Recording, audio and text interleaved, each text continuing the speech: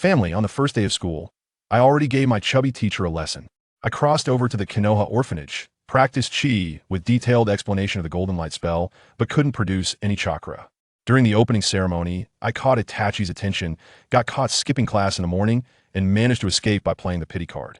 I even convinced Itachi, who was overusing his chakra, to stop, and then the third Hokage surprisingly came to visit. Let me tell you, on the first day of school, I really taught my chubby teacher a lesson. He suddenly blocked my way with a body flicker technique, looking as dark as the bottom of a pot, grabbing my collar and shouting, "You've got some nerve. Why don't you get back to class?" Hey, why am I so brave? Family, who understands? This all started from the day I entered the ninja school. Su Hong, an ordinary transmigrator, started at the Konoha orphanage with my parents dying in battle for the village, and even my name was chosen by myself. A golden finger? Yes, but not much, just a book called Detailed Explanation of the Golden Light Spell. After 7 years of practice, I developed a body full of chi but couldn't squeeze out a bit of chakra. Because of this, I almost couldn't even touch the door of the ninja school. If I hadn't beaten up a 6th grader recently, which made that old man, the 3rd Hokage, think I had some talent in taijutsu, he specially approved my admission. I guess I would still be a civilian NPC by now. At the opening ceremony, the 3rd Hokage stood on stage, giving another round of his will of fire speech. My ears were almost callous from hearing it, so I entered a trance mode. Meanwhile, a guy next to me, Uchiha Itachi, was so serious and moved by it all. Goodness, I thought, is this guy being PU'd? When he turned his head, he happened to meet my disillusioned gaze. Great, I got locked on by this future clan exterminator who could think like a Hokage at just 7. As expected, once we entered the classroom, he directly sat next to me and politely asked for my name. I thought I should keep my distance from him and coldly replied, "Su Hong, a civilian." But that only excited him more. He insisted on knowing why I was impatient with the will of fire. Damn, his observation skills are off the charts. I quickly laughed it off, thinking to myself that this future clan exterminator was too difficult to deal with. Then came the self-introduction session, where each little kid went up to share their dreams of becoming Hokage, while I sat there too lazy to move, just stating my name. The looks my classmates gave me were like they were seeing some rare species. Next, the teacher, Yoshikawa Naruto, started the lesson. I flipped through the schedule, and the morning was all about Konoha history, the will of fire, chakra refinement. I thought, great for someone without chakra, isn't this just playing a lute to a cow? I had no time to waste my life here. So, while he wasn't paying attention, I quickly flipped out the window and headed straight to my secret training base in the back mountain. As soon as my feet hit the ground, my chubby teacher chased after me, and his speed was impressive for a Chunin. I took off running. Let me tell you, this chase was quite interesting. While running, I secretly observed the flow of chakra in his feet, and guess what? I simulated it with my chi, and bam, my speed shot up. Although I couldn't learn ninjutsu, this pure energy application opened up a new world for me. In the end, I was caught by him using the body flicker technique, just like at the beginning. I had a brainwave and started playing the pity card, saying I had no chakra and could only be a dumb bird that flew early, making the most of my training time. You wouldn't believe it, but this teacher was quite understanding and actually let me go with the condition that I had to attend the afternoon practical class. As soon as the teacher left, Itachi popped out from behind a tree. He seriously asked me if I really had no chakra at all. I rolled my eyes at him and told him to sense it himself. Then I ignored him and started practicing by crashing into a tree. But this guy wouldn't leave. He began practicing shuriken, throwing next to me, and even sent a shadow clone back to class, focusing on companionship. I couldn't watch any longer and bluntly pointed it out. Hey, Itachi, you're only 6 years old, and your chakra level is more impressive than a 6th grader's. Don't you think your body is getting drained? You're overextending your vitality. Brother, keep this up, and I bet you won't live past 25 before coughing blood and kicking the bucket. Itachi was stunned for a moment. He truly was a genius, catching on immediately. After thinking for a few minutes, his face turned pale, and he bowed to me before turning around and darting home, probably to seek rescue from his parents. Finally, I was alone in peace. I practiced my punches in the back mountain and felt great. By the afternoon, I sneaked back to the school vicinity, pondering how to scale the wall. Suddenly, a voice came from behind. "Can you take me over with you?" I turned around, and lo and behold, it was Uchiha Itachi again. However, this time, there was not a trace of chakra fluctuation in him, looking like an ordinary child. I was puzzled. With your strength, climbing over a wall should be easy, right? Itachi scratched his head awkwardly. My chakra has been completely sealed by the sealing ninjas in my clan, and I can't get over it all. After saying that, he jumped up to the wall, managing only to leap about a meter high before falling back down. Let me tell you, the scene was pure embarrassment. I thought to myself, come on, you're a genius from the Uchiha clan. How can you not even climb over a wall? You're worse than me, a waste. I couldn't take it anymore, turned around, and squatted down. Hop on. They'll take you over. But just this once, no more next time. From now on, use the main entrance like a good boy. At last, a smile appeared on Itachi's face, and he quickly climbed onto my back. I gave a little bounce. Wow, he was light. With a sudden burst of strength, I shot out like a cannonball, using the wall to push off and landing effortlessly. The whole move was smooth as silk. Once I set Itachi down, we headed straight for the training ground. The first class was shuriken throwing. When teacher Yoshikawa saw us, he nodded and specifically told Itachi a few words, saying something like even though his body wasn't up to it, he couldn't fall behind in class. Itachi, as polite as ever, repeatedly said, "I understand. All right then, let's join the team and start training." Let me tell you, the difference was immediately apparent. Itachi, with a flick of his wrist, sent 4 shuriken flying, all hitting the target center, like a copy-paste job. Meanwhile, I was using the simplest method, throwing them one by one, but hey, I was strong. Each shuriken went in with a duong sound, sticking in halfway. The classmate named Konoha turned green right there, looking like head-eaten expired Oreos. We completely ignored him and kept practicing, leaving him there fuming in silence. After school in the afternoon, I yawned and wandered around the vegetable market. After entering the ninja school, Konoha finally assigned me a small single room, so I no longer had to stay in the dormitory. I received 3,000 yen in living expenses each month, which was tight, but I could cook, unlike that Naruto kid who only knew how to eat instant noodles with expired milk, so I could still save a little money each month. I bought some vegetables and meat, returning to my 30 square meter little home. After making a stir-fried tomato and egg dish and eating a couple of bites of rice, I felt something was off. There was someone standing at the door, and that chakra fluctuation was thick as anything. My heart sank. Good heavens. It was the 3rd Hokage, Sarutobi Hiruzen. What was he doing here? Knock. Knock. A knock sounded at the door. I hurried to open it, instantly putting on a surprised expression. 3rd Hokage. What brings you here? The old fox Sarutobi Hiruzen smiled kindly. Just call me Grandpa 3rd. I heard from Teacher Naruto about your situation and wanted to come chat with you. Please come in, please come in. I quickly invited him in. I poured him a glass of boiled water, then sat back down across from him, dumping all the food from the plate into my bowl with a clatter, burying my head in a frenzied eating spree, afraid he might try to take some from me. Sarutobi Hiruzen's mouth twitched, probably thinking, am I really going to compete for food with a little brat? He cleared his throat and began his performance. Su-hong, why are you unwilling to attend cultural classes?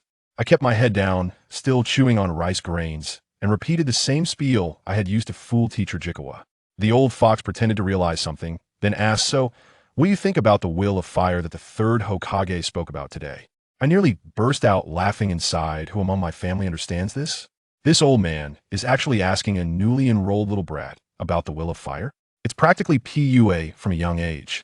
I pretended to think for a long time, then said with a sincere expression, Grandpa 3rd, what you said is too profound. I didn't understand. But I know that once I become a ninja, I must protect my comrades and the village. As soon as I said the standard answer, Sarutobi Hiruzen nodded in satisfaction, stood up, and said, all right, I agree to let you exercise your body during cultural classes. However, I will have the Umbu send you a few books later regarding the history of Konoha and the Will of Fire. You need to study them when you have the time. Understand. I will definitely study. I acted very seriously. After sending off this old fox, I immediately closed the door and maximized my sensing ability. Sure enough, there were still people hiding around. Before long, there was a knock on the door. I opened it to find an Umbu wearing a fox mask, who shoved a few books into my hands and vanished in a flash. But I could sense that he hadn't gone far. He was still nearby, watching. All right, let's play the whole act. I took the books back to my bedroom, turned on the light, and pretended to flip through them for about 10 minutes. Only when that chakra presence completely disappeared did I breathe a sigh of relief. I tossed the books aside, sat cross-legged on the bed, formed in a hand seal, and began practicing my golden light spell. This hand seal is just a distraction, making them think I'm still figuring out how to refine chakra. The feeling of chi flowing through my meridians was incredibly comfortable, simply exhilarating. In the blink of an eye, a month had passed at the ninja school. That morning was for combat practice, and Itachi surprisingly came over to find me. Now that his chakra was sealed, he had been mocked a lot in class and seemed a bit lost. He asked me, Su-hong, why do people mock the weak? I threw the kunai in my hand at a tree and said seriously, because this world is fundamentally a survival of the fittest. If you are weak, you don't even have the ability to protect yourself and your family. Your life isn't even your own. Itachi was stunned after hearing this and began to ponder life. After a while, he asked again, then why does life require struggle? I noticed that teacher Kichikawa was busy organizing the matches, and no one was paying attention to us. So I gave him a bit of insight for profit. Resources are limited. If you want to survive, you have to fight for them. It's that simple. I thought, since I was already involved, I might as well help reshape his worldview. Itachi looked at the kunai in his hand, muttering, "Profit." Then he raised his head and asked me, "How did you come up with this?" I smiled. By reading, especially history books. Don't just read about Konoha. Look at the 5 great countries too. By comparing them, you'll discover many interesting things. Itachi's eyes lit up. I'll read them when I get back. At that moment, the teacher called out, "Next match, Kamiya versus Uchiha Itachi." Itachi smiled at me and went to the stage. That Kamiya charged in like a bull. What happened next? Itachi was incredibly calm. Even without chakra, his skills and perception were still there. With a simple leg extension and a hand gesture, he knocked Kamiya down. In the next match, it was my turn against Uchiha Izumi. When I heard this, I felt a bit overwhelmed. I couldn't bring myself to fight a girl. But then I thought, this is the ninja world. Being soft-hearted is asking for trouble. At the start, I dashed forward, grabbed Izumi's wrist, and gently brought her down to the ground. After that, I slipped away and returned to the training ground to continue my training. Because I often skip classes. That old fox, Sarutobi Hiruzen, specifically had the school change the schedule, alternating cultural and combat classes, which made it impossible for me to sneak off to the back mountain. After school, Itachi insisted on treating me to barbecue to thank me for answering his questions. I, of course, did not hold back and directly ordered the most expensive beef, enjoying it thoroughly. Halfway through the meal, he began contemplating life again. "Suhong, what does being a ninja mean to you?"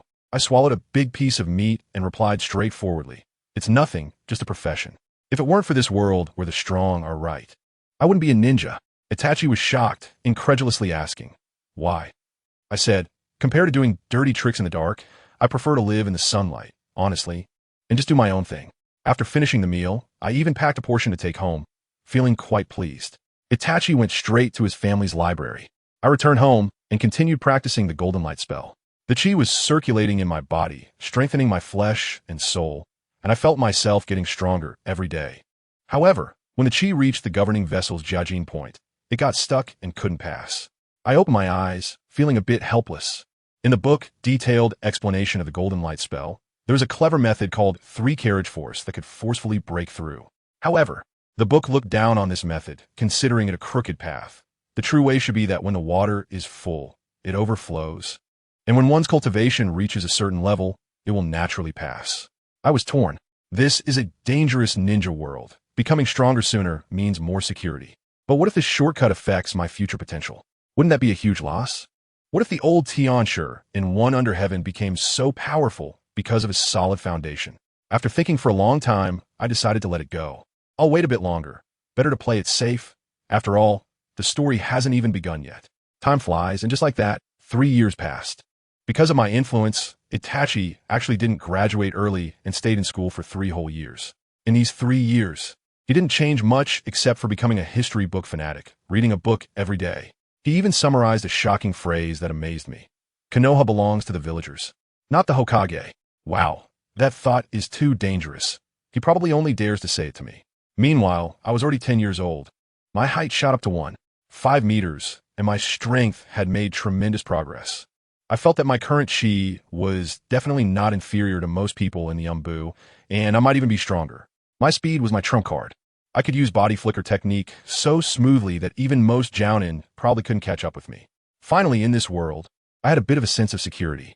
Today was the day Itachi would lift his seal. We had agreed to spar in the back mountain. I arrived early and casually hunted a deer in the Nara family's forest, roasting on a spit. However, the meat was fully cooked, and Itachi still hadn't arrived. Suddenly, my expression changed. I sensed a chakra approaching rapidly, close to that of a Jounin. When I saw who it was, I was shocked. "Itachi? Damn, your chakra." This is ridiculous. After being sealed for 3 years, he breaks free and is almost at Jounin level. What kind of cheat is this? Itachi looked apologetic. My chakra recovered too quickly, and my dad was worried. So he took me to the hospital for a checkup, which is why I'm late. He said it was because he had been using Uchiha's secret medicine for his body over the past 3 years, combined with his strong mental power, that he refined so much chakra all at once. I sighed helplessly. "I was planning to take advantage of your recovery to have some fun with you. But now it seems that's not possible." At the same time, in the Hokage's office, Sarutobi Hiruzen was also shocked as he looked at Itachi's latest report. He took out a crystal ball and began his live broadcast, showing me and Itachi. In the back mountain, we had already taken our stances. Bang! As soon as the fight started, we exchanged a punch, and Itachi was directly knocked back by my immense power. He used the force to create distance, quickly forming hand seals, trying to unleash a big move. Fire style, great fireball technique. Just as he was about to breathe fire, I kicked a stone that flew straight toward his abdomen. Cough, cough. He couldn't spit out the fire, and instead coughed up a mouthful of black smoke. Want to unleash a big move? Not a chance. Taking advantage of his weakness, I used body flicker technique and dashed to his front, throwing a punch. Bang! But I hit a wooden post instead. I opened my senses fully and immediately detected his real position, turning to punch a nearby large tree. Boom! The tree was directly shattered, and Itachi, crossing his arms to brace against the blow, was once again sent flying. In midair, he formed hand seals with one hand and created 2 shadow clones, with the 3 of them scattering into the forest. Damn, he knows my sensing weakness, huh? The shadow clones split the chakra, and I really couldn't tell which was the real one. I randomly chose one with the most chakra and chased after it. The other 2 clones began to encircle me, and the one in front ran toward the lake, trying to exploit my weakness of being unable to enter the water. Nice plan, but I won't let you succeed. I threw a kunai to push back the Itachi right in front of me, then quickly changed direction and charged toward the one to my right and back. Did I see through it? The front Itachi saw the plan fail and turned to chase after me, launching a barrage of phoenix fire techniques. I easily dodged with a few flips, jumped onto a tree, and watched the 3 Itachis surrounding me, laughing. You're quite the troublemaker. One of the Itachis with the least chakra spoke up. You're not bad either. As soon as he finished speaking, my figure appeared in front of him, and a fierce punch was thrown. Bang! The speaking Itachi transformed into a puff of smoke. I landed and scratched my head. I guessed wrong. I thought you would talk with your real body. The other 2 Itachis broke out in cold sweat simultaneously. I sighed. You're really cautious. In the next second, the 2 Itachis formed hand seals at the same time. Fire style, great fireball technique. I didn't have time to hesitate. So I unleashed a burst of energy at one of them, betting on that 50% chance. As a result, I guessed wrong again. A massive fireball came crashing down, and I quickly used my body flicker technique to retreat and dodge. Damn, this thing is no joke. Getting hit would definitely take a layer of skin off. After dodging the attack, we engaged in close combat once more. This time, Itachi learned his lesson, opting not to brute force me, but instead using his eyes to observe my movements and continuously block with his kunai. Just then, I saw a flash of chakra in his eyes. Jinjutsu. Kage Shuriken, no, Jutsu. Illusion. I instantly froze, staring blankly at him. Itachi let out a sigh of relief and raised his hand to put the kunai against my neck. In that split second, bam, I lowered my shoulder and crashed into him with full force. 8 trigrams fist, Iron Mountain lean. Itachi, sent flying, felt like his whole body fell apart, landing heavily on the ground, unable to move. By the time he reacted, my kunai was already cold against his neck. Itachi, I win. Hearing my voice, Itachi knew he lost, lying on the ground, gasping for breath. I put away my kunai, walked over to the spot where his fireball had ignited, stomped the ground, causing a large chunk of earth to rise, then punched it into powder to extinguish the flames. No joke, setting fire to a mountain would land you in prison. Done. I clapped my hands and hurried over to help Itachi up. Let me tell you, Itachi was stunned. When he stood up, his first question was why his illusion didn't work on me. I rolled my eyes and said, dude, you must have copied in theory class, right? Without chakra, what good is an illusion? He really did have an epiphany. I casually admitted, yeah, I was just playing you, using your own tricks against you. Then we sat next to my little barbecue stall, munching on deer meat while reviewing the fight. It felt quite surreal. But little did we know, the 3rd Hokage was watching us live through a crystal ball, observing my skills. He probably thought he was witnessing an annual drama, believing I was some hidden warrior's heir or that Itachi had secretly taught me. Who understands this imagination? It would be a shame not to write a novel about it. Then he turned around and called our homeroom teacher, Naruto Yoshikawa, over for questioning. Our teacher was also a straightforward person. He praised both of us, saying Itachi was a theoretical genius, and I was a practical prodigy, that even skipping classes couldn't stop me from ranking high on exams. Upon hearing this, the 3rd Hokage said, oh, they're both academic stars? All right, these 2 kids can skip school and graduate directly. Not satisfied, he pulled out the essay we wrote on the Will of Fire to read. Itachi's was standard. As for mine, let Let me tell you, in my past life, I didn't learn much, but writing this kind of upward management flattery essay was my specialty. What with old leaves burn for new leaves, and dedication and sacrifice, I wrote it in such a way that the third Hokage was almost moved to tears. He immediately declared, "This Su Hong is a good comrade with deep roots." Just when he was deeply touched, there was a knock at the office door. The show was about to begin. A big ant came in, shoving a 3-year-old blonde boy to the ground. It was none other than Naruto.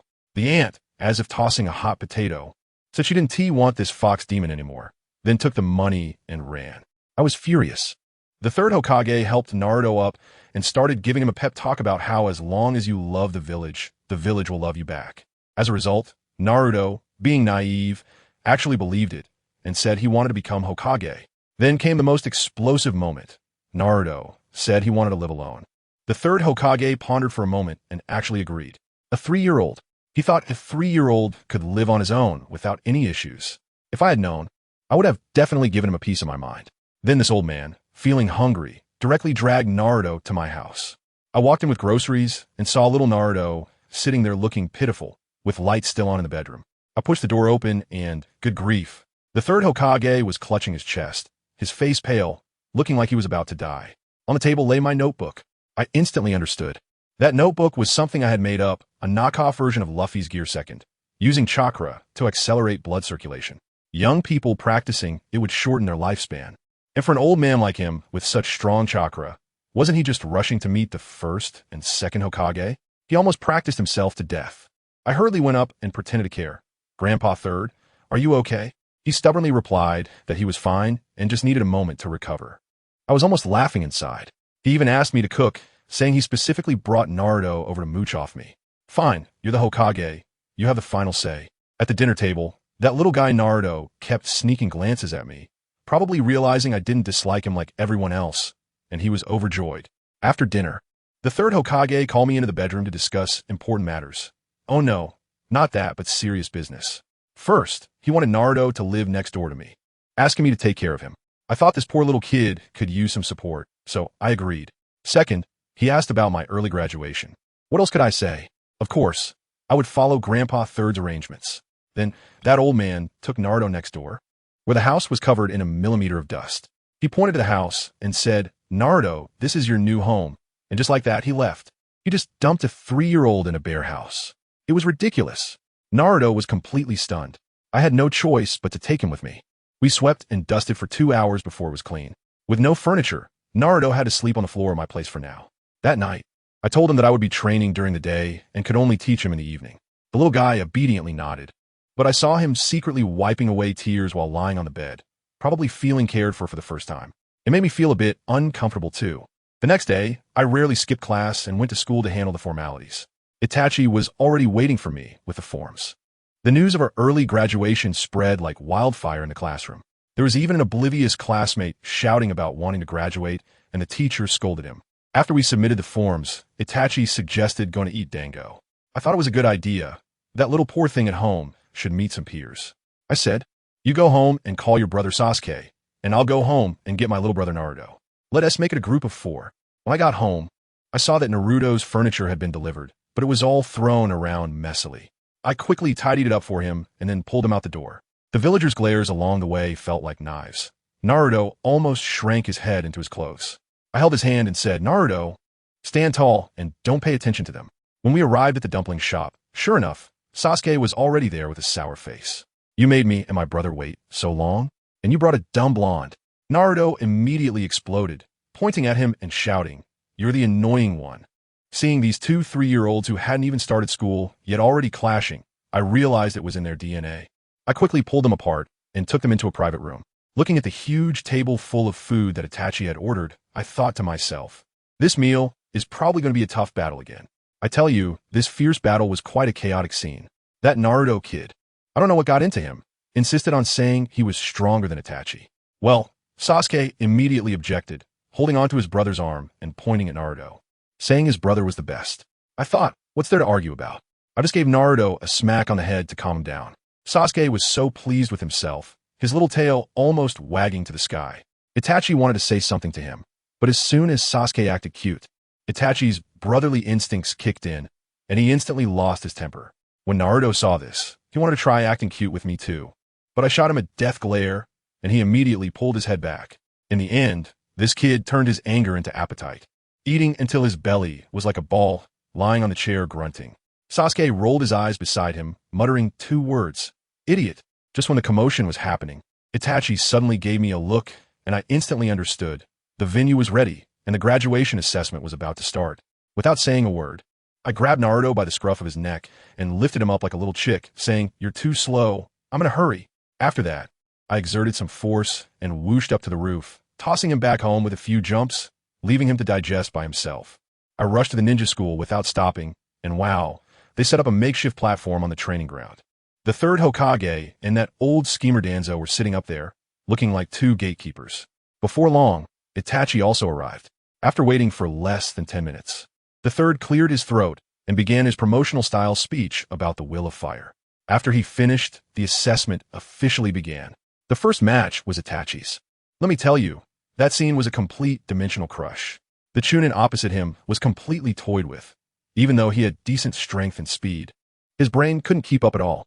In just a few moves, Itachi took him down using the most basic body flicker technique and shuriken skills, with a kunai pressed directly against his neck. At that moment, I perked up my ears and heard that old Danzo fanning the flames beside him, whispering to the third, "Another genius from the Uchiha clan. This will be harder to control." The third shot him a glance and lowered his voice, saying, "That's why I let Su Hong graduate with him to balance things out. Moreover, Shursui is already in contact with Itachi, and I believe he will choose Konoha." Hearing this, Danzo's single eye lit up, and he immediately fixated on me. "Hand that Su Hong over to me. I can train him into a perfect tool." Folks, you have no idea. I felt a chill run down my spine right then. The third was furious, his voice dropping several degrees. "Danzo, I warn you, Su Hong is the future of Konoha. If you dare to touch him, I will not let you off." Danzo was still not giving up, gritting his teeth and saying, "Hizashi, don't forget, he is the best friend of Uchiha Itachi." The third sneered, "That's even better. With him around, Itachi will lean more towards Konoha." Wow, these 2 old men were clearly laying out my future right in front of me. When it was my turn to take the stage, the situation suddenly changed. The examiner was unexpectedly replaced by my guy. The guy came up and gave me a thumbs up, his big white teeth nearly sending me off right then and there. And he said, "Young man, let's have a youthful showdown." I was so numb that I quickly adopted a starting pose. The moment the assessment began, Kai came at me with a leaf hurricane, his leg whipping through the air and stinging my face. With a dull thud, I raised my hand to block it, and my entire arm went numb. But I used the momentum to sidestep and avoided his follow-up low kick, spinning like a top to his side. My right arm's muscles tightened, and I swung it like a steel whip. Crack! My punch landed solidly on his face, sending him flying several meters and leaving a human-shaped imprint on the wall. Can I let this opportunity slip away? With a sudden push from my feet, I instantly appeared above him and struck down with a battle axe kick. The audience was stunned. Even that old fool Danzo was left speechless, asking the third Hokage where my taijutsu came from. The third remained calm and said, "It's self-created." Just when I thought I had succeeded, that guy performed a leaf gale, kicking me away while upside down. My chest hurt tremendously, and I quickly activated the golden light spell to protect my internal organs, flipping several times in the air before landing steadily. I told you, it can't be delayed any longer. I directly switched to the second gear, accelerating the circulation of blood throughout my body, and a faint steam began to rise from me, doubling my speed on the spot. Kai, seeing that something was wrong, immediately opened the first gate of the 8 gates of Duinjia, and his chakra exploded out. But I was even faster. When I threw this punch, it felt like his CPU was about to burn out. With a loud bang, he spat out blood and crashed into the ground, creating a pit several meters deep. I didn't give him a chance to catch his breath and followed up with a whip kick. Kai dodged at the last moment, and my kick directly shook the training ground, creating a pit that was twice as deep. The students observing from a distance turned pale with fright. Next came a pure hand-to-hand combat. Kai opened the second gate, and we exchanged blows, landing punches that felt like thunder and lightning. His moves were broad and powerful, while my Bajiquin just happened to counter him, allowing me to engage in close-range attacks that prevented him from exerting his strength. After nearly 8 minutes of fighting, I found a flaw, executed a close-range shoulder tackle, and with a thunderous bang, sent him flying like a cannonball, hitting the stands right in front of Danzo and collapsing them. Danzo's face darkened as he barely managed to dodge, looking quite flustered. Kai wanted to continue fighting, but the third Hokage directly called for a stop. Time's up. Suhong, you pass. That guy Kai was quite something. Even after losing, he became more energized and announced on the spot that he would run 100 laps around Konoha while doing a handstand. And then he really did run off handstand style, disappearing from sight. I breathed a sigh of relief, released the tension, and felt a wave of fatigue wash over me. I knew that if I continued, once he opened the third gate, I would definitely lose. Next was the graduation ceremony, where the 3 generations of old men placed headbands on us and started pouring out their usual motivational talk about the will of fire. It was so dull that Itachi and I were almost falling asleep. After that, we took a commemorative photo, and that was that. On the way home, carrying the groceries I had just bought, I suddenly felt a bit disoriented. To be honest, after 10 years here, I felt like an outsider the whole time. By some twist of fate, I found myself on Hokage Rock, sitting on the head of the 4th Hokage, watching the sunset. In that moment, everything suddenly clicked for me, and I felt my entire perspective shift. The chakra within me surged by 30%, and my mental strength doubled. I was feeling happy, but when I got home, I saw Naruto squatting at my doorstep, hugging his knees and crying. He had a 2-centimeter-long gash on his forehead, surrounded by bruises of purple and blue. I could tell at a glance that he must have been bullied by those brats while going to buy groceries. I sighed inwardly, pulled him into the room, rubbed his head, and then started teaching him how to cook step by step. Goodness, this kid really has no talent. He could cut a potato into 7 or 8 different shapes and turn a stir-fry into charcoal. In the end, I had no choice but to teach him the simplest stew. After dinner, I took him home and returned to my own bedroom, sitting cross-legged to feel the changes after my epiphany. However, as soon as I entered the room, I noticed something was off. The notes on my desk had been moved.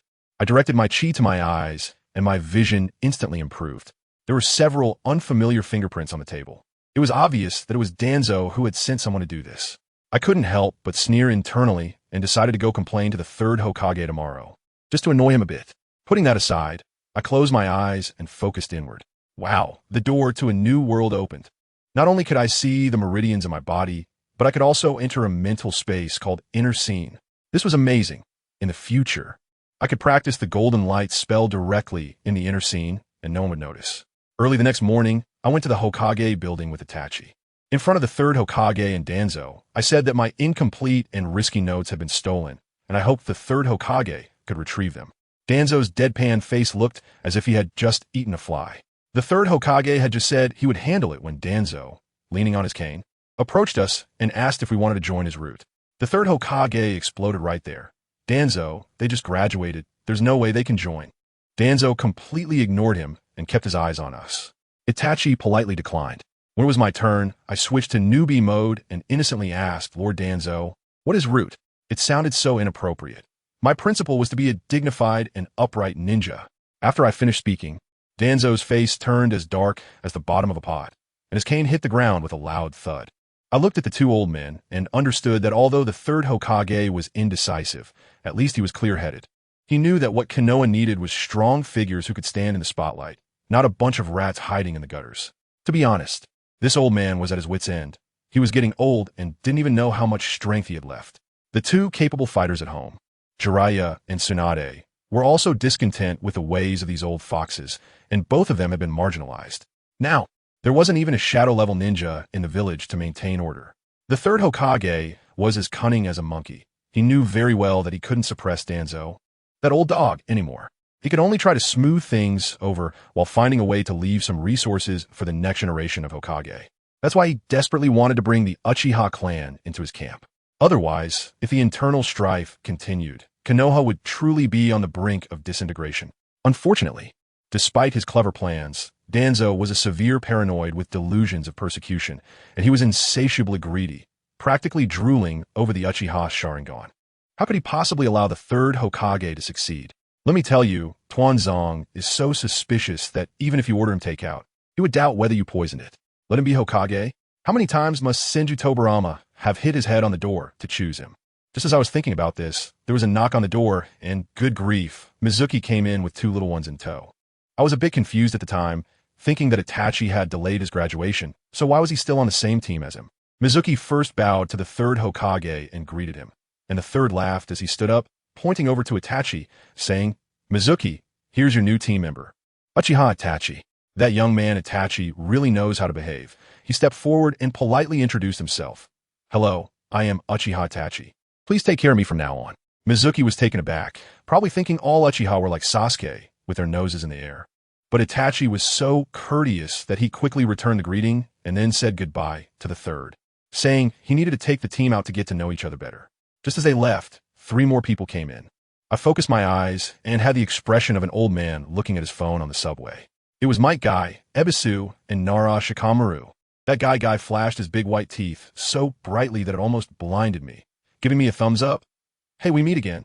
From now on, we are teammates. Haha, this is youth." The other two, Ebisu and Nara Shikamaru, directly covered their faces with their hands, looking like they didn't know him. Family. Who understands this level of social death? I turned my head to look at the third Hokage, my face full of disbelief. Is this team composition a bit too abstract? Guy is a special jonin, and the other two are also experienced chunin, and I'm just a freshly graduated ninja? The third Hokage seemed a bit embarrassed and cleared his throat twice, explaining, "Su-hong, you're not just a taijutsu ninja. So Guy is the most suitable person to teach you.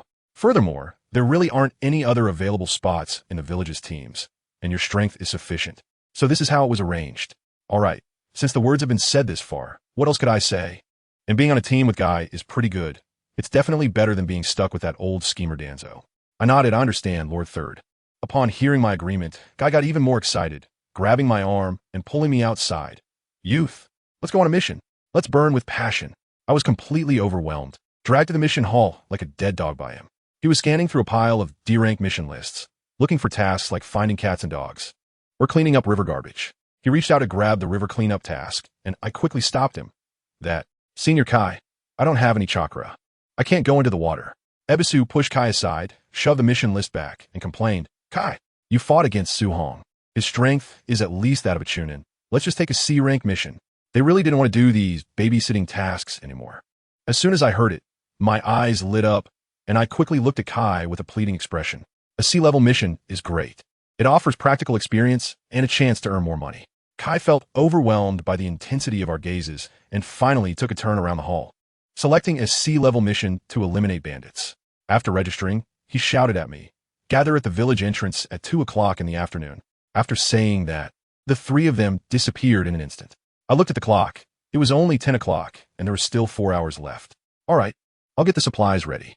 I first ran to the ninja tools store, planning to buy 2 kunai for self-defense. As soon as I walked in, I saw a cute little girl with 2 buns in her hair, wearing a Chinese-style jacket, sitting at the counter seriously playing with the kunai. I recognized her at a glance. This was none other than the future ninja tool master, Tian Tian. When Tian Tian saw me, she asked in a sweet voice, "What do you want to buy?" "We have everything in our store."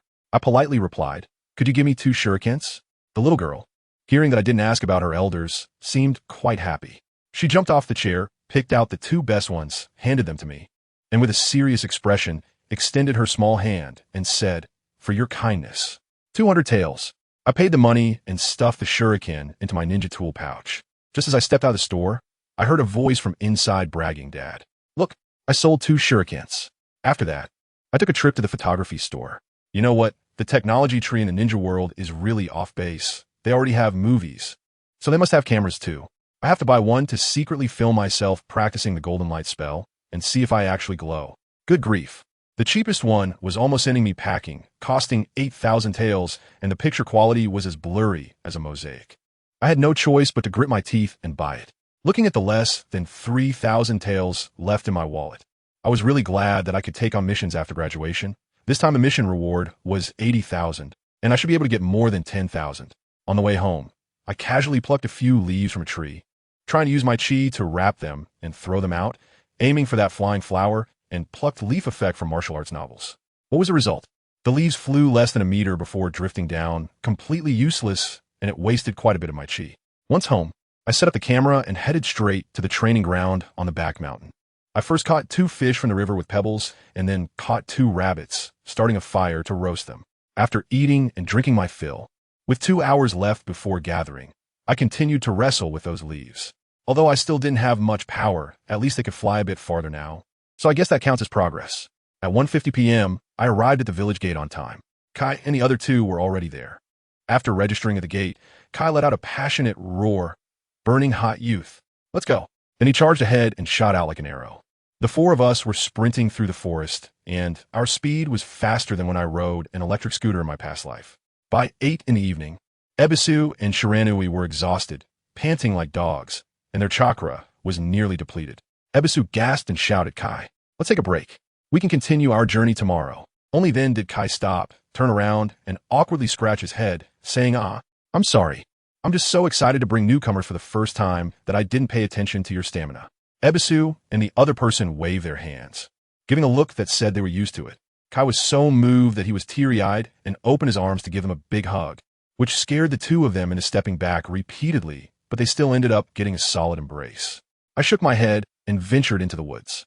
After about 10 minutes, I came back with 3 wild chickens, 2 rabbits, and 2 snakes. The 3 of them started a small fire, and Haibisuk and Shiranui Jenkin had already taken their soldier pills to restore their chakra. I skewered the prey and began to roast it, sprinkling on the seasoning that came with it. Kai walked over with a serious expression and said, "Su Hong, in the wild when carrying out a mission, you can't leave any traces. Making a fire like this is asking for death." I smiled and said, "Just call me Su Hong. I just like to eat something warm." "Don't worry, my perception is pretty good. I can tell when someone is approaching me." Kai suddenly had a look of realization and gave me a thumbs up, saying, "I see. It seems I misunderstood you." I, along with Ebisu and the other 2, were left speechless. What exactly did you understand? As it turned out, the barbecue was great, and Kai perfectly demonstrated what it means to have a true fragrance moment, finishing off a whole chicken, half a rabbit, and a snake by himself. After dinner, I consulted with Ebisu and the others about their mission experiences, while Kai was next to us doing push-ups. That night, I volunteered to keep watch for the first half. It was a quiet night, and by the next afternoon, we finally reached the area outside the bandits' hideout. Ebisu and Shiranui Jenkin went to scout, while Kai and I waited in the trees. It wasn't long before they returned with a hand-drawn map, a total of 45 bandits. No ninjas. The leader and his second-in-command were samurai, and the rest were just village militia. There were also a few women locked in the basement. Kai pointed at the map. We would infiltrate after dark, rescue the captives first, and then eliminate the bandits. The plan was solid, and I had no objections. As soon as night fell, we split up to act. I happened to spot a patrolling guard ahead, and silently approached him from behind. My shuriken aimed at his neck for a swift strike. I told you, in that moment, blood gushed out, warm and splattered all over my hand. My hand was shaking like I had Parkinson's, my stomach was churning, and my face was deathly pale. Not far away, Shiranui Jenkin saw it, and quickly gestured to ask me how I was doing. I forced the chi within my body to suppress that nauseating feeling and gesture that I was fine. Only then did he feel relieved, transforming into the appearance of the bandit from earlier and swaggering into the mountain stronghold. A few of us took the opportunity to sneak in from another place. I was different from them. I could only rely on the terrain advantage to carry out assassinations from some unbelievable angles. For example, hanging upside down from the beams, taking one out with a knife, and then dragging the body into the shadows. As for Kai, his physique made stealth a disaster. He relied entirely on his speed to knock someone out before the enemy could react. I groped my way to the innermost building, where the basement entrance was located. Just as I reached the door, I heard Kai's loud shout from inside, "Leave Hurricane." Immediately, a figure flew out of the room. Instinctively, I threw a punch. With a crack, that guy was sent flying back. Then came another loud noise, "Leaf, rising rock." With a rumble, half of the house collapsed. Dust and smoke billowed everywhere. Kai walked out from the rubble, gave me a thumbs up, and showed his big white teeth. "Su Hong, it's all taken care of." I fell silent at that moment. "Brother, if the basement entrance is under this pile of rubble, we might as well spend the night here moving bricks." Kai followed my gaze and realized it too. He felt a bit awkward at first, but quickly returned to his spirited mode. "Let's see who finds the entrance first. Burn, youth." After saying that, he dove headfirst into the rubble and started digging. I was really amazed. I sensed a faint energy response beneath the half of the building that hadn't been destroyed. I walked over, pushed open an empty wardrobe, and sure enough, there was a wooden door on the ground. I found it. Kai suddenly flashed to my side. "Wow, I didn't expect you to find it first. Looks like I lost. I'll have to run 500 laps around Konoha when I get back. Who wants to compete with you?" Hibikaru used a shadow clone to scout ahead, and after confirming there were no traps, quickly brought out several girls around 16 or 17 years old. We sent them back to the village, received our reward, stayed for a night, and then set off on our way home. Back in Konoha, I turned in the mission and received 15,000 Ryo. So satisfying. After completing the mission, we had 3 days off, and I declined Kai's invitation to spar, planning to go home and study my golden light spell. Just as I reached my doorstep, I heard Naruto's excited shout from next door, "Awesome." I did it. I pushed the door open and wow. Naruto was holding a plate of stir-fried pork that looked pretty good, with a proud expression on his face.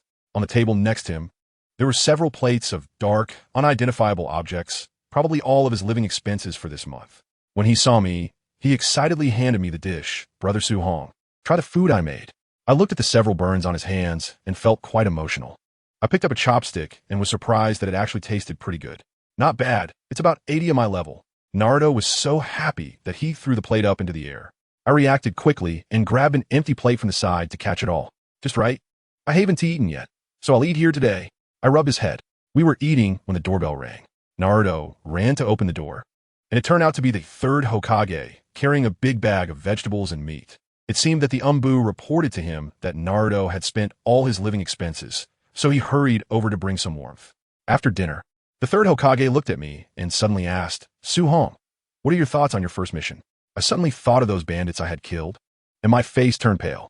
I glanced at the 3-year-old Naruto beside me, shook my head, and said nothing. The third Hokage noticed my reaction and looked at Naruto, realizing the situation.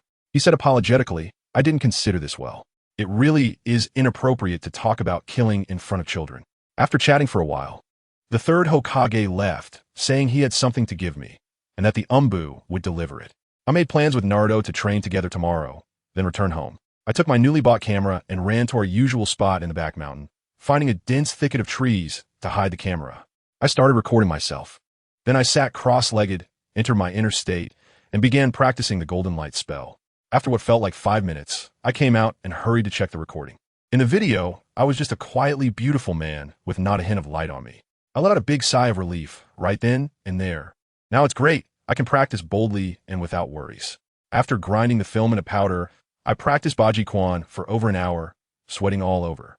At that moment, a shadowy figure suddenly appeared, placed several scrolls in front of me, and then vanished. I opened it and saw various training methods for warriors and swordsmanship, which were quite useful. But when I opened the last scroll, I was completely taken aback. 8 gates of Duanjia. This thing is just a waste for me. My power system is Qi, which is completely different from chakra, so I can't open the gates at all. However, the descriptions of the morning peacock and day tiger in the scroll caught my attention. The principle behind these two techniques is essentially to utilize the raging chakra within the body after opening the 8 gates to propel muscles for ultra-fast punches and kicks. Although I can't use this, the concepts inside are tailor-made for me. Isn't this just an advanced version of my second-tier theoretical foundation? I found the correct way to unleash my high-speed tortoise fist. That night when I got home, I wrote down all these ideas in my notebook, then sat cross-legged on my bed to start practicing. When I felt some swelling pain in my meridians, I stopped and shifted to my inner realm, continuing to practice the various applications of the golden light incantation. After 2 hours of practice, I felt like my soul was about to transcend, and only then did I lie down to rest. And guess what? Just like that, a year passed by. Let me tell you, this year I and that kid Itachi completely skipped the Genin level and took the Chunin exam by ourselves, and it was incredibly easy. Life is just about missions, training, and taking care of kids, a simple 3-point routine, occasionally drinking with Kai and his gang, and the days are fulfilling. One day, I was practicing with Itachi on the back mountain. I tell you, my skill in plucking flowers and leaves is now superb. I casually grabbed a handful of leaves from a tree and threw them out, and dozens of leaves flew like blades, knocking down all the shurikens Itachi threw at me without losing any power. As a result, this kid wasn't satisfied and directly used the Phoenix Fire technique. Wow. A bunch of flaming shurikens shot towards me from all directions. I had kunai in my hands, spinning like a fan, blocking them all with clanging sounds. I was feeling pretty good at that moment, shouting at a shadow darting around in the trees. "Itachi, aren't you running out of shurikens?" He didn't reply, made a hand sign, and 3 shadow clones appeared instantly. Then they all dashed off in different directions. At that moment, my heart sank, but I forced myself to say, "Here we go again, how boring." However, I was well aware that Itachi was cunning and would never use a tactic that had already failed. I channeled my chakra, doubling my speed, and chased after one of the shadow clones. With my chakra perception fully activated, I noticed that the 4 Itachis were running in complete disarray, without any pattern at all. As I chased, one of the Itachis suddenly turned around and unleashed a fireball jutsu. The massive fireball came crashing down, and the heat wave nearly curled my hair. Without hesitation, I countered with a golden light, splitting the fireball in two and passing through the gap unscathed. Just as I was getting into the chase, suddenly the other three shadow clones vanished with a bang, leaving only one real body on the right still running. I was clear in my mind that this was definitely a trap, but I was stubborn and charged right in, maximizing my chakra perception to prepare for any sudden situations. Suddenly, while I was moving at high speed, I felt a sharp pain in my calf, and I stumbled and fell. I reacted quickly, rolling the air and deflecting a few shurikens that were flying at me, landing steadily. Looking down, I saw a cut on my leg, and the word steel wire flashed through my mind. Too late. In front of me, Itachi appeared in the tree, yanking on something, and instantly, countless steel wires tightened around me, binding me tightly like a large crab. I looked at the steel wires coiled around my neck, arms, and legs, and could only manage a wry smile. Fine, you win this time. Actually, if I shifted to second gear or used the exploding light spell, I could break free from this thing, but there's no need. We're just sparring, not fighting for our lives. Itachi let go, and the steel wires fell to the ground with a clatter. He walked over to collect the wires, and I glanced at them. Wow, when gathered, the ball of wires was almost the size of basketball. I really have to admire this kid's battle intelligence. It's truly high. He had long since filled this area with traps, and no matter which one I chased after, it would lead to my demise. He sealed the ball of wires into a scroll, jumped next to me, and with a rare hint of smugness, said, "You're just the opposite of me. I rely on the dynamic vision of my Sharingan, while you trust your own perception too much, which is why you subconsciously overlooked these wire traps that lack chakra." I nodded. What he said made sense. As long as this guy upgraded his Sharingan, he would be able to see the flow of chakra, and the problem would be solved. As for me, I needed to change this habit of overly relying on perception. As we walked back, we reviewed the battle we just had. I casually caught 2 wild chickens and fished out a few from the river. When we arrived at the place where I usually train, Weasel skillfully started a fire and prepared the ingredients. Then, he breathed out a small flame and began to barbecue. This was something I taught him. It not only trained his fire-release nature transformation, but also filled our stomachs, killing 2 birds with 1 stone. I was tearing into a chicken leg when I saw Weasel holding a chicken leg, looking like he wanted to say something but hesitated. I asked him, "What's up?" "Just say it." After a moment of hesitation, his expression became determined. Can I tell my clan about the method you mentioned for awakening the Sharingan?" "Well, about that. To be honest, it wasn't really my idea. I read it in a novel before. It said that awakening the Sharingan requires a special type of release chakra secreted by the brain. So I had him use a sealing technique to gather the tiny bit of release chakra that builds up from minor stimuli over time, hoping that little by little, he could absorb it all at once to forcibly awaken it. In the end, this guy, who usually stays calm like an AI, took a whole year and barely managed to awaken a single Tomo. I pondered for a moment, shook my head, and said to him seriously, "No. The relationship between the Uchiha and the village is already tense enough. If you let them open their eyes in bulk with their generally arrogant personalities, it will only make things worse. Your dream of integrating the Uchiha into the village will be completely ruined." After I finished eating, Itachi handed me the chicken leg in his hand and asked, "So what do you think I should do?" I took the drumstick and took a big bite, my eyes filled with confidence. "Coup." With a bang, Itachi stood up directly, extremely agitated. "Let me tell you, family, who understands?" The single Tomo in his eye instantly transformed into a double Tomo. A cold light flickered in his eyes as he shouted, "A coup? How is that possible? This will only lead to a complete rift between the Uchiha and Konoha." I was taken aback. Wow, this is too intense. I quickly pulled him. Sit down, sit down. Calm down. You misunderstood my meaning." He sat down, arms crossed, his Sharingan eyes glaring at me, waiting for my explanation. I breathed a sigh of relief and lowered my voice, saying, "The coup I'm talking about is a 2-step process. Can you just let me finish speaking?" Seeing him nod, I continued, "Let me analyze it for you. The main reasons for the conflict between the Uchiha and the villagers are 5-fold. First, your clan members are too arrogant and look down on others.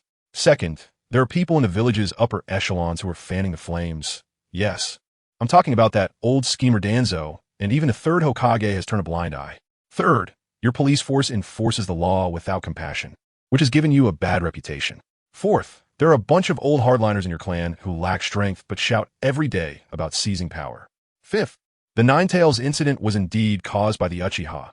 Although it wasn't the village's doing, it still forced the village to be on guard against you." Itachi fell silent. He understood all of this. He asked, "Then what do you mean by coup?" I cleared my throat and started to teach him. "The first layer of meaning is that you Uchiha Itachi should start to win over those in your clan who share your thoughts. Once you have enough strength, launch a coup and take your father's position as clan leader. Take this opportunity to eliminate all those radical old folks. That way, the Uchiha clan will be entirely under your control. Itachi seemed to understand a bit, but was also somewhat confused. I can understand controlling the Uchiha. But what does this have to do with integrating into the village? I laughed. This is the second layer of meaning. After you become the clan leader, you must appear extremely tough towards the village. The village wants to interfere in your clan's affairs? No way. You even have to adopt an attitude of if you keep bothering me, I might really stage a coup. Itachi got excited again. The tomo in his eyes spinning rapidly. Isn't this pushing the Uchiha to the opposite side of the village? I looked into his eyes and wow, they were almost turning into 3 tomo, truly the legendary eyes. I roll my eyes. Let me finish speaking first. I ask you, when the Uchiha clan is united and powerful enough to intimidate the village, to the point where any action would lead to mutual destruction, would the village still dare to act against you easily?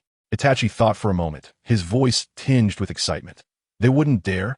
Once they make a move, no matter who wins, the other 4 major ninja villages would definitely rush in and divide the land of fire. I snapped my fingers, so? This operation is simply out of this world. Do you understand? You just need to wait.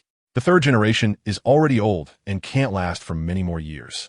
The 5th Hokage, whether it's Tsunade, Jiraiya, or Kakashi, will be much easier to talk to than the current upper management. Once the new Hokage takes office, you can bring the entire security department to pledge allegiance, and even take the initiative to let them interfere in some clan matters to show your sincerity. The rest can be left to time to gradually work out. I also gave him a code. Moreover, you can completely take advantage of these years to crazily collect evidence against the Uchiha clan and even evidence against Konoha. When Tsunade takes office, you can slap this evidence in her face. Won't she understand your hardships over the years? Itachi was completely convinced by what I said. He went through the entire plan in his mind based on my suggestion, then stood up and deeply bowed to me. Su-Hong, thank you. I helped him up and smiled. Who are we to each other? Besides, I don't like that old guy Danzo either. But remember, just say this was your own idea. Don't expose me, or that guy Danzo will definitely come after me. He looked serious and said, I won't tell anyone. I immediately put on a cheeky expression and said, all right, let's calculate the reward for helping you with another matter. Itachi looked confused and asked, what matter? I pointed at his eyes. Of course it's your Sharingan. In just a few sentences, I've helped you evolve from a single tomo to a 3 tomo. 3 tomo. Itachi was shocked and hurried to the riverbank, looking at his reflection on the water surface. Those 3 black tomo were so striking in his eyes. He stared for a long time, probably due to eye strain, and when he stood up, he almost staggered. I finished all the remaining barbecue and teased him. Wow, look at you, even watching yourself can make you feel exhausted. He rested for a while, then stood up and said, let's go. I'll treat you to some 3 color balls. As soon as we arrived at the dumpling shop, we ran into Izumi Uchiha. I pushed Itachi over to Izumi and said with a smile, I'm just bringing some food for Naruto. You two can chat slowly. After saying that, I slipped into the shop. When I came out with the dumplings, Itachi had already been pulled away by Izumi, who was blushing all the way to her neck. Back home, after delivering some dumplings to Naruto, I continued my training. I felt that the chi within me was just a step away from completely opening up the run and do meridians, allowing me to enter the innate realm. In the blink of an eye, another 2 years had passed. I sat cross-legged by the river on the back mountain, and the chi within me had reached an extreme intensity. With a single thought, that overwhelming chi broke through the final barrier without any obstruction, rushing straight to the Naiwan Palace along the Du Meridian, and then circulating throughout my body along the Ren Meridian, completing a perfect great circulation. I feel the surging power within me and murmur, I didn't expect that it would take me 2 more years to break through this final step. Now, I am undoubtedly an elite Jonin. If I use the Golden Light spell, I estimate that even an average shadow-level powerhouse wouldn't be my match. What's even more exciting is that after unblocking the Run and Du Meridians, I discovered that I can directly harness the natural energy from the heavens and earth like in Sage mode. With a casual punch, the surrounding natural energy converged into a shockwave, directly smashing a nearby large tree into countless wood chips. I looked at the distant Hokage rock, feeling incredibly confident. However, thinking it over, there's still the Otsutsuki clan and the 2 chosen ones, Naruto and Sasuke, in the ninja world. I should keep a low profile. Quietly making a fortune is the way to go. I'm enjoying myself when Naruto comes running with goggles on. Over the past few years, I've fed him well. And he's grown plump and healthy, significantly taller than his peers, with outstanding physical fitness. Brother Shuhong, today is the day to report to the ninja school. You promised to accompany me. His voice arrived before he did. I opened my eyes, and just as a flash of golden light appeared and disappeared, I slapped the back of his head. The kid cried out in pain and immediately went into a defensive crouch, holding his head. I was really speechless. After teaching him for so many years, how could he still be so reckless? What has to rush? It's only noon, and the report time is in the afternoon. He scratched his head and grinned. I was just afraid of being late. I pointed to the woods beside us. Go. Come back with some game before 2 o'clock, and we'll have lunch sorted. Otherwise, you won't be going to school today. He shivered and instinctively dashed into the woods.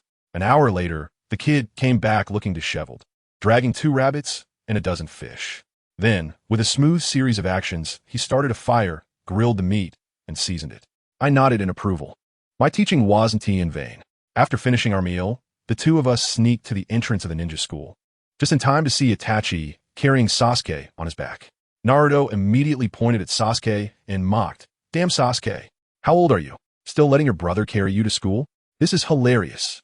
Sasuke, lying on Itachi's back, made a face and said, "If you're so capable, let big brother Su-Hong carry you then." Idiot. Naruto was speechless and could only turn his head away, saying, "I'm not talking to a childish idiot." But I could clearly see the envy in his eyes. I pulled Naruto's hand and gave his head a light knock.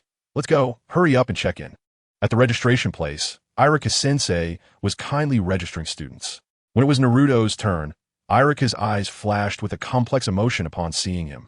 But he quickly returned to his friendly demeanor and asked for his name. Naruto puffed out his chest and shouted, "My name is Uzumaki Naruto. I'm gonna be the Hokage." After Irika finished registering him, he noticed the whisker marks on Naruto's face, and his tone couldn't help but turn a bit cold. "All right, bring your notice to school tomorrow." After receiving the notice, Naruto was overjoyed. We waited at the door for a while, and then Itachi and Sasuke came out. I patted Naruto on the shoulder. "Let us go. We're gonna eat ramen."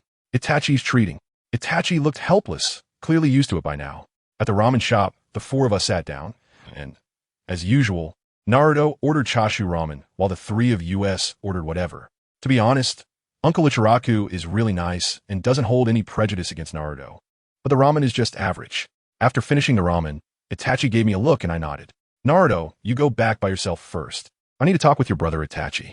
Itachi also reminded Sasuke. The next moment, we both disappeared from the spot, leaving Naruto and Sasuke staring at each other wide-eyed. I stood on Hokage Rock with Itachi, overlooking the entire Konoha. He sighed and got straight to the point. "The Hokage summoned me today. He wants me to join the Umbu. I'm not surprised at all. Isn't it great? It's just the right opportunity to gather more dirt on that old guy Danzo." Over the past 2 years, Itachi has already won over quite a few clan members, just waiting for a chance to overthrow his father. A lot of dirt on Danzo has been collected too, from human experiments to harming villagers and damaging Konoha's interests, each case more shocking than the last. Itachi was so angry at the time that his Sharingan almost evolved into a Manjiki. But I advised him not to show it to the 3rd Hokage yet. That old man is indecisive, and at most, he would just remove Danzo from his position, but he wouldn't be able to take him down.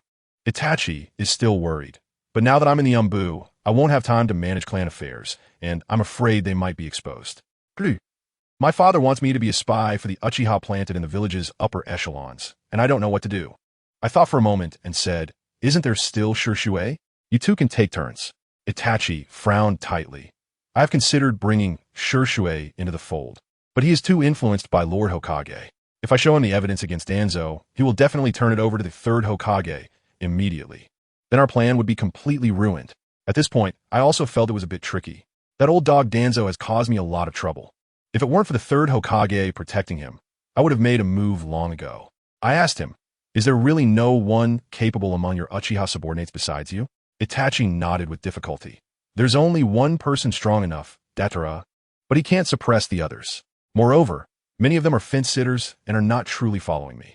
As soon as I heard this, I understood. No wonder in the original work, Itachi and Obito were able to wipe out the Uchiha clan. It turns out that most of the clan members were of average or below average ninja level, looking good but not very useful. I furrowed my brow and thought for a while, suddenly having an idea. I smiled and said, "Actually, inviting Shursui is also possible. But you need to play a trick and focus on an information gap. You don't have to show him all the evidence. to show him the part where Danzo targets the Uchiha. Even if this information reaches the third Hokage, it won't do any harm. In fact, it might make the third more wary of Danzo. You just need to tell Shui that you want to take the position of clan leader to eliminate the hardliners in the clan and to help the Uchiha integrate better into Konoha. I believe he would be more than willing to help. I estimate that the village and Shui have already noticed your little moves, but because your intentions are good, they haven't stopped you. Besides, that old man Danzo is as paranoid as someone with a terminal illness. He will definitely try to trip you up. I suspect that your entry into the Umbu is the first pit he dug for you.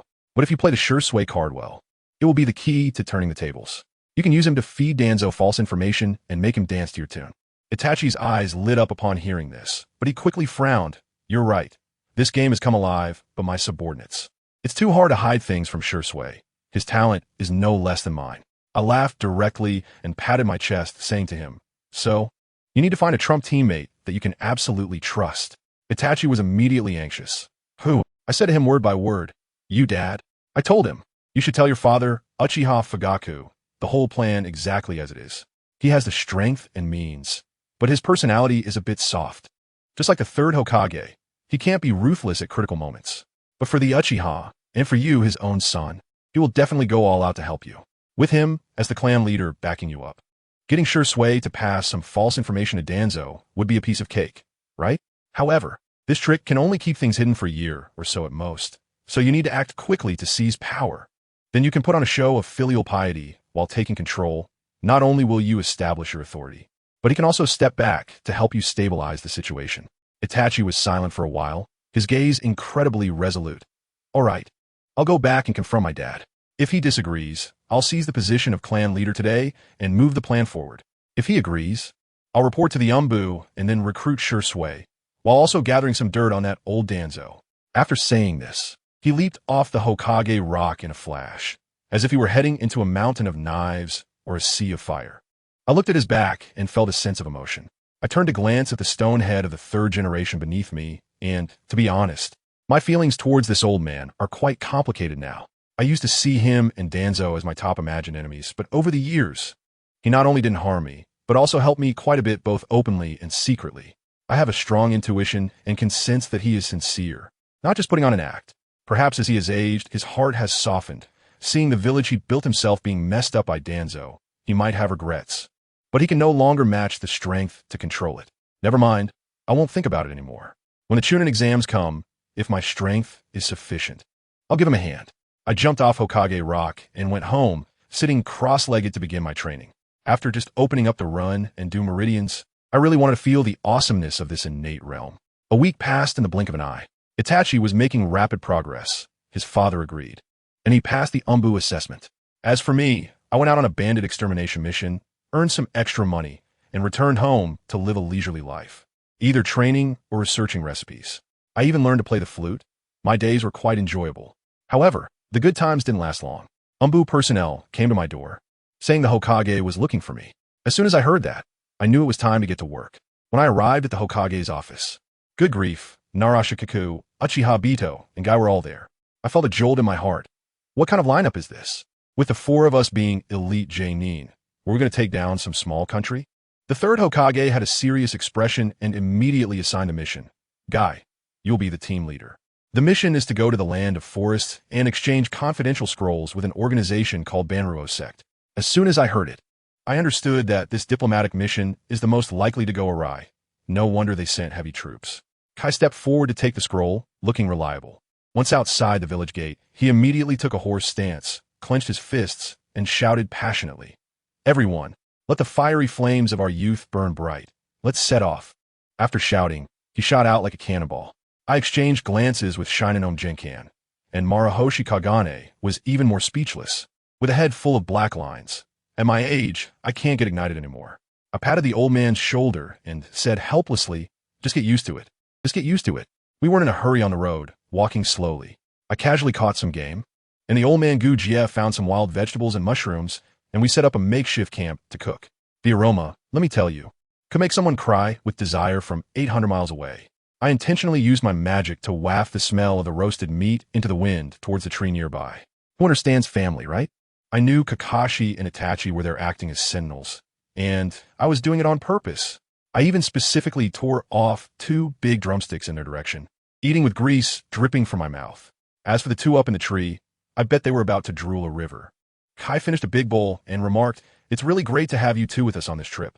I chuckled, blew out a breath, then wrapped 2 roasted chickens in leaves and flung them over with a whoosh, loudly saying, "Let the brothers from the following behind have a taste too." It's pitiful to keep eating military rations. Consider this my compensation for making them drool all day. Kai and the others looked over in confusion, only to find that the roasted chickens were gone. They finally believed me, but their expressions grew serious, knowing this mission wasn't simple. After eating and drinking enough, we quickly arrived at a large canyon at the border. I scanned the surroundings, and my expression turned cold. It seemed the opponents hadn't come with much sincerity. Above, there were a dozen or so Ch-nin hidden, and 4 more approached, barely on the level of J-nin. Kai went up to negotiate, but the leader on the other side was incredibly arrogant, demanding we hand over the scroll first without a word. Kai was cautious and handed over the scroll as a test. The other side took a look at it and casually tossed one back. I noticed the chakra fluctuations from that thing were off and immediately signaled my teammates. Sure enough, Kai kicked that scroll away, and it exploded in midair with a loud bang. It was a huge, explosive tag. The 4 on the other side jumped onto the cliff and turned the tables, claiming we from Konoha had attacked first. Soon after, dozens of masked figures appeared on the cliff, surrounding us. Next, it was up to us. You guys escape. Kakashi and Itachi descended from the sky. I directly told Gima and Old Man Koji, "You 2 retreat first. I'll Kai with them." The 2 nodded and left. Seeing this, the opponents immediately launched a combined ninjutsu, earth-style, rockfall, and a rain of massive rocks came crashing down. Kakashi lived up to expectations, creating an earth flow wall with his family's dog heads inscribed on it, making sure everyone knew it was his. Amidst the dust, I couldn't help but mock. With such little blue health, you still had to mark it with dog heads. Truly, you are His Highness, the 55 chance. Itachi probably couldn't hold back his laughter under the mask. The opponents, seeing we were unscathed, became furious and launched another round. Kai directly opened the 5th gate of the 8 gates, radiating green light as he charged up the rocks. I didn't stay idle either.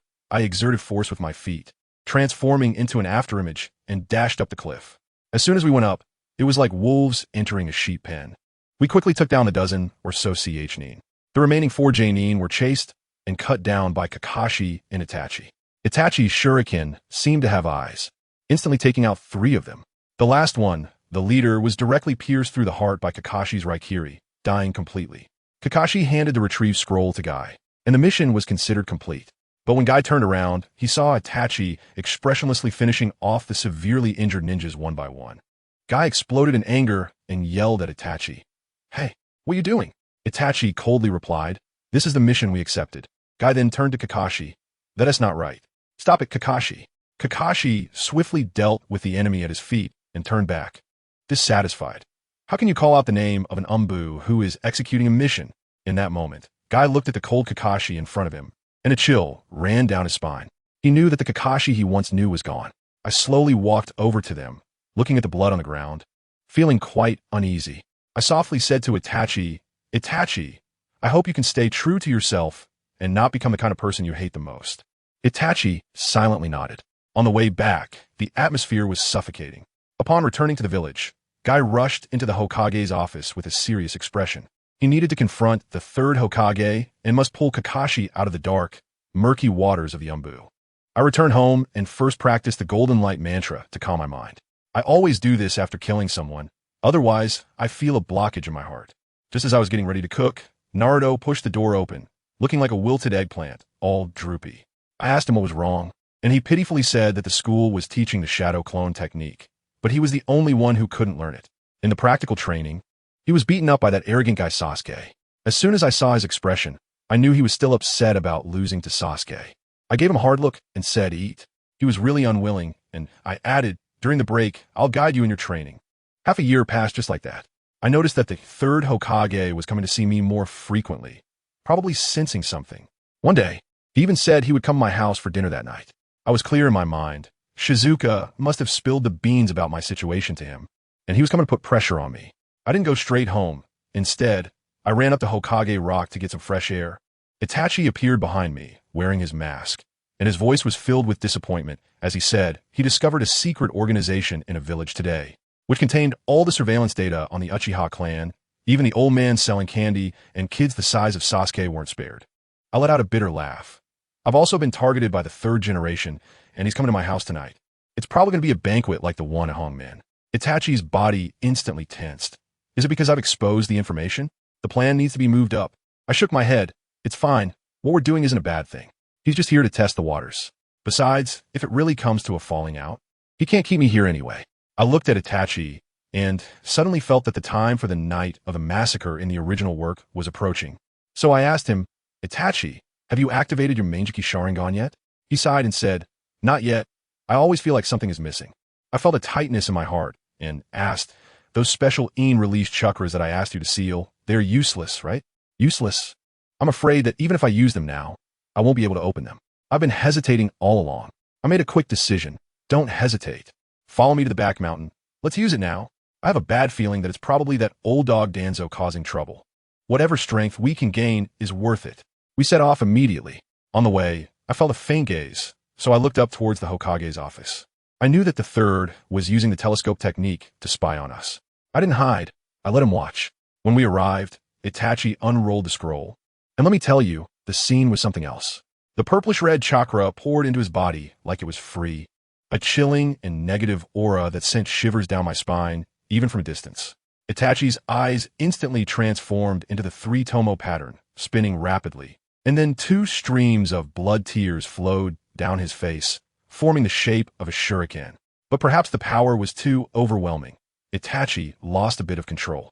His gaze flickered, and a ball of unquenchable black flames suddenly appeared on me. Amaterasu. Family, who understands? I almost took out my teammate while using a cheat. My body erupted with golden light, directly blasting that black fire away. Itachi was so scared that his face turned pale, and he shouted in pain and guilt, Su-Hong, are you okay? I didn't mean to. There was too much release chakra, and I couldn't control it.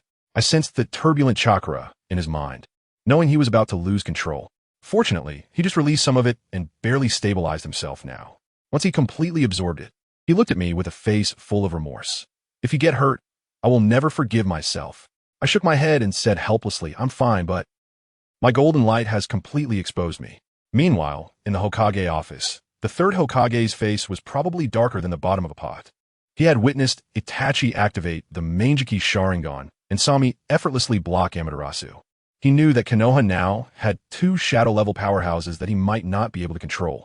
In the back mountain, Itachi was still blaming himself, and I could feel his ocular power rising due to guilt. I couldn't stand it any longer, so I went up and shook his shoulders vigorously, saying enough. I share the responsibility too. If you really feel sorry for me, then make sure to execute our plan well and don't let my efforts go to waste. The Uchiha clan truly loved deeply, but they were also terrifyingly extreme. After I shook him like that, Itachi finally calmed down and began to meditate cross-legged. After more than half an hour, he opened his eyes, and his expression had returned to clarity. I looked at the sky and said to him, I'm going back first. Sandai is coming over for dinner tonight. Wait for me near my house after you finish your meal. I think he would definitely want to hear your thoughts. Got it. I bought some vegetables from the market and started preparing tonight's grand feast as soon as I got home. The fire on my little stove is blazing hot. Let me tell you, the guys outside from the Umbu are even more nervous than I am, monitoring Naruto while also keeping me protected, and their numbers have doubled. But am I flustered? Not at all. My strength speaks for itself. I'm even relaxed enough to whistle while cooking, and the chicken stew with mushrooms in the pot is bubbling and fragrant. Just as the meat in my pot is starting to smell good, Naruto's little nose, like a radar, immediately picks up the scent and comes over. But just as he reaches the door, he gets stopped by a white-haired Umbu. Oh, isn't that Kakashi? Kakashi gently tells Naruto, the Hokage is discussing important matters inside. You can't go in.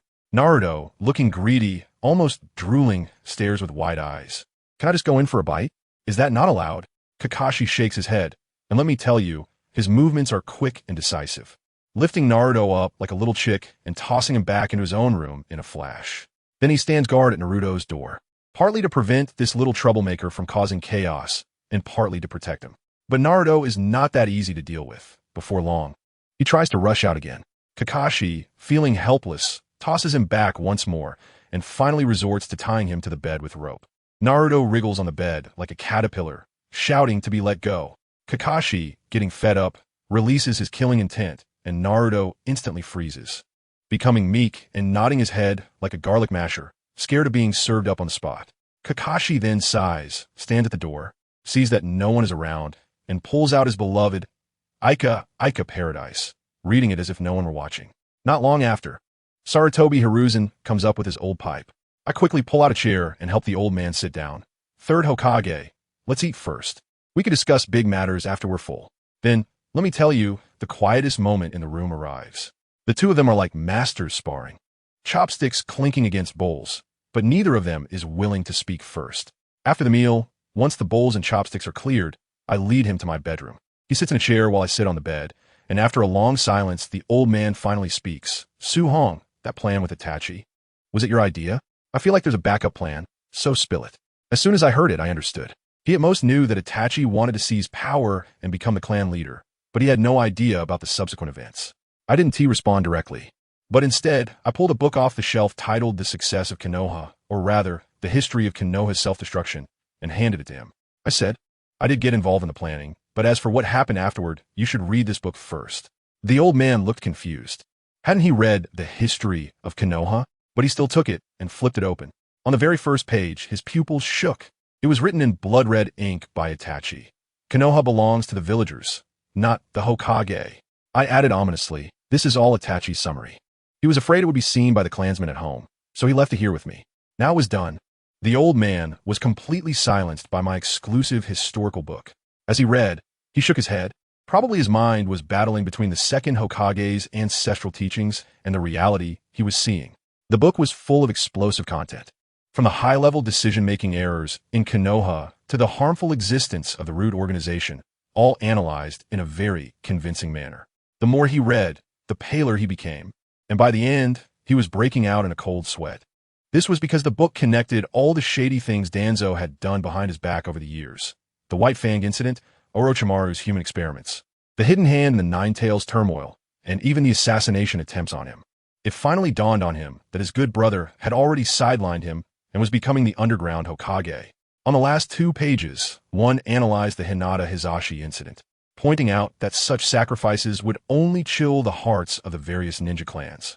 The final page had just 2 words, strength. After reading this notebook, I tell you, the old man aged 20 years instantly. Several more age spots appeared on his face, and his entire belief system was on the verge of collapsing. He looked up at me, his voice hoarse. Is this why you don't trust the higher-ups? Then he laughed self-deprecatingly. If I were a villager, I wouldn't believe it either. I asked him, so, great-grandfather, do you still want to know the follow-up plans? He waved his hand and sighed. No need, I've guessed it. You were worried that I might be soft-hearted and unable to take harsh measures against Danzo. You must have other dirt on him, ready to settle accounts once the next Hokage takes office, right? He smiled bitterly and said, you are not wrong in your thinking. I really can't bring myself to do it. I frowned at that moment. 3 generations of grandfathers, someone like Danzo, is just a disaster to keep around. How could you? He interrupted me, a look of sorrow on his face. First, my strength can no longer suppress him, and second, after all, we grew up together as brothers. He looked at me, his eyes full of determination. So, I plan to step down. I immediately ordered someone to find Jiraiya and Tsunade, whoever becomes the 5th Hokage. You all help them deal with Danzo. I will not interfere. I understand this old man has made up his mind. I made a gesture towards the window, and in the next second, Itachi's figure appeared at the window, directly flipping in and kneeling on one knee. I have seen Lord 3rd Hokage. Sarutobi Hiruzen looked at him, then glanced at the notebook. His expression was quite complex, and suddenly asked, Itachi, do you want to be Hokage? Good heavens. Itachi and I were both shocked on the spot. Has this old man changed his character? Uchiha becoming Hokage? Is this really the same Sarutobi Hiruzen? Seeing our expressions, the old man waved his hand. Forget I said anything. Itachi then breathed a sigh of relief, saying he didn't even want to be the clan leader. Just want to live a stable life. Sarutobi Hiruzen changed the subject and asked about the golden light on me. I didn't hide it and directly explained the reason. At this point, I really couldn't hold back anymore. I told him that when I was 3 years old, I witnessed a group of masked root members, looking like ice blocks, taking away a bunch of children from the orphanage. Our director, Yakushi Nanoyu, also disappeared because of this incident. Do you know how she died? My killing intent was almost uncontrollable, The temperature in the whole room dropped several degrees, and the umbu outside instantly went into an uproar. I gritted my teeth and said, "The director died at the hands of her most beloved child." I revealed the insane plan of Danzo, how he used the orphan pharmacist DU as a hostage to blackmail the director, and how he deliberately altered the information to make the director and the grown-up DU kill each other during the mission. DU personally killed his most beloved foster mother and the director until the very moment of his death. Could not believe that the person in front of him was the child he had raised, due to the conflicting information. Isn't it ironic? Serving the root, but in the end, being schemed against by the leader of the root and dying at the hands of his most beloved child. As soon as I said this, Sarutobi Hiruzen completely exploded. The old feelings he had for Danzo instantly turned to ashes, leaving only a sea of rage. Boom! With one punch, the table was reduced to splinters. Whoosh! More than a dozen umbu burst through the windows, with Kakashi leading the charge, all of them staring intently into the room. Sarutobi waved his hand. "Everyone go back. I'm fine." Once the umbu had retreated, he stood up and bowed deeply to me. "I'm sorry. It's my negligence as Hokage." I just chuckled coldly. If useful words mattered, Konoha wouldn't have so many tragedies. The old man couldn't hold his face, and feeling ashamed, he got up to leave. As he passed by Kakashi, he stopped, his voice as cold as a knife. "Kakashi, temporarily return to the umbu. Keep a close watch on Shimura Danzo, and if necessary, special measures can be taken." Kakashi asked what special measures meant, and the cold light in the old man's eyes was telling. "If necessary, you can kill him. Handle it as you see fit." After he left, Naruto dared to knock on the door and came in, looking worried and asking what just happened. I rubbed his head, pulled him in, and reheated some leftovers for him to eat. The next day, the umbu monitoring me indeed withdrew entirely. Sarutobi Hiruzen acted quickly as well. Itachi went to the office and submitted analysis notes from other ninja villages, and after reading them, the old man actually discussed with Itachi about wanting me to become the 6th Hokage. Itachi immediately expressed his full support, but worried I might be too lazy to take the position. The old man waved his hand. "I'll handle this." Then, the real offensive began. Shursui copied a scroll from the root base that was as tall as 2 people, filled with Danzo's dark secrets. Kakashi also obtained evidence of corruption from the other 2 elder advisors. Sarutobi first looked at the 2 elders' records. They had embezzled money for over a decade, totaling 1 billion, and were involved in the incident that forced Kakashi's father, White Fang, to commit suicide. The old man was furious, his mouth twitching, but he felt he could still handle it. Next, he opened the giant scroll containing Danzo's secrets. Good grief, the writing was as small as rice grains. He lit a cigarette and stayed up all night reading. What he found caused his CPU to overheat. From conducting human experiments during the Second Great Ninja War, causing Tsunade's brother's death, to selling intelligence, and colluding with Hanzo during the Third Great Ninja War, to threatening Kakashi to make White Fang commit suicide. He had done it all. Even more outrageous, Root had infiltrated every department in Konoha except for the Uchiha, and even the daimyo's office had his people. By 5 in the morning, the Hokage's office was shrouded in smoke, resembling a fairyland. Sarutobi's eyes were bloodshot, and he was completely disheartened. He told me that he had originally thought of giving Danzo a proper burial after his death, but now it seemed that throwing him into the forest of death to feed the dogs would be too good for him. He called Kakashi in and handed him a small scroll. "This is the truth about your father's incident." After reading it, Kakashi was filled with killing intent, his hands trembling, and he raised his head to question the old man about how he planned to deal with Danzo. Sarutobi's eyes also glinted coldly. "I plan to step down. I will hand over all this evidence to the 5th Hokage." He tossed the 2-meter-high scroll of evidence to Kakashi, saying, "You organize this and make several copies." At the new Hokage's inauguration ceremony, distributed in front of all the Jonin, Kakashi instantly understood. This was to publicly execute Danzo, leaving him with no grave to speak of. A cold light flashed in his eyes, and he solemnly said, "I understand, 3rd Hokage." The old man waved his hand, telling him and Shursui to go back and rest. I couldn't sleep a wink last night. The old man sat alone in his office, lost in thought. By dawn, he split himself into shadow clones to handle official business and strolled back to his villa in the back mountain like an ordinary old man, hunching over. But what he didn't know was that right after he left, his good buddy Danzo was holding a secret meeting underground. Let me tell you, Danzo's information network is incredible. He immediately learned that the old man was investigating those 2 old advisors and quickly realized, am I next? but he was puzzled. His root base was like a steel drum. How could someone sneak in and steal something without anyone noticing? Then he had a thought. Uchiha Shursui. Who else but that kid with his Kodoha Mitsukami could do it without anyone knowing? He immediately called his subordinates for questioning. Did Shursui come yesterday? Everyone below said he hadn't come, but one impulsive youth said he had. He stayed for 2 minutes and then left. When Danzo heard this, he pressed for what task he took, and the guy froze, unable to remember anything. Who understands? Next second, swish, that guy had his throat slit.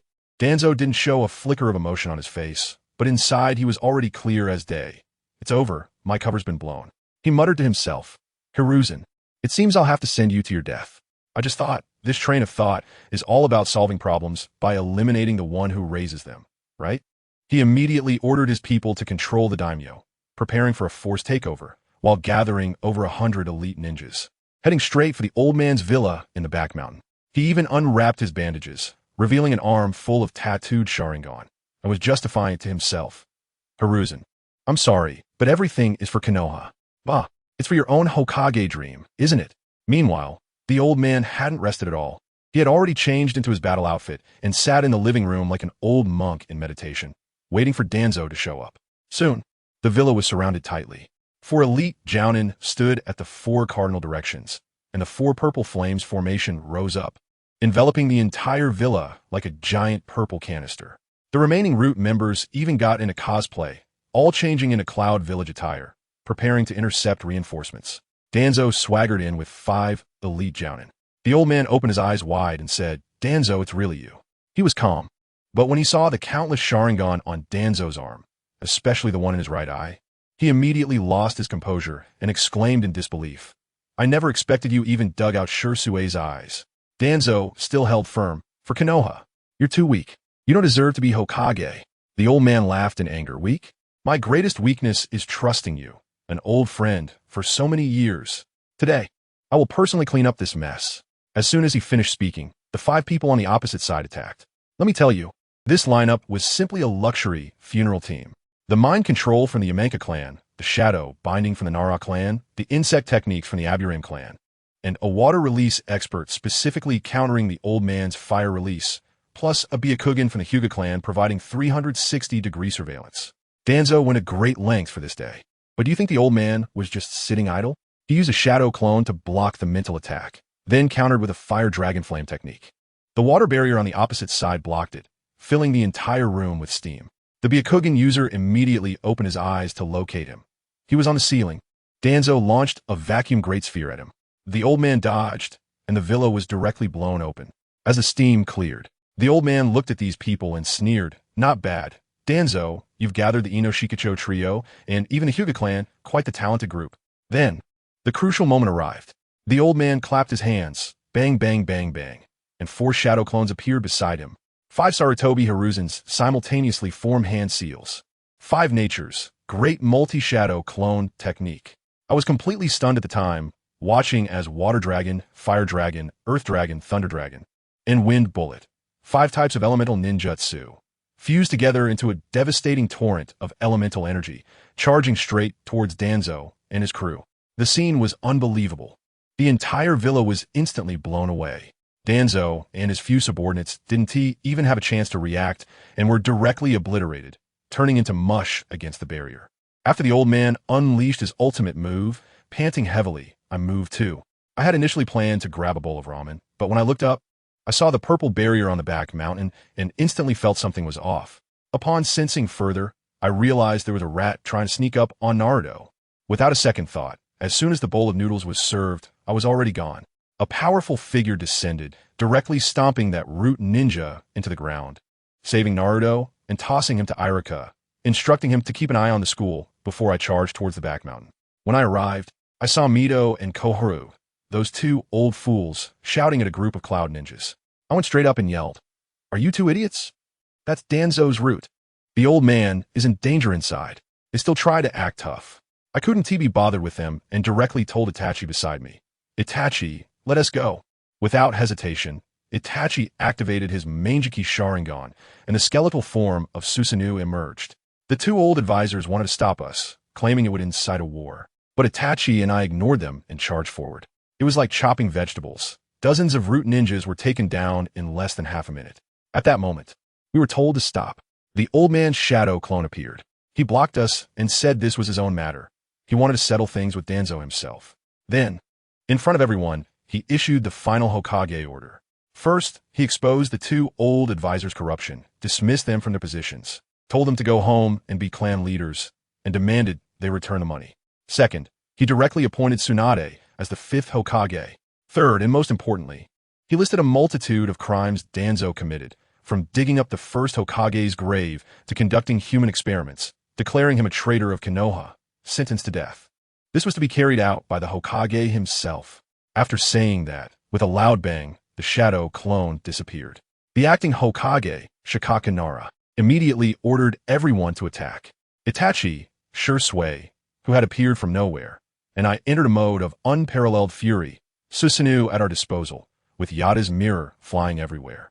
We carved a bloody path forward. When we reached the barrier, we witnessed the scene we dreaded the most.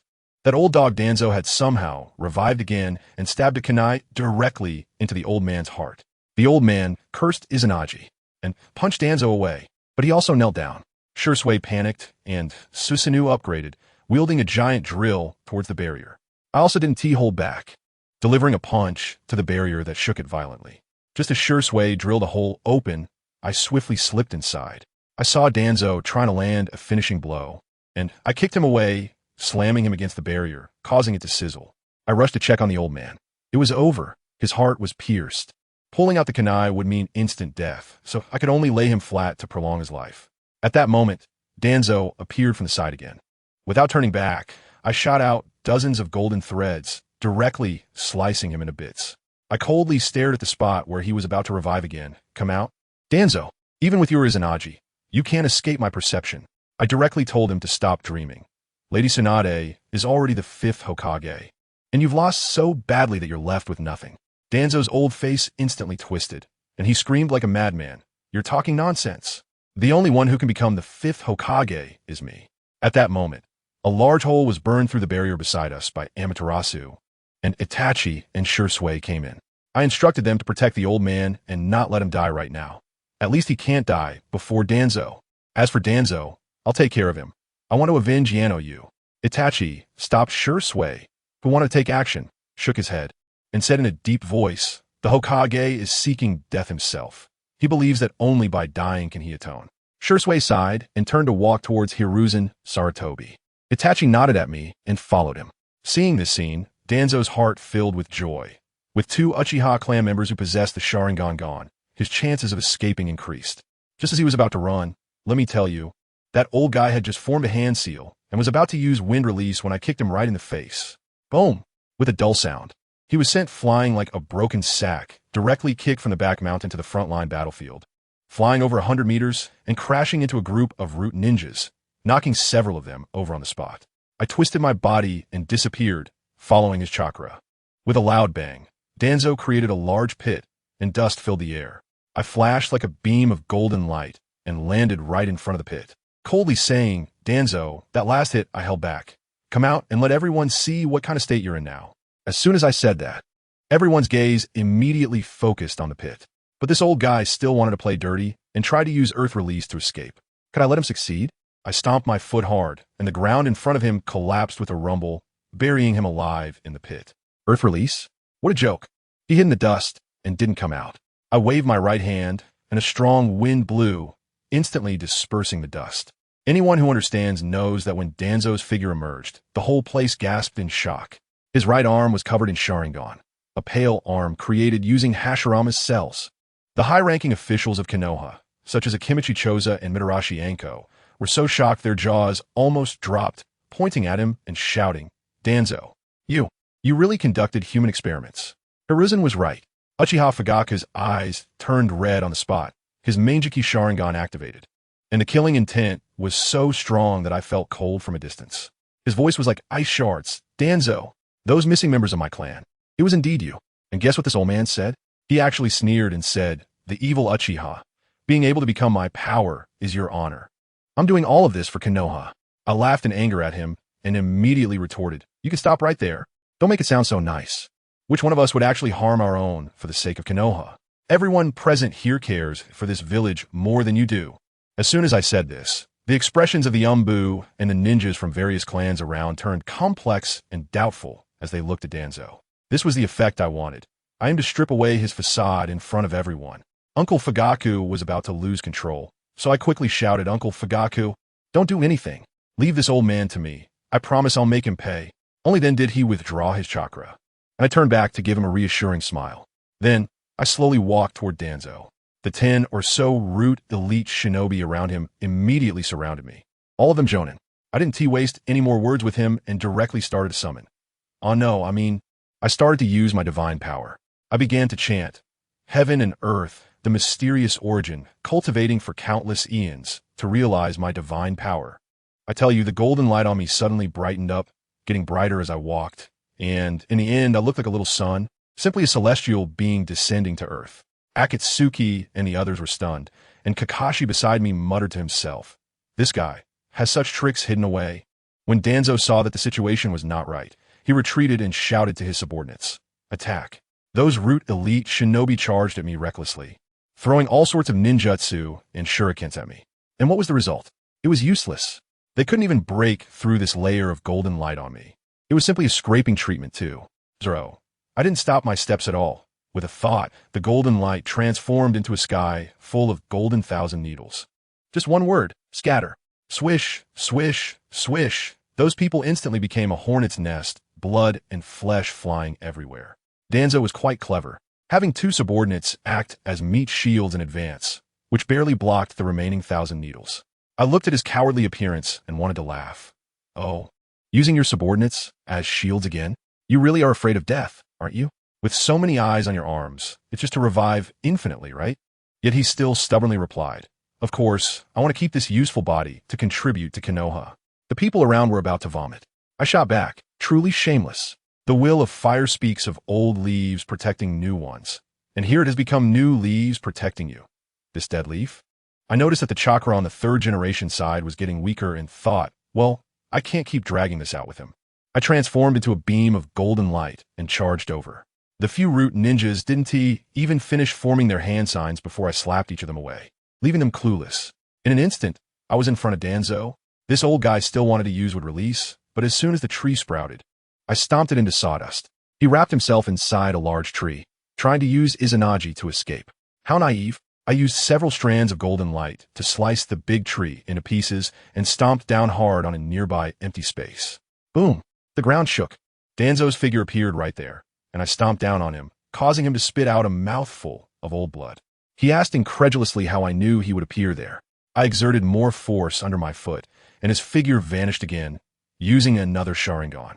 I turned to another direction and disdainfully said, "You only have one move left, right? Hurry up and use it." Sure enough, he appeared again, shouting summoning technique, and directly summoned a 10-meter-tall elephant named Dream Eater, which opened its mouth and had a suction force like a giant vacuum cleaner. I rushed in with a sword, unleashing a sword chi that was dozens of meters long, and with a whoosh, the elephant was cut in half, dissipating into smoke. Now Danzo was completely scared. I took a step forward, and he retreated in fear. I coldly said, "Now no one can save you." As soon as I finished speaking, I appeared right in front of him, and a hand wrapped in golden light pierced through his chest.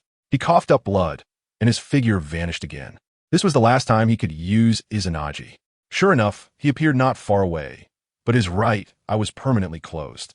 Suddenly, his Hashirama Cell arm went berserk. He was a tough guy. Without hesitation, he ripped it off with a tearing sound and threw it on the ground, where it instantly grew into a big tree. He opened his clothes, revealing the 4-symbol seal on his chest, roaring for Konoha. He was about to rush over to self-destruct with me. Want to die? Not that easy. I instantly appeared in front of him and punched him in the chest, breaking his 4-symbol seal on the spot. In the distance, Hinata Hizashi was shocked. Gentle Fist? How can he use Gentle Fist? I don't have time to deal with him. The golden light transformed into thousands of threads, piercing all of Danzo's acupoints with a series of puff, puff, puff sounds, then with a fierce pull. That's it. All his meridians are severed, and from today onward, he will be a powerless waste. I kicked him in front of a Kimichi Choji and said, I originally wanted to kill him, but after thinking it over, I decided to leave it to the village to handle. After saying that, I looked up at the sky and murmured to myself, Director, I avenged you. Akimichi Choji had someone check, confirming that Danzo was completely incapacitated and immediately ordered that he be sealed and strictly guarded. Then he had Kakashi take over the route. I took a deep breath and said to them, "The third Hokage is not doing well. If you go now, you might still see him one last time."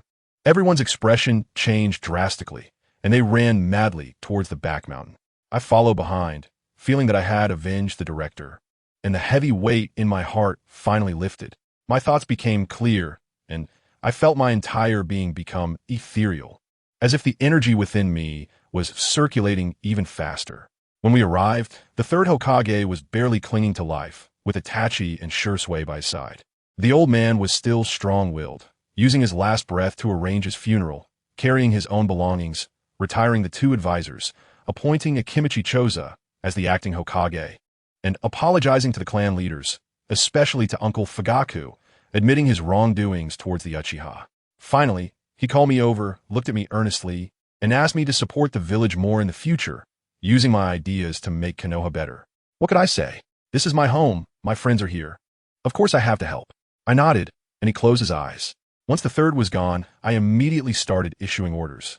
Itachi, Uncle Fugaku, and I handled the internal matters of the Uchiha, while Shursui and Kakashi took over the route, where Shursui was familiar. The division of labor was clear, and we aimed for a swift resolution. Just as Uncle Fugaku was about to agree, several hawks from the Uchiha in the security department tried to sneak back to report, only to find themselves unable to move, all trapped by Itachi's ninjutsu. Itachi gave them a cold glance and said to Fugaku, "This is up to you now, father." Fugaku looked at his son with pride and said, "Go ahead, Itachi." I transformed into two afterimages with Itachi and rushed towards the Uchiha clan's territory. When we arrived, wow, the elder was leading a group of hawkish members to rebel. In the end, Itachi couldn't even be bothered to make a move. He just stood there, activated his Manjiki Sharingan, and that group of people one by one fell into the Jinjutsu and couldn't move at all. The elder, still unconvinced, roared at Itachi, asking why he was helping Konoha instead of his own people. Itachi simply replied calmly that he did what he believed was right. I sighed and said to Itachi, "I'll take care of the elder, and I'll help you deal with the remaining elders. You can handle the others yourself." Itachi nodded and slowly walked in front of the elder, and with the elder's incredulous gaze, he slashed his throat with a knife. On my side, a flash of golden light transformed into countless threads, directly severing the meridians of the other three elders, ensuring they could never become ninjas again. Uchiha Hakadai came over with the Dove faction, subduing and sealing all the Hawk faction ninjas. Just as we finished, Itachi's eyes were bleeding, and he suddenly fell backward. I quickly caught him, realizing that he had overused his Manjiki Sharingan and exhausted his chakra. Annoyed, I said, "Do you really have to push yourself this hard? I'm still right here with you." He weakly forced a smile and replied, "This is a matter of our Uchiha clan. I didn't want you to intervene, nor did I want to hurt our people." I understood what he meant. I could only carry him on my back and said a word to the 8th generation senior before running towards the Konoha hospital. As a result, when I arrived at the emergency room door, I saw a group of people, including Akimichi Choji, waiting there. Uncle Fugaku saw me carrying his son and turned pale, quickly asking me, "What happened to Itachi?" I'm also quite helpless. This guy used the kaleidoscope Sharingan and overused his chakra to avoid harming his clansmen. So he'll probably have to lie in a hospital for a while. But what are you all doing? I told you, Akidu Chikaz. This big guy sighed and said to me, "They're now using medical equipment to forcibly keep the third generation's life hanging on. Just like being on ECMO in the ICU. The purpose is to drag it out for a week, so that at least Asuma can come back to see his father for the last time, and conveniently wait for Lady Tsunade to return to take over as the 5th Hokage." As soon as I heard that, I said, "All right, got it. But what's the use of just hanging on to life? If we don't get rid of Danzo and his group of rats completely, they'll cause trouble again sooner or later."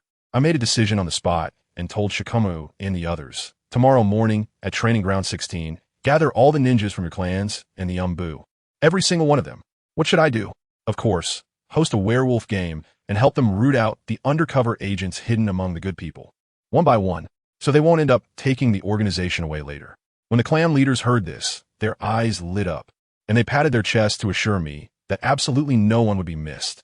Once this was settled, I had no desire to stay in the hospital any longer. Walking down the streets of Konoha, it was cold and quiet. Most people were probably too scared to leave their homes. I sneaked up to Hokage Rock, sat on the head of the 3rd Hokage, took out my golden flute, and broadcasted to the entire area. My flute music is not some kind of frivolous tune. It can soothe the heart. Sure enough, the atmosphere of anxiety caused by Danzo in the entire Hidden Leaf Village was instantly calmed by my background music. Family, who understands? Music is all about companionship. Even over at the root base, Kakashi and Shursui told me that thanks to my piece, those brainwashed kids quieted down. Otherwise, capturing them would have been a huge hassle. Of course, while I was playing the flute, Kakashi and the others were not idle. They made a major discovery at the root base. That place was simply a den of horrors. They followed a hidden door downwards, and the further they went, the stronger the stench became. According to Kakashi's later description, the smell was practically at a biochemical attack level, nearly blinding their Sharingan. When they finally saw what was below, Kakashi and Shursui, two elite Umbu, immediately leaned against the wall and retched uncontrollably. Below was a pit over 100 meters deep, filled with at least 1,000 corpses of children, all decayed into mush, crawling with maggots and rats. Let me tell you, when they described that scene to me, their faces were still pale, saying they had never seen anything so disgusting in their lives. That old man Danzo is simply inhuman. They also discovered several laboratories, all filled with bodies soaked in formaldehyde, including infants. How many living people has that old dog experimented on? When I finished playing the flute and slipped into the Hokage's office, I just happened to overhear Kakashi's report on this matter. I exploded with rage, and I couldn't control the killing intent. The temperature in the entire office plummeted to freezing point. Gritting my teeth, I asked more than 1,000. Children under 12? After receiving a confirmation, the string in my mind snapped. Without caring for anything else, I directly asked Akimichi Choza, "Where is Danzo?" He knew he couldn't stop me, sighed, and had Yamato take me there, just warning me that I couldn't kill him yet. I arrived at the prison where Danzo was held. That guy was sealed up like a mummy, unable to move at all, only able to glare at me fiercely with his single eye. I leaned down, looked at him, and said word by word, "I won't kill you, but don't think you'll have it easy either. You must pay with your soul for the lives of those thousands of children." After saying that, I pointed my finger at his forehead, and without saying another word, I directly pulled this old dog's soul into my mental world. Here, I am the sky. I am a god.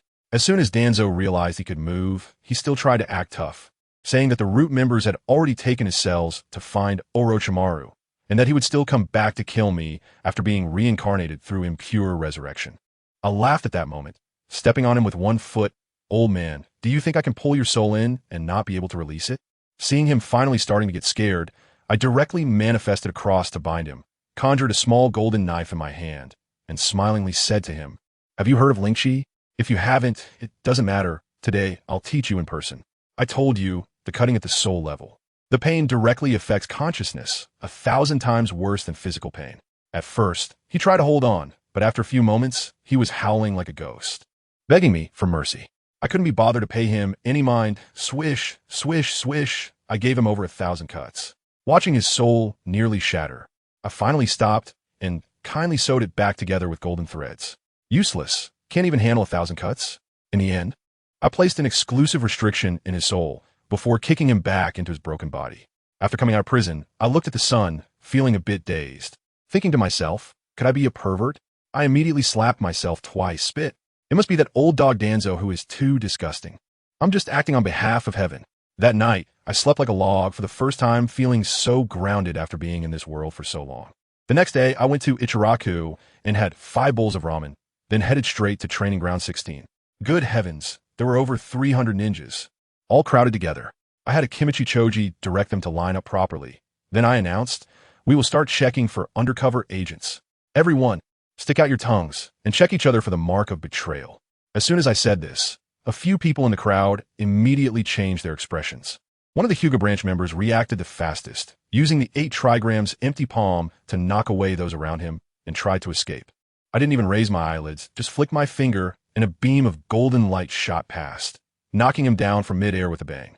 I coldly said, "Continue." At this point, no one dared to have any ulterior motives. After a thorough investigation, we uncovered 15 root spies, with infiltrations in all major ninja clans and the dark divisions, as porous as a sieve. When I arrived on the scene, I was taken aback. Everyone present were from the major clans and dark divisions. I asked Akimichi Shukaze where the people from the medical department and the intelligence department were. He actually scratched his head and, with a naive expression, said to me, "You didn't mention it yesterday." I was completely speechless at that moment, almost giving myself a slap. I forgot that the people of the Akimichi clan, apart from eating, basically have their brains as mere decorations. The third Hokage, huh? The Hokage you chose is all about being obedient, right? There's no other way. I have to take Yamato and the others and go personally. The first stop is the hospital. With my sensing ability, I quickly discovered that Asuma had returned and was in the third ward. Meanwhile, in the adjacent room, there were 3 guys with cold chakra, definitely from the root. I directly brought people in and pushed the door open. Yamato used a wood release technique and tied up those 3 guys in white lab coats tightly. Upon checking their tongues, sure enough, they all had marks. We came out of the house and ran into Asuma, whose eyes were bloodshot as he leaned against the wall smoking. He first thanked me, then saw the 3 captured root ninjas, and his eyes instantly turned red. Without saying a word, he rushed in to beat them up. I didn't stop him. I let him vent his anger. After all, it was the revenge for his father's death, and it was normal to take it out on a few accomplices. It wasn't until he was about to nearly kill them that I went up to pull him back. After that, we wandered around the sealing class and the intelligence department, capturing 8 more. I knew there were definitely still some fish that slipped through the net, but there was nothing we could do about it for now. 2 days passed like this, and the ninjas outside of Konoha had basically all returned. Lord Jiraiya also sent back word that he was on his way. Finally, the Umbu found Lady Tsunade in Short Book Street and coaxed her back with flattery and persuasion. That afternoon, I was eating dumplings with Kakashi and Asuma when we suddenly heard a commotion at the village entrance. Wow, Lady Tsunade is back. The scene was grand, with villagers lining the streets to welcome her, and the shouts for the 5th Hokage grew louder and louder. I could see the expression on Tsunade's face from a distance.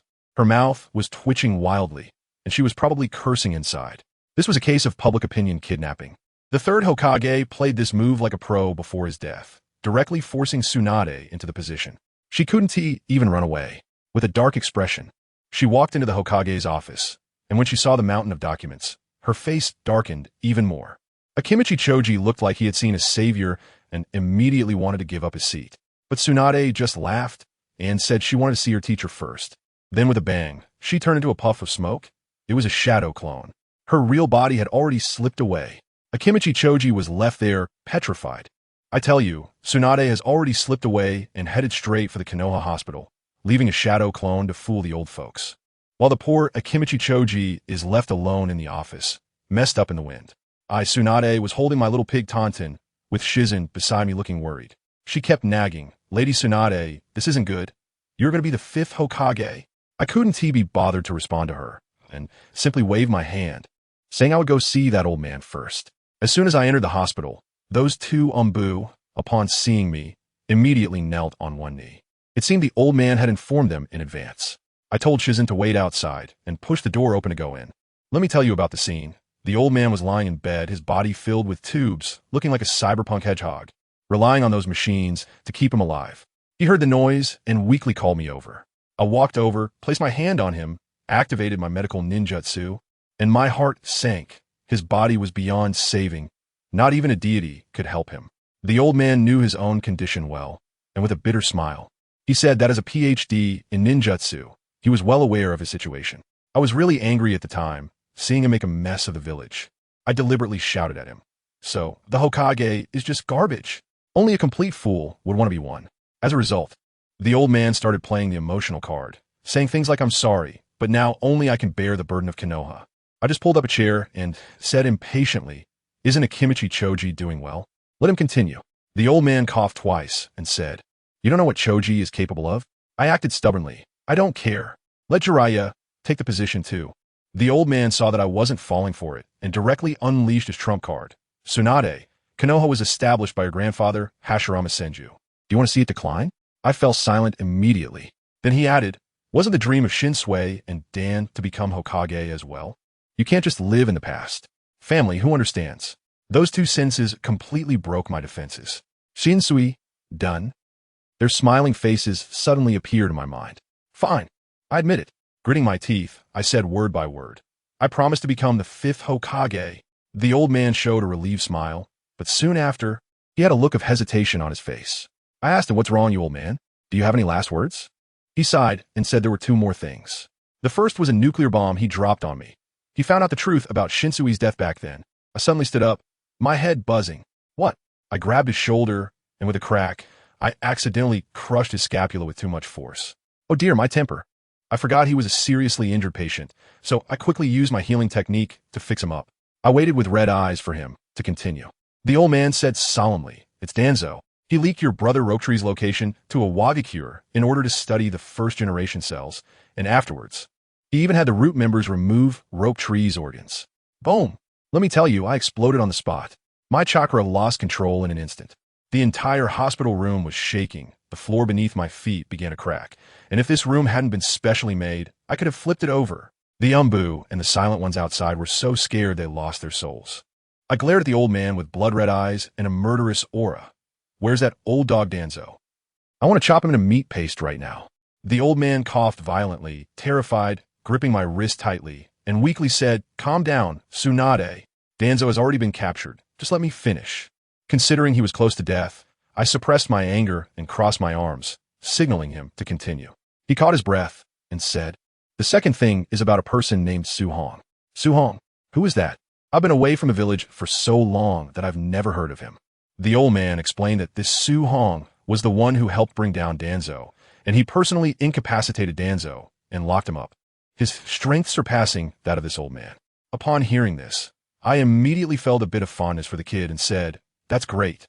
Why not let this Su-Hong become the Hokage?" The old man looked helpless. "He's only 12 years old, too young. That's why we want you to be the 5th Hokage and train him to become the 6th. He also said that this kid had extremely advanced and effective ideas. As if he weren't from this world, practically a chosen one who could lead Konoha to incredible heights." I was taken aback. Where did they find this time traveler? Fine. I agreed and decided to check out this kid. After saying that, I turned around and left, filled with killing intent. I was going to the prison to meet that old dog Danzo. I rushed directly to the Hokage's office, took the Hokage's order from Akimichi Choza, and headed straight to the prison. They also sent Umbu to call that kid named Su-Hong. I had just arrived at the prison gate when I saw a blonde, handsome guy swaggering over. Wow, his gaze was quite indecent, constantly glancing at my chest. I thought to myself, "I've only heard how amazing you are. I have to try your strength myself." Without saying a word, I threw a powerful punch. The air exploded with my strike. And guess what happened? This guy raised his forearm and took my punch head on, and with a bang he was sent flying. But in midair, he did a 360-degree backflip and landed perfectly, completely unscathed. With a flash of gold, he was back in front of me, grinning and saying, "Lady Tsunade, are you done testing?" "Not bad, kid." I got interested and started arm wrestling with him. My strength was getting stronger, but he surprisingly shifted to some kind of second gear. His skin turned pink, steaming like a cooked shrimp, and he actually pushed my hand back. "Good kid." I immediately believed the old man's words, pulled him into my embrace, and gave him a solid face wash, almost sending him away. "Ha ha ha." Jingyin watched from the side with a face full of black lines. We had just been at odds, and now we were like siblings. After enough fun, we walked into the big prison together. As soon as I saw the unconscious Danzo, I raised my hand to give him a punch to finish him off. Su-Hong stopped me, shaking his numb hand, and said, "I've tortured him enough. If you land that punch, he'll be gone for good. That's too easy for him." I used medical ninjutsu to investigate and found that Danzo's body was ruined, but his soul was shattered like it had been put through a blender. Su-Hong sent Shizune and the others away before telling me that Danzo had created a mass grave at the root base, filled with the corpses of failed experiments. My fist tightened at the news, and I couldn't hide my killing intent. Su-Hong sneered as he revealed his plan, to break Danzo's seal and throw him and those researchers into that mass grave, where the rats would entertain him well. Just thinking about those half-meter-long giant rats made me shiver, but inside, I felt exhilarated. So ruthless. I liked it. He added that he had already shredded Danzo's soul and placed a restriction. Once the body died, the soul would vanish without a trace, never to be reborn. I looked at this guy in astonishment. This method was ruthless enough. So it was decided. In the following days, I locked myself in my room to treat my hemophobia, while Jiraiya, that old pervert, went back to the women's bathhouse for material. Su-Hong was quite busy. He first took Naruto to meet the 3rd Hokage for the last time, and then brought the sorrowful Naruto to eat ramen. Naruto complained to him that Irika-sensei never scolded him, wondering if he looked down on him. After hearing this, Su-Hong went straight to Irika. The two of them went to the Hokage monument to talk, and Su-Hong laid it all out, telling Irika that Naruto was the 4th's biological son and that his pranks were just the actions of a neglected orphan seeking attention. Irika immediately realized and resolved to be a good teacher. A couple of days later, the the third Hokage passed away. At the funeral, Naruto cried uncontrollably, and Su-Hong comforted him nearby. With school on break, Naruto trained with Su-Hong on the back mountain. Then, Hyuga Hisashi came to confront them, bringing Hinata along. Hisashi was there to demand an explanation because Su-Hong had previously used techniques similar to their Hyuga family's gentle fist. Su-Hong, being bold, admitted that he had learned it by stealing with his super strong perception and even demonstrated the 8 trigrams empty palm technique that could penetrate a large tree from a distance. He explained to Hisashi that this technique couldn't be mastered without the Byakugan, so there was no need to worry. Then the fun part came. Naruto took Hinata to play nearby, and the moment Hinata saw Naruto, she turned red and fainted with a Baiyu, showing that the pure love warrior had arrived. Naruto was scared, thinking he'd scared her unconscious. Su-Hong shook his head, took Hinata over, and told Hisashi, "Your daughter isn't weak. Her talent is just too strong, and her body hasn't kept up with the nutrition." He asserted that Hinata's Byakugan purity was over twice Hisashi's, but her body's nutritional needs were immense, requiring her to eat more than an adult Akimichi. Hisashi was dumbfounded and half-convinced, took Hinata to Ichiraku Ramen. In the end, let me tell you, Hinata finished 50 bowls in one go. 50 bowls. She broke the record set by CHG and still had a flat stomach. Hisashi was petrified and didn't have enough money to pay. This made him realize that his daughter was not a waste. She was a gem covered in dust. And it was his own blindness that had caused the misunderstanding. After returning home and checking, he found that 9/10 of the nutrition Hinata consumed had been absorbed by her Byakugan. Hisashi regretted it deeply and began to truly value his daughter from then on. A week passed, and the daimyo's secretary arrived. My Hokage succession ceremony was approaching. Just then, trouble arose. Umbu intelligence indicated that ninjas from the Cloud and Rock villages had infiltrated the Land of Fire en masse, and even the Sand village was starting to stir. Jiraiya and Su-Hong held an urgent meeting. Su-Hong took on all the tasks directly, saying, "I'll leave Konoha to you. I'm going to meet them. I'll take Itachi and Shursui with me." I asked him what he planned to do. A glint of killing intent flashed in his eyes as he coldly said, "For the sake of Konoha, I have no choice but to let them stay in the Land of Fire forever." I didn't say anything to Jiraiya, but we both understood. This kid is decisive and already has the demeanor of the 6th Hokage. He turned around and went to the Uchiha's confinement room, pulling out Uchiha Itachi, who was on break there. Itachi left a shadow clone to handle the duties while his main body followed him to the village entrance, where Shursui was already waiting. I briefly explained the task to them, and it was done decisively. I would go solo to take on the over 100 people in Yinin village. Itachi and Shursui, you two handle those bastards in Yunying. The core requirement is simple. Show no mercy, create an overwhelming momentum.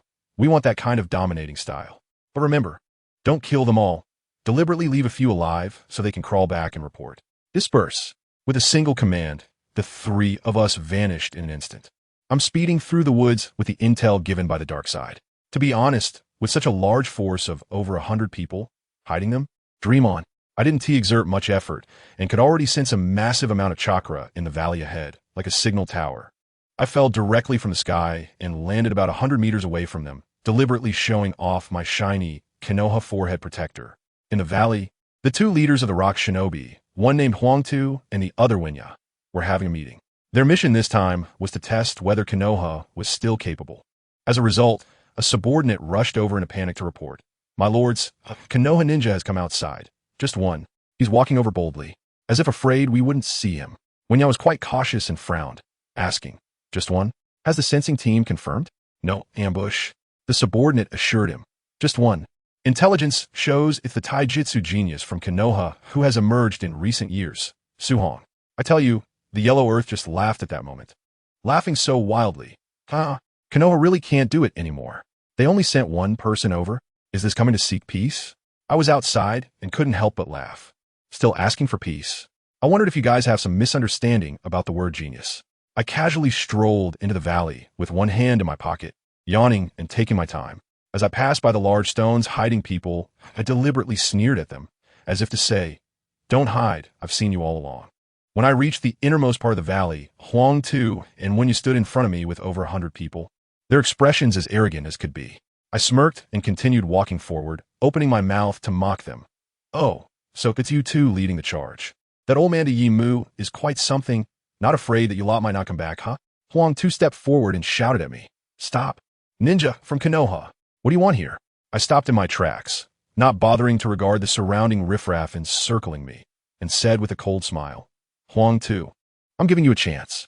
Right now, take your people and roll back to the land of Earth, and I'll pretend this incident never happened. Otherwise, the group seemed quite cooperative, looking at me with puzzled expressions and repeating, otherwise. As soon as I looked up, my gaze instantly turned cold, and a killing intent surged. Otherwise, you will all stay here forever as fertilizer. As soon as I finished speaking, the golden light on my body erupted with a bang, instantly filling the entire valley. Those who had hidden in the stones using Earth-style techniques were all forced out. I took a glance, then withdrew the golden light back to my body, condensing it thicker. Standing there, I looked down on him like a god looking at ants and calmly said, I counted 130 of you, 30 special Jounin. The rest are all Chunin and Genin. Is that all? I looked at the yellow earth across from me, my tone full of authority. How about it? Get lost now, and these people won't have to die. The group from Rock Hidden instantly exploded with anger, and Huang-Tu roared even louder. Stop joking. I came here on the orders of Lord Suchikage. How could I just go back like this? Earth-style, rock fist technique. Good grief. He wrapped his arm in a layer of stone and swung a punch at me. Attack. Let him see the power of our Rock Hidden. When you also commanded, throwing a bunch of kunai with explosive tags attached.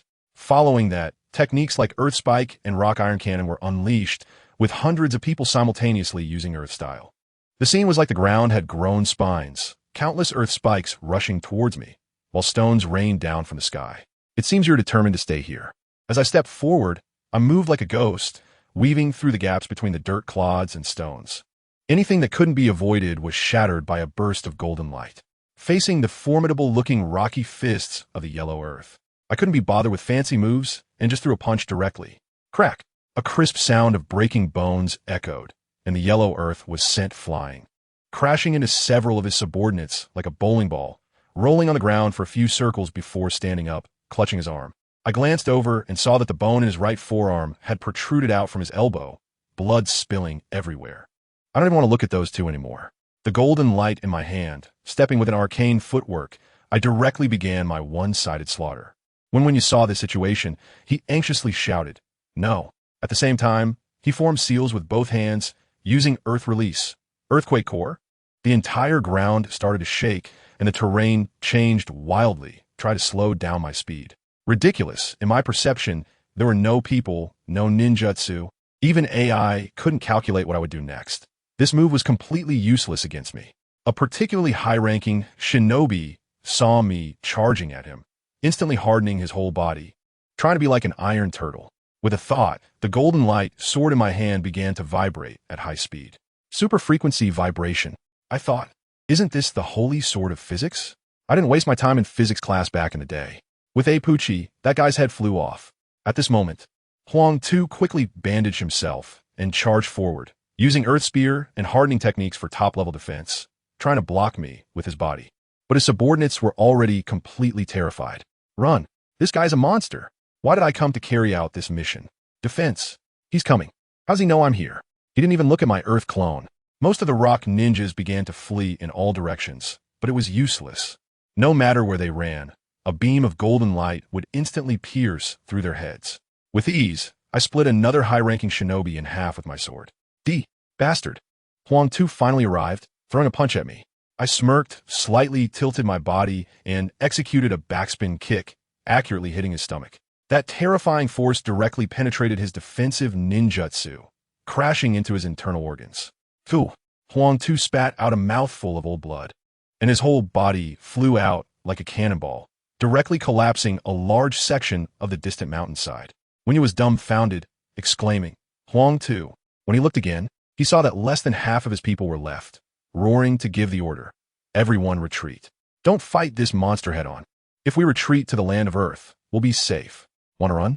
Did you ask me first? I let out a cold laugh, and countless golden lights instantly appeared around me, shooting out in all directions faster than bullets. When you cursed in anger, slamming his palm on the ground to use the Earth Split technique, and a massive crack spread towards me. I dodged it with a swift slide. Just then, I heard his roar from the collapsed rock wall. Earth Escape. Mountain Earth Technique. Boom. The enormous rock walls on both sides of the valley quickly closed in like two doors, try to crush me to death inside. Huang-Tu. Blood dripping from the corner of his mouth, struggled to form seals with his broken arm and left hand, yelling at Wunya. Wunya, hurry and get the others out. We can't all die here. With tears in his eyes, Wunya shouted retreat, and led the remaining dozen or so defeated soldiers to flee towards the land of Earth without looking back. Once they had run far away, I leisurely activated my technique. Second gear, instant open. Boom! With a loud bang, the two small mountain-like rock walls instantly turned into a sky full of debris, and the entire valley was flattened, dust rolling everywhere. As Wunya and the others were escaping, they suddenly heard a massive voice explode in their ears. Wunya of Rock Hidden, go back and tell Inoki that the current Konoha is no longer the soft-hearted place it was under Sarutobi Hiruzen. If you want to play, I will accompany you to the end. Also, if you want Huang Tu to live, let him personally bring 1,000,000,000 Ryo to Konoha to redeem himself. The voice made their ears ring, and when you looked back, the valley was gone, leaving only a wasteland. He was so frightened that his soul nearly left his body as he ran for his life. I slowly walked up to a giant rock, picked up the severely injured and unconscious Huang Tu like I was lifting a chick, and headed towards Konoha. However, I hadn't gone far when I ran into Kakashi and several Umbu. As soon as they saw me, they immediately knelt on one knee and said, "We have seen Lord Su Hong." I threw the lus in my hand in front of them. "Don't let him die. Take him back to Mudu." Then I looked at Kakashi and said, "You, come with me. We're going to the Grass Ninja Village." Kakashi took off his mask, looking confused. "Why are we going to the Grass Ninja Village? Aren't we chasing the Rock Ninja?" I laughed. Out of 130 people, less than 20 ran away, and I even caught the biological son of the Great Wildwood. What were we even chasing for? The Grass Ninja Village has members of the Uzumaki clan. Let us go invite them back to Konoha. Such treasures shouldn't be wasted in a place like the Land of Grass, where even birds don't shit. Kakashi understood right away. I get it. So, the two of us headed straight for the Land of Grass. Meanwhile, Itachi and Shursui finished their battle as well. The two massive Susanoo, one red and one green, were wreaking havoc on the battlefield, causing the Cloud Village's troops to scatter in disarray. They remembered my words and aimed to showcase their absolute strength, so they fought particularly hard, even to the point of bleeding from their eyes, completely exhausted. In the end, more than half of the Cloud Village's forces ran away, and the intimidation effect was maximized. By the time Yamato and the Umbu arrived, the two of them had already dispelled their Susanoo, half kneeling on the ground, panting. When Yamato mentioned my achievements, Itachi couldn't help but exclaim, as expected of him, "His efficiency is really high." The scene then cut back to me. Kakashi and I had already arrived at the Grass Ninja Village. I looked at the village and said to Kakashi, "Kakashi, I have a task for you. Go in and find the location of the Uzumaki clan members. You know, I don't have chakra, so I can't hide." Kakashi showed a knowing expression and complained, "So this is why you brought me here." After saying that, he transformed into a puff of smoke and disappeared. After more than half an hour, Kakashi returned with a serious expression, saying he found a mother and daughter. But the mother, named Uzumaki Shirori, had her life force severely depleted and was on the verge of death. As soon as I heard it, I stood up directly. "Let's go. Take the person away quietly. As for Charon Village, we'll settle that account later." We reached the room where the mother and daughter were held, with 2 Nin guarding the door. I flicked my fingers and 2 golden shurikens pierced their foreheads, killing them instantly. I unlocked the door and saw an extremely weak woman lying on the bed, covered in bite marks. A 6 or 7-year-old girl, who was Xianglin, stood defiantly in front of her mother, looking at me. Her mother, Uzumaki Shizen, thought we were there to heal her and weakly pleaded with me, "Please, adult, bite me instead, spare my daughter." I was filled with anger at that moment. Kakashi dragged the bodies from outside in and said to them, "We are the ninjas of Konoha, here to take you back to Konoha." I crouched down and patted Xianglin's head. "Good girl, let's go back to Konoha with Big Brother. You won't have to live like this anymore." We had no time to waste. Kakashi directly picked up Cheyenne, while I easily lifted her mother in a princess carry. As light as a piece of paper, probably not even 80 pounds. I secretly transferred some life force to her, and she felt so comfortable that she almost let out a sound, but I stopped her just in time. Just like that, the two of us left the Land of Grass with our companions, without anyone noticing. This matter quickly spread throughout the ninja world. In the Land of Earth, Noki was so angry that he smashed the table, while his daughter Kuratsuchi cried and begged to save her father, but he stopped her. In the end, he had no choice but to hold his nose and admit defeat, preparing to bring 1,000,000,000 Ryo to Konoha to ransom him. Over in the Land of Lightning, the 4th Raikage was furious and wanted to go to war, but he was persuaded by his advisor after being scolded. In the land of wind, Raza was still feeling lucky for being cautious, but I thought to myself, you might as well give up. It's just that your legs are short and you run slow, and by the time the intel reached you, your people hadn't even left the house. In short, this battle completely intimidated all the small-time villains. The daimyo of the Land of Fire was so pleased that he allocated an additional 1 billion ryo for military expenses to us in Konoha. I returned to the village, first taking the mother and daughter of Vortex Shizen to the hospital, and then I went to the Hokage's office. Tsunade had already taken office as the 5th Hokage and was overwhelmed by a mountain of paperwork. As soon as I walked in, she looked at me as if she had seen a savior and wanted me to help her with the documents. I directly interrupted her. Tsunade, let's not talk about that for now. Come with me to the hospital. I brought back 2 members of the Uzumaki clan from the Land of Grass, and one of them is in critical condition and needs your personal attention. As soon as Tsunade heard they were from the Uzumaki clan, her expression immediately became serious. Without another word, she grabbed me and ran towards the hospital, so fast that Shizen couldn't catch up even when she shouted. When we arrived at the ward, Tsunade finished examining Shizen, her brow furrowed, and said that with her methods of care, she could only extend her life by another 10 years at most. Shizen, however, remained calm and said that being able to watch Sarada grow up was enough for her. I looked at Shizen, who looked like she was about to cry, and I felt uneasy. After leaving the hospital room, Tsunade, looking displeased, dragged me out for drinks, insisting that I clarify the issues in the hidden grass village. As soon as I finished explaining, she slammed the table, shattering it with a loud crash. Wow, it's no wonder she's Tsunade, with that temper and damage. I could feel the shock wave, even from across the table. We hadn't had a few drinks when Shizen came chasing after us, urging Tsunade to return and handle her duties. Tsunade, looking stubborn, made my head spin, so I told her, you go back first, and I'll think of a way to solve the paperwork issue. At most in 2 days. Upon hearing this, Tsunade's eyes lit up, and she immediately followed Shizen back, all cheerful. After I got home, I quickly wrote a plan overnight. What is it like for the Hokage to deal with trivial matters every day? My method is simple. Establish a cabinet system, where the clan leaders and elite jonin from various families form an advisory group. They will handle most of the political affairs and summarize them for the Hokage to make the final decisions. This way, not only does Tsunade get liberated, but it also gives all the clans a chance to enter the core of power, achieving 2 goals at once. The next morning, I brought breakfast to the hospital and told Shizen about this plan, while also letting her know that I was preparing to arrange for Kankuro to attend the ninja school. Shizen agreed. I held Kankuro's little hand and walked towards the school, teaching her the survival rules in school. Kankuro, remember, if anyone dares to bully you at school, just jump up and hit him. Kankuro nodded, somewhat understanding. When we arrived at the ninja school, I took Kankuro directly to Irika's office and informed him about the child's enrollment, hoping he could take good care of her. Irika squatted down and asked Kankuro with a smile, "What's your name?" The little girl was quite shy and hid behind me, softly saying her name was Uzumaki Kankuro.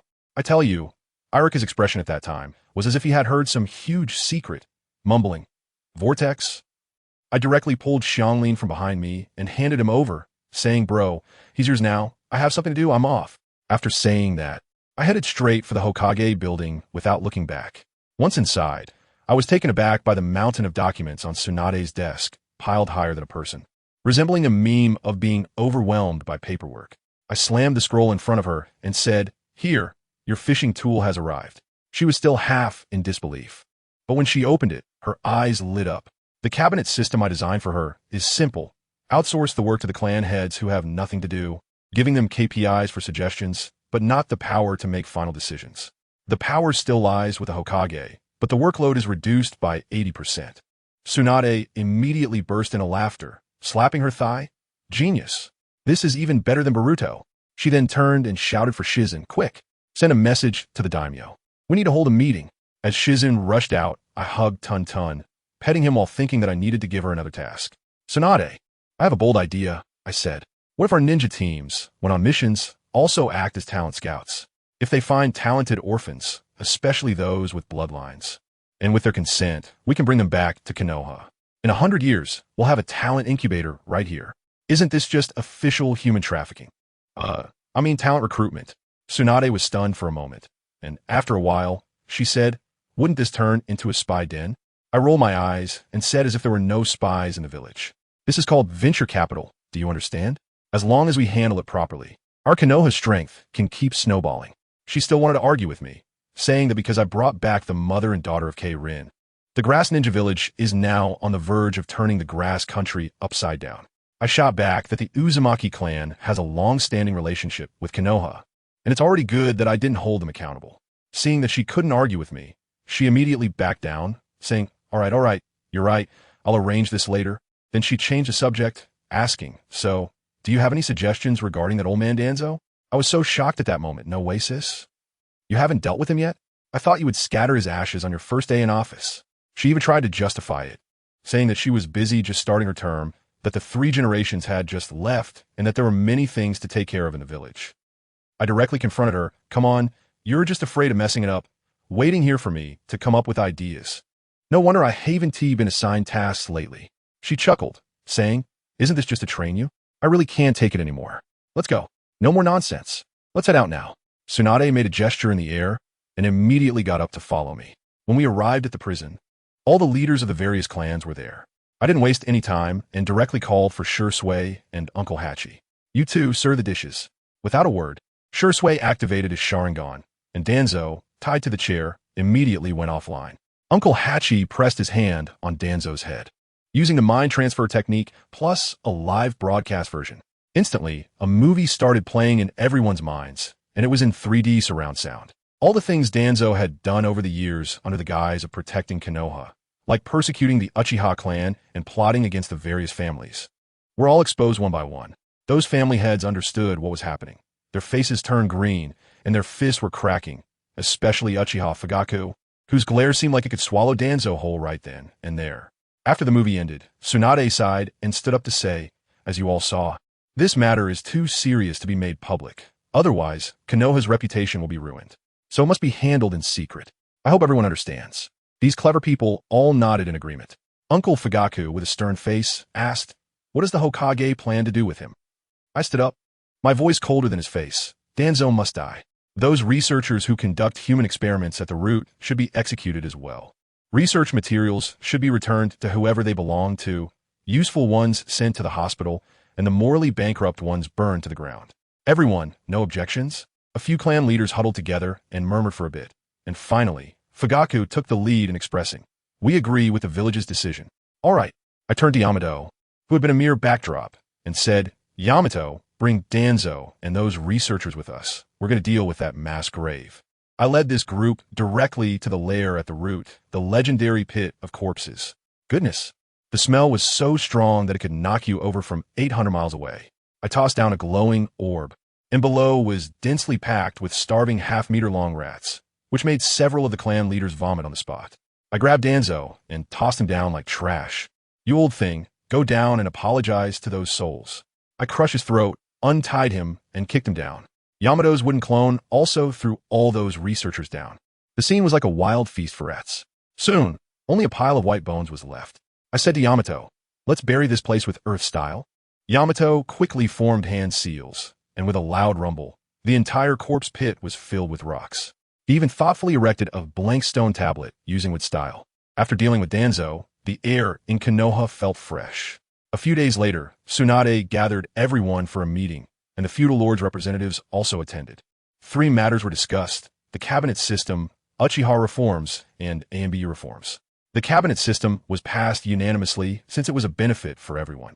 The Uchiha reforms meant that the security department would no longer be exclusive to the Uchiha clan, and Uchiha children could attend school and join AMBU normally. Uncle Fugaku was the first to raise his hand, followed by Ino Shikicho, barely making it past half.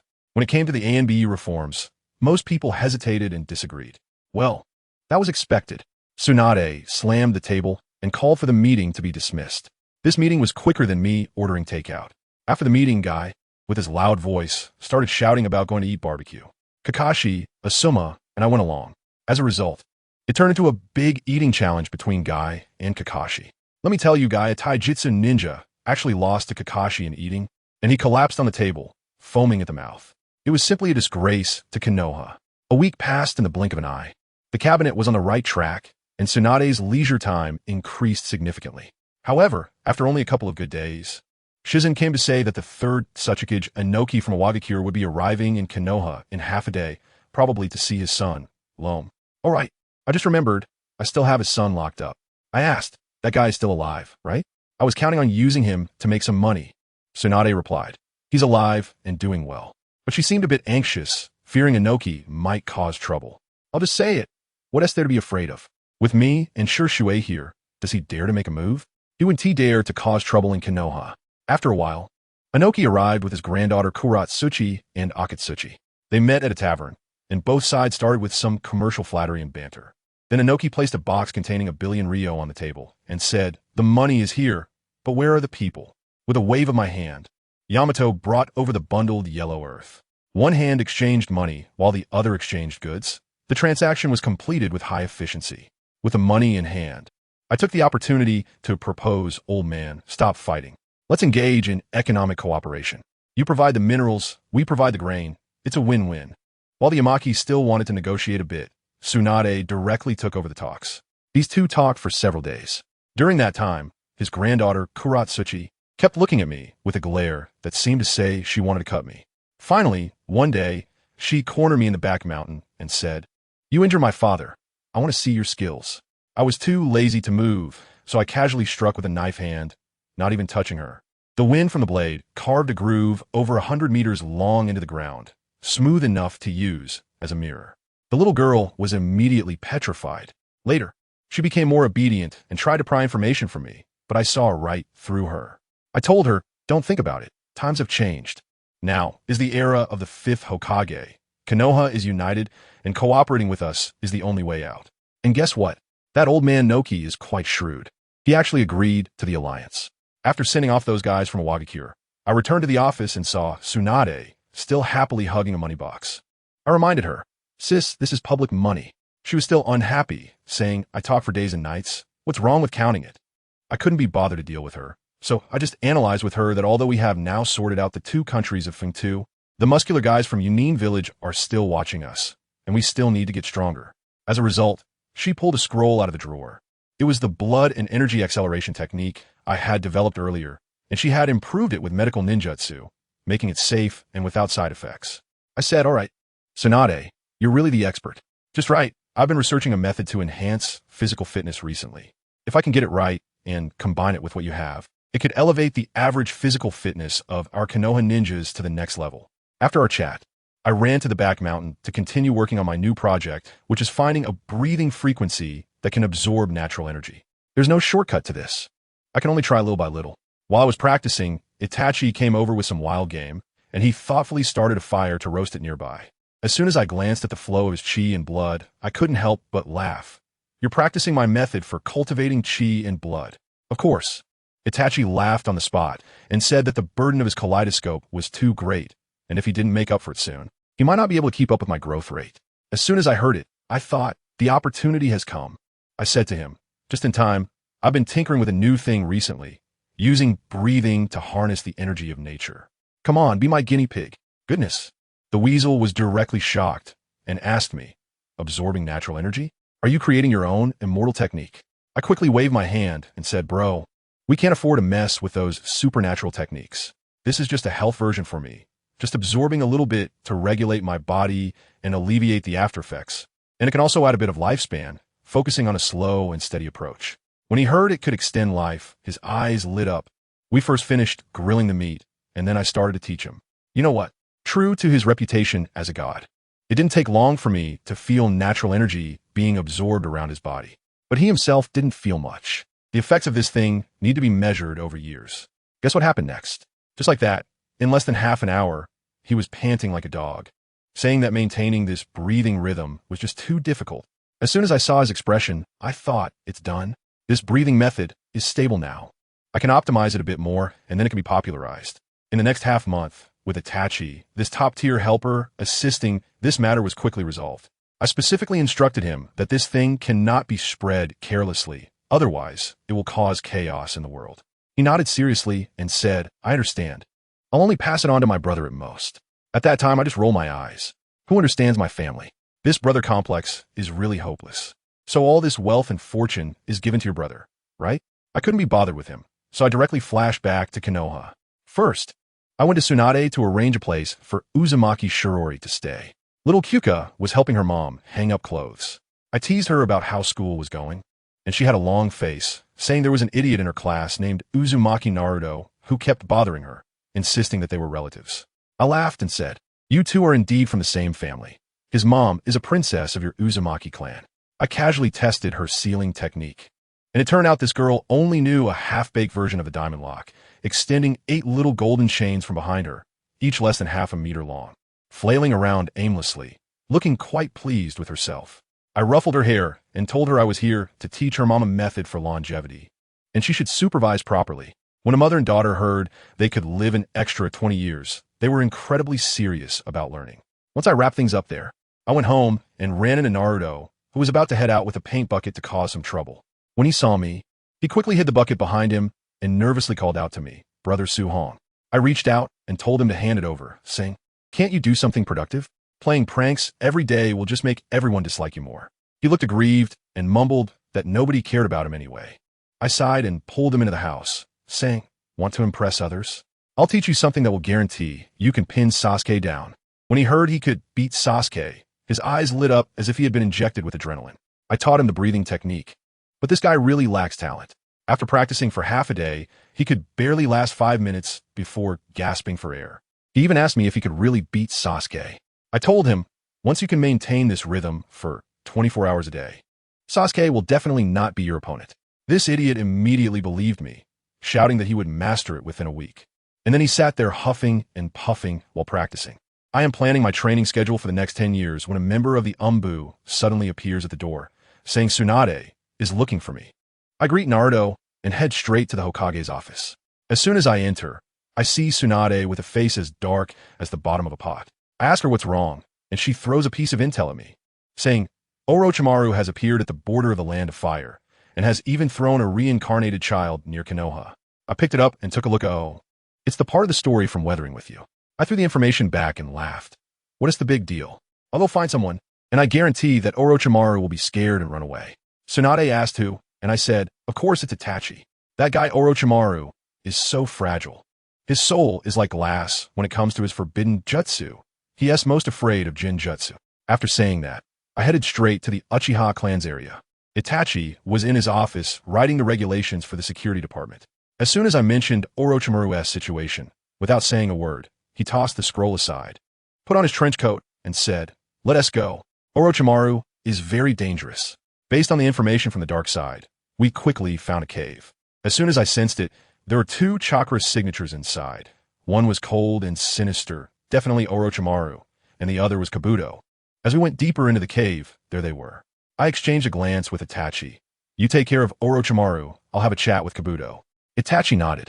A flash of red light appeared in his eyes, and as he activated his Sharingan, Orochimaru across from us was instantly immobilized, unable to move. I walked towards D and said, "D, Orochimaru is dead, and the grudge against Director Yano has been avenged. Come back with me. Don't follow Orochimaru anymore." As a result, D shook his head, his gaze unwavering, and said that Orochimaru is the future. I was speechless at that moment. Fine, it's hard to persuade a stubborn ghost. I sighed, gathered a ball of golden light at my fingertips, aimed it at Orochimaru, who was immobilized nearby, and said to D, "If he dies, you won't be able to follow him, right?" A beam of golden light pierced through Orochimaru's head. But I frowned. Something was off. The chakra dissipated, but I sensed Orochimaru's true chakra fluctuations far away, heading towards the Sound Village. The Orochimaru on the ground transformed into someone I didn't recognize. Itachi was also stunned and said, "A physical clone? This guy is really cautious." I didn't have time to deal with that. With a flash of light from my hand, I directly sealed all of Kabuto's chakra with a pressure point technique, then picked him up like a little chick and told Itachi, I'm taking him back to Konoha prison. After returning to Konoha, I handed Kabuto over to the Umbu and reported the situation to Tsunade. Before I left, I couldn't help but say to Tsunade, when interrogating Kabuto, "Please go easy on him. After all, he is the beloved child of Yahiko." Tsunade sighed and agreed. Coming out of the Hokage's office, I felt quite uneasy. That kid Kabuto had already become delusional. Unless we used a Jinjutsu of the level of Izanami, there was no way to bring him back. But I also didn't want to owe any favors to those Uchiha lunatics. I wandered aimlessly on the street and unknowingly ended up at the cinema. Looking up, I saw a huge poster that read Princess of Wind and Cloud. Suddenly, it clicked in my mind. The land of snow, That place has quite a bit of advanced technology, like chakra armor and even trains. Let me tell you, if you want to get rich, you need to build roads first. Trains are basically the ultimate solution for the Land of Fire. I bought a ticket to go in and take a look, and the plot was just so glitch. After coming out, I went straight to find Kakashi. That guy was hiding in a tree, looking down in disappointment at the three freshly graduated genin fighting among themselves for a spot. He came down and dealt with those three kids in no time, announcing that they were all eliminated. I jumped beside him and complained that watching Intimate Paradise every day would eventually lead to kidney deficiency. He was still unconvinced, saying there were profound truths in it. I was too lazy to argue with him and directly asked about the situation in the snow country, expressing my interest in their trains and chakra armor. Upon hearing this, Kakashi frowned and said that fixing the trains would cost too much money, and the daimyo wouldn't agree to it. I didn't think twice and said, "Can't we just have Ji Shuei use another deity to wash the brain of the daimyo?" Goodness. Kakashi was so scared that he immediately jumped over to cover my mouth, sweating coldly, and said I was being disrespectful. It was then that I remembered how people in this world have a blind admiration for the daimyo. I told him to forget about the daimyo for now and asked him to tell me about the Land of Snow. Kakashi then sighed in relief and recounted how he saved Princess Fenghua Xiaoxue 5 years ago. The situation was similar to what I remembered. I immediately laughed and said, "You know, if we help Fenghua Xiaoxue reclaim the throne, wouldn't that allow us to form an alliance with the Land of Snow and get their technology?" Kakashi said no, as the princess was terrified of her uncle and had never even thought about going back. I smirked, and a wicked idea came to me. How about we leak the news about Fenghua Xiaoxue to her uncle, Fenghua Nuteo?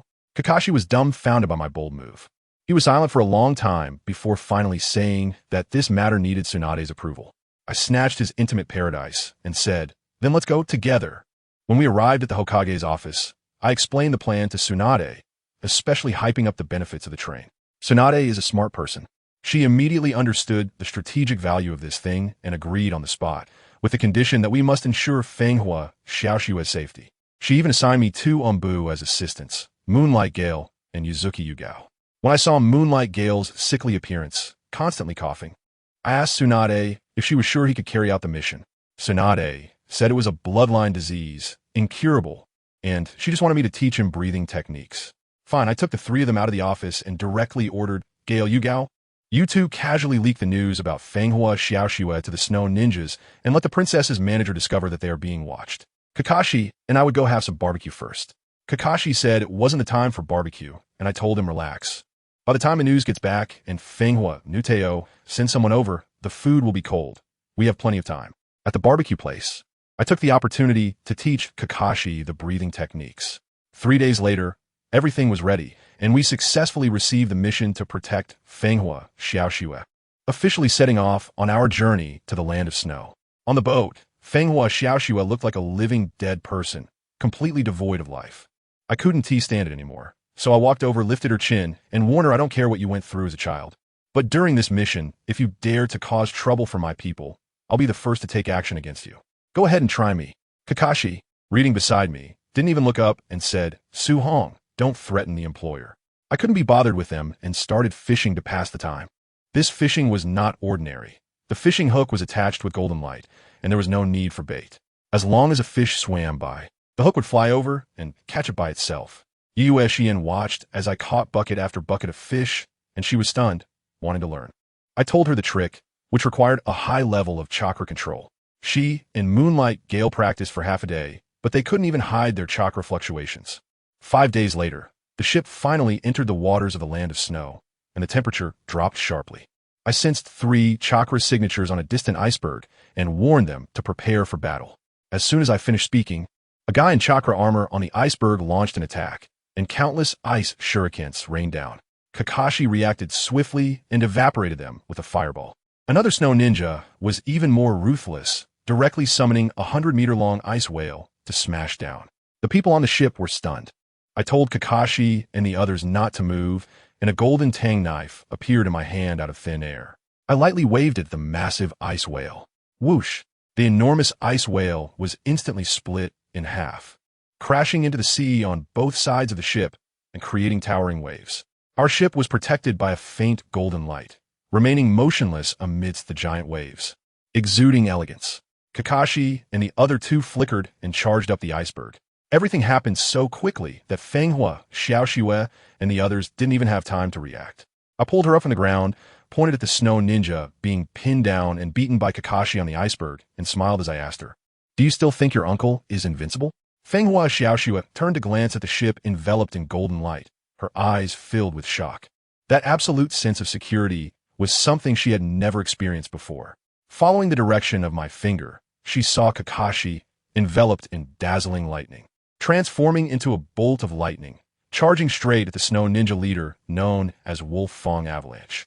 I tell you, that scene was electrifying. The head of the snow ninja, called Wolf-Fong Avalanche, still wanted to struggle a bit, shouted something like ice release, fierce tiger breaking the ice, and summoned an ice tiger that charged at us. What happened next? Kakashi's Raikiri was like he had cheat codes, with a flash. He pierced through both the tiger and that broken chakra armor he was wearing. Incredible, instant kill. He looked cool, but it was also pretty hollow. The next second, he jumped back on the boat, his face pale, gasping for breath, and told me, "Bro, I can't do it anymore. It's your turn." And then he directly dove into the cabin to recover his chakra. Does anyone understand? Classic low chakra, Mage Kakashi. On the other side, my two teammates also finished their work at lightning speed. With a few quick moves, they activated the Leaf's flowing sword technique, and in just 2 swipes, those 2 snow ninjas were taken out on the spot. I quickly shouted from a distance, asking them to strip off that armor and seal it with a scroll. This is important loot. Unfortunately, Kakashi was too fast, and he shattered the head honcho's best piece of armor. What a waste. The boat continued on, and the little princess, Feng Hua Xiao Xue, shyly approached me. With a serious face, she asked if I could take out her usurping uncle, Feng Hua Nuteo. I couldn't help but laugh, and said, "Sister, your vision is too narrow. Don't say just him alone. If I go all out, I could take down the entire land of snow." She got excited upon hearing this, and said she wanted to hire me to help her restore her kingdom. I said okay, but official tasks from a leaf are official tasks. I need extra payment. She didn't get it, so I gave her a lesson, saying, "Let's not talk about money. Let's talk about the future. A technical partnership, you understand? You Snow Country's industrial technology in exchange for our leaf's top medical ninjutsu. A strong alliance, a win-win." After thinking for a bit, she added a condition. The leaf must protect the Snow Country in the future to ensure its safety. How could I refuse that? I immediately made the decision, saying I would approve this with the Hokage. She looked confused and asked why. I just lay back on the deck lazily and replied, "What can I say? I'm a next-generation Hokage in waiting." At that moment, the way she looked at me was incredible, like she was looking at a savior. Soon we arrived in the land of snow. Goodness, as soon as we landed, we saw the iron tracks buried in the snow. I went over with Kakashi to touch it. The quality of that steel was impressive, something we in the Fire Country would use to forge national treasure-level ninja tools. These people actually used it to lay down railroad tracks, and they even mixed in chakra metal. They were rolling in wealth. Just as we were talking, a train came puffing by, and hundreds of armored snow ninjas jumped down, like dumplings falling into water. Without saying a word, they launched a barrage of shuriken at us. It was like rain. Kakashi just slacked off, saying he was too good at group fights, and told me to handle it. Fine, I'll go. I activated my golden light and transformed it into a gigantic fan. With just one sweep, all the shuriken were sent flying back. Then I charged into the crowd like a whirlwind, taking down one kid with a punch and one armored soldier with a kick. It was a total demolition. In no time, the ground was littered with defeated foes, and I cleared the whole train. I rushed to the front of the train and exclaimed, "Wow, this train doesn't burn coal at all. Its power core is a massive crystal." In that moment, I realized it and excitedly grabbed Kakashi, who had just caught up with me, saying, "Bro, we hit the jackpot.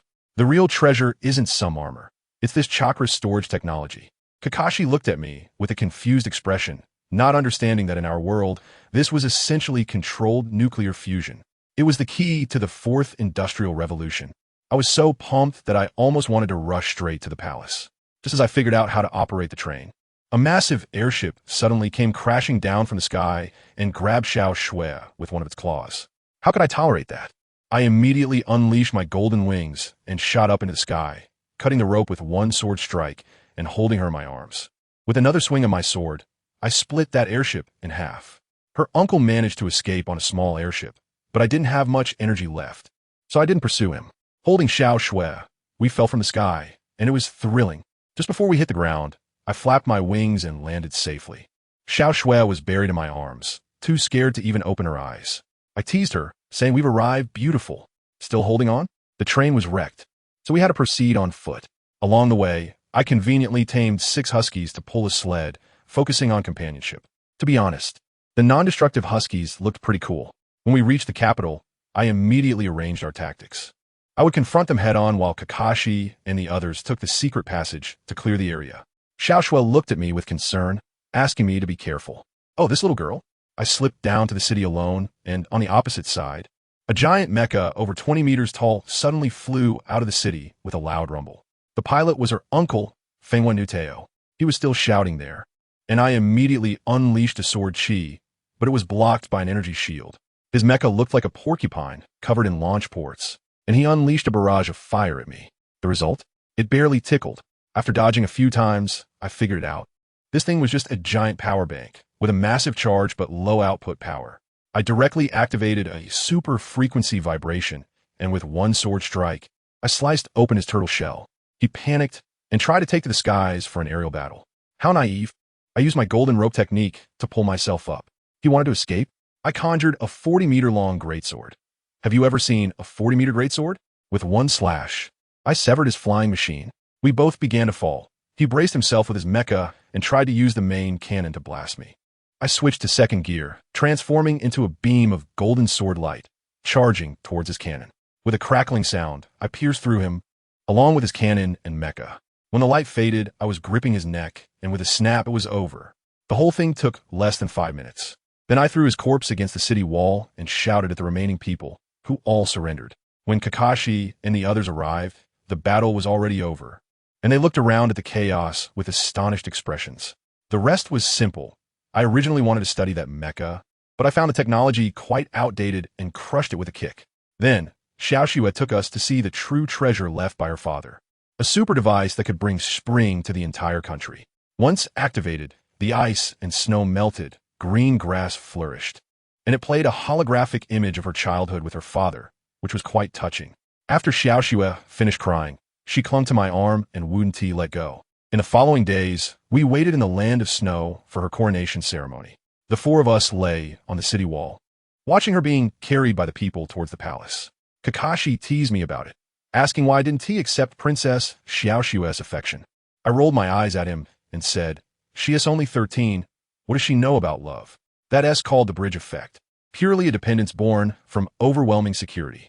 As a young person who had received 9 years of compulsory education, how could I make a move on a little girl? Absolutely impossible. Kakashi clicked his tongue in disbelief. After the daimyo's succession ceremony, the entire palace was hosting a celebration, rejoicing at the transformation of the land of snow into the land of spring, and everyone was in high spirits. But let me tell you, amidst this festive atmosphere, it was a scene of drums and fireworks. As for me, I, along with Kakashi and the others, suffering from severe social anxiety, just huddled in a corner, quietly eating, aiming for a state of non-contention with the world. Then, just after becoming the daimyo, Fenghua Xiaoshui came over, smiling and asking us why we weren't joining the fun.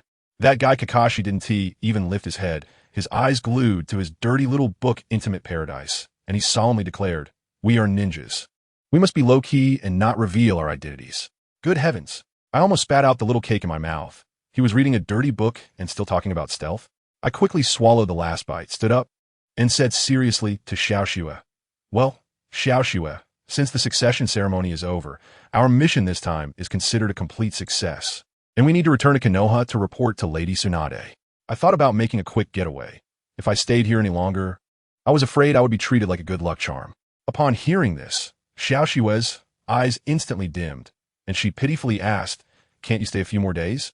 I took a deep breath, shook my head, and put on the coldest expression. No, rules are rules. Besides, our village has just lost 3 generations, and the 5th generation has just taken office. There's a bunch of mess waiting for me to go back and handle. She bit her lip and stared at me intently. "So, will we meet again?" I tell you, just with that look in her eyes, my scalp went numb. This girl can't be serious, right? But I had to keep my composure on the surface, so I just smiled and said, "Of course. As long as we're in this ninja world, we'll definitely run into each other." In the end, who understands my polite words? Before I knew it, she lunged at me, wrapping her hands around my head. She kissed me right on the lips.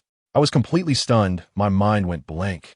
In 2 lifetimes, I've never even properly held a girl's hand, and she just went straight for the kiss. A forced kiss, no less. It lasted a full 5 minutes. I felt like I was running out of oxygen. When she finally let go, her face was as red as an apple. And she gave me a flirtatious smile. Don't forget me. I'll definitely come to Konoha to find you. At that time, I felt like a wooden post, just nodding foolishly. Kakashi and his old pals had already slipped away without me noticing, showing no team spirit at all. Back in Konoha, I immediately went to the Hokage's office to report to Tsunade. That kiss? Oh my gosh, why bring that up? I just brushed it off and focused on business, not mentioning it at all. When Tsunade heard about the armor from the Land of Snow that had chakra levels comparable to the Nine Tails, her eyes lit up, and she slammed the table, asking me, how did you manage to dismantle it? Your strength is only slightly above average for a Kage, right? I rolled my eyes and explained the theory of chakra output frequency and limits to her again. After listening, Tsunade finally nodded thoughtfully, acknowledging my explanation. Then, I mentioned the geothermal generator that could turn the entire Land of Snow into spring. She got even more excited, nearly drooling. Is this technology feasible in Konoha? I immediately doused her enthusiasm with cold water. Sister, don't even think about it. That's a dragon vein-specific skin. They have branches of dragon veins underground, containing endless vitality. Besides, the distinct seasons in Konoha are beautiful.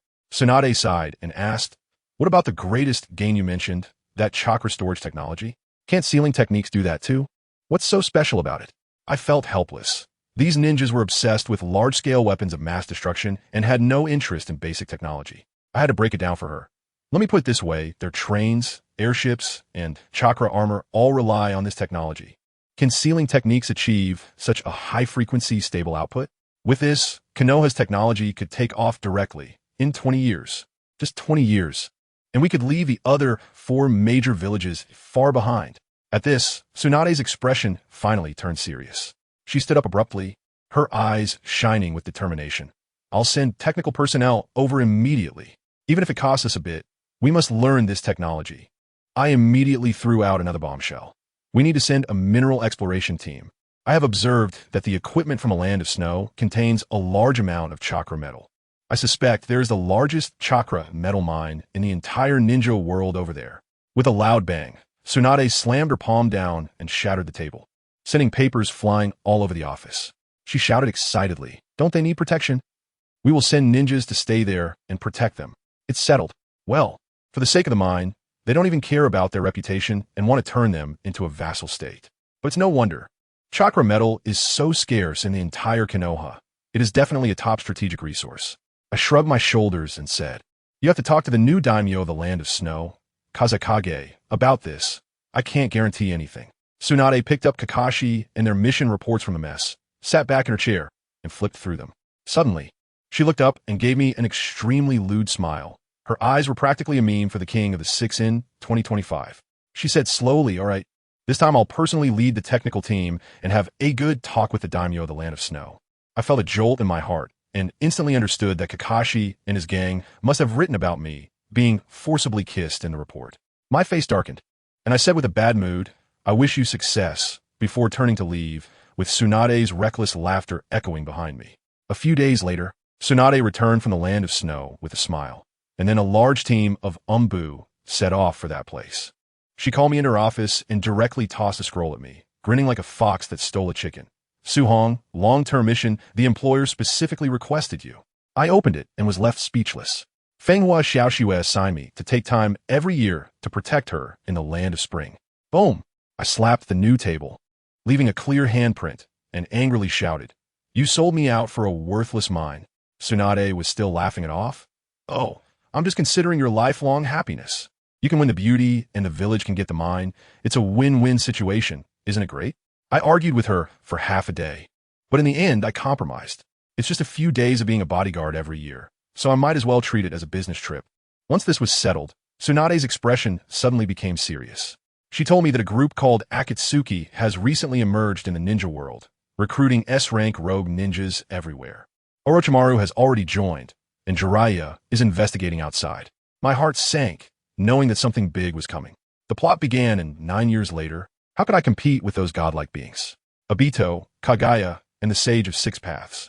With my current skills, would it be enough? Tsunade noticed my silence and said, Su-Hong, With your strength, ordinary missions are no longer meaningful. I want you to take some time to investigate the Akatsuki's intel. I nodded in agreement, but inside I was frantically calculating. I already knew all the intel about the Akatsuki, but I couldn't just say it outright. I would have to find opportunities to gradually reveal it to her later. After leaving the office, I felt immense pressure. My current golden light spell was nearing its limit, and I had to find a new approach. Suddenly, a spark of inspiration hit me. I thought of the 6th library celestial thief from One Person Below. That thing perfectly mastered the digestive system and became extraordinary. What about me? If I could perfectly master all 8 systems of the human body, digestion, respiration, circulation, nervous system, and enhance them with chi, then when Kaguya Otsutsuki comes, she would just be an easy target. Yes, let's do it. This is my path for the future. I was just pondering when Naruto kicked open my door and rushed in, shouting excitedly, "Brother Suhong, teach me ninjutsu." That arrogant guy Sasuke learned fire style from his brother. I want to learn too. I tapped the table with my chopsticks and said, "Let's eat first, we'll talk after."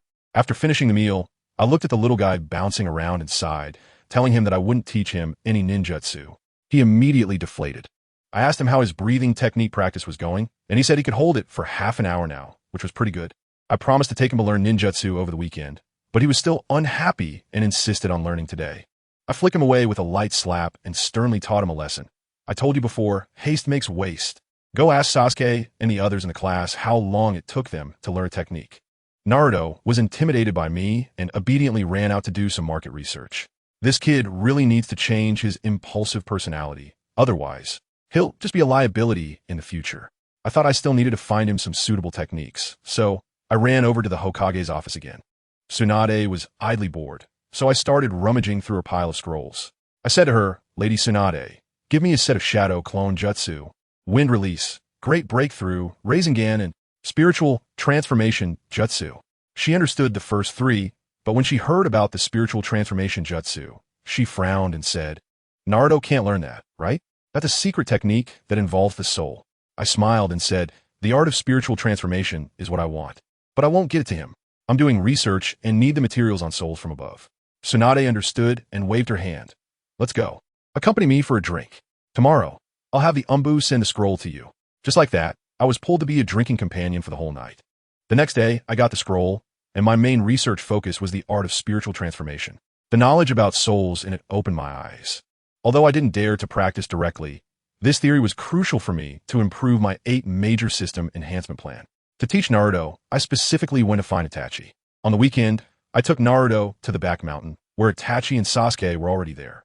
Wow, the training ground had turned into a battlefield.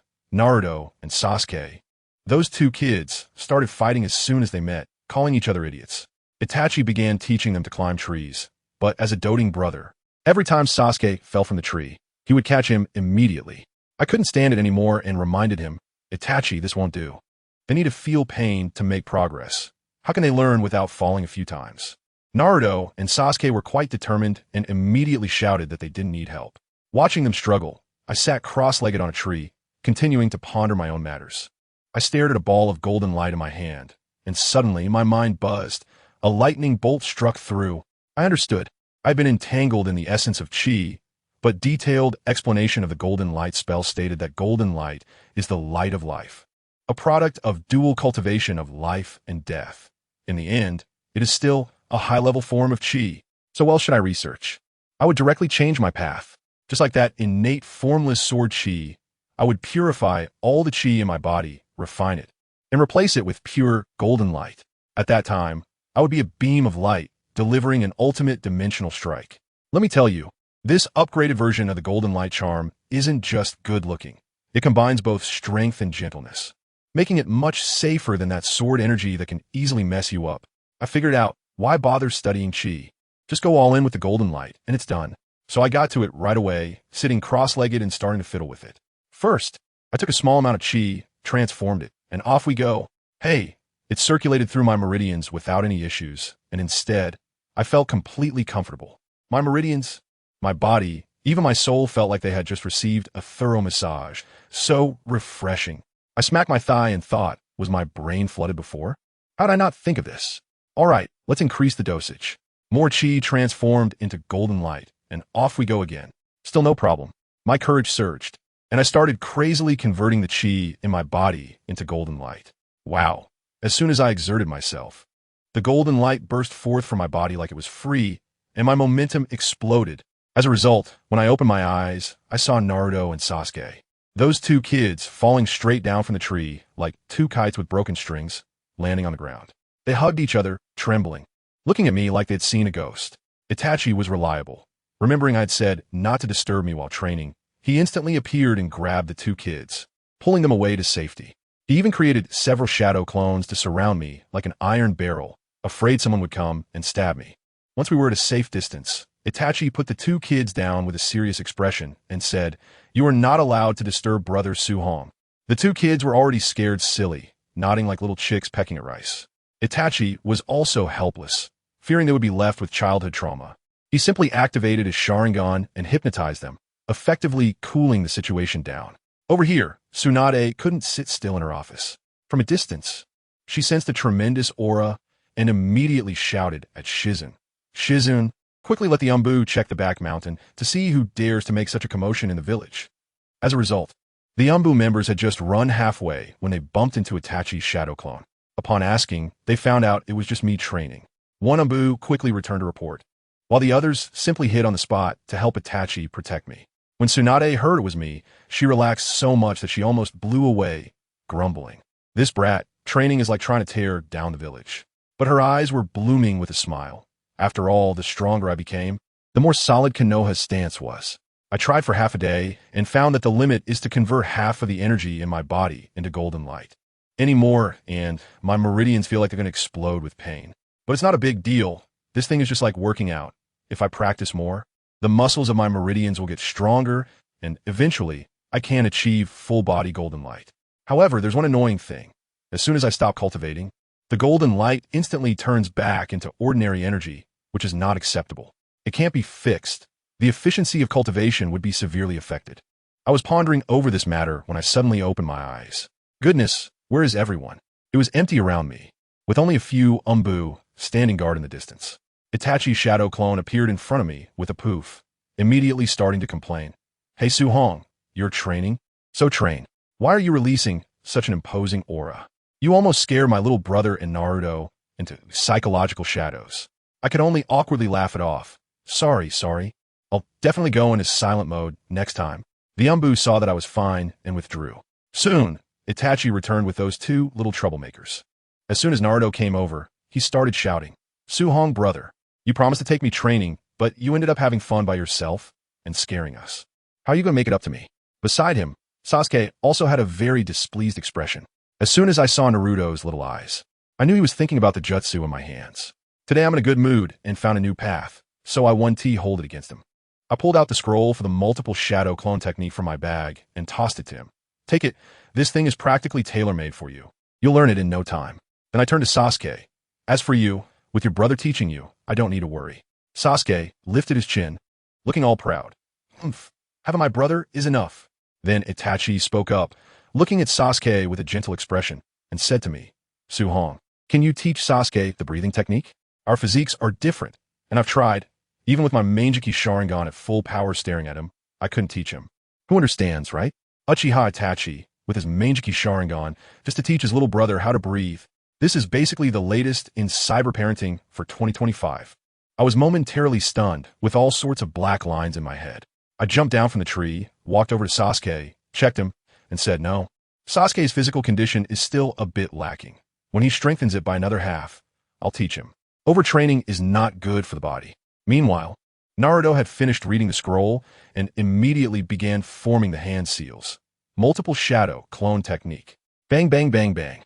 Instantly, there were Naruto clones everywhere around me, densely packed like dumplings. I sensed there must be around 1,000. All the Narutos raised their hands and cheered. Great. I did it. And they swarmed around me, with thousands of mouths shouting simultaneously. Su-hong brother, look, I succeeded. The scene was like 1,000 ducks having a concert in my ear. My head was buzzing, and my scalp felt numb. I couldn't take it anymore and punched the real one on the forehead. Shut up. You're so loud. Naruto hugged his head in pain. His chakra instantly spiraled out of control, and the surrounding shadow clones exploded into smoke. I looked at Naruto rolling on the ground and thought to myself, He is still just a 6-year-old kid, with a mindset far worse than in the original story. Sasuke beside me coldly snorted, "Idiot," but his eyes were wide with shock, as if he had seen a ghost. He never expected that the class's bottom dweller would unleash over 1,000 shadow clones. He could barely manage 10 himself. This completely changed how he looked at Naruto. Naruto's recovery was astonishing. He quickly got up, looking aggrieved. "Suhong, brother, why did you hit me?" I replied irritably. "You were too full of yourself? This technique is one I picked out for you. Isn't it expected that you can learn it? Now, right away, go climb a tree.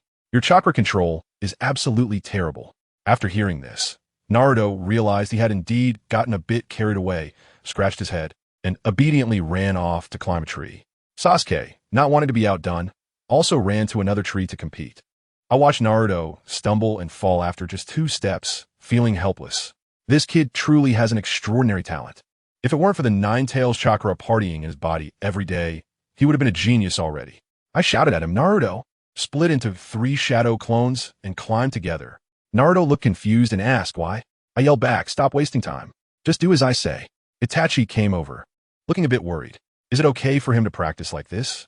He's still so young. I glanced at the distant shadow clone that disappeared, and the original Naruto immediately split into 3 more to continue, saying, "Don't worry, he has the young half of the Nine Tails in him. His chakra is as thick as his health bar. He can handle it." Itachi looked even more puzzled. "What do you mean by young half of the Nine Tails?" I had to explain. Years ago, the 4th Hokage split the Nine Tails in half. The young half was sealed inside Naruto, while the yin half went with him when the Shinigami took it away. Itachi finally understood. I casually handed him the scroll for wind release, great breakthrough, and said, "Once Naruto has mastered climbing trees, teach him this." Itachi asked why I didn't let Naruto learn it himself. I roll my eyes. The multiple shadow clones technique is purely brute force.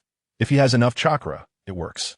But this wind technique requires hand signs and precise control. If Naruto tries to learn it by himself, he might blow himself up with the help of shadow clones. Naruto made rapid progress and was about to catch up to Sasuke. Sasuke suddenly panicked, falling from the tree, wanting to use shadow clones to practice too, but Itachi stopped him. "Sasuke, you don't have as much chakra as him. Practicing like this will hurt you." Sasuke was anxious, but brother, I don't want to be surpassed by that idiot. I walked over and patted him on the back. "Sasuke, you have your strengths too. Use your brain and think about how to play to your advantages." Upon hearing this, Naruto shouted from the tree, "Brother Shuhong, you're cheating. You actually taught him." I kicked the tree trunk and said, "Shut up and climb your tree. If you can't even compete with one Sasuke, you might as well give up."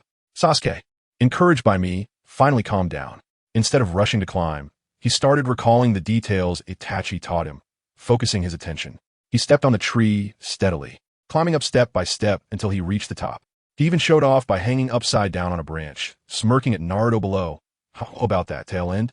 You can't do this, right?" Naruto was furious, jumping up and down, pointing at Sasuke. "You wait for me." He was about to split into hundreds of shadow clones. I acted quickly, a flash of gold, and with a bang, all the shadow clones disappeared. Naruto was stunned. "Huh? Brother Shuhong, what are you doing?" I scolded him. "Are you an idiot? I told you to split a few clones based on what your body can handle. If you split hundreds, do you want to die on the spot?" This kid just can't handle a little pressure. As soon as Sasuke provokes him, he disregards all consequences.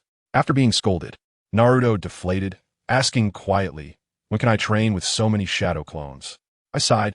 "When you can maintain your breathing technique all day and integrate it into your daily life. I wouldn't care if you split into 1,000. Sasuke on the tree scoffed at Naruto, calling him an idiot, but his eyes were serious. Suddenly, he felt dizzy and fell from the tree. Itachi was ready and caught him mid-air, checking him and confirming he had exhausted his chakra. Naruto, concerned, asked what happened to Sasuke. Itachi replied, "It's nothing. He just needs to rest." I couldn't help but laugh. Typical Sasuke, using up all his chakra just to show off in front of Naruto. Hearing this, Naruto cheered, "Haha, while he is resting, I'll surpass him." He then split into 5 shadow clones, casting a cautious glance at me. Seeing that I didn't say anything, he relaxed and began to practice. Weak Sasuke watched Naruto working hard and thought about the breathing technique we always talked about. He struggled out of Itachi's arms, walked over to me, looking at his toes, and shyly said, "Brother Shuhong, can you teach me that breathing technique?" I almost laughed at his proud expression. When he saw me smile, he immediately got defensive. "If you don't want to teach me, then forget it." He turned to leave. I quickly said, I didn't say I wouldn't teach you. Why are you in such a hurry? Sasuke's face turned red, and he awkwardly turned back. I reiterated, your physical condition isn't good enough. You need to train properly first. He got anxious. Then why can Naruto do it? His physical condition isn't much better than mine. I pointed out, you just don't want to learn. Itachi, standing nearby, was about to scold him. But Sasuke turned to his brother with a pout, and Itachi was instantly at a loss, looking at me for help. I had no choice but to drop a bombshell on them. Naruto is from the Uzumaki clan. His vitality is hundreds of times yours, which is why he has so much chakra and can practice breathing techniques. His current amount of chakra can already rival your brother's, and that's while suppressing the nine tails inside him. Otherwise, he would have dozens of times more than your brother. Sasuke was instantly petrified, staring in disbelief at Naruto, who was still struggling to climb the tree in the distance. Itachi also got anxious, thinking that Sasuke shouldn't know about this. I waved my hand. It's fine. Let him know. I believe he'll recognize Naruto. This kid really needs a true friend and rival. Itachi fell silent, and Sasuke, without saying a word, immediately started running around the training ground. He didn't want to lose, but in his heart, he was starting to see Naruto as a true rival. After more than an hour, both of them reached their limits, lying on the ground, too exhausted to move. I had Itachi take Sasuke back first, to soak him in their Uchiha secret medicine to avoid any hidden injuries. Then I carried Naruto back home. I directly gave him a tough challenge. I took out a bag of special herbs from home, poured it into a large wooden barrel, and added 70-degree hot water. The whole barrel of water instantly turned as red as blood. I prepared this based on the recipe in detailed explanation of the golden light spell, and its effect is much stronger than the secret medicine passed down for 1,000 years by the Uchiha clan. I stripped Naruto naked and threw him in. The kid screamed in pain and tried to jump out. I pressed him back down and said sternly, if you want to get stronger, you have to endure it. Naruto gritted his teeth and forced himself to submerge completely, his face turning the color of liver. The next day, Sasuke arrived at the back mountain, feeling sore all over, only to see Naruto, already full of energy, racing through a trap-filled forest I had set up. Various wooden shurikens, pitfalls, and stakes shot out at tricky angles, hitting Naruto and making him scream, but his reaction speed and evasion ability were visibly improving. Sasuke felt a deep sense of unwillingness in his heart. I called him over and started teaching him the improved version of Tsunade's blood acceleration training method, telling him to limit it to half an hour a day at most. Otherwise, his body would have problems, and he would really be unable to compete with Naruto in the future. As soon as Sasuke heard this, he immediately started to learn seriously and quickly mastered it. I had him maintain this berserk mode for basic training while I practiced Bagwazang nearby, converting golden light as I did so. Each of my punches sounded like thunder, with the airflow causing the surrounding trees to rustle. Sasuke watched in awe. I reminded him, what are you looking at? Focus on your own basics. Half an hour later, I shot a beam of golden light to stop his chakra flow, and a wave of intense fatigue and soreness instantly overwhelmed him, nearly making him lose his balance. I told him to continue training in this state, and once he adapted, I would teach him the breathing technique. Meanwhile, Itachi's shadow clone was carefully setting traps. Although Naruto was beaten up and covered in bruises, he had managed to dodge several traps, which shocked Itachi as he marveled at how well this training method suited Naruto. We trained until noon when the Umbu came to inform me that Tsunade was looking for me. I told them to go back first and that I would join them after lunch. I took the two kids out for barbecue, and seeing them eat ravenously, I briefed Itachi on the upcoming training.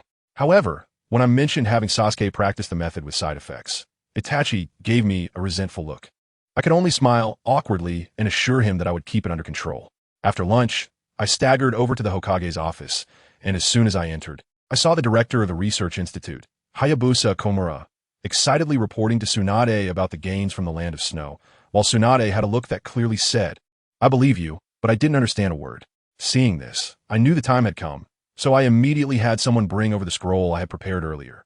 I spread the scroll on the table and said with a smile, this is the plan I made after returning from the land of snow. Take a look.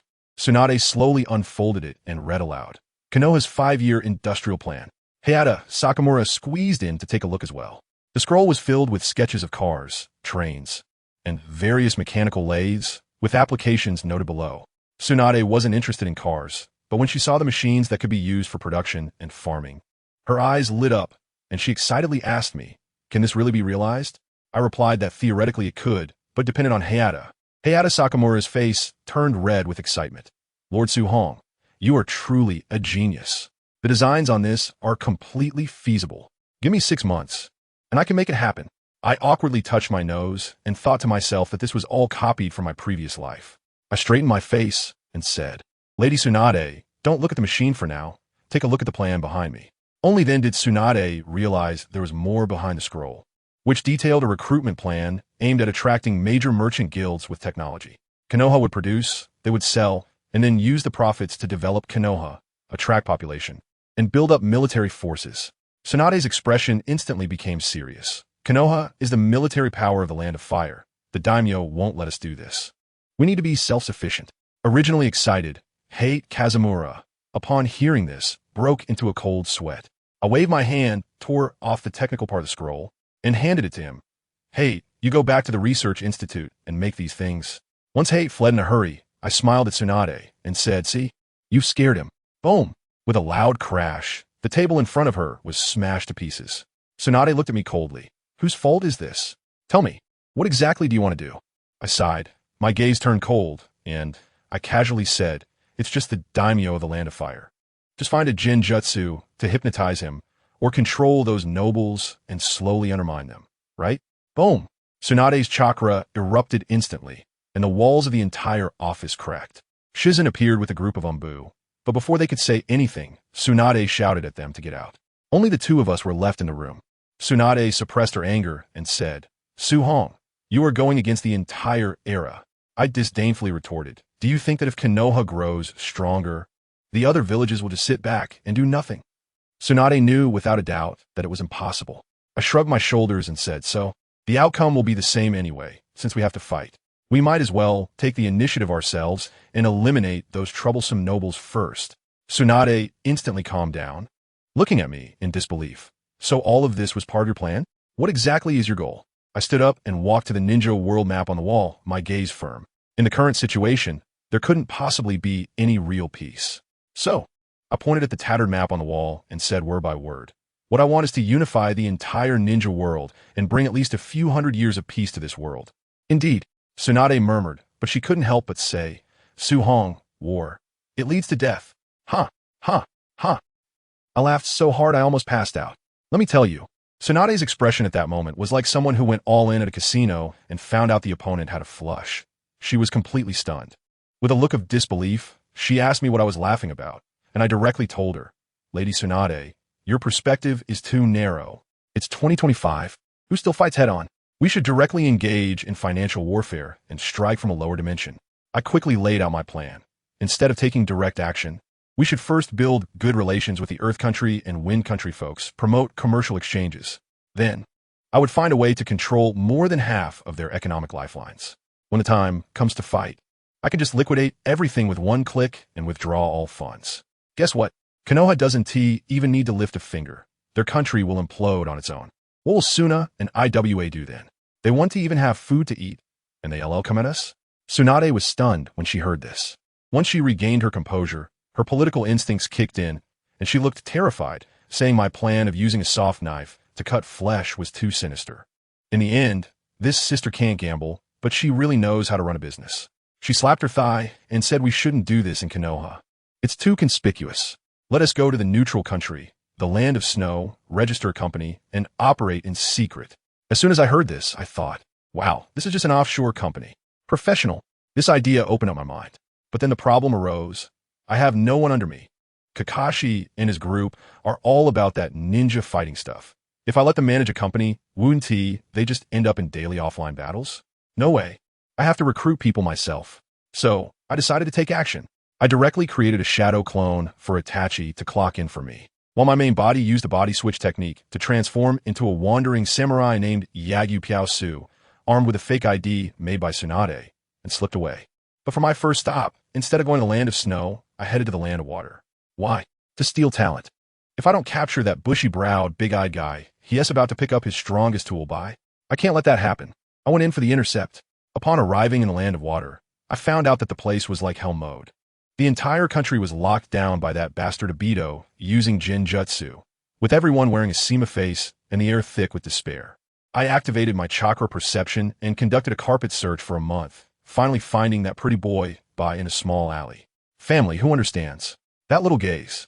So confused and helpless, it melted my heart. I had a standard procedure. Reach out, smile, little bro, come with me, I'll give you the meaning of life.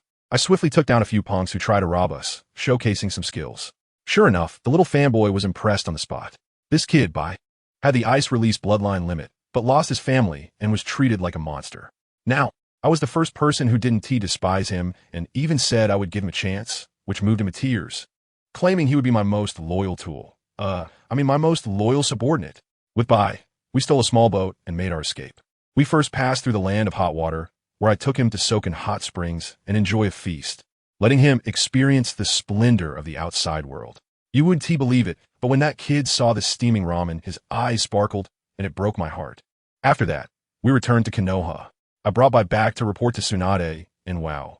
When she saw her eyes went wide, and she immediately asked, "Where did you find such a cute girl?" I was completely taken aback. I had to explain that such a cutie was actually a boy, and her jaw nearly dropped. Naruto was even worse. He fell in love at first sight and ended up heartbroken on the spot, looking all gray and lifeless, which was hilarious.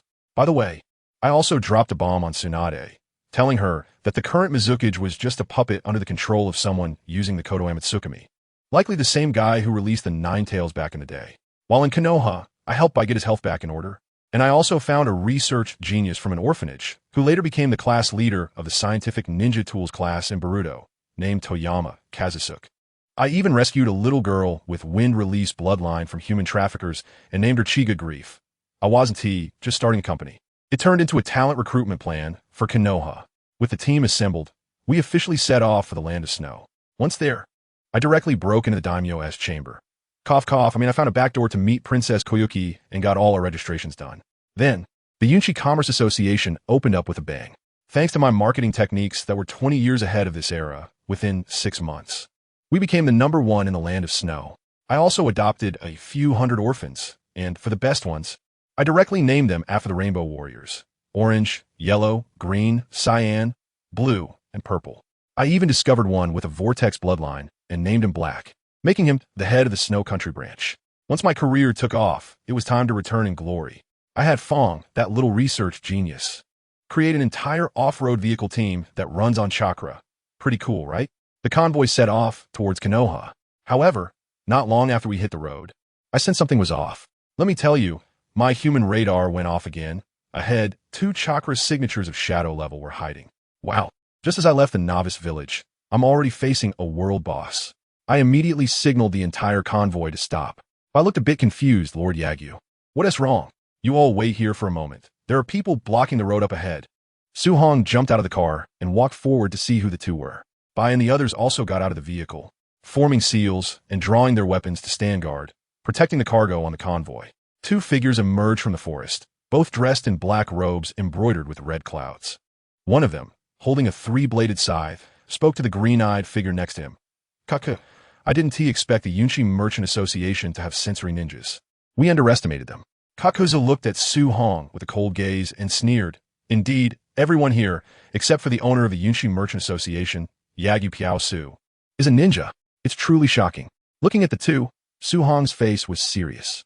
If I didn't use the Golden Light spell and face the immortal duo at the same time, I could only barely protect myself.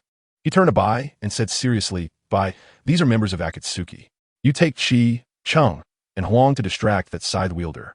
He is immortal. Your goal is to restrain him. Remember, you must not get injured, and even if you do, you cannot let them obtain your blood, or you will definitely die. He then immediately shouted to a little girl in purple clothing, Z, take everyone and drive the vehicles back 100 meters. If things go wrong, abandon the cargo and leave with everyone. Z nodded and immediately ordered everyone, get in the vehicle, retreat. Kakuzu was a bit shocked at Su-hong, saying in a deep voice, it seems the Yunchi Merchant Association is not as simple as it appears. They even know your information, Haiden. Looking at Su-hong, who had already drawn his wooden tang knife and wore a serious expression, he thought, no, perhaps he knows my information too. Haiden grinned wickedly. Who cares if he knows or not? These people are sacrifices I'm offering to the evil god. After saying that, he swung his scythe and charged forward at high speed. Su-hong exerted force with his feet and transformed into an afterimage, rushing out to try and slice Haiden's neck first. Although Haiden had shadow-level chakra, his physical and ninjutsu abilities barely reached the level of AJ Nin. If not for his immortality and secret techniques, he would never have become a main member of Akatsuki. Fire release, head hardening. A mask appeared on Kakuzu's shoulder, and a ball of flame erupted on the ground, turning into a sea of fire that rushed forward, showing no regard for the fact that Haiden was also within the attack range, turning the ground into scorched earth. Whoosh! Su-Hong instantly changed his stance, slashing towards the sea of fire, splitting it in two, leaving a massive crack on the ground while the residual invisible blade energy continued to slash towards Kakuzu. Clang! The wooden tang knife flipped lightly in his hand, blocking Haiden's scythe. With a strong push, he sent Haiden flying backward. Earth release, earth spear. Kakuzu's hands turned black in an instant, sending Su-Hong's sword energy flying away. Ice release, secret technique. Magic mirror, ice crystal. Bai formed seals with one hand, and mirrors appeared around Haiden, tightly surrounding him. Not only did Bai's shadow appear in the mirrors, but so did the shadows of Qi, Chung, and Huang. Calmly, he said, "Stay calm. Our mission is to hold them off. Wait for Lord Yagyu to deal with the other one before coming to help us." Everyone remember Lord Yagyu's words. Qi, Chung, and Huang nodded and began to use the power of the magic mirror ice crystal to continuously harass Haiden. At this moment, Kakuzu was also looking at Su-Hong with a serious expression, not expecting the founder of the Yunshi Merchant Association to be a shadow-level powerhouse and a swordsman. Truly rare. While speaking, his robe began to swell, and countless black threads flew out from his sleeves and pants, wrapping around his body. Behind him, numerous black lines appeared, integrating the masks of fire and wind into Kakuzu's shoulders. His arm joints disconnected, connected by a large number of black threads, as he also spat out black threads from his mouth.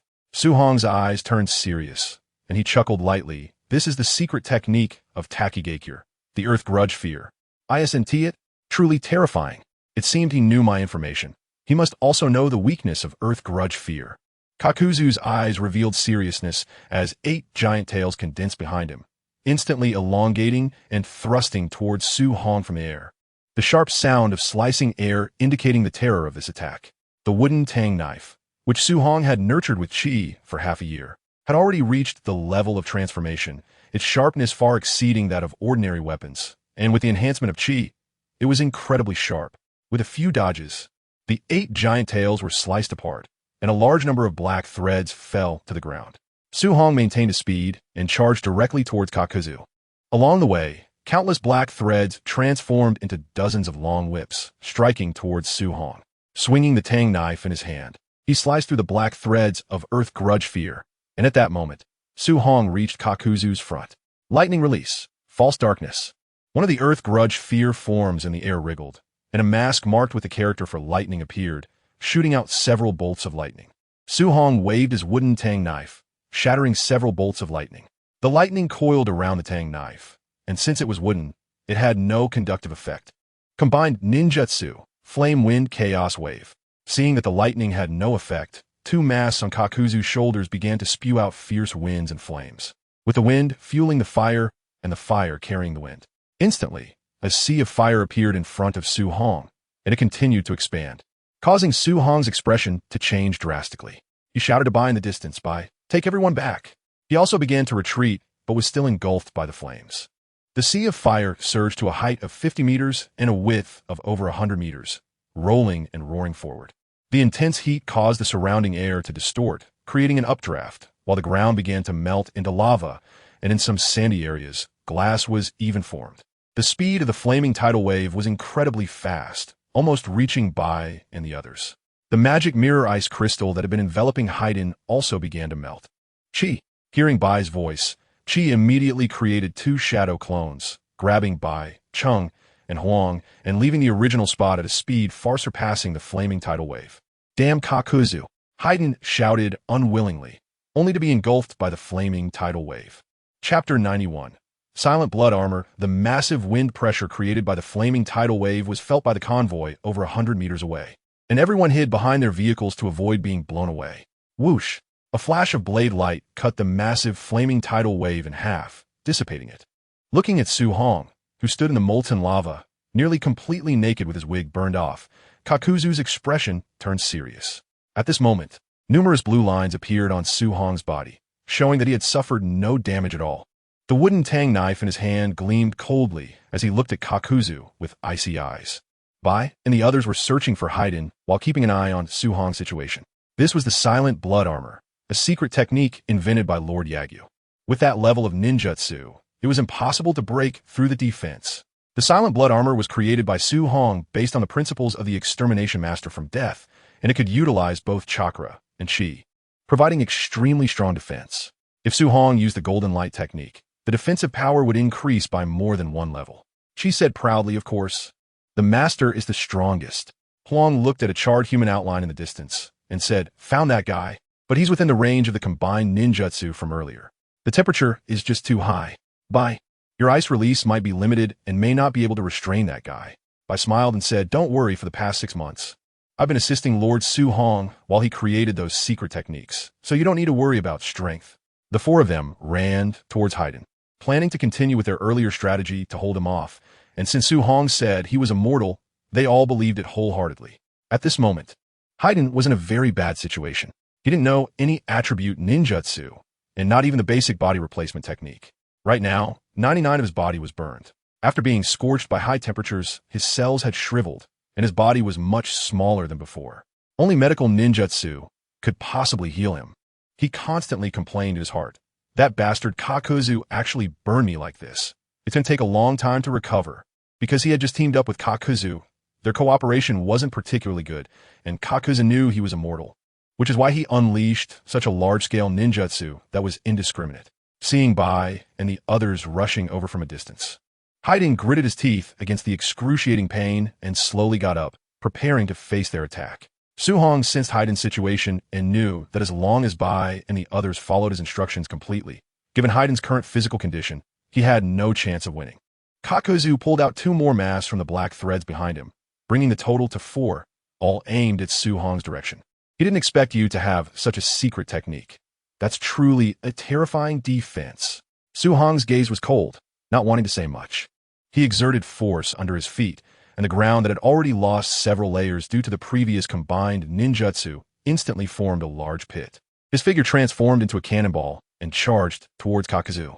All 4 masks opened their mouths, and chakra spheres of wind, lightning, water, and fire shot densely towards Su Hong. At the same time, countless black threads from the air and underground wrapped around Su Hong from all directions. Faced with such an attack, Su Hong frowned. If he got ensnared by the black threads, he could only use the golden light technique to break free, but doing so would expose himself, and he didn't have the confidence to hold Kakuzu, who had 5 lives. Using the most basic footwork of a swordsman, he began to weave through the black threads while swinging the wooden tang knife in his hand at high speed to protect any part of his body.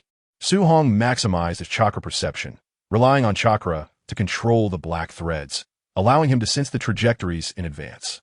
While dodging attacks, he moved closer to Kakuzu. For those he couldn't avoid, he blocked them with the silent blood armor. Final shot of the black threads. He extended his right hand, and the masks of wind, fire, and lightning moved along the black threads, instantly gathering at Kakuzu's right arm, where a large amount of chakra surged, beginning to charge up. Kakuzu sneered. "Even if you can block my previous combined ninjutsu, you definitely can't block this one." Su Hong's expression changed slightly. Such an intense attack could completely break through the frequency of his defenses without the golden light technique.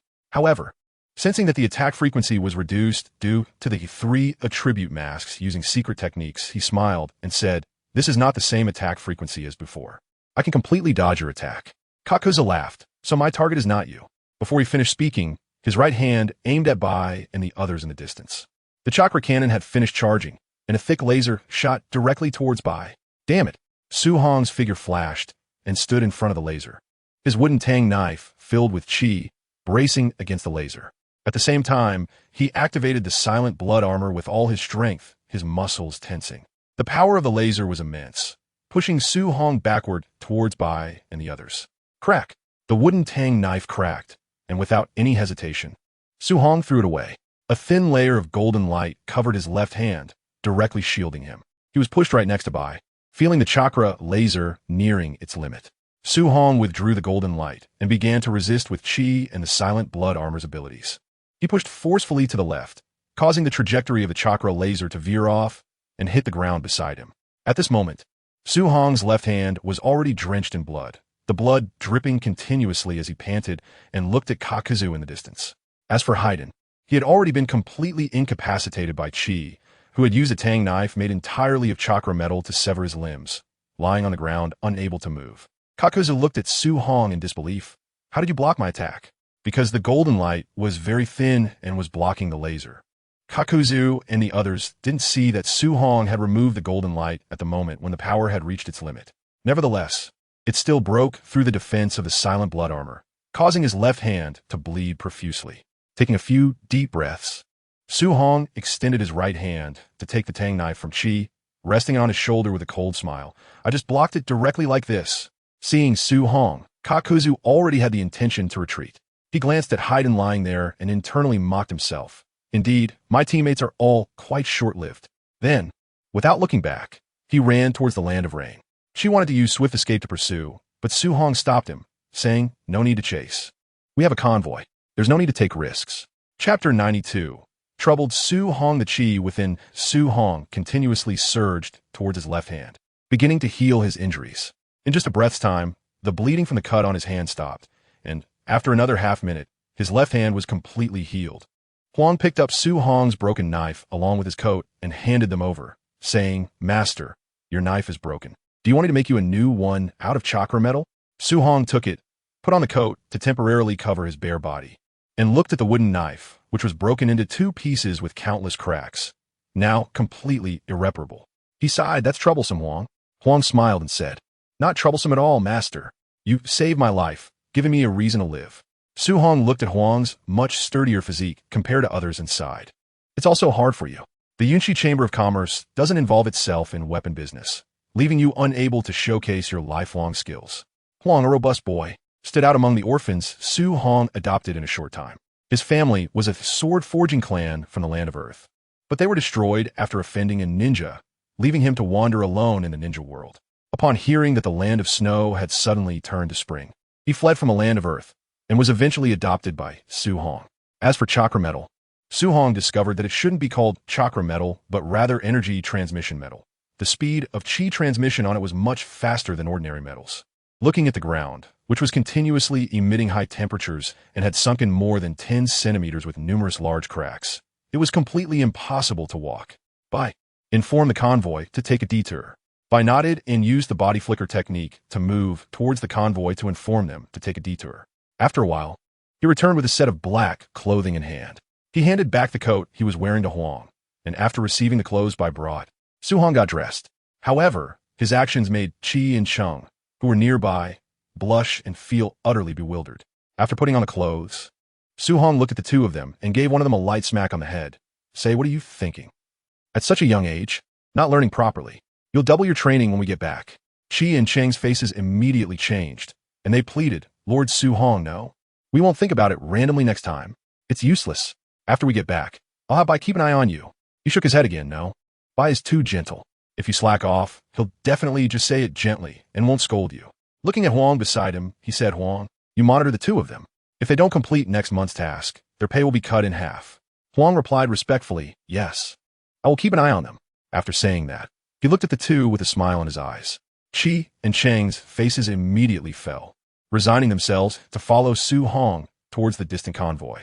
Huang, get that immortal person onto the vehicle, find someone to tie him up securely, and make sure his limbs are separated and packed well.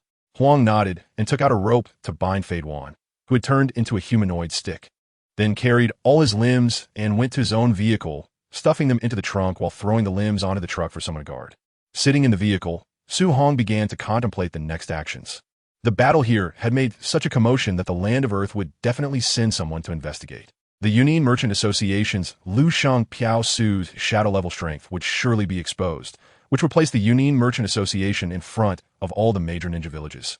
Pondering the purpose of Lu Shang Piao Su in establishing the association, because no merchant in the ninja world has such strength. Even the orphans they adopt are ninjas. Damn, the immortal duo. They actually set their sights on the Union Merchant Association. Su Hong felt a bit regretful at this moment. Had he known, he would have taken a boat instead of passing through the land of Earth. Didn't he know that this place was very close to the land of rain?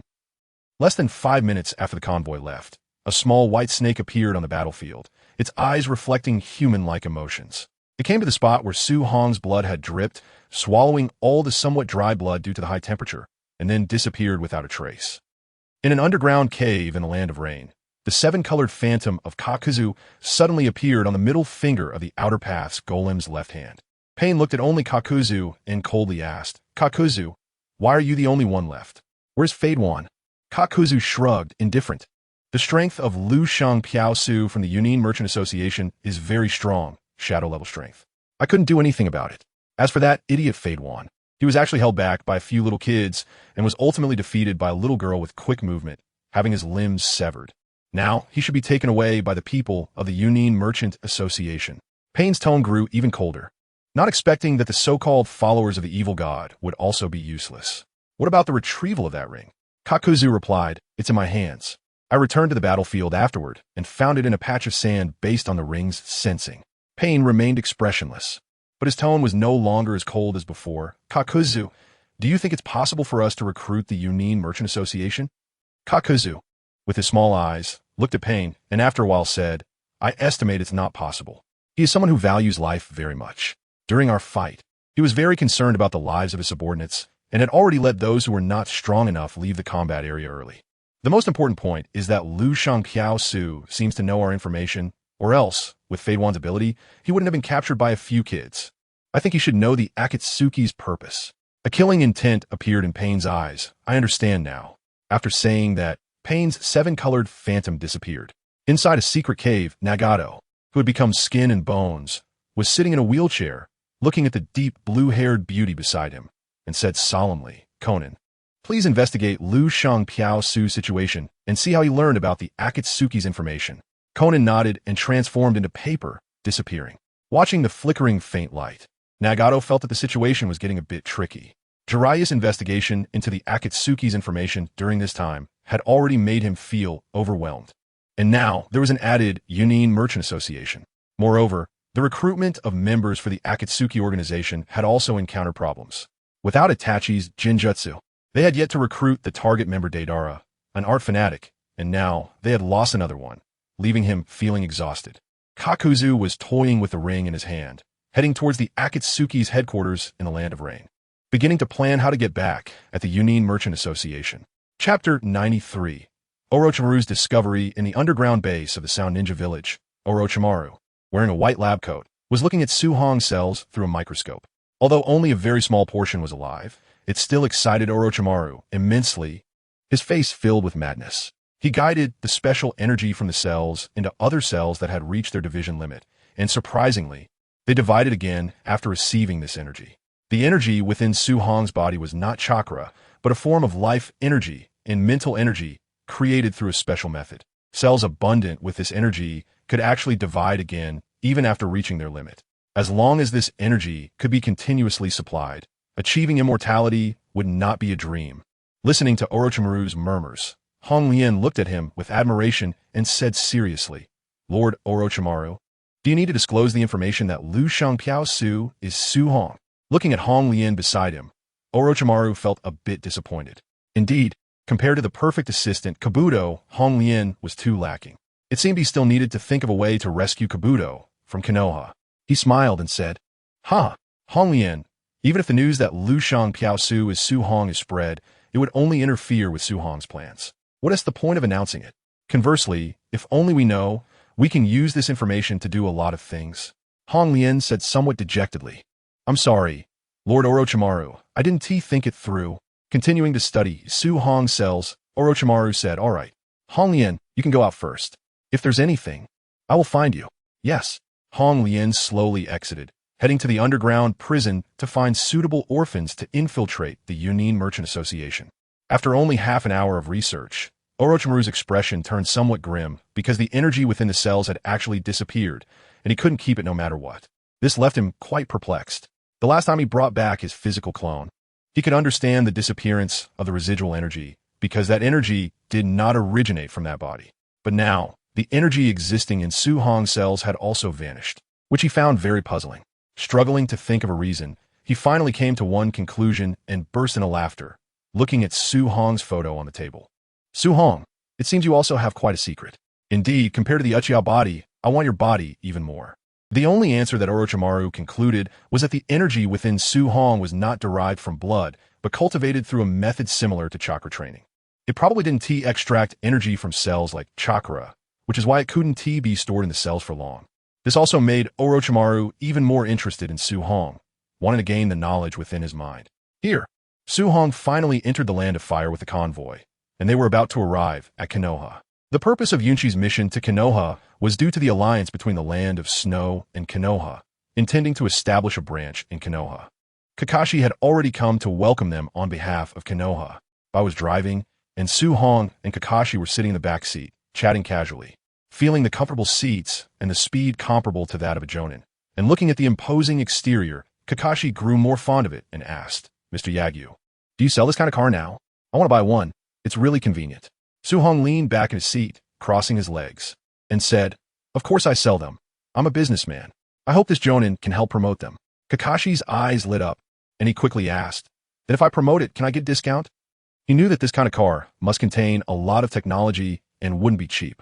Su Hong laughed heartily. "Of course. For every person you bring in to buy, I'll give you a 10 discount. For 2 people, it'll be 20 off, and so on. If you can bring in 10 people to buy, I'll give you one of our latest off-road vehicles for free."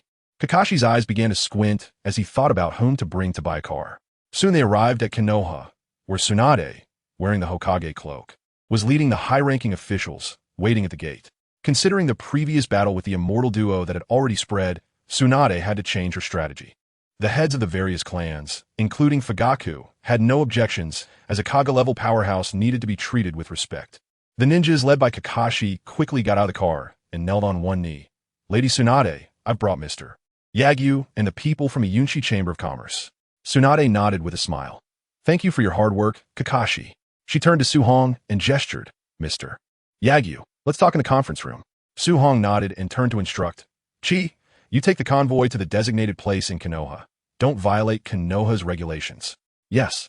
After saying that, Chi got into the car, waiting for the guidance of Konoha's ninjas to go to the designated location. Huang, hand over the members of the Akatsuki organization on the car to Konoha as a gift for our Yunchi Chamber of Commerce establishing a branch in Konoha. Huang nodded, took out a tightly bound and severely burned Haiden from his trunk, and the others also threw Haiden's arms over to the Umbu standing nearby. Finally, Bai and Chung, come with me to the meeting. After giving the instructions, Su Hong smiled at Tsunade. "Sorry, I had to give some instructions. Now, let's go talk." With the guidance of the Umbu ninjas, Chi led the convoy to the designated location. Bai and Ching each carried a box, following Su Hong closely. Upon arriving at the conference room, Tsunade sat at the head of the table, looking at Su Hong, who appeared to be a successful businessman across from her, and couldn't help but think, he's really putting on an act. "Mr. Yagyu, how do you plan to establish a branch in Konoha?" Yagyu lightly snapped his fingers. Bai. "Yes, Lord Yagyu." Bai placed the box he was holding on the table, and upon opening it, a mechanical device was revealed that emitted chakra. After Bai activated it, a holographic projection of Konoha appeared instantly. The people present were surprised, not expecting the Yunchi Chamber of Commerce to possess such technology, and they noticed many features of Konoha that were completely different from the current one. This was a technology Su Hong had personally obtained from Fenghua Xiaoxue, modified through the research of Toyama H. Suk. Bai spoke softly. "Everyone, please look. This is the future plan for Konoha proposed by our Yunchi Chamber of Commerce. Expected to be completed within 8 years." As chakra appeared in his hand, and he waved gently, the holographic projection transformed into the current Konoha, gradually changing to the previous appearance. During this period, the Yunchi Chamber of Commerce would provide numerous job opportunities for Konoha's residents, and of course, all the major clans would also benefit greatly. Chapter 94. Settling the clans, watching Bai continuously present the development plan for Konoha at the table. It was clear that he had considered not only Konoha's situation, but also the interests of all the clans and the current state of the Land of Fire. Tsunade couldn't help but feel a bit envious. Bai was simply too suitable to be an assistant, and she should have insisted on bringing him in earlier. The heads of the various clans nodded in agreement as they looked at the future prospects of the Yunchi Chamber of Commerce, as all their interests had been taken into account. Once Bai finished speaking, Hyuga Hayashi asked, "Mr. Yagyu, I admit that if we truly follow the Yunchi Chamber of Commerce's plans, not just Konoha, but the entire Land of Fire will develop well. But how can the interests of our clans be guaranteed?" Su Hong tapped the table and smiled. "You can rest assured about that. I'm sure you can see that most of the staff in our Yunshi Chamber of Commerce are children I've adopted, all very young. I need to ensure their livelihoods. But the profits from the product of the chamber may attract some unscrupulous individuals, so we need Konoha's protection. This was also the reason why he chose Konoha over the capital of the Land of Fire. Su Hong had thought of this reason before coming. And after the battle with the immortal duo, many organizations would definitely target the Yunshi Chamber of Commerce. Therefore, he decided to slow down the development speed of the chamber on one hand and hire capable ninjas from Konoha to transport products on the other. He planned to wait 5 to 6 years until the chamber's people grew up before accelerating the expansion speed. He didn't want the children he adopted to sacrifice for no reason. Hearing Su Hong's words, except for Tsunade, who knew the real reason was to develop Konoha, others found it very reasonable. After all, most of the children in the chamber were under 10 years old, with only a few being 11 or 12. Even the owner, Yagyu Piao-su, appeared quite young, looking to be in his 20s. This meeting lasted for half a day, and ultimately, under the approval of Tsunade, the Hokage, the Yunshi Chamber of Commerce officially settled in Konoha, acquiring a large area of land on the outskirts for a production factory and purchasing 3,000 square meters of land to establish their headquarters and a mall. During the past 6 months, Su Hong didn't just design cars. He had conveyed most of the products from his memories to Z. This little fellow managed to produce most of them using the materials available. While chocolate did exist in the ninja world, it was very rare. Now, with the mild climate in the land of snow, the previously frozen land became suitable for plant growth. Z sent people to obtain cocoa bean materials and planted them in large quantities, making the Yunshi Chamber of Commerce the largest chocolate supplier in the entire ninja world, with various chocolate designs favored by the nobility of various countries. In the Hokage office, Su Hong had returned to his usual demeanor, and Bai stood quietly behind him, stretching lazily and smiling. Lady Tsunade, what else would you like to know? Tsunade's expression was serious. Upon hearing Su Hong's report, she was surprised that the Akatsuki organization targeted the Yunshi Chamber of Commerce. But there was also good news, as they had obtained some intelligence from the Akatsuki organization and captured one of its members. Ino stood nearby, taking notes on Kakuzu's information, holding Tun-Tun in her arms. Her eyes fixed on Bai, who was dressed like a girl, with a puzzled expression. Tsunade pondered for a moment and thought, no, we need to bring Jiraiya back. If Kakuzu isn't the leader of the Akatsuki organization, it means the members of the organization are very strong. Su Hong leaned back on the sofa, crossing his legs, and said solemnly, that's fine. After we extract useful information from that hidden guy's mind, we can plan for the long term. After a while, Itachi pushed the door open and walked in. After placing the scroll down, he respectfully said, Lady Tsunade, the information from Haiden's mind has been extracted. However, since he just joined Akatsuki, there isn't much useful intelligence. Most of it is about the cult of the evil god. Tsunade frowned, took Haiden's intelligence, and began to examine it carefully.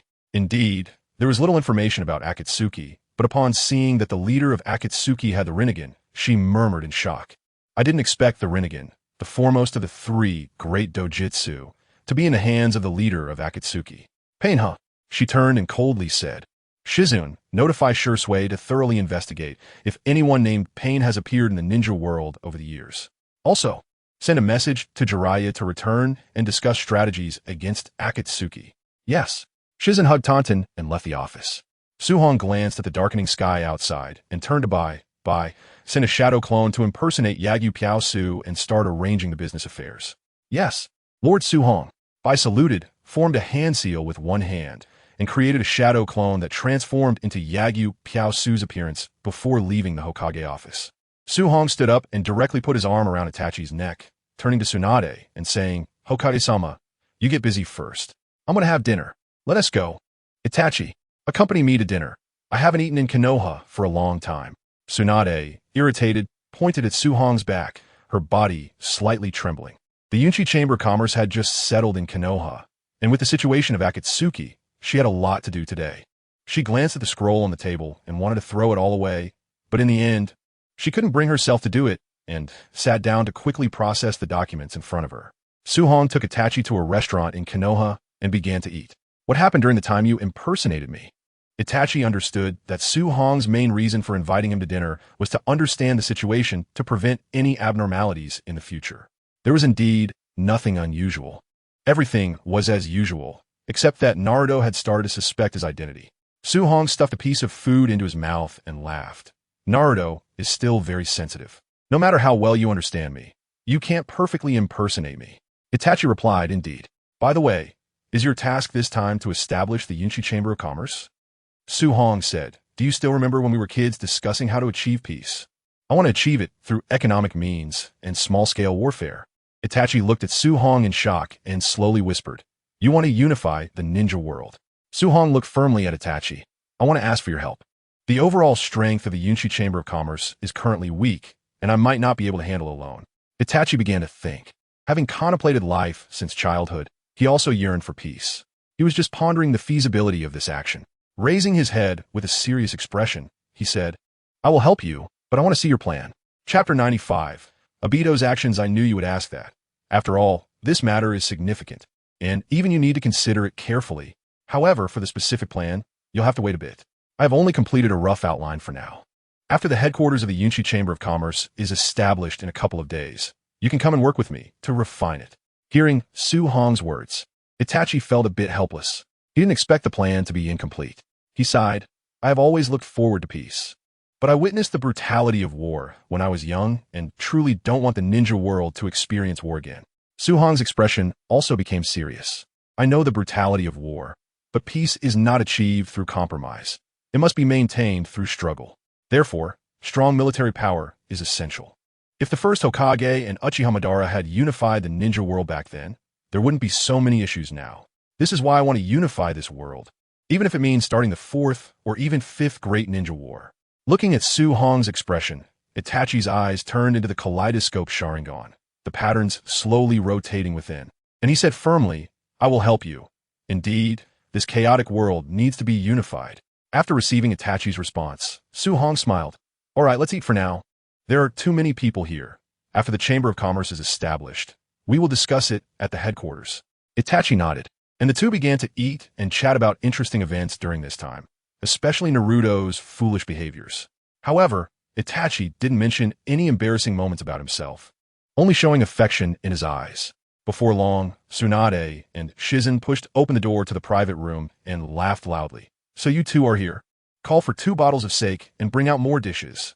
The waiter immediately went to prepare, knowing that the Hokage would definitely pay the bill. Su-hong looked at Tsunade with some helplessness, and Itachi immediately stood up. Lady Tsunade. Tsunade waved her hand. Just sit down. I'm fine.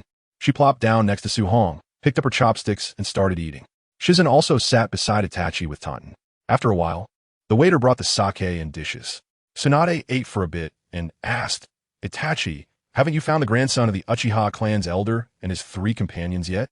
Su-hong's brow immediately furrowed in concern, asking Itachi what's going on.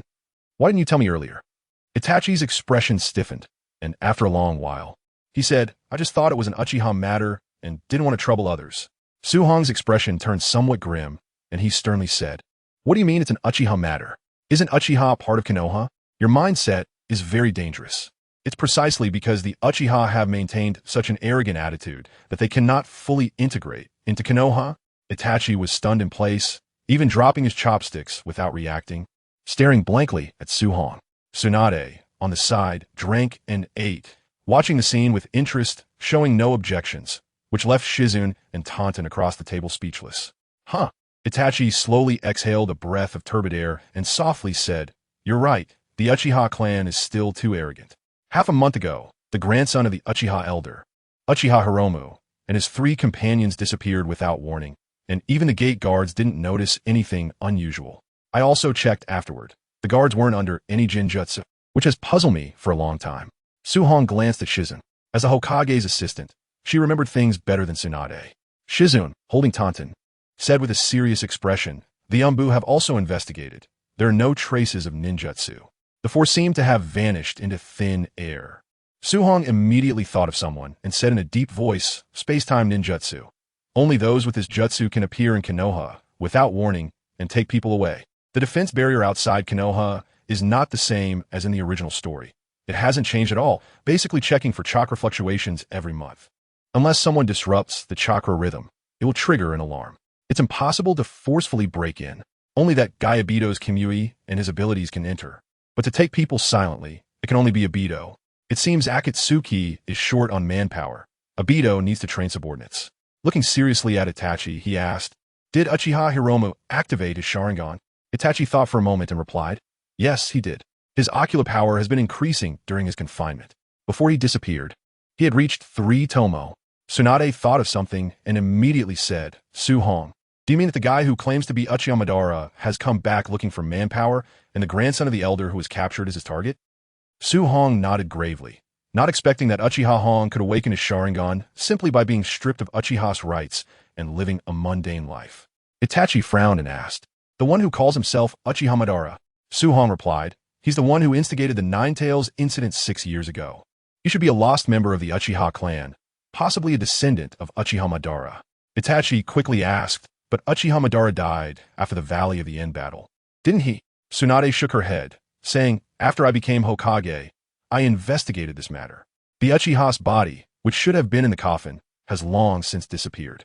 Su Hong and I speculate that it might be due to the Uchiha clan's secret technique, Izanagi." Itachi's expression turned extremely serious as he said, "I'll return and thoroughly investigate the clan members who have gone missing over the years, as well as the list of those who died on the battlefield without bodies being found." Tsunade sighed and instructed, "Ino, when we return, classify Uchiha Hong and his companions as rogue ninjas and put them on the entire ninja world's wanted list." "Yes, Lady Tsunade." The photos and wanted notices for the 4 had already been prepared, and they just needed to be issued upon returning. After finishing their meal, Su Hong paid the bill, and the 4 left the restaurant. As Tsunade prepared to leave, Su Hong immediately said, "Lady Tsunade, have Daimao report to the Yunshi Chamber of Commerce tomorrow." Saying that Yagyu Piao, Su asked him to do a task. Although Tsunade was a bit puzzled, she agreed, "I'll have him go over as soon as I start work tomorrow." Itachi said, "I'll leave first. I need to hurry to investigate who exactly Uchiha Madara is." After waving his hand, Su Hong walked home. Sitting cross-legged on his bed, he began his daily training. Golden light continuously flowed through his meridians, slowly transforming into particles. This was Su Hong's speculation. As long as he could transform the golden light into particles like chi, he should be able to store it in his dantian.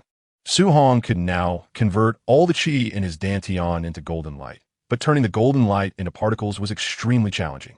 The first step was to achieve perfect control over the chi within his body. Chapter 96. Daimao would release for greening the next day. The sun was shining brightly, and the air was fresh. As Su Hong stepped out of his door, he saw Naruto running towards school, shouting, "I'm going to be late." He left a trail of dust that quickly disappeared. Shaking his head in disbelief, Su Hong headed to the headquarters area of the Yunshi Chamber of Commerce assigned by Tsunade. There had originally been some residents here, but they had all moved away due to the wealth of the Yunshi Chamber of Commerce. Bai was supervising the children of the chamber as they used ninjutsu to clear away the existing houses, which were mostly wooden with some brick walls. Making the task relatively easy, they would be cleaned up soon. Upon seeing Su Hong, Bai immediately approached and respectfully said, "Lord Su Hong." Su Hong smiled and asked Bai, "Did you bring the design plans for the mall and headquarters?" "I brought them." With a bang, Bai, wearing wrist guards engraved with sealing techniques, produced 2 scrolls in a puff of smoke and handed them to Su Hong. Su Hong opened one and took a look. It contained the structure for each stage. The design showed that the headquarters of the Yunshi Chamber of Commerce will be a large 3-story villa with a beautiful garden at its center, while the Yunshi Mall was a massive square surrounding it. Opening the other scroll revealed the industrial area outside of Konoha, which had huge factory structures but also many villas and buildings for offices and dormitories. Regarding the underground base, Su Hong had asked Tsunade for the root base of Danzo to accommodate these children for living and training. Before long, Daimao arrived wearing a mask, immediately saying respectfully, "Lord Su Hong, what are you doing here?" Su Hong smiled. "That guy named Yagyu asked the Hokage to find someone to help build the headquarters and mall. Lady Tsunade saw that I was free, so she assigned it to me. I immediately thought of you, so I had you come to help." He then handed the scroll in his hand to Daimao. Daimao took it with a puzzled expression as Su Hong said, "Your wood release is really suitable for these buildings." Daimao's face darkened as he retorted, "Lord Su Hong, my wood release isn't meant for building houses." However, he still opened the scroll, which clearly outlined each step to be taken, almost like a foolproof guide. This was designed by the genius designer Z, based on Daimao's ability to use wood release. At this point, the children of the chamber had already cleaned up the houses, and Bai bowed to Daimao, saying, "Thank you for your trouble." Daimao looked helpless as he glanced at the first step on the scroll, which was to lay the foundation. And it required using earth release to create a depression in the ground, then petrifying it to make the foundation incredibly solid. Looking at the 3,000 square meters of land, he twitched his mouth and asked does your Yunchi chamber have earth release ninjas? I smiled and said, yes. I'll have them come assist you right away. He raised his hand and performed a few simple hand signs, and soon over 20 earth release ninjas appeared beside Daimao, ready for orders. Perhaps due to the divine tree, the most common chakra types in the ninja world were water and earth. And this time Su Hong brought over 50 people, with 40 of them possessing these two attributes, while the attack attributes of fire, wind, and lightning were scarce. Earth release, earthquake core. Daimao took the lead in forming hand seals, and instantly the ground began to sink according to the design on the scroll. After completing this, many children from the Yunchi chamber began measuring the depressed areas with tape measures, immediately rectifying any irregularities to achieve perfection. For the subsequent petrification, Daimao no longer needed to assist. The children of the Yunchi chamber used earth release to convert the ground into stone material themselves. Daimao was left dumbfounded, staring in shock at Su Hong. Senior, can they really use the properties and transformations of earth release at such a young age? Su Hong feigned a shocked expression, but quickly regained his composure, lightly coughing twice and saying, from their appearance, it seems there shouldn't be any problems. Soon several trucks arrived, loaded with cement materials, which Su Hong had instructed them to mix based on his memories from his previous life. With the cement poured in, Su Hong looked at Daimao and said, now it's up to you. Watching the structure on the scroll, Daimao formed seals and shouted, wood release. House structure. Countless wooden pillars sprang up from the still wet cement. Since they were made from wood release, their hardness and toughness were comparable to regular steel, ensuring that the constructed houses would be solid and durable. At that moment, Xiao Zi walked over from a distance. She was the only one in the group not skilled in combat. Su Hong had promoted her due to her intelligence and talent in design, making her the only non-combat personnel. However, Su Hong still required her to practice evasion and body flicker techniques for self-defense. When he found her, she was lying lifeless in a garbage heap, and he initially thought she was a boy. After cleaning up, he realized she was a cute child. Despite asking several times, she was unwilling to mention her past, and Su Hong ultimately did not press further. After Z checked everything, it was time for Daimao to perform directly. In just half a day's time, most of the headquarters and mall had already been built, with the remaining tasks being to supply bricks and paint for decoration. Su Hong decided to leave these to find a specialized construction team, as the Yunchi chamber currently had adequate liquidity. And increasing Konoha's income was also a good strategy. I approached Daimao and requested, then next, I'll leave the factory area to you. Daimao had become quite thin, his cheeks sunken in, but he forced a smile and said, just leave it to me. Ji took a basket of military food pills from the side and handed it to Yamato, saying, eat this. Yamato struggled to take one and started eating it, exclaiming, delicious. Its strawberry flavor. This was the signature product of the Yunchi Chamber of Commerce, featuring various flavors of military food pills. By improving the formula, not only did the taste become quite good, but the effectiveness was also enhanced. Thus, Yamato's life as a tool person began. The construction area of the factory was 10 times larger than that of the headquarters, which kept Yamato busy for over half a month to complete all the factory and dormitory buildings. However, he received a generous reward, equivalent to half a year's worth of mission fees in the Umbu, which made Yamato consider whether he should resign from the Umbu position and focus on real estate business. But soon he shook his head, thinking that being a ninja was still better. If he continued this way every day, he would definitely meet an early demise. Chapter 97. Preparing to deal with Kato. A month later, the Yunchi Chamber of Commerce opened in Konoha, and for this, Su Hong had set up a grand opening celebration. Naruto also followed Su Hong to the entrance of a shopping mall, looking at the huge 4-story mall, which had Yunchi Mall written from top to bottom, looking very imposing.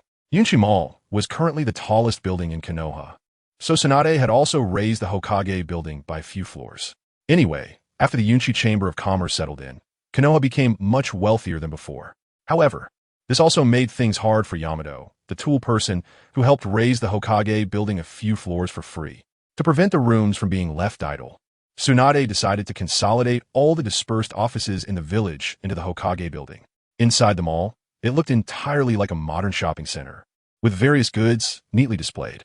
Su Hong looked at Naruto and said with a smile, Naruto, feel free to pick whatever you want. It's on me. Naruto immediately cheered, great, and began selecting items inside the mall.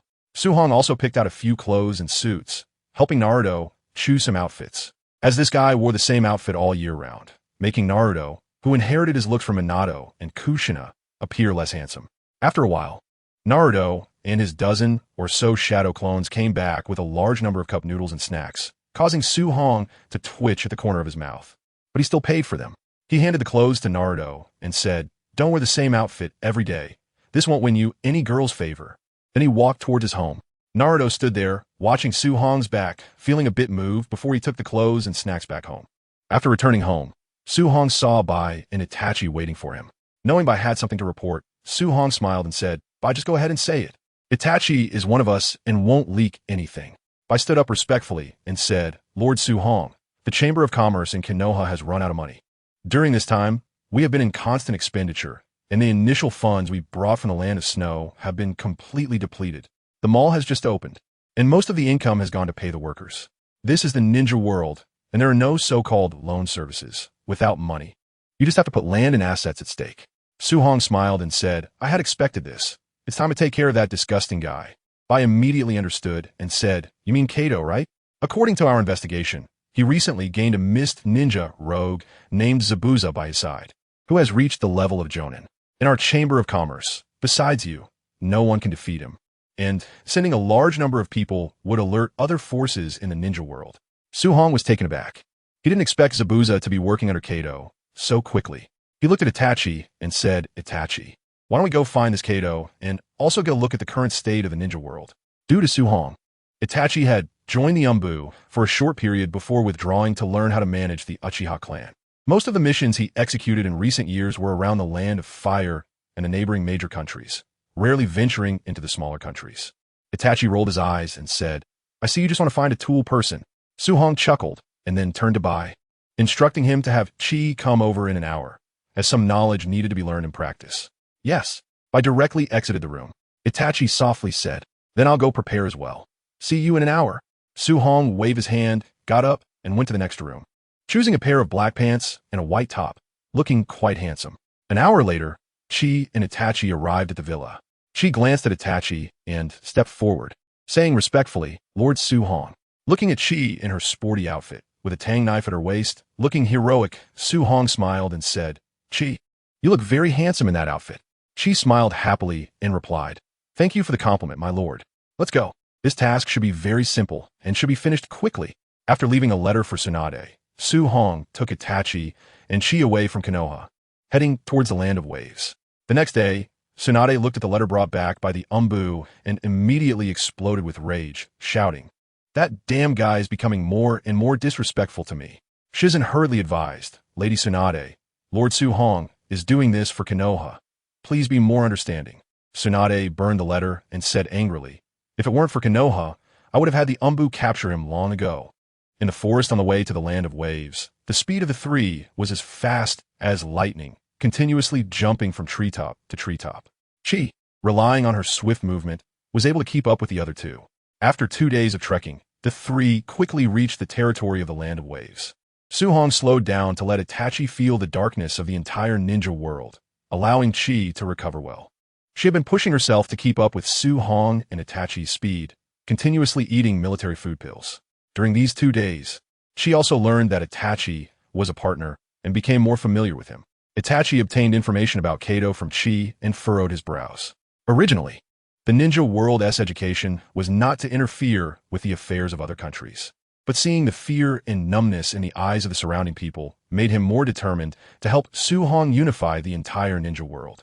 The three arrived at a mountaintop, looking at Kato's shipping company in the distance, where a large number of ships were transporting goods towards other countries near the dock. Itachi said coldly, "Those ships are carrying drugs and contraband, right?" Chi's expression was very cold as she replied, "Yes. Most of these drugs and contraband are shipped to the land of water and the surrounding small countries, where most nobles rely on these to control the population within their territories."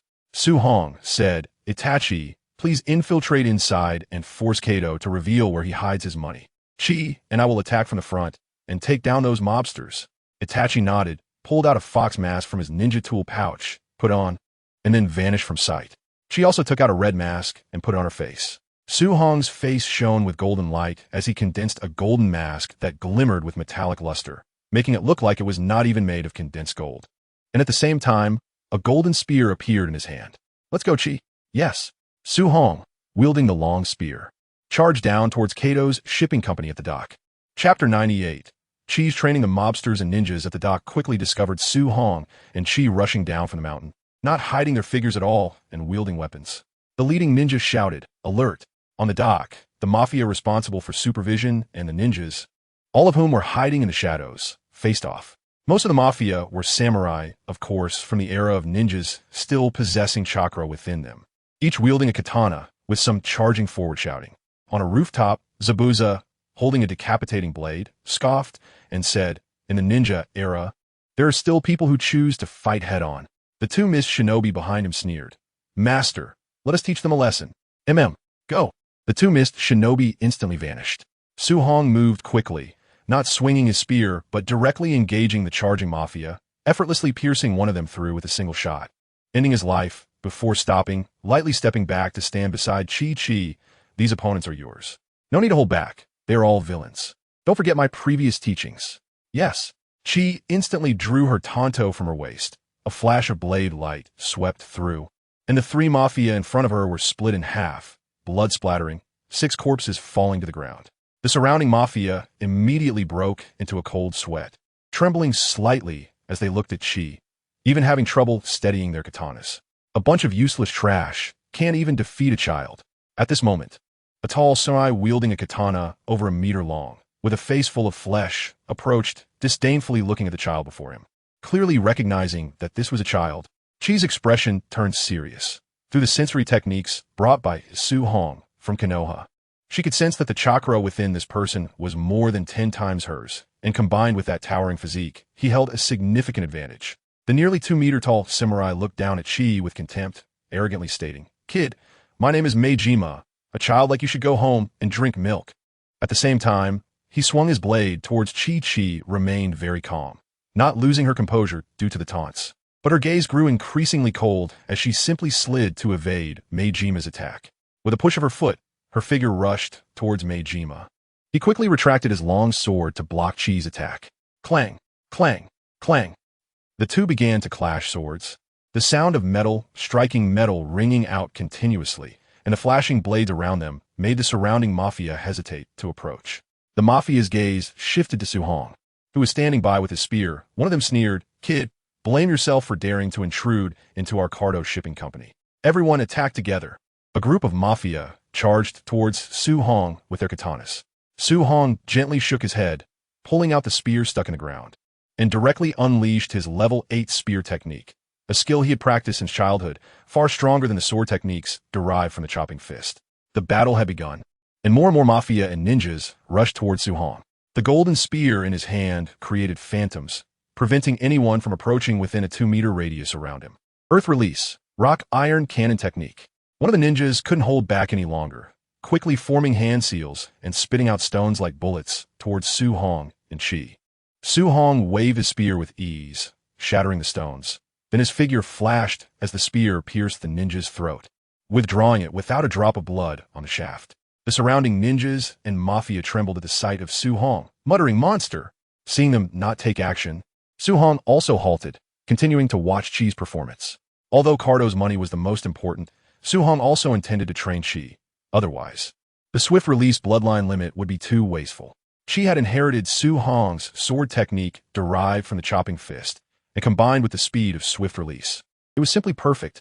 However, it had a drawback. She could not accelerate too quickly, or her nerve responses would lag behind, leading to death. After all, not everyone had the Sharingan.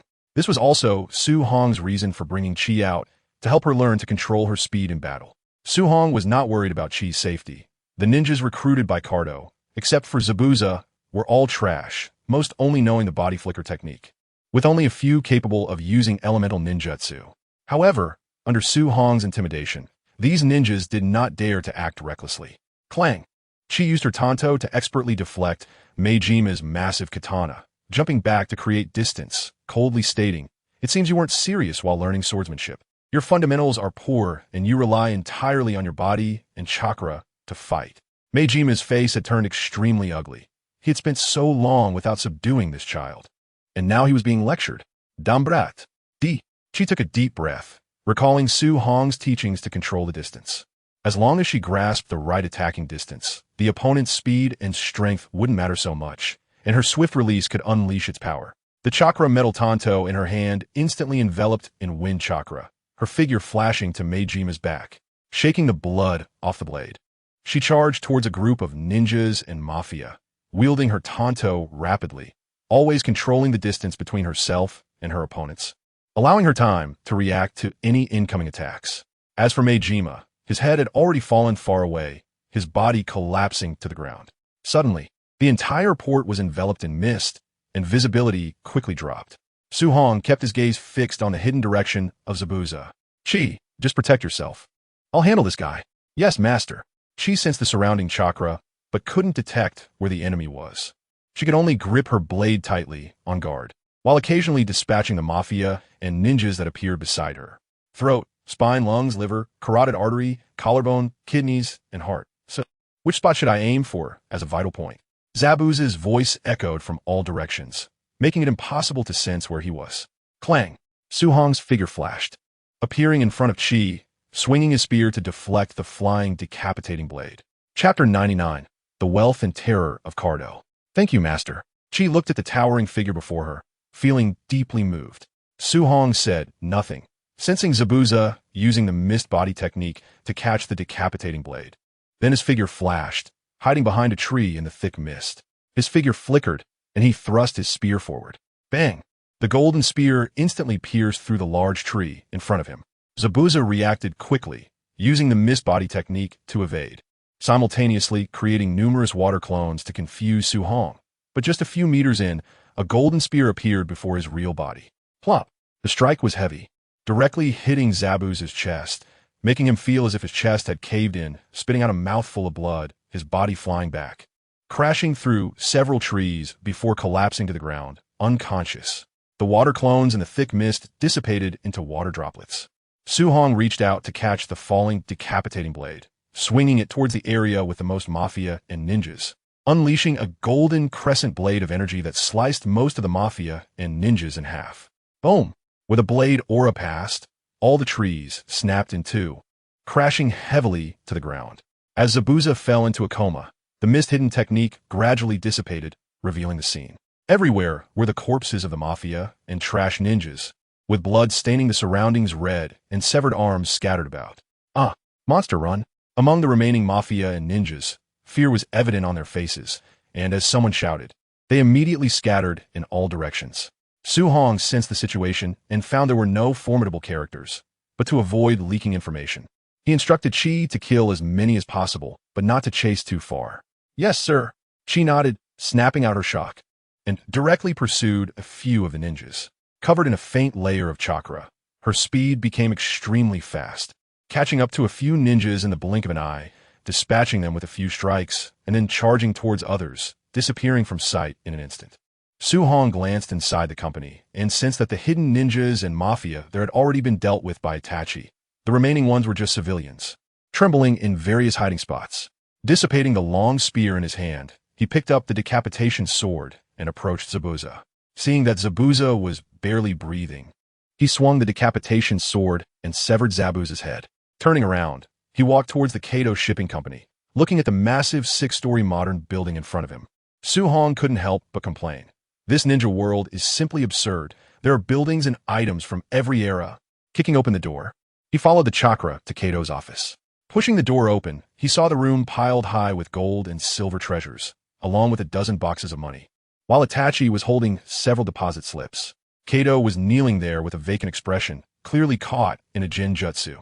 Itachi, is this guy's wealth really that exaggerated? Just from what I see, it's worth several hundred million. Itachi handed the deposit slips to Su Hong, also sighing. It's not just that. This guy has harmed countless people over the years through drug smuggling and illegal items. Su Hong looked at the 13 deposit slips he held, each worth 100 million, and estimated that the total assets, including the gold, silver, and jewels in the room, could reach 2 billion. Glancing at Kato kneeling there, Su Hong remarked, indeed, he's one of the richest in the ninja world, But it's a pity that this wealth didn't come through legitimate means. Swinging the decapitation sword, he split Kato in half. Itachi, did you bring the sealing scroll? We can't carry this much money. Itachi unsealed the scroll on his wrist, revealing a large scroll, and said, "This one can't hold all this money, at most half."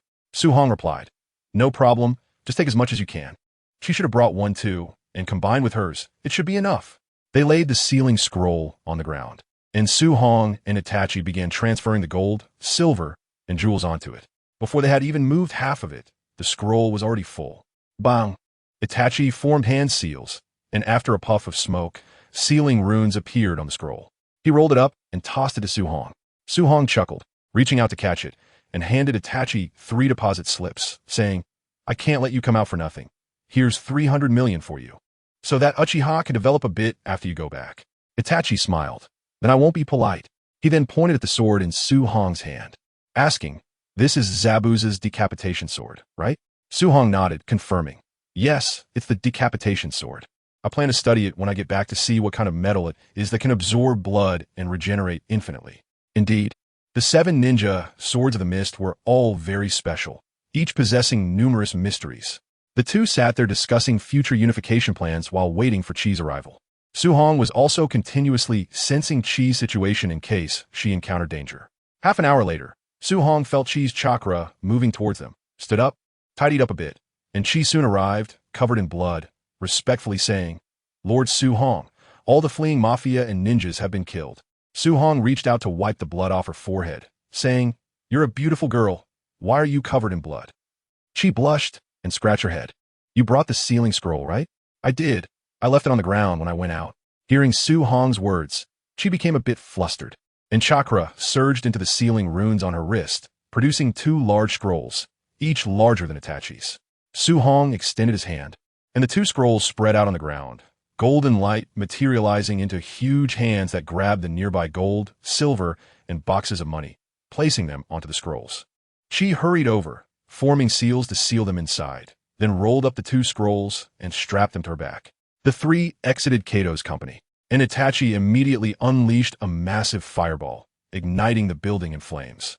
They burned down Kato's drug manufacturing factory along the way, leaving no trace of materials. And the drug makers were all slain by Chi. The 3 planned to return to Konoha. 2 days later, in the Hokage's office, Tsunade glared at Su Hong with fury. Filled with intimidation, Su Hong sheepishly smiled, pulling out a 10 million deposit slip and handing it over, saying, "Sister Tsunade, calm down. I brought you money, didn't I?" Tsunade took the deposit slip, annoyed. You only call me Sister Tsunade when there's something, but when there's nothing, it's Lady Tsunade. What should I say about you?" Su Hong scratched his head, chuckling awkwardly. Glancing at the deposit slip in his hand, Tsunade became even angrier. "Su Hong, I received estimates from the Umbu that Kato had over 10 billion in assets, and you bastard, only gave me 30 million. Su Hong replied sheepishly, "Sister Tsunade, Kato's money is indeed a lot, but after using it on the Yunchi Chamber of Commerce in Konoha, there won't be much left. I feel heartbroken giving you 30 million. Tsunade pouted. "I don't care. You have to give me another 30 million. Su Hong's hand turned into an afterimage, snatching the deposit slip from her hand, saying, "If you don't want it, give it back." Tsunade's expression changed instantly, using the body flicker technique to appear beside Su Hong, grabbing his hand that held the deposit slip, and sweetly said, "Su Hong, I was wrong. Just give me the money." At the same time, she tried to snatch the deposit slip from Su Hong's hand, but despite using all her strength, she couldn't pry open his grip. She couldn't directly seize the deposit slip because it was paper. With her strength, she would easily crush it. In disbelief, she said, "Your strength has increased so much." The last time she fought Su Hong was before he became Hokage, and in less than a year, Su Hong's power had surpassed her monstrous strength, and it seemed to be several times greater than hers. Su Hong smiled. "I won't stop moving forward. After all, our enemy's strength is unknown."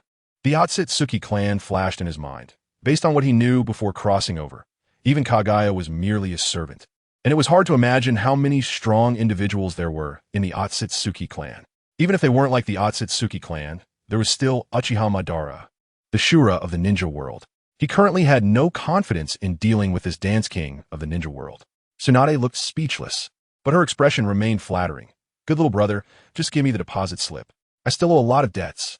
Su Hong shook his head helplessly and handed the deposit slip to Tsunade, saying, "Why do you care so much about money? You have shares in the Yunchi Chamber of Commerce. In the future, you'll definitely have more money than you can spend." Tsunade shot a glance at him, stuffed the deposit slip into the dimensional pocket in her chest, and sat back down in her seat. The two began discussing their future plans.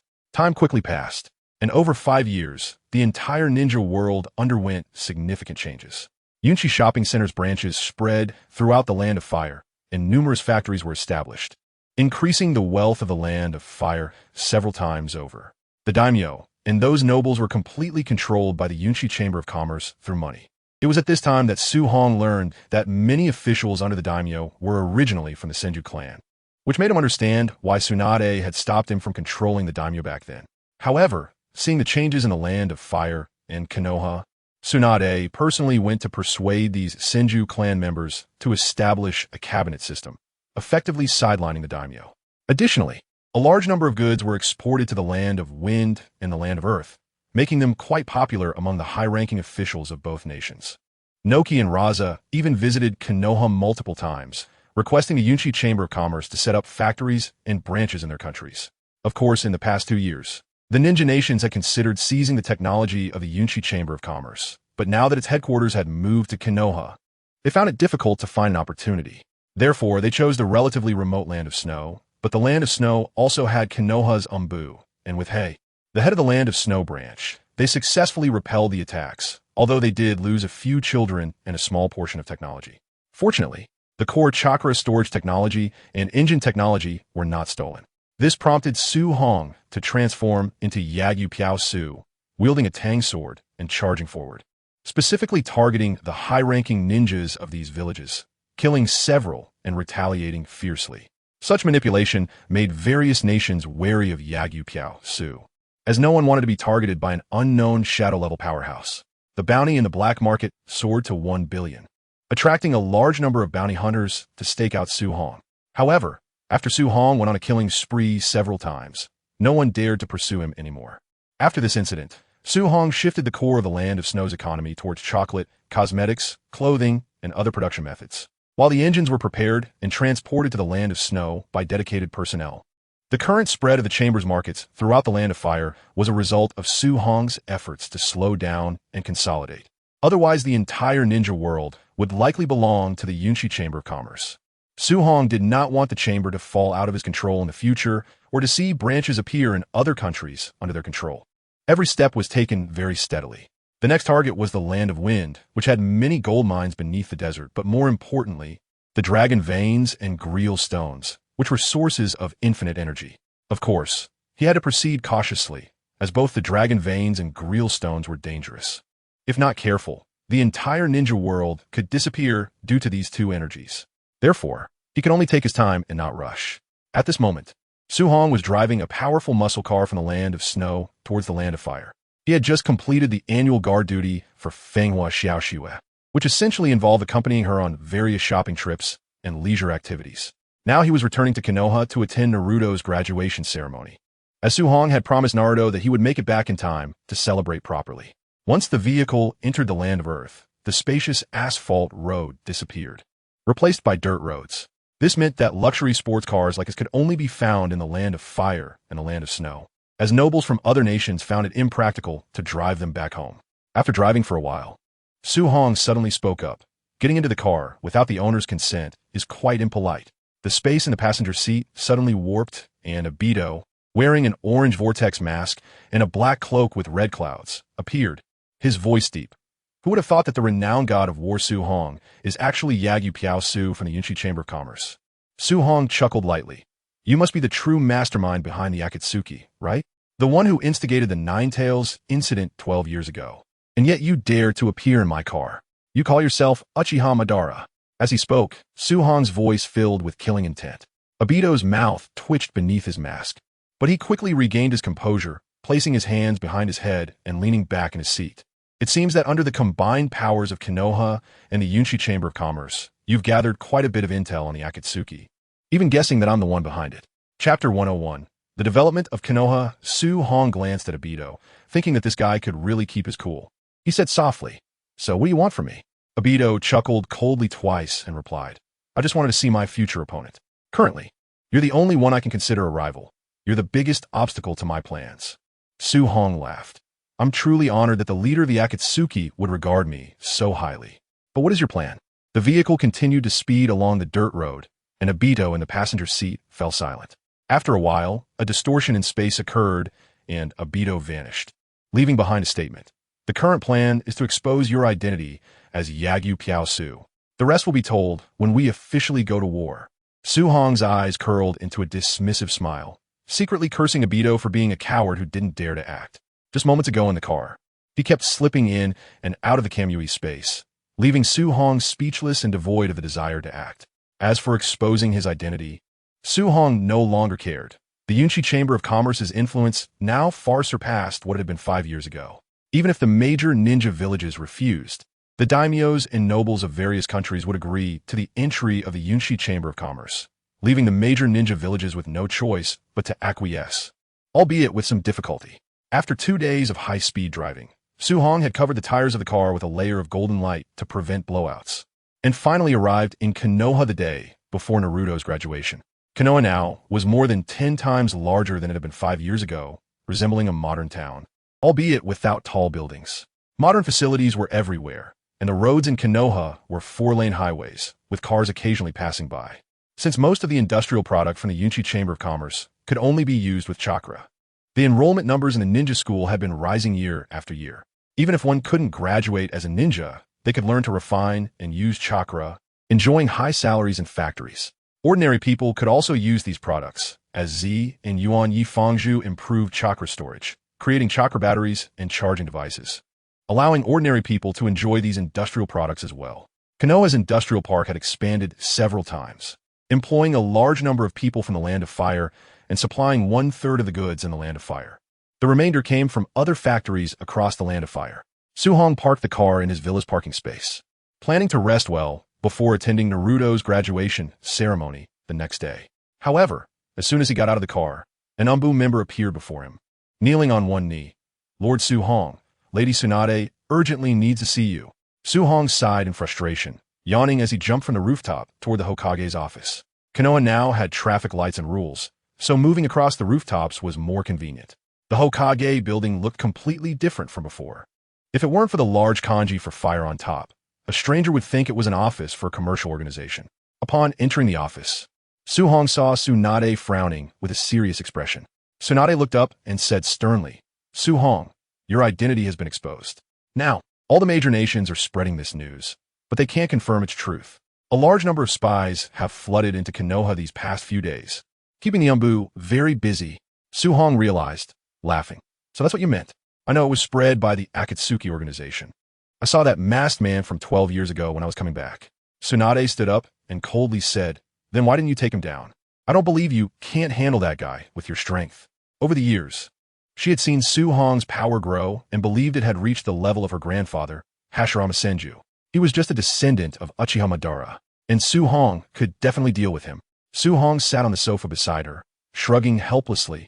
That guy's Mangeki Sharingan ability allows him to hide his body in another space. It's very difficult to cause him harm without space-time ninjutsu, and I just happen to lack such means, so I didn't make a move. Tsunade sat down heavily in a chair, her voice low.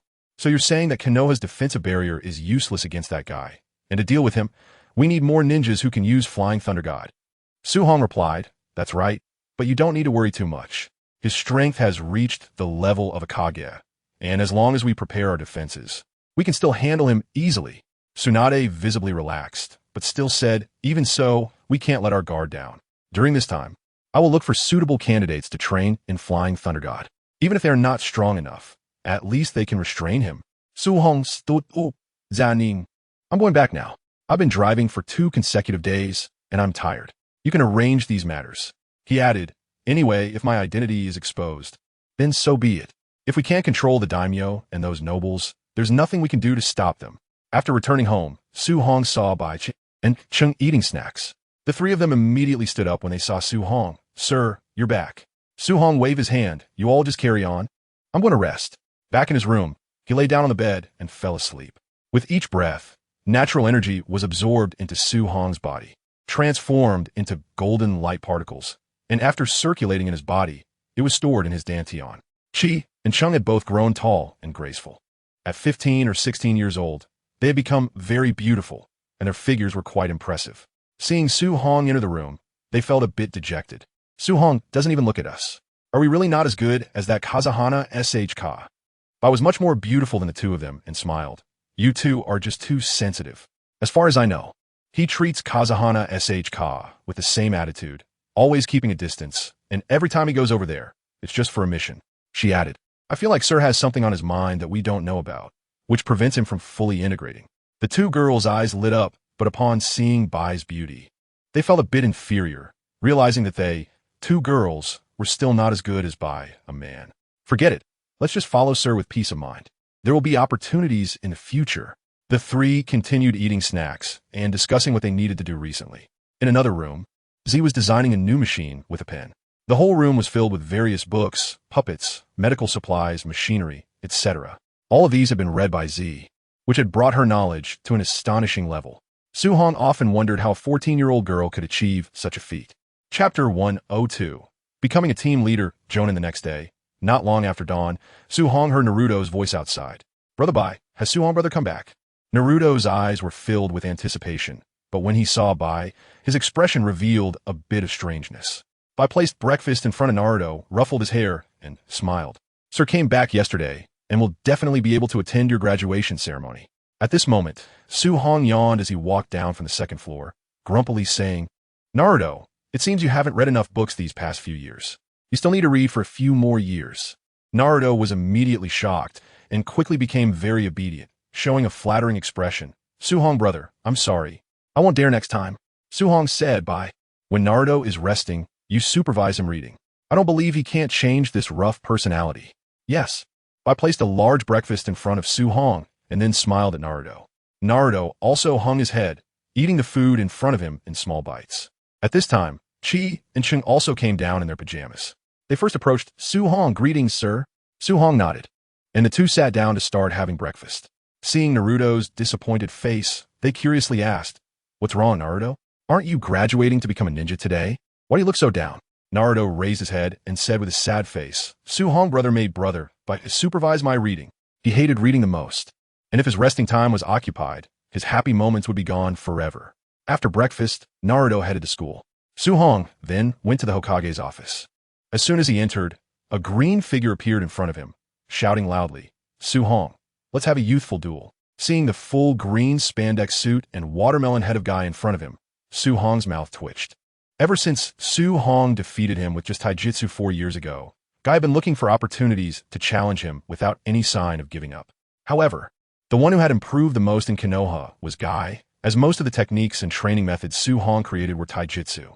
He wasn't a stingy person, so Guy had learned most of them, and his strength had increased terrifyingly compared to 5 years ago. Now he could directly open the 8th gate from the 7th gate, reaching a combat power at the Super Kage level. Even without opening the 8 gates, he was definitely a Kage level expert. Su Hong helplessly said, Guy, isn't today the day for class division? What are you doing here? Guy flashed a bright smile, showing his sparkling teeth, and said, I'm here to see my lifelong rival Kakashi's class division because my competition with him is still ongoing. And the competition between disciples is also a contest. This is youth. In the distance, Kakashi's mouth twitched, feeling emotional. Guy was really easily distracted. Over the years, his strength had improved rapidly, but he still couldn't compare to Guy, the training fanatic. Normally, they were fine, but facing Guy when he opened the gates, he had no way to win and would definitely lose. Su Hong picked up the roster on the desk and began to read. First was Team 10. Narashino, Akimichi Choji, Yamanaka Ino, a typical pig, deer, butterfly combination, led by Jonin Asuma Saratobi. Team 9 had 3 extras. Team 8, Hyuga Hinata, Inazuka Kiba, Yamanaka Shino, a reconnaissance enhancement team, led by Yuhi Kurinai. Team 7, Uchiha Sasuke, Uzumaki Naruto, Uzumaki Karui, led by Ninja Hatake Kakashi. This combination was a bit too strong. All 3 of them were definitely stronger than ordinary Nin and could even reach the level of Jonin. Su Hong looked at Kakashi with a bit of sympathy, hoping he wouldn't be scared at that time. The reason for such an arrangement was also simple. Whether it was Sasuke awakening the Manjiki Sharingan in the future or Karui's Uzumaki bloodline, it was all to suppress the 9 tails within Naruto. Team 6 had people Su-hong had never heard of, so they were probably also extras. Team 5, Haruno Sakura. Sai, Kuruma Yakumo, led by Su-hong. Su-hong rubbed his eyes to make sure he wasn't seeing things. Looking at the large, evil woman sitting in the Hokage position, he incredulously said, "Lady Tsunade, you're letting me be the team leader? Are you joking?" Tsunade's expression became serious as she said earnestly, "Su-hong, I have no choice. Konoha has expanded more than tenfold now, and this graduating class has more than 200 students who graduated early. Aside from the Umbu that must be maintained, all the J-nin have been assigned to lead teams, and that's barely enough for this class. The next class's graduation is expected to be more than double this one, and I'm currently worried about assigning J-nin to lead the teams. You'll have to take on a few classes. Even Itachi Uchiha, the future head of the Uchiha clan, has been assigned as a leading J-nin." At this point, Su-hong noticed a roster and quickly flipped it open, seeing Class 11, Uchiha Haim, Kaku Seiji, Nishioka Daisuke. Not only Itachi, but Izumi was also assigned as a leading J-nin. Looking at the names of the J-nin assigned to lead teams, he sighed and said, "Even if you assign me as a leading J-nin, you should at least give me a few clan ninjas. I can't teach them ninjutsu directly." He turned to Asuma, Sarutobi, and Kurinai Yuhi beside him and joked, "How about one of you switch with me?" Whether it was the Inoshi Kicho trio from Class 10 or the Enhanced Reconnaissance team from Class 8, they were all clan ninjas. And Su-hong only needed to teach combat methods, not ninjutsu, making it relatively easier to lead such teams. Asuma and Kurinai looked helplessly at Tsunade, knowing that this arrangement had been made by the J-nin when Su-hong was still in the land of snow. At this moment, Kakashi approached Su-hong with a smile, saying, "Su-hong, how about we switch?" "No way." Su-hong firmly refused. Being the teacher for Sasuke and Naruto would definitely be a massive headache. It would be better to lead a more ordinary class. Tsunade knew Su-hong was just trying to avoid trouble. He could teach, but wanted an easier path. However, she thought that since Su-hong was the 6th generation, a little stubbornness was fine. So she said, "You know about the situation with Karui Ayam? Su-hong saved her before and taught her how to condition her body. I initially thought of having Su-hong lead Ayam, but it seems better for you to take on that role. Ayam's bloodline limit is better taught by an illusion ninja. I've seen Sakura Haruno's information. She has both medical and illusion ninja talents. Over the years, Su-hong has created quite a few secret techniques, and you can teach together. Sai's Super Beast imitation technique is also in release, which suits you well. So, let's have Su-hong lead Class 8. Chapter 103. The 15 little strong ones. Kurinai thought for a moment and agreed that Class 5 was more suitable for her. Su-hong's chakra perception ability is well known throughout Konoha, making him the best fit to lead the reconnaissance class, so she nodded and said, "Then I'll take Class 5. Su-hong felt secretly pleased. Teaching Class 8 should be much simpler. Kakashi's face was filled with distress. Ever since Tsunade took over as Hokage, he frequently visited Naruto and understood the child's situation well. He really didn't want to take him on. However, Tsunade's firm attitude left him with no choice. He waved his hand and said, "I'll go observe my students at the ninja school." Su-hong smiled and said, "Then I'll go take a look too. As a teacher, I should at least understand my students." Kurinai and Asuma exchanged glances and followed suit. Guy was still thinking about a match with Su-hong and quickly arrived at Su-hong and Kakashi's side. They reached the west side of Konoha, where there used to be the largest training ground in Konoha, not smaller than the Union Shopping Mall. After the increase in enrollment at the ninja school, it had been converted into the location for the school. Upon arriving at the ninja school, they found Itachi and Izumi standing on the rooftop, eating dango and observing their students. At this moment, Itachi was wearing a pair of glasses on his nose, looking cultured and refined. The 5 of them reached the rooftop, and Su-hong teased, "I was wondering why I didn't see you two in the Hokage's office. Turns out you were hiding here on a date." Itachi's face turned a rare shade of red, and he didn't speak. Izumi, on the other hand, boldly hugged Itachi's arm and laughed. "Are you jealous, Su-hong? How about letting the famous Shirayuki come to Konoha for a visit?" Su-hong rolled his eyes. "Looks like Itachi has already captured you. When's the wedding? I'll give you a big red envelope." Izumi immediately turned crimson up to her neck, feeling flustered, stammering, "I just listened to Itachi." Itachi's face was also flushed, and he tried to keep his voice calm. "Su-hong, stop teasing Izumi. We're not in a hurry. After all, some things are not finished yet." Guy laughed and said, "That's youth for you. You need to be prepared to maintain it for the long haul." Itachi replied, "Senior Guy, you're joking." Asuma, nearby, looked enviously at them.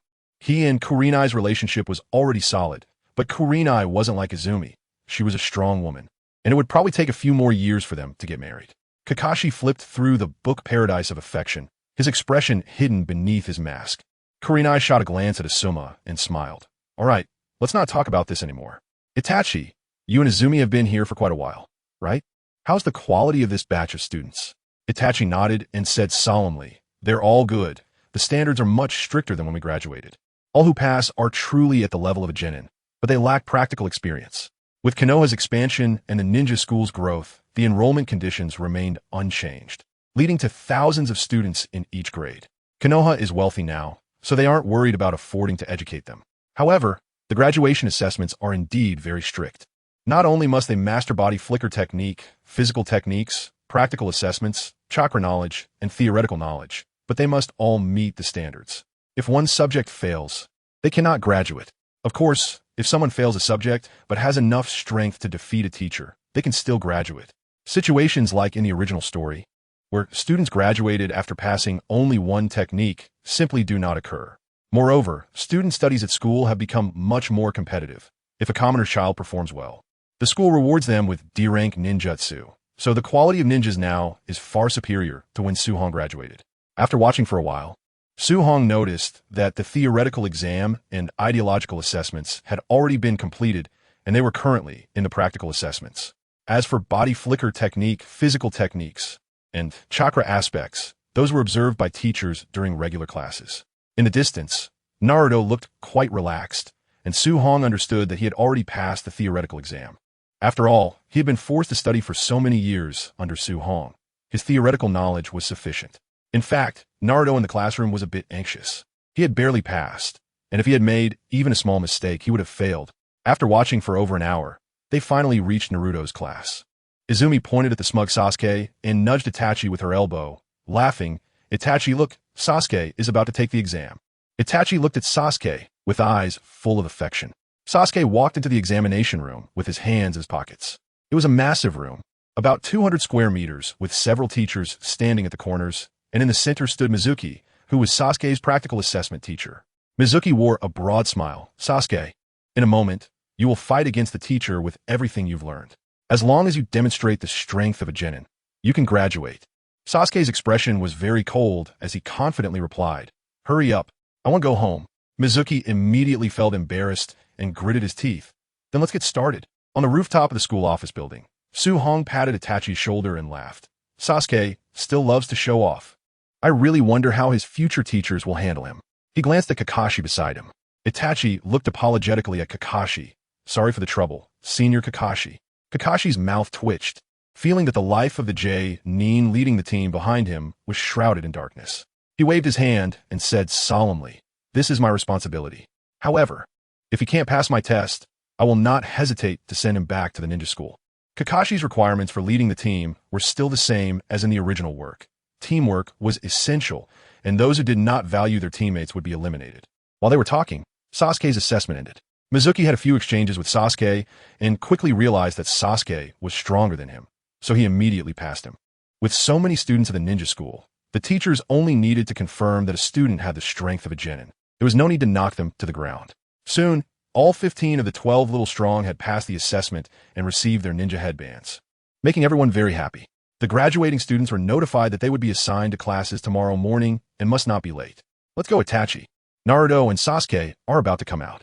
We promised to take them out for a meal after graduation. Turning to Kakashi and the others, he asked, Kakashi, Guy, Kurenai, Asuma, do you want to join us? Kakashi shook his head and said, no, I'd rather think about the upcoming assessment in a few days. Guy, watching Kakashi leave, shouted, Su-hong, remember you owe me a match. Next time, I will definitely win. After saying that, he disappeared, probably off to train. Kurenai and Asuma also shook their heads, deciding it was better not to meet them early. Chapter 104, Graduation Class Assignment. At the entrance of the ninja school, a large number of students were walking out, most of them with frowns, while only a few had excited expressions, those being the students who had become ninjas. Naruto and Sasuke quickly came out, with Naruto provoking Sasuke all the way, while Sasuke remained expressionless, retorting, idiot. This made Naruto stomp his feet in anger, waving his fists and continuously attacking Sasuke. But all of Naruto's moves were evaded by Sasuke's agile footwork. The two continued their playful banter until they reached the school gate. Sasuke immediately changed to a well-behaved demeanor, running over and pointing to the headband on his forehead, happily exclaiming, "Brother, I graduated and became a ninja." Naruto also ran over, lifted his head, and said, "Suhong, I also became a ninja." He was worried Suhong wouldn't notice the headband above. Itachi patted the head of the one who was being the master and smiled. "Brother saw everything just now. You performed very well." Sasuke's face showed a proud expression as he provocatively glanced at Naruto. Naruto immediately understood Sasuke's meaning and angrily pointed at him, shouting, "You idiot! Sasuke, I also passed the ninja assessment, and I definitely performed better than you." Suhong looked at Naruto, speechlessly, and thought, "Who gave you the confidence that you performed better than Sasuke? Although your combat ability might be slightly stronger, in terms of assessments like this, you wouldn't even be a match for Sasuke." Naruto and Sasuke noticed Suhong's expression, and Sasuke looked at Naruto smugly. "Bastard!" Naruto roared to the sky. Suhong reached out and rubbed Naruto's head, smiling. "Naruto's performance was also good. Your shadow clone technique was excellent." Naruto, with his eyes full of anticipation, excitedly said, "Does that mean I'm better than that guy Sasuke?" Sasuke, pretending to be indifferent but with his muscles tensed, also perked up his ears to hear Suhong's evaluation. Suhong helplessly punched Naruto on the head and said, "Let us go. Where do you want to go to Yunchi Mall for hot pot?" Naruto, who was still holding his head, immediately stood up and excitedly shouted, "Let's go eat hot pot." Sasuke covered his face, wondering how he could consider such an idiot a rival. Upon arriving at the hot pot restaurant inside the mall, the four of them went to Suhong's private room and handed the menu to Naruto and Sasuke, allowing them to enjoy it thoroughly. Naruto looked at the various dishes on the menu, checked a few, and handed it to the waiter, loudly saying, "Except for the few I checked. Bring me one of everything else." Suhong sighed, knowing this would be the result. Sasuke had no choice but to glare at Naruto and return the menu to its place. Soon, the dining table was filled with various dishes, desserts, and drinks, and the shelves beside them were stocked with more food. Naruto, not being polite, immediately started cooking. This meal lasted over 2 hours, and finally, with Naruto's belly bulging, they finished all the food. After leaving the hot pot restaurant, the four walked outside, and on the way, Naruto saw a ramen shop and mumbled, "Iruka-sensei promised to treat me to ramen. I'll come back tomorrow."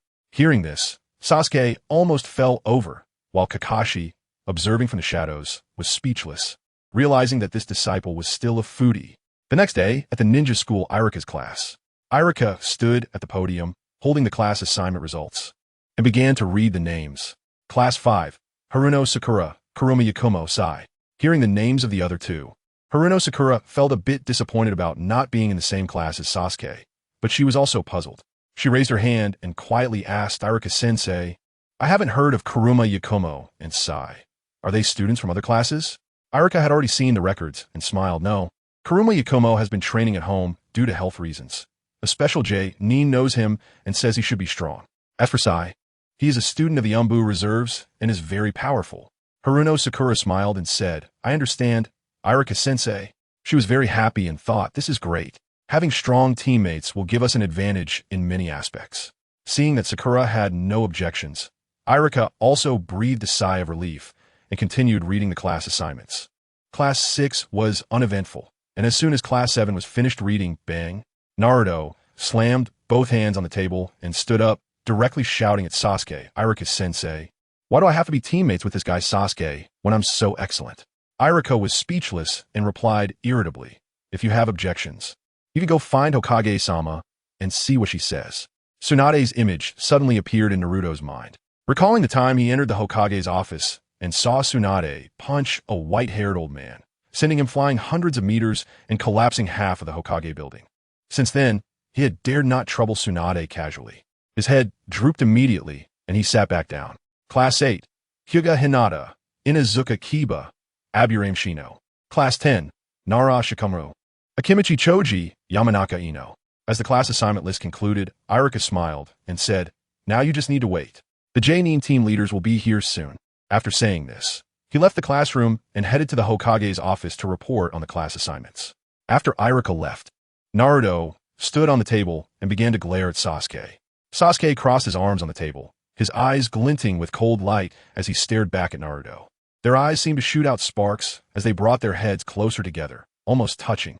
The people observing the situation outside, including Su Hong and the others, also saw this, and Kakashi sighed, wondering, with such behavior, is there any teamwork?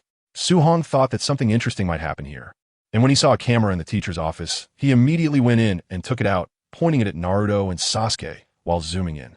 Itachi, looking a bit puzzled, asked, Su Hong, what are you doing? Su Hong smiled and replied, I feel like something interesting is going to happen, and I want to capture it. Kakashi had a black line on his forehead, not expecting this guy to have such a twisted sense of humor. Sigh, is this for real? Sitting in front of Sasuke, Yuan-Wei deliberately shouted loudly, elbowing Naruto in the butt. Then she turned around and immediately said, sorry. Outside, Su Hong had long been waiting for this opportunity, crazily pressing the shutter, taking a dozen shots in a short time. The female students who graduated from the ninja school stared at Naruto and Sasuke in shock, dumbfounded and speechless for a long time. Chapter 105. Iconic scene. The sound of Sasuke and Naruto kissing made the girls next to them feel heartbroken. Sasuke's first kiss was unexpectedly not taken by them. The two instantly separated, clutching their necks, and began to dry heave, their expressions as disgusting as possible. Naruto, I must kill you. My mouth is going to rot. Hearing their voices, Yuan-Wei pretended to be innocent and said, was it my fault? There's a killing intent. Naruto suddenly stopped dry heaving, slowly turned his head in the direction he sensed, and saw that almost all the girls had veins popping on their foreheads, glaring at him with murderous intent. Sakura's voice was icy. Naruto, you... Seeing this, Naruto immediately raised both hands in surrender, cold sweat constantly breaking out on his forehead, and hurriedly explained, it was an accident. It was an accident. It's so noisy. Sakura and others rolled up their sleeves and directly pulled Naruto down, starting to punch and kick him, while most of the boys were just watching the show. For a moment, the entire classroom was in chaos. Outside, Itachi stood frozen in place for a long time, as if he had lost his soul, staring intently at Sasuke, who was dry heaving over there. Next to him, Izumi covered her mouth and chuckled, knowing how pure Itachi's love for his little brother was, while also feeling that these two were really interesting. Su Hong patted Itachi's shoulder and joked, don't worry. When the photos are developed later, I will definitely pick the clearest one for you. But Naruto always seems to create some unexpected situations. The other leading jonin nearby had black lines on their foreheads, secretly thinking that Lord Su Hong really wasn't serious. Inuzuka, Hana, gently coughed twice and softly said, Lord Su Hong, should we go in now to take them away? Su Hong took out the film from the camera, tore out the photos he took of Naruto and Sasuke, and smiled. No rush, they're still very heated. Let's let them cool off for a while before we go. Yes. Inuzuka Hana had just been promoted to Special Jonin half a month ago and was the leading jonin this time. As a member of the Inuzuka clan, her personality was somewhat impatient. The other jonin also agreed with Su Hong's words. Once you become a ninja, you can't be too excited. You must stay calm. After putting the camera back on the teacher's desk, all the leading jonin began discussing the next assessment methods, especially those who had been leading jonin before, sharing their experiences. Thus, all the leading jonin left the students waiting until almost noon before finally walking towards the classroom. At this time, all the students in the classroom were getting somewhat impatient. Even Naruto and the others had taken out the game consoles they bought from Yunchi Mall and started playing games. Suddenly, the door was pulled open and a jonin walked in, saying, Class 9, follow me. Immediately, 3 jonin stood up and followed the leading jonin out. Just like that, the classroom quickly became empty, leaving only Class 11, Class 10, Class 8, Class 7, and Sakura. Itachi looked at Kakashi, who still hadn't returned, feeling somewhat helpless. As a brother complex, he was most afraid of Sasuke complaining. Unable to help it, he gritted his teeth and decided to face it. So he used a body flicker technique to appear at the classroom door and push the door open. Seeing Itachi's figure, Sasuke exclaimed happily, Brother, are you our leading jonin? Xianglin's eyes lit up when she saw the handsome Itachi. Having such a handsome teacher was indeed a very pleasant thing. Naruto was also somewhat looking forward to it. Itachi revealed a wry smile, tapped Sasuke's forehead, and said apologetically, Sorry, Sasuke. Then he stood up, his expression becoming serious. Uchiha Himawari, Kaku Seiji, Nishioka Daisuke. You all come with me. I am your leading jonin, Uchiha Itachi. Upon hearing the names, Sasuke was instantly dumbfounded. It turned out that it wasn't his brother who would take him, but rather a few mediocre guys from the class. Next, he had already notified Hong, Anko Yakumo, and Sai. Now only Sakura remained. Upon entering, he took Sakura directly to the agreed location. After Asuma took Class 10 away, Su Hong also yawned and walked in. Naruto excitedly shouted, "Brother Su Hong, are you our leading jonin?" Xianglin quickly nodded and said, "Yes, Brother Su Hong." Sasuke was also very much looking forward to it. After all, he knew a bit about Su Hong's strength. He owed a small part of his current strength to him, while the rest was, of course, thanks to his brother. Hinata Hyuga, Inazuka Kiba, and Yamanaka Ino were also very much looking forward to it. Su Hong's reputation in Konoha was known all. Su Hong pretended to rub his chin. "Let me think. Not Hinata, Kiba, and Ino, you all follow me. I am your leading jonin, Su Hong." "Yes." The three immediately stood up and followed Su Hong's pace. Naruto and the others instantly laid on the table, their eyes losing their sparkle like salted fish. Su Hong led the three to the Chinese pavilion inside Yinshi Mall. This was a restaurant opened by the people Su Hong entrusted with his cooking skills. He also liked to eat here. Upon arriving at the private room, Su Hong handed the menu to the three and smiled. "Order whatever you want." The three quickly finished ordering. After taking back the menu, they noticed that Hinata ordered less, realizing that this little girl was still a bit reserved. "So," he said to the waiter, "bring 20 portions of these dishes." The waiter nodded and went out. Su Hong smiled and said, taking this opportunity, "Let's start with self-introductions. Let's begin with Ino." The fully wrapped Ino felt surprised but quickly calmed down. After all, this was Su Hong and the others. It was quite normal for her to have such a low presence. "My name is Yamanaka Ino. I specialize in mind techniques, and my hobby is to make friends with various flowers. I dislike people who trample on flowers and dream of becoming a renowned florist." Su Hong nodded and looked at Kiba next. Kiba immediately shouted, "My name is Inazuka Kiba. I specialize in beast ninjutsu. My hobby is to walk with Akamaru. My favorite is Akamaru. I dislike people who raise cats, and my dream is to become Hokage." Su Hong replied, "Then you must work hard and not give up." Because of Su Hong's physique back then, Hinata's father, Hayashi, put a lot of effort into her, ensuring she ate enough at every meal. So now, even though she lacked talent and gentle fist, her strong chakra made Hinata's strength always rank among the top in the ninja school, making her arguably the strongest among the three. However, her personality was still the same as in the original story: gentle, kind, and not fond of fighting. In a battle with her younger sister Hanabi, she was defeated because she didn't want to hurt her sister. Chapter 106. The assessment begins. Hinata shyly glanced at Su Hong. Her hands clenched in a fist below, and softly said, "My name is Hinata Hyuga. My favorite is flower arrangement and delicious food. I don't have anything I dislike. And my dream for the future is to be a housewife." Looking at this gentle personality of Hinata, Su Hong sighed and smiled. "Your dream will definitely come true." Indeed, Hinata eventually became Naruto's wife. Hinata shyly nodded in agreement. The corner of Ya's mouth curled up into a smile as he looked at Akamaru on his shoulder and said, "Teacher, shouldn't you introduce yourself too? Don't you think so, Akamaru?" Seeing his little thought, Su Hong chuckled and said, "My name is Su Hong. My name should be well known in Konoha by now. I enjoy researching various training methods, dislike mustard, and as for my dream, I can't tell you that right now. You'll find out as we spend more time together." Su Hong's status allowed him to enjoy privileges at the Yunshi Chamber of Commerce. So the food arrived very quickly, filling the table. Ya and the others quickly began to eat. Hinata only ate a little before stopping. Su Hong said, "Hinata, eat up. I ordered 20 extra servings just for you." Hinata's face immediately turned red to her neck, and she gently pointed to her plate with her index finger, softly saying, "Su Hong-sensei, I can eat this much." Su Hong smiled and said, "Go ahead. I've already informed your father about your situation, and since we'll be spending a lot of time together, it'll eventually come to light." Hinata's face turned even redder, and she began to sweat, but she didn't faint. After sitting dazed for a few minutes, the flush on her face lightened, and she picked up her chopsticks to start eating again. Half an hour later, Shino and Akamaru had full bellies and stared in awe at Hinata, who was continuously stuffing various foods into her mouth. Seeing the situation at the table, Su Hong waved his hand, "Bring 5 more servings of the earlier dishes." The waiter, standing nearby, immediately nodded, lifted the piled plates like a mountain, and walked out. Hinata's small face turned even redder, burying her head in her bowl and continuously scooping food, not wanting anyone to see her. Burp. Watching Hinata let out a satisfied burp. Su Hong laughed full now. Hinata shyly nodded, her head lowered very low. Looking around at the three, he said, "Since you all are full, let's talk about what's coming up next." The expressions of the three immediately turned serious. Every genin must undergo an assessment after graduating from the Ninja Academy. If they fail, they will be sent back to the academy to repeat 6th grade. So, we will gather at training ground 3 tomorrow morning at 8 o'clock.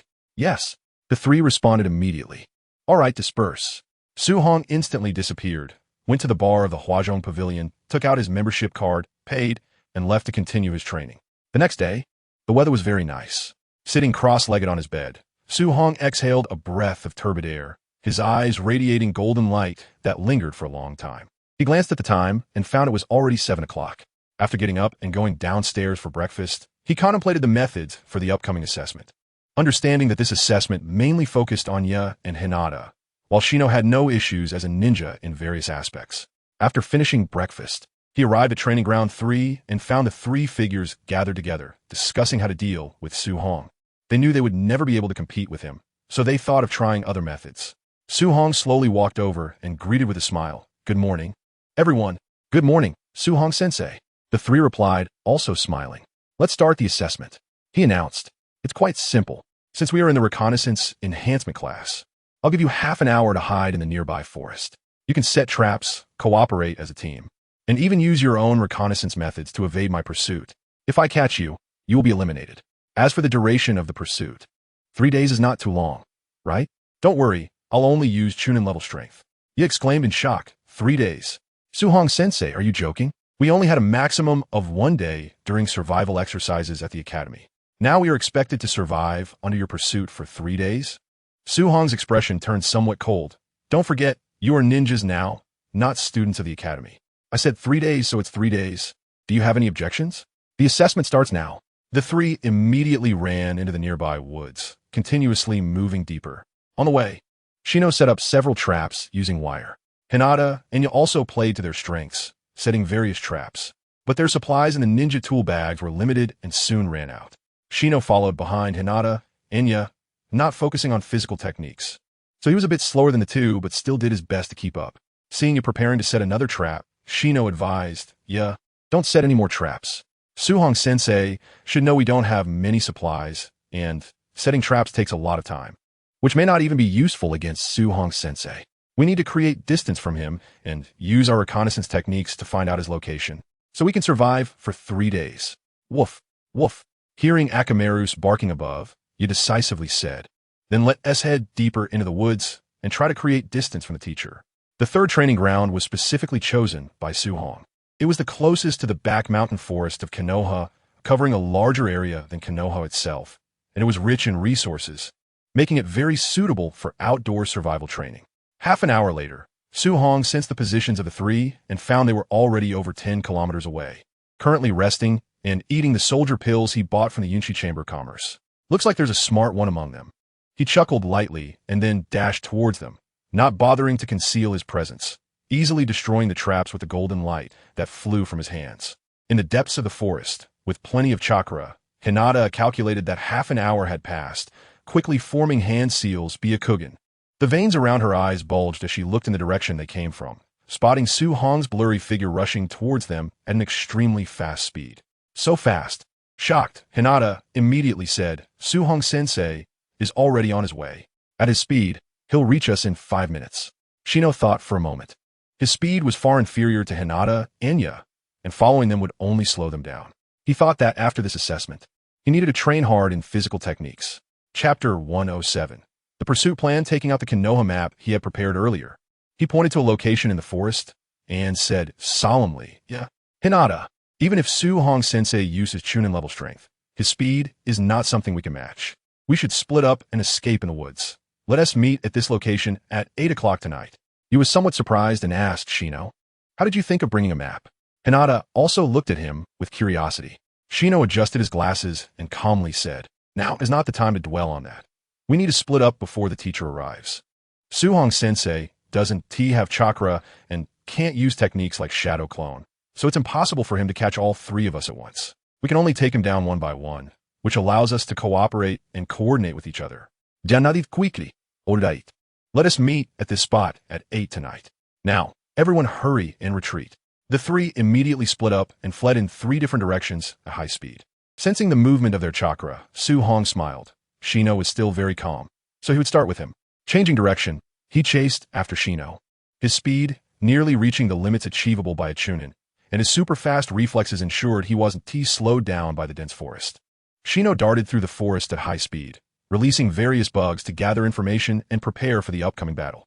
Feeling the presence of many chakra-infused insects around him, Su Hong's hands summoned a golden light that coalesced into thousands of projectiles, continuously shooting out like a Gatling gun, piercing through all the surrounding insects, killing them instantly. In the distance, Zeno's body paused, and a large number of insects began to surge out from his body, floating around him like a cloud of black smoke. Then they started flying towards Su Hong from both sides of the forest. Oh, changing strategies. Seeing the dense swarm of insects, Su Hong chuckled lightly, his figure turning as he ran toward the side of the forest where there were no insects. Although he could activate the golden light spell and eliminate all the insects, this was an assessment, and instantly dismantling Zeno's combat ability wouldn't be fun. The swarm quickly turned and chased after Su Hong. Watching the river ahead, he exerted a slight force underfoot and flew towards the river's surface. With a powerful leap, he landed on the water, creating a massive splash that submerged most of Zeno's insects, preventing them from flying. Through his connection with the insects, Zeno understood the current situation.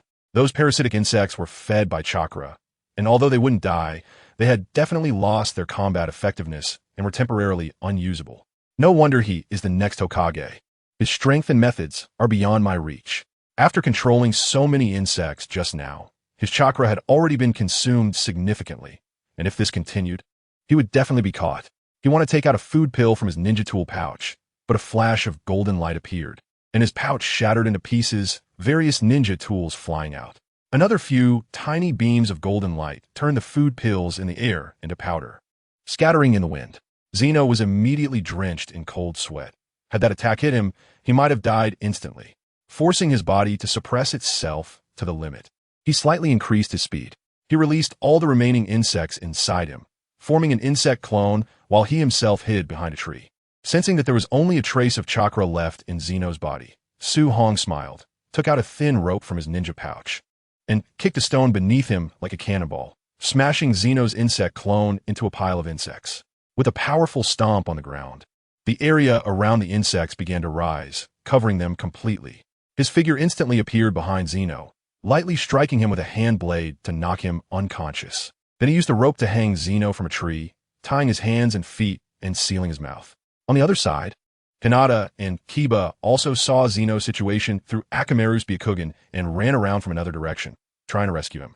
Seeing their actions, Su Hong nodded in satisfaction, acknowledging their behavior. With a flash, he chased after Hinata. Hinata also noticed Su Hong's figure and immediately turned to run, buying time for Kiba to save Zeno. The Byakugan saw that Su Hong's speed was far greater than hers. Hinata silently thought, "Kiba, hurry up. I can't hold on much longer." Their speeds were continuously closing in. 8 trigrams, empty palm. Hinata instantly turned around, slapping outwards, launching a massive chakra sphere that created a tremendous shockwave. Su Hong's body instantly moved 2 meters to the left, dodging the attack, but the trees behind him were obliterated by the shockwave. Haha, looks like the 6 years of training weren't in vain. This amount of chakra is several times more abundant than your father's. The power of this 8 trigrams. Empty palm is far stronger than Niji's. Su Hong's laughter made Hinata's face flush, but her movements didn't stop, continuously unleashing 8 trigrams. Empty palms, filling the 10-meter space with shockwaves. Su Hong also struck out with a palm, creating a sharp air current that turned into a shockwave. Boom! The 2 shockwaves exploded in the air, the sound resembling thunder. Su Hong's figure flashed and appeared in front of Hinata, reaching out with a punch. Hinata responded with her gentle fist, and the two exchanged dozens of blows in an instant, with Su Hong using strength and speed comparable to Hinata's, competing purely in taijutsu techniques.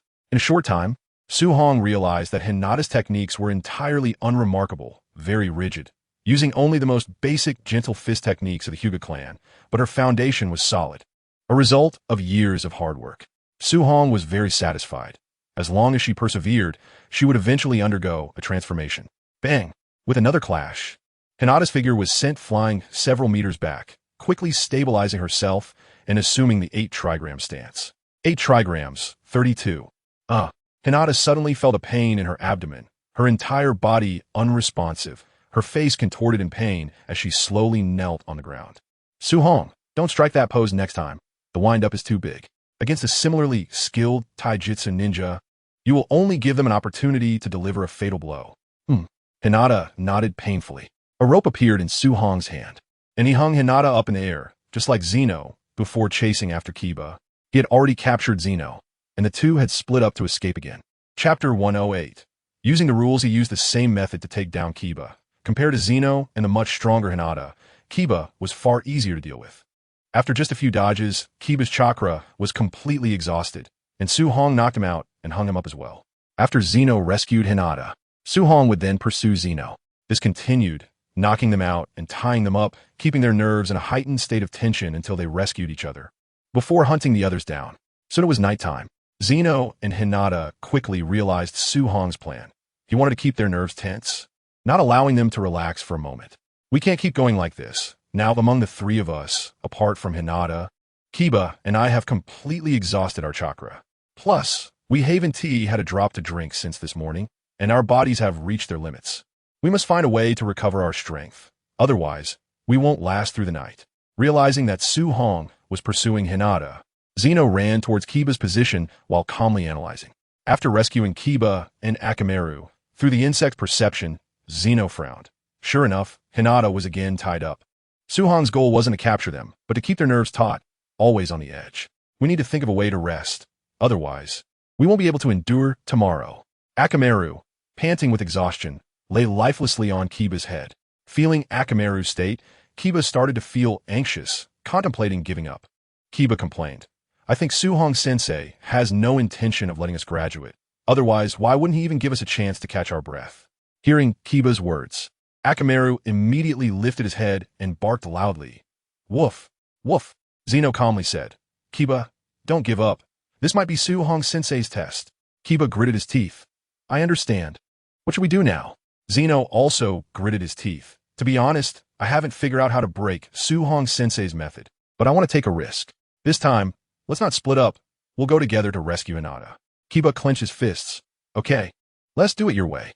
The two rushed towards the spot where Hinata was tied up.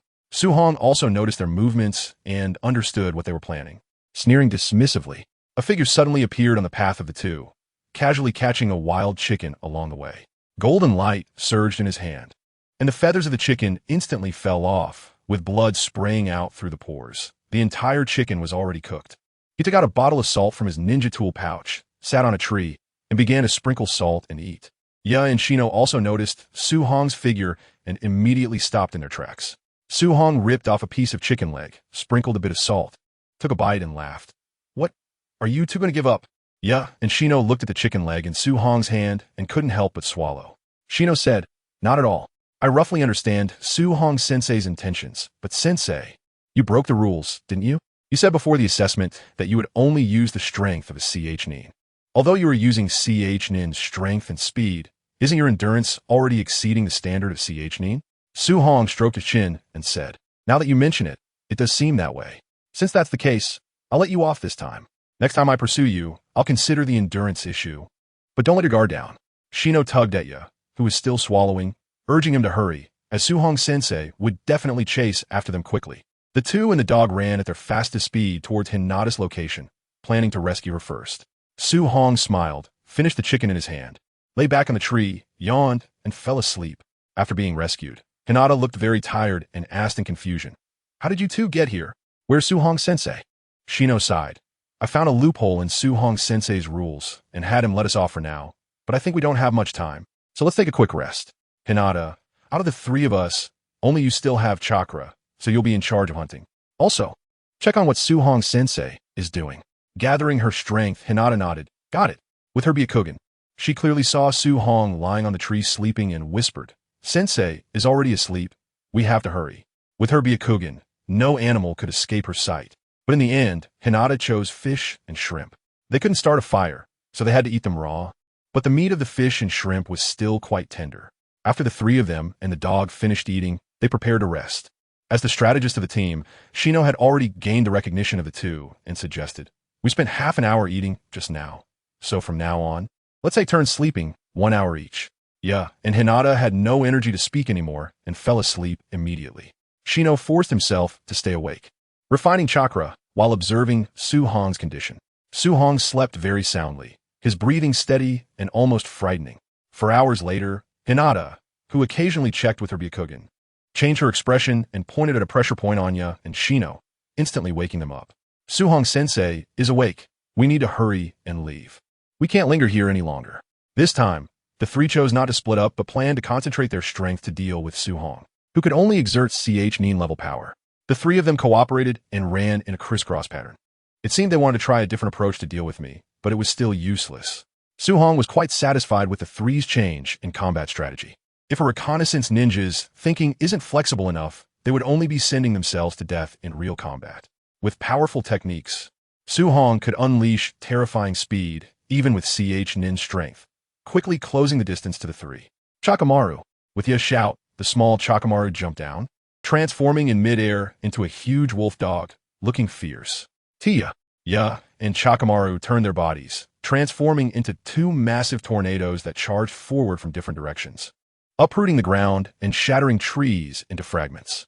Su Hong's body danced like a butterfly, continuously dodging, as Ya and Chakamaru's tornadoes couldn't even get close to him. Bagua, K.H.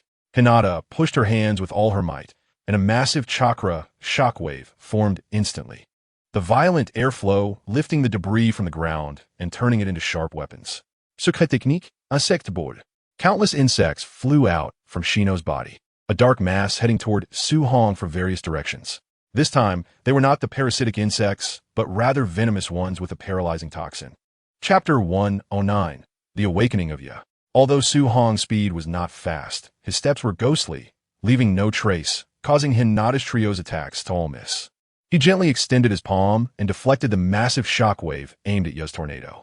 The shockwave did not explode, but accelerated directly toward Ya. Boom! Ya did not anticipate such an attack, unable to dodge, and collided head-on with the shockwave. The tornado surrounding him instantly dissipated, and Ya's body was sent flying. Chakamaru sensed Ya's state in mid-air, dissipated his chakra, and rushed over to catch Ya. At that moment, he was filled with disbelief, having been temporarily drained of his strength by such a move. During his time at the Ninja Academy, he always thought he was among the strongest students, but now, in less than a day, he saw a different side of his classmates. Although Shino was not as strong in physical techniques as he far surpassed him in other aspects. Throughout this day, it was Shino who had been strategizing and providing support, while he had only been holding them back. Not to mention Hinata, who seemed weak and gentle. Her displayed strength exceeded his imagination. Watching Hinata's chakra continuously burst forth, various Hyuga family secret techniques and gentle fist techniques were unleashed, constantly blocking Su Hong's attacks, making her the strongest among the three. What I've been doing all these years. Clenching his fists tightly, his eyes fixed on Hinata and Shino fighting Su Hong. Su Hong also sensed Ya's state and smiled internally. This was just as he expected. He had been too comfortable at the Ninja Academy over the years, casually learning some family jutsu, allowing him to crush most people at school. This made Ya very confident in his strength and talent, believing he could achieve results without effort as long as he learned a little. Such experiences would lead him to give up when facing setbacks, showing a lack of willpower. He wouldn't awaken unless pushed hard enough. However, Hinata surprised Su Hong a bit. He initially thought this shy, gentle girl who disliked fighting would be timid in battle, but it seemed he had overthought it. Although she disliked fighting, she could easily focus her attention. In this state, she wanted nothing else but to stop Su Hong in front of her. This made her defense exceptionally good, almost perfect, and Su Hong, who was only exerting Nin level power, couldn't take her down for the time being. At this moment, a thin layer of golden insects covered Su Hong's body, blocking Ya's insects while feeding Hinata techniques. In the dark night, three figures were watching the battle between Su Hong and the four from a distance. These three were Hinata's worried parents, Hayashi Hyuga, Shibi Yamanaka, and Inazuka Tsum. Since it was already night and they hadn't seen their children return, they came to the third training ground to look for them and found Su Hong still assessing their children. They'd been watching for quite a while. After watching for so long, Inazuka Tsum sighed. Hayashi, Hinata is indeed worthy of being the eldest daughter of the Hyuga clan, being able to fight Su Hong-sama to such an extent. Unlike my kid, who has lost all courage and is drowning in self-doubt. It seems I need to educate and train him properly when we return. Hayashi Hyuga humbly replied. Not at all. This is all the result of Lord Su Hong's humility. Watching his daughter, who had opened her Byakugan and was increasing her speed, he was quite surprised. He originally thought that his daughter only had a lot of chakra and no other talents. On the eve of graduation, she had even lost to his 7-year-old daughter Hanabi. But now it seemed that losing to Hanabi was completely because he didn't want to fight. Her combat power was already stronger than that of the current strongest genius of the Hyuga clan, Niji. The power of her 8 trigrams. Air palm was something he couldn't match, only lacking high-level techniques like the heavenly spin. Yamanaka Shimi was quite satisfied with his son Shino's performance. Like his son, he was fond of the mysterious, and, being a bit socially anxious, didn't speak. After a long time of using Byakugan and engaging in intense battles, Hinata became increasingly familiar with the chakra within her body. Her gentle fist defense became more and more outstanding, and her footwork became increasingly agile, occasionally allowing her to counterattack. Shino noticed that the insects had no effect on Su Hong, so he directly recalled the insects and took out a kunai. With his unskilled taijutsu, he rushed in, maneuvering around the combat area of Su Hong and Hinata, occasionally using the kunai to create attack opportunities for Hinata. Su Hong grabbed Shino's hand with his right hand and pulled him forcefully in front of him. "Shino, be careful," Hinata exclaimed in fear. But the palm she had already struck out couldn't be retracted, and she could only try her best to control her chakra to prevent it from exploding out. If that hit landed, Shino would either be dead or severely injured. In the distance, Yamanaka Shimi's expression changed, and he extended his right hand, causing a swarm of dark insects to appear, wanting to intervene for his son. However, he was pulled back by Hizashi, who said, "Shimi, don't let your concern disrupt your focus. Lord Su Hong is still there. He won't let anything happen to your son." Looking up, Shimi noticed that a layer of golden light had appeared around his son. Hinata's palm struck Shino's chest, and under Su Hong's guidance, he flew towards Kiba, crashing heavily into the ground. The golden light Su Hong provided Shino for defense wasn't strong enough, only blocking most of the chakra. But a small portion still entered Shino's body, causing him significant injury and temporarily preventing him from using chakra. Struggling to get up, Shino glanced at the person next to him who was still in a daze and immediately reminded, "Kiba, let's go together. We can't deal with Lord Su Hong by relying on Hinata alone. Only by teaming up will we have a chance." Kiba, who was already in self-doubt, raised his head. "Shino, He didn't know what to say. Seeing Kiba affected, Shino earnestly said, "Even though I don't know what you're thinking, I will participate in this assessment, even if it means being eliminated. Otherwise, I will definitely regret it later." After saying this, he dragged his heavy body and charged forward. Watching Shino's determined steps, Kiba murmured, "Shino, woof, woof." Seeing the determined expression on Akamaru's face, Kiba also smiled. "Yes, if I don't go, I will definitely regret it. Worst case, I can try again next year. As long as we work hard and don't give up, we can do it. Let's go, Akamaru. Woof." Chapter 110. Assessment. Ins 2 massive tornadoes collided directly with Su Hong, spinning in opposite directions, creating a powerful suction and terrifying tearing ability at their intersection. 8 trigrams, air palm. Hinata instantly drained her chakra and struck out, generating a chakra shockwave 5 times larger than before, shooting out like a cannonball. Seeing the chakra shockwave growing larger in his sight, Su Hong was shocked. The power of this strike was comparable to S-rank ninjutsu, which even average J-nin couldn't withstand. Crossing his hands, golden light gathered in front of him. Although it looked like a strong defense, it didn't exceed the limits of a mid-level J-nin. Boom! Su Hong was blasted away, crashing into the massive tornado formed by Kiba and Akamaru. The tornado slammed him to the ground, creating a loud ripping sound as the earth in the forest began to tear apart, forming numerous cracks. In an instant, dust filled the air, enveloping the entire forest. Kiba and Akamaru used their last strength to leap out of the dust, landing beside Hinata, panting heavily. Hinata was also extremely weak. Her Byakugan had long since closed, and she knelt on one knee, trying to stand but failing several times. Shino staggered over and helped Hinata up. The eyes of the three and Akamaru were fixed on the swirling dust. "You've really gone and done it. You've been blown away by these 3 little brats." Su Hong's displeased voice emerged from the dust.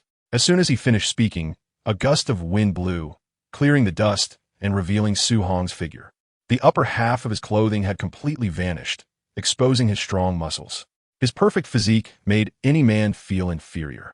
Seeing the 3 still on high alert, Su Hong sighed and said in a deep voice, "All right, that last hit would have torn even the top-level mid-J-nin to shreds. You all passed. Great, we passed." The 3 immediately exclaimed with joy. However, as soon as their spirits relaxed, a wave of fatigue and weakness washed over them, and their bodies fell backward. Su-hong instantly appeared behind them, catching them as they fainted. Turning to shout at a distance, he said, "Everyone come over and take your children home. Make sure they take a medicinal bath afterward to avoid hidden injuries. Also, there will be a 3-day break. Let them write down their shortcomings. And we will meet at the Hokage's office entrance at 8 o'clock in the morning 3 days later." After he finished speaking, 3 figures appeared instantly, respectfully saying, "We greet Lord Su-hong." Su-hong replied, "You've been watching for so long. You should know your children's issues by now. Hurry and take them away." "Yes."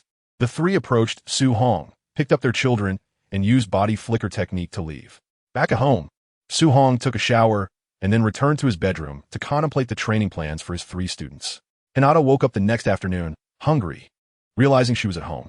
The final scene of the assessment flashed in her mind, and she muttered in disbelief, "I passed the assessment. I actually passed." The more she thought about it, the more excited she became. A thunderous rumble from her stomach made Hinata's face turn bright red. Looking around and finding no one else, she breathed a sigh of relief. She got out of bed and went outside, only to find her sister Hanabi waiting at the door. Seeing Hinata come out, Hanabi, with her hands behind her back, smiled and said, "Sister, father said to bring you over once you wake up. Let's go." "Okay, Hanabi." Although Hinata was very hungry, her gentle nature made her not want to refuse, so she decided to meet with her father first. Arriving at Hayashi Hyuga's room, Hinata was surprised to find a large amount of food on the table, something that had never happened before. The strict Hyuga clan had no precedent for keeping food in their rooms. Hayashi Hyuga, with a loving expression, said, "Hinata, you performed very well in this assessment."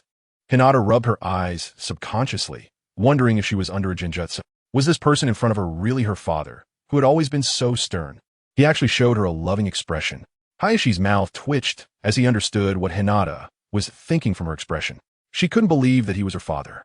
Glancing at the little prankster behind Hinata, he immediately became serious and said, "Hanabi, you go back to your room for now. I need to talk to Hinata alone." "Yes, father." Hanabi quickly replied and exited the room. Hinata felt an inexplicable sense of relief in her heart. This was the father she remembered, obediently sitting at the table, waiting for her father to pick up his chopsticks first. She sighed internally, "Go ahead and eat. I've already had my meal. This is specially prepared for you." At the same time, she wondered if she had been too lenient with Hinata in the past and decided to be a bit gentler with her in the future.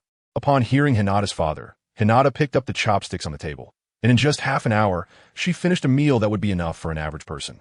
After Hinata neatly placed her chopsticks down, Hinata's father spoke. "Hinata, you performed very well in Lord Shuhong's assessment this time, showcasing the talent of the Hyuga clan. I am proud of you." "Thank you, father." Hinata was very happy. This was the first time her father had praised her. Hinata's father continued, "But you must not become complacent.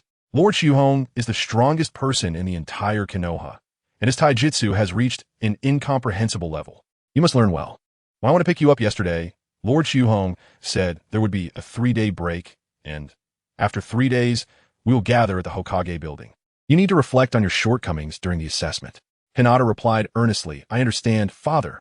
Hinata's father's expression turned serious. "I want to ask you one more question." Hinata also straightened her posture and said, "Please go ahead, father." Hinata's father asked, "When you were fighting Hanabi, why didn't you perform as well as you did when you fought Lord Shuhong?" Hinata's face suddenly looked a bit ugly. "I don't really know. When I was fighting Teacher Shuhong, I had only one thought in my mind, to stop him from capturing all of us. I didn't think too much about anything else. But when I was fighting Hanabi, I was worried she might get hurt, and I was also concerned about whether I would discourage her or if she would ignore me in the future. So I was a bit flustered and at a loss during the fight." As she spoke, Hinata's voice grew quieter, and her head nearly dipped down to the table. "Just as I observed, it's not that her strength is lacking, but rather due to her personality. When she fought Lord Shuhong, the immense pressure forced her to concentrate her mental energy, so she didn't think about anything else and was able to exert her full strength." Chapter 111. Catching a cat. Hanabi is Hinata's younger sister, and Hinata's strength far surpasses Hanabi's, which is why she overthought during the battle and ultimately showed mercy, leading to her defeat by her own sister.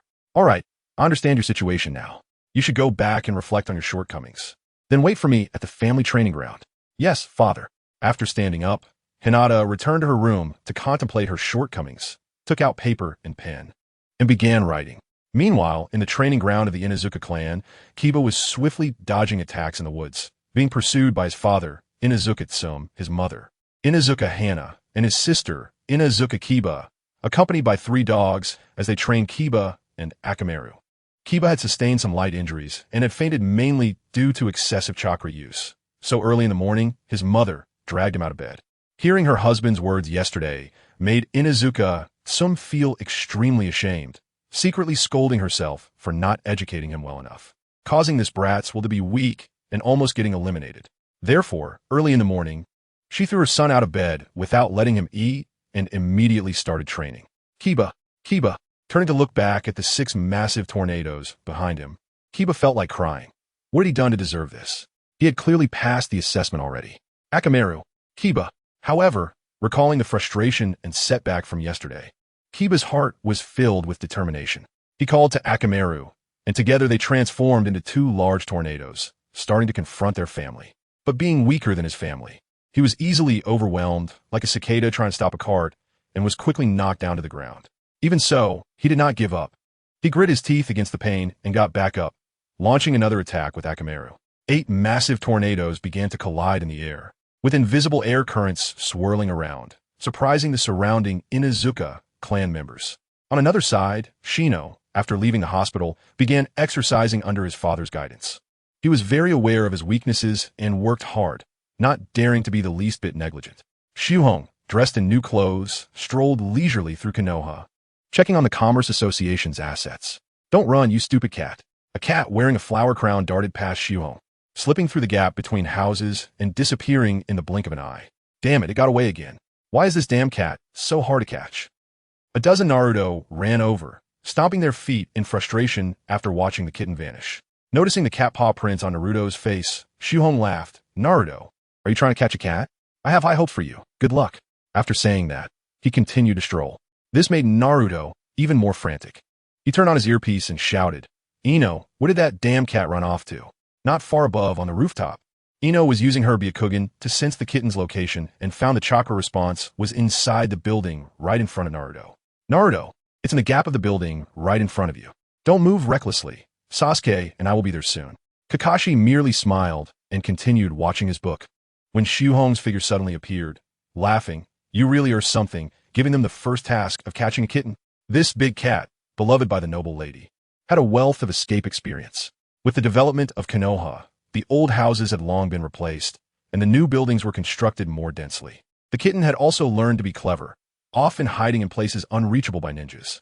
Generally, newly graduated genin, no matter how strong, would find it challenging to catch the cat without harming it or damaging the houses, especially without certain experience. Kakashi rolled his eyes and said, You want to talk? Naruto and the others were all taught by you, weren't they? If it weren't for their significant improvement in strength these past few years, they would have failed the assessment yesterday. Thinking back to yesterday's assessment, he had originally planned to watch his book while showing off. But all 3 had reached the level of Jonin, and they exploded from the start, almost losing the bells. If it had been a few years ago, they would have been defeated long ago. Who told you not to investigate beforehand? Intelligence is key for ninjas on missions. Not getting killed is already a win. Kakashi rolled his eyes again, looking down to continue watching his book, not wanting to pay attention to Shuhong. Meanwhile, Naruto and the others were trying to find ways to lure the kitten out of the gap, but after trying many methods, none worked at all. Shuhong scoffed. You're still too young. You can't even catch a cat. 3 days passed quickly. At the entrance of the Hokage building office, Kiba, Shino, and Hinata arrived at 7:30. The 3 of them had slightly changed in temperament, with Kiba showing the most significant change. His eyes were determined, exuding a faint beastly aura. Next was Shino, who appeared more spirited, but his presence remained subtle, often making people unconsciously overlook him. Hinata showed the least change. If one looked at her with a lack of confidence, it would be hard to notice. She appeared a bit more confident. At 7:59, Shuhong yawned and strolled over slowly. Good morning. Did you miss me? Kiba turned away in annoyance, not wanting to acknowledge Shuhong.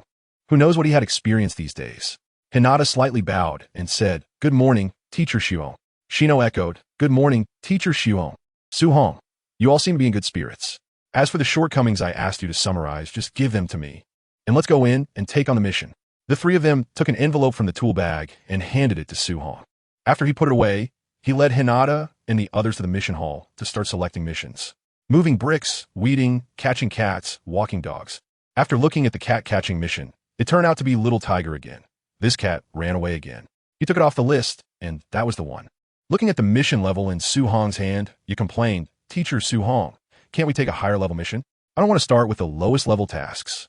Over the past few days, he had inquired with Naruto and others that D-rank missions were just catching cats, catching dogs, weeding, moving bricks, and picking up trash. This was not the ninja life he had hoped for. Su Hong's expression instantly became serious, and he said sternly, "I think you should go back and let your parents and sister train you for a few more days. With such high aspirations and low abilities, how can you become a great ninja in the future? Just this. You still want to become Hokage." You immediately felt disheartened. He didn't want to go back to training anymore. Catching a cat was fine. Chapter 112. The fundamental strength, looking at the three of them, exchanging glances. Su Hong smiled and said, "Since there are no objections, let's go execute the mission."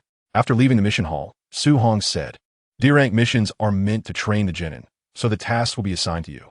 I'll only be supervising. Hurry up and go do the mission." The three immediately dispersed to look for clues and locations for Little Tiger. But since this class was a reconnaissance enhancement class, they were far superior to other classes in reconnaissance, and in terms of ability configuration, they were second only to Class 10. While the three searched for clues, Su Hong took out their summaries and sat down at a beverage shop to read. Hinata, with her high purity of Byakugan, had already developed some functions that other Byakugan did not possess, and her abilities far exceeded those of other Byakugan users. After searching for a while, she spotted Little Tiger relaxing and looking at its paws in a gap between two houses. "Yeah, Shino, I found it. Come with me." Hinata immediately led Ya and Shino toward the direction of Little Tiger. Looking at the small gap, Shino reached out, secret technique, insect sphere. Little Tiger, who had been enjoying itself, quickly sensed the countless insects appearing in front of it, and its fur bristled in alarm. It turned and ran, cleverly escaping into places where humans couldn't follow. Unfortunately, this time it miscalculated. Shiryu charged indirectly. The three had already studied the architectural map of Konoha, and Shino's insects continuously blocked the paths, forcing Little Tiger toward the route where Shiryu was located. As soon as Little Tiger appeared, Shiryu pounced on it, pinning it to the ground with its sharp canine teeth against Little Tiger's throat, dragging it out and handing it over to Ya.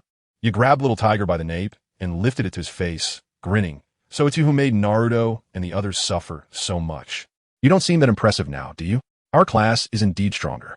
Almost all the teams had tried to catch Little Tiger in the past 3 days, but they had all struggled, so you felt a bit cocky about easily capturing Little Tiger now. "Meow. You dead cat, I'm going to kill you."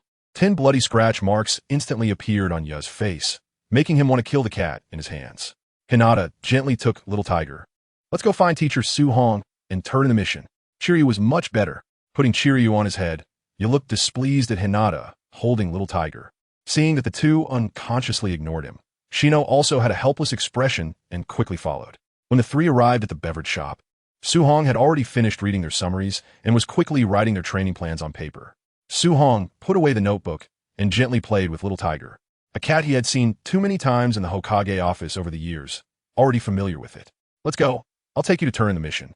They easily made their way to the Hokage office, where they indeed saw the daimyo's wife. Ever since trains and off-road vehicles became common in the Land of Fire, this plump woman had been coming to Konoha more frequently.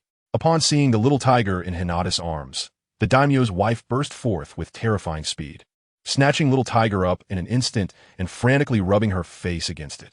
Little Tiger struggled desperately, but it was of no use, eventually settling into a look of utter resignation. The three sighed, realizing that Little Tiger's experience in escaping was for a reason. "Little Tiger, where have you run off to? You really worried your mother." "Little Tiger, Mommy misses you so much." "Little Tiger, come let Mommy give you a kiss." Su Hong and the others unconsciously took several steps back, not daring to disturb this somewhat crazed woman. After a while, the daimyo's wife finally placed Little Tiger into a cage carried by her attendants, locking it with several locks. She placed a stack of money on the desk and took Little Tiger away. Tsunade also felt helpless towards this woman, pulling out 1/10 of Konoha's share and giving the rest as a reward to Su Hong. This was the daimyo's wife's privilege. Otherwise, everything would be completed in the mission hall, which was also why Tsunade felt helpless, unnecessarily increasing her workload. Taking half, Su Hong put it into his pocket and handed the rest to Hinata, smiling. "You three can split the rest." This operation instantly left the three speechless, staring blankly at Su Hong. as if to say, you didn't do anything. How can you take so much? Su-hong, don't look at me like that. When you lead a team of J-nin, I take half. That's the rule. Besides, with your families, you shouldn't be short on money, right? Hinata lowered her head and said no more, but and Shino still stared at him. Seeing this, Su-hong sighed, all right, let us go to the third training ground. I'll train you. If you perform well, I might teach you a few techniques. Great. After arriving at the training ground, Su-hong saw Guy leading the third class in training. Guy immediately dashed in front of the four, flashing a bright smile, and said excitedly, Su-hong, are you here to have a youthful duel with me? Su-hong quickly waved his hand and said, no, I just brought my students over practice. In the distance, Niji, who was also training, stopped and looked at Hinata with a complex expression. This made Hinata involuntarily take a step back and murmur, Brother Niji. Guy immediately said, then can my student sit in? He was well aware of Su-hong's strength and taijutsu ability. Having his class receive guidance would greatly benefit Niji and the others. Su-hong nodded, sure, call them over. Great. To receive guidance from Lord Su-hong is truly youthful. Before Guy could say anything, Li, who was training over there, suddenly erupted. His whole body seemed to be burning with a blazing flame, full of passion. He had been eavesdropping when Su-hong arrived and was just a bit too excited now, yet internally complained. Another one with that same fiery spirit. There was no helping it. Guy's sudden appearance had startled him, and now another Li appeared, both of whom looked quite similar in appearance and style, making it no exaggeration to say they could be father and son. Li, Niji, Tintin, did you hear that? Guy's eyes were filled with excited tears as he immediately beckoned Niji and the others over. Lord Su-hong. Su-hong sat down on the ground and smiled. Everyone sit down. Before we start training, I want to ask you a question. What do you think constitutes the fundamental strength of a ninja? Everyone surrounded Su-hong and began to ponder the question, including Kai. They did not think Su-hong's question was simple, but rather had some deeper significance. Chapter 113. Arranging training. The relatively straightforward Xiao Li raised his hand directly. Su-hong gestured for Xiao Li to speak. My dream is to tell others that one can become strong solely through physical techniques. So, I think physical techniques are very important. Xiao Li had always admired Su-hong, and after becoming Kai's student, he also looked up to Kai, as both were renowned in the ninja world for their physical prowess and were absolute strongmen. Hey, not bad. Su-hong praised Xiao Li, which made him very happy. Tian immediately raised his hand and said, Lord Su-hong, I think ninja tools are also very important. As one of the few wealthy individuals in Konoha, Tian excelled at using ninja tools, which is why he had this answer. Su-hong note that hapfi mai si, ning ti site. I think techniques. Shino said, I think ninjutsu. You said, I think partners. Hinata said, I think chakra. Kai suddenly exclaimed, Will? Su-hong shot a glance at Kai and smiled. What you all said is correct. Physical techniques, ninja tools, techniques, ninjutsu, chakra. All these are essential for ninjas. In summary, they can be categorized into 4 types: spirit, body, chakra, and will. Ning Si and the others couldn't help but nod in agreement with Su-hong's words. Su-hong continued, among them, chakra is quite special because it is a product of the combination of body, spirit, and will, serving as a bridge for communication among the 3. The use of ninjutsu, jinjutsu, and taijutsu all relies on this foundation. Take the Hokage clan's gentle fist, for example. The essence of gentle fist is the application of chakra, but it also has certain requirements for the body, spirit, and will. If these are not met, even if you have an abundance of chakra, you won't be able to unleash much power. Currently, the Hokage clan focuses primarily on the techniques of gentle fist, with other aspects as secondary, neglecting spirit, body, and will. This is also why there are no shadow-level powerhouses in the Hokage clan today.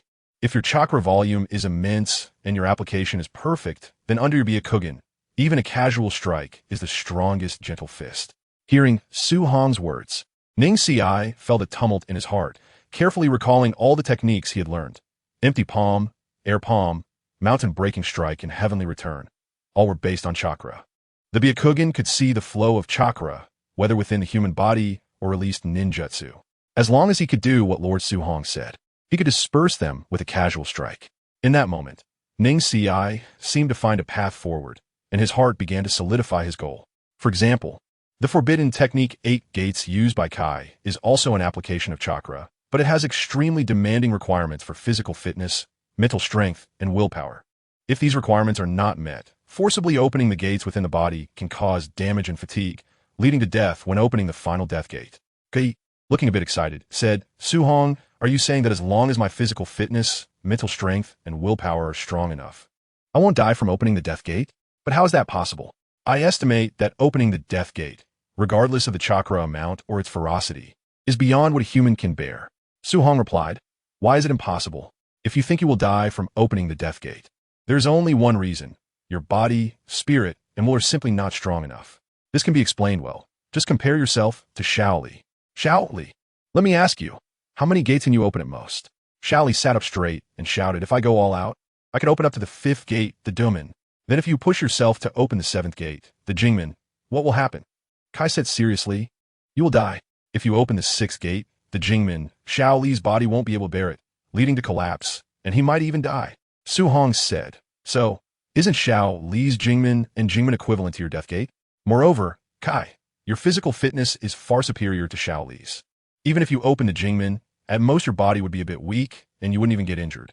The reason you can't survive the death gate is simply that the physical fitness, mental strength, and willpower required to survive it exceed your imagination. Kai thought for a moment and asked, but Su-hong, that still seems impossible. Simple training can't achieve that level. Su-hong replied, that's why methods are needed. Kai, in the past 5 years, how has your physical fitness improved compared to before? Kai said, it has indeed improved a lot. Su-hong asked, what do you think is the reason? Kai answered without thinking, isn't it because of the things you created? At this point, Kai stopped speaking. He realized that as long as he continued to think of ways regarding chakra and harness natural energy, there would indeed be a chance to achieve this. Thinking of this, Kai's expression became a bit excited, eager to start training immediately.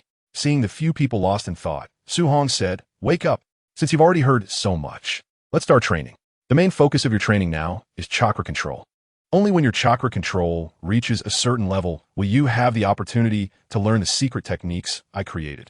Ning Xi and the other 3 had already taught chakra control, and yet others from their families have been taught long ago. So Su-hong didn't need to teach them again. Ninjutsu, Inata, and the 6 immediately began to train their chakra control using the methods taught by their families and Kai. Su-hong observed for a while and then turned his attention to Xiao Li. Xiao Li's method of training chakra was the technique Su-hong had previously created, which was later modified by Tsunade. Kai, you guys are really reckless. Although this secret method has been improved by Sister Tsunade, minimizing the side effects, it still consumes lifespan. Xiao Li's current physical fitness was much stronger than in the original work, but that was due to this secret technique. Kai said, don't worry. I've always supervised him and made sure he self-restricts. His training time won't exceed the limit, and I also frequently take him to the hospital for checkups. So there won't be any problems. Plus, you should know Xiao Li's situation. Without these, he wouldn't have achieved anything. Su-hong sighed and said, after the training, take Xiao Li to find Sister Tsunade for a checkup. Once there are no problems, bring him to me, and I'll personally design a training plan for him. Kai's face revealed a smile. Then I'll take Xiao Li to thank you. Looking at Xiao Li in the distance, continuously throwing punches and kicking, while using chakra to drive his blood to constantly refine his physique. Chapter 114. Training watching Ning Xi and the others sweat. Kai also felt a bit restless and immediately got up to join Xiao Li, throwing punches, although his chakra-driven blood training frequency and completion far exceeded Xiao Li's. Half an hour later, Kai ran back, looked around, and found no one watching him. He quietly asked, Su-hong, the effect of chakra-driven blood training has diminished. Do you have any other methods?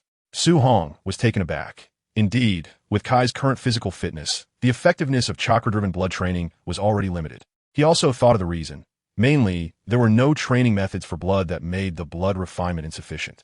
Lost in thought, he began to consider what methods could improve the situation, while Kai sat beside him without disturbing him.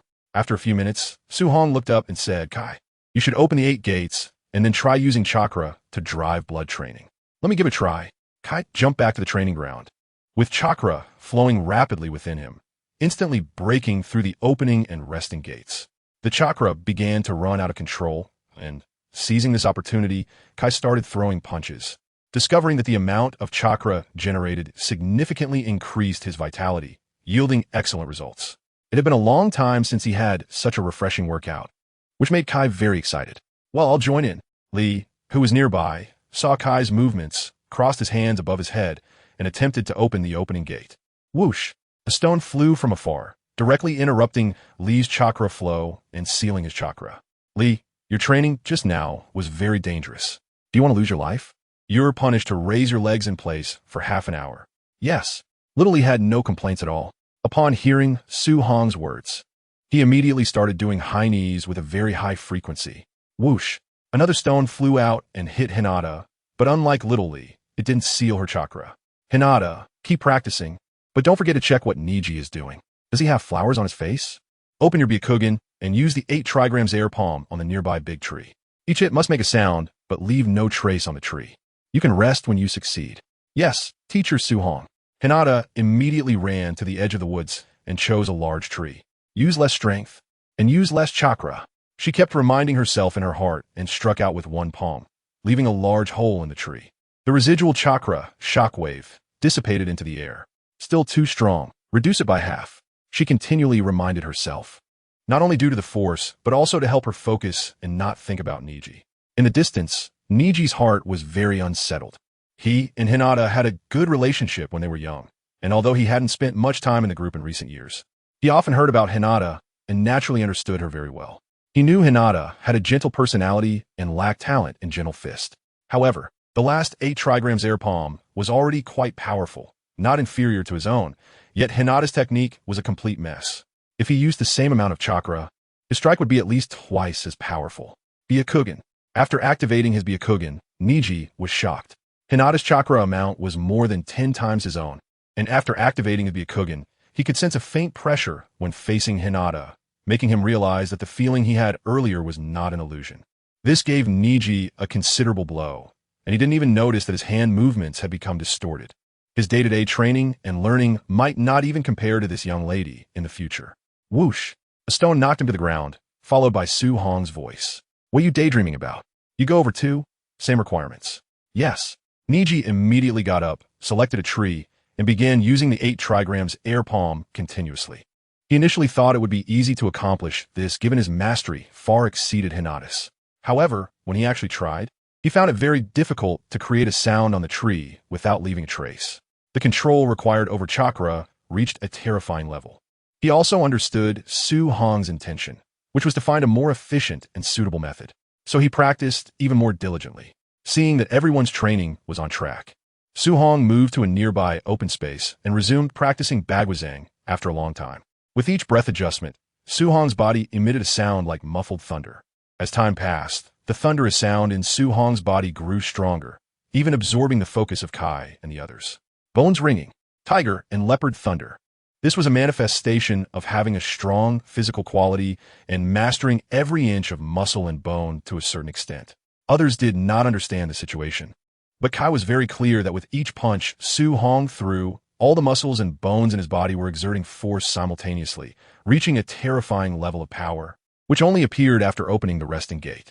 Su Hong's performance was evidently even better. The power of 8 gates was hard to control, but Su Hong seemed to do it instinctively, achieving the effects of the resting gate just by mastering his body. Indeed, my efforts are still not enough. Go for it. Kai, you can do it. Burn your youth. Kai shouted in his heart, instantly opening the life gate and increasing his training frequency. Su Hong was unaware of Kai's inner thoughts, focused solely on his punches, unaffected by the surroundings. Half a month passed. On the construction site, Su Hong sat in the foreman's position, wearing stylish black glasses, sipping drinks, and eating snacks, feeling very comfortable. In the distance, Hinata and the others were pushing a small cart stacked high with bricks, constantly transporting them while ensuring that not a single brick could break, which was Su Hong's requirement. For the past half-month, they had been doing tasks in the morning and training in the afternoon. Occasionally, Kai would also lead the 3rd class in training. After finishing at noon, Su Hong received his payment from the foreman, put half away, and casually handed the other half to Hinata. After dividing the money, feeling a bit impatient, said, Teacher Su Hong, can we stop doing D-rank missions? I want to take on higher-level missions. Su Hong glanced at the other two and saw they shared the same thought. Hinata quietly said, I'll listen to Teacher Su Hong, though her eyes showed a glimmer of anticipation. Gina, I also want to try higher-level missions. Sighing, Su Hong said solemnly, I assigned you D-rank missions for your training. Otherwise, why would every task have requirements for you? Chapter 115. C-rank mission. This made the 3 of them instantly tense, thinking they would still have to do D-rank missions. Although their strength had significantly increased during this period, They didn't want to continue doing tasks like moving bricks, catching cats, or walking dogs, but wanted to undertake missions that ninjas should do. However, after doing D-rank missions for so long, it was time for a change of pace. So this afternoon, you can rest. Tomorrow morning, we'll gather for missions. The three of them immediately jumped up in joy. Then we'll see you tomorrow morning, teacher. They turned and ran home, planning to wash off their sweat first. Su-hong turned and walked towards the Yunshi Chamber of Commerce headquarters. First arriving at Yunshi Mall and heading to the office area, where there was a guarded small door at the back.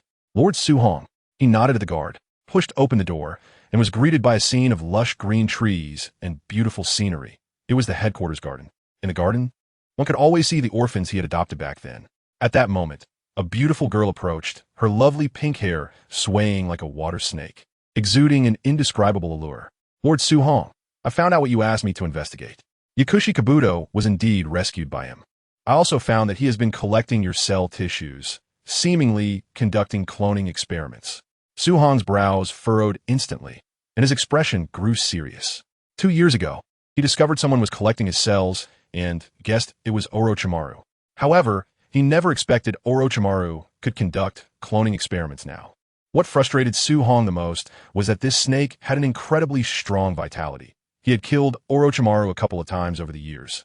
Yet he could still hear about Orochimaru's activities in no time. Fun, keep a close eye on that snake. Notify me immediately if it appears. Fun smiled and replied, My lord, you can rest assured. I've arranged for people to keep an eye on several bases of Orochimaru, and I will not let that guy escape. Su-hong, make sure those watching are careful. Try to use drones, don't approach easily, and if something seems off, retreat immediately. He doesn't want his subordinates to lose their lives for his own issues. The two headed towards the headquarters. Bye. I will notify them using communication devices. Once inside, Su-hong sat directly in the main seat, crossing his legs, exuding an invisible dominance. Bye. And the others also sat down, flipping through the documents in their hands, saying, My lord, the liquidity of the Yunshi Chamber of Commerce has reached 10 billion. Should we start the research on the Otsutsuki clan's bloodline? Su-hong, let us begin. We have the blood of Senju, Uchiha, and Hyuga, but we are missing the Shikatsumiyaku. We need to strive to research the Otsutsuki bloodline and find a way to counter it. Bye. Yes, I will leave this matter to Z to arrange. We will also expedite obtaining the Shikatsumiyaku blood from Orochimaru. Chi immediately said, Lord Su-hong, the core member count of our chamber has reached 623. Should we continue to increase this number? Su-hong, no need to increase it any further. Over 600 is enough. Adding more will only lower the quality. Let us train these 600 well. Even the newly joined members have nearly Chunin level strength, with an average strength reaching Chunin level. If it weren't for age restrictions preventing most from improving, the average strength would definitely reach Jonin level. Moreover, there are 5 shadow level members, Bai, Chi, Huang-He, and Lan, while the others have also reached elite Jonin level. Yes, Chi immediately responded. Bai. Additionally, there's news from He. He has found clues about the Greer Stone in the Wind Country area, and we believe there will be results soon. Also, regarding the Dragon Vein in Lulan, our detection shows that the contained power is too immense. If we break the 4th Hokage's seal, the resulting power could destroy at least half of the Wind Country. So we dare not attempt it. Su-hong pondered for a moment. We need to expedite the Greer Stone matter, as others are also after this mineral. So have He be cautious. As for the Dragon Vein, we can afford to delay it a bit, but send a few people to guard it for me. Bye, all right. I will arrange it right away. Su-hong still remembered some details about the Dragon Vein. While he only recalled a few names and the fact that the Greer Stone contained a large amount of chakra energy, with no other information. After understanding some other situations and arranging the chamber's matters, Su-hong left. Meanwhile, a new sea-level escort mission appeared in the task hall, heading to a secret border between the River Country and the Wind Country. The next day, at 8 in the morning, upon entering the task hall, Su-hong didn't even select. He immediately accepted the task of escorting the merchant convoy. At 10 o'clock, Su-hong set off with 3 others lying on the cargo. He glanced at the flag on the convoy, which was a golden cloud with no other decorations, and asked, Teacher, Su-hong, this is a task from the Yunshi Chamber of Commerce, right? They rarely issue such sea-level tasks. You didn't create this just to give us something to do, did you? Currently, sea-level tasks in Konoha are very few, and there are no more mountain bandits or robbers in the Fire Country. If they appear, it's usually ninjas from other villages acting. Su-hong laughed. You should be glad. This time there's a sea-level task for you. Otherwise, you would have to go back to take D-level tasks. With the off-road trucks from the Yunchi Chamber of Commerce, they reached their destination in just 2 days. And there were no robbery incidents along the way, which made you unable to help but complain. I thought sea-level tasks would be more interesting. I didn't expect it to be so boring. Su Hong laughed. You should be thankful that you can find it boring. Otherwise, when you encounter truly unbearing events, you will realize how happy you are now. This is also why upper ninjas are more willing to take lower ninjas on D-level tasks. Not believing Su Hong's words, but he didn't dare to refute him, or he would only face harsher training. After watching the merchant convoy drive back, Hinata wondered, Teacher Su Hong, why aren't we going back with him? Isn't the task already completed? Su Hong laughed. Isn't looking for excitement? Let me show you something. Follow me. He was very excited, taking Akamaru off his head, holding in front of him, shouting, Great, isn't that right, Akamaru? From a distance, Su Hong sensed the chakra of Hei and Qing, so he led Hinata and the others over, intending to join them. Chapter 116. Greystone. They quickly arrived at the nearby mountain and saw the ruins of a city that had been abandoned for an unknown time. Su Hong sensed a large amount of chakra response at the base of the city. It was all from inanimate objects, but it contained terrifying vitality. Instantly realizing this was the response of the Greystone. The voices of Hei and Qing quickly appeared, kneeling on one knee. We meet Lord Su Hong. After glancing at the two, Su Hong smiled. Get up. Hei looked over Hinata and the others with curiosity and asked, My lord, why are you here? Those targeting the Greystone aren't very strong. At most, they're at the Jonin level. Just hand them over to the chamber. Su Hong laughed. Isn't this to become a leading Jonin? Let the 3 students find something to do. This time, let them handle it. Hinata and the others looked curiously at Hei and Qing. But they didn't dare to approach easily because they only occasionally felt the aura emanating from the two on Kai, realizing their strength was still formidable. And they didn't dare to act rashly. Qing showed a hint of disdain on his lazy face. Can those 3 really handle it? There won't be any problems, right? You immediately felt furious and wanted to attack Qing, but was directly held back by Su Hong, only able to glare at the person who looked down on him. Hinata and Shino also showed some displeasure on their faces. Qing looked at you, who was being held back by Su Hong, raising an eyebrow slightly. Su Hong helplessly flicked Qing hard, signaling him to stop provoking, assuring him, Don't worry. With me here, there won't be any problems. Hey, introduce our enemies to them. Hei nodded and said, Below the cliff next to this abandoned city, there's a huge fortress. Inside there's a guy named Hade, who doesn't seem to have much strength, but that can't be certain. According to the Chamber's previous investigations, they should have the implantation technology for the Greystone. I don't believe this guy who covets the Greystone wound implanted in himself. Additionally, he has 3 female knights under his command. Their strength should be at the Chunin level on the surface, but if they activate the Greystone inside them, their strength would at most be elite Chunin. There is also a knight in armor named Timzi. He should be quite young. Although he is the weakest, he is the most valued by Hade. I suspect some key aspects of the Greystone might require this child.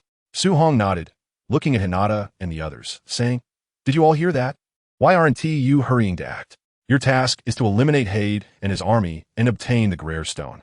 Hinata and the others frowned and said, Teacher Su Hong, why do we need to eliminate Hade and his subordinates, and what is the Greystone? Su Hong, hey, please explain it to them. Hei said in a deep voice, Don't worry. Aside from the kid named Timzi, the rest of the group from Hade are all malevolent beings. They have captured a large number of children, using their lives to explore the Greystone in this hilly region. Now you should have no psychological burden, right? As for the Greystone, it is a type of stone refined from a vein rich in chakra, and once it fully erupts, the energy produced could destroy half a continent. He exclaimed in disbelief. What are you saying? Destroy half a continent? Hyuga, Hinata, and Shino, who were nearby, also looked shocked. Hei replied, Of course. It's possible that the Greer kingdom exaggerated back then, but we can't rule out that it might be the truth. Su Hong looked at you with interest and said with a smile, Didn't you want some excitement? Now I found it for you, so enjoy it. He gritted his teeth and said, Teacher Su Hong, just you wait, I will definitely wipe out that Hade and rescue those children, then find that so-called Greystone. After saying that, he ran towards the fortress mentioned by Hei. You wait for us. Seeing Ya's reckless actions, Hinata and Shino hurriedly followed, worried that he would get into trouble. After the figures of Hinata and the others disappeared, Su Hong turned to Hei and said, The energy contained in the Greystone is powerful. According to the documents I saw earlier, it seems that the Greer royal family left behind some countermeasures to prevent the energy of the Greer stone from erupting and to activate the countermeasures. I need you to seal it with sealing techniques, then open a small opening to slowly extract its power. Hei smiled and said, I thought you would really let the three of them compete for the Greer stone. I'm going now. Qing, let's go. Qing bowed to Su Hong and then followed Hei to infiltrate the fortress. Su Hong, on the other hand, hung back, watching as the three of them used their family's reconnaissance abilities to easily sneak into the fortress. However, he had no way of discovering the whereabouts of Hei and Qing. It's quite good to achieve this level on the first time doing such a mission. Su Hong easily slipped into the fortress without alerting anyone and began wandering around. He was very interested in the power system of this fortress, easily bypassing everyone until he reached the cabin below. But he lost interest after just a few minutes of observation. This system was even inferior to what the Yunshi Chamber of Commerce was researching. The energy source was the Greer stone, but required the consciousness and life force of over a dozen children to control and extract the power of this stone, providing continuous energy for the fortress. Boom! Suddenly, an explosion sounded, causing the entire fortress to shake. Su Hong smiled. It seems that Hinata and the others have already clashed with Hade. Su Hong's figure turned into a blur, and after a few spins, he arrived on the deck of the fortress, looking at the massive underground cave. The figures of Hinata and the others were on the ground below the fortress. Akamaru had transformed into a giant wolf dog, standing beside you, baring its teeth and growling at Hade and the others on the deck. On its back was a child with orange hair, who looked to be no more than 12 years old, likely the one they had just rescued. But they were discovered in the process, so only one child was brought out. You turned to Akamaru and said, Akamaru, take this child out. Find a safe place to hide, and then come back to find us. Akamaru nodded, turned its body, and dashed into a hole in the cave. Bring my friend back. Timsy, wielding a long sword, roared loudly. The Greer stone within him ignited, filling his body with chakra containing life energy, and he charged forward like lightning. Thunder God holds up the sky. The sword, enveloped in a massive amount of chakra, slashed towards the three of them. Tornado! A whirlwind quickly appeared, smashing Timsy away, revealing Ya's figure in midair. Smiling, he thought, how could I let you chase after Akamaru? Chapter 117. The change of Byakugan Timsy was thrown back. Landing in front of Hade, his eyes burning with rage as he gritted his teeth and said, Who are you? Why did you take my friends? What for? Ya slowly landed on the ground, a mix of disdain and shock on his face, and said, Friends? Is this how you treat friends? Putting them in that disgusting device and letting their life force drain away unconsciously. What kind of friendship is this? It's more like dog shit. Timsy waved his right hand, and a sword aura shot out, aiming directly at Ya's face while shouting, What do you know, you bastard? Some sacrifices are inevitable to build Lord Hade's ideal country. And Jia understood this and voluntarily entered that device to help Lord Hade obtain the Greer stone. Ya's canine teeth elongated slightly. His nails also grew longer, gleaming coldly, his entire being resembling a ferocious wolf, crushing the incoming sword aura with a single swipe. His gaze icy cold as he said, You really annoy me. I'm going to tear you apart. Chakra erupted from his feet, and he transformed into a blur. Charging towards Timsy, claws infused with chakra, slashing down. Wind, you help Timsy, he must not be harmed. Hearing Hade's command, a woman in blue knight armor jumped down, activating the Greer stone within her midair, transforming into a giant werewolf, pouncing towards you. A massive tornado flew in from a distance, directly smashing the werewolf away and creating a large pit in the fortress. Timsy crossed his knight sword in front of him to block Ya's claw. He was not surprised. His other hand transformed into a claw, aiming for Timsy's heart. Timsy stepped lightly, dodging Ya's attack. Hade, standing on the fortress, wore a serious expression and said coldly, Camila, Rank, you two go as well. Camila transformed into a bat person, flapping her wings and flying into the air, diving straight towards you. Secret technique. Insect Jewel.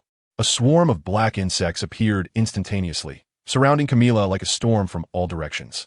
Camila spun rapidly in the air, creating gusts of wind, temporarily shaking off the insect swarm, and then spotted Shino below, coldly saying, Who are you? When did you come here? Shino had a black line across his face, but under the hood, no one could see it. If you want to deal with you must pass my barrier first. Kid, don't be too arrogant.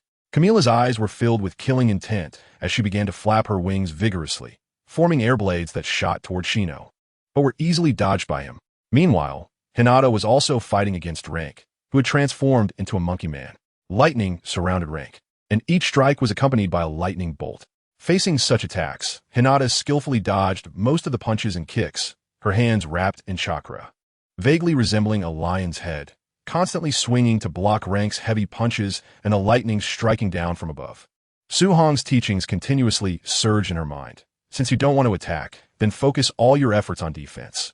As long as you remain undefeated, you can certainly bring victory to the team. You little girl, how could you possibly block my attacks? Rank was already somewhat exasperated, having exposed his ugly form. Yet he still couldn't take down this delicate girl. Thunderclap.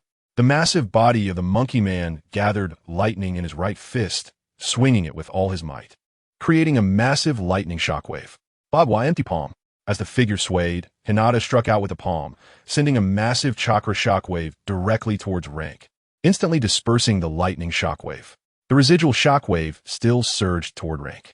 A protective shield of lightning appeared on Rank's surface, blocking Hinata's attack. In the distance, Su Hong couldn't help but nod. Indeed, the refinement of the shockwave far exceeded before. A tornado, 2 to 3 times larger than before, formed, creating turbulence in the surrounding air, affecting the flight of the airborne Camila. This was a new technique created by Ya and Akamaru, formed by the two of them merging into a larger two-headed wolf, with the ability to track scents. The tornado arced through the air, crashing down toward Rank and Timpsy below. Boom! Instantly, the ground shook, countless fragments scattered, and a cloud of dust billowed outward. Seeing Ya's attack, Su Hong knew that the Grell stone mine underground could no longer be hidden, so he went into the cabin, where dozens of golden light formed into hands to pull the children from the device, then rushed outside with them. Soon, he brought the group of children to where Hinata and the others were. Ching, protect these children. Yes, sir. Ching, who had been following Su Hong, instantly appeared beside the children. Su Hong turned around and returned to the underground cave, where Ya and Hade had already vanished, leaving only Shino, Hinata, Camila, and Rank, who were still engaged in battle. Hinata struck out with a palm, and the powerful chakra shockwave sent Rank flying. However, under his lightning protective shield, it didn't cause significant damage. Seizing the opportunity, Hinata shouted to Su Hong, who had just appeared, "Teacher Su Hong, yeah," and that guy Timpsy fell down, and Hade chased after them. "You have to save ya. Don't worry. With me here, he'll be fine." Su Hong lightly leaped and jumped directly into the seemingly bottomless abyss. Hinata nodded, turned, and began to deal with Rank again, recalling Su Hong's teachings in her mind. Hinata, the primary function of Byakugan is to see through the flow of chakra, combined with the gentle fist of the Hyuga clan, allowing you to easily cut off the chakra flow within a ninja's body. But remember, ninjutsu is also chakra, so you can rely on Byakugan to directly disperse ninjutsu. Focus. You must concentrate even harder. Gradually, Hinata's eyes only saw the flowing chakra on Rank, and her Byakugan began to unconsciously emit a faint blue light. Chapter 118. Shino's discovery. With the emergence of the blue light, Hinata realized she could see all the chakra flow nodes of Rank's lightning protective shield. I see. Hinata was startled, and her movements did not slow down. 8 trigrams, 32 palms. Chakra erupted from her feet as she rushed to Rank's side, her hand striking out 32 times in a second, all targeting the nodes of Rank's lightning protective shield. Bang! The lightning protective shield shattered instantly. Rank shouted in terror, "What?" 8 trigrams, empty palm. A massive and condensed chakra shockwave struck Rank's abdomen like a cannonball, the tremendous force creating a large hole in his stomach, blood pouring out uncontrollably. Bang! Rank's massive body fell, and the Grell stone inside him shattered at that moment. Hinata stared blankly at her hands, her heart unable to calm down for a long time. Nearby, Camila was still dodging Shino's attacks, while occasionally launching air blades in counterattack. Bang! Suddenly, she felt pain all over her body, and her body uncontrollably fell to the ground, crashing heavily, something writhing inside her. Shino's calm voice came. The parasitic bugs will consume everything in a person, whether chakra or flesh. Since the battle began, many parasitic bugs have entered your body, and now is their time to act. Although she didn't know what the Grell stone was, its essence was still chakra. No! Camila screamed in terror as she felt the writhing of countless bugs beneath her skin. A swarm of black bugs surged from Shino, instantly surrounding Camila, beginning to bite and devour her. In less than 2 minutes, only a pile of white bones and a blue stone remained on the ground. The stone having root-like patterns inside, appearing quite beautiful. Shino picked up the stone from underground, murmuring, "This must be the Grell stone." After collecting all the parasitic bugs, Shino's expression slightly changed as he sensed something. A hint of surprise appeared in his eyes. The parasitic bugs that had consumed Camilla's flesh and chakra had become stronger than before, and their ability to devour chakra and flesh had also significantly improved. It should be noted that bugs generally have short lifespans. With these bugs, breeding them with the parasitic bugs in his home should yield good varieties. Seeing Hinata lost in thought, Shino walked over, puzzled. Upon sensing Rank's corpse, the parasitic bugs within him began to stir, and Shino immediately used his family's secret technique to stabilize them. After having consumed Camilla, the parasitic bugs had become so strong that he could only control them with all his strength. If he consumed Rank again, he feared he would be completely devoured. "What's wrong with Hinata? Is she injured?" Hinata shook her head with a pale face, murmuring, "I didn't mean to kill her. I just wanted to knock her out." Shino instantly understood Hinata's situation and said earnestly, "Hinata, the moment you become a ninja, you must be prepared to kill. Think of those children we saved. By killing this villain, how many lives have we saved?" Hearing Shino's words, Hinata's expression improved slightly, but she still occasionally glanced at Rank's corpse. Shino understood that only time could heal this. Although Hinata had accepted the need to kill, her mindset was still difficult to adjust in the moment. On the other side, after jumping into the seemingly bottomless pit, Suhong quickly reached the underground mine. Ya and Akamaru were both severely injured and unconscious. Upon sensing, he found that their injuries were not fatal. Hei stood before the man and dog, 8 golden chains swirling behind him. Hei and his group lay lifelessly on the ground far away, having long lost their lives except for Timsy, who might still have some use, but was also severely injured and unconscious, completely dependent on the Grell stone to sustain his life. Seeing Su Hong descend, Hei immediately bowed respectfully. "Lord Su Hong, please forgive me for eliminating Hei and his group. Your student has been severely injured." Su Hong replied, "It's fine. Let him learn a lesson. He won't be so reckless next time." "So, have you found the Grell stone mine?" The 8 chains behind him instantly vanished, and Hei shook his head, solemnly saying, "No.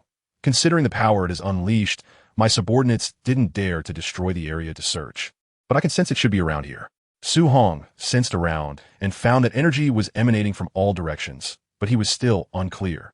Arriving next to Hyde's corpse, he took the Grail stone from its hand and tossed it to Hei. Then, after searching a bit, he found a book titled The Book of Grail. He flipped through it briefly. It was filled with applications of the Grail stone. The last few pages recorded the location of the Orphan, which was right above them. However, Su Hong remembered that there seemed to be a sealing technique called the Temporal Abyss below, which had immense power, capable of devouring the force that could destroy half a continent, demonstrating its might. If it weren't for the slow activation process, which required some time to fully consume, Naruto might have died in the original work. He handed the book to Hei, saying, "Let's turn this place into a secret stronghold for my Yunshi Chamber of Commerce. Don't touch the Grail stones for now. We will study the contents thoroughly, fully understand the sealing technique beneath us, and check all the dangers here before we develop the Grail stone or vein." With the one from a deceased wind outside and the one inside Timsy, they already had 3 Grail stones. No, maybe even more. There were also 2 female knights fused with Grail stones above, plus the one inside the fortress, totaling 6 Grail stones, enough for Yunshi to study this time. Hei put away the book and said, "Then I'll temporarily hand over the chamber on the snow countryside to Lon to manage. I'll personally take charge here." Suhong picked up Ya and Akamaru, while Hei lifted Ramsey. Then 8 golden chains appeared behind them, binding all the corpses to take them away together. This would be the residence of the Yunshi Chamber of Commerce in the future. Leaving a corpse here would look inappropriate, especially since they were also taking the Grail stones. As they arrived at the underground cave, Shino and Hinata saw Su Hong holding someone and rushed over, concerned. "Teacher Su Hong, is he okay?" Chapter 119. Bairu Hui's fine, just temporarily injured and unconscious. After a month of recovery, he'll be back to normal. Hearing Su Hong's words, Hinata and Shino visibly relaxed. As long as he was okay, that was all that mattered. Shino took out a deep blue Grail stone from his pocket and handed it over. "Teacher Su Hong, this should be the Grail stone, right?" Su Hong took it and smiled. "That's right, this is it. I've temporarily sealed the huge vein below. We won't use it until we have a method to do so." He lifted the Grail stone and said, "Hey, I'll take this one to Konoha for Z to study. I understand, my lord. I will arrange for personnel to study it as soon as possible. After Hei took out the Grail Stone from Wind outside, he went to retrieve the one inside Lan Ku, only to find it had already turned into fragments, looking somewhat surprised at the seemingly weak girl. Su Hong said, "Those children outside need the life energy of the Grail Stones to regain consciousness in their bodies. If they are willing, we can absorb them into the chamber. If not, we can arrange for them to live quietly in a village in the snow country." Hei nodded. As an orphan himself, he understood the pain of losing a home and was very willing to help them find a new way of life. In the current snow country and fire country, as long as one was willing to work, they basically wouldn't starve. Su Hong took Hinata and the others to a branch of the Yunshi Chamber of Commerce near the river country, directly driving an off-road vehicle and heading toward Konoha. After arriving in Konoha, Su Hong sent the unconscious Ya and Akamaru to the hospital, then took Hinata and Shino to the Hokage's office. After temporarily clearing out the Umbu and others, only Tsunade, Shizen, Hinata, Shino, and Su Hong remained in the room. He began to detail the process of this mission, placing a fragment of the Grail Stone on the table. Hinata and Shino felt a bit uneasy. Was it really appropriate for them to know about something that only Su Hong and Tsunade were aware of? Not understanding what the two little ones were thinking, Tsunade picked up a fragment on the table, shocked. A vein composed of this kind of stone can actually destroy half a continent. Su Hong deeply. According to the murals and the content in the book there, the Grail Empire once occupied half of the ninja world. But after the Grail Stone's energy went out of control, it nearly destroyed the entire empire. However, looking at the current geographical situation of the ninja world, I estimate it isn't that severe. The energy impact only reduced the biological population on the surface by more than half, with only the area around the palace being severely destroyed. Tsunade said seriously, "That is still quite powerful." Then she changed the subject. "But why do I feel like this thing is somewhat familiar?" After saying that, she began to ponder. A few minutes later, she reached in her chest and pulled out the necklace left by the first Hokage, carefully sensing it, and found that the chakra fluctuations of the two were very similar. Su Hong also noticed this and began to clarify his guesses about the Grail Stone, but everything still had to wait until Z finished her research to confirm. Su Hong said, "It seems that the ore on the first Hokage's necklace is indeed the Grail Stone." Tsunade nodded. "That should be correct. But the chakra in this Grail Stone is more refined. If used well, the quality of Konoha's ninjas could be raised by at least one level. The current problem is that the chakra of the ore vein you mentioned is unstable, making it impossible to use effectively." Su Hong reassured her, "Don't worry about this. I've already assigned Hei to study it. We will establish a branch of the Yunshi Chamber of Commerce above the ore vein to cover the research of the Grail Stone. I believe there will be answers soon." Tsunade sighed in relief and smiled. "Well, then I'll keep this fragment for now. I want to study it thoroughly. I know you have others there." Then her expression became extremely serious as she said sternly, "Hinata Hyuga, Shino Aburame, you two must not reveal any information about the Grail Stone. Violators will be regarded as traitors to Konoha. And I will also inform the Umbu to speak to Inazuki-ya." Hinata and Shino immediately responded solemnly. "We understand, Fifth Hokage." Su Hong watched as Tsunade stared blankly at the fragment in her hand, not intending to disturb her further, and left with Hinata and Shino. After exiting the Hokage building, Su Hong said with a smile, "During this time, you will be hospitalized, so starting tomorrow, you will continue with D-rank missions and training, preparing well for the Chunin exam in 2 months." Hinata and Shino looked a bit puzzled. "Chunin exam?" "That's right. This Chunin exam will be held in Konoha, inviting surrounding ninja villages, and even the Wind and Earth allied nations will send ninjas over. You can't embarrass me then." Hinata and Shino nodded firmly. "We will definitely work hard," Su Hong said. "Then go back and rest well. You have been out for so many days, and your families must be quite worried. Now, disperse." As his voice fell, Su Hong's figure vanished, returning to the original route base, now the Yunshi Chamber of Commerce base, where the members trained and researched. Lord Su Hong. As long as anyone saw Su Hong along the way, they would greet him respectfully, and Su Hong would nod in response. Arriving at the research room filled with high-tech research equipment, Z was leading her team, studying the cells for various blood samples. Human experiments were rare here, and even if there were, they would be conducted under absolutely safe conditions. Z stretched out her hand and said to the white-haired man beside her, "Baru, hand over the cells from your side. I'll see if I can merge them." Bairu, who noticed Su Hong and was about to call out, but was stopped by Su Hong, who handed over the cell culture dish for Bairu, whose desk to Z. Ji reached out and placed something inside the machine, and the DNA structure of the cells appeared on the screen. Su Hong couldn't understand it, so he let Ji operate as she pleased. When Ji entered work mode, she was like this. Apart from her research, she felt nothing else. And it was this state that made her the most important person in the Yunshi Chamber of Commerce. The basis of blood cell fusion was Beilu's ghost bud technique, aimed at using this ninjutsu to create the bloodline of the Otsutsuki clan, thereby producing toxins or ninjutsu specifically targeting the Otsutsuki clan. Su Hong called Beilu over to the nearby rest area, brewed 2 cups of coffee, and placed one in front of him, smiling. So how is it?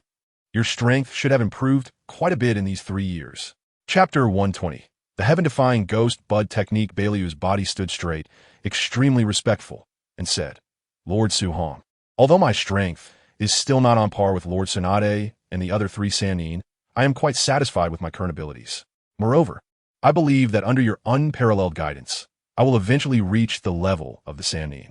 If it weren't for you, I wouldn't have been able to master this ghost bud technique. Right now, I am willing to dedicate my life to you, to confront the Otsutsuki clan of the Starry Sky.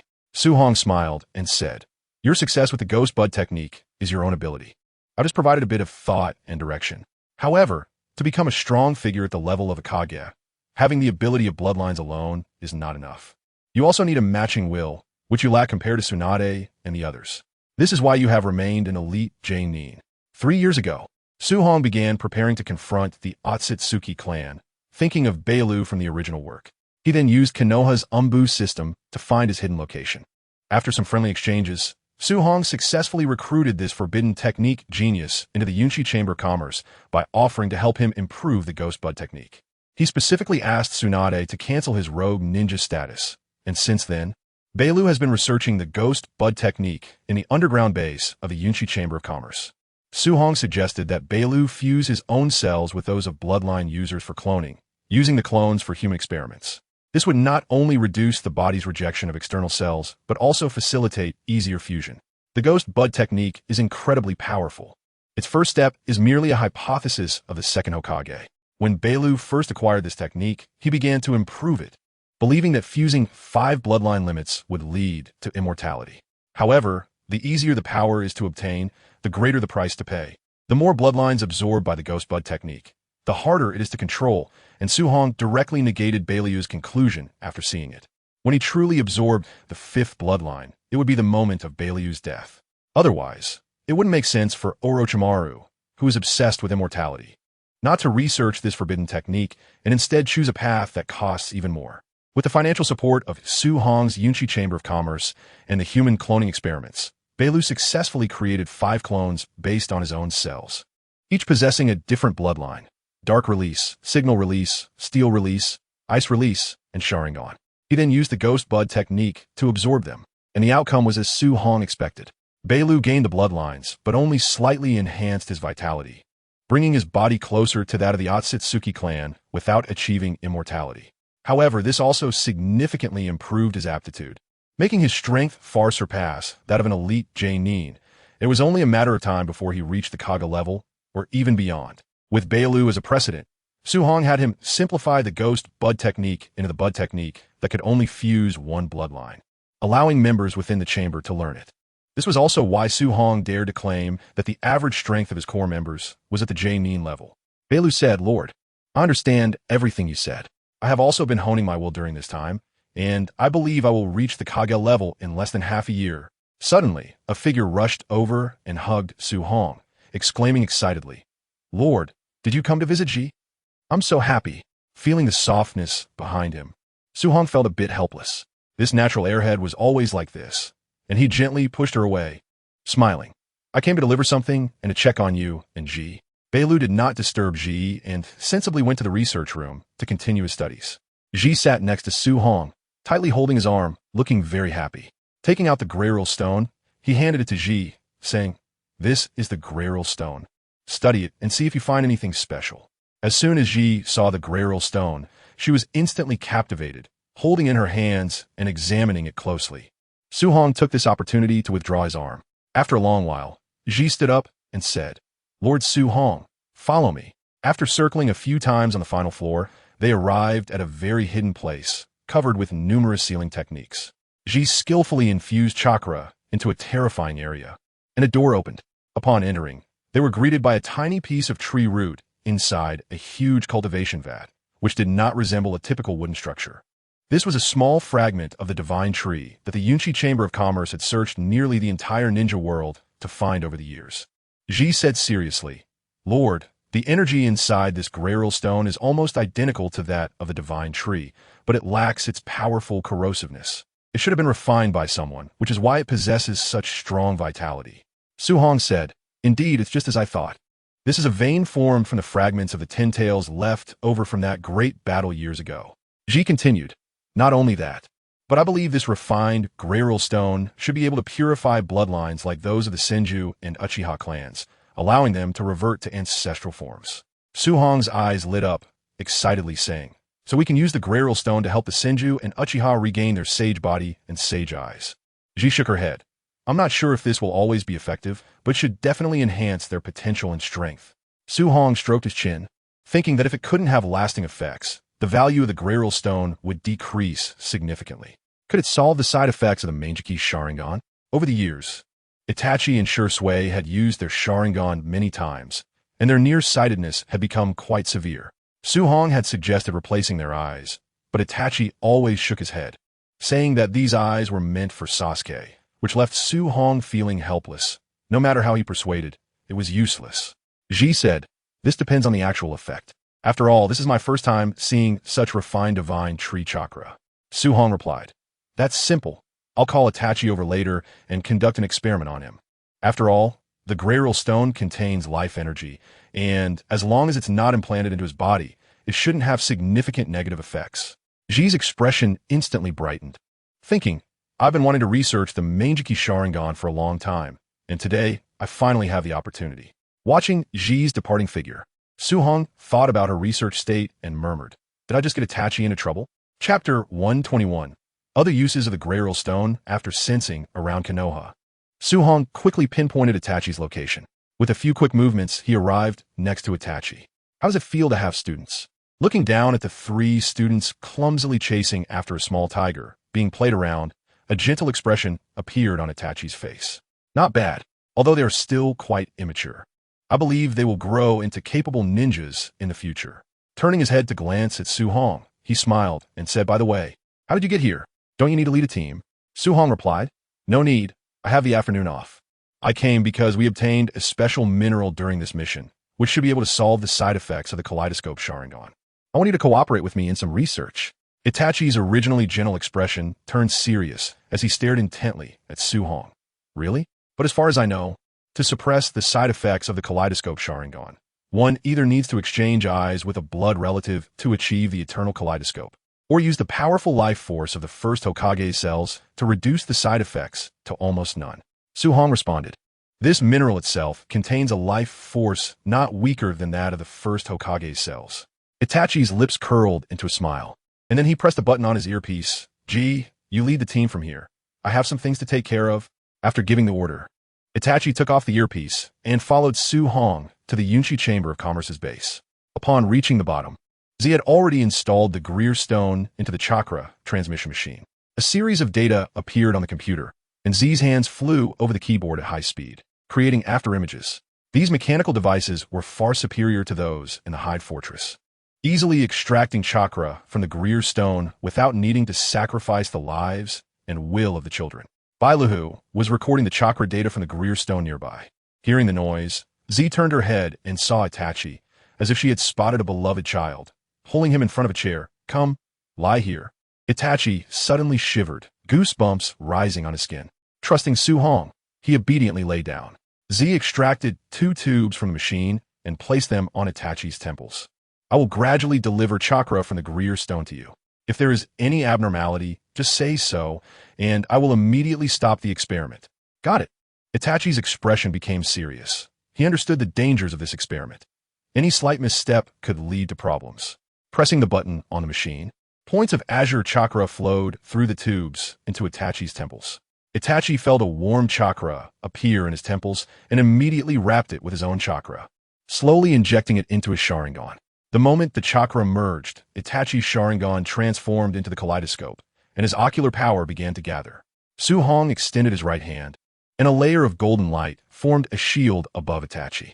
The moment it ignited with the flames of Amaterasu, this indestructible black fire, despite its immense power, could not penetrate the thin layer of golden light.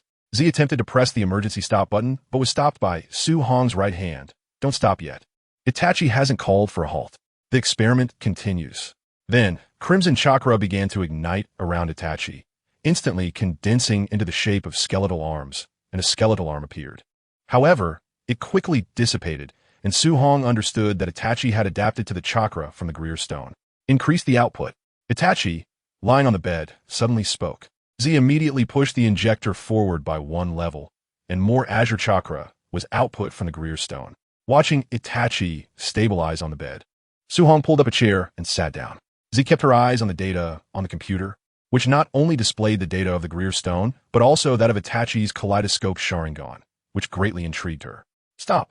After half an hour, Itachi finally spoke to stop the experiment. Z immediately pressed the stop button and began checking the remaining chakra in the Greer Stone, finding no signs of depletion. Su Hong looked at Itachi, who had sat up, and smiled. How is it? Did it work? After closing his kaleidoscope Sharingan, Itachi found that his vision had returned to what it was before activating the kaleidoscope. It worked, but this amount of chakra can't be too large, or it will change the cellular structure of the human body. At this moment, Su Hong recalled Hyde and his 3 female knights, who all had aspects that were not human. Su Hong remarked, it seems this mineral still has some research potential. Z, see if this Greer Stone can be refined again to eliminate side effects. Z replied, yes, Lord Su Hong, but this Greer Stone is indeed special. It can continuously produce chakra. Although the output efficiency is not high, the chakra that was just injected into Itachi's body was equivalent to the total chakra of a Jonin, and it continues to generate chakra while outputting. Su Hong said, no wonder. The Greer Stone vein had already erupted once in the past, and it can still unleash energy comparable to that of its prime. This is truly interesting. At this moment, Su Hong was very excited. Having this mineral vein was like having an unending source of energy, which could continuously drive technological development. In the future, there might be a way to counter the Otsutsuki clan. Itachi arrived at the mirror in the laboratory's rest area and opened his kaleidoscope Sharingan. He felt that there was something different about his Sharingan. The super strong dynamic vision allowed Itachi to clearly see that his kaleidoscope had developed slight new patterns on top of the original ones. And the original patterns had also changed slightly. These 2 changes were subtle enough that even a kaleidoscope Sharingan would need careful observation to notice. Su Hong walked over and asked, so is there any change in your Sharingan? Itachi instantly closed his Sharingan and said solemnly, there's a change. If the patterns of the kaleidoscope complete their transformation, it should reach the eternal kaleidoscope.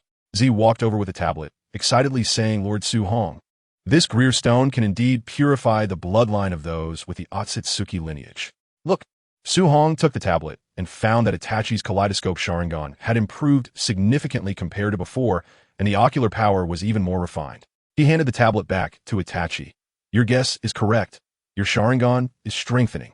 Itachi also began to examine it, and his expression slowly turned serious as he looked at Su Hong and said earnestly, the effects of the Greer Stone must not be known to other Uchiha clan members. Otherwise, I fear it will be uncontrollable.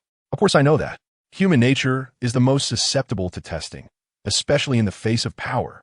Upon hearing Su Hong's words, Itachi felt relieved.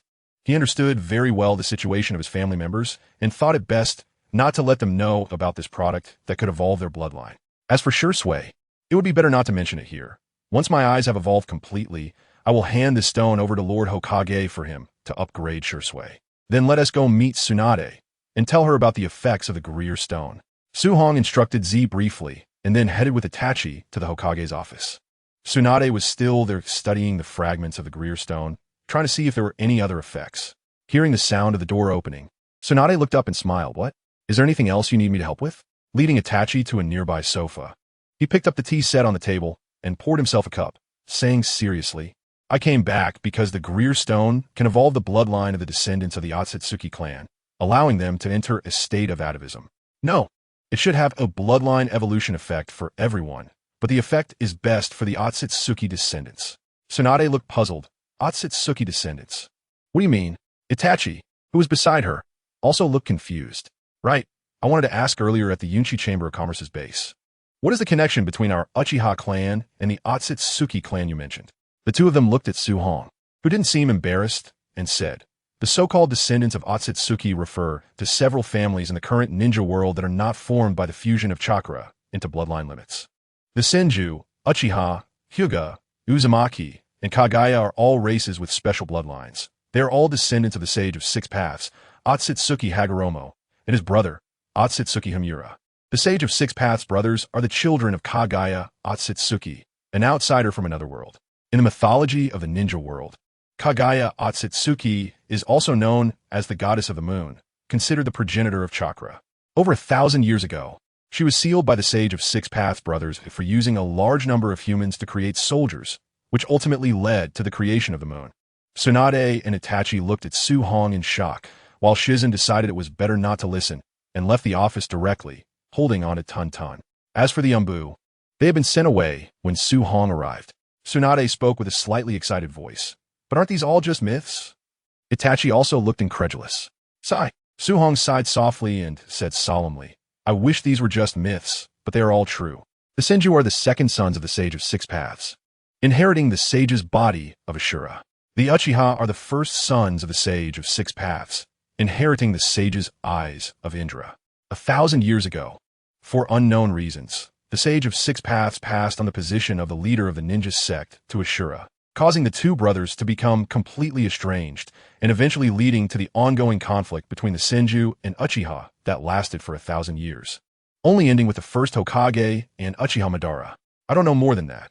This is all the Cloudy Commerce Association has found out over the years. However, one thing is certain. The Otsutsuki clan is not a group of good people, but a threat from outside Earth, with power far beyond our imagination. If we do not prepare in advance, one day our planet will be destroyed by the Otsutsuki invasion. Su Hong did not go into too many details. He only chose to share what could be investigated and gave a rough idea to Tsunade and Itachi, reminding them to take the Otsutsuki clan seriously. After a long time, Itachi finally calmed down from shock and asked seriously, is the strength of the Otsutsuki clan really that strong? Su Hong replied, I'm not sure about the specifics, but just from how the Sage of Six Paths brothers devastated the ninja world and even created the moon to seal Kagaya, their power is far beyond our reach. Even the first Hokage and Uchiha Madara of that time would not have been their opponents. Tsunade said sternly, Su Hong, don't you doubt the authenticity of this information? The news she just heard made it hard for Tsunade to believe, or rather, she didn't dare to believe it. If this is true, where is the future of humanity? Itachi sighed, it's true. Under the Uchiha Ancestral Shrine, there's a stone tablet that records some things about the Sage of Six Paths. Moreover, I had also seen some scattered information about 1,000 years ago when I was reading the family history book, but at that time, I didn't pay attention to it, thinking it was just myths recorded by the family. Now that I think about it, many things align with what Su Hong said. Tsunade, I have seen that stone tablet too. It does not record anything about the Sage of Six Paths, only about the Uchiha clan. That's because only those who have awakened the Sharingan can see the contents of the tablet. With the Manjiki Sharingan, one can almost see all the information. Hearing Itachi's words, Tsunade finally relaxed her tightly clenched fists, accepting the reality of the Otsutsuki clan, and looked at Su Hong, saying solemnly, Su Hong, you must have known about the existence of the Otsutsuki clan for a long time, right? Otherwise, you wouldn't have summoned Bairu 3 years ago, and now you have even seized the mining rights to the Grail Stone. Considering that you have handed down the secret techniques you created to those with potential in Konoha, you must be accumulating power to deal with the Otsutsuki clan. Itachi's gaze also turned to Su Hong. Su Hong, Sister Tsunade, you are correct. I did know about the Otsutsuki clan's information a long time ago, but I never found the opportunity to talk about it. This time, I took advantage of the Grailstone matter to inform you about the Otsutsuki clan situation so that we can prepare early to face future crises. Tsunade's fingers kept tapping on the table, her expression extremely serious, and Itachi's face also looked grim. After a while, Tsunade asked, how much time do we have until the Otsutsuki clan arrives? Su Hong replied, I'm not sure about the specifics, but according to calculations, it will be no more than 50 years at most. Su Hong, send all the intelligence that the Cloudy Commerce Association has gathered about the Otsutsuki to me, and expedite the unification of the ninja world. Konoha will provide full support. Tsunade's tone revealed an undeniable authority. Su Hong took out a walkie-talkie from his pocket. It was the latest product of the Cloudy Commerce Association, with electromagnetic frequencies covering the entire Konoha and also featuring encryption. Go to the base and bring all the scrolls we have collected about Kagaya Otsutsuki to the Hokage's office. Yes, Lord Suhong. Chapter 123. Tsunade and Itachi with a sense of crisis. 10 minutes later, Bai entered with a huge scroll, which sealed all the intelligence about the Otsutsuki clan that Suhong had the Cloudy Commerce Association collect over the years. Almost all the information was found in the abandoned palace of the Land of Ancestors, which had been buried underground due to the battle between the Sage of Six Paths brothers and Kagaya. Unfortunately, without space-time ninjutsu, they cannot go to Kagaya City to bring out the handwritten documents inside. Bai placed the sealed scroll on the table and then stepped back behind Suhong, standing quietly. Tsunade formed hand seals, and with a puff of smoke, many ancient papers and carvings appeared on the table. With Tsunade's strength at the level of a Hokage, she could tell at a glance that these papers and carvings were very old. Most of the carvings depicted images, with only a small portion containing text. Tsunade and Itachi glanced over them and immediately understood the events that occurred 1,000 years ago. The images clearly showed two pale-skinned men and a woman with horns on her forehead fighting, surrounded by scenes of natural disasters, strong winds, lava, floods, earthquakes, and various calamities. Bai had already arranged these images in order, and then there were the two brothers placing their hands on Kagaya, followed by a moon hanging high in the sky. After looking through the carvings, images, and text, they immediately understood that this was what Suhong had previously described, the battle between the Sage of Six Paths brothers and Kagaya Otsutsuki. Next, the two carefully picked up the papers on the table, most of which were fragmented pieces, but only one was intact. Tsunade and Itachi read the text carefully. Most of it was fragmented, but by referencing the Cloudy Commerce Association's interpretations alongside the papers, they could still obtain some useful information. The content detailed how the daimyo of the Land of Ancestors encountered Kagaya Otsutsuki and some fragmented information about the Divine Tree. Tsunade resealed it in the scroll, opened a seal in the office that contained Konoha's most important forbidden technique scrolls, placed the two together, and resealed them. Sitting in her chair, Tsunade began to stare blankly at the ceiling. This information was enough to prove that what Suhong said was true. So the next step must be to enhance the overall strength of a ninja world to respond to such a crisis. Itachi's expression became serious, and he began to think about how to improve his strength. If those carved images were true, then his current strength was absolutely insufficient to protect his younger brother. He wanted to resolve the issue of the Otsutsuki clan in his generation and did not want to leave it to his and Sasuke's descendants. Tsunade took a few deep breaths and said solemnly, "Suhong, do you think we should increase the number of ninjas to deal with the Otsutsuki crisis?" Suhong shook his head and replied, "No. The strength of the Otsutsuki clan is extremely powerful. Ordinary ninjas would just be sent to their deaths. To deal with the Otsutsuki crisis, only true masters can do it." Tsunade understood and said, "I see. You and Itachi go back first. Let me think about this alone." After leaving the Hokage building, Itachi stopped and said solemnly, "Suhong, do you think we could defeat the Otsutsuki clan?" Suhong looked up at the moon high in the sky, thinking about the future where Naruto and Sasuke would both be on the wall, and with himself, Itachi, and Shursui, they would certainly be much stronger than in the original story. Filled with confidence, he replied firmly, "Of course, with me around, everything is possible." Itachi also showed a determined expression and smiled. "I believe we can win too." The two left directly, and Suhong returned home. After Itachi got home, he first went to the Ancestral Hall, opened his Manjiki Sharingan, and began to look at the contents on the stone tablet. After confirming there was no new content, he dove into the family library to search for documents from before the clan's founding. The next day, early in the morning, Suhong saw a ninja hawk flying in the sky. "Hinata, you are the captain today. Take Shino to complete the weeding task. I have some matters to attend to." As soon as he finished speaking, Suhong vanished, leaving behind Shino and Hinata, who looked at each other in confusion, not knowing what had happened. Meanwhile, similar events were happening across many locations in Konoha, leaving these lower ninjas feeling very puzzled. Inside the Hokage building, in the largest office on the third floor, Tsunade was already seated at the head, resting her head on her hands, looking very serious. Suhong sat next to Tsunade, watching the elite J-Nin and some important Ch-Nin entering one after another. Outside the office, a root ninja stood guard every 5 meters, not allowing anyone to approach. This made Kakashi and others realize that something significant was happening, and they put away their relaxed attitudes, sitting seriously in their respective places. Soon, Nearly 200 J-nin and a dozen important CH-nin filled the office. All participants in this meeting were elite from Konoha. Irika was also sitting nervously in his seat. This was the second time he had attended such a meeting, the first being when the fourth Hokage died. Convened by the third Hokage. In just 10 minutes, everyone had arrived, including the heads of various clans. Since everyone is here, let's start the meeting, Tsunade said, and everyone straightened up, waiting for her command. Tsunade didn't like to waste time. She said, the first order of business, 1 month from now, we will officially conduct the CH-nin selection exam. So, are there any J-nin present who would like to recommend their lower ninjas for assessment? Su-hong raised his hand and said, from Team 8, Hinata Hyuga, Shino Aburame, and Kiba Inuzuka, I, Su-hong, recommend them to participate in the CH-nin selection exam. Kakashi also raised his hand, forming hand seals, and said, from Team 7, Sasuke Uchiha, Naruto Uzumaki, and Karen Uzumaki, I, Kakashi Itachi, recommend them to participate in the CH-nin selection exam. Following that, Asuma, Kurenai, and Itachi also recommended the lower ninjas they led for the CH-nin exam. Irika, sweating profusely, immediately stood up and said, wait a moment. Tsunade frowned and asked, what is it, Irika? Irika replied, Hokage-sama, please hear me out. Although I may be overstepping, but those students just graduated this year. Isn't it a bit too early for them to participate in the CH-nin exam? Su-hong frowned slightly, surprised that Irika stood up. He said in a deep voice, Irika, the J-nin have their reasons for recommending these individuals.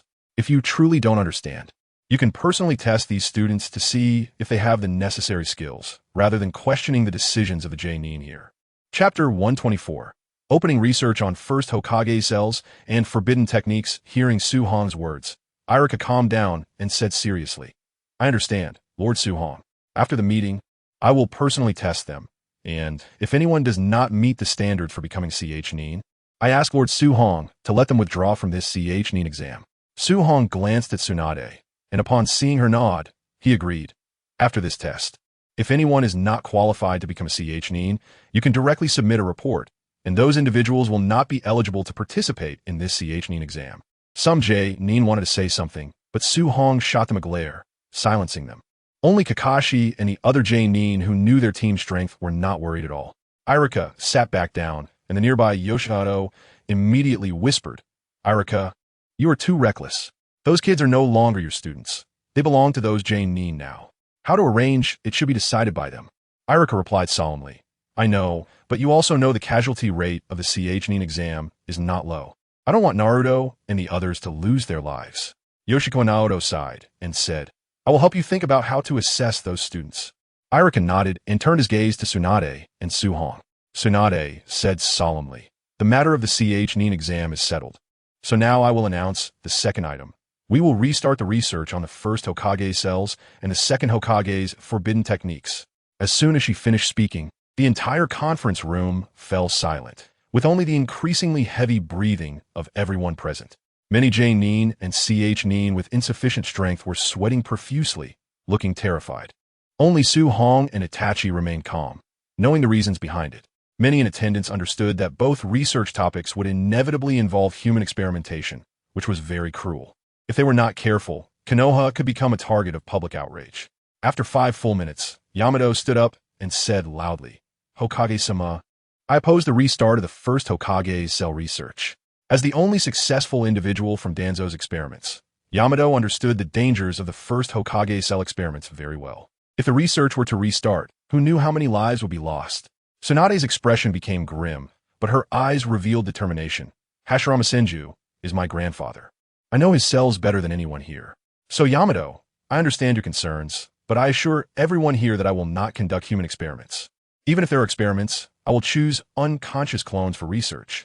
Narashikaku sighed and asked, Hokage-sama, can you tell us why we need to restart the first Hokage cells and forbidden techniques research? These were all banned by the third Hokage. Tsunade shook her head, her serious and determined expression never fading. For now, I cannot tell you all. Only 3 people in Konoha know, and the rest have no idea. You just need to know that this is for the future. The reason she didn't tell them was that Tsunade had also gone through the records in the Senju ancestral home last night, carefully reviewing nearly 1,000 years of history, which included the analysis of the second Hokage. At the end, She saw a statement left by the second Hokage that all wars seemed to have a hidden hand pushing the Senju and Uchiha to fight each other. After this sentence, Tsunade began to reflect on the previous wars and realized that indeed, over the past 1,000 years, there had been dozens of times when the Senju and Uchiha clans were about to cease hostilities, but at those moments, either a core member of the Uchiha clan died or a core member of the Senju clan died. Upon seeing this, Tsunade suspected that there must be deeper hidden individuals and organizations within the ninja world, which led to her reluctance to disclose certain thoughts. Nara Shikahisa had been observing Tsunade's expression and understood that there must be a reason for her to make such a decision. He immediately said solemnly, "Since Lady Tsunade has said so, I will represent the Nara clan to agree with Lady Tsunade's decision." Yamanaka and Noichi and Akimichi Choza, who were nearby, also followed Nara Shikahisa, saying, "I, Yamanaka, Inoichi, Akimichi Choza, represent the Yamanaka clan, Akimichi clan, to agree with Lady Tsunade's decision." With the support of the three major clans, other families in Jonin also gradually agreed, understanding that Shikahisa must have discovered something, making it impossible for them to agree to such unreasonable circumstances. Of course, there were still some dissenters, as even cloning as a form of human experimentation is considered unethical. Nevertheless, more than half of the Jonin agreed, and the proposal passed. Tsunade said in a deep voice, "I thank everyone for agreeing to this proposal, and I will give everyone present an answer soon. Then, I will put forward the final reform, which is to lift the ban on certain forbidden techniques in the Forbidden Scrolls, allowing Konoha ninjas to train in them. As long as they have made enough contributions to Konoha, they can gain access to techniques such as Shadow Clone Technique, Flying Thunder God Technique, Eight Gates, and Phasing Technique, which are extremely difficult to master and carry certain dangers." Hearing Tsunade's words, Nara Shikahisa murmured, "Sure enough, something big is happening. Otherwise, Lady Tsunade wouldn't make such a decision." Although his voice was very low, many of the Jonin present heard it. The last proposal gained the agreement of more than 4/5 of the Jonin. After extensive discussions, the meeting concluded. Su-Hong did not continue with his tasks, but took Tsunade to the headquarters of the Yunchi Chamber of Commerce, where Bai had gathered the members of the chamber. Tsunade yawned and sat down. Su-Hong said seriously, "Bai's sister Tsunade has restarted the research on forbidden techniques. First, we will see if we can clone Hashirama using the first-generation cells. If that doesn't work, I will have Yamato contribute some cells. And you will use him as a template for cloning, but we need to incorporate the cultured first-generation cells during the cloning process. Once the clones appear, we will use these soulless clones for the Edo Tensei experiments, striving to resurrect all the Hokage with their full power. I will arrange this shortly and aim to achieve results as soon as possible. Additionally, we should arrange for those with space-time talents to learn the Flying Thunder God and summoning techniques to see if we could develop other space-time ninjutsu to deal with the Otsutsuki clan. We need ninjutsu that can enter and exit other spaces." Tsunade did not say much upon hearing Su-Hong's arrangements. She listened quietly, feeling that there was nothing unreasonable about it. Her main purpose for restarting the forbidden technique research was indeed the Edo Tensei technique, which would be the last lifeline if the ninja world could not withstand the attacks. Chapter 125, Orochimaru Appears Creek. The door of the conference room was pushed open. Infan rushed in with a piece of information, saying urgently, "Lord Su-Hong, we have monitored Orochimaru leaving the Sound Village and heading towards the Sand Village." Su-Hong's eyes revealed a hint of excitement. Orochimaru was indeed planning to take action against the Sand Village. He immediately stood up, his expression excited as he said, "Notify the combat members in the chamber to launch a surprise attack on all of Orochimaru's bases and seize his research data, especially regarding the Edo Tensei research." As the ninja world's first scientist recognized by many in his previous life, Su-Hong had long coveted many of Orochimaru's techniques, but had never found an opportunity to seize them. Previously, he had personally dealt with Orochimaru, which was also the reason he had killed him several times, but most of the time he did not acquire any useful technology. This time, he definitely could not miss it. A glint of killing intent flashed in Fun's eyes as she said coldly, "Yes, Lord Su-Hong, I will arrange it right away." Su-Hong turned to the side and smiled. "Sister Tsunade, you should be able to contact Jiraiya, right?" Tsunade replied somewhat absent-mindedly, "You mean to let Jiraiya cause trouble for Orochimaru, making him unable to pay attention to the destruction of his bases?" "That's exactly what I mean." Tsunade rolled her eyes, intending to ignore Su-Hong. After the meeting, Su-Hong treated Tsunade to a drink before sending her home. 20 days later, Konoha became even more bustling, as ninjas from surrounding villages had entered Konoha to prepare for the Chunin exams 10 days later. Maki brought Gaara and the others into Konoha. Warning, don't cause trouble in Konoha. This Konoha is no longer under Sarutobi Hiruzen's governance. We can't afford to offend the Sand Village. I will go register at the Hokage building. You three can wander around Konoha and gather information on the lower ninjas. Gaara's eyes were filled with madness and a hint of disdain. He ignored Maki and directly wandered around Konoha with Kankuro and Temari. Looking at the tall and magnificent buildings around and the sounds of vendors and shops everywhere, Temari sighed. This kind of scene can't be seen in our Sand Village. I really want to know how happy the villagers in Konoha are. Kankuro sneered. As long as this plan succeeds, we in the Sand Village will achieve this too. Gaara turned around and looked at the two, his killing intent showing no signs of concealment, as he coldly said, "Shut up. If you dare to speak carelessly again, I will kill you." The two immediately broke out in cold sweat, not daring to say another word, standing quietly. Looking at the newcomers around and the strong aura they occasionally felt, Gaara's expression became somewhat manic as he murmured, "I really want to kill you all." Kankuro and Temari only broke out in cold sweat, silently following behind, thinking, "He can't be talking about me, right?" On the opposite street, Naruto felt quite helpless. During this time, he had been training hard to ensure he could outpace Sasuke in the Chunin exams. But the three little troublemakers behind him kept bothering him, seriously affecting his training. Covering his head with his hands, he shouted in frustration, "I said, Konohamaru, can't you just leave me alone? What if I can't defeat that guy Sasuke because I didn't train enough? Just stay behind me." Just as Konohamaru was about to speak, Naruto quickly shielded him and turned to look at the incoming person with a serious expression. This level of aura he had only felt from Sakura and Sasuke during this time. The intense killing intent made Konohamaru and the other two shiver behind Naruto. Although Naruto looked foolish, Gaara could sense a momentum that was not inferior to his own, instantly taking an interest in Naruto as he coldly asked, "What is your name?" Naruto enunciated, "Uzumaki Naruto." Gaara sneered, "I am Gaara. I hope to have a chance to fight you in the Chunin exams." After speaking, he led Kankuro and Temari away. Naruto felt puzzled because he saw his own shadow in Gaara, and the aura from Gaara felt very familiar to him. With this confusion, Naruto said goodbye to Konohamaru and continued training. 10 days later, the Nin exams officially began. The first exam was still led by Marino Ibiki and the Konoha interrogation team, just like in the original story. Naruto did not erupt like he did in the original. Instead, he had been forced by Su Hong to read a lot of books, and he was able to answer quite a few questions, only struggling with a few. Without Naruto's unexpected factor, the number of ninjas eliminated in this exam was terrifying, with 4/5 being cut down in one go. Less than 100 people remained. Hondo directly burst through a window carrying a banner with her name on it, took a look at the remaining participants, and said, "Ibiki, you did well. You managed to eliminate so many people." Then her expression turned cold and full of killing intent as she added, "However, the next round will still eliminate half." Hondo led the genin towards the Forest of Death. Sitting atop the Hokage building, Su Hong suddenly smiled and murmured, "You finally appeared, Orochimaru." As soon as he finished speaking, Su Hong dashed towards the Forest of Death. He quickly arrived at the entrance, turned around anxiously, and said, "Hondo, the second exam is postponed. Now take all the genin back to Konoha and inform the Hokage to prepare for defense."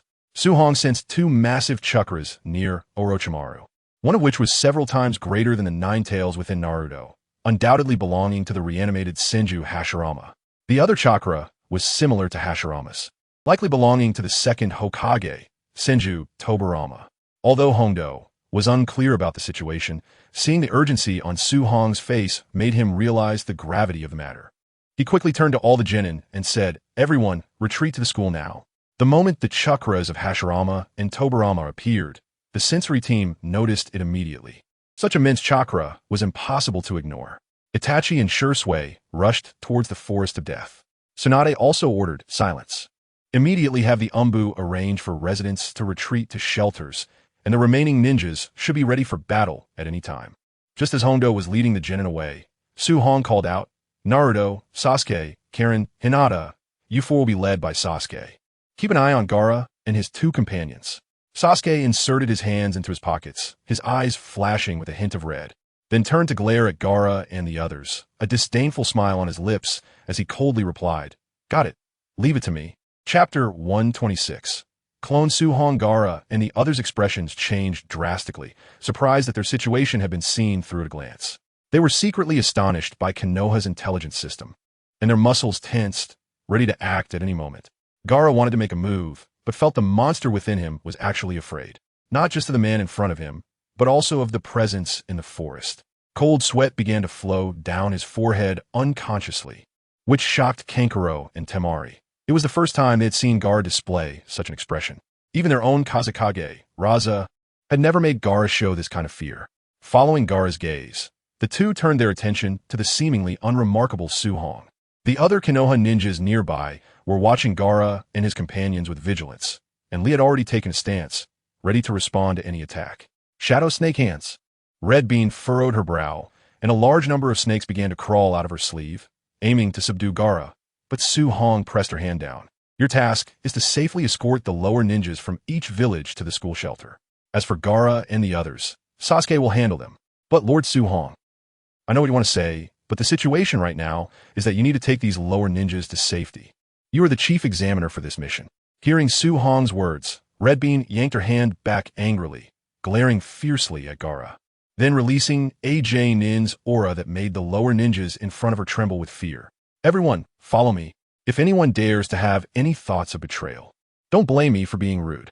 The surrounding lower ninjas exchanged glances and quickly followed Red Bean towards the Konoha school shelter. During their run, Niji, Lee, Tintin, Shino, and Kiba suddenly heard Su-Hong's voice in their ears. Take down those sound ninjas by surprise. Killing them is also acceptable.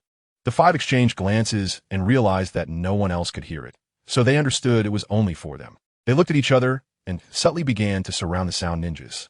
Seeing Niji's actions, Su-Hong ignored it and turned to charge deeper into the forest of death, where two figures quickly joined his side. Itachi's expression was extremely serious as he said, Su-Hong, do you know what the situation is now?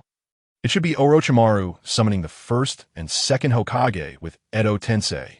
Although Su-Hong's tone was serious, the excitement in his eyes was hard to conceal. Since he had converted all the chakra in his body to golden light particles 2 years ago, his strength had grown tremendously. Even he did not know how strong he was now, but it was definitely far beyond the level of a Kage. Through his sensing abilities, Su-Hong knew that the strength of Senju Hashirama summoned by Orochimaru was likely close to its peak. Although he didn't know how it was achieved, it would definitely provide him with a good fight. Itachi's face suddenly turned grim. He said in a low voice, this is troublesome.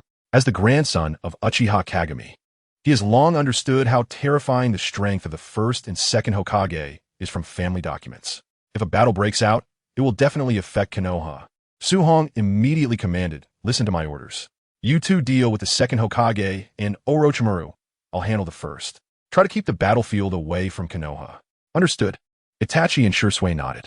The three quickly reached the depths of the forest and found not only the first and second Hokage, but also Sarutobi Hiruzen and Raza nearby. However, because Su-Hong had focused on the first Hokage, he unconsciously overlooked Sarutobi Hiruzen and Raza. At this moment, all four were conscious, but they had lost control of their bodies. The second Hokage, Tobirama Senju, coldly said, so you're Orochimaru? How did you manage to control me at my near-peak strength? Hashirama Senju laughed heartily. Tobirama, you've become a bit dull. This guy added my and another person's cells to the sacrifices used for summoning us, and he is already here. At this moment, Orochimaru was fully focused on controlling Hashirama Senju and did not respond to Tobirama's question. He felt a slight regret in his heart for summoning Hashirama. If it weren't for Su-Hong's cells, Hashirama might have already broken free. This was also the reason he didn't attack Konoha immediately after summoning the four. Su-Hong, along with Itachi and Shursui, instantly appeared before the five. Looking at them, he said, greetings, three Hokage. Sarutobi Hiruzen smiled wryly. It looks like we can only rely on you three this time. Is Konoha all right now? Su-Hong did not answer, but stared directly at Orochimaru, who was sneering behind the four, and said with killing intent, you actually have my and the first Hokage cells in that body. Upon seeing Orochimaru, Su-Hong immediately understood why Hashirama and Tobirama were close to their peak strength. This guy had actually used cloning techniques to merge the first Hokage cells with his own to create a body for Edo Tensei. Hearing Su-Hong's words, Sarutobi Hiruzen's expression changed drastically, but his body was firmly under Orochimaru's control. Orochimaru pulled his right hand, and the human skin mask on his face was ripped off. revealing a pale-skinned Su Hong, who spoke with difficulty. Su Hong, I also want to thank you. If I hadn't been unable to obtain your body, I wouldn't have thought of using cloning to perform Edo Tensei. To be honest, I didn't expect your cells to resist the first Hokage's cells so well. It's truly surprising. Looking at Orochimaru's face, Su Hong's expression darkened instantly. A thick golden light erupted from his body, burning like flames, releasing a terrifying aura that blew away the surrounding earth and trees, forming a massive basin. Only the ground beneath Su Hong and Hashirama remained intact. Even Itachi and Shursui retreated dozens of meters before stopping. The Edo Tensei bodies of Tobirama, Sarutobi Hiruzen, and Raza began to crack, with paper shreds flying everywhere. Orochimaru hurriedly controlled the three to retreat, preventing their bodies from collapsing further. Ha! Ha! Hashirama laughed heartily. Kid, you're also a Konoha ninja, right? Your strength can actually rival mine. Edo Tensei, release. Orochimaru realized he could not continue like this. He quickly formed hand seals, and Raza transformed into a mass of paper shreds, revealing a sand ninja, Nin. Chapter 127. Golden Light Susanoo. After releasing Raza from control, Orochimaru immediately had more energy to control Hashirama. Hashirama's expression became somewhat grim as he looked at Su Hong and said, Kid, he can control me now. Although he can't completely erase my consciousness, using techniques is still possible. I will describe the characteristics of my ninjutsu. Su Hong's gaze was icy, fixed on Orochimaru, and he coldly replied, Thank you, Lord Hashirama, but I don't need it. Today, watch me take down this filthy snake. Would release. Advent of the trees. Hashirama instantly leaped back with Orochimaru and the others, creating a distance of over 100 meters. Upon landing, he pressed his palms together, and countless large trees erupted from the soil, transforming into a forest world that surged towards Su Hong. Itachi and Shursui quickly jumped back to evade the attack, their chakras surging as they leaped onto the branches of the trees, charging towards Orochimaru and Tobirama in the distance. Swish! A golden spear appeared in Su Hong's hand. With a simple sweep, a golden slash instantly emerged, cutting through the trees in front of him like tofu, splitting them all in half. After the remnants of the trees fell to the ground, they took root again and began to wrap around Su Hong once more. The golden light around him instantly transformed, becoming countless fine threads that began to wildly wave, tearing all the surrounding trees to pieces. Su Hong slightly crouched down, and a large pit appeared beneath his feet. He charged towards Senju Hashirama like a golden sword, and wherever he passed, Hashirama's would release techniques shattered into fragments. The distance of 100 meters between the two vanished in an instant, and the tip of the golden spear grew larger in front of Hashirama, transforming into a large blade in an instant. Clang! The sound of metal clashing rang out as the large blade was sent flying away. The golden spear continued its powerful strike toward Hashirama's head. In an instant, Hashirama vanished, reappearing beside Senju Tobirama in the distance. The large blade in the air spun continuously, dissipating its force before cutting an arc and landing in Tobirama's hand. Su Hong's expression turned slightly grim as he looked at the flying thunder god mark on Tobirama's shoulder, and said gravely, The Blade of the Void, flying thunder god technique. Su Hong, Lord Tobirama and the others will hold him back. They won't let him disturb your battle with Lord Hashirama. At that moment, two figures, one red and one green, dashed past Su Hong. Itachi and Shursui, supported by Susanoo, charged directly towards Tobirama and the others. Su Hong's figure followed closely, arriving at Itachi's side, and said in a deep voice, The impure world reincarnation can only be resolved with sealing techniques. You prioritize taking down Lord Tobirama with the Tenkin, otherwise with his flying thunder god. His auxiliary combat ability is too strong. Before his words finished, Su Hong's figure was already in front of Senju Hashirama, smashing the spear down. Hashirama raised his Kusanagi sword to block the attack directly. Bang! The terrifying strength of the two caused the ground to instantly sink several meters, and a powerful shockwave blew everything around them away. Su Hong, who had practiced the 8 Extremes Fist for many years, had now transformed his spear technique into something extraordinary. But Hashirama was always able to block his attacks at critical moments. Truly, he was a martial artist forged from the Warring States period, and his taijutsu skills were superb. The spear and Kusanagi sword clashed repeatedly, generating powerful shockwaves that swept outward. Wood release, deformation technique.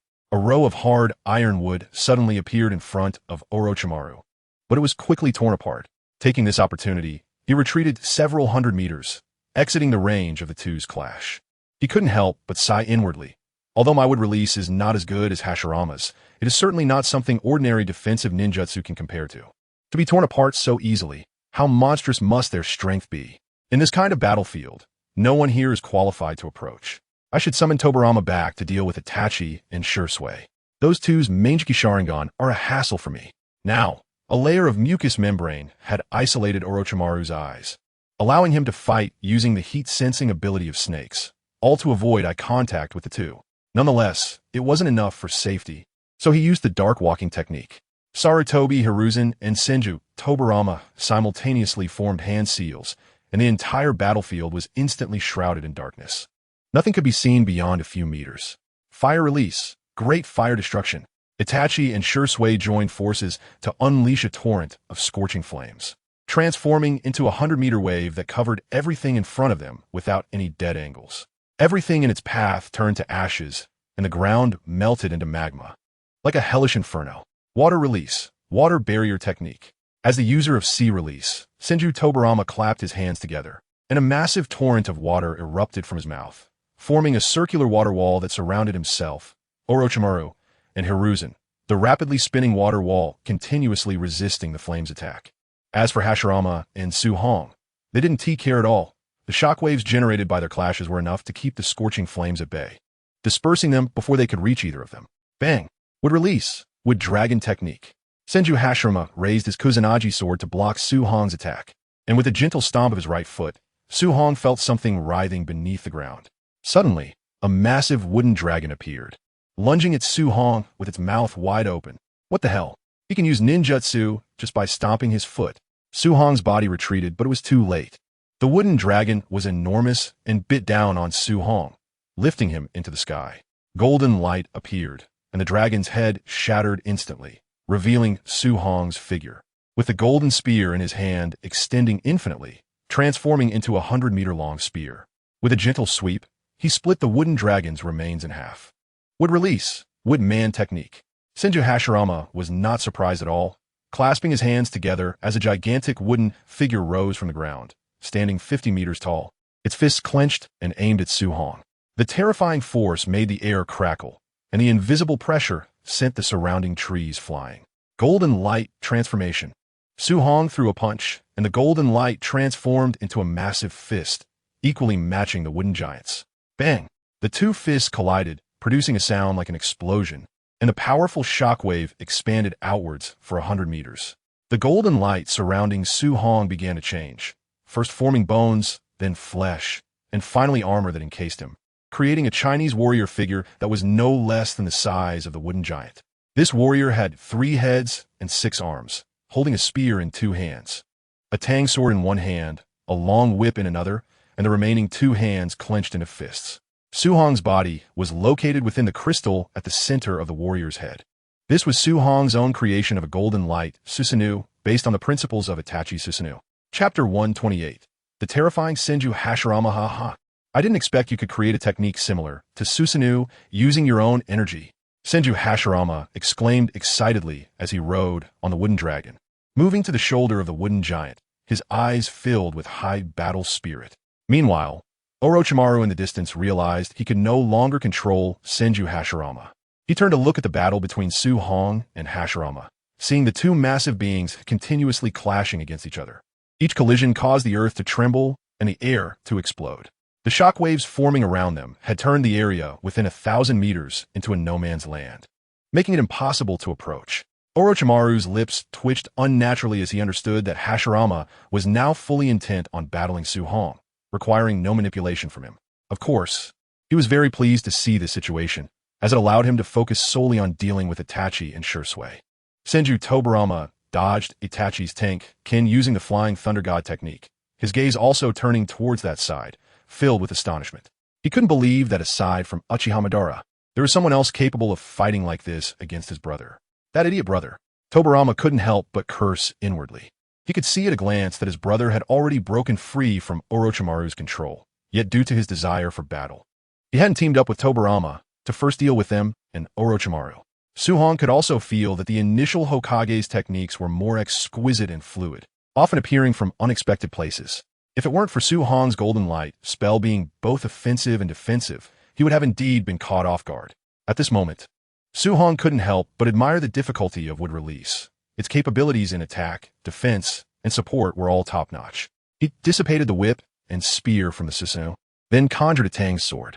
With two Tang swords crossed, he unleashed a 100-meter-long golden cross slash towards the wooden giant. 5 layers of the summoning gate. With a clap of both hands between the pillars, a sealing technique appeared in the void, and 5 massive wooden doors rose directly from the ground, carved with the faces of demons and gods, with bells on either side. The golden cross slashes easily pierced through the 5 heavy doors, sweeping past the wooden figure and flying into the distance. Controlling the golden light Susanoo, he ran towards the wooden figure, wielding 2 Tang swords continuously. In less than a second, over 100 golden slashes attacked the wooden figure. At this moment, Su Hong's heart ignited with a burning flame. As long as he could defeat the Senju Hashirama in front of him, he would have the ability to contend with the 6-path strongmen in the future. The fighting spirit in both sides' eyes was felt by Tsunade and others who rushed over to support from afar. When Tsunade and the others arrived at the edge of the battlefield, they stood still, their eyes filled with shock. Most of the elite ninjas even knelt on the ground, staring blankly at the 2 colossal figures battling in the arena, murmuring, "Is this the power of the first Hokage to pacify the chaotic world? We can't help it all. Are those 2 still human? I might as well go home and find a factory job." Kakashi, observing the state of these ninjas, quickly appeared in front of Tsunade and whispered, "Lady Tsunade, let those without Hokage-level strength go back. If this continues, they will break down." Tsunade realized what was happening and loudly commanded, except for Kakashi, Guy, and Jiraiya. Everyone else returned to Konoha, led by Shizen to prepare for any potential attacks. Turning to Guy, Kakashi, and Jiraiya, she said, "Let's go help Itachi and Sure subdue Orochimaru first. Then we'll find a way to deal with my grandfather." After speaking, she led the 3 towards the battlefield of Itachi and Sure, where the 2 had already activated their Susanoo, continuously shooting out the Yata mirror and launching attacks. However, Senju Tobirama's Flying Thunder God technique was incredibly troublesome. At every critical moment, he would evade with it, not only saving himself, but also taking Orochimaru and Sarutobi Hiruzen away. The effects of the illusion techniques were also minimal. Senju Tobirama was fully prepared against the Uchiha, having an intimate understanding of the Sharingan's Jinjutsu, rendering the 2's illusion attacks ineffective. Meanwhile, Naruto watched the distant battle in shock, seeing the 4 towering figures, each nearly 100 meters tall, shaking the earth with every strike, causing massive destruction. The surrounding terrain utterly transformed. Filled with determination, he pointed towards the direction where the golden Susanoo clashed with the wooden figure and shouted, "I will definitely become a strong person like them in the future. Then become Hokage and earn everyone's recognition." Sasuke suppressed the shock in his eyes and coldly said, "It's me who will become that kind of strong person." Behind Karen, 8 golden chains emerged, tightly binding Gaara, as she worriedly looked at the person on the golden Susanoo. She sensed no chakra from up there and naturally understood that it was Su Hong. Meanwhile, Temari and Kankuro lay in the distance, clutching their stomachs in pain, unable to muster any strength to get up. Gaara on the ground finally understood the source of Shikaku's fear. Compared to Shikaku, those 2 were the real monsters. On the school rooftop, Niji didn't even glance at the 9 dead sound ninjas on the rooftop, instead activating his Byakugan to focus on the battlefield where Senju Hashirama and Su Hong were fighting. Lee and Tenten stood beside Niji, looking serious. On a tree on a hillside a kilometer away from the battlefield, a black and white humanoid creature inside a pitcher plant looked at Obito, who wore an orange spiral mask, and coldly said, "If we want to complete the Eye of the Moon plan, Su Hong, Itachi, and Sure over there are our biggest obstacles." Obito glanced at Zetsu and said solemnly, "I know, you don't need to worry about me." Although Obito's expression was hidden beneath the mask, the tremor in his voice revealed his inner turmoil. Suddenly, a golden slash flew from the distance, instantly slicing the hillside in half. Obito used Kimui at the moment the slash arrived, taking Zetsu into the alternate space. A few kilometers away to the left of Obito and Zetsu, Pain was watching the battle with the members of Akatsuki, their shock no less than that of the ninjas from Konoha. Deidara looked at Kakuzu beside him with respect in his eyes and curiously asked, "Brother Kakuzu, how did you fight against the first Hokage back in the day? Can you tell us about it later?" Kakuzu had a head full of black lines. He turned his head and ignored Deidara. It was fine to boast a little when Senju Hashirama wasn't around, but now that Hashirama's battle prowess was on display, boasting would only be embarrassing. Pain sighed. As expected of the god of ninjas, his battle power is extraordinary. It seems we need to make some changes to our plan regarding the Nine Tails, and try to solve the Nine Tails Jinchuriki outside of Konoha. Chapter 129. No heavenly deity, all the ninja villages and masters in the ninja world were paying attention to this war. Each one shocked that the combat power of Senju Hashirama and Su Hong was so terrifying. Such a scale of battle was something they couldn't achieve even with all their might. Because of the connections between Su Hong, Itachi, and Shui, the entire battlefield was gradually moving away from Konoha, sparing Konoha from significant losses. The original Forest of Death had transformed into a pockmarked basin. Sage Art would release Flower Tree World. Senju Hashirama placed his hands together, a mask appearing on his face, softly uttering a command, and immediately, countless gigantic trees with a diameter of over 10 meters sprouted from the ground, each topped with enormous flower buds. The massive trees continued to spread, and in just a few seconds, the entire Forest of Death was covered. Tsunade leaped back to avoid being ensnared by the giant trees and shouted, "The flowers are about to bloom. Don't inhale the pollen." With a slash, a golden strike appeared, extending thousands of meters, cutting all the trees in front of her in half, causing countless giant trees with flower buds to fall.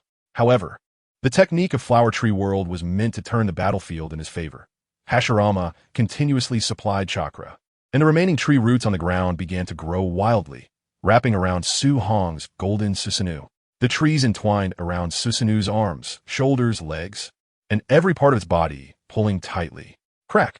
Hearing the cracks, as Susanoo began to give under the immense force, Su Hong murmured, as expected, "I still don't like this kind of fighting method. It's okay to play around occasionally." As soon as he finished speaking, the golden Susanoo transformed into golden light dots and was completely absorbed into his body, igniting with golden light all around. He then charged towards Senju Hashirama, moving much faster than before. Countless trees tried to entangle him, but to no effect. Under Su Hong's ghostly movements, they all missed. The enormous flower buds of the Flower Tree World all bloomed, releasing a vast quantity of poisonous pollen that filled the entire battlefield, reducing visibility and turning the world yellow. Meanwhile, Itachi and Shui fully activated their Susanoo, enclosing Tsunade, Kakashi, and the others within the diamond crystal on their foreheads to shield them from the outside pollen.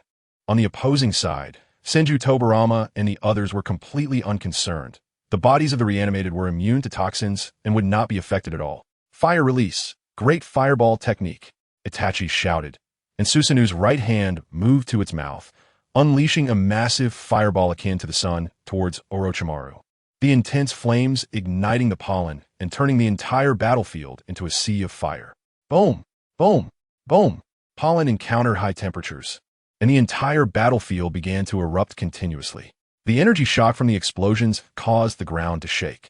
Damn, the first Hokage. He must have anticipated this.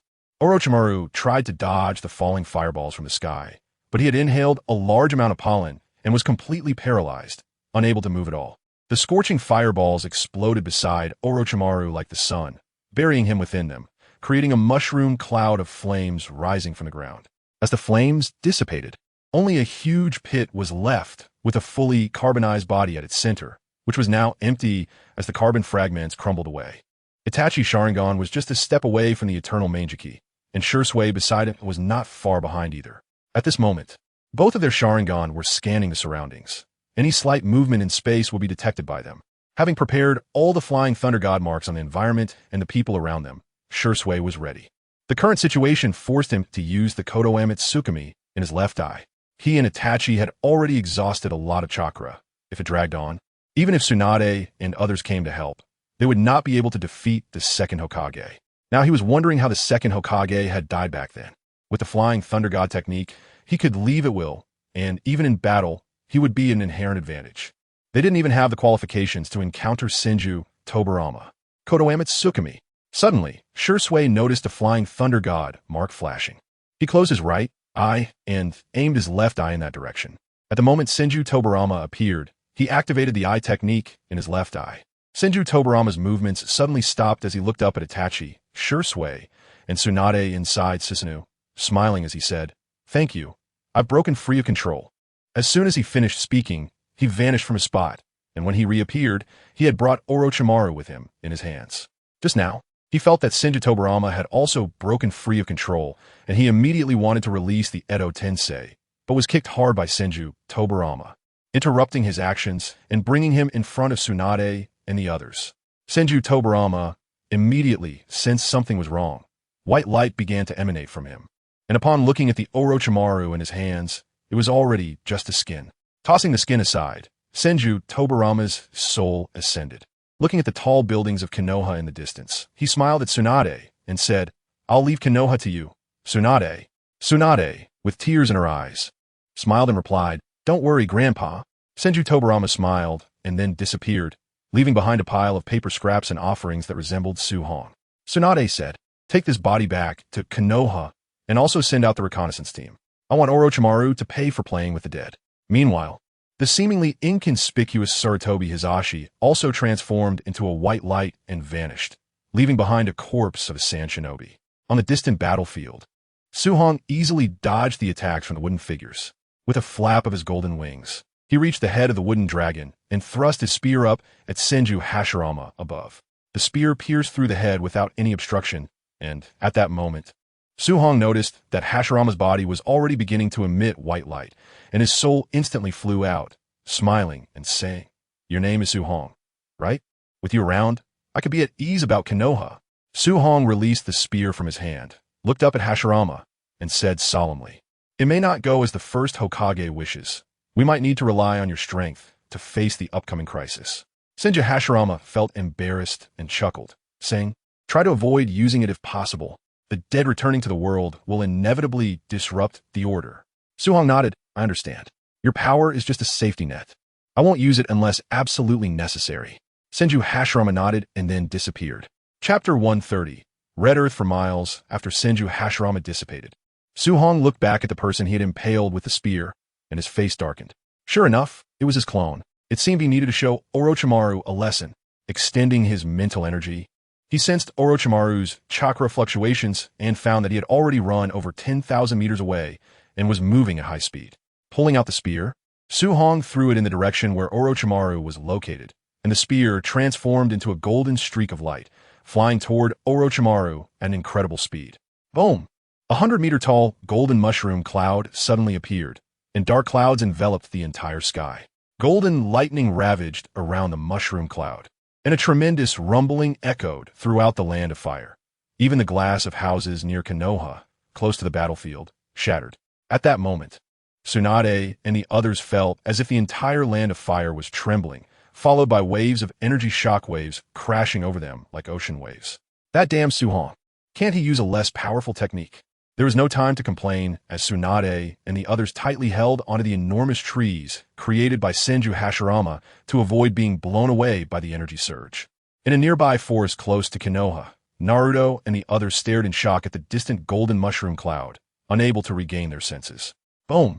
The distant rumbling brought Naruto and the others back to reality. They focused their attention and saw a tangible energy shockwave sweeping toward them. Damn, Konoha is behind us. Hearing Sasuke's words, Naruto and the others realized the situation. Multiple shadow clone technique. Instantly, 2,000 Narutos appeared around them, all of them forming seals simultaneously and shouting. Wind release. Great breakthrough. 2,000 continuous bullets. All the Narutos began to expel airflow from their mouths, creating a massive wind pressure that surged toward the energy shockwave. 8 trigrams, empty palm. Hinata also exerted her utmost effort, creating nearly 1,000 shadow clones, each clone unleashing a palm strike.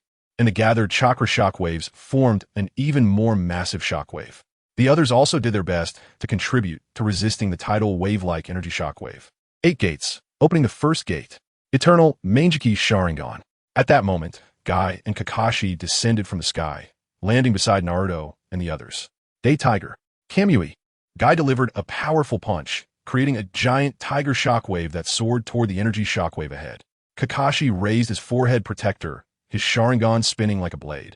And then a portion of the energy shockwave's space began to distort, swallowing everything around it.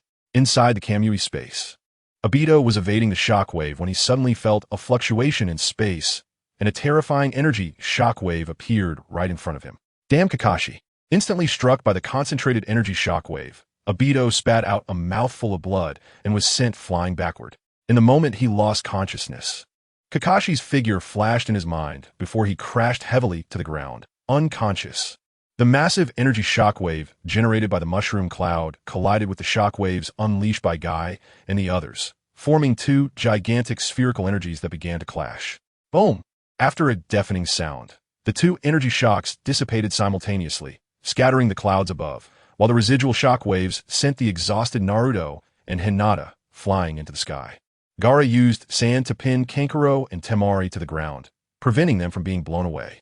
Fortunately, Sasuke and Karen reacted quickly. Otherwise, the two would have definitely been seriously injured. Sasuke landed on the ground, and upon seeing Naruto in his arms, he simply threw him onto the ground, causing him to land on his backside. Naruto covered his butt and shouted angrily, "It hurts. It hurts. What the hell do you want, you bastard Sasuke?" Sasuke glanced at Naruto, shrugged his shoulders, and said seriously, "You? What else could I do? Bastard, is this how you save someone?" Naruto stood up, rolled up his sleeves, ready to brawl with Sasuke. Sasuke was also unwilling to back down, reaching out to grab Naruto's hand. Kakashi and Karui, who were nearby, exchanged helpless glances and sighed, realizing that these two were at it again. In the distance, Su Hong looked terrified, not expecting the power to be so great. Watching the lingering golden mushroom cloud and the occasional golden lightning strike, he nervously thought, "Next time, let's use fewer golden light particles." This move was created by Su Hong in imitation of the Dinghai One stick from Chinese comics, allowing the golden light particles to be compressed in a special way, resulting in an exponentially powerful explosion upon detonation. Previous experiments had only used a small amount of particles. This time, due to Orochimaru cloning himself and losing some rationality, he unconsciously injected all the condensed golden light particles into the attack. He wanted to sense whether there was any trace of Orochimaru within a mushroom cloud. But the energy explosion caused a temporary chaos, making it impossible to sense anything. However, Orochimaru should be dead now, right? A flash of golden light appeared, and Su Hong arrived in front of Tsunade, worriedly saying, "Sister Tsunade, are you all okay?" Tsunade stood up from the ground, instantly appearing in front of Su Hong, throwing a punch while angrily shouting, "Look at what the surroundings have turned into. You still say you're fine." Bang! Su Hong was sent flying hundreds of meters, embedding himself into a tree of the Senju clan, which immediately cracked. Upon looking closely at the surroundings, he found it was like a hellscape. The high temperature from the energy explosion had turned the area within 10,000 meters of the mushroom cloud into scorched earth, with no life surviving. Even the wooden structures of the Senju clan had mostly turned to charcoal. A wave of guilt surged within him, but it dissipated the next second. In such a world, lacking strength would only lead to unwarranted disaster. With a slight tremor in his body, he jumped down from the tree, which shattered into pieces, and came before Tsunade. Smiling apologetically, "Sister Tsunade, please don't be angry. I promise to be more careful next time." Tsunade was immediately furious, her voice raised significantly. "You dare to have a next time? No, how could there be a next time? Just calm down." He showed a sheepish expression and moved behind Tsunade, starting to massage her shoulders. Around them, Itachi and the others rolled their eyes, feeling quite helpless. Chapter 131. Naruto and Gaara on the way back to the village. Tsunade remained silent, not saying a word, and Itachi and the others were also very quiet.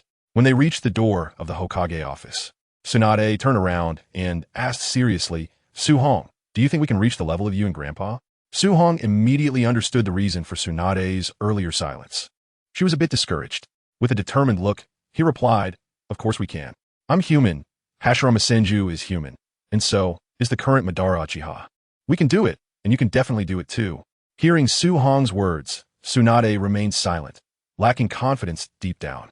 She was already 53 years old. Although she looked young, her body was already deteriorating. Did she have that kind of potential? Su Hong leaned closer to Tsunade's ear. Speaking in a voice only she could hear, "Sister Tsunade, don't forget the Gray Real Stone. It's also useful for you. While it may not awaken Wood Release, it has a great chance of awakening Sage Body and learning Sage Mode. The bloodline limit of the Senju clan is Sage Body, not Wood Release. Hashirama Senju could use Wood Release because he was exceptionally talented.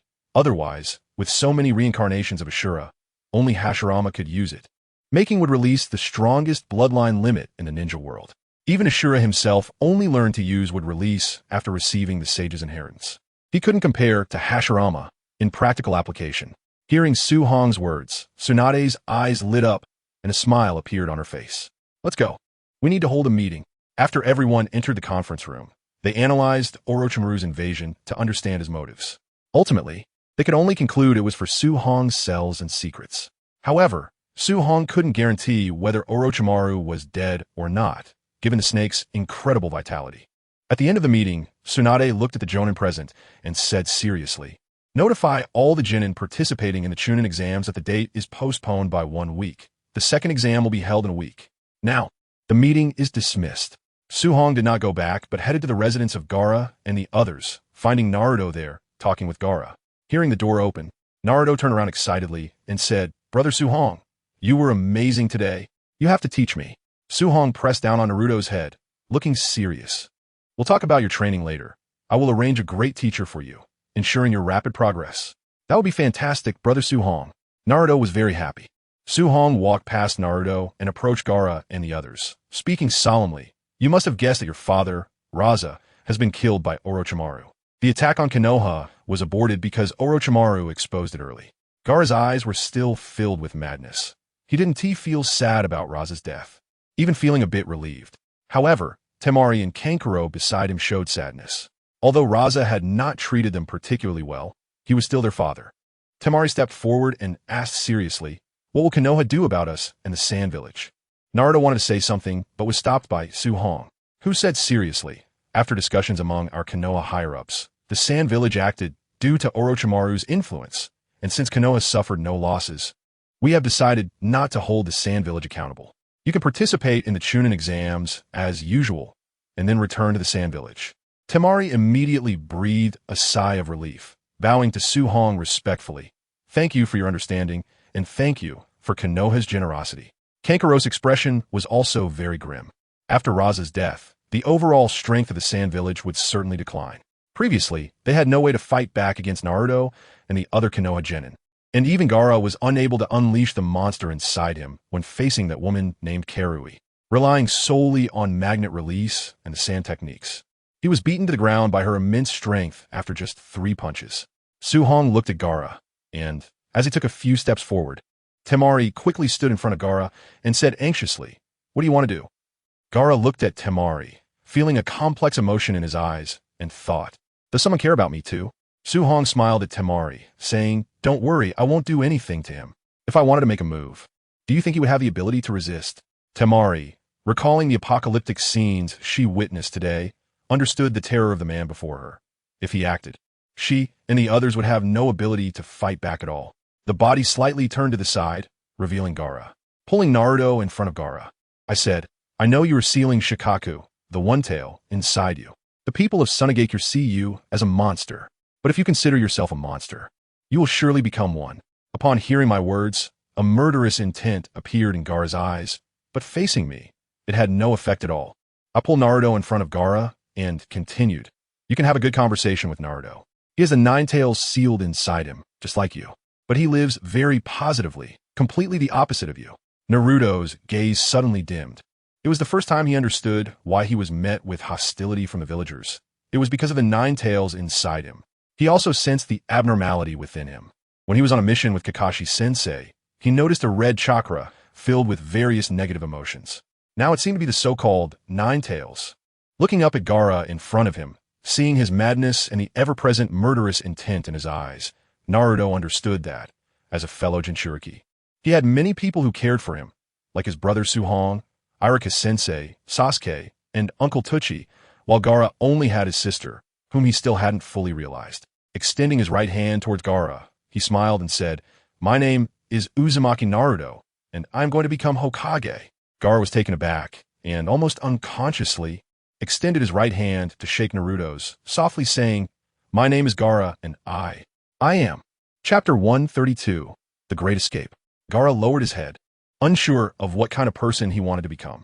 All these years, he had been getting stronger, but it was only to kill those who hindered him, existing as a weapon of the Sand Ninja. Naruto showed a brilliant smile, causing Gaara's heart to tremble. He had never imagined that someone like Naruto could display such a smile. Since he couldn't think of anything, he decided to think about it later. Su Hong watched as Naruto began to chat casually with Gaara and turned to leave, believing in the power of Naruto's words. His purpose for coming today was simply to meet Gaara and to facilitate the acquisition of some of Shikaku's chakra from him for research. The ultimate goal was singular: to collect all the chakra of the nine-tailed beasts and combine it with the chakra of the 10 tails contained within the gray stone, to see if he could create a being of 6 paths level. As for the candidates, Suhong thought the most suitable ones were Itachi, Shursui, Hinata, Tsunade, and Karui, all of whom possessed Otsutsuki bloodlines. Among the commoners, Kakashi from Konoha was likely the only suitable one. Though Guy had sufficient foundational strength, he trained in the 8 gates, which meant he had little talent for chakra nature transformation.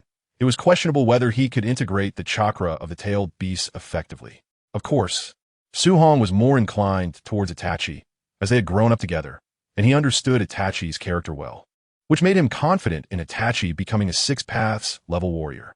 A week passed quickly. All the genin were brought back to the Forest of Death, where the scorched earth from the energy explosion had cooled down, leaving behind large trees formed from wood release. Due to the special nature of sage art wood release, if ninjas entered without sufficient chakra control, they would continuously lose chakra, which would nourish these trees. Upon realizing this, Suhong was quite pleased. It was a natural training ground, perfectly suited for the second exam of the Chunin selection. Akamichi came before the genin, hands on her hips, and arrogantly declared, "Next are the rules for the second exam. Compared to the battle a week ago, you all should understand that it has cooled down here, and your examination site is right here. The rules this time are very simple. Konoha has designated an area within the Forest of Death, where they have placed kunai, soldier pills, and other necessary ninja supplies. Your task is simple. Reach the giant tree at the center where the Konoha flag is planted, but only the top 8 teams can proceed to the next exam. Remember, as long as one member of your team touches the flag, your entire team passes." Shikamaru, standing in the back, rubbed his forehead and muttered, "What a hassle." He began to ponder the most efficient way to clear the exam, eventually focusing on Naruto and Kiba. Other teams also started discussing, keeping a wary eye on the surrounding ninjas, and some teams began to devise underhanded schemes. Naruto stepped forward and shouted, "Sasuke, Karui, let's rush to the center all at once." Sasuke and Karui both rolled their eyes, deciding to ignore him for the time being. Akamichi smiled and said, "In a moment, Konoha ninjas will take you to specific locations. Now, hand over all your equipment and supplies. If you miss anything, your entire team will be eliminated." Instantly, many ninjas who used weapons turned pale. For them, this examination would be a significant disadvantage. Kankuro stepped forward and said solemnly, "Akamichi-senpai, for puppet masters like us, if we lose our puppets, our combat abilities will be greatly diminished. This is unfair to us." Akamichi smirked disdainfully and shouted, "This world is inherently unfair, so the rules won't change. However, you don't need to worry too much. We have considered your situation, so there are many simple puppets inside the exam site. As long as you find them, it won't affect your combat capabilities too much." Thus, all those carrying ninja tools handed their weapons over to their supervising jounin. Kiba and Shino didn't miss out either. Akamaru drooped his head and walked over to crouch beside Inuzuka Hana, while Shino's swarm of insects was placed in a jar and handed over to his father for safekeeping. With hundreds of bugs crawling from the ground into the exam site, Tintin reluctantly handed over all her ninja tool scrolls to Guy. Guy took them and gave her a thumbs up, encouraging, "You can do it, Tintin." Kankuro saw that Konoha ninjas had already handed over all their ninja tools, even Shino and Kiba, and he reluctantly handed over his puppets as well. The Umbu checked to ensure their team didn't carry any ninja tools, then led them to draw lots.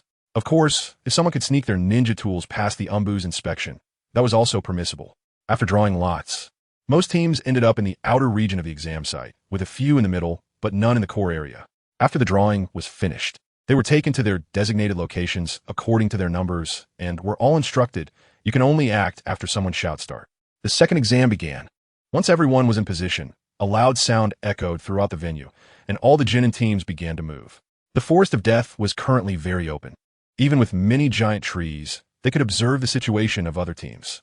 To hide themselves, most had to take refuge in the giant trees, only to find that these trees absorbed their chakra. Thus, they couldn't hide in the trees for long, or else the chakra consumption would be too great, making it problematic even to fight with other teams. In a large wooden house outside the Forest of Death, Tsunade, Suhong, and other jounin, along with their supervising teachers, were all focused on the thousands of screens in front of them. Tsunade watched for a while and teased, Su-hong, how did you come up with this idea?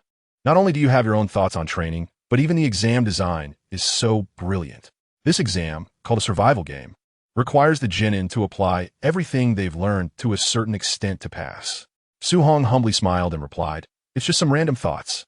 Itachi rolled his eyes and said unhappily, you may think it's random, but those genin are in for a tough time. They either have to rush for the top 8 or eliminate other teams until only 8 remain. In either case, they must fight, and the chance of truly winning by speed is very slim.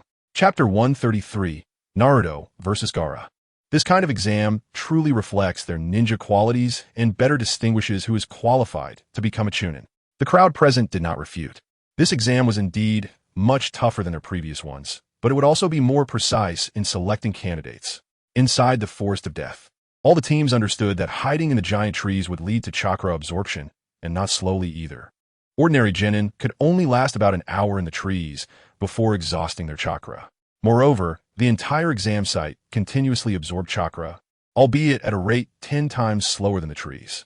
In a basin formed from previous battles, Shikamaru felt the depletion of chakra and said helplessly, what a hassle. At this rate, we won't even reach the center before being drained of chakra and collapsing. Choji wanted to take out food from his pocket to eat, but Ino quickly stopped him, whispering, Choji, we talked about this before. We need to conserve our food. Have you forgotten? Shikamaru looked at Choji's somewhat aggrieved expression and sighed. Ino, let him eat. We want to ensure a smooth entry into the top 8, and Dingji's strength is indispensable. However, we don't know how many days it will take. If it drags on for too long. Ino's words were interrupted by Shikamaru. He said in a deep voice, it won't take too long. With the current chakra consumption rate, all the teams will definitely speed up to eliminate other teams to secure their own victory. And this exam will end in 3 days at most. Hearing this, Ino handed the food in her hand to Dingji, who happily accepted it and started eating. For him, as long as he acted according to Shikamaru's plan, it would be fine. Ino asked, what should we do next? Shikamaru looked around and, noticing that no other teams had appeared, he withdrew and said seriously, first, we need to collect the soldier pills as quickly as possible. In this environment, soldier pills are the most important. Everything else can come later. Second, if we encounter teams with similar strength or stronger than us, we should run. If they are weaker, we must resolve the battle quickly and not drag it out. Third, we need to find 1 or 2 allies. Ino was a bit surprised. Allies? Where do we find them? There are only 8 spots available, and all teams are enemies to secure their own advancement. Shikamaru smiled. That's why we need allies even more. Right now, teammates Kiba and Shino have lost Akamaru and have been weakened by at least a third, so we should be able to cooperate with them. Hinata's Byakugan, even if not in battle, is definitely a sharp weapon in this kind of battlefield. At this point, Dingji had finished eating, and the 3 of them conferred before stealthily heading towards Hinata's team. In the monitoring room, several people saw Shikamaru speaking. Although there was no sound, they could all read lips and understand what was being said. Kakashi sighed, as expected of the Nara family. They have already seen through the exam rules shortly after it began. Nara Shikaku and Asuma's eyes showed a hint of pride. This is his son, disciple. Looking at the screen, many teams had already started clashing, and several weaker genin teams had already been eliminated. If it weren't for the Umbu hiding in the shadows and stepping in timely, it could have led to casualties. Su-hong grabbed the intercom beside him and instructed, keep a close eye on everything. Don't let anyone die. In emergencies, prioritize rescuing Konoha ninjas. Hearing Su-hong's words, the faces of the leading jounin from other ninja villages became somewhat ugly, but they didn't dare to express it openly. Not only because of Su-hong's strength, but also because Konoha's power had already surpassed that of the first Hokage's era. After the battle a week ago, all ninja villages and factions understood that Konoha could easily take on the 4 major ninja villages in one-on-one combat. They also received orders from their respective villages to avoid provoking Konoha. They feared that if they angered Konoha, it would give them a reason to engage in battle. Even though Konoha had been behaving very gently, they were still afraid of being wiped out. Soon, the attention of the jounin present was drawn to 2 groups fighting, Gaara's team and Naruto's team. Sasuke wanted to make a move directly, but was stopped by a hand. Looking up, he saw it was Naruto, who said with a displeased expression, dead last, what do you want? Naruto turned to Sasuke and said firmly, Sasuke, leave Gaara to me. That's my agreement with him. You and Karen go complete the exam first. Sasuke initially wanted to say something else, but when he saw Naruto's eyes, he was taken aback, then said solemnly, dead last, if you lose, I will make you pay.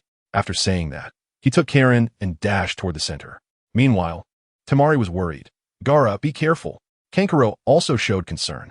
At this moment, Gaara's eyes were much less crazy than usual. He surprisingly showed some gentleness, and a smile appeared on his face as he said, "Don't worry. There won't be any danger." The two were taken aback, smiled, and then turned to run toward the center as well. Gaara looked at the serious Naruto across from him and said, "Naruto, you have told me a lot these days, and I have thought a lot. I have seen many things in Konoha and realized that I have indeed overlooked many things." A smile appeared on Naruto's previously serious face as he said, "So, have you decided what to do?" Gaara's eyes were filled with determination. "I want to become the next Kazekage, change Tsunagakure, and make it as strong as Konoha. But before that, I want to truly understand you, Naruto." As soon as he finished speaking, Gaara waved his hand, and a large amount of sand transformed into hundreds of shuriken that shot out directly. Sand shuriken, shadow clone jutsu, wind release, great breakthrough. Naruto formed hand seals, and dozens of shadow clones appeared around him. He opened his mouth and unleashed a massive flow of air, creating a powerful wind pressure that blew the sand shuriken away. Dispersing them, Gaara reached out, and the sand from his gourd sprayed out, transforming into ropes that wrapped around Naruto from all directions. Dozens of Naruto's chakra exploded at his feet, leaving behind afterimages as he began to dodge. The shadow clones formed a group, holding high-speed, rotating chakra balls as they charged toward Gaara. Rasengan. With a low shout, dozens of Rasengans flew toward Gaara. The sand ropes in the air transformed into sand whips and lashed out at Naruto. Bang, bang, bang. Most of Naruto's shadow clones turned into smoke and disappeared, leaving only a few clones dragging their Rasengans down. A wall of sand rose up to block the Rasengans, which then turned into a storm of flying sand. Sand binding coffin. Seizing the opportunity, Gaara retreated, extending his hand as the sand in the air quickly gathered and then grasped Naruto, squeezing tightly. Bang! The Naruto inside the sand transformed into smoke and vanished, while a stone in the distance turned back into Naruto, surrounded by a large amount of smoke, and once again appeared with hundreds of shadow clones. Everyone charge. All the Narutos began to rush forward, with some forming hand seals as they ran. Wind release. Great breakthrough. The wind pressure from the dozens of Narutos using the great breakthrough blew away the sand beside Gaara, even causing cracks in the sand armor on Gaara's body. Bang! The sand armor shattered instantly, turning into a storm of yellow sand. Gaara applied magnet release to the extreme, but could not stop the full-force great breakthrough from over 50 Narutos. The powerful wind pressure caused Gaara's body to become unstable, showing a tendency to be blown backward. At this point, Naruto's other shadow clones had already reached Gaara's front. Vortex Naruto's 50-punch barrage. 50 Narutos simultaneously swung their fists at Gaara. Just as they were about to hit, Gaara's body changed and instantly transformed into a small Shikaku. Sand hand. A giant hand made of sand covered in patterns suddenly appeared and swung forcefully in the air, knocking Naruto away while all surrounding shadow clones exploded. Naruto crashed to the ground like a cannonball, rolling over a dozen times before stabilizing himself. Getting up from the ground, Naruto wiped the blood from the corner of his mouth and said seriously, "So this is Shikaku? It's really a monster. Even in this incomplete form, it's so powerful. How strong must the Nine Tails, known as the strongest, be inside me?" Within the 7 days of the postponed exam, Naruto sought out Su Hong to learn about the tailed beasts and the reasons for sealing them within human bodies. Su Hong provided him with information about the 9-tailed beasts and the Jinchuriki, excluding details about his parents. Upon learning that the 8 tails and 2 tails Jinchuriki could coexist well with their tailed beasts and become perfect Jinchuriki, Naruto vowed on the spot to become a perfect Jinchuriki himself. In the sealing space, upon hearing Naruto's words, the 9-tails Kurama, who was lying in the sewer, scoffed, "How could that 1-tailed Shikaku possibly be a match for me? The one with 9 tails?" Once again employing the same tactic, nearly 200 of Naruto's shadow clones appeared, all rushing towards Gaara while forming hand seals. Wind release. Great breakthrough. The massive wind pressure even lifted the ground, but it had no effect in front of Gaara, who had already turned into a sand avatar. Sand monster arm. A gigantic hand over several dozen meters long appeared and slapped towards Naruto, the powerful impact causing all of Naruto's shadow clones to explode into smoke. Naruto jumped onto the sand monster arm and began to run towards Gaara along the massive sandy wrist. Stretching out his right hand, a Rasengan began to form, growing larger and larger until it reached the size of a basketball. Big Ball Rasengan. The Rasengan began to explode outward, becoming even larger. Boom! Gaara's sand avatar was directly blown away, tumbling in the air before landing steadily on the ground, with some of the surface sand falling off, revealing Gaara's face. The sand monster arm lost control and started to fall from the air, with Naruto following suit. Seeing Gaara unharmed, Naruto frowned and muttered. Not even the Big Ball Rasengan had any effect. The Big Ball Rasengan was currently Naruto's strongest attack, and the fact that it couldn't break through Gaara's defense frustrated him. The sand on Gaara's body stirred, and his face was once again covered by Shikaku's form. At this moment, he was filled with surprise. As a sand avatar, he could mobilize a portion of Shikaku's power, and any ordinary Genin would definitely not be his match. However, Naruto was able to contend with him using only his own strength. Shadow Clone Jutsu. Naruto once again created a large number of shadow clones, instructing them to use various techniques to probe for weaknesses in Gaara's avatar. Wind release. Infinite sand dust great breakthrough. Gaara leaned back slightly, unleashing a massive sandstorm from his mouth that swept several kilometers, directly engulfing a large portion of Naruto's approaching shadow clones.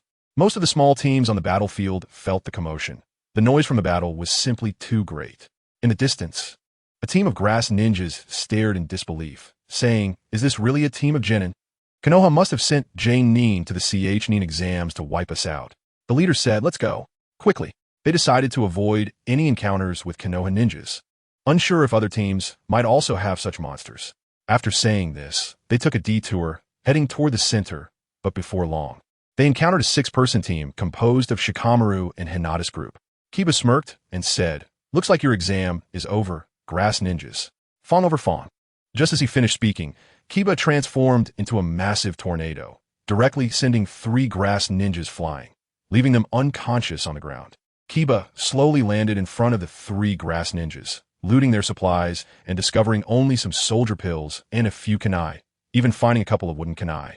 He disdainfully tossed the wooden kunai onto the grass ninjas, saying, "Broke fools." He then turned to Hinata and asked, "Hinata, are there any other teams nearby?"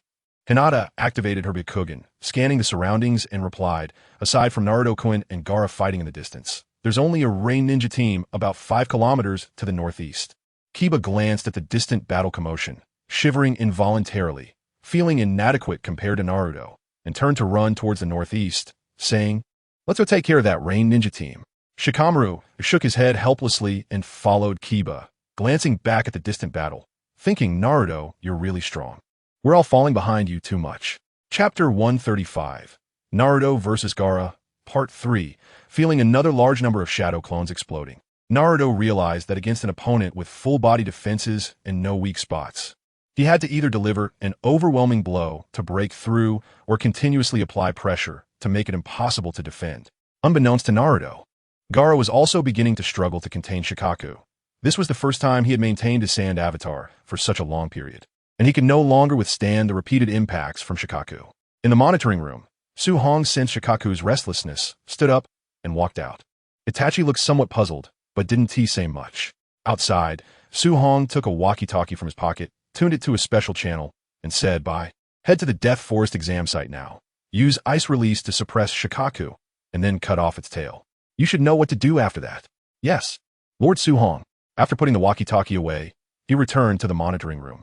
In the exam site, multiple shadow clone jutsu. Feeling that he only had half of his chakra left, Naruto decided to go all out. Forming hand seals, thousands of Naruto clones surrounded him. The thousands of Naruto clones paired up, each holding a big ball Rasengan and charging towards Gaara. Sand monster arm.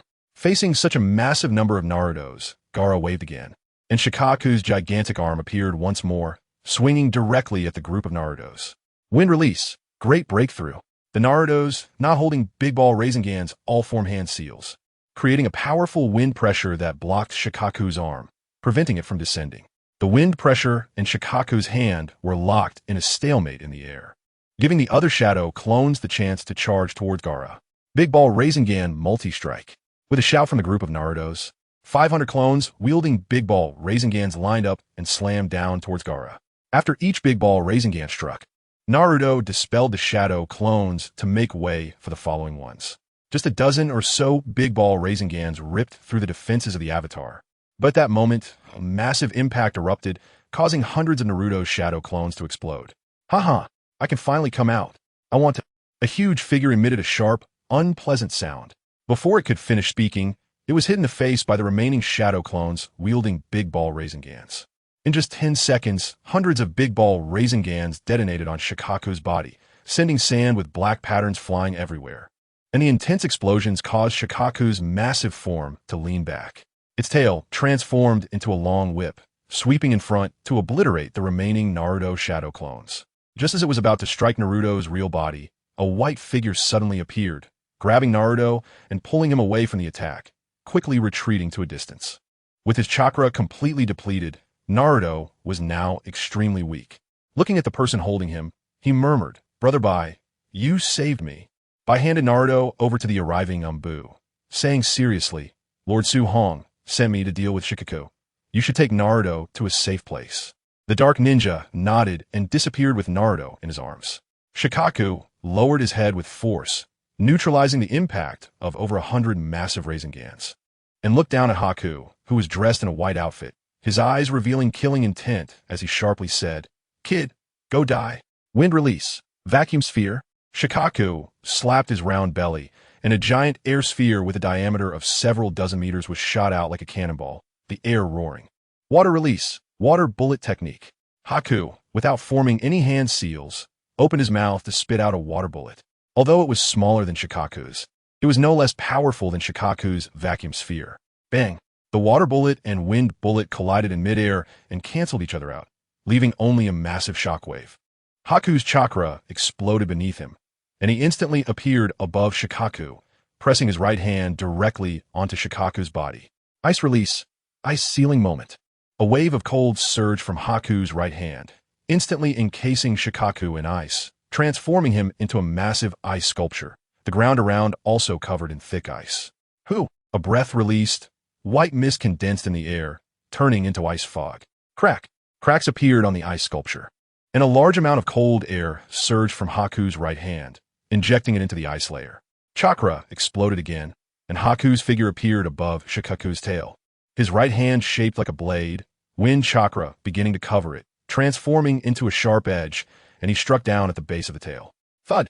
The massive icy tail slammed heavily into the ground. Haku infused chakra into the sealing technique in his hand, and a gigantic sealing scroll appeared. With a gentle wave, the sealing scroll unfolded, covering Shikaku's frozen tail and sealing it. Bang! Damn bastard, you actually cut off my tail.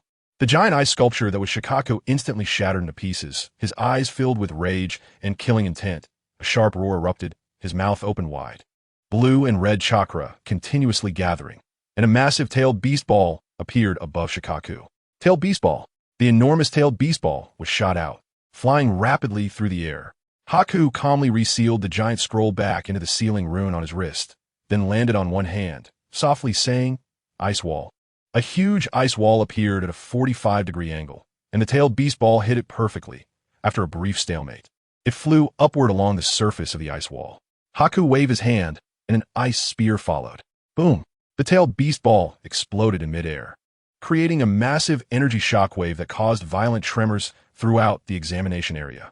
In the control room, Maki hurriedly stepped forward, looking anxious, and said, "Lord Hokage, Shikaku has come out. Please send the sealing team from Konoha to reseal it into Gaara's body." Tsunade glanced at the calm Su Hong beside her and turned to smile. "Don't worry, haven't we already dispatched ninjas over there? That kid named Gaara will be fine." At this moment, Maki noticed that Haku had detonated the tailed beast ball on the battlefield and slightly breathed a sigh of relief. But he would absolutely not be at ease until he saw Gaara safe, his eyes fixed on Shikaku on the screen, filled with worry. Watching Shikaku, who was on the verge of madness on the screen, Su Hong signaled to Itachi, who was sitting beside him. Itachi nodded, stood up, and turned to leave. Chapter 136. Obtaining Shikaku's chakra wind release. Vacuum sphere. Shikaku kept slapping his belly, unleashing massive wind balls towards Haku as if they were free. Haku's chakra frequently exploded beneath him, transforming him into numerous afterimages, effortlessly dodging Shikaku's attacks amidst the countless vacuum spheres. However, the surrounding environment suffered, with Shikaku's wind balls creating numerous large craters, and several ninja squads were affected. Fortunately, they were far enough away and had Umbu ninjas with them, so no life-threatening situations occurred. Not far from the center, on a mound of earth, Temari looked worriedly at the massive figure. Gaara, you must be safe. On the other side, Sasuke and Karen, blocked on a path to the center, also looked worried. Watching the distant massive figure, Sasuke thought to himself, the underdog must be safe. If you lose, just wait for me to laugh at you. Of course, more than that, he felt reluctant. The powerful aura from Shikaku made his heart tremble, and Naruto had just fought against such a monster. Although he didn't want to admit it, Karen was also above him. From an earlier confrontation, she had easily knocked Gaara down with just 3 punches and sealed his chakra with a sealing technique. Without a tail, Shikaku, lacking an attack method, was somewhat frantic, shrieking, "Damn it, why can't I hit you?" Haku dodged the vacuum sphere again with a swift movement, appearing right on Shikaku's body, placing his palm down, instantly freezing him, transforming him into an ice sculpture. Standing atop the ice sculpture, looking down at Shikaku, Haku coldly said, "Lord Su Hong taught me long ago that to deal with a huge guy like you, speed is the way to go." Observing carefully, he noticed Gaara on Shikaku's head, believing that this was the key to sending Shikaku back. Just as he was about to study it, he felt a violent shaking underfoot. Bang! Shikaku shattered the ice layer enveloping him again, lifting his head with force, directly throwing Haku into the air. Huh, now there's no way to dodge, right? Shikaku laughed sharply, his right arm slapping towards the airborne Haku, a layer of ice forming on Haku's surface, blue patterns emerging on his blood vessels. Bang! Haku was directly slapped away. The tremendous force producing incredible initial speed, instantly crashing through a giant tree and heavily falling to the ground. A mouthful of blood was spat out, and Haku's expression became somewhat better. Just as he got up, he saw a massive tailed beast ball flying towards him. Haku remained calm, the ice layer on his body thickening, chakra surging into his blood vessels, activating his blood shield to the maximum, exerting all his effort to enhance his defense.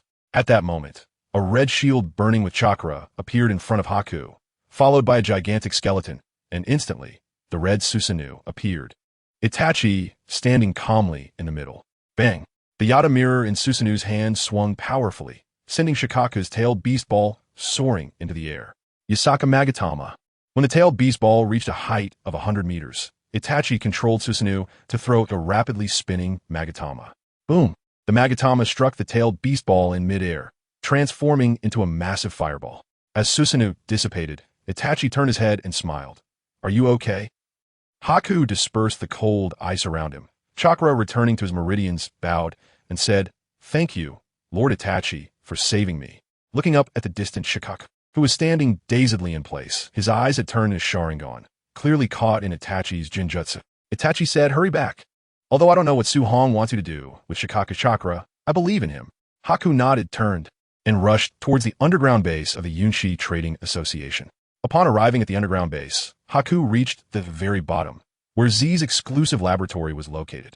This laboratory was off-limits to all but a few individuals.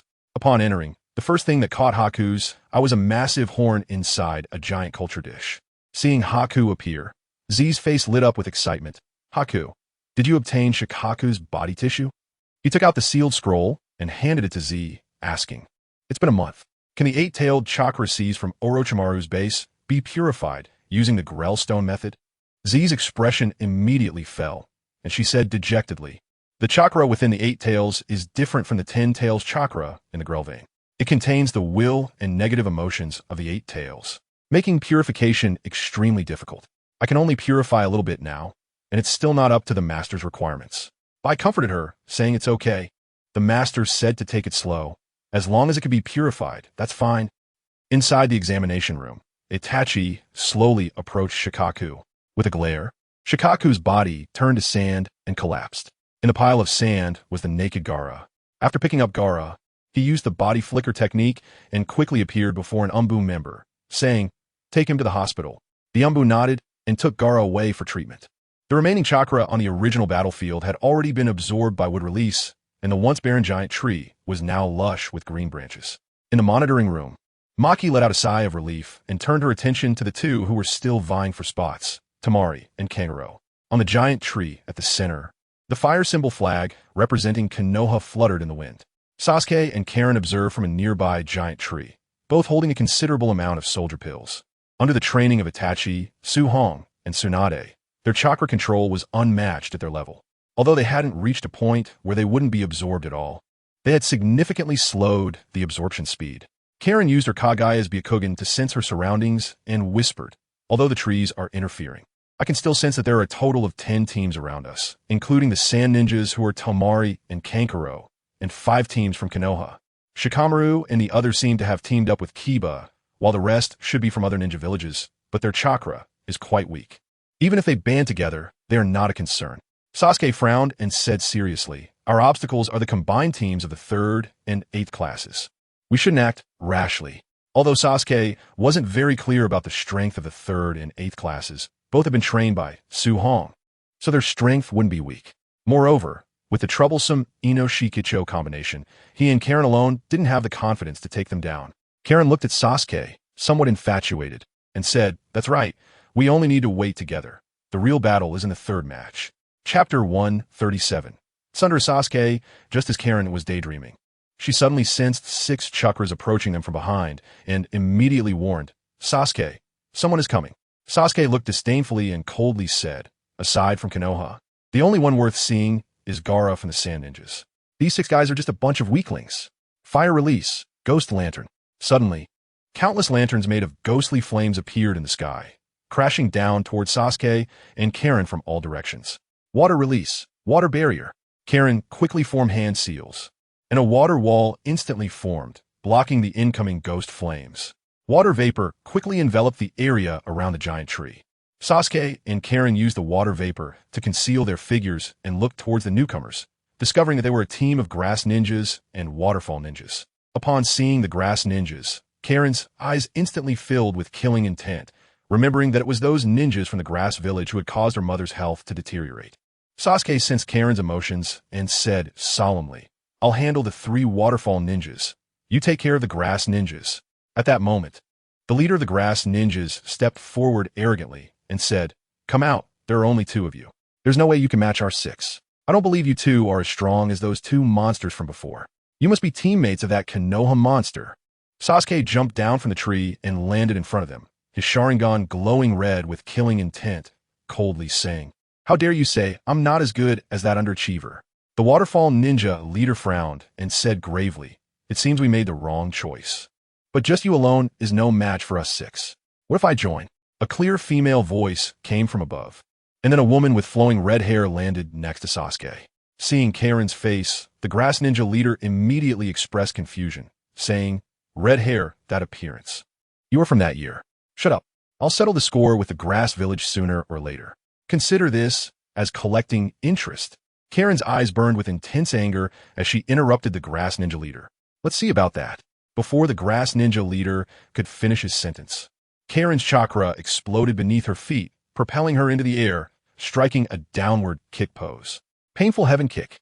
Sasuke's expression changed drastically, and he jumped back to avoid the attack, while the faces of the grass and waterfall ninjas displayed mocking smiles, just as they were about to laugh at Sasuke. They saw Karen land in front of them. Boom! The ground within 100 meters instantly collapsed, shaking the earth.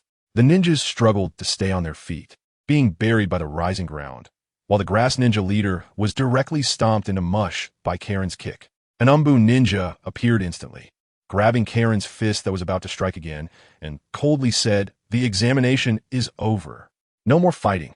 Karen pulled back her right hand, annoyed, and shook it off. Considering it their luck, the Umbu placed his hands behind him, internally lamenting, as expected of Lady Tsunade's disciple, "My hand bones are broken. If she hadn't restrained her strength at the last moment, I would have been sent flying by that punch." Green light enveloped his hand, temporarily fixing his broken bones. In the distance, Sasuke looked at the devastated ground, remaining silent. Such power could easily take his life with a single punch. The Umbu had already unearthed the buried waterfall and grass ninjas, finding them all severely injured after being compressed by the earth. If not treated promptly, they would soon die. The Umbu ninja looked at the 2 and said with a smile, "You 2 go to the central area. The 3rd match will be arranged there. I'll take these people to the hospital." As soon as he finished speaking, he took the waterfall and grass ninjas and vanished before their eyes. Sasuke casually glanced and said, "Let's go." Karen, realizing her actions just now, hurriedly followed Sasuke and awkwardly said, "Sasuke, I'm sorry. I was just too angry, so I acted like that. Usually, I'm very ladylike." Sasuke shot her a glance, hands in his pockets, and coldly replied, "What you want to do has nothing to do with me." However, the trembling fists in his pockets indicated his inner turmoil. He felt that he was the weakest in the entire team, which made Sasuke feel somewhat unbalanced. Karen also sensed Sasuke's emotions and chose not to speak, silently following him to the central area, where the other teams had already arrived. Suhong's figure suddenly appeared before them, saying sternly, "I don't want to waste too much time. The second exam is over, and the 8 of you teams will enter the third exam. The third exam will be held in a month, so everyone should go back and prepare." Most of the teams dispersed, leaving only Sasuke, Karen, and the members of the 8th class. Suhong, somewhat puzzled, asked Sasuke, "Why aren't you going back to prepare for the third exam?" Sasuke's expression was very conflicted as he quietly said, "Suhong, I want you to help me train." Hinata and the others looked at Sasuke in shock. Is this really the Sasuke they know?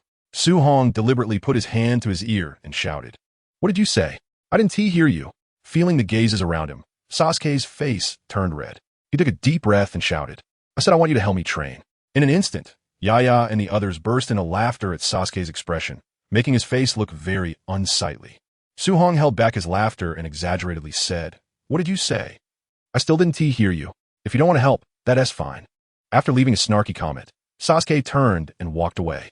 Suhong quickly moved to Sasuke's side, put his arm around his shoulder, and teased, "Look at you. You can't even take a joke." Sasuke turned his head away, refusing to look at Suhong, and retorted, "Who asked joking with you? Just tell me if you'll help or not." Seeing Sasuke's thunder reaction, Suhong laughed, and the surrounding laughter made Sasuke feel extremely embarrassed, wishing he could dig a hole in the ground to hide in. He tried to break free from Suhong's embrace, but it felt like trying to move a mountain. No matter how hard he struggled, he couldn't budge. Suhong laughed and said, "In your case, Itachi and Kakashi are more suitable to be your teachers. I can't teach you much." Sasuke looked up at Suhong and said solemnly, "Because your strength is the strongest in Konoha, and I don't want to lose to Naruto and Sakura." Chapter 138. Layout for Gaara, so that's how it is. Suhong's expression turned enlightened. Indeed, compared to Naruto and Sakura, Sasuke, who comes from the Uchiha clan, is prouder. He doesn't want to, nor will he allow himself to be weaker than others. Turning to the others nearby, he said solemnly, "Hinata, Sakura, you guys go back first. I will notify you about the training later. I need to have a good talk with Sasuke now." After Hinata and the others left, Suhong took Sasuke to the 3-color dumpling shop in Yinchi Mall, ordered some dumplings, and went to a private room. Sasuke sat silently across from Suhong, not saying a word. Seeing this, Suhong asked, "Why do you think you're weaker than Naruto? Is it a lack of confidence in yourself?" Sasuke, like a cat whose fur was standing on end, hurriedly defended, "How could I possibly be weaker than that dead last? Then what else with your current performance? I just. Sasuke began to mumble, not knowing how to explain. "Sai, I remember telling you a few years ago that your strengths are different from Naruto and the others. Besides being weaker than him in physical strength and chakra, you are stronger than him in every other aspect. If you still feel weaker than Naruto, it shows that your will is not as strong as his." Sasuke, let me ask you, have you ever seen Naruto get so emotionally unstable and jealous when he was weaker than you? No. He would just complain a bit at the time, and then train hard afterwards to surpass you next time. If he couldn't do it next time, he would try again and again.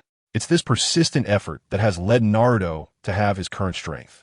So, I think what you really need to do now is not to ask me to help you train, but to go back and reflect on why you want to become stronger, to strengthen your own will, and not to sit here being jealous of Naruto's strength surpassing yours." After hearing Suhong's words, Sasuke sat there in a daze, unable to calm down for a long time. After finishing the dumplings on the table, Suhong stood up and said, "If you can figure out why you want to become stronger, then come to me, and I will help you train. If you can't figure it out, don't come to me. Someone like you can never become a true strong person." With that, Suhong left the private room, leaving Sasuke in a daze. After exiting the Yunchi Chamber of Commerce, Suhong went to the hospital to see Naruto. In the hospital room, Naruto and Gaara were in the same room, both wrapped in bandages. "Gaara, we agreed that when I become Hokage and you become Kazekage, we must have a drink together," Naruto said with a smile. "Yeah, it's a deal. I will definitely become Kazekage." Gaara also smiled. Nearby, Temari and Kankuro looked at Gaara, who was smiling sincerely, and also smiled. They believed that Gaara had changed and would definitely become Kazekage in the future. Creak. Suhong pushed the door open and walked in, smiling. "You seem to be in good spirits. It looks like I don't need to worry." Temari and Kankuro immediately greeted, "Lord Suhong, Gaara also nodded at Su Hong. Naruto shouted, "Brother Su Hong, after Gaara and I get better, can we train with you?" Su Hong sat on Naruto's bed, placed his hand on Naruto's wrist, checked his pulse, found no issues, and smiled. "No, I have other things to do." Naruto's expression looked a bit disappointed. "However, I can find you both an excellent teacher when the time comes, definitely making your strengths soar." "Gaara, did you hear that? Brother Su Hong promised to find us an excellent teacher," Naruto said excitedly, already imagining himself beating Sasuke after his strength increased. Can I really?" Gaara was somewhat incredulous about receiving guidance from a strong person from Konoha. "Of course, that guy will definitely be happy to do it," Su Hong replied with a smile, then placed his hand on Gaara's wrist, checked his pulse, and found that his meridians were not stable, but rather chaotic. He immediately understood that this was due to long-term lack of sleep, leading to hormonal imbalances in his body, which also contributed to his emotional instability. "Your physical condition is not good. I will have the sealing team come over later to change the seal on Shikaku. You need to get a good sleep." Hearing Su Hong's words, Temari was instantly alarmed. If Konoha did the sealing, wouldn't Shikaku be unable to come out?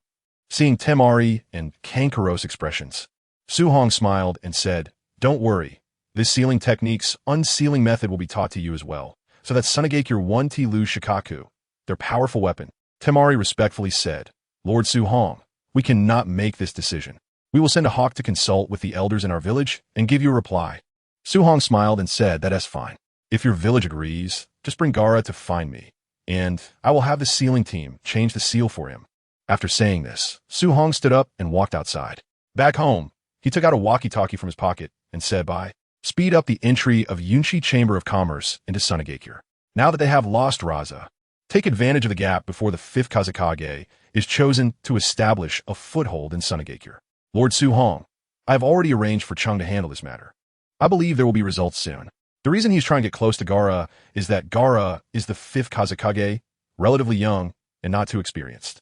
By leveraging his relationship with Naruto, the Yunchi Chamber of Commerce can quickly gain control of Sunagakure and the Land of Wind through economic means, laying the foundation for the future unification of the ninja world. Moreover, Gaara's potential is quite good. He will be a key player against the Otsutsuki clan in the future. Of course, the immediate goals are still Jinchuriki and Kagaya. If these two hidden dangers in the ninja world are not eliminated first, dealing with the Otsutsuki clan will only be hindered. Looking at the walkie-talkie in his hand, Su Hong felt somewhat helpless. The technology in this world is truly bizarre. There are even man-made nine tails, yet there are no satellites or communication devices. He also let Yunchi's research department continue to study communication systems and satellites, with the goal of building a mature communication system in the future. However, progress has not been smooth. The energy provided by the chakra storage technology is insufficient, and energy cannot be replenished in space, which would render the satellites unusable for long periods. Fortunately, with the Greer Stone, a mineral that provides nearly unlimited energy, if they can increase its chakra output frequency, it will be possible to create a satellite that can be used in space for a long time. The current research team is working hard on this development. Chapter 139. Looking for Jiraiya, of course. There is also the lunar passage mentioned in the original work, but Su Hong arranged for the Yunchi Chamber of Commerce to search for it for a long time without finding anything. He now suspects whether that passage was opened by the reincarnation eye, and currently, the Otsutsuki clan on the moon is still being purged, with the giant reincarnation eye not yet created. This has made him very envious of space-time ninjutsu, but unfortunately, he only knows one golden light spell. If he knew the Chiman techniques, he could probably understand most of the space-time hidden in the ninja world. Since he can also enter the inner realm, he wants to create some similar Chiman space-time techniques, but all his attempts have failed, even injuring himself severely. After that, he dared not try easily. Sighing, he put away the intercom in his hand, wondering if the Rinnegan and the reincarnation eye would be of any use to him. He is quite resistant to the idea of exchanging eyes, and he is also unsure whether the two types of eyes would be useful to him. After all, there are Sharingan and Byakugan in the Yunchi Chamber of Commerce's base, but under the influence of Chi, they showed no response. 2 days later, Su Hong was in the number 3 examination room battling Hinata, Kiba, and Shino, constantly feeding techniques to the three. Hinata and the others were quite spirited, and their application of various techniques had reached an extraordinary level, with many of their own ideas and applications. Reversal. Facing the fierce energy Su Hong unleashed, Hinata instantly appeared in front of Kiba and Shino, her body spinning rapidly, and a huge chakra sphere formed instantly, deflecting the energy away. Kiba Wolf Fong. Kiba and Akamaru transformed into a giant two-headed wolf, turning into a massive tornado that charged towards Su Hong. Shino also summoned countless insects to form a tornado, merging with Kiba's tornado to create a huge black tornado with a diameter of 10 meters. It not only had the ability to tear through the wind, but also had the capacity to devour chakra and flesh with the insects. Not bad. Su Hong's eyes showed appreciation as he transformed into a bow stance, adopting a standard straight punch position. Fierce Tiger climbs the mountain. As he threw a punch, the sharp energy transformed into a golden, fierce tiger, roaring mightily as it lunged towards the black tornado. Roar! Following a tiger's roar, Kiba and Akamaru were sent flying. And even Shino's insects suffered heavy losses, with half of them dying. The weakened, fierce tiger also knocked Hinata, who had just stabilized herself, flying away. After the fierce tiger dissipated in the air, Su Hong walked up to the three of them and smiled. Not bad, you've improved quite a bit in just 2 days. Kiba did a roll to stand firm, picked up Akamaru, who was panting, and complained, Su Hong sensei, you need to go a bit easier on us. If it weren't for our growing strength, we would have been injured just now. Su Hong slammed Kiba back down to the ground and said irritably, I've always been very measured. Okay. Wong. Wong. Kiba lay on the ground with his head in the dirt, his body twitching. Akamaru barked a couple of times, and then licked Kiba's face. Stop it, Akamaru. Kiba pushed Akamaru aside with his right hand. Hinata and Shino felt helpless. How could Kiba not learn his lesson and still dare to provoke Su Hong's authority?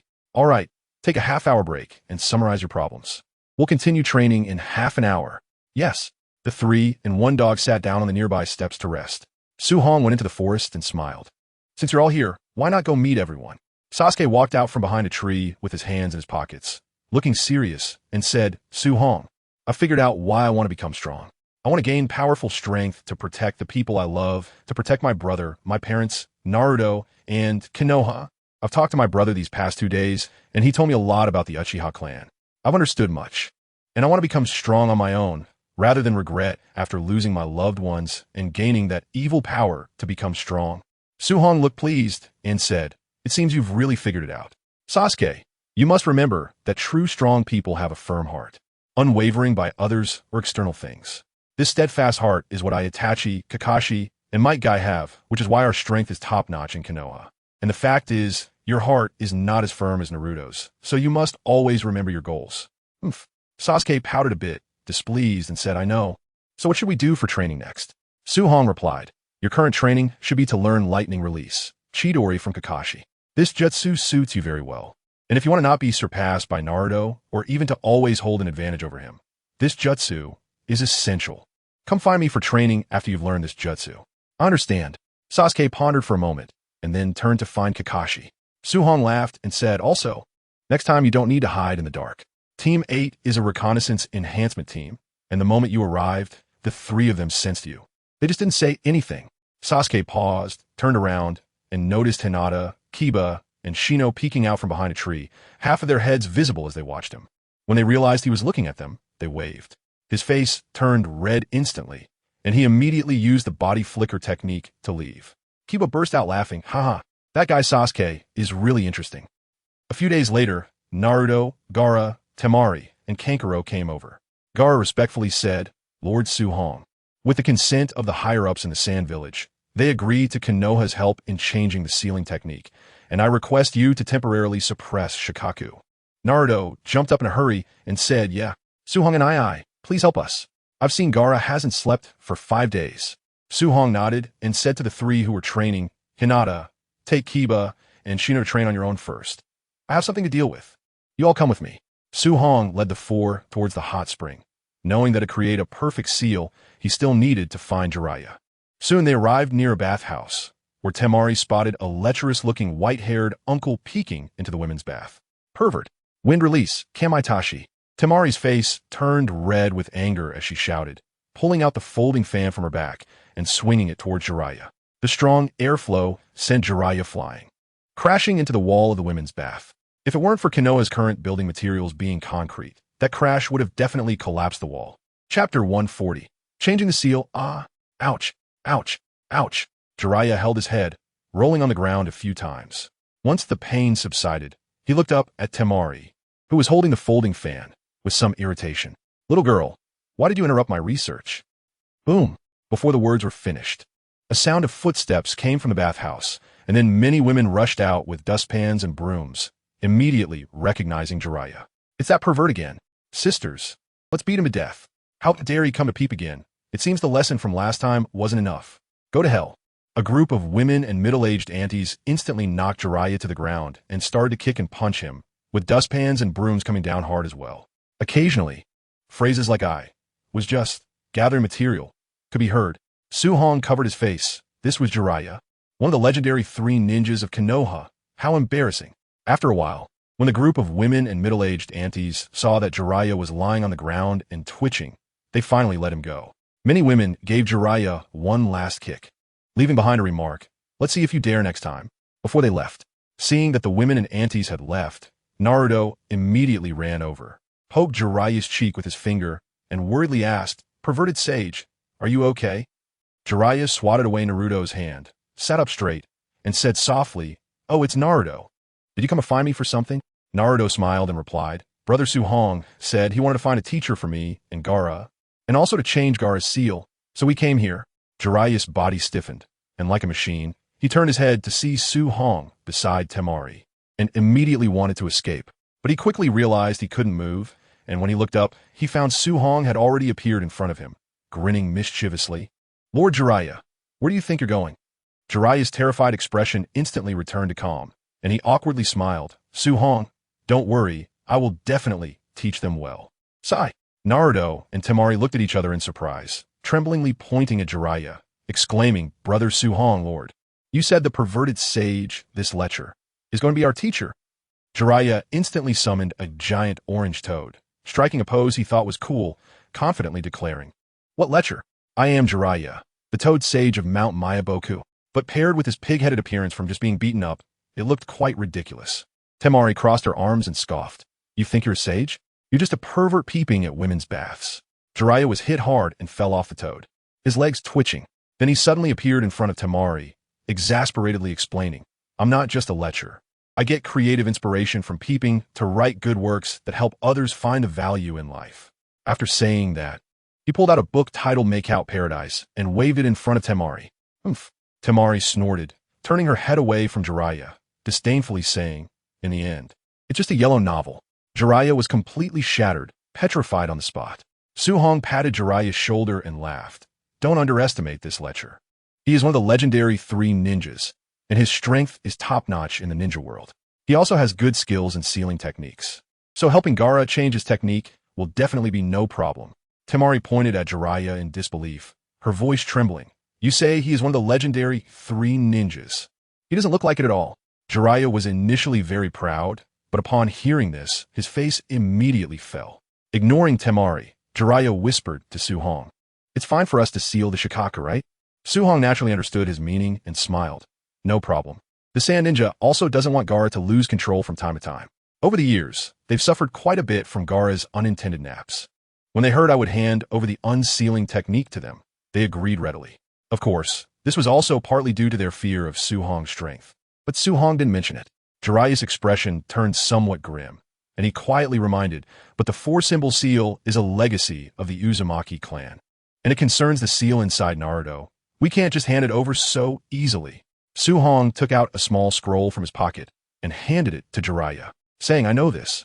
This is a modification made by the Uzumaki clan members of the Yunchi Chamber of Commerce based on the 5-element seal.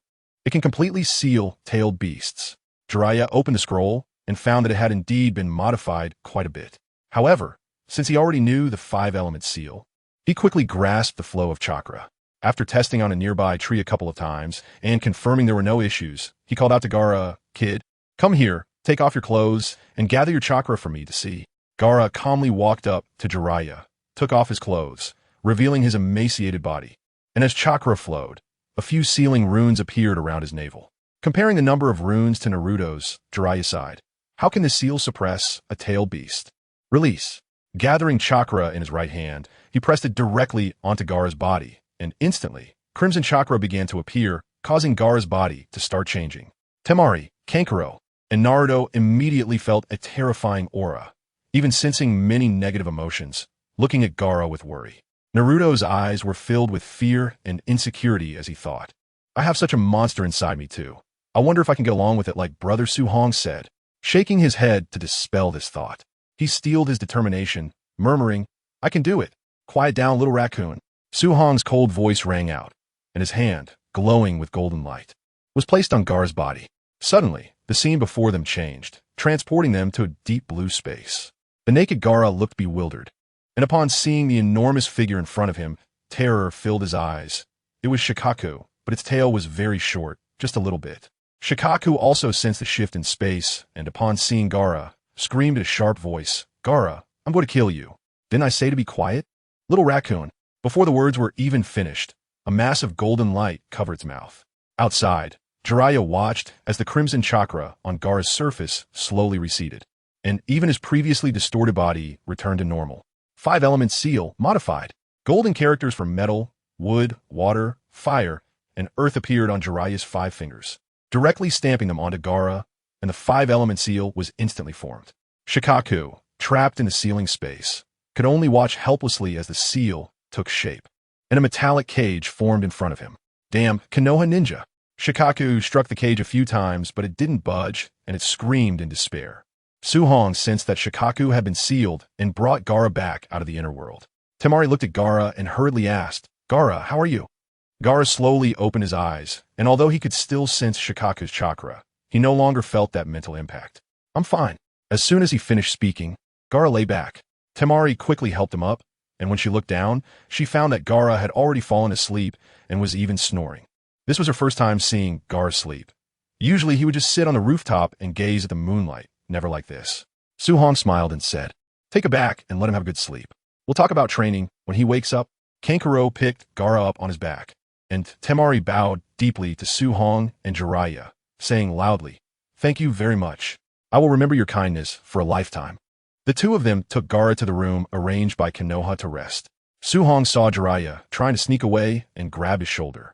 Jiraiya's face immediately fell, revealing a look of despair. Suhong rolled his eyes and said irritably, you're not a beauty, so that expression is quite disgusting. For this period, just teach Naruto and Gaara well. I estimate that Akatsuki's actions have already begun. Jiraiya's expression instantly became serious, murmuring, has Nagato already started to act? He looked at Naruto beside him, his face full of seriousness. Leave Naruto to me. You brat, come with me to train. After patting the somewhat confused Naruto, Jiraiya headed towards the training ground. Wait for me. Naruto looked at Suhong, then at Jiraiya, who had already walked far away, and immediately followed. After arranging Sasuke and Naruto's training, Suhong went back to find Hinata and the others. Upon returning to training ground number 3, Suhong waved to Hinata, who was training in the distance. Hinata ran over, her forehead glistening with sweat, panting, Suhong-sensei, is there something you need? Suhong replied, come with me to a place. You will train there for the remaining 20 days. Hinata was taken aback for a moment, but immediately nodded, saying, okay. Suhong led Hinata to the underground base of the Yunchi Chamber of Commerce, reaching the lowest level. I'll leave Hinata to you until the CH-nin exam. Use the power of the Greer Stone to see if you can evolve her Byakugan. Also, teach her about chakra application techniques. During this time of training, Suhong noticed that when Hinata activated her Byakugan, there was a faint blue light swirling in her eyes, indicating that her eyes might evolve. Yes, Lord Suhong. Hinata, come with me. Ji approached Hinata, took her hand, and walked towards a distant device. Hinata turned her head, looking at Suhong with a confused expression. Go ahead. It's okay. Suhong gave her an encouraging look, and only then did Hinata follow Ji. After arranging Hinata, Suhong assigned Kiba to be trained by the Chamber of Commerce staff and went to a lakeside villa, where he conjured a long flute and began to play.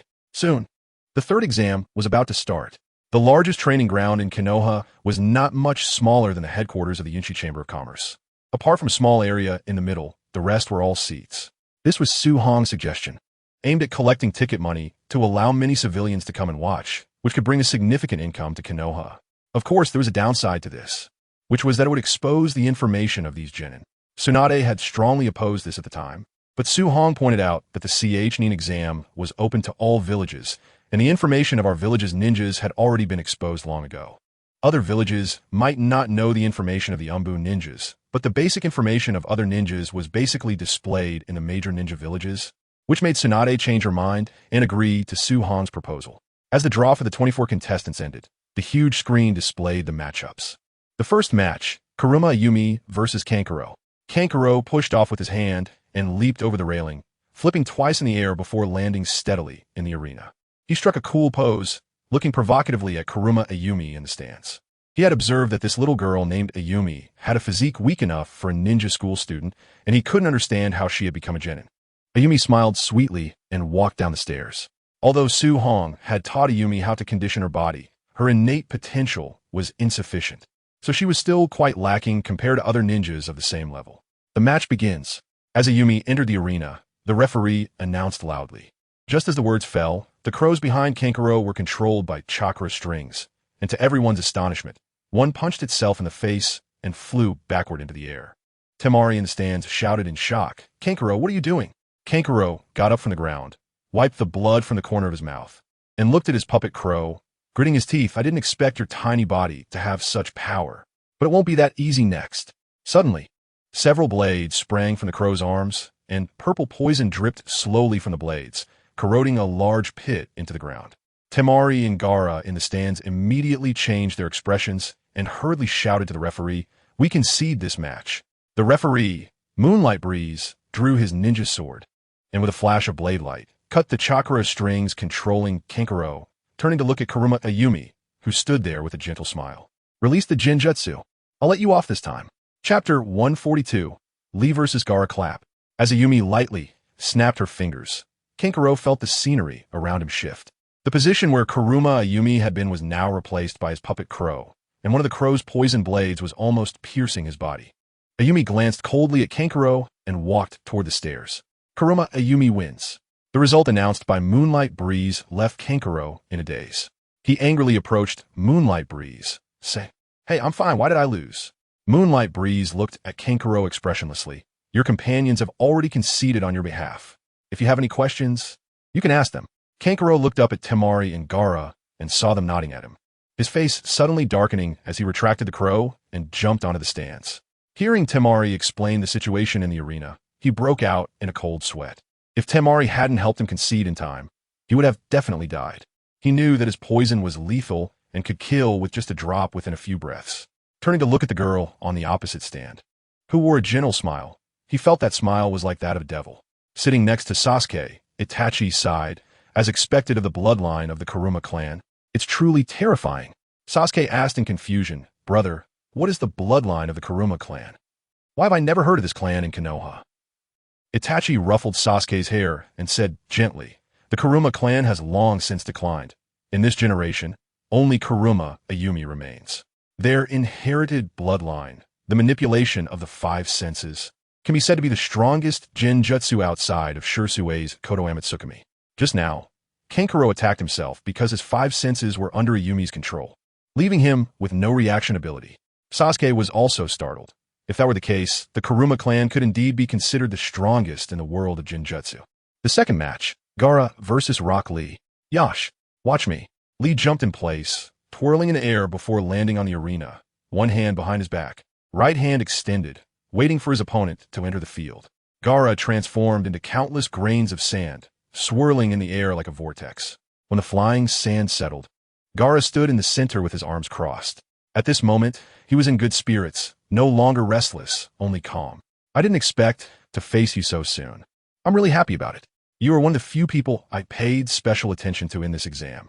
Lee smiled, his eyes filled with fighting spirit. "Oh, can you tell me who the other few are?" Gaara suddenly became very interested. Shaoli said seriously, "Besides you, the others are all from our village. Ningtsi, Sasuke, Naruto, Hinata, and Kankuro. I feel that each of them is no less than me, which makes me happy.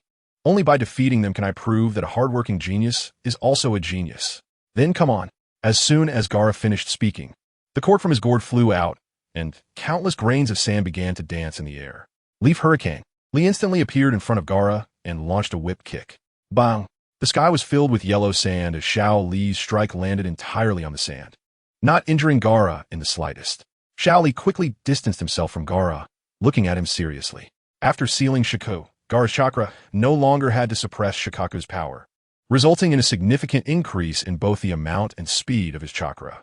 Although overall he couldn't match Xiao Li, he could still defend himself by moving only around himself. Xiao Li, let go. The assessment has been approved again. Kai gave a thumbs up to Xiao Li from the sidelines to encourage him. Ha ha ha. Li laughed and said, just wait a moment. Gaara nodded. Li sat down on the ground, removed the weights from his legs, and took out 2 sandbags filled with grains, swinging them back hard. Boom! 2 large pits instantly appeared on the ground, shaking the entire arena. Kakashi covered his face with one hand, speechless. Kai, you're too reckless. Kai, just right for this kid. The audience in the arena was in an uproar. This weight was like tying a house to oneself. Li untied the straps wrapped around his wrists and looked up at Gaara. Prepare yourself. As soon as he finished speaking, Li transformed into a whirlwind, continuously attacking Gaara, his speed several times faster than before. Various techniques from the Leaf Village were unleashed, scattering Gaara's sand, and he was just a step away from attacking Gaara. At this moment, Gaara's weakness in physical techniques was revealed. Neither his eyes nor his body could keep up with Li's speed, and he could only rely on the sand around him to defend automatically. Bang! Li left an afterimage around Gaara, and his main body appeared in front of Gaara, using the force of a somersault to kick Gaara down to the ground, causing numerous cracks to appear in his sand armor. With the shattering of his sand armor, Gaara disappeared. Li's expression changed drastically. As soon as he turned around, he saw a massive wave of sand sweeping towards him. Having opened the first gate, Li could already feel the pain in his body, but he understood that if he couldn't dodge this attack, he would definitely lose. Enduring the pain, Li forcibly opened the second gate, temporarily restoring his stamina and boosting his speed to the maximum, fleeing to a place where the sand couldn't reach. However, at that moment, a stream of sand unexpectedly appeared, blowing Li back beneath the massive wave of sand. The giant wave crashed down, burying Li in the sand. Third gate open. Fourth gate open. Fifth gate open. From within the sand, Li's furious roar could be heard, followed by a surge of green energy that erupted, blowing away all the surrounding sand. Naruto exclaimed from the stands, "Look, Li's skin has turned red." With a slight push of his feet, the ground around him shattered instantly. Countless boulders rising up as Li vanished from the arena and reappeared beneath Gaara, kicking out. The immense wind pressure made it impossible for everyone in the arena to open their eyes. No one could see Li's figure. They could only see Gaara being tossed around like a volleyball in the air, completely unable to defend himself. Su Hong sighed while sitting next to Tsunade. Sigh. It seems that age is a limitation.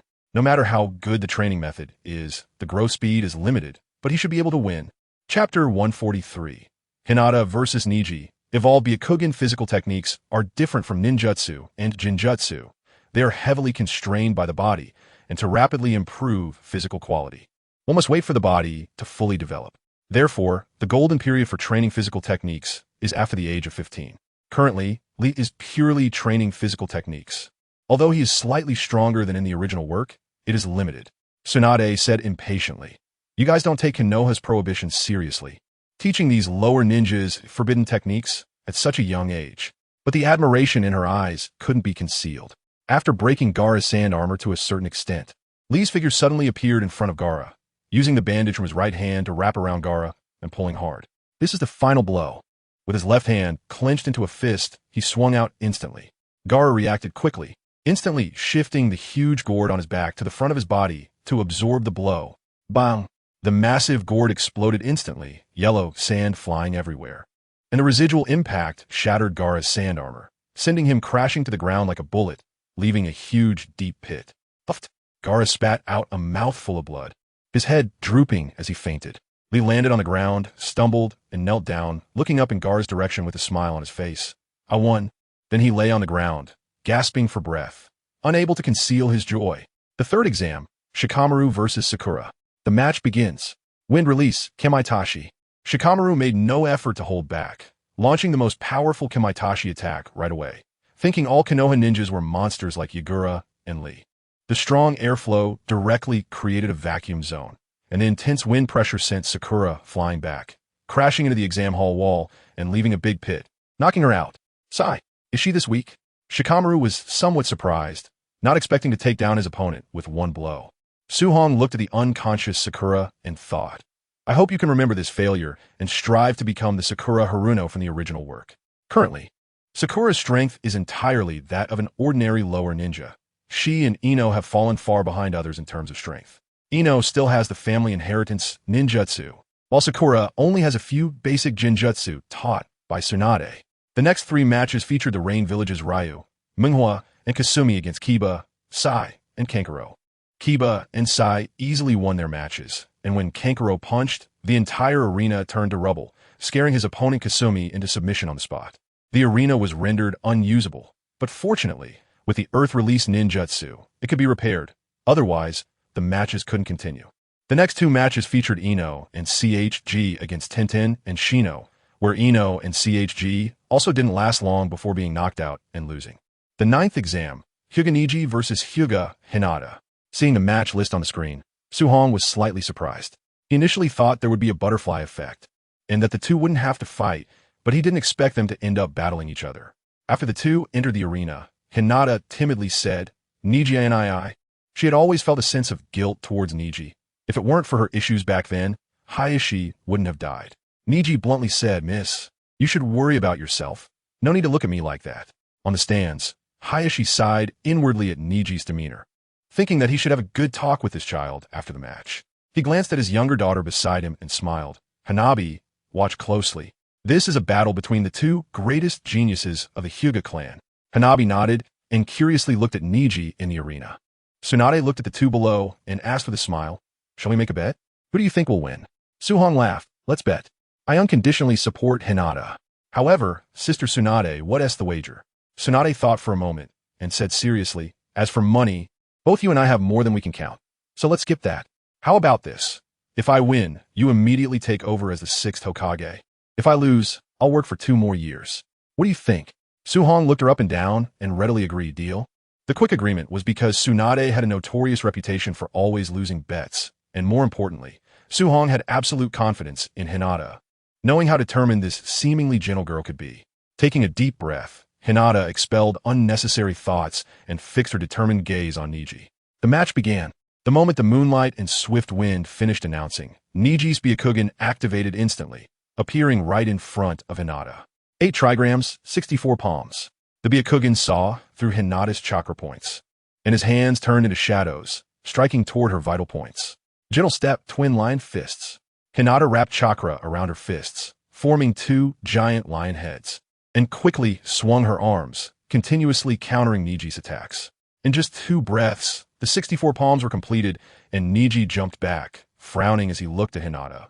He had intended to use his skillful gentle fist to seal Hinata's arm's chakra points during the exchange. However, it had no effect. The chakra enveloping Hinata was too dense, and his chakra couldn't penetrate the layer to hit her points. Hinata's gaze was more resolute than ever. "Neji and I know Uncle Hayashi died because of me, and you've suffered as a caged bird. All of this is my fault. So, once I realized I had the strength to change my own fate, my goals have always been twofold, one of which is to change the distorted system of the Hyuga clan. There will be no more main and branch families." Neji's face displayed a hint of disdain as he sneered. "What can you possibly do?" Remembering the disgusting clan elders, a murderous intent flickered in Hinata's eyes as she confidently looked at Neji and said, "Just with these eyes, Byakugan, activate." The veins around her temples bulged, and a pair of glowing blue Byakugan appeared before Neji. The overwhelming pressure made the entire arena feel heavy, and the air began to thicken. Neji felt this clearly, his body trembling slightly as he looked at Hinata in disbelief. "What kind of eyes are those?" Hinata replied calmly, "Byakugan.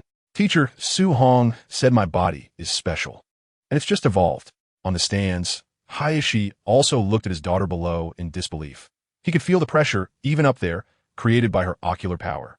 This situation only appeared in the records of the past Hyuga clan's celestial ninja, but even in those records, there was no blue light in the Byakugan like Hinata's. This indicated that Hinata's Byakugan had evolved in a completely different direction than that of the past celestial ninja, and such a Hinata would surely lead the Hyuga clan to new heights. On the other side, Tsunade was also astonished, then angrily looked at Suhong. "You little brat. I knew you agreed so quickly because you were waiting for this moment."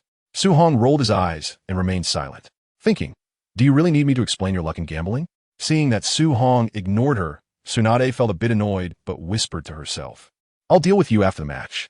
Suhong felt helpless. Women were indeed unreasonable. In the arena, Hinata declared firmly, I will change the Hyuga clan, so Niji and I will not let you win this match. Destruction fist.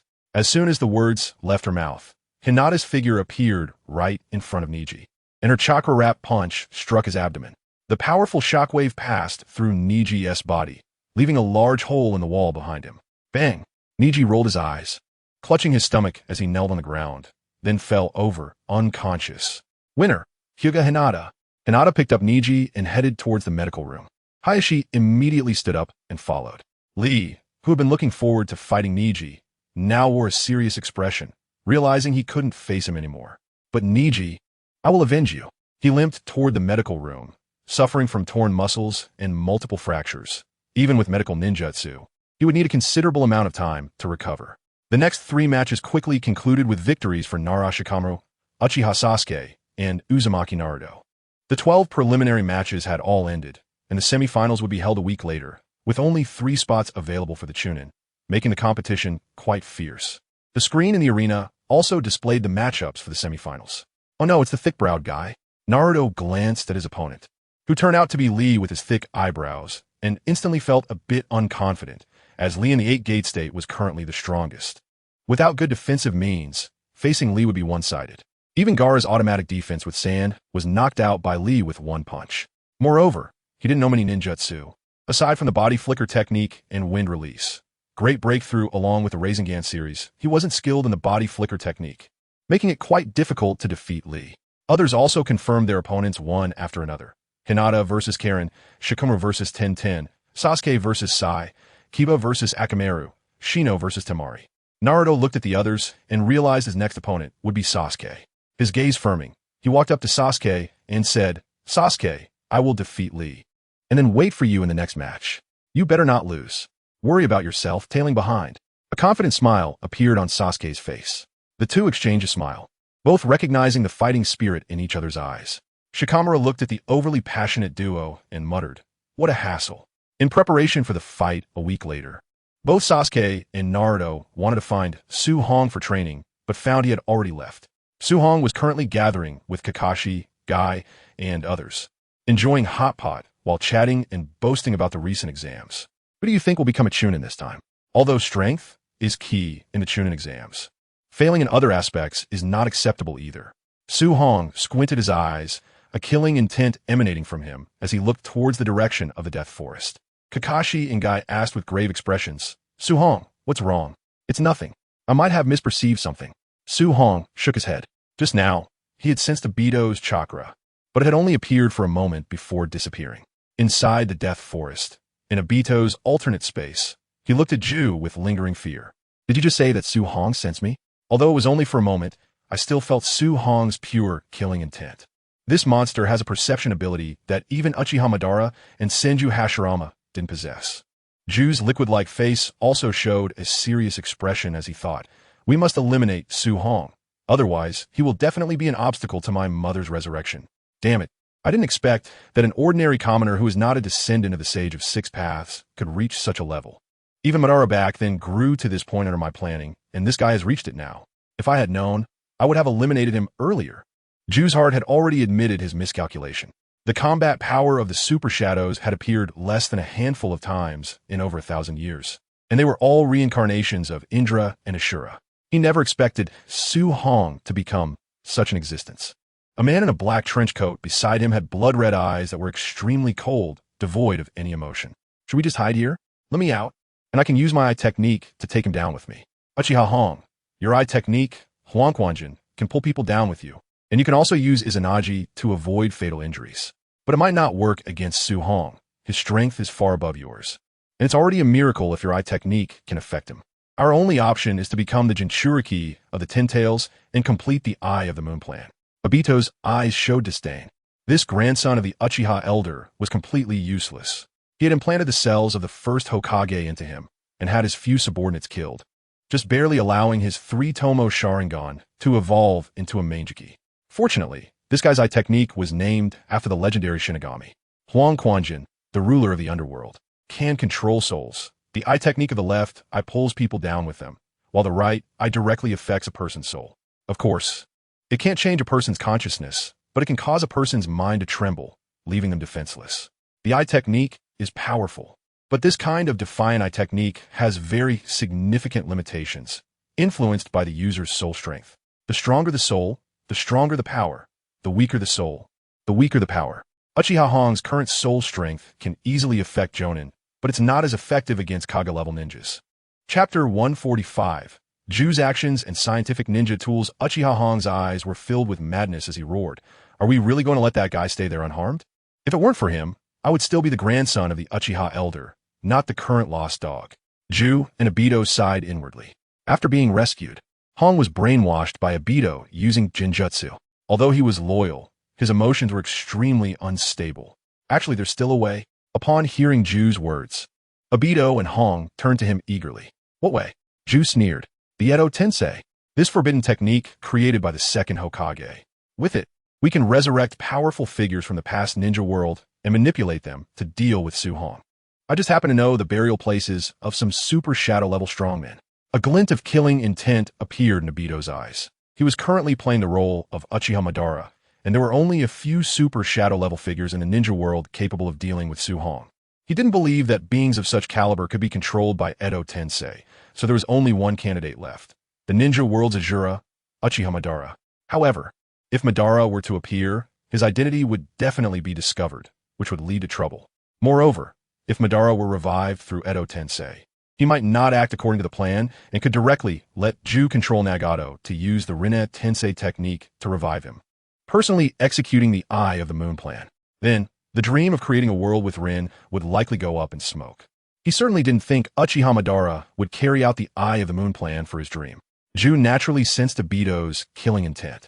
Although he was transformed by Kaguya using Yin-Yang release, even after merging with White Zetsu, his strength was only at the elite Jonin level. Black tendrils wrapped around him, and Obito immediately felt the scene change. Colorful light spots surrounded him, and he understood that this was the spiritual world connected by chakra. Obito, don't worry. Even if Madara is revived, he won't expose his identity. Instead, his actions will solidify your identity as Madara. Obito showed disdain, not believing Ju's words. How can you be sure that Madara will do as you say? Ju also didn't dare to think recklessly. He was currently using the chakra connection technique of the Sage of the Six Paths, and any thoughts would definitely be known by the other side. I am the will of Madara, and my thoughts are to some extent Madara's thoughts. I will also advise Madara to deal with Su Hong without exposing your identity. Unless you believe you can deal with Su Hong, Madara won't appear. Obito's expression darkened. He truly couldn't deal with Su Hong, but he also didn't want Madara to be revived through Edo Tensei, so he fell into deep thought. Obito, there's no need to rush this matter. After all, I still need time to search for the forbidden technique of Edo Tensei, which requires a certain amount of time. You can take this time to think it over. I won't cast this technique until you figure it out. After speaking, Ju withdrew the black tendrils, a sneer of disdain forming in his heart. Given the current situation, Obito couldn't execute the Eye of the Moon plan by himself. Madara had to make an appearance. He needed to quickly find the latest Edo Tensei at Orochimaru in the Yunshi Commerce's base, so he could resurrect a Madara close to his peak to execute this plan. This would bring him one step closer to resurrecting his mother. The severely brainwashed and hypnotized Uchiha Hong didn't have so many thoughts. His cold gaze revealed madness. Then hurry up and use the so-called Edo Tensei. I can almost hear the wails of Su Hong, Itachi, and Konoha. Ju replied, not yet. The Edo Tensei I currently possess is just the one created by the second Hokage, to let those super shadows fully exert their power. I need the latest version of Edo Tensei. This technique should currently be with Orochimaru. Uchiha Hong's face immediately darkened. Ju, what nonsense are you talking about? Didn't that guy Orochimaru die under Su Hong's attack? Ju sneered. That snake has a very strong vitality. At that time, Orochimaru used Earth Release to hide underground.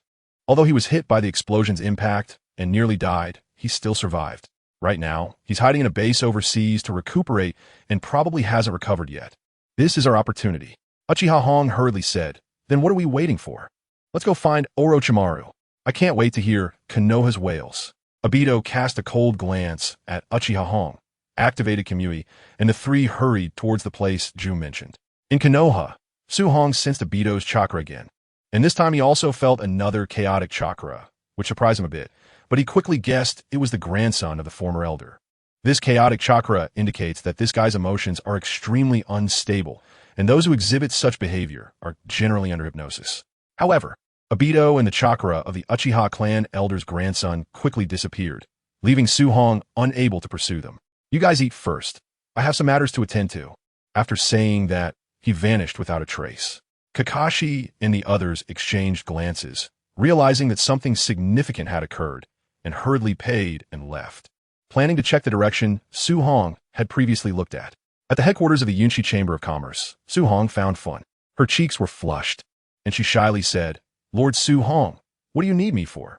Su Hong felt a bit helpless and replied, "Fun, please investigate the actions of the Akatsuki organization during this time, and see if they have any movements." Fun looked a bit disappointed and murmured, "So you didn't come to find me." Su Hong heard her clearly, but remained silent, instead looking at her calmly. "My lord, I will arrange this right away and won't let the Akatsuki organization slip from our control." Fun said, "I still have the same request. Prioritize your own and your companions' lives, and retreat immediately if discovered.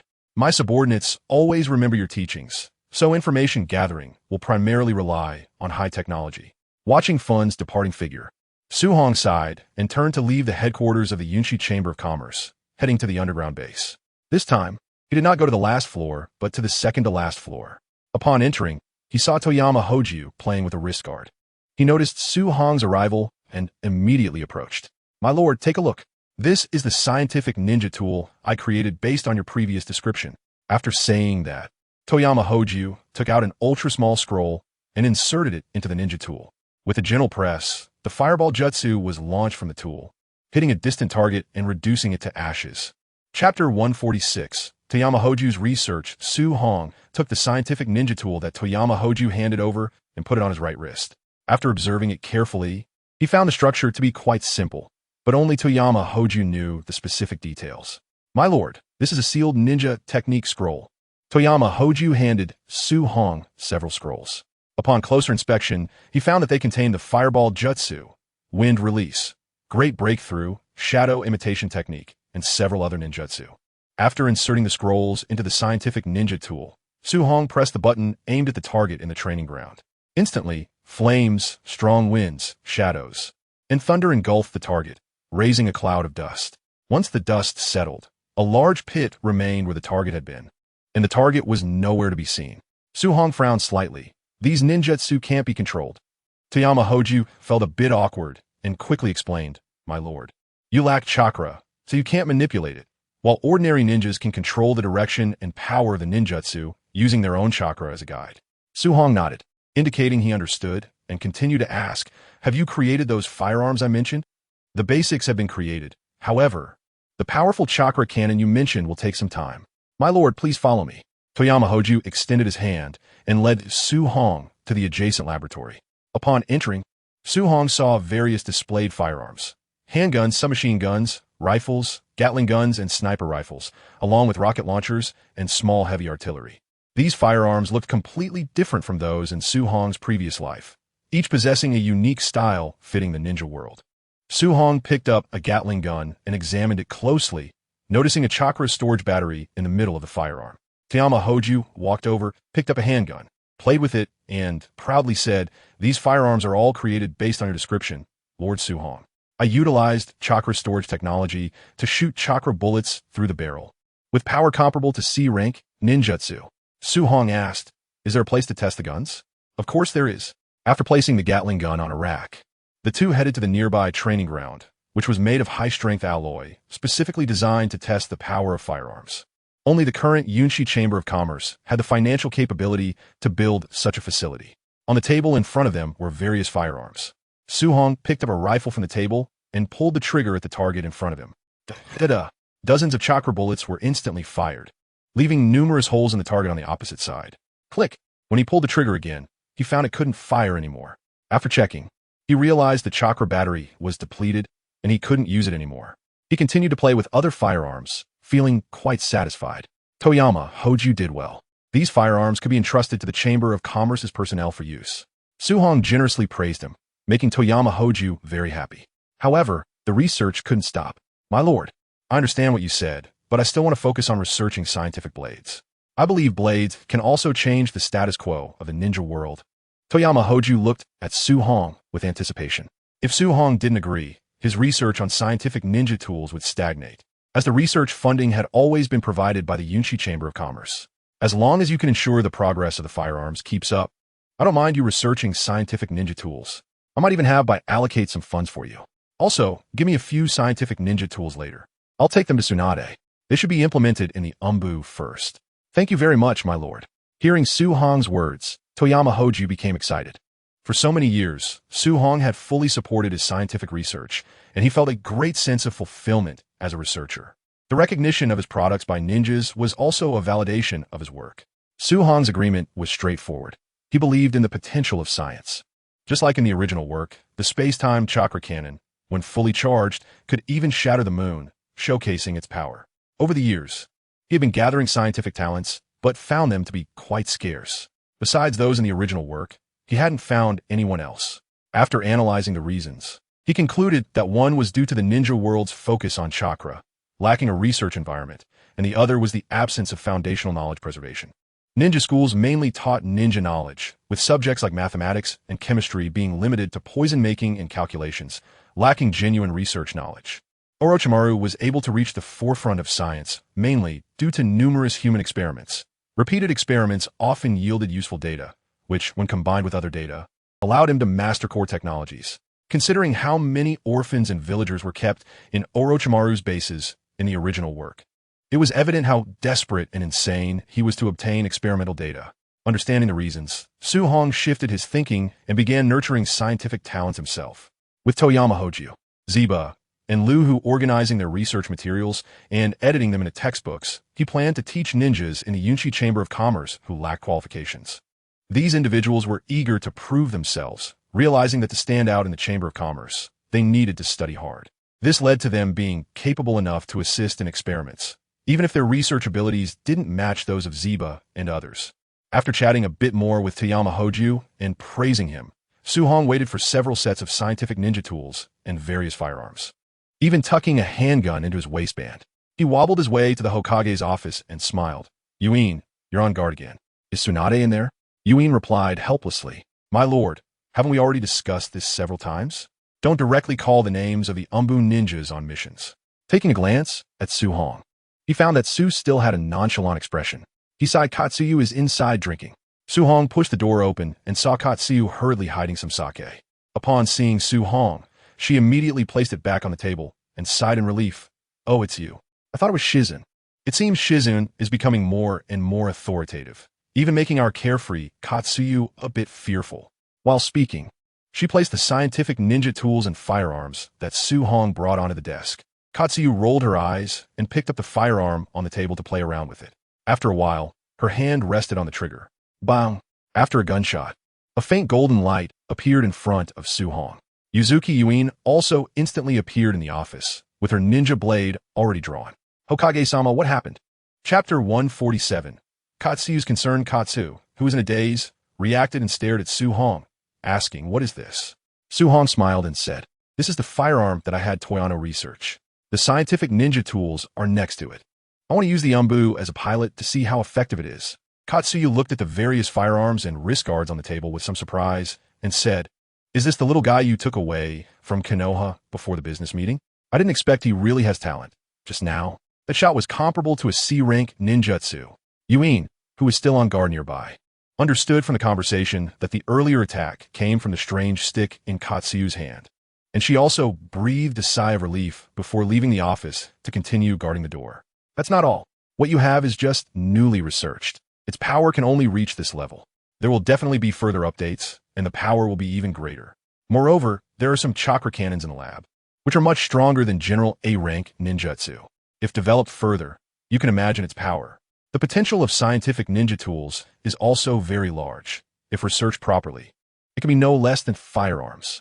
Watching Su Hong talk confidently, Katsuyu suddenly remembered that when she pulled the trigger earlier, she didn't consume any chakra, and her expression changed immediately as she said darkly, Su Hong, can ordinary people also use these firearms and scientific ninja tools? Su Hong immediately understood Katsuyu's concern and replied with a smile. Yes, they can be used. Bang! The desk was smashed to powder, and the firearms and scientific ninja tools flew out, with sake spilling everywhere, filling the entire office with the smell of alcohol. Katsuyu stood up, furious, and said, Su-Hong, what are you laughing about? Do you know what this means? Su-Hong spread his hands helplessly and said, Sister Katsuyu, I know what you mean. It's just that the proportion of ninjas in the ninja world is very small, and once ordinary people grasp this power, it will affect the status of ninjas and change the structure of the ninja world. Katsuyu's chakra exploded at her feet, and in a flash, she was in front of Su-Hong, grabbing his collar and lifting him up, shouting, knowing this and still letting people research it. Do you want to be enemies with the entire ninja world? Do you know? Su-Hong smirked coldly and said in a calm tone, Sister Katsu, the moment I wanted to unify the ninja world meant I would be opposing other ninja villages. The structure will change sooner or later. As for the status of ninjas, it will be affected, but not significantly. Do you think an ordinary person can control the ninja world with these? That's simply impossible. He knew that Katsuyu was concerned about him, but the status of ninjas in the ninja world was too high. If ordinary people didn't have any means of restriction, the entire ninja world would never achieve peace. Releasing Su-Hong, Katsuyu took a few steps back, confused, and said, but the emergence of these things will give ordinary people the ability to kill ninjas. Su-Hong adjusted his collar and said solemnly, Sister Katsu, even an ordinary person with a kitchen knife can kill a ninja. The role of these firearms and scientific ninja tools is the same as that of a kitchen knife. Katsuyu interrupted, can that be the same? No matter how strong a ninja is, facing hundreds or thousands of ordinary people using these tools, they will still die. Don't worry about this, Sister Katsuyu. I will strictly control the qualifications for purchasing and using firearms and scientific ninja tools. They won't be easily leaked. Su-Hong was stating the facts. He didn't want a situation like in his previous life in America, where gunfights happened every day. When firearms really come into play, it will definitely be after Su-Hong becomes Hokage and takes control of the Land of Fire. He will implement a separation of military and politics, and firearms and scientific ninja tools will become the standard weapons of the army, not available for civilians to purchase. Furthermore, the entire Land of Fire will implement a comprehensive gun ban. Katsuyu sat back down in her chair, her eyes vacant, and said, anyway, the next Hokage is you. You can do whatever you want then. I just hope Konoha won't suffer because of it. Su-Hong bent down to pick up the scientific ninja tools on the floor and toss them into Katsuyu's hands. Don't worry. With me here, Konoha will only be the center of the ninja world. Come on, let's try out the other firearms and scientific ninja tools together. Katsuyu picked up the firearms and scientific ninja tools from the floor and pushed the door open, heading towards the nearest training ground.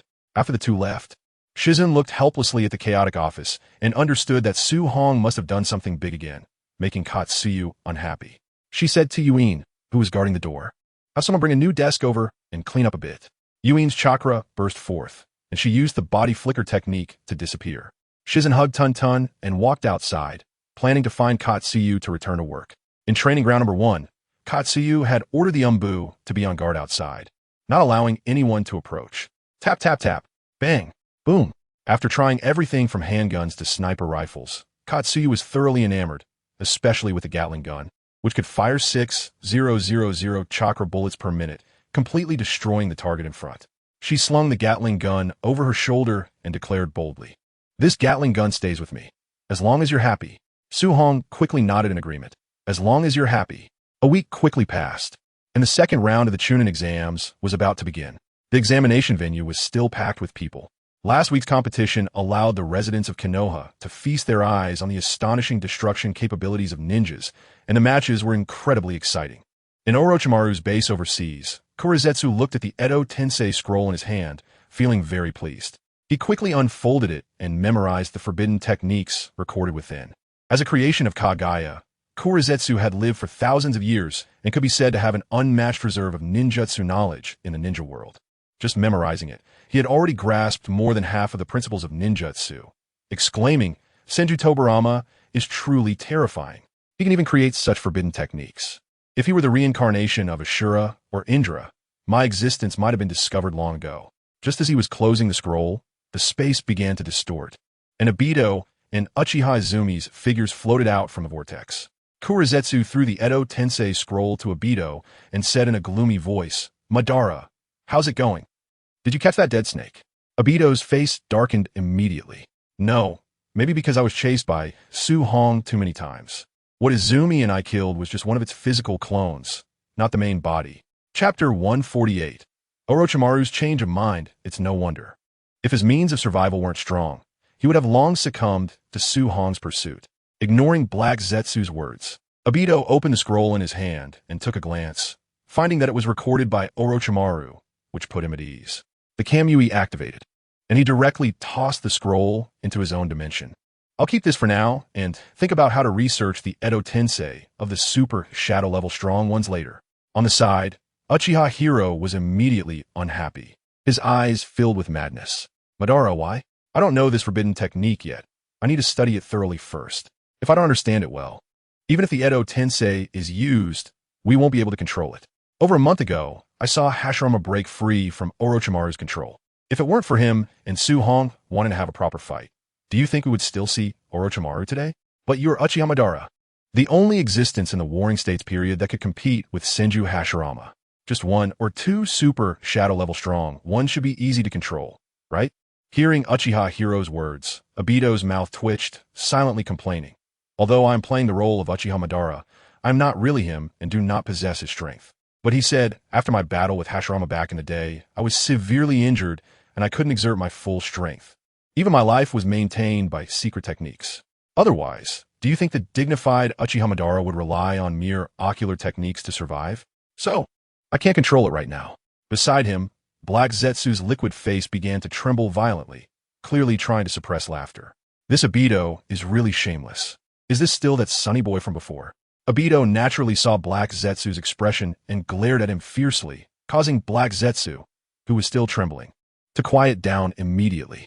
The brainwashed and hypnotized Uchiha Hiro was unstable in spirit and did not notice Black Zetsu's expression. Then I'll temporarily believe what you said. How long will it take you to master this Edo Tensei? Obito thought for a moment. A short time definitely wouldn't work. For Edo Tensei, Uchiha Madara could certainly delay it, but if it took too long, the identity he was portraying was Madara, who had absolute talent in a ninja world. A long time would raise suspicions. A month's time. This forbidden technique involves yin-yang release and is very difficult to research thoroughly. Then I'll wait a month. After a month, I want to see a super shadow level strong one attacking Konoha. Otherwise, don't blame me for being rude to you. As soon as the words fell, Uchiha Hiro turned and walked out of the base, giving Obito no chance to go back on his word. Obito's exposed eye instantly turned scarlet, the Kimui's Sharingan slowly rotating, killing intent continuously radiating. He now wondered how the previous brainwashing and hypnosis would lead this guy to become uncontrollable. The space began to distort, and Obito disappeared with Black Zetsu. In the shadows, a mass of black liquid slowly crawled out, watching the two disappear, secretly thinking, the opportunity has come. The body burrowed underground, stealthily making its way to the cave, where Uchiha Madara summoned the outer path Geto Mazo.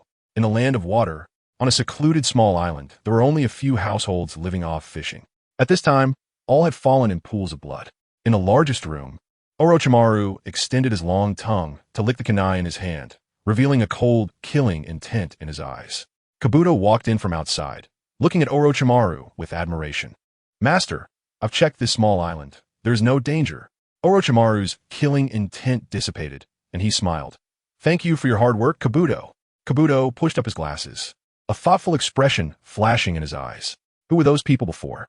They shouldn't be from the Yunshi Chamber of Commerce. I haven't seen them either. But judging by one person's clothing, they should belong to Akatsuki. Why would the Akatsuki organization target us? Could it be because of Master S betrayal back then? At first, I thought so too, but when I was escaping, those people didn't pursue me. Instead, they charged into my base, which made me realize they must be after the Edo Tensei I was researching. Moreover, I guess their purpose. The image of Su Hong appeared in Kabuto's mind, and he exclaimed, Master, you mean Su Hong? Orochimaru sneered. The combat power Su Hong displayed over a month ago made them restless. Then, Master, what should we do next? Orochimaru opened his mouth wide, and a slimy, saliva-covered scroll was spat out, handed to Kabuto, and he said proudly, through cloning techniques, I found a way to achieve immortality with minimal flaws. After the previous battle with Su Hong, I realized that I currently lack the strength to obtain his secrets. So I plan to collect the cells of various bloodline clan members in the ninja world to see if I can fuse these people's cells with Su Hong's cells to clone the perfect life. Once I resurrect that body, I should be able to compete with Su Hong and obtain his secrets. Kabuto glanced at the various clans listed on the scroll and put it away, somewhat puzzled. Master, why are you so obsessed with Su Hong? I've seen Su Hong as a child. There was nothing special about him. Orochimaru chuckled. Kabuto, you don't understand the beauty of the energy within Su Hong. Once you truly experience that beauty, you'll understand.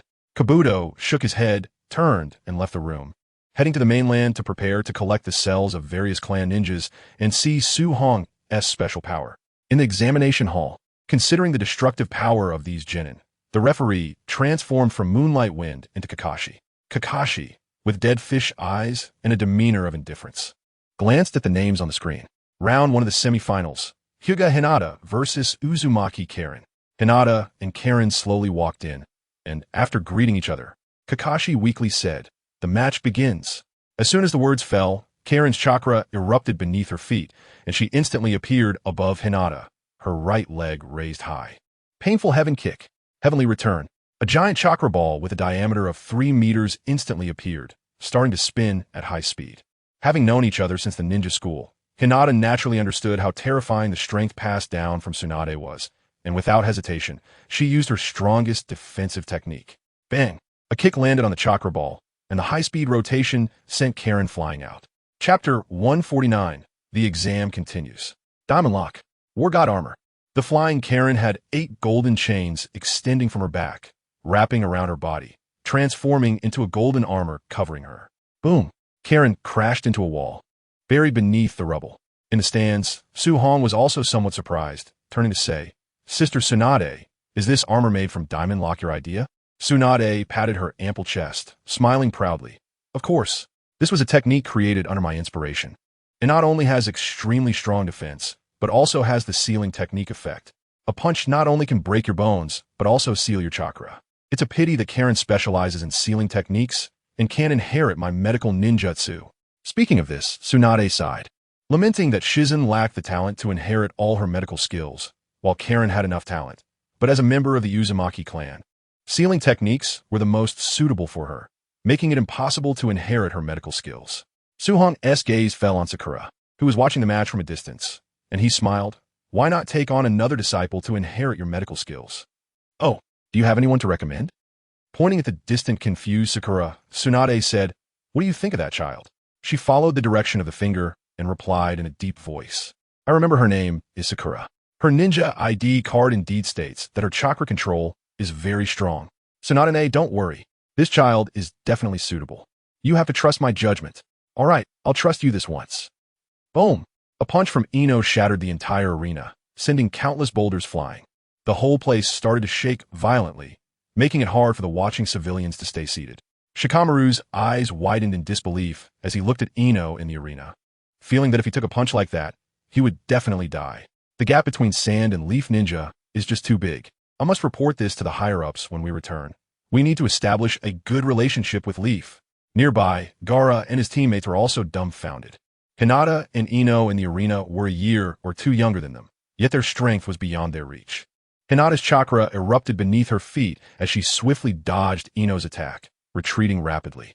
8 trigrams, empty palm, with chakra surging in both hands. 2 streams of chakra erupted and combined into one. How is that possible? The chakra actually penetrated my armor and shook my internal organs. Ino felt an immense force coming from her abdomen, followed by intense pain radiating from her insides, causing her to fly backward and crash hard on the ground.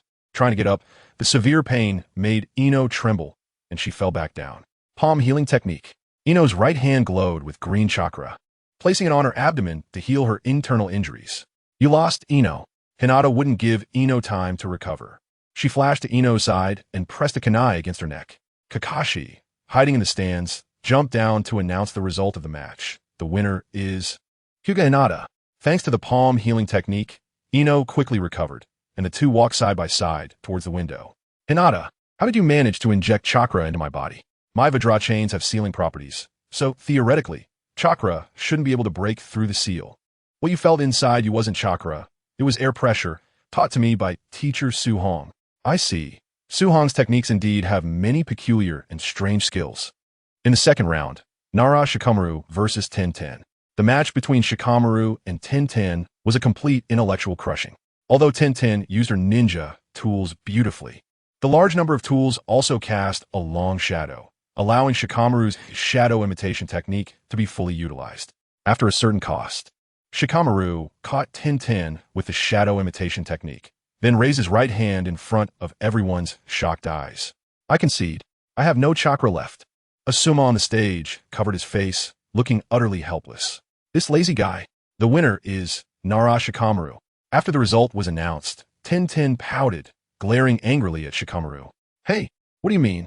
Shikamaru replied with a look of annoyance. Just as you heard, my chakra is exhausted, and controlling you is my limit. Tintin looked unconvinced. Oof. She snorted coldly and turned to leave the arena.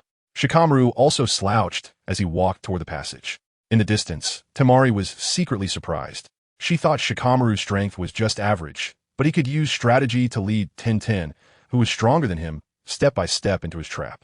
She also understood that his final concession, due to insufficient chakra, was also part of Shikamaru's plan. One interesting person. In the third round, Uchiha Sasuke versus Sai. Sitting next to Itachi, Sasuke stood up directly, hands in his pockets, surrounded by lightning, and in a flash, he appeared in the arena. Looking very cool, Sai jumped down with a scroll on his back, a big smile on his face. You must be Sasuke. I've often heard Sakura mention you, saying you're very powerful. Go ahead. Sasuke looked expressionless at Sai, his Sharingan slowly spinning. Fire style, fireball jutsu. A huge fireball erupted from Sasuke's mouth, illuminating the entire training ground with flames. Super beast imitation. The scroll behind Sai instantly unfurled, and he jumped onto the eagle that flew out of the scroll, soaring into the sky, dodging the fireball's attack. Shuriken manipulation technique. With a wave of his hands, dozens of shurikens flew out, colliding in the air, attacking Sai from all directions. Super beast imitation. Snake in the grass. Sai waved his brush, and several ink snakes flew out from the scroll, coiling in the air around him, blocking the shuriken attacks. One shuriken, manipulated by Sasuke, slipped through the gaps between the ink snakes and hit the eagle beneath Sai's feet. Boom! The eagle exploded into ink, causing Sai to plummet from the sky. Super beast imitation. Complete armor. Roar. Sai remained calm, continuously waving his brush as dozens of ferocious lions charged out from the scroll, pouncing directly at Sasuke. Chidori. The sound of thousands of birds echoed as Sasuke's right hand pointed down, lightning flickering. He transformed into a bolt of lightning, darting through the pack of lions. Just as he neared Sai, his stabbing hand transformed into a fist, landing a powerful blow to Sai's abdomen. The lions exploded into ink, splattering everywhere. Chapter 150. The semifinals ended. Sai felt a flash of lightning before him, and Sasuke appeared right in front of him. Then, he felt a sharp pain in his abdomen, and everything went black. He lost consciousness. Kakashi rushed over to check on Sai and found that he had only fainted, letting out a sigh of relief. Knowing the power of Chidori, he thought Sasuke had gone too far. The winner of the third round is Sasuke. Hearing the result, Sasuke, with his hands in his pockets, walked toward the exit. As he neared the exit, he turned to look at Naruto in the stands, opened his mouth a few times, then left the arena without looking back. Naruto understood Sasuke's meaning. Don't lose. I'm waiting for our showdown. Of course, I've been looking forward to our duel. Naruto's expression was exceptionally serious. After Sai was carried away, Kakashi immediately announced the fourth round. Uzumaki Naruto versus Rock Lee. Naruto and Lee jumped down directly. Seeing the bandages wrapped around Lee, Naruto understood that Lee's injuries hadn't fully healed yet. Lee took a fighting stance, excitedly saying, Naruto, you're the one I want to fight the most besides Sasuke. I hope you won't disappoint me. Begin. With Kakashi's words, multiple shadow, cloned jutsu. Naruto's shadow clones instantly filled the entire training ground, looking like there were thousands of them, while Naruto's real body hid among them, constantly changing positions. Uzumaki Naruto, 1,000-round punch. Thousands of Narutos charged towards Lee. Faced with so many Narutos, Lee showed no fear, using various Leaf Village taijutsu techniques. Leaf Whirlwind, Leaf Gale Force, Leaf Rock Rising. Naruto's shadow clones were continuously defeated, turning into smoke and disappearing. However, there were just too many of Naruto's shadow clones, and Lee's techniques were large and sweeping, allowing several Narutos to grab his arms and legs, rendering him unable to move.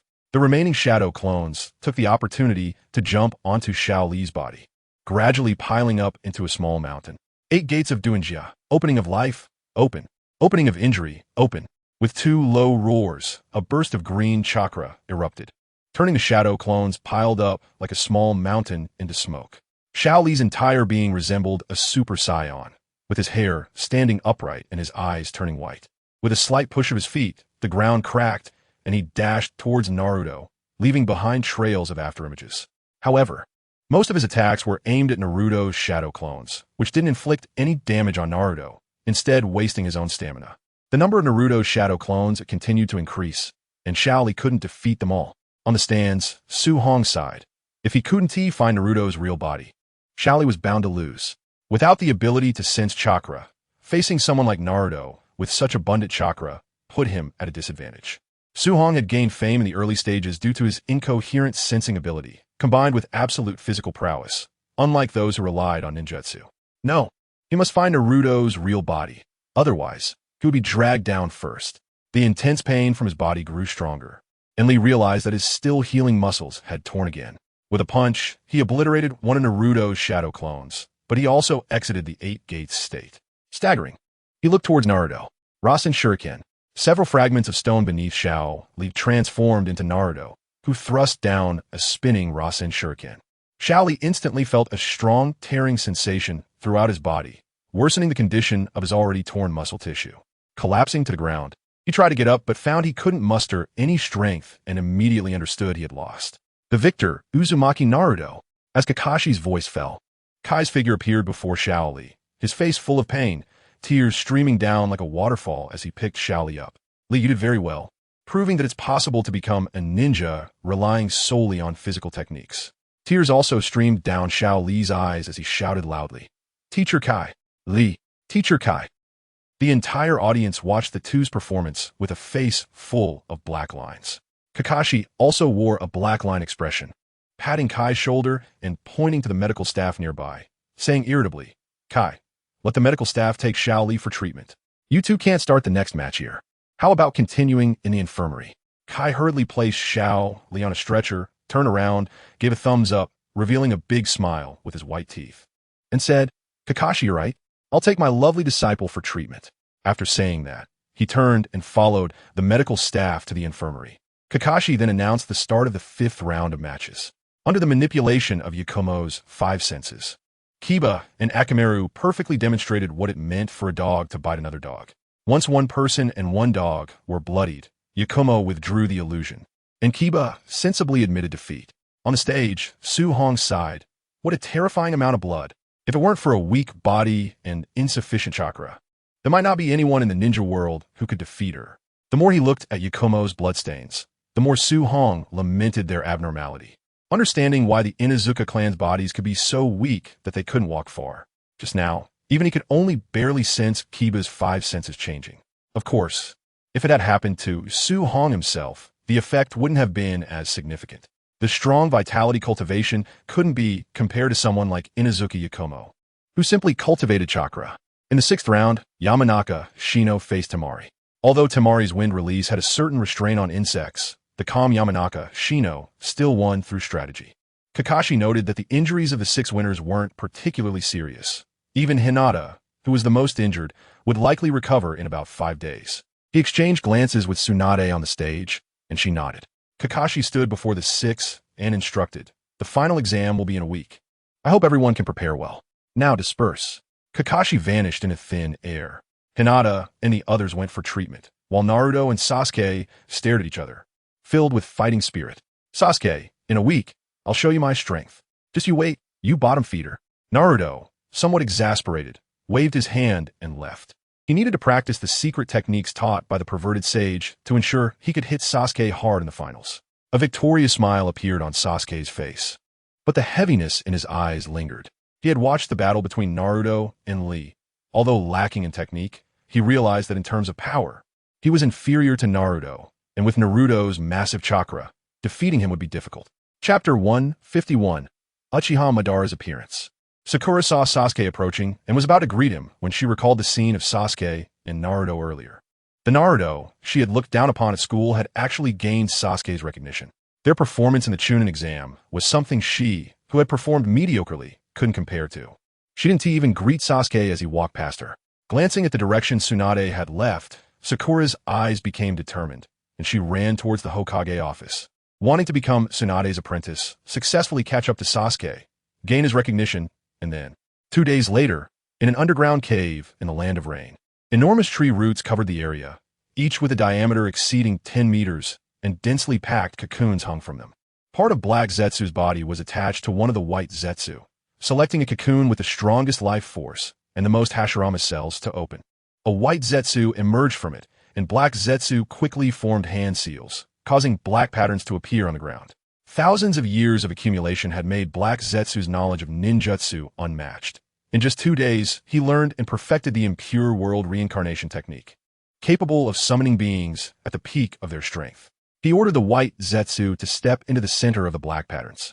Impure world reincarnation, Black Zetsu shouted, and countless black paper shreds enveloped the white Zetsu, revealing a man in red armor with long flowing hair. His originally gray skin quickly turned rosy. The man opened his eyes, exuding an overwhelming aura. Nagato, seeing Black Zetsu, Uchihamadara, who had words on the tip of his tongue, immediately held back. Sensing his own body, furrowing his brows as he stared at Black Zetsu, an invisible pressure emanating from him. Black Zetsu, what is going on? I should T have returned in this form. His tone was flat, but the domineering aura conveyed an unyielding command. Black Zetsu's expression remained unchanged as he replied solemnly. A ninja named Su Hong has appeared in Konoha, whose strength can match your peak. Obito and Nagato lack the strength to deal with him, which makes our plan difficult to unfold, so we need your power. Oh, comparable to my peak. Interest flickered in Madara's eyes as he looked around and smiled. Obito should be unaware of my impure world reincarnation. Black Zetsu disdainfully said, that guy is afraid of both Su Hong's strength and your power, and is now indecisive. The Eye of the Moon plan should be carried out by you, Lord Madara. Actually, Kurizetsu didn't want to summon Uchiha Madara. His power was too strong and would expose him over time, plus he was harder to control than Obito. However, with Su Hong's presence, Obito's strength was insufficient, and only Uchiha Madara could handle the situation. I'll go meet that guy first. Hearing Kurizetsu's words, Madara's chakra exploded beneath his feet, and he soared into the sky, forming a brilliant blue Susanoo that smashed a large hole in the underground cavern. Dodging the falling debris, he looked at the blue Susanoo soaring in the air, his expression extremely grim. Madara, that guy. Boom! Communicating with the remaining roots of the divine tree, the surrounding land began to surge, restoring the 100-meter diameter created by Uchiha Madara. In the Hokage's office, Su Hong was reclining with his legs crossed, a cup of warm red tea on the table, boredly trimming his nails with a nail clipper. Bang! He suddenly stood up, knocking the table in front of him over, spilling red tea everywhere. Su Hong, however, looked seriously towards the direction of the Land of Rain. Hey, Su Hong, do Tsunade arranged for the villagers to take shelter underground. No, the ninjas should also hide inside. Clang! Tsunade was about to curse something when she looked up and realized Su Hong had vanished, followed by the sound of his voice and glass shattering.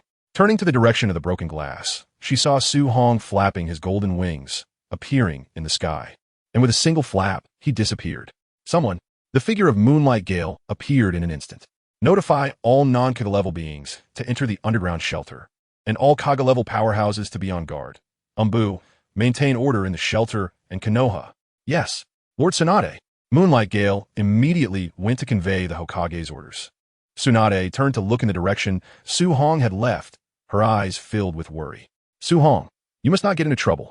Boom! The air continuously erupted with sonic booms as Su Hong was enveloped in golden light, his expression serious as he looked ahead. He came to a sudden stop, and the powerful inertia created pressure in the surrounding air, pushing forward. Bang! A massive blue figure was directly dispersed by this wind pressure. With his arms crossed, Uchiha Madara's figure was inside the crystal on the forehead of Susanoo, observing Su Hong with interest. You are the one comparable to my peak existence. You actually gave up chakra and focused on natural energy. How interesting. In Uchiha Madara's eyes, Su Hong's body was continuously absorbing natural energy through his major chakra points, which then transformed into the golden energy on his surface. He wasn't quite sure how the transformation worked, but the aura on Su Hong made him realize that Kurizetsu's words were not wrong. Uchiha Madara, I didn't expect they would resurrect you so quickly. Oh, it seems you know our plan. Uchiha Madara was somewhat surprised. I noticed a tiny bit more than you. Su Hong smiled, making a gesture of a universe between his fingers, his eyes full of teasing. Early death. Uchiha Madara thought Su Hong was mocking him, and swung the long knife in Susanu's hand, sending a blue sword aura 100 meters long slashing toward Su Hong. The golden light wriggled, forming a golden spear in his hand, and with a flick, the sword aura was sent flying into the air. Boom! The sword aura exploded in the air, scattering clouds within 1,000 miles. Not bad. Can you block this kind of attack? Uchiha Madara was very satisfied. Finally, another opponent capable of fighting him had appeared, and he drew another katana with his other arm. Crossing the two blades, he instantly unleashed a cross-shaped sword aura. And also, fire style, great fire destruction.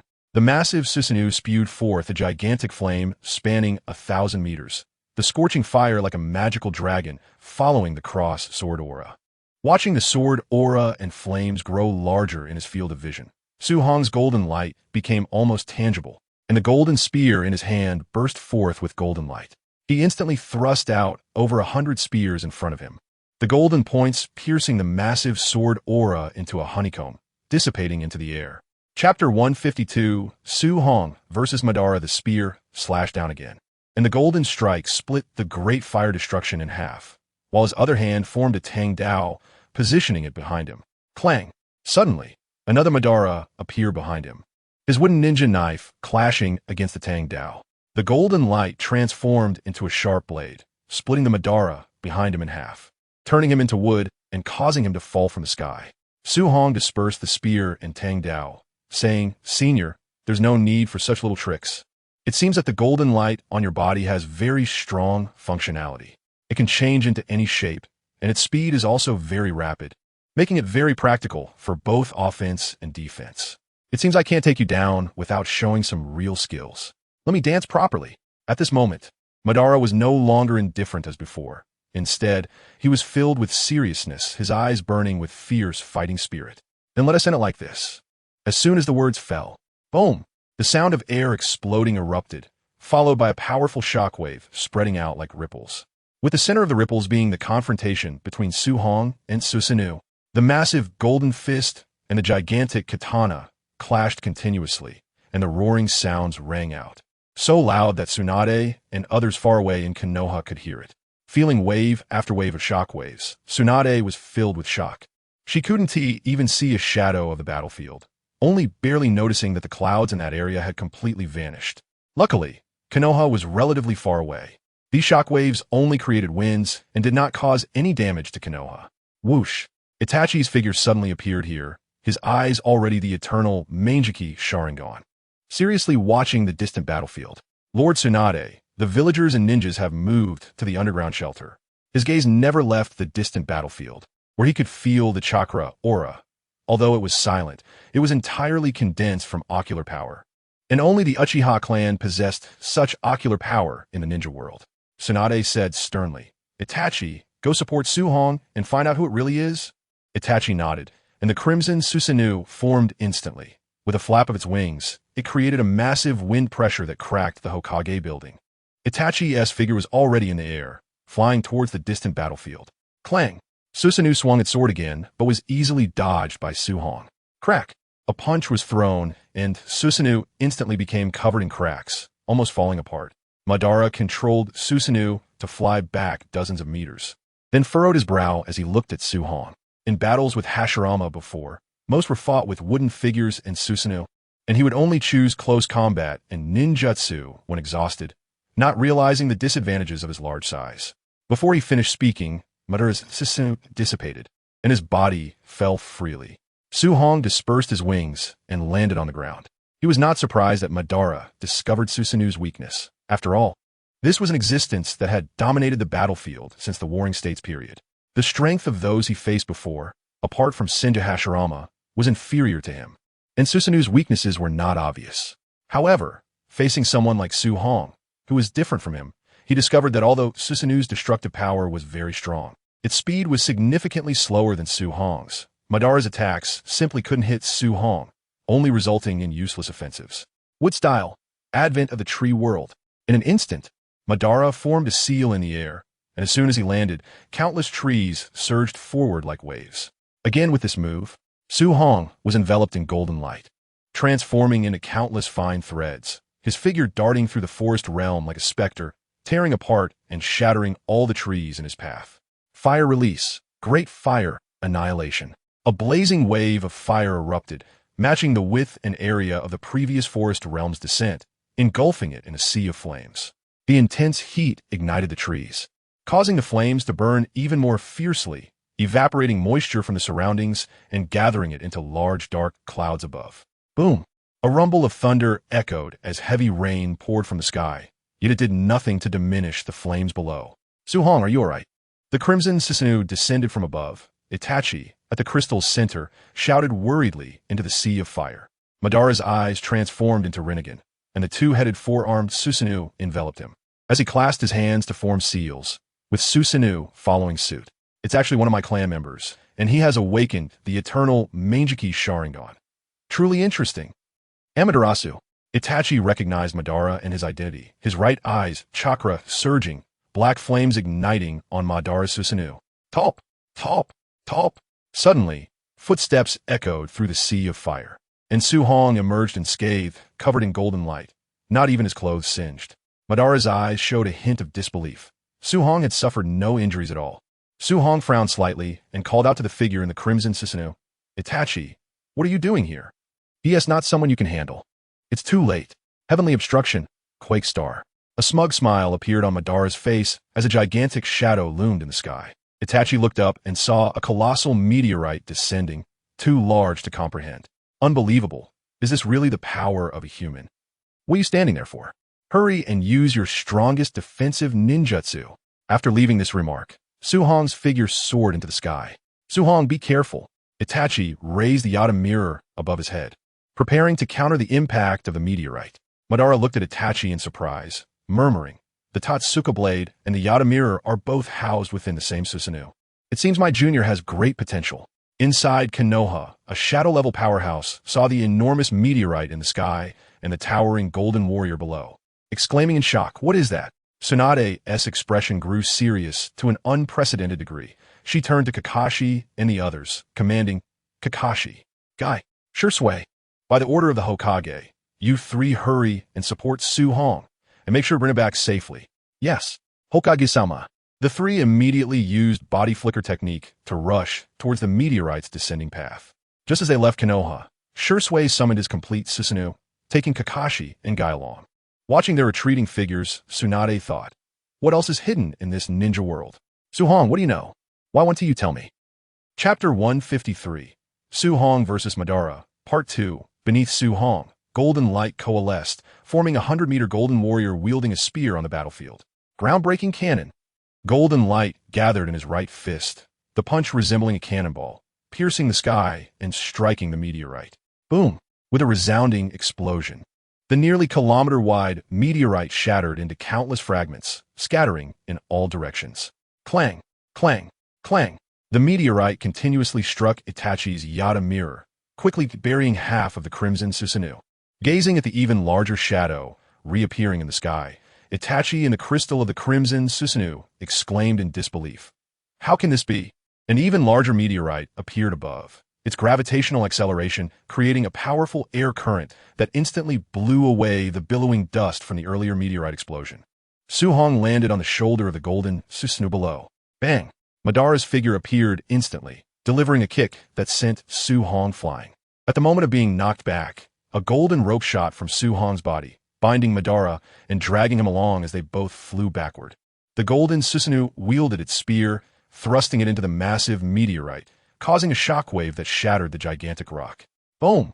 Boom! Boom!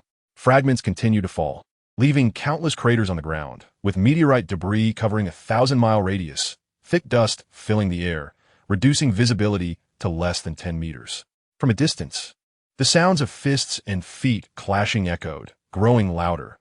With the noise, the surrounding dust was instantly blown away by the subsequent massive shockwave, revealing Su Hong and Madara engaged in fierce combat.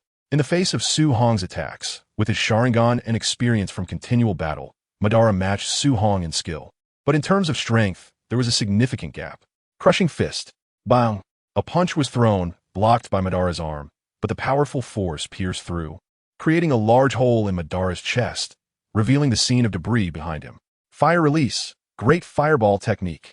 Madara spat out a massive fireball. The intense heat was felt even by Su Hong, who was cloaked in golden light, causing him to swiftly dodge backward to avoid the fireball. Seizing the opportunity, Madara increased the distance, looking at Su Hong with a serious expression as fragments of paper swirled around him, gathering to heal the various wounds Su Hong had inflicted. Youngster, your movements are impressive. Your physical strength is truly terrifying. If it weren't for this Edo Tensei body being unable to feel pain and having infinite chakra, I would have lost in that exchange. Madara openly acknowledged that his physical prowess did not match Su Hong's, even in his prime. He was far weaker than Su Hong in terms of physical ability, and combined with Su Hong's skills, fighting him in close quarters was tantamount to seeking death. As a Shura of the ninja world, he despised lying. Defeat was defeat. Naturally, during the battle, there were multiple moments where Madara and Su Hong locked eyes, but the Jinjutsu from the Rinnegan had no effect, making Madara realize that this junior likely had means to counter Sharingan Jinjutsu. Swish! A gigantic sword engulfed in red chakra, thrust toward Madara, but the massive chakra blade was instantly absorbed before it could reach him, leaving only a trace of white light. Seeing this, Itachi quickly dissipated his Susanoo and landed beside Su Hong, looking at Madara's purple eyes in shock. Rinnegan. Universal pull. Madara extended his arm toward Itachi, causing him to uncontrollably fly toward Madara, but Su Hong caught Itachi and forcefully flung him away. Itachi, hold the line for me from a distance. He is not someone you can handle right now. Taking advantage of the universal pull's power, Su Hong flashed in front of Madara, golden light coalescing into a Tang Dao. Slicing down. Shinra Tensei. Bang. The powerful repulsion instantly exploded, sending Su Hong flying backward. Planetary devastation. Madara reached out his hand towards the airborne Su Hong, and a massive black sphere of gravitational force appeared beside Su Hong, the immense pull instantly drawing Su Hong's body in, with countless fragments crashing down upon him. The surrounding earth began to crack, drawn in by the immense gravitational pull of the heavenly star of Earth explosion. In just a few seconds, a giant stone sphere with a diameter of 100 meters appeared in the sky. Su Hong, from a distance. Itachi had just landed and saw Su Hong sealed inside the stone sphere, immediately exclaiming loudly. Turning to the distant figure of Uchiha Madara, who had his hand outstretched, he shouted, "Madara!" His figure flashed as he rushed forward, gathering power in his right eye. Amaterasu. Black flames instantly ignited around Madara, but they had no effect and were immediately absorbed by the power of the Rinnegan's hungry ghost path. Tsukuyami. Seeing that his right eye's technique was ineffective, Itachi quickly switched to the left-eyed Tsukuyami. Madara felt the environment around him change, and he found himself bound to a cross. Tsukuyami. I didn't expect there to be someone in the family who inherited this ocular technique. Itachi approached slowly, holding a ninja blade. This place belongs to me. Crack. Before Itachi could finish his sentence, Madara glared fiercely, and the power in his eyes spread, causing the entire world to crack like glass. Suddenly, the whole world shattered like glass. Thoof! Itachi, who was charging at Madara, spat out a mouthful of blood and stumbled to the ground, raising his head and glaring at Madara with a face full of killing intent. My Uchiha lineage, you barely have the qualifications to dance before me. But I'm not in the mood to play with you today, so you might as well die. Madara slowly walked toward Itachi, his eyes filled with indifference. Devoid of any emotion, blue chakra formed into bones and muscles, quickly manifesting into Susanoo, and a chakra blade was formed in an instant, slashing down. Clang! A massive golden spear suddenly appeared, blocking Madara's attack. Senior, our battle is not over yet. How can you attack others? Su Hong's voice came from within the heavenly star of Earth explosion in the sky, followed by a golden spear shooting out, circling the heavenly star. The heavenly star of Earth explosion split in half, and Su Hong's figure descended, surrounded by golden light that shimmered like crystal under the sun. Stepping forward, he instantly reached Itachi's side, helping him up and saying irritably, "Didn't I tell you to hold the line for me? Why are you being so reckless? This isn't like you." Chapter 154 Su Hong vs. Madara. End. I'm so glad you're okay. Itachi hugged Su Hong tightly, tears welling in his eyes, his voice trembling slightly. Su Hong was taken aback. He didn't realize he was so important to Itachi. Holding Itachi, he instantly vanished from the spot. Boom! Uchiha Madara, kicked the ground. And with a surge of chakra, a massive pit appeared on the ground, and his figure also vanished. Just as Su Hong and Itachi paused, they disappeared again, with Madara's figure appearing behind them, quickly following Su Hong in pursuit. After trying this a few times, Madara stopped, looking astonished. Junior, I didn't expect your speed while carrying someone to be far superior to mine. Su Hong appeared 100 meters ahead of Madara, released Itachi, and looked at Uchiha Madara seriously, saying, Senior, if your strength is only like this, then you will definitely lose today's battle. Ha ha ha. Madara laughed as if he had heard something amusing, holding his head and laughing to the sky, his voice echoing for miles. His expression suddenly hardened, filled with killing intent. You actually think I will lose, Junior? Don't think that just because you fought me to a standstill earlier, you can speak so boldly to me, Uchiha Madara. Crack. Su Hong took 2 steps forward, gently twisting his neck, and the bones in his body began to crack, followed by a deep rumbling sound from within. The sound of bones resonating, tiger leopard thunder. His gaze and aura changed. This junior actually had hidden power, Madara said in surprise. Su Hong looked coldly at Madara, pure killing intent, making the air around them freeze instantly. Then let me see if I can kill you. As soon as he finished speaking, Su Hong stepped forward and vanished from spot. Madara instinctively raised his right arm. Bang! So fast! Half of Madara's body exploded, and the remaining part was sent flying backward. Before he could fly 5 meters, Su Hong's fist, infused with golden light, descended from above. The 6 Harmony Strike. A punch struck Madara's remains, smashing him directly into the ground. Boom! The ground within a 10,000-meter radius cracked inch by inch. The mantle began to churn, and countless fragments erupted from underground, forming a stone forest. Itachi immediately activated Susanoo and flew into the air to avoid the collapsing ground. Looking at the transformed stone forest, Itachi murmured in shock. What kind of attack is this? Not good. Su Hong doesn't know sealing techniques. I must use the 10-fist sword to seal him. Thinking of Madara's body earlier, Itachi knew it was the impure world reincarnation, and with Susanoo's wings, he flew toward the bottomless abyss that had been blasted open. In the cavern, surrounded by flying paper scraps, Su Hong waited for them to gather. A huge red figure descended, and once it dissipated, Itachi's figure appeared. Watching the paper scraps slowly falling from the sky, puzzled. Su Hong, where is Uchiha Madara? Su Hong also looked puzzled. I don't know. I punched him into countless paper scraps, but according to the nature of impure world reincarnation, he should have started to gather by now. However, the current result is that the paper scraps are flying everywhere, and I can't feel Madara's chakra fluctuations. Could it be that my punch directly disrupted the impure world reincarnation? Finally, Su Hong considered a possibility, that the impure world reincarnation was shattered by his punch. After all, the Golden Light spell is one of the 8 protective spells of Taoism, which has considerable destructive power against the soul, making it very likely to disperse the impure world reincarnation. Above, Sure Sui brought Kakashi and Guy to the vicinity of the bottomless abyss created by Su Hong. Looking at the completely transformed environment and the abyss, the 3 of them said in disbelief, "What on earth happened?" Guy looked around and suddenly said in horror, "Su Hong, where did Su Hong go? Could it be?" The 3 of them turned their gazes toward the seemingly bottomless abyss, and without any hesitation, they jumped down. Although it was called an abyss, it was actually less than 500 meters deep. It just looked like a deep pit because sunlight couldn't reach it. During the descent, the 3 saw a golden light at the bottom of the pit illuminating the cave, making everything clear, and they recognized Su Hong's figure. Su Hong, Itachi, are you two okay?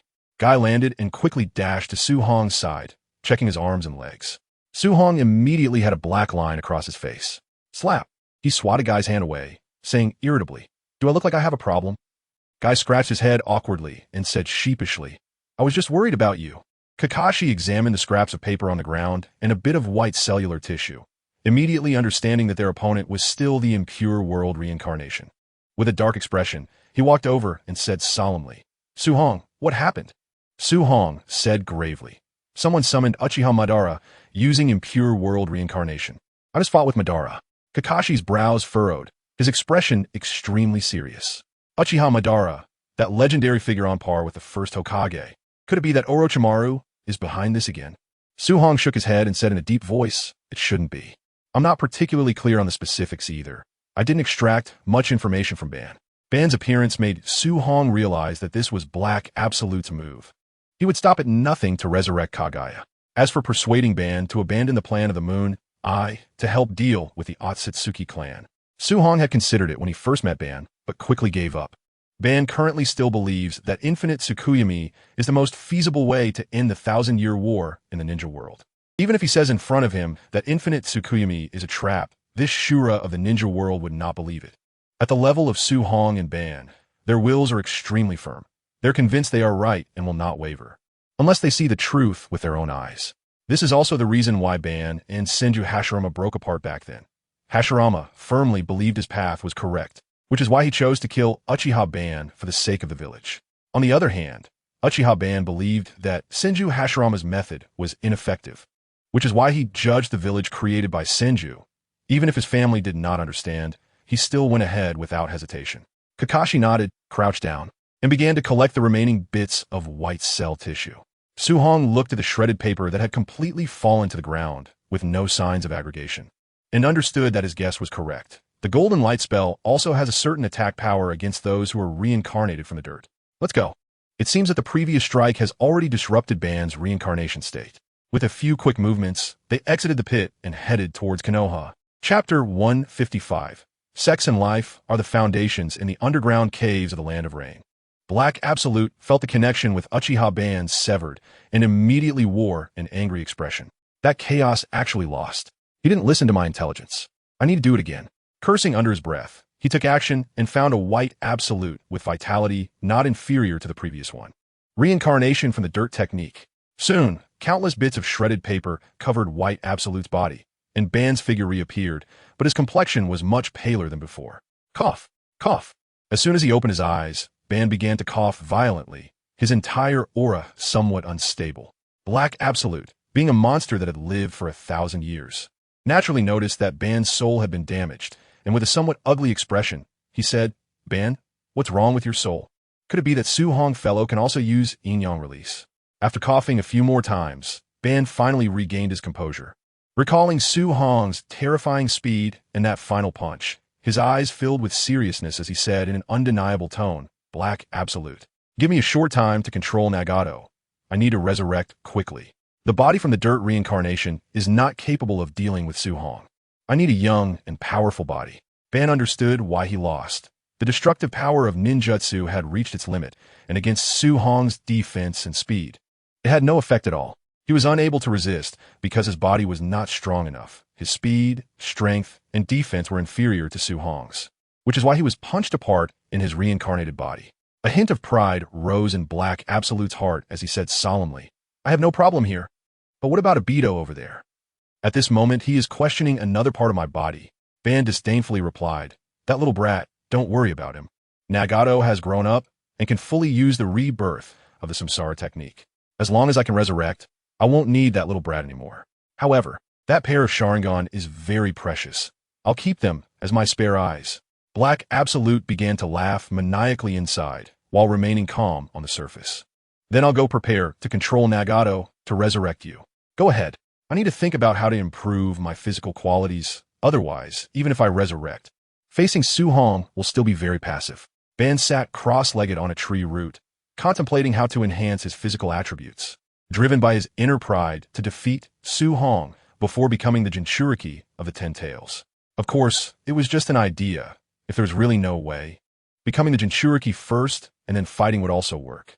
At the same time, Sunagakure, Iwagakure, Kumogakure, and Kirigakure all received intelligence about this battle. Although they didn't know who fought Su Hong, the terrifying destructive power made each of the Kages unable to believe it. The fourth Raikage, smashed his fist into the office desk, sending documents flying everywhere, and shouted angrily, "What the hell? It's been so long, and you still don't know who fought that Su Hong. What is the Umbu doing?" Mabui, with a serious expression, said, "We can't blame the Umbu. It's just that Su Hong's opponent is elusive. We can only infer that the blue Susanoo seen at the scene should belong to a member of the Uchiha clan." A frowned, feeling that he had seen information about the blue Susanoo somewhere. The blue Susanoo. After thinking for a long time, he still couldn't remember where he had seen it. "Forget it. Let's talk about Su Hong's opponent later. Mabui, go notify all the Jonin to convene a meeting and also go to the Kumarai Gorge to dominate." Yes. Other ninja villages took corresponding measures as well. They also vaguely sensed that something was off in the ninja world.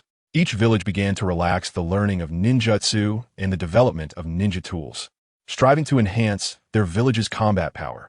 In Konoha village, inside the Hokage's office, Tsunade was standing with her hands on her hips, glaring at Su Hong, and questioned, "Tell me, what else are you hiding from me?" Su Hong forced a smile and said, "I'm not hiding anything. This time, someone used the dirt reincarnation to bring back Uchiha Ban, and I sensed he was preparing to attack Konoha, so I went to confront him. And what about Uchiha Ban's Rinnegan? How could you defeat him, who possesses the legendary eyes of the Sage of Six Paths?" Su Hong sat down on the sofa, poured himself a cup of tea, took a simple sip, and said solemnly, "Because the ultimate Sharingan is the Rinnegan. And the reason I can defeat him is simple. It's entirely because my physical qualities and mental strength are superior to his." What Su Hong referred to was the cultivation of life. The Golden Light spell cultivates both life and vitality. Years of hard training allowed Su Hong's cultivation of sex and life to reach a terrifying level. Moreover, ninjas are similar to otherworldly beings as they progress. What they compete with is the cultivation of sex and life, and the manifestation of sex and life in the ninja world is yin-yang release. Note, chakra is derived from the chi transformation of Chinese Taoism. Just like the Grandmaster, he practices the Golden Light spell and the Five Thunder correct method of Mount Longhu. And his ability to become a decisive factor in the otherworldly realm is entirely due to his cultivation of life reaching a level that other beings find hard to reach. Hearing Su Hong's words, Tsunade looked incredulous. If the ultimate Sharingan is the Rinnegan, then where did the Rinnegan of the Akatsuki leader come from? Unless Tsunade thought of a possibility. Just as you think, that pair of eyes belongs to Uchiha Ban. And the reason it is on Nagato is to allow the strong vitality of the Uzumaki clan to nurture it. As soon as she finished speaking, Jiraiya rushed out, grabbing Su Hong's shoulder and urgently saying, "Su Hong, is what you said true? Then this time Uchiha Ban being reincarnated from the dirt. Isn't Nagato in danger?" Bang! Tsunade punched Jiraiya directly into the floor, saying unkindly, "Jiraiya, don't forget, Uzumaki Nagato is our enemy." Understood. Jiraiya's voice came from beneath the floor as he pulled his leg. Ignoring Jiraiya, Tsunade turned to Su Hong and said, "Continue." Su Hong was speechless and continued. "As Lord Jiraiya said, I estimate that Uchiha Madara will take action against Nagato soon, and I believe he will try to retrieve those eyes." Bang! Jiraiya pulled his head out of the floor, hurriedly saying, "If that's the case, then I must go save him. After all, he is my disciple, and I can't just watch him fall into danger." Tsunade shouted angrily, "Jiraiya, didn't I tell you? Nagato is our enemy now, and do you really think you can match Uchiha Madara?" Chapter 156. Confronting pain. Jiraiya paused. Over the years, he had successfully mastered the perfect sage mode based on the breathing techniques Su Hong taught him, significantly increasing his strength. However, facing an opponent like Uchiha Madara, he probably wouldn't have much resistance. He had just witnessed the battle and felt that he could barely participate in that level of fighting. Am I just going to watch as Nagato and Konan die at the hands of Uchiha Madara? Seeing Jiraiya's pained expression, Tsunade felt a bit sympathetic and turned to Su Hong for help. Su Hong sighed. "Sigh, if we want to save Nagato, we must make him give up those Rinnegan eyes. Otherwise, Uchiha Madara will definitely not spare him. Even if I manage to save him once, I can't save him every time. Besides, I don't think he would give up those eyes, as they are his support in establishing Akatsuki." Jiraiya fell silent for a moment. After a while, he firmly said, "Leave convincing him to give up those eyes to me. Please help me hold off Uchiha Madara." He bowed deeply to Su Hong. "I beg you." Su Hong felt a bit helpless, looking at Tsunade beside him. Seeing her nod, he said solemnly, "Then I'll help you this once. As for what choice Nagato makes afterward, that will be between him and you. If he continues to be an enemy of Konoha, I won't hesitate to eliminate him." Jiraiya's face darkened as he said, "I understand. I will convince him. Then let's set off directly." Su Hong went to the window, pushed it open, and jumped out. "Tsunade, I'm leaving first. You and Su Hong need be careful." Jiraiya nodded and followed closely behind Su Hong as they rushed towards the land of rain. On the way, Su Hong looked at the serious-faced Jiraiya beside him and asked, "Have you thought about how to convince Nagato?" Jiraiya shook his head and said solemnly, "Not really, but I believe Nagato will listen to my words." Su Hong shook his head helplessly. If Nagato would listen to you, he wouldn't be Nagato. 2 days later, Su Hong and Jiraiya arrived in the land of rain. Without needing to sense, Su Hong felt the traces of chakra woven into the rain. "We've been discovered. Follow me. I'll take you to find Nagato." Jiraiya nodded and followed closely behind Su Hong, running in a specific direction. After half a day, the two saw an abandoned skyscraper, nearly 100 meters tall, obviously a factory base. Su Hong sighed. I didn't expect this place used to have industrial development. Jiraiya observed and said solemnly, Nagato and Conan are inside. Let's go in. No need, they've already come out. Following Su Hong's gaze, Jiraiya noticed 10 figures on top of the skyscraper. Boom! A bolt of lightning struck down, illuminating the dim sky, allowing Jiraiya to see who was up there. He immediately stepped forward and said, Nagato, I know Yahiko's death has left you very sad, but is this what Yahiko wanted to see? Pain's expression was emotionless, and his tone was icy. Jiraiya-sensei, it's been a long time. Pain's response surprised the surrounding Akatsuki members, as they never expected that the leader of Akatsuki was actually Jiraiya's disciple. Moreover, why did Jiraiya refer to the leader as Nagato? Could this be the leader's real name? Although they were filled with doubts, they didn't dare to interrupt the conversation between the leader and Jiraiya. Instead, they stared intently at Su Hong, whom they considered the real enemy. Nagato, answer me. Why did you establish Akatsuki, and why are you doing such things? Jiraiya's expression was very grim. Since discovering his disciple Yahiko had died because of Danzo and the Roots mission report, he felt a sense of guilt. Nagato becoming like this had a large part to do with Konoha. Pain coldly replied, Sensei, you don't understand us at all. Establishing Akatsuki was the answer we arrived at ourselves. And as for our actions, they're the necessary path to achieving peace. Is this how you achieve peace? Constantly igniting wars, making countless people homeless and dying unjustly. Jiraiya felt immense pain at this moment. Why has his disciple become like this? For the sake of peace. Shouldn't we stop wars? Pain coldly said, because only through such pain can they feel suffering, and this suffering has allowed me to grow beyond mere mortals. From mortal to god. Only by becoming a god can one think in a godly way. In the end, Sensei, you are just a mortal. Jiraiya, why are you wasting your breath with him? This is not his true body. We don't have that much time to waste. Don't forget about Uchiha Madara.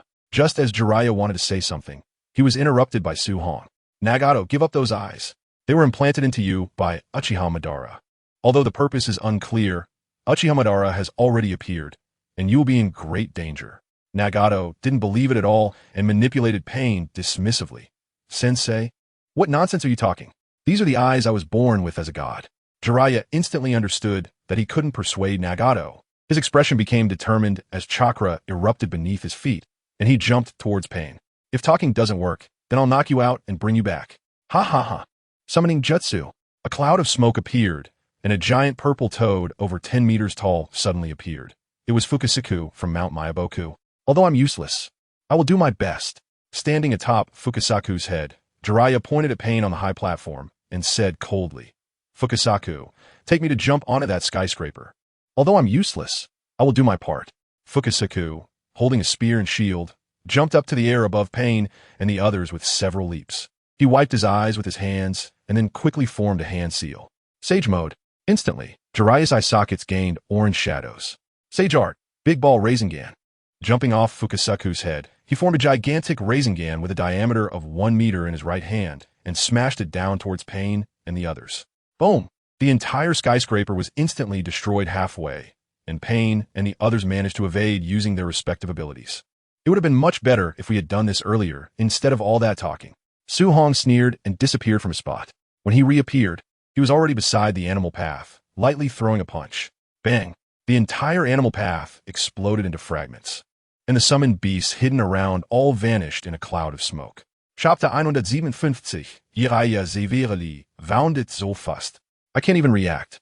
Kisame Hashigaki, holding Samahata, turned in disbelief towards the direction of the animal path. Deidara and the others didn't even react. They were still flying in the air, completely unaware that Su Hong had already smashed the animal path to pieces. In a cave in the distance, Nagato was shocked and incredulous as he said, "That was too fast. I couldn't even detect his movements with my 6 eyes." The dynamic vision of the Rinnegan was not weaker than that of the Sharingan. And with the 6 eyes of the outer path, basically no one could escape his observation. Yet now he could only barely see a remnant shadow of Su Hong. In the underground cave of the Land of Rain, Obito was sitting cross-legged not far away with a grim expression. Due to the heart seal, he couldn't resist Uchiha Madara and could only obediently help him carry out his plans.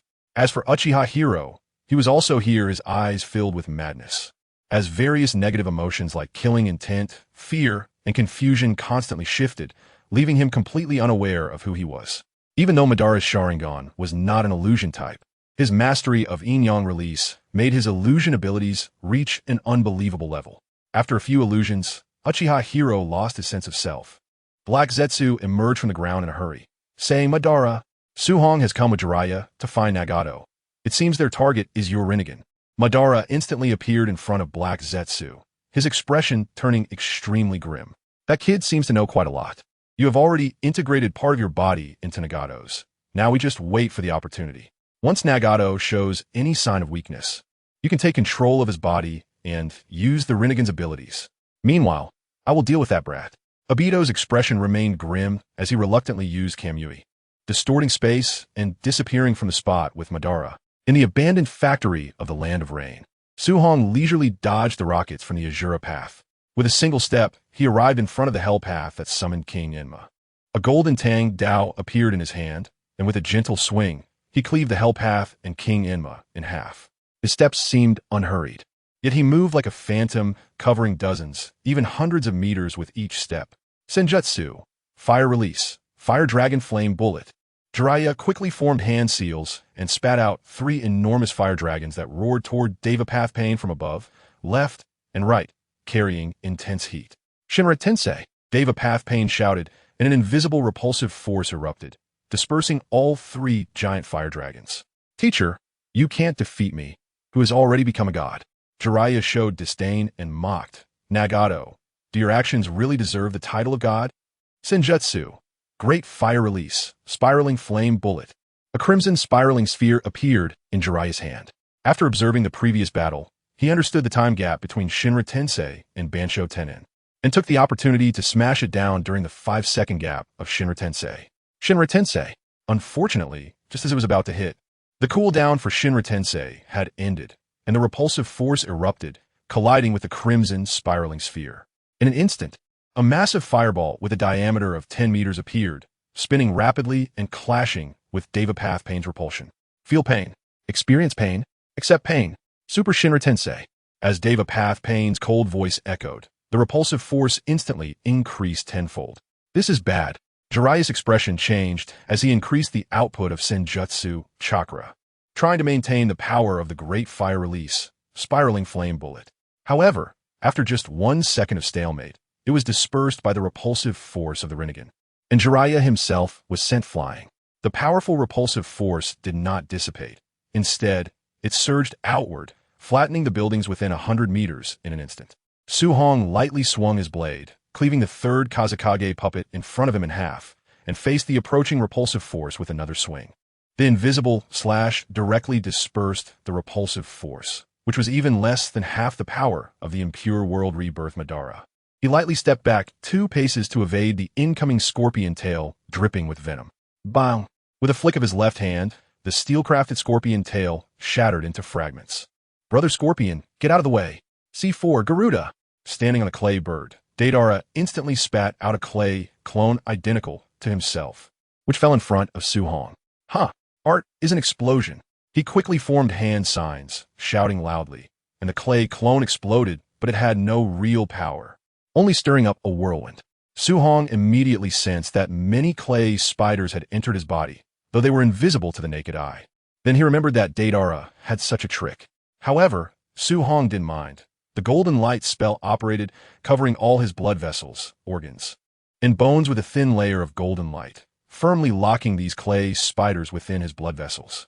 His brain was also covered with golden light, preventing the clay spiders from entering.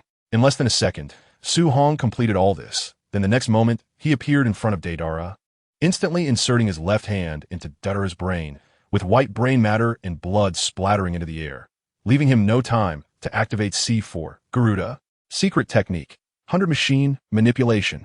Scorpion showed no emotional reaction to Deidara's death as 3 scrolls behind him exploded, and over 100 puppets floated in the air, charging towards Suhong. Suhong swung his blade, and golden sword aura directly shredded half of the puppets. Still a delayed bomb. Suhong Baoset, exhaling a puff of black smoke, feeling somewhat helpless. The remaining puppets had reached Suhong, wielding various weapons, and numerous poisoned shuriken filled the sky. Su Hong leaned slightly forward, disappearing from the spot, so fast that no afterimage was left, and with a single strike he cleaved Scorpion's core in half. His figure flashed again, arriving at the spot where Jiraiya had fallen, and with a punch, he crushed the hungry ghost path pain into powder, then crouched down to check Jiraiya's injuries. He found multiple comminuted fractures all over his body and some internal injuries, but fortunately, there was no life-threatening danger.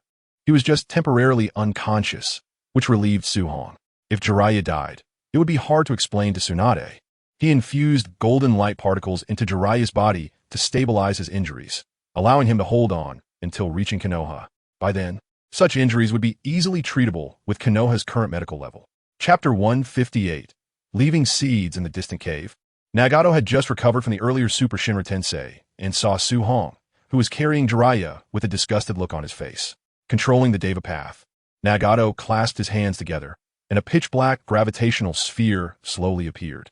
Konan, who had been guarding Nagato, suddenly turned pale and worriedly said, "Nagato, if you use that technique, you won't be able to withstand it.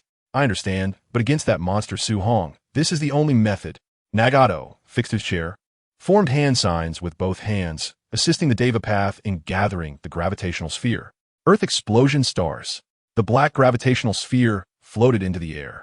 Just then, a golden streak of light pierced through the Earth explosion stars, and the black gravitational sphere dissipated into chakra.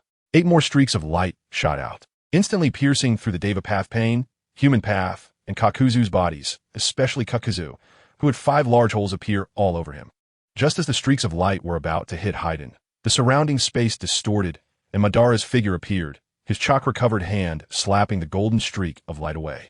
In the distance, Nagato also lost the scene here, spitting out a mouthful of fresh blood, looking incredibly lethargic. With a very weak voice, he sighed, "So strong. There's no ability to resist at all. Is this the strength of the universally recognized strongest in the ninja world?" Konan immediately supported Nagato, worriedly saying, "Nagato, are you okay? I've already lost Yuhiko. I can't lose you too. I'll take you away from here." Before she finished speaking, countless pieces of paper flew towards Nagato, intending to take him away. At this moment, a mass of black liquid suddenly covered Nagato's entire body, and a cold voice came out, "Nagato cannot leave with you. He still has an unfinished mission." Konan incredulously said, "Zetsu, is that you? What do you want to do to Nagato?" Black Zetsu sneered, "Actually, it's nothing much. Just letting these eyes return to their original owner." Konan looked at Zetsu in shock, recalling Jiraiya's earlier words, and suddenly understood that what her teacher said was true. Seeing Konan staring at him, Black Zetsu continued, "Actually, I didn't want to use Nagato so soon, but that Su Hong is too big of a threat. We had to make Nagato exit early." After saying that, Nagato's hands interlocked, and the voices of Black Zetsu and Nagato echoed simultaneously. "Outer path, Samsara technique. Outer path, Samsara technique." Smoke suddenly spewed from Uchiha Madara's body, and the cracks on his face, which were clearly visible, instantly became smooth, with the armor on his body falling to the ground. Feeling the flow of blood throughout his body, this familiar sensation made his eyes shatter and fall. "Ha ha ha." He bit his right arm, blood flowing out. This sensation made him feel incredibly nostalgic, and he laughed heartily. "This body feels right. This boiling blood sensation is what battle is all about." Looking at Uchiha Madara in front of him, who seemed to be having a seizure, Su Hong complained, "Senior, can you not be so melodramatic? It looks really silly." For a modern person, saying such melodramatic lines in front of others would feel very embarrassing. Even though he had lived here for over a decade, Su Hong still wasn't very accustomed to it. Uchiha Madara immediately stopped, his mouth twitching involuntarily, feeling very awkward, and lightly coughed twice. "Youngster, you seem surprised that the Rinnegan can revive people." Placing Jiraiya aside, a golden protective shield instantly appeared, enveloping Jiraiya. After ensuring Jiraiya's safety, Su Hong looked back at Madara, gesturing a cosmic sign with his fingers, and smiled. "Senior, didn't I say before? I know 1,000,000,000 times more than you." Madara estimated that he was not Su Hong's opponent right now. Feigning interest, "Oh, then go ahead and tell me. Haven't you heard of the Otsutsuki clan?" Madara furrowed his brows, uncertain. "Six-pad sage?" A golden light appeared in Su Hong's hand, constantly changing shapes, finally turning into the form of Kaguya Otsutsuki. And he said solemnly, "That's half correct. The Otsutsuki clan I'm talking about refers to its mother, Kaguya Otsutsuki, who who planted the god tree on Earth, bringing chakra into existence. However, their original purpose was to turn this planet into nourishment for the god tree. But something happened 1,000 years ago that prevented this planet from dying and resulted in its current state. Madara fell into deep thought, also sensing that Su Hong was showing him something, and reached out to Obito beside him. Obito took out a Sharingan from the Kimui space and placed it in Madara's hand. Madara didn't waste words and directly installed the eye into his eye socket. After the eye turned a few times, he regained his vision.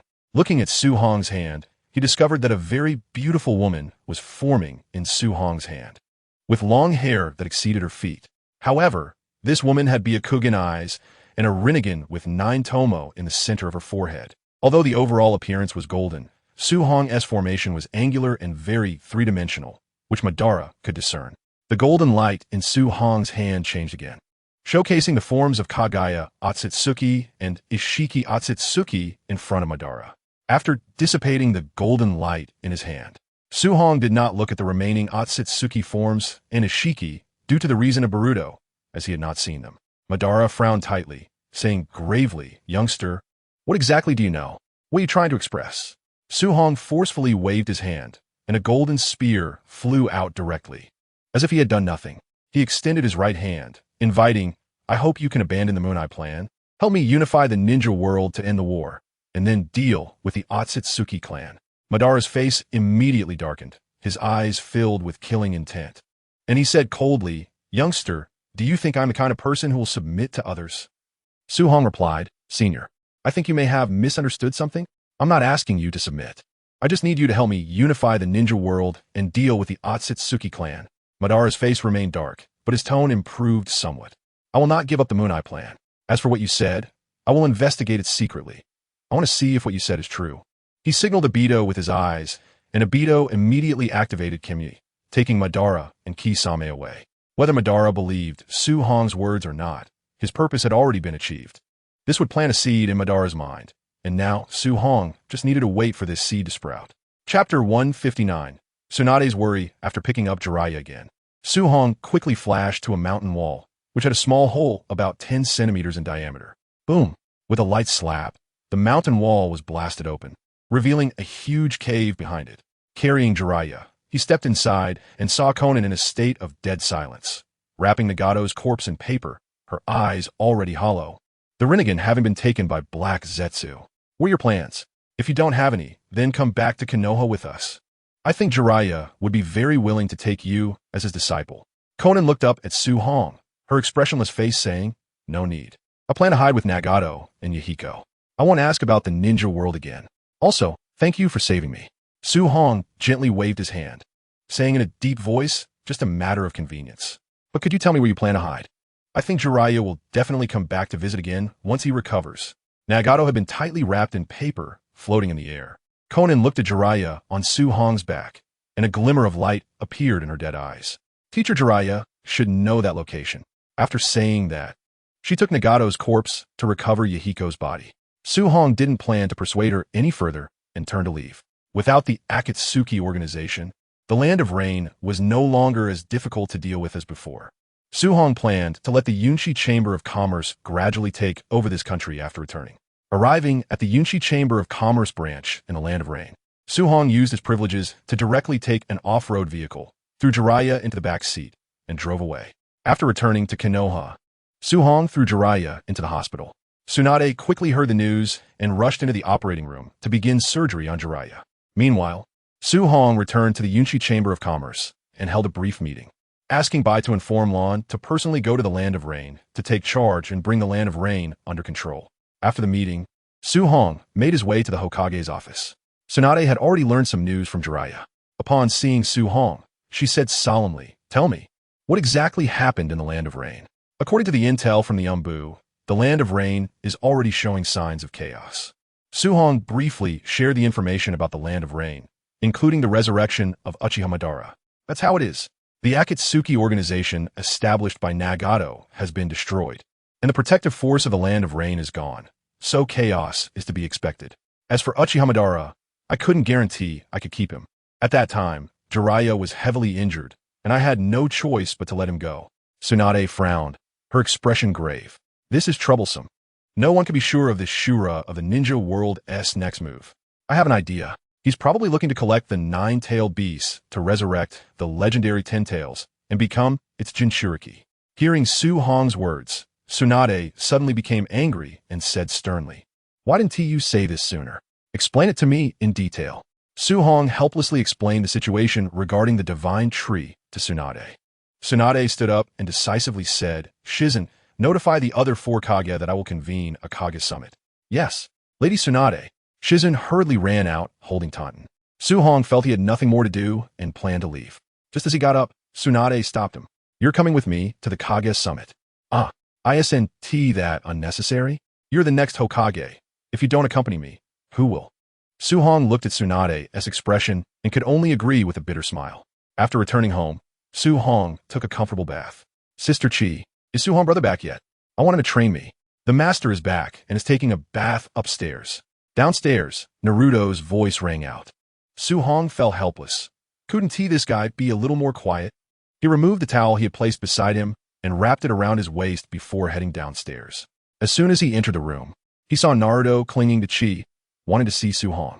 Hearing the sound of someone coming down, Chi turned and saw Su Hong coming down wrapped in a towel.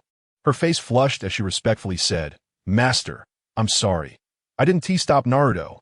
Su Hong waved his hand. If Chi could stop Naruto, then he wouldn't be Naruto. Sitting on the sofa, looking at Naruto, sitting up straight in front of him, Su Hong helplessly said, "I say, Naruto, why aren't you properly following Kakashi for missions? Why are you here?" Chi walked over and handed Su Hong a jacket, which he put on. Naruto hurriedly said, "Su Hong brother, I want you to help me train." Su Hong then remembered that the Chunin exams seemed to have ended and turned to Chi, asking, "What was the result of the Chunin exams?" Chi respectfully replied, "In the first match, Miss Hinata won. In the second match, Naruto and Sasuke ended in a draw. And in the third match, Kuruma Yagura won." Su Hong immediately understood that Naruto was unwilling to accept this and wanted to quickly improve his strength. He helplessly said, "Naruto, I'm not training chakra. I can't teach you too much. If you really want to become stronger, go find Jiraiya and let him teach you Sage Mode." Naruto became anxious.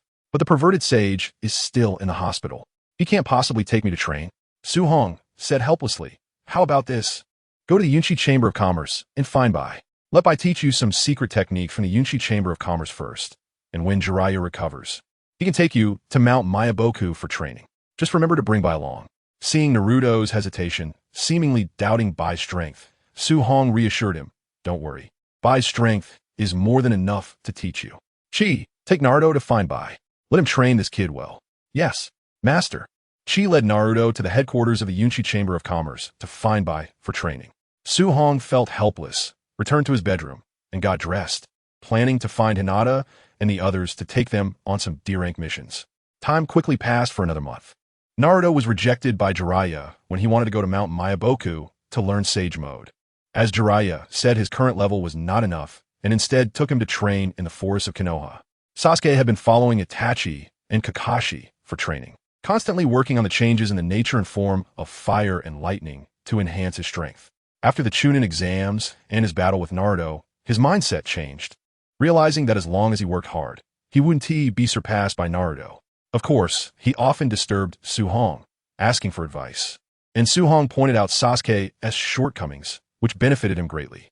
In order to enhance the Chamber of Commerce's strength, Su Hong sought out Tsunade and obtained the summoning scroll for the Wetbone Forest, allowing Bai to sign his name and go to Mount Mayaboku to learn Sage Mode. Chapter 160. The future Sasuke and Boruto in the sky over Konoha, time and space began to distort, and then 2 figures, one large and one small, fell onto a high platform. The smaller figure observed the surroundings and exclaimed in shock, "The scenery has changed. Not only is there no dad, but even Uncle Kakashi is gone, and this place is far more developed than Konoha." Looking at the cars visible everywhere in the distance, Boruto was also very surprised. The larger figure pondered for a moment and said solemnly, after entering that strange space, "Uchiha said he wants to harvest the chakra of that fox. It seems this is another Konoha in a different time." At that moment, the pink turtle in the small figure's hand suddenly spoke, "Warning, warning. This location does not match the temporal coordinates set by Lord Otsutsuki Urashiki." Sasuke stared at the turtle and asked, "You said time travel, so this is the past Konoha? But why is it completely different from my memory?" The turtle's mechanical voice replied, Due to some reasons, the space has experienced a slight fluctuation. So we have arrived in a past parallel world. This world should currently be under the control of the 5th Hokage, Tsunade. Is that true? Indeed. Sasuke surveyed Konoha and said solemnly, "Where is Urashiki? You said we deviated from the timeline. Has Urashiki gone to another era? Because of the anomalies in time and space, we have completely deviated from the timeline set by Lord Urashiki, so he will take a few days to arrive. Indeed, Urashiki's target is Naruto." Sasuke. At that moment, a puzzled voice suddenly came from behind. Sasuke and Boruto instantly broke out in a cold sweat. Turning around, they saw a tall figure with a buzz cut. It was Su Hong. The two immediately became alert, and Sasuke warily said, "Who are you?" Su Hong stroked his chin and murmured, "It seems you really are Sasuke. No wonder the chakra fluctuations feel so familiar. However, you don't know me, so you must be from a parallel world." He glanced at the two and noticed that Sasuke and Boruto remained on guard, smiling. "You don't need to be like this. After all, I'm a friend of Itachi and quite familiar with Sasuke." Seeing the pink turtle in Boruto's hand. The next moment, it was in Su Hong's hands, and he began to play with it. So fast, he didn't even see how he did it. Sasuke looked at Su Hong in shock. "Give it back." Boruto panicked as he saw the turtle in Su Hong's hands, immediately shouting and forming a Rasengan to attack. "Boruto!" "No!" Sasuke hurriedly tried to stop him, but it was already too late. Su Hong swiftly dodged and tripped Boruto, sitting on top of him, then looked at Sasuke and asked, "Sasuke, is this the thing that brought you across time and space?" Sasuke looked at Su Hong with a serious expression and didn't speak. His Sharingan had fully activated, ready to strike Su Hong at any moment. Throwing the turtle he was holding to Sasuke, Su Hong said irritably, "Forget it if you want to talk. I'll take you to see Tsunade, and then you can meet Itachi and Fugaku of the Uchiha clan. Don't worry about affecting the future of your world. After all, this is a parallel world." Sasuke paused, looking at Su Hong in disbelief, his voice trembling as he said, "You mean, brother, mom, they're all alive? The Uchiha clan hasn't been exterminated?" Su Hong pretended to be puzzled and said, "Exterminated? What extermination? Isn't the Uchiha clan doing just fine?" During the 3rd Hokage's era, the Uchiha elder staged a rebellion, but Itachi and I suppressed it, and everything has been fine since. Sasuke stood there, stunned, staring blankly at Su Hong. Boruto, who was under Su Hong, shouted a couple of times with no effect, then turned to Sasuke, only to find Sasuke showing a look he had never seen before, also stunned. Su Hong patted Boruto's head and stood up, saying, "What are you still doing there? Come with me to see Lady Tsunade." "Oh." Sasuke mechanically followed behind Su Hong, while Boruto, brushing off the dirt from his hands, followed with an unhappy expression. The three quickly arrived at the Hokage building, and the Iron Gate immediately bowed respectfully, saying, "Lord Su Hong, who are these two?" Su Hong smiled and said, "They're guests from Konoha. I'm taking them to see Tsunade. You go to the Uchiha clan's place and call Fugaku's family over. Just say I have something to discuss with them." "Yes." The Iron Gate glanced at Sasuke and Boruto before using the body flicker technique to rush towards the Uchiha clan's area. As they entered the Hokage's office, before Su Hong could greet anyone, Boruto immediately shouted loudly, "Grandma Tsunade, it's really you." Boom! As soon as he finished speaking, Boruto's body flew out violently, crashing hard against the wall behind him, which instantly cracked with numerous fissures. He felt pain all over and couldn't muster any strength. Tsunade's figure appeared again, standing in front of Boruto, her right fist swirling with chakra, angrily saying, "Even if you're a little kid, you can't be this rude. Is it really okay to address a young lady like that?" Boruto looked at Tsunade's fist in terror, remembered some of her past deeds, and quickly begged for mercy. "Sister Tsunade, sister." The chakra around Tsunade's right fist instantly dissipated, and she gently adjusted Boruto's clothes, smiling softly. "That's more like it. By the way, what did Su Hong bring you two here for?" Seeing Boruto still looking terrified at Tsunade and Sasuke's mouth twitching uncontrollably, Su Hong stepped forward, supporting Tsunade's shoulder and pushing her into the office, whispering, "Sister Tsunade, let us discuss this in the office. It's not good for too many people to know." He turned and signaled with his eyes for her to bring Boruto along. Sasuke nodded, crouched down, and helped Boruto up. Tsunade's strikes were measured. They only made Boruto feel pain, and the chakra concentration in her fist was just to scare him.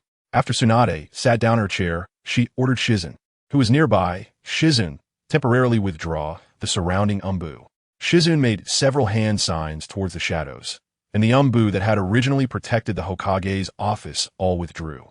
Tsunade rested her chin on her hands, looking at Su-Hong, Sasuke, and Boruto, and said solemnly, "Speak. What is going on?" She first pulled Boruto over, smiling. "Sister Tsunade, this is Naruto's son, Boruto Uzumaki." Tsunade was instantly taken aback, looking at Boruto in disbelief, pointing at Su-Hong, and tremblingly saying, "You mean Naruto, that little brat, just turned 12 and already has a 12-year-old child?" Chapter 161. Sasuke meets his parents, and brother Su-Hong couldn't help but laugh, saying, "Sister Tsunade, how could Naruto have a child at 12? This is Boruto, who grew up in a parallel world." Boruto incredulously said, "How do you know I'm Naruto Uzumaki's son? I haven't told you anything." Su-Hong disdainfully laughed. "Is it hard to guess? The hair color, the marks on your face, your reckless personality, and Sasuke here. Who else in his 30s? Who else could be Naruto's child?" Tsunade hadn't recovered from her shock when she heard Sasuke's information, and her gaze turned to the one-armed man beside her. Taking a closer look, he indeed looked very much like Sasuke. She raised her hand to stop Su-Hong and the others, saying, "You all stop for a moment, let me gather myself." The one-armed Sasuke uncertainly said, "You say this is Sasuke, and that little brat next to him is the future son of Naruto." Sasuke stepped forward and respectfully said, "I've met Lady Tsunade." Boruto also greeted Grandma Tsunade. "Sister." Tsunade took a few deep breaths to calm her emotions and asked curiously, "So, Sasuke, how did you two get here?"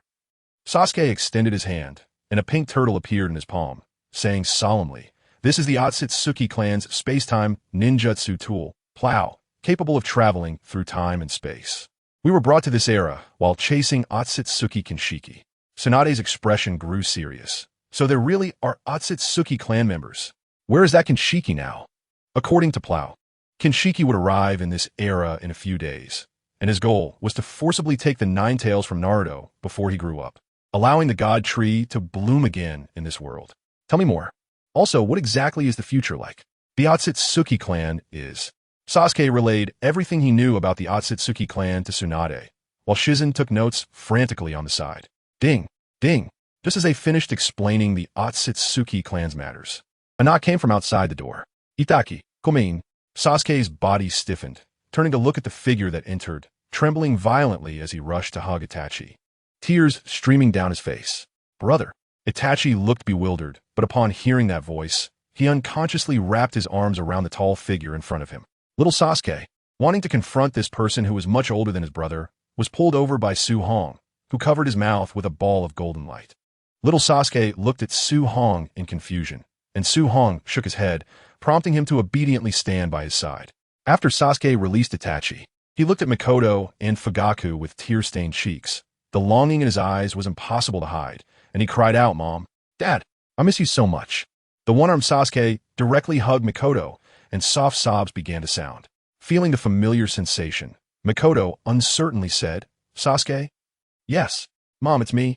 Upon hearing this, Fugaku, little Sasuke, and Itachi all looked incredulous, then turned to Su-Hong, who nodded, and the three understood this was indeed Sasuke. Mikoto touched Sasuke's severed left arm, her eyes reddening, and her Sharingan instantly transformed into the Manjiki Sharingan. Trembling as she said, "It seems you've suffered a lot in the future. You even lost your left arm." Sasuke left his mother's embrace, stroking his short sleeves with his right hand, and said solemnly, "This is what I deserve. I can't blame others." At this moment, Itachi's face also showed a killing intent, the eternal Manjiki Sharingan spinning continuously, wanting to know who had severed his brother's arm. "All right, why not listen to Sasuke's story first, and then make a judgment?" Su-Hong placed his hand on Itachi's shoulder, causing his murderous aura to dissipate instantly. His calm words also helped Itachi to calm down. Mikoto came over and sat down on the sofa beside Sasuke, while little Sasuke was arranged to sit next to Boruto. Boruto looked at the young Sasuke beside him with great curiosity. Tsunade said, "All right, Sasuke, you can talk about what will happen in the future." Sasuke nodded and slowly recounted everything that had happened to him. When they heard that Itachi had slaughtered the entire Uchiha clan for Konoha and Sasuke, everyone present, except Su-Hong, found it hard to believe, feeling a hint of lingering fear in their hearts.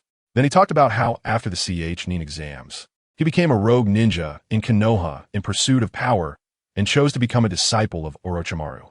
This made Boruto, who was beside him, find it hard to believe that his master was actually a rogue ninja. When talking about the Fourth Shinobi World War, he also explained in detail the Tsuki no Mi Kikaku, Eye of the Moon plan, Kagaya, Tsutsuki, Uchiha, and the recently appeared Tsutsuki Kinshiki, among others, and discussed the entire plan. Especially when they learned that the masked man from back then was Obito, Tsunade's eyes were filled with disbelief. In her eyes, that child was the sunniest existence of the Uchiha clan.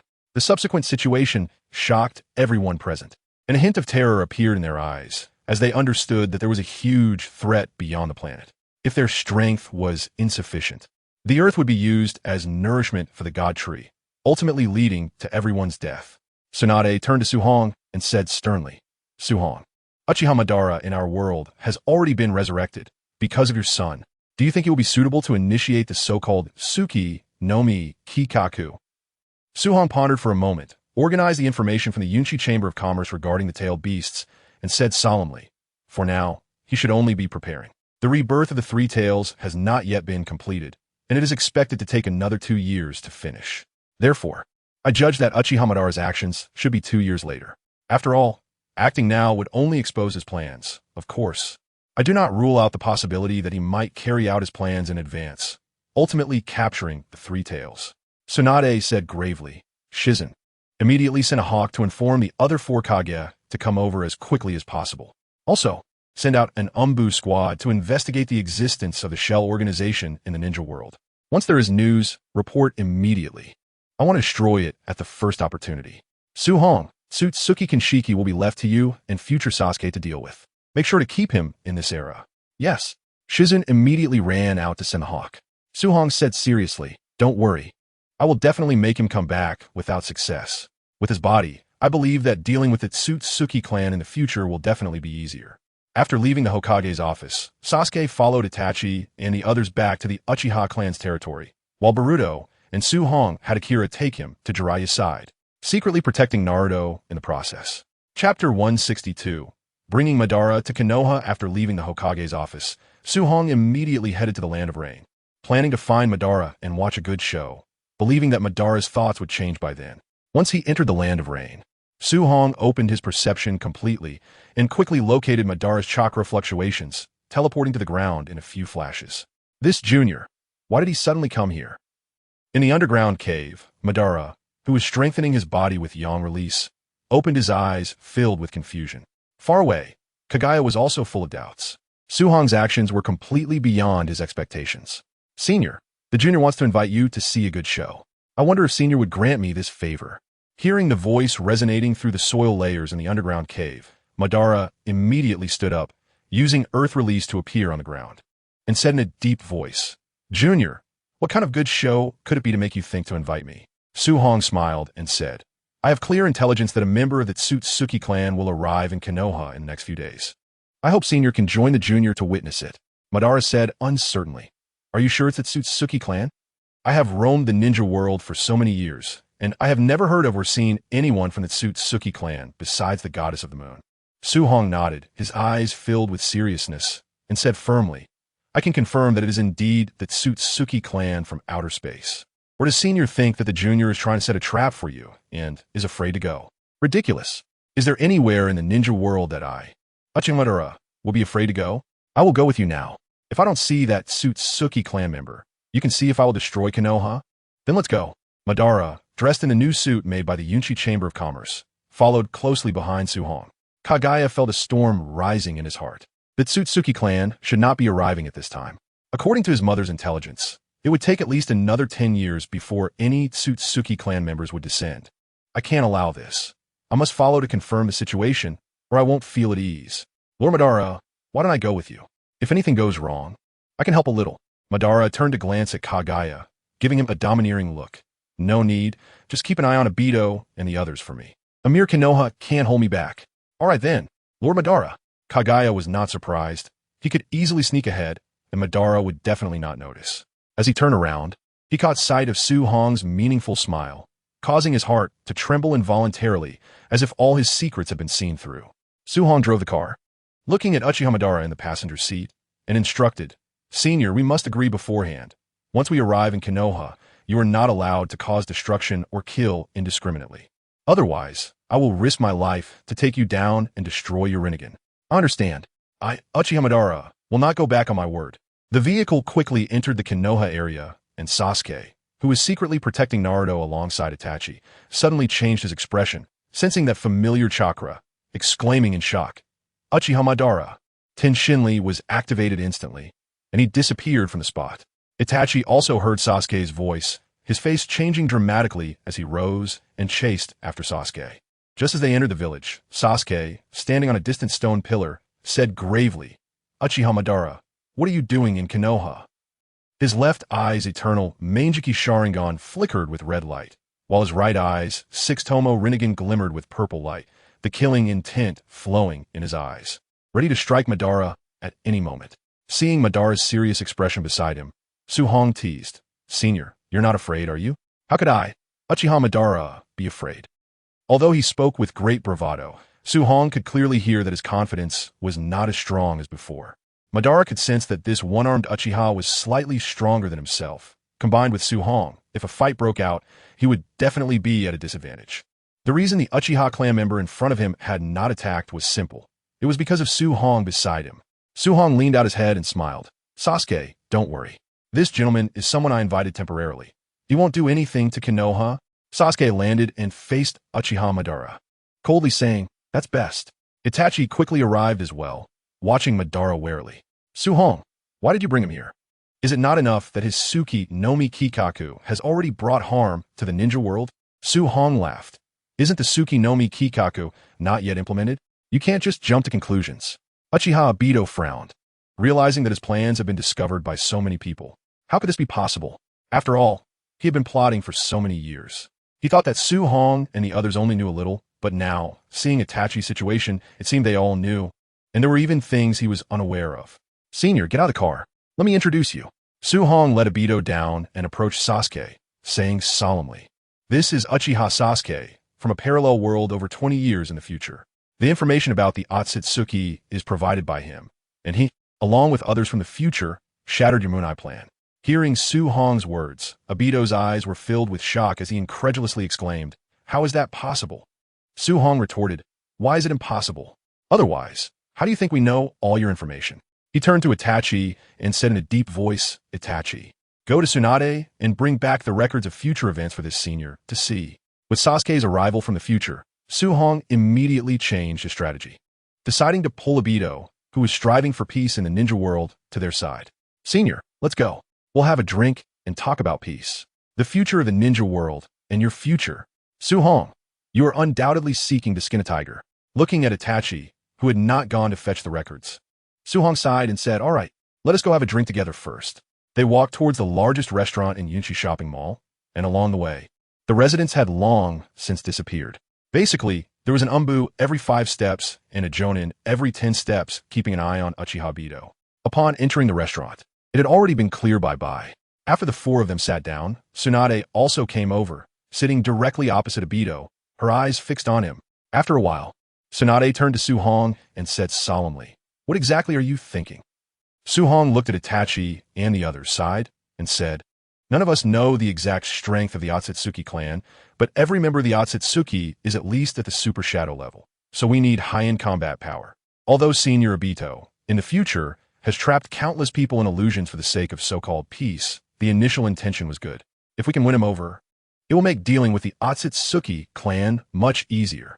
It's not just Obito. I want to use the power of the Rinnegan to resurrect the 1st, 2nd, 4th Hokage, and also Uzumaki Kushina and Uzumaki Mito. Then, when facing the Otsutsuki clan, we will have more guarantees. Unlike in the future, when it was just Naruto and Sasuke struggling alone. Once they fall, who will we rely on? Hearing Su Hong's words, Tsunade fell silent, and Itachi followed suit.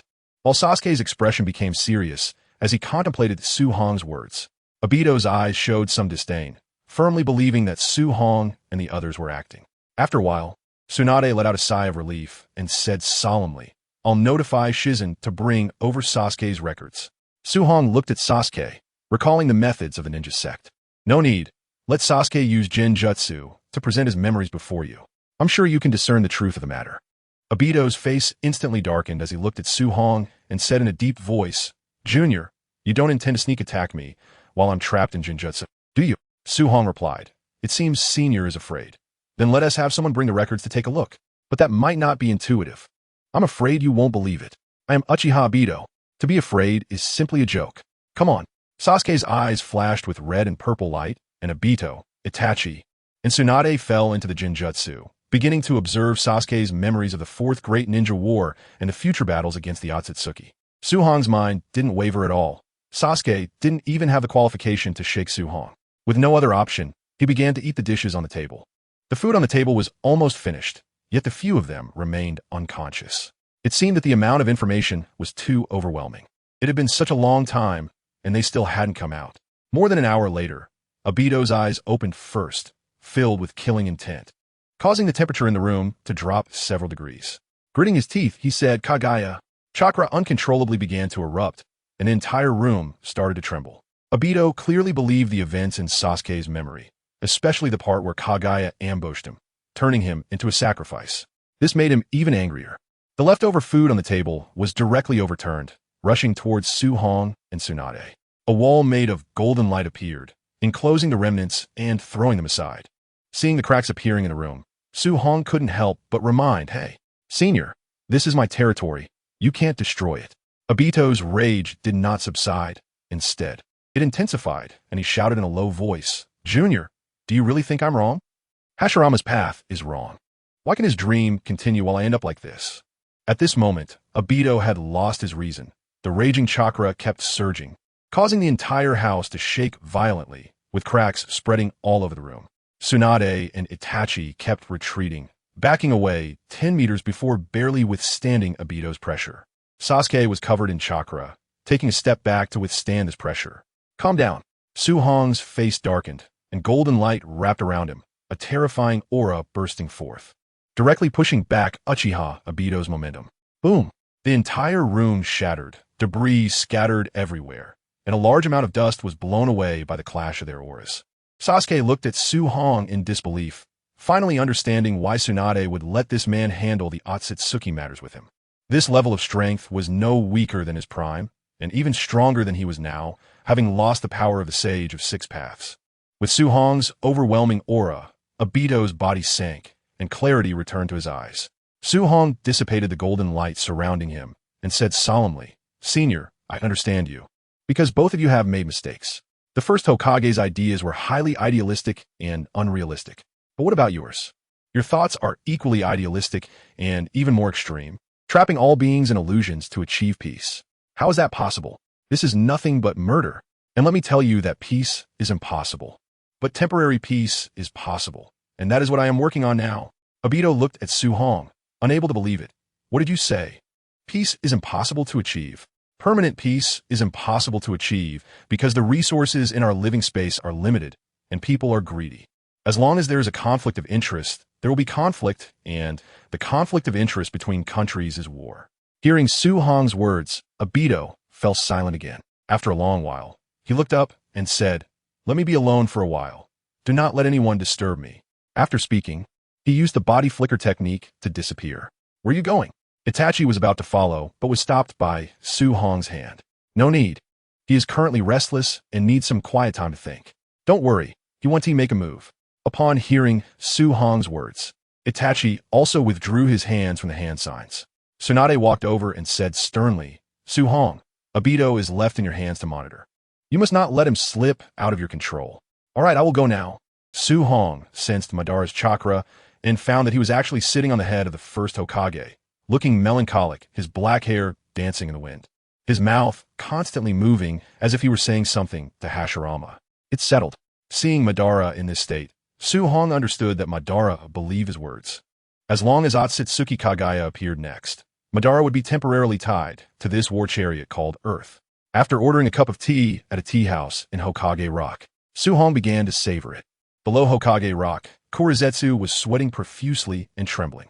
He had heard all of Su-hong and Madara's conversation and was shocked to learn that his future mother had been defeated and that the Otsutsuki clan would appear, bringing with them ninja tools that could traverse time and space.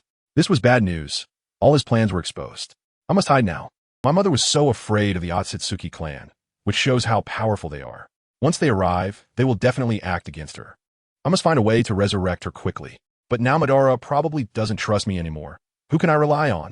Obito. That's right. As long as I remove the seal inside him and use Rin to guide him, he should be able to become the Jinchuriki of the Ten Tails. Thinking of this, Kurezetsu immediately used the Kajiro technique to disappear from the spot. The spring breeze stirred up the dust on the rock.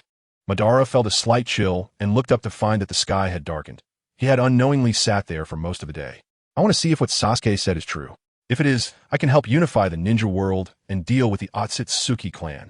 He had already believed in Sasuke's memories, as they reflected his own habits and desires. The reason he was saying this now was merely a sense of luck. He was unwilling to wake up. Chapter 164. Another soul within Boruto. Madara jumped down from Hokage Rock, landed on the ground, and walked towards Suhong. Take me to see the current Sasuke. Okay. Suhong quickly finished the rice in his mouth, stood up, and led Madara towards the Uchiha clan's territory. Bang!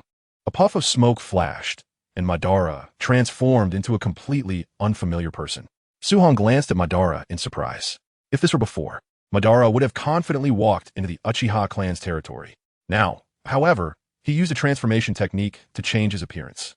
Even though most of the Uchiha clan members wouldn't recognize him now, looking at the completely unfamiliar clan territory, Madara disdainfully remarked, "The Uchiha clan is really getting worse." Even moving away from the center of power, the previous location of the Uchiha clan was directly opposite the Senju clan in the center of the village. But now it was indeed in a remote area of Konoha, so it was no wonder Madara looked down on it. Times have changed. The Uchiha's current situation is entirely the result of blindly adhering to the second Hokage's policies during the Sarutobi Hiruzen era. Tobirama. A killing intent surged in Madara's eyes. Junior, is there really no way to achieve everlasting peace? Suhong glanced at Madara and then turned his head to look at the sky. It's difficult. We can't guarantee that our descendants won't be greedy or start wars. We also can't guarantee that there aren't Otsutsuki clan members in the universe who invade other planets at will. In the face of such people, if we don't resort to war, we might not even be able to protect our own home. What if I could live forever, hiding in the shadows to eliminate those who want to create wars? Wouldn't peace be maintained that way? The two had arrived at the Uchiha training ground, standing on a rooftop watching Sasuke train below. Can you guarantee that your will always be this steadfast? And if the war completely ends, humanity and ninjas will lose the motivation to develop. In such a situation, facing extraterrestrial beings that are always evolving, Earth will eventually be destroyed. Madara looked at Sasuke and Boruto. Although their chakra signatures felt somewhat different on the surface, they were identical inside, completely believing in the memories of the future Sasuke. So peace can never come. Senior, why think so much? We just need to do our part and help our juniors eliminate invisible threats. As for the future, let them strive for it themselves. At this moment, Suhong's gaze was profound, and his entire demeanor resembled that of a philosopher, advising Madara. After watching, let's go. Madara didn't even look at Suhong, turning around to leave the Uchiha clan's territory. Suhong felt quite awkward, lightly coughing a couple of times before following behind. After arranging for Madara to stay at his villa and having Akatsuki take care of the elderly man, Suhong went to find Boruto. Previously, he had sensed other soul fluctuations from this kid, and he planned to check it out. He quickly arrived at a training ground on the back mountain, where Jiraiya was training Boruto and Naruto. In just one day, Boruto had been completely impressed by his dad, Naruto. His strength was far beyond what he could compare to, and he obediently followed Naruto and Jiraiya in training. Sasuke was still hiding in the shadows, ensuring that the three of them remained unaware. Suhong's figure instantly appeared behind Sasuke, asking Sasuke what's going on with the other soul inside Boruto. Another soul? Sasuke was shocked. Is there really another soul inside Boruto? Suddenly, memories of Otsutsuki Kinshiki showing mercy to Boruto and the strange words he said about Boruto's palm diamond mark surged in his mind. Thinking back, it seemed to all relate to the events after Kaguya was killed by Boruto and him acquiring the diamond mark. Could it be Otsutsuki Kinshiki? Tell me more. Sasuke recounted everything about Otsutsuki Kinshiki to Suhong. Diamond mark? Suhong rubbed his chin, falling into deep thought. This was completely different from what he knew. When he watched the movie version in his past life, Otsutsuki Kinshiki should have been directly taken down by the Rasengan. There shouldn't have been anything left behind. Sasuke looked at Boruto in the distance with a serious expression. Go bring Boruto over. I need to check him. Sasuke quickly nodded, disappearing in an instant. After saying a few words to Boruto, he brought him over. Boruto curiously asked, Uncle Suhong, is there something going on? Come with me. Also, Tell me about your experience, especially before and after you killed Otsutsuki Kinshiki. Boruto's expression changed instantly, his face fluctuating between dark and light. Sasuke gently rubbed Boruto's head, saying seriously, "Boruto, don't hide anything." Boruto nodded, following Suhong and slowly sharing everything about his experience with Otsutsuki Kinshiki. "You said he told you, those who hit a god are destined to be extraordinary, right?" Boruto nodded. "Now I understand. This should be Otsutsuki's soul transfer technique. He wants to resurrect through Boruto's body." Sasuke and Boruto's expressions suddenly turned grim. "Suhong, can you solve Boruto's situation?" "Don't worry. Since I can sense it, I have a plan. Let's give it a try." Sasuke breathed a slight sigh of relief. The three quickly arrived at Suhong's villa, where Madara was sitting on the sofa, continuously strengthening his body with yang release. Suhong ignored Madara, grabbing Boruto's right hand and carefully sensing it, discovering that there was indeed a soul carrying information residing in Boruto's right hand. The natural energy from the outside world surged into Boruto's right hand, instantly spreading a large number of patterns from the wedge, quickly covering half of Boruto's body. On the right side of his head, horns similar to those of Kagaya, Otsutsuki grew. Boruto's expression changed in an instant, becoming extremely cold and filled with killing intent. A Rasengan appeared in his hand and was launched out. Suhong lightly flicked his hand, causing the Rasengan to dissipate, and a mass of golden light surged out, wrapping around Boruto and fixing him in place. Sasuke's face turned ugly as he gritted his teeth and said, "Kagaya, Otsutsuki, it really is you. Got a Boruto's body." Madara's eyes opened, and the Rinnegan shone with purple light. The ability of the human path was activated, and he saw two souls within Boruto's body. Looking at Kagaya, Otsutsuki's completely different appearance, they murmured, "Is this the Otsutsuki clan? I didn't expect there to be such a backup." Madara glanced at Sasuke's memories and immediately recognized Kagaya, Otsutsuki. Boruto ignored Sasuke and looked at Suhong in disbelief. "What did you do? How could you make this body 50 Otsutsuki in such a short time?" Chapter 165. Destroying Kagaya's soul. "As long as you can make this body 100 Otsutsuki quickly, I can spare your life." Ignoring Kagaya, Otsutsuki's arrogant words, Suhong turned to Madara and smiled. "Senior, how about it? Can we use the power of the human path to extract Kagaya, Otsutsuki's soul? This is an important source of intelligence." Madara's eyes shone brightly with purple light. "I will be more than happy." He flashed to Boruto, who was bound, placed his hand on him, and pulled, slowly extracting a mass of soul, which turned out to be Boruto's soul. Meanwhile, Boruto's Otsutsuki transformation accelerated again, reaching 60. "Senior, stop. You're not pulling out Kagaya Otsutsuki's soul." Madara also realized this and quickly released his hand, stuffing Boruto's soul back in. Kagaya Otsutsuki smugly said, "Stop it. Lowly creature. With just a purple Rinnegan, you don't have the qualification to extract the soul of the Otsutsuki clan. If it were that easy to break, the Otsutsuki clan wouldn't be the Otsutsuki clan." Madara's eyes suddenly filled with killing intent, and his chakra began to erupt, wanting to kill Boruto directly. Suhong pressed down on Madara. Madara's chakra also dissipated, and he turned to Suhong, seeing the killing intent and confidence in his eyes. Realizing that Suhong had a way, "Senior, don't resist." Suhong coldly looked at him, placing his hand on Boruto, and suddenly Madara and the others felt the surrounding environment change. They arrived in a space that was only light blue, as if soaring in the sky. Madara easily spotted Kagaya Otsutsuki standing behind Boruto's soul, his killing intent erupting. He flashed to Kagaya Otsutsuki's side and kicked out. Bang! Kagaya Otsutsuki was still dazed when he was directly hit in the face by a whip kick. His face instantly contorted and deformed, and he was sent flying. Suhong gently reached out, and Boruto's soul came to his side. The child still looked confused. "Uncle Suhong, where is this?" Suhong gently rubbed Boruto's head and smiled. "This is my inner world. You don't need to worry." Boom! In the distance, Madara punched Kagaya Otsutsuki directly away, sending his figure flying into the air. Madara didn't use ninjutsu. Knowing about the Otsutsuki clan situation, he honestly used taijutsu. The taijutsu honed on the battlefield was not something Kagaya Otsutsuki could compare with. "Damn lowly creature. What's going on? Why can't I mobilize chakra?" Just as he wanted counterattack, he found that he couldn't use chakra at all, and his face changed to one of panic. He could feel that Uchiha Madara in front of him could use chakra. At this moment, Suhong's voice came. "This is my inner spiritual world. Here, I am God and can decide everything about you." "Damn lowly creature." Kagaya Otsutsuki cursed directly, But Madara's actions did not stop. Knowing that this guy could not mobilize chakra, he quickly formed hand signs. Fire style, great fire annihilation. A huge fire pillar spewed from Madara's mouth, even distorting the space of the inner world, instantly enveloping Kaguya Otsutsuki. Kaguya Otsutsuki's scream echoed in the fire pillar. Madara stopped outputting chakra, looking at Kaguya Otsutsuki, who was still burning in the sky, and sneered. Is this all you can do? And you call yourself an Otsutsuki? Kaguya Otsutsuki's combat experience was severely lacking. Although he was significantly stronger than Madara, he had no ability to resist against Madara's attacks. Damn lowly. Kaguya Otsutsuki's voice abruptly stopped as a golden spear pierced through his chest, followed by another spear that pierced his head. Kaguya Otsutsuki's soul transformed into faint blue light dots and disappeared. Do you really think I have no temper? Lowly creature. Lowly creature.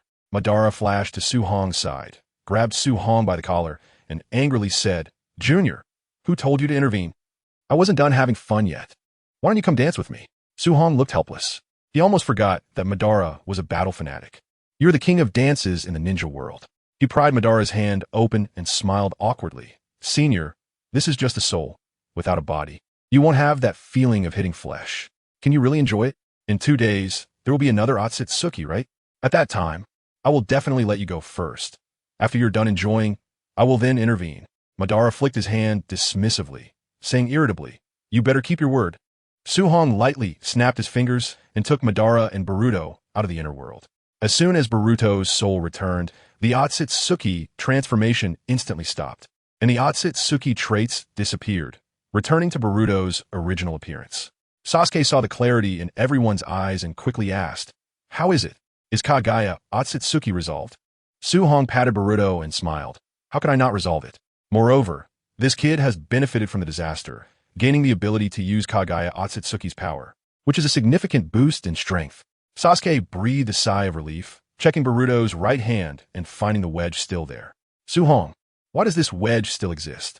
I only destroyed Kaguya Otsutsuki's soul. This wedge is a secret technique of the Otsutsuki. I don't understand it and can't remove it. But don't worry. This thing no longer has the effect of seizing the body. It's just this brat's source of power from the Otsutsuki. Boruto, try injecting your chakra into the wedge. Then I'll give it a try. Boruto slowly injected chakra into the wedge in his palm, and instantly, a pattern spread across half his body, even his right eye transforming into a blue clean eye, but there were no Otsutsuki traits appearing. His aura surged instantly, reaching an incredible shadow-level strength. If Boruto's strength were stronger, he could probably reach Super Shadow or even Six Paths level. Su Hong carefully sensed this and felt relieved. He was unsure if there were still remnants of Kaguya's soul within the wedge, which is why he let Boruto activate it to check. This power is truly immense. I feel like it's not inferior to my dad, Boruto said excitedly, feeling the overwhelming power within him, thinking it was even stronger than his father, the 7th Hokage. Su Hong's expression turned cold, and with one punch, he knocked Boruto to the ground, with his head directly embedded in the earth. He disdainfully said, Don't get too complacent just because you have a bit of power. You, at best, are only slightly stronger than an average jounin. Any shadow-level expert in the village would be above you. Chapter 166. Naruto swallows a frog. Su Hong, what are you doing? Sasuke looked at Su Hong with some dissatisfaction. This was his disciple, and how could this guy be knocked down with just one punch?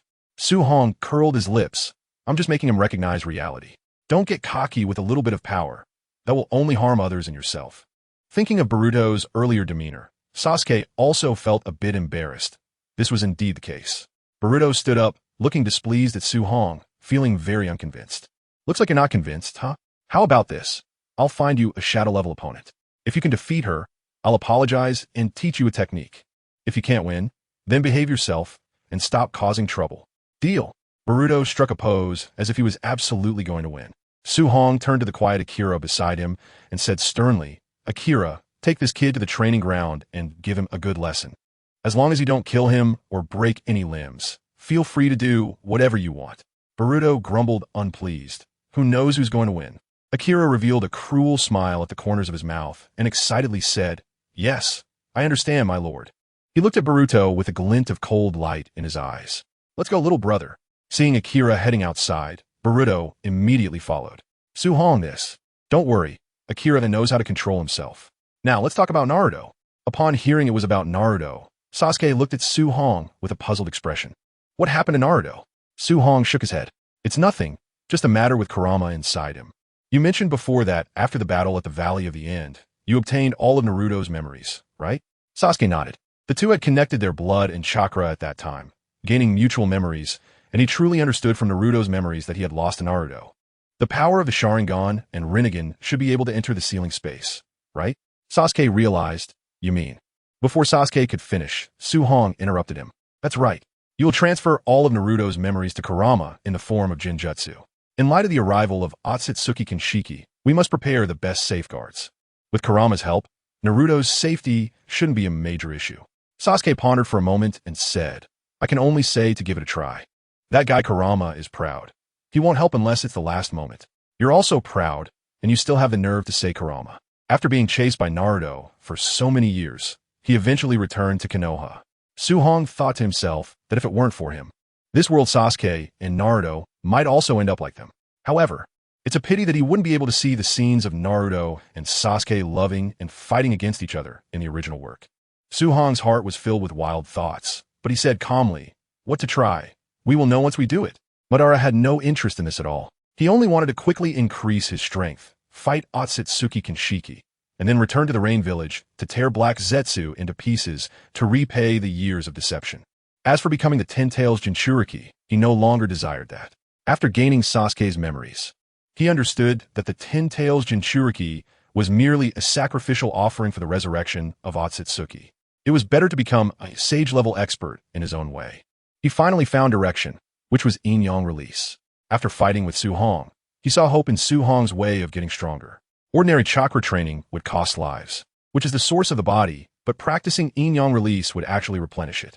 Su Hong and Sasuke found Jiraiya, who was urging Naruto to train, and informed him of Sasuke's identity and the matter regarding Kurama. Jiraiya was shocked upon hearing this, turning to look at Naruto in the distance, who was training seriously, muttering, Naruto is actually the destined child I've been searching for all along. He looked at Sasuke seriously and asked, are you confident in your plan with Su Hong? There won't be a situation where I open the key and the Nine Tails escapes, right? Su Hong rolled his eyes and said irritably, how many pairs of Mangekyou Sharingan are there in Konoha now? Do you think a half Nine Tails can stir up any waves? Jiraiya was stunned, realizing that indeed, these two in front of him could definitely pin the Nine Tails down and make it call them dad. Naruto, don't connect yet, come over here. I have something to discuss with you. Naruto, who was training Wind Nature Transformation, heard Jiraiya's words and looked puzzled, stopping his actions and saying somewhat discontentedly, perverted sage. What do you want? I was about to finish my training and beat up that stinky Sasuke. After saying that, he threw a few punches, completely ignoring the darkened face of Sasuke beside him. Cough, cough. Jiraiya lightly coughed twice to ease the awkwardness and said seriously, I called you over just to help you improve your strength. Really? That's great. Naruto excitedly jumped around Jiraiya and Su Hong. Jiraiya said sternly, Naruto, you know about the Nine Tails inside you, right? Naruto's expression changed, looking disappointed as he said, I know, Brother Su Hong has told me about the nine-tailed beasts. I also accidentally entered the ceiling space before, but when facing that big fox, I couldn't even say a word, and it ignored me. Good boy. We called you over to help you deal with that fox. However, the process will be very painful, and you must persist and work hard yourself. Naruto said firmly, bring it on. I will never give up. A hint of a wicked smile appeared in Jiraiya's eyes as he quickly formed hand signs. Summoning technique. A frog with a lower body that was a scroll instantly appeared. The frog, Gamakichi, crossed its arms and arrogantly looked at Jiraiya. What do you want, Jiraiya? Jiraiya smiled and said, Gamakichi, Naruto will face strong enemies next, so I want to unlock Naruto's ki first. Gamakichi looked surprised. Are you sure? That's the Nine Tails. Sure. Gamakichi's scroll body instantly unfolded, revealing a dense array of sealing runes, with a blank space on it. He said to Naruto, press your handprint on that blank space. Naruto obediently pressed his handprint, and then he heard Gamakichi's voice. Open your mouth wider. I said, open your mouth wider. Although Naruto was puzzled, he still opened his mouth wide. Wider. Naruto's mouth opened even wider, almost dislocating his jaw. Gamakichi jumped right into Naruto's mouth, forcibly stuffing himself in. Tears flowed from Naruto's eyes as he looked nauseated, but it was of no use. Gamakichi kept pushing himself in. Chapter 167. Madara versus Kinshiki-ug. Finally, swallowing Gamakichi. Naruto started gagging. Why do I need to swallow such a big frog to master the Nine Tails? That's the key to unlocking the Nine Tails seal. With him, you can independently close the Nine Tails in the ceiling space. However, Naruto still showed no reaction, gagging over there. Suhong looked at Sasuke and reminded him, "It's your turn." Sasuke squatted down, his eyes shining with red-purple light, and Naruto's eyes also transformed into Sharingan. Jiraiya looked at Naruto with a worried expression and asked, "Suhong, is there going to be a problem?" No. Suhong was still confident about this. Naruto's body began to emit crimson chakra, and 4 crimson tails appeared behind him. But the Sharingan and Rinnegan in his eyes had disappeared. However, his eyes were incredibly clear and not affected by the Nine Tails chakra. Soon, the chakra of the Nine Tails disappeared, and Naruto excitedly said, "I saw that fox. It finally talked to me." Suhong ignored Naruto and looked at Sasuke, asking, "How is it?" Sasuke smiled and said, "Kurama seems tough on the surface, but his expression shows he has already believed." Thinking of Kurama's expression, a smile unconsciously appeared at the corner of Sasuke's mouth. The Nine Tails inside Naruto showed an unhappy expression, severed the chakra connection with Naruto, and intended to ignore the outside world. Seeing that Naruto was fine, Suhong gave a few instructions and returned to his villa. Upon entering the house, he was startled, thinking that the mummy had crossed over to the Naruto world. Upon closer inspection, he found Boruto wrapped in bandages, staring at the ceiling with a confused expression, clearly having been hit hard by Ashura's swift attack. However, Suhong did not comfort him and went upstairs to rest. This little brat was even more annoying than Naruto when he was young, and he needed to face some consequences for his actions. Soon, 2 days passed. Naruto and Jiraiya were sitting cross-legged on a cliff outside Konoha, preparing for training in Sage Mode. At that moment, the space in the distance began to distort, and Tsutsuki Urashiki's figure landed directly, propping himself up with one hand, then stood up excitedly, holding a fishing rod and looking at Naruto by the cliff, exclaiming, "Ha, I'm going to get the Nine Tails chakra." With a flick of the fishing rod, the hook turned into a streak of light, creating a beautiful arc in the air. Bang! A large blue sword suddenly appeared, swinging forcefully to strike at the fishing hook. However, the fishing line did not break as Obito had imagined. Instead, it was slammed down below, and the immense force caused a large number of hooks to be deflected, crashing into the nearby cliff. In an instant, the entire cliff turned into falling rubble. Jiraiya immediately hugged Naruto and moved away from Tsutsuki Urashiki. Tsutsuki Urashiki ignored Naruto and instead looked at Obito with a serious expression. "Who are you? There shouldn't be a strong warrior like you in this era." Uchiha Obito showed an excited expression and eagerly said, "You must be Tsutsuki Urashiki. I wonder how strong you are." While speaking, he suddenly quickened his pace and charged directly toward Tsutsuki Urashiki. Tsutsuki Urashiki waved his hand, and the fishing hook transformed into a meteor, aiming for Obito's abdomen. Knowing from Sasuke's memories the function of Tsutsuki Urashiki's fishing hook, Obito did not engage directly, but used yin-yang release to create a black rod that struck at the fishing hook. Bang! The fishing hook was struck with cracks, nearly destroyed. As expected, yin-yang release could resist attacks from such strange ninja tools. Obito's Rinnegan spun continuously, and he produced another black rod in his hand, twirling the 2 rods like a windmill and approached Urashiki, thrusting one rod at him. Urashiki's eyes flickered with blue light, having completely transformed into blue Rinnegan, and he skillfully dodged Obito's attack with a light body flicker. In the face of Obito's continuous attacks, Urashiki moved lightly on his feet, always managing to position himself to evade Obito's strikes in advance. Meanwhile, the fishing rod in his hand acted like a spear, constantly targeting Obito's weak spots. One rod knocked the fishing rod away, and Obito jumped back to create distance, frowning unconsciously. This Tsutsuki Urashiki's physical techniques were not strong, and his moves had many flaws.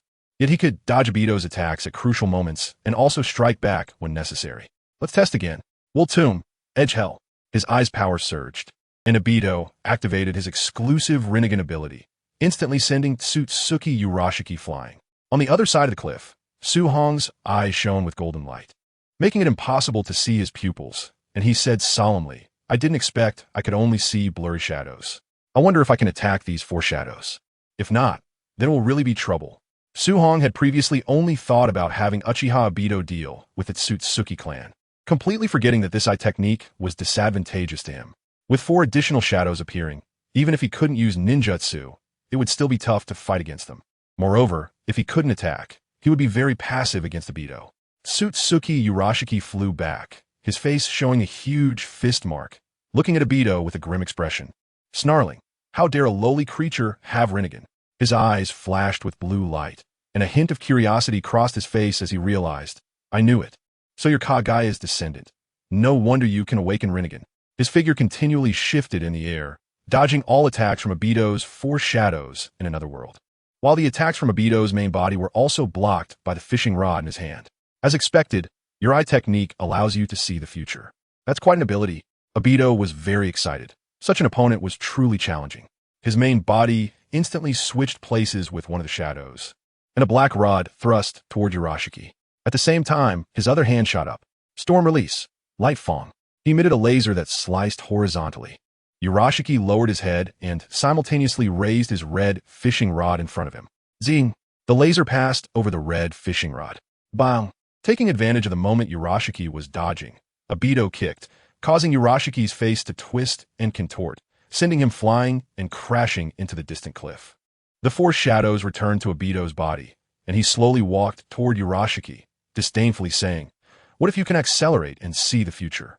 When faced with unavoidable attacks, you can only obediently take the hits. Chapter 168, Disabang Obito Bang. A section of the red fishing rod fell to the ground. Tsutsuki Urashiki stared blankly at the half-rod on the ground, and his face instantly turned extremely grim. You damn bastard. His figure suddenly vanished from the spot, appearing directly behind Obito, thrusting the half-rod forward. Obito's mouth curled into a dismissive smile, and his figure transformed into smoke, disappearing without a trace. Even the shadow clone technique can't be seen through. It seems Tsutsuki really doesn't understand the concept of techniques. Suhong looked at the somewhat terrified Urashiki with disdain. Bang! A nearby rock instantly transformed into Obito, and a black rod pierced through Urashiki's body. Obito quickly swung his hand several times, and 5 black rods pinned down Tsutsuki Urashiki's limbs and body. Urashiki spat out a mouthful of blood, unable to move due to the interference of the black rods. Obito's foot was planted in Urashiki's chest, causing the ground beneath to sink, and Urashiki's screams echoed. Is this what it means to be in Tsutsuki? It seems your so-called Tsutsuki clan isn't that impressive. Obito's face was filled with mockery, but his eyes were filled with anticipation. He didn't believe that the Tsutsuki clan only had this level of strength. Ha ha ha, don't look down on me. Pusher laughed loudly, his muscles tensed. The skin at the spot where the black rod pierced him cracked open, revealing pink flesh. Oh, can he still dance? Ban was interested and took a step back to see what this Otsutsuki clansman would do next. Bang! Pusher clenched his right fist and pulled hard, unexpectedly sending the black rod flying off his arm. After being able to move his right hand, Pusher quickly removed all 5 remaining black rods from his body, causing a large amount of fresh blood to spray everywhere. Ban watched with interest, not stopping him, while continuously twirling his staff. Pusher slowly stood up. His eye sockets instantly darkened, and a manic smile appeared on his face. He took out his small fish basket from behind, brought it to his mouth, and inhaled, sucking in a mass of high-concentration polymer. Not enough. The madness on his face intensified as he tossed aside the small fish basket, reached for his right eye, and directly pulled out his blue Rinnegan, stuffing it into his mouth. How disgusting. So perverted. Eating his own eye. Even though much of the Otsutsuki clan's power lies in their eyes, one shouldn't enhance their power by consuming their own eyes. Suhong showed a look of disdain. What a pity. Ban felt somewhat regretful. If he had known, he would have taken it directly. The abilities of that pair of Rinnegan were truly stunning. If it weren't for this guy being so useless, such time-based abilities would be nearly unbeatable and all-encompassing. Using the same method, he swallowed the eye from his left eye as well. Taking 2 slow steps forward, a crack appeared in his brow, slowly opening up to reveal a golden Rinnegan that shone in the eyes of the onlookers. A golden light curtain appeared in front of him, and Pusher floated through the curtain, transforming dramatically. His hands turned into wings. 2 clusters of crane-shaped feathers appeared on his forehead. His eyes turned golden, and the golden Rinnegan on his forehead radiated golden light. His face bore black stripes, and he grew bird-like claws and feet. Invisible air currents swirled around him, and a terrifying aura erupted, distorting the air around him. Jiraiya, who was shielding Naruto, exclaimed, "Such evil, such massive chakra." Unconsciously shivering, Naruto shouted, "Pervy sage." Who is this guy? This is really disgusting. We need to hurry and help that uncle. If this goes on, he'll be in danger. In the ceiling space, the Nine Tails roared. Bastard. That Itachi Hamadara, the man who treats me as a summoning beast. How could he possibly be defeated by such an idiot? Unfortunately, Naruto couldn't hear any of this. Jiraiya also recognized Madara and patted Naruto's head. Don't worry, that uncle is very strong. The golden light in Pooh Shi's eyes faded, revealing his golden eyes and Rinnegan, filled with madness. I will kill all of you. He has lost his reason. Ban's eyes were full of disappointment. What good is increased power without a calm mind? He would lose sooner or later. Pooh Shi waved his hands, leaving after images in the air before disappearing. Ban used his chakra with one hand and threw a punch to the side. Bang! Their fists collided and the ground beneath them cracked. An invisible shockwave plowing through the nearby earth, leaving a large crater. Idiot, he actually discarded such time-based ocular techniques for power that barely matches Ban's. Isn't that asking for a beating? Su-Hong had already seen the outcome. This idiot Pooh Shi was destined to lose. Rinnegan, Edge of Hell, Bonsai Yath.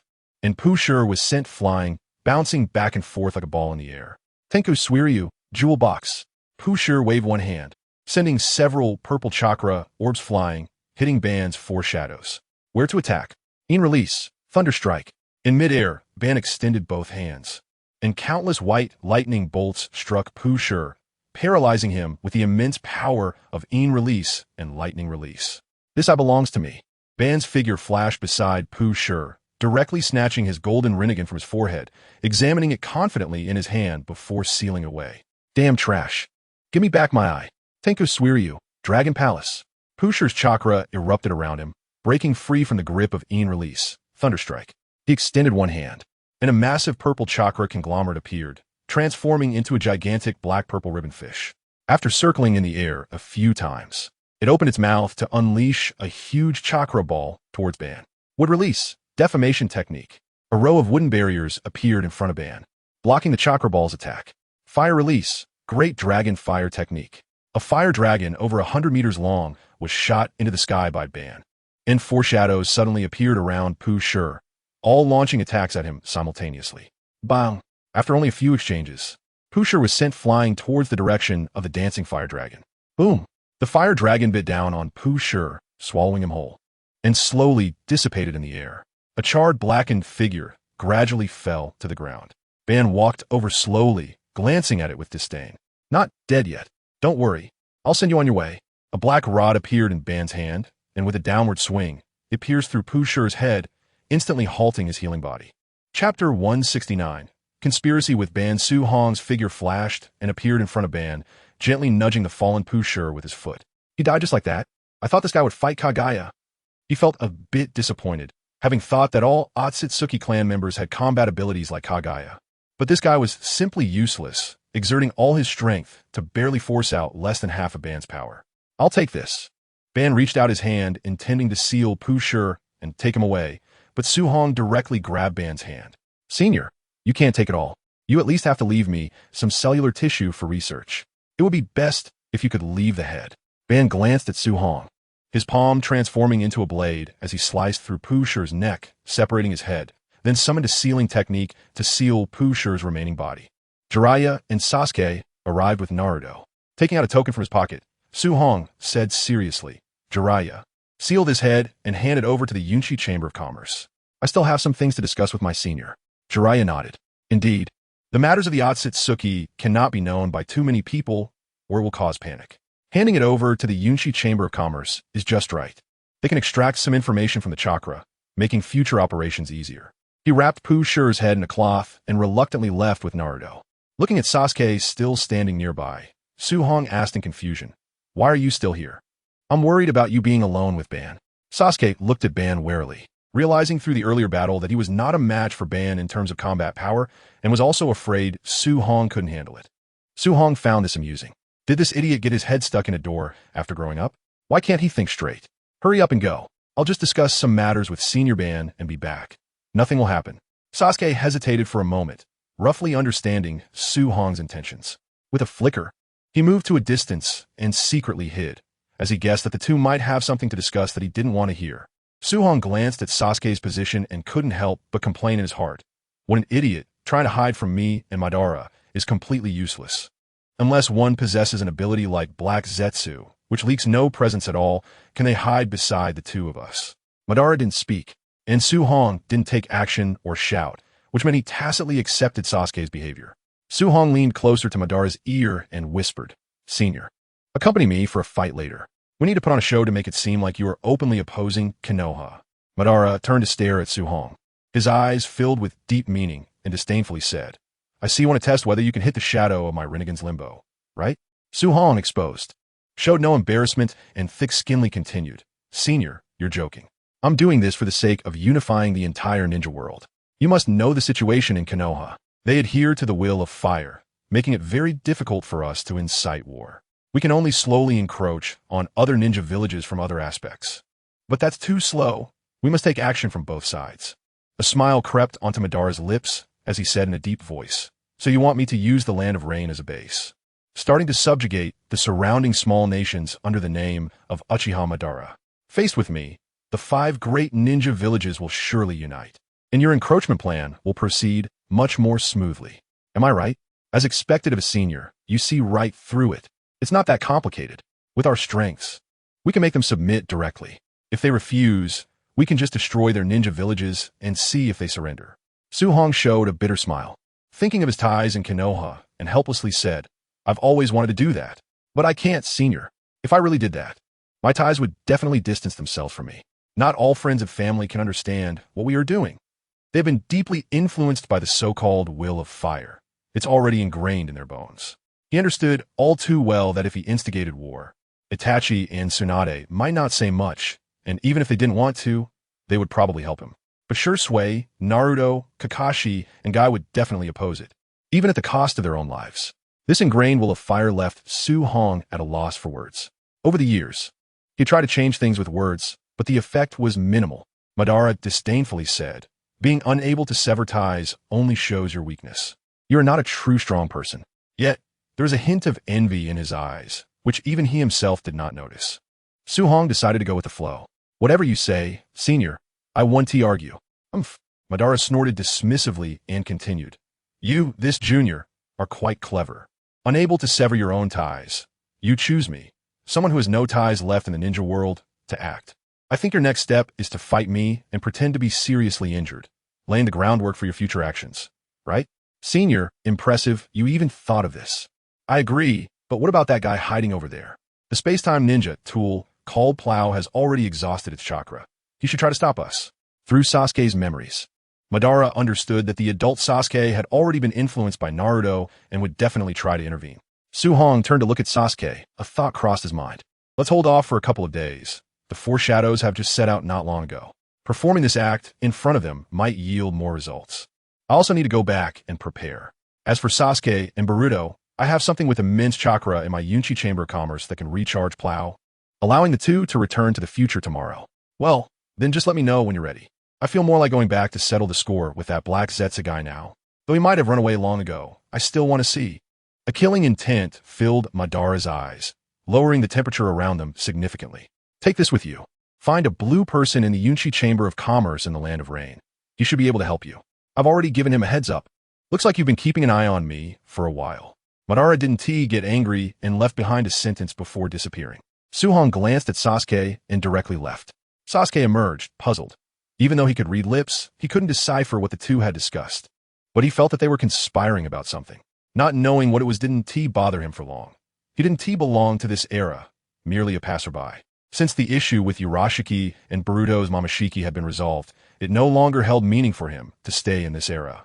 Chapter 170. Sealing technique using the power of the Rinnegan. Madara transformed into a massive meteor and crashed through the ground, directly arriving in an underground cave. The remnants of the divine tree's roots and white Zetsu were present, but black Zetsu and Obito had indeed long since disappeared. As expected, they already fled. Madara was not surprised. He closed his eyes to sense, only to find that his connection with Obito as Heart Seal had vanished, instantly realizing it was Black Zetsu's doing. "Just wait, Black Zetsu. I will find you and tear you apart, shattering your dream of resurrecting Kaguya." With a wave, a chakra-generated hurricane shredded the white Zetsu hanging from the divine tree's roots into pieces. Su Hong arrived at the underground level of the Yunchi Chamber of Commerce. Reaching the bottom floor, where Tsunade was already present. Staring intently at the screen, displaying images formed from Urashiki's memories, her face full of seriousness. Sister Tsunade, how is it? Did you obtain any useful intelligence? Look for yourself. Su Hong began to watch, growing increasingly grave as he continued to observe, finally frowning deeply. Constantly invading planets, absorbing their energy to evolve, transforming into gods of the universe. Tsunade walked over, her expression solemn. Fortunately, the previous god died for some unknown reason, and only 6 Otsutsuki clan members are eyeing Earth. However, we still don't know who Urashiki's master is, as we can't extract any information from the chakra. The good news is that Otsutsuki Ashiki has been severely injured by Kagaya and hasn't recovered in our area yet. Otsutsuki Mamashiki and Kinshiki, this master and servant pair, will take nearly 20 years to arrive, giving us plenty of time to grow. But before that, I must first unify the entire ninja world. I have no time to waste with other villages. Su Hong's eyes glimmered with a fierce light, a terrifying aura making the surrounding air feel thick and sticky, causing Tsunade and the others to feel difficulty in breathing, instinctively crouching down. Su Hong. Hearing the voice, Su Hong realized it and immediately reined in his aura, moving beside Tsunade to help her up, awkwardly smiling. Sister Tsunade, are you alright? If it were before, I would have definitely beaten you up. But today I'll let it go. What did you mean by that just now? Su Hong squinted his eyes, filled with killing intent. I previously discussed with Madara about having him use his reputation to subjugate the other ninja villages and then merge with Konoha. But now that we have learned the secrets of the Otsutsuki clan, the situation is too severe. There are only about 20 years left.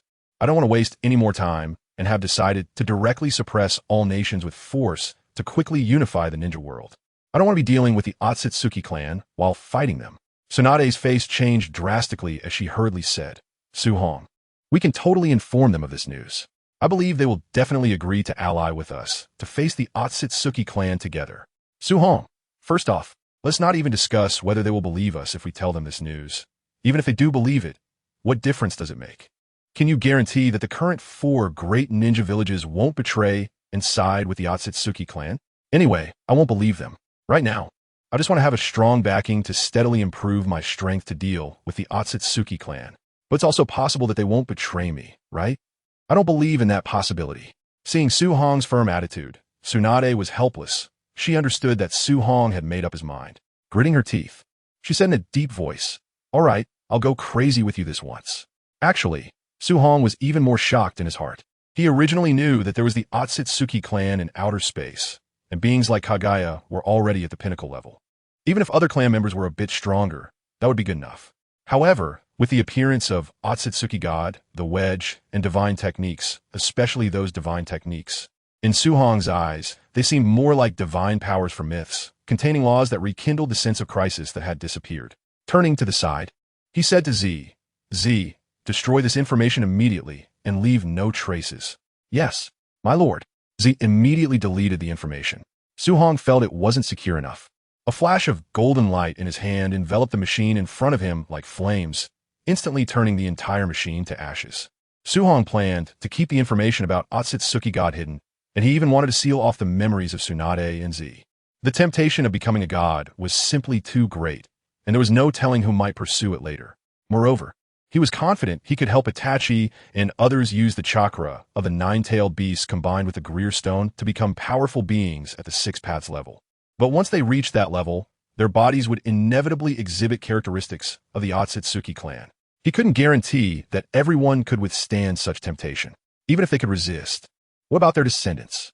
As long as one person knew this secret, countless troubles would surely arise in the future. Besides, the way of the Otsutsuki clan, I estimate, very few could maintain their original intentions. Perhaps they wouldn't be tempted in the early stages, but when they were old and didn't want to die, the desire for immortality would be the last straw that broke their original intentions.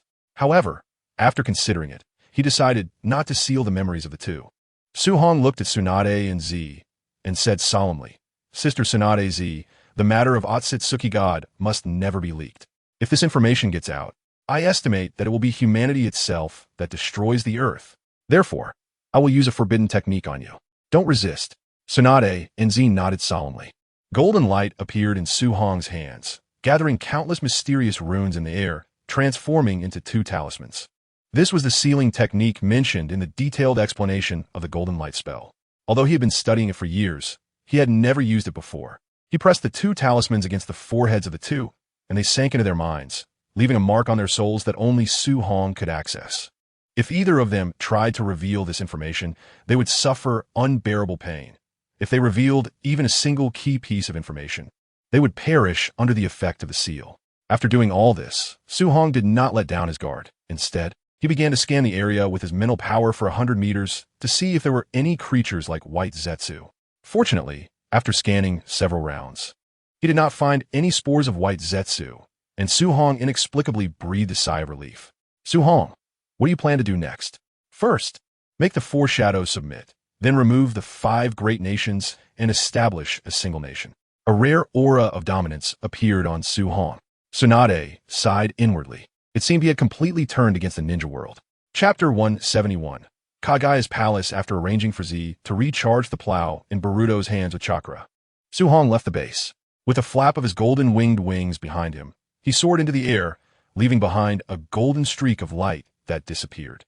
In the Land of Rain's daimyo mansion, the daimyo of the Land of Rain slumped in his chair, yellow liquid soaking the chair below him, his eyes vacant, and the 3-tomo Sharingan flashing by. Madara looked on disdainfully, a bit annoyed. I really don't know how these useless people are in control of the country. The camera zoomed out, and behind Madara were the officials of the Land of Rain, all in a state of vacant eyes. Madara suddenly looked towards Konohagakure's direction, murmuring, "Why is this junior here? Could it be that something happened with the information in Uchiha's mind?" Remembering the fragmented information he extracted from Otsutsuki Urashiki, he found it couldn't be pieced together and was of no use, which made him regret giving his head to Su Hong. Tap, tap, tap. Looking at the completely controlled high-ranking officials of the Land of Rain, Su Hong gave Madara a thumbs up. "Senior, I've long wanted to do this to the daimyo of the Land of Fire, but I've always been delayed by various matters. Cut the nonsense. What do you want to find me for?"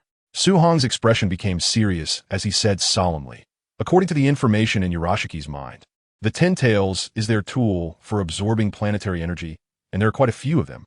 Moreover, there is still a juvenile Ten Tails hidden in a certain dimension in the ninja world. I believe Senior must be very interested." A flicker of red light appeared in Madara's eyes as he hurriedly asked, "Where?" Su Hong shook his head. "I don't know. Senior, you also know that extracting information from a deadhead using residual chakra will always have omissions. I don't know where that dimension is. Moreover, the most important point is that entering that dimension requires the power of the Rinnegan, and whether your Rinnegan can open the door to that dimension, I cannot be sure." Madara's ocular technique, Rinneki, Edge Tomb Summoning, is a form of concealment on the spatial level, involving space, but its enhancement is more for combat. Su Hong estimated it wouldn't work. Madara furrowed his brows. Currently, there were only 2 Ten Tails in the ninja world, one of which had already turned into Kagaya's body. Using it to become the Ten Tails Jinchuriki would definitely be making a wedding dress for Kagaya. However, there was another juvenile one. If it could be used to become the Ten Tails Jinchuriki, that shouldn't be a problem. But the current issue was that his Rinnegan couldn't open the passage to the dimension. There was simply no way to find it. After pondering for a moment, Madara extended his hand, and Urashiki's golden Rinnegan appeared in his palm.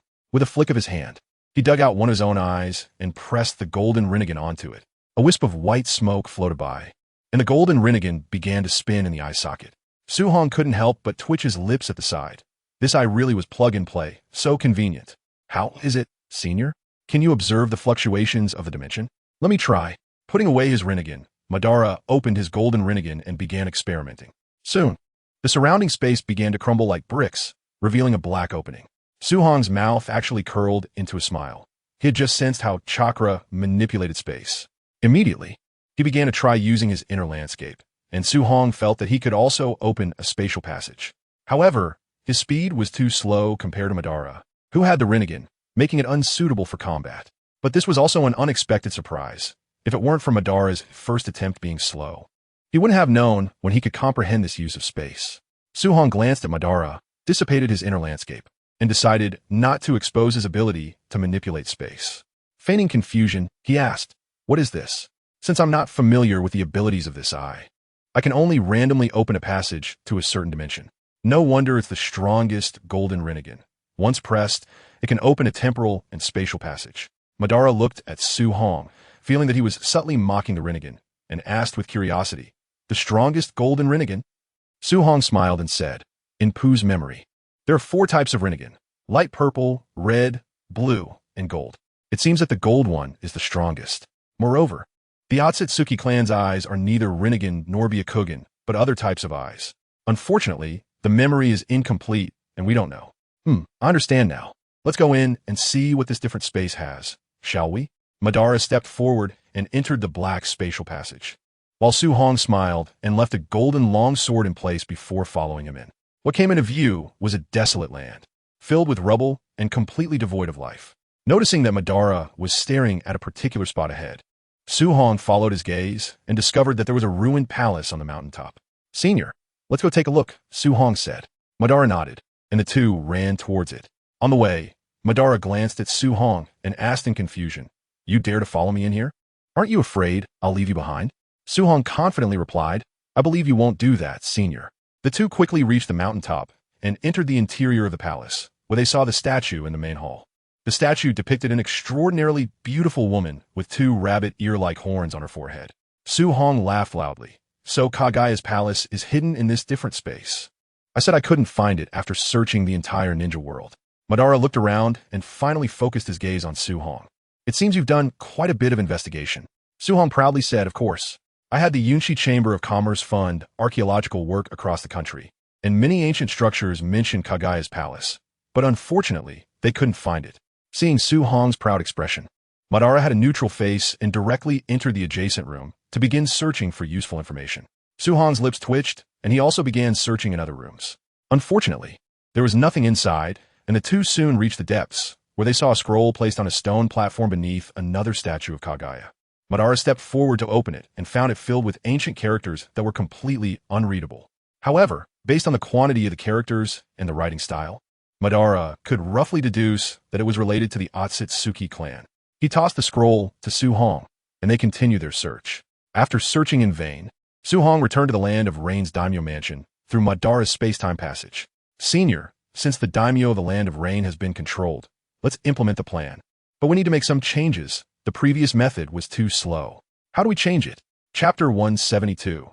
The speechless Guy Madara looked at Su-Hong, knowing he had obtained crucial information from Pooh's memory to make such a decision.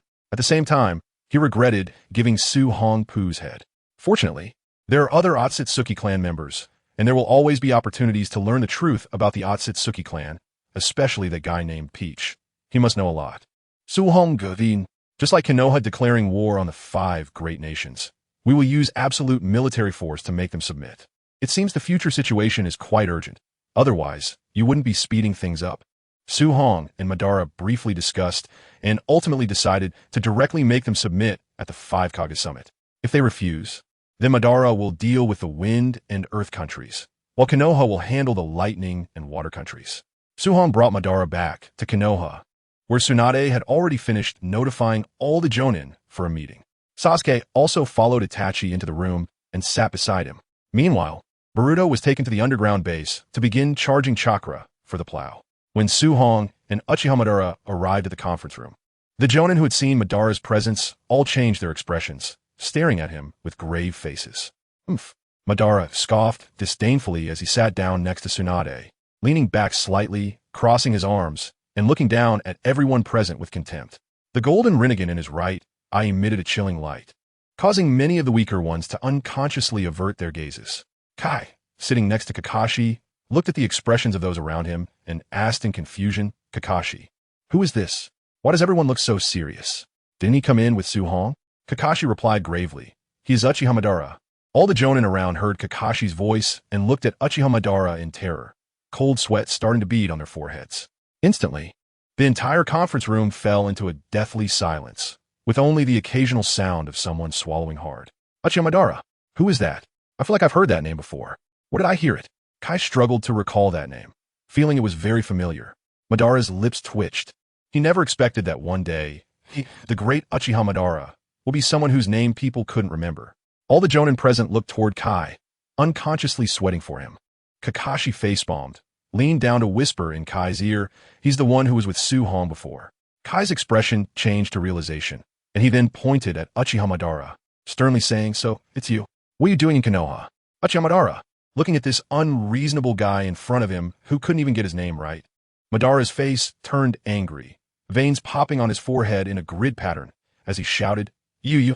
Su-hong placed a hand on Madara's shoulder and awkwardly smiled. Senior. This guy is a bit simple-minded in some aspects. Please let it go this time. He then turned to Kai, sternly saying, Kai, Senior Madara is here at my request. Don't be rude. Sit back down quickly. He certainly gave Madara enough face, while also giving Kakashi a look. Kakashi understood immediately, covering Kai's mouth with his hand and pulling him down to sit. Su-hong sat next to Madara, his expression becoming serious as he said with authority, This Jonin meeting will be hosted by me, and the topic of the meeting is the Fourth Great Ninja War. Before his voice fell, the entire conference room erupted in an uproar, with everyone looking at Su-hong in disbelief. Are we going to war again? Which ninja village is starting at this time? There are no signs at all. I wonder how many people will die this time. At that moment, the leader of a small clan stood up seriously and asked, Lord Su-hong, which country started this war? Su-hong recognized this person. He was in the same team as Itachi back then, and his name seemed to be Tenma. Konoha. It is us from Konoha who started this war. To prevent these people from not believing him, Su-hong emphasized it. What? We from Konoha started the Great Ninja War. Lord Su-hong, you must be joking. This is not in line with the will of fire. As soon as Su-hong finished speaking, a Jonin exclaimed, and others looked at Su-hong in disbelief. Su-hong replied, I'm not joking. If the other nations in the ninja world do not surrender, then I will personally initiate the Fourth Great Ninja War to end this millennium of conflict. The future of the entire ninja world will be peaceful. As long as we give up the Otsutsuki clan, I believe the ninja world will be in a state of peace. Sasuke wanted to stand up and say something, but found a hand firmly gripping him. He turned to look at the owner of the hand in confusion and asked, Why? Brother. Itachi looked at Su-hong above and said earnestly, Sasuke, our era is completely different from what you understand. Unifying the ninja world is something we must do for Konoha. This is something I and Su-hong have been planning since we were young. Although I don't know why it has been expedited, I trust him. Sasuke looked at Itachi in front of him, feeling somewhat unfamiliar. His older brother from childhood would never say such things. He would silently strive to prevent war and reduce the sacrifices of ninjas. Yet this brother actually chose to support the war, something he had never considered. He felt a bit lost. As a brother complex, he believed what his brother did was right. But after experiencing the Fourth Great Ninja War and the countless ninja lives lost, he couldn't bear the thought of war happening. The high-ranking ninjas present also began to discuss. I think Lord Su-hong is right. They should know the taste of invasion. But war will kill people. Right now, the ninja world is temporarily peaceful. It's better not to start a war. Lord Su-hong wants to erase 1,000 years of chaos. If the entire ninja world is left with only one country, there will definitely be no war. This way, my child will surely live happily. So I support Lord Su-hong. Su-hong did not interrupt, allowing these people to discuss and accept the facts.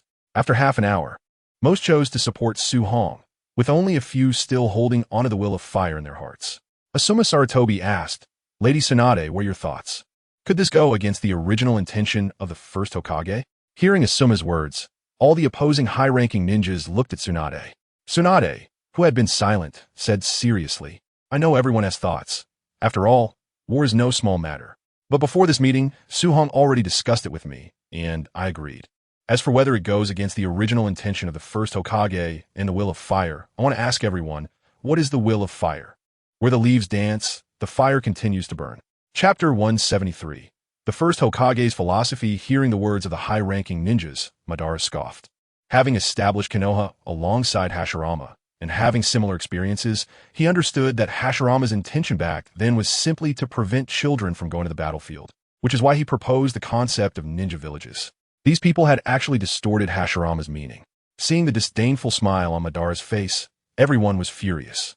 Even if you are Uchiha Madara, you cannot mock the beliefs in our hearts. Tsunade seemed to ignore Madara and praised, you all make valid points. The essence of the will of fire is that the youth are the hope for the future. The older generation must trust and protect them. The sacrifices of the older generation are not meaningless. They inspire the young to become the pillars of the future. But this is not my grandfather, the first Hokage Hashirama Senju's philosophy. Rather, it is something that has gradually been summarized after experiencing 3 ninja world wars based on my grandfather's philosophy. The high-ranking ninjas were in an uproar, looking at Tsunade in disbelief. They had always thought this philosophy was proposed by the first Hokage. Truly, she is the granddaughter of Hashirama. Madara looked at Tsunade with approval. To challenge the beliefs of these high-ranking ninjas in front of them also required courage. So what was the original philosophy of the first Hokage? Tsunade took a deep breath and continued, "My grandfather lived in the Warring States period, when he was very young. Due to the war, all his brothers except for my second grandfather, Tobirama Senju, died. Therefore, his philosophy was simple, to prevent children from going to the battlefield, which is why he established a village with Uchiha Madara, who had a similar experience." Everyone turned their eyes to Madara, understanding the disdainful expression from earlier. Then, Lady Tsunade, since the first Hokage's philosophy was to prevent children from going to the battlefield, he must not have wanted war to occur, right? Why is Konoha provoking war? One of the high-ranking ninjas stood up, his face full of confusion. Suhong suddenly spoke up. Provoking war is to end war. Once Konoha unifies the ninja world, and there is only one country left, the war will naturally end. And what about the ninjas? After unification, there will definitely be a period of peace, and the role of ninjas will gradually diminish, even disappearing from the annals of history. Hearing this question, a significant portion of the high-ranking ninjas fell into confusion. Their families and personal lives were sustained by the blood-soaked profession of ninjas. If the profession of ninja disappeared, how would they survive? This made them feel anxious and uneasy. Suhong solemnly stated, "I can assure everyone that ninjas will not disappear, and your lives will not be affected. In fact, they will be even better than now." This reassured the ninjas, easing their anxiety. Subsequently, under Suhong's emotional and rational persuasion, more than 3/4 of the high-ranking ninjas present agreed to execute this war. After leaving the meeting room, Madara vanished in a flash. Suhong headed to the underground base, instructing Yuan Yifangzhu to begin large-scale weapon production. Due to this meeting, the atmosphere in Konoha became tense, filled with a sense of impending slaughter. The assembly line in the underground base was activated, and large quantities of firearms were continuously produced. At the same time, the 4 Kages, who were on their way to Konoha, also received parts of the meeting's content. Upon reaching the border of the Land of Fire, Hokage punched a nearby giant tree in half, angrily shouting, "What does Konoha want? Aren't we supposed to discuss how to deal with Uchiha Madara? Why are they suddenly preparing for the 4th Great Ninja War?" Mabui frowned and said gravely, "Perhaps Konoha received some news that forced them to make a change. According to our spies in Konoha, Uchiha Madara seems to have appeared in Konoha. Let us go to Konoha. I want to see what they are plotting." Hokage, known for his fiery temper, wanted to go to Konoha immediately to confront Tsunade about the situation. Mabui sighed, her expression turning resolute, and she appeared in front of in an instant, saying seriously, "Hokage, you cannot act recklessly this time. Right now, Konoha's strength is definitely like a meat bun hitting a dog. There's no return." "What did you say? I won't be weaker than those guys in Konoha." A's body erupted with violent lightning, his hair standing on end, the lightning armor reaching its peak, his muscles bulging, exuding a powerful aura. Mabui's face showed anger as she sternly said, "Hokage, in these years you have indeed improved a lot in strength to defeat Suhong. But ask yourself, are you really a match for Suhong? According to our intelligence, you might not even be able to defeat Uchiha Itachi." A fell silent, the lightning around him gradually dissipating, and he turned to walk toward the land of lightning. "Mabui, return. We also need to prepare for the upcoming war." Mabui breathed a sigh of relief, calling for Kira and Darui to hurry along. Shortly after the 3 left, Konoha's Umbu ninja suddenly appeared, exchanging a few hand signals before disappearing. At the entrance of Konoha, Inoki was in a dilemma, not knowing whether to enter or not. Just as he stepped into Konoha, he received a message from spies within the village, saying that Konoha was about to provoke the 4th Great Ninja War. Beside him, Kuratsuchi and Akatsuchi were equally shocked. "Since we've come this far, let us go in. The Earth Country is still an ally of Konoha. They won't act against us." Inoki led his son and granddaughter into Konoha, not wanting to waste time wandering, and headed straight for the Hokage office. After walking for a while, Inoki suddenly stopped, his face filled with terror as he looked ahead, his body trembling uncontrollably as if witnessing something unbelievable. Kuratsuchi and Akatsuchi, puzzled, followed Inoki's gaze and saw a man in black attire with long black hair slowly walking towards them. Kuratsuchi said with displeasure, "Old man?" "Yes, just a handsome guy. You don't need to be afraid, do you?" Inoki ignored Kuratsuchi and looked incredulously at the man approaching, speaking slowly. "Uchiha Madara, why are you in Konoha?" Madara looked down at the old man who was almost in the grave, and suddenly realized, "So, it's the little Scales kid. I didn't expect you to still be alive." "Kid." Kuratsuchi had a face full of question marks. This title was only used by elders when addressing juniors. Onoki stepped forward, shielding Kuratsuchi and Kuro behind him, and asked seriously, "Answer me, Madara. Is Konoha planning to start a war because of you?" Chapter 174. Onoki Surrender Bang. A hint of anger appeared on Madara's face, and a powerful pressure suddenly emerged, causing Onoki and the others to kneel on the ground, leaving a large pit beneath them. "Little Scales kid, who do you think you are? How dare you speak to me, Uchiha Madara, like that?" As soon as he finished speaking, Onoki and the others were pressed even deeper into the ground. They couldn't move. What is this terrifying gravity? Kuratsuchi unleashed all her chakra, straining to resist the pressure on her body. Creak! But no matter how hard she tried, she couldn't move, and the sound of cracking bones echoed around her. Earth-style, super lightweight rock technique.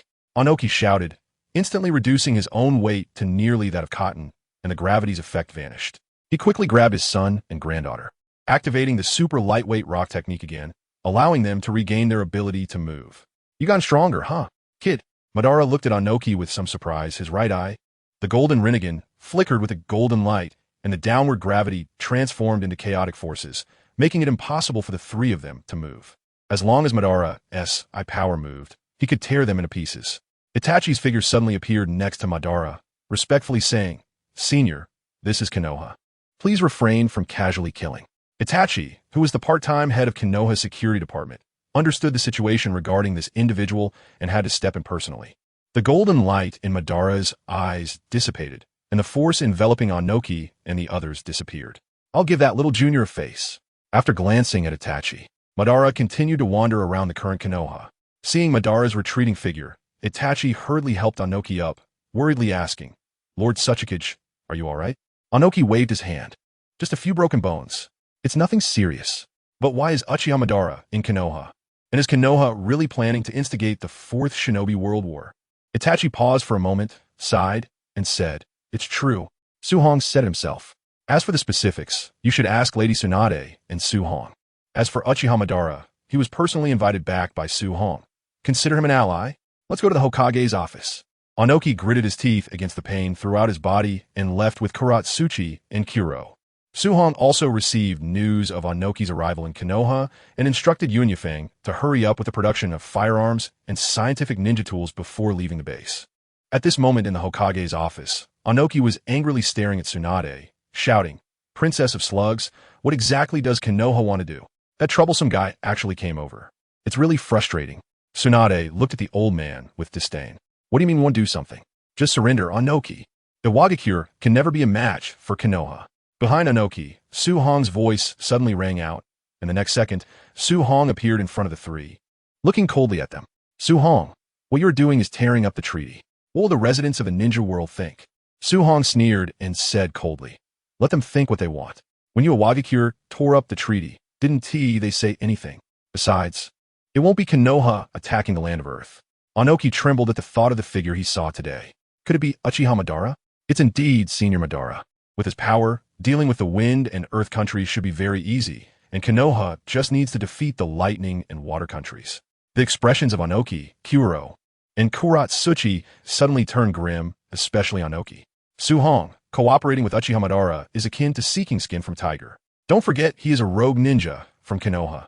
Are you not afraid he will turn against Konoha later?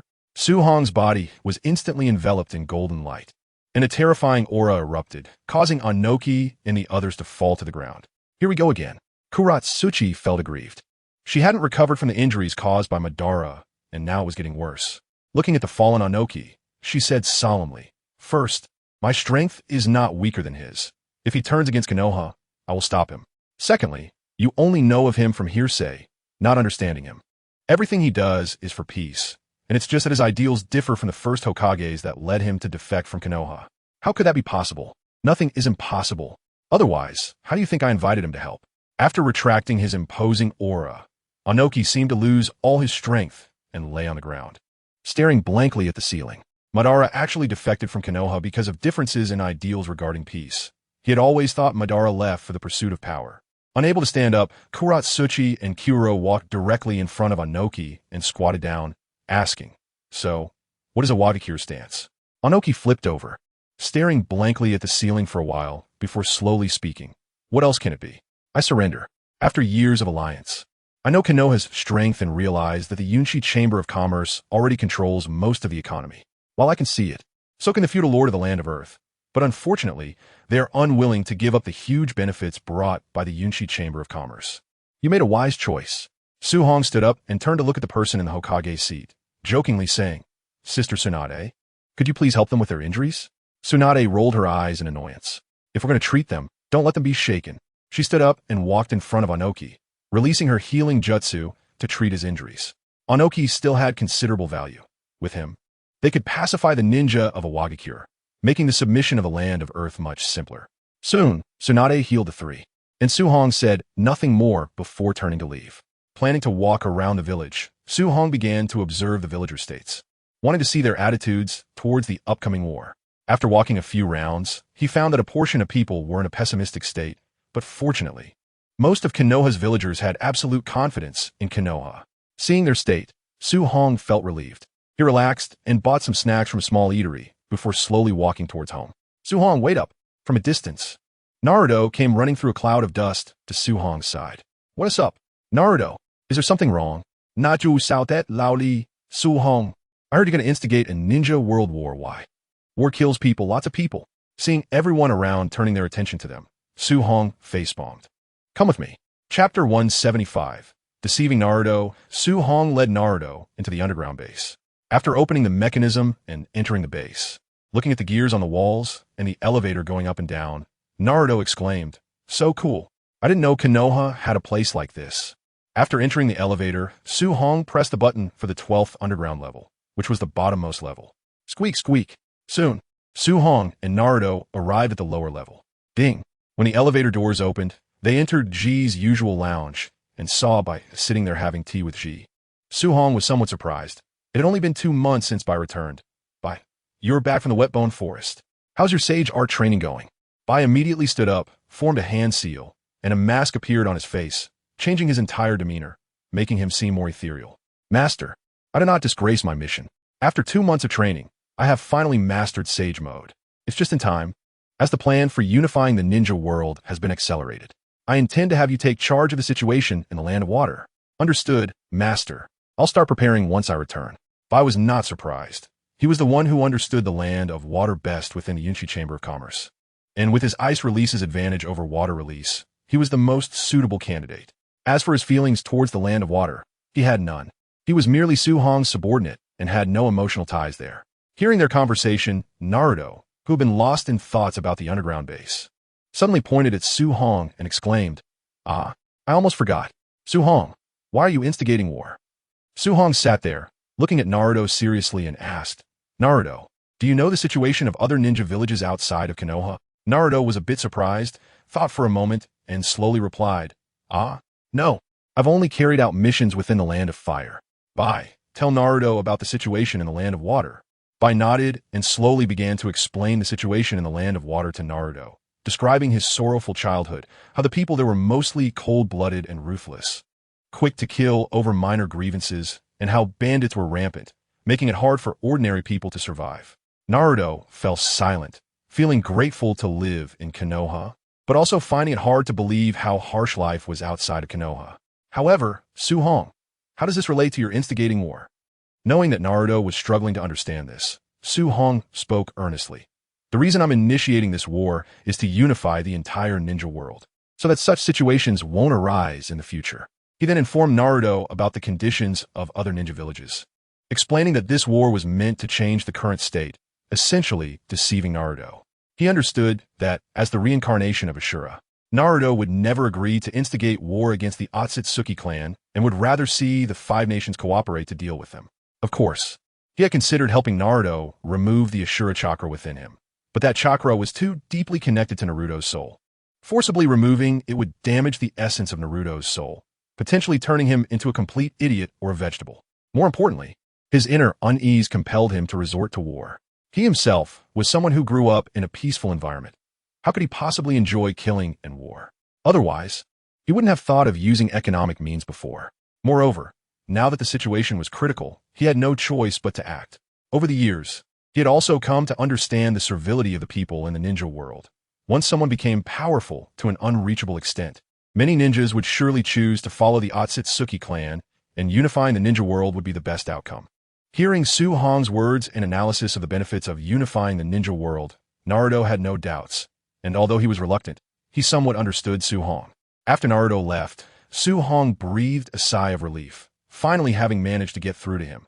After all, Naruto was quite sensitive at times, and deceiving him was not easy. Ji walked over and gently squeezed Su Hong's shoulder, puzzled. "Master, why not tell Naruto about the Otsutsuki matter?" Su Hong shook his head. "Not yet. Let us wait until after the unification of the ninja world." Soon, news spread throughout the ninja world that Konoha was about to instigate the Fourth Ninja War, causing everyone to feel anxious and fearful of being affected. In the Land of Wind, Chiyo and Ebizo, who had planned to remain uninvolved in worldly affairs, appeared in the conference room after a long time, starting to oversee the affairs of the Sand Shinobi. Konoha actually chose to instigate war. It seemed this time it was truly dangerous. They notified all ninjas to prepare for battle, while the Umbu were dispatched to monitor Konoha's movements. Ebizo said gravely, "Sister, are we really going to fight Konoha? We know Konoha's strength is no longer what it used to be, and we don't have the power to contend with them. Moreover, Garasiel was just replaced by Konoha's people, and our sealing team doesn't have as many sealing techniques as Konoha. It will take us at least a month to fully learn how to unseal Shikaku." Chiyo smirked coldly and said, "Prepare first. After all, Konoha is still our ally. They will definitely need a reason to make a move against us, so we have plenty of time." Meanwhile, Gaara was quite confused about why Konoha would suddenly instigate war, but he was already under house arrest, surrounded by a large number of Umbu guards, and was not allowed to go outside. Temari and Kankuro also looked very grim. After returning from Konoha, they initially had nothing to do, but upon hearing Konoha was going to war, Gaara was placed under house arrest, and they were detained alongside him. Seeing the confusion and disbelief in her brother's eyes, Temari immediately comforted him. "Gaara, Master Su Hong must have his own considerations. When we could go outside, we can just ask him ourselves." Gaara nodded, staring blankly at the ceiling. The Yunshi Chamber of Commerce in the Land of Wind had long since retreated, causing many citizens to become unemployed and feel the pinch of life, leading them to complain to the officials of the Land of Wind, urging Konoha to quickly occupy their land. However, Konoha was indeed ignoring other ninja villages and was instead dealing with the daime of the Land of Fire. Konoha's initiation of war without the daime's consent infuriated the daime, who began to curse Konoha furiously.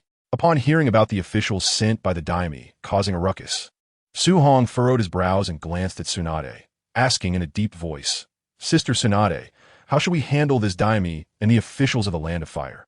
If the daime weren't Tsunade's relative, Su Hong would have already taken action. Now, at this critical point, if Tsunade did not handle it, he would have to step in. Chapter 176.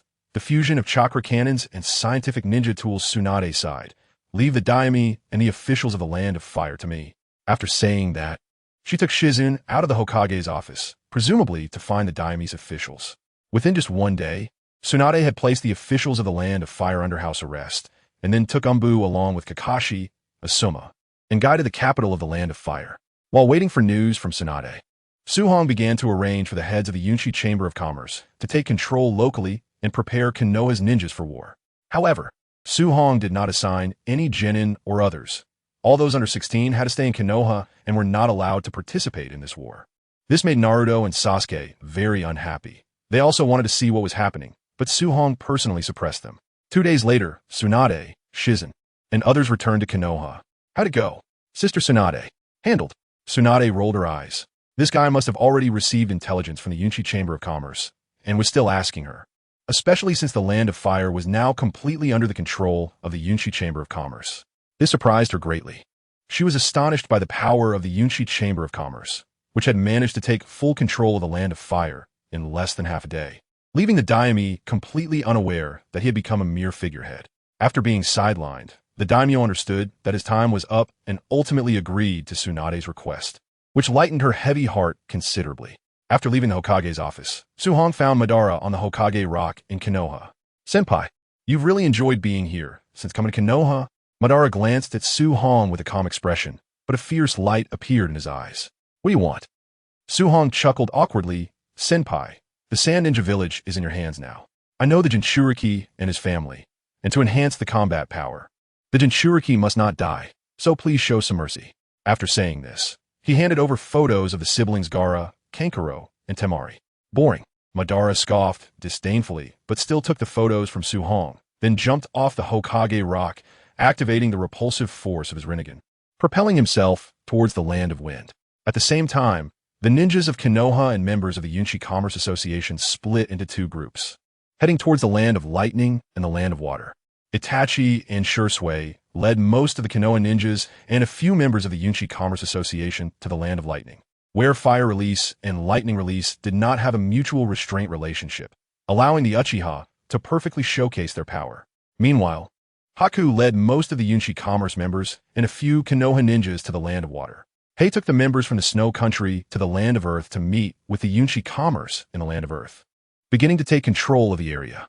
On the other hand, Inoki's son, Kuratsuchi, and daughter, Akatsuchi, were detained in Konoha. Inoki returned personally to reassure the Rock Ninja Village, knowing there would be strong opposition without him as the Tsukage, and the village would likely erupt into conflict. At the border of the Land of Lightning, Reikage A, accompanied by Killer B, arrived here, wary of an attack from the Land of Fire. Killer B approached A, fingers pointed forward, rapping, "Yo, big bro, don't worry. If Konoha's ninjas come, I'll smash them to pieces." Pieces. A's forehead bulged with veins as he pointed outside and shouted angrily, "B, get out of here, idiot. You're such a bore." Truly disappointing. B pretended to shake his head in disappointment, swaying backward. Boom! A's forehead bulged even more, and lightning erupted around him as he punched B in the abdomen, sending him flying out of the tent like a cannonball. As the lightning dissipated, A, seemingly unfazed, looked at the stone platform and said, "What do you all think? From which direction will Konoha attack?" The Tsukage and others saw the distant scene of B flopping around like a fallen onion, their mouths twitching, but cautiously pointed to the forest on the map, answering, "If I were a Konoha ninja, I would definitely choose to attack from this direction." At that moment, a reconnaissance ninja wearing earmuffs suddenly changed his expression, exclaiming in terror, "Reikage-sama, there is a sudden massive chakra response 10 kilometers away, approaching at 5 times the speed of sound." "What did you say?" The Reikage instantly rushed outside, looking towards the forest, and in just a few seconds, he saw numerous points of light. It's chakra cannonballs. B, who had been lying on the ground, instantly jumped up and shouted, "The 8 tails, Killer B, that's me." Yay! His body sprouted octopus tentacles, transforming into a gigantic 50-meter-tall octopus with a bull's body, spraying a large amount of ink at the chakra cannonballs in the air, creating a massive black ink wall. Lava release. HM-by. The Tsukage also quickly formed hand seals, slapping the ground with both hands as the melting rubber flowed like water, swiftly blocking behind the ink wall. Boom, boom, boom. Countless chakra cannonballs exploded, and ink and rubber splattered everywhere. This is the perfect Jinchuriki, truly a force not to be underestimated. In the Konoha camp 10 kilometers away, Itachi looked at the screen showing the cannonballs blocked by Killer B and the Tsukage, frowning slightly. He asked the tall man, "Huang, since the Yunchi Commerce Association's attack was ineffective, it's time for Konoha's ninjas to take action." Huang laughed heartily and replied, "Itachi-senpai, you don't think that was an attack, do you? That was just a test shot. The real attack is yet to come." Just as he finished speaking, Itachi saw the Yunchi Commerce members switching chakra batteries and taking out smaller ninjutsu scrolls to insert into the launch device behind them. Bang, bang, bang, bang. A large number of ninjutsu scrolls were launched at several times the speed of sound. Bang, bang. After several rounds of shooting, even more ninjutsu scrolls were launched. This was the latest research result of the Distant Wild Direction, a product that combined chakra cannons with scientific ninja tools. The ninjutsu scrolls exploded in midair, transforming into a multitude of ninjutsu whistling towards the shadow of the cloud. Fire release, lightning release, water release, and various other elemental ninjutsu appeared in abundance, with many of them being the massive Rasengan, an A-rank ninjutsu of immense power that could be combined with any other ninjutsu. Through drone footage capturing the implementation scene, Itachi was also quite surprised. This terrifying rain of ninjutsu would require him to activate Susanoo and place the Yada mirror in front of him to defend against. This kind of attack could not be executed without thousands of ninjas and would drain all their chakra. But now, it was possible to unleash so many different attribute ninjutsu just through these chakra cannons. Chapter 177. Lord, the era has changed within the Cloud Shadow Camp. A, who had just breathed a sigh of relief, saw the endless rain of ninjutsu in the sky the next second, and his expression changed drastically as he shouted, "Retreat, scatter. Don't cluster together. B, use the tail beast bomb." At this moment, Killer Bee also lost interest in rapping and, controlling the Eight Tails body, dashed forward. Relying on the speed of chakra explosion, he covered 1,000 meters in just 5 seconds. Tail beast bomb. Wrapping his body with octopus tentacles, he began to spin rapidly, forming a massive storm that slowly expanded outward. The storm collided with the rain of ninjutsu in the air, and the uncontrolled ninjutsu was blown away or dissipated against Killer Bee's explosive Eight Tails power. Killer Bee couldn't maintain the spinning state and release chakra indefinitely. He had pushed this technique to its limit, but he could only manage 16 spins, far exceeding the usual 8. Boom, boom, boom. However, the rain of ninjutsu's attack continued unabated. As soon as Killer Bee stopped spinning, the 5 elemental ninjutsu began to rain down relentlessly upon the huge body of the Eight Tails. The ox demon cried out in pain, sliding backward under the relentless assault of ninjutsu. B, shouted worriedly. A massive, ghostly blue figure suddenly charged out behind him, a black sphere in front of its mouth. Tail beast bomb. The ghostly blue two-tails cat lifted its head, and the massive tail beast bomb shot out, instantly tearing through the rain of ninjutsu and flying towards the Konoha camp. The Eight Tails, covered in wounds, gratefully thanked the ghostly blue, flame-wielding traveler beside it. "I'm saved. Thank you so much, you wooden man. Be careful. I sense another attack is coming." After saying this, the two-tailed beasts turned their gaze towards Konoha, where a giant crimson figure suddenly rose from ground, swinging a shield to strike the massive tailed beast bomb upward. Clang! The tailed beast bomb was sent into the sky. Boom!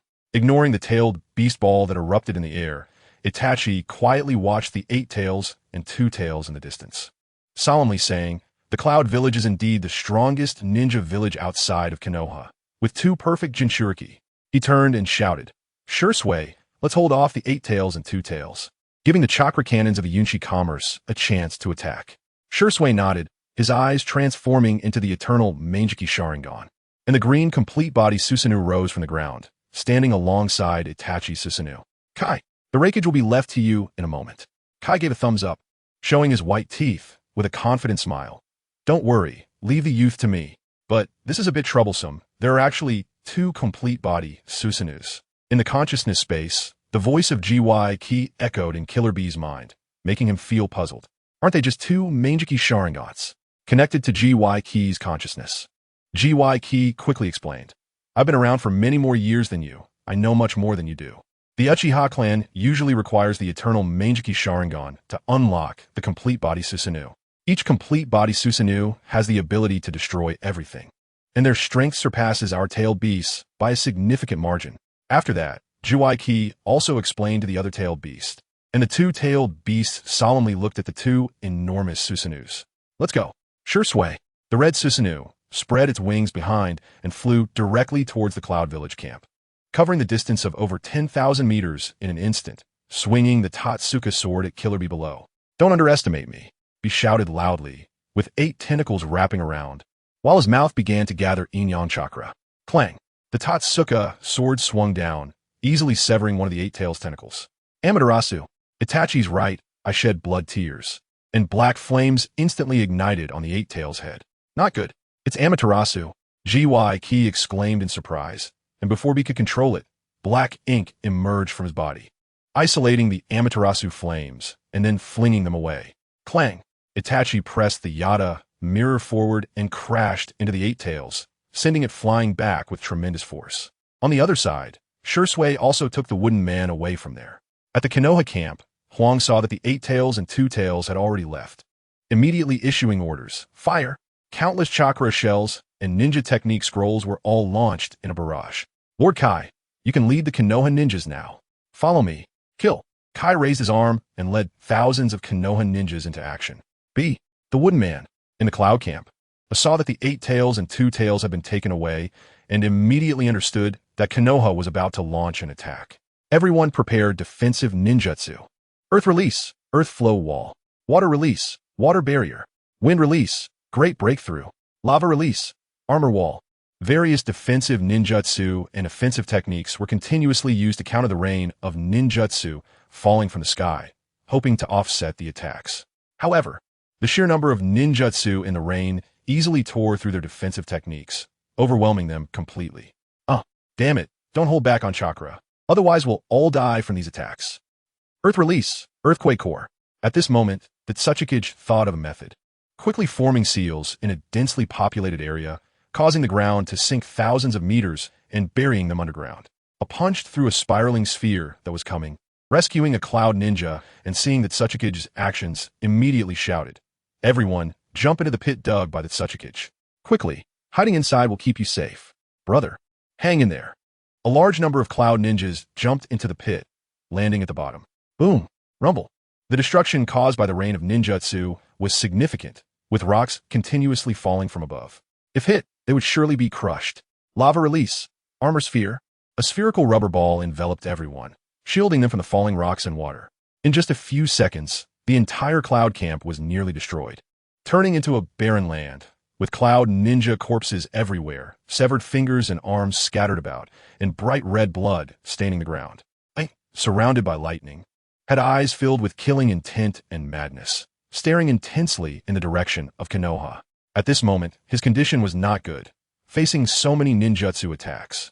Even he could not withstand it, his body covered in wounds, burns visible everywhere, and one arm had completely disappeared, blood flowing continuously. Chapter 178. The appearance of the reanimated third Hokage Konoha. Suhong, looking at the ground littered with cloud ninja corpses, completely forgot about his injuries, screaming in anguish. Running at the front, Kai calmly ordered, "Perception team, reconnaissance team, check the situation ahead." The cloud camp had completely vanished, leaving only a shadow-level chakra response, likely from the fourth Hokage. Report, there's a large chakra response at a depth of 1,000 meters underground. Likely the surviving cloud ninjas. Stay alert. With the Hyuga, Yamanaka, and Inuzuka clans in Konoha, their sensory and reconnaissance abilities were incredibly strong, easily uncovering the situation of the cloud ninjas. I'll handle the fourth Hokage. You all be careful of the cloud ninjas underground. Yes. After issuing the order, Kai accelerated in the direction of the cloud camp, leaving a cloud of dust behind. As he got closer, Kai's chakra exploded beneath him, propelling him to leap several dozen meters into the air, charging towards a Konoha whirlwind. Konoha ninjas. The Hokage's eyes widened as he saw Kai grow larger in his view, and his lightning armor became purer, unleashing rampant lightning as he pushed down hard, throwing a punch towards Kai. Boom! The fists collided, and an invisible shockwave began to spread, shattering the surrounding ground. The primary lotus. Feeling the increasing weight of the Hokage's punch, combined with the paralysis from the lightning release, Kai found it increasingly difficult. The 8 gates release was instantly opened to the 7th gate, blue steam pouring out from his body, and his leg strength surged by several times. Crack!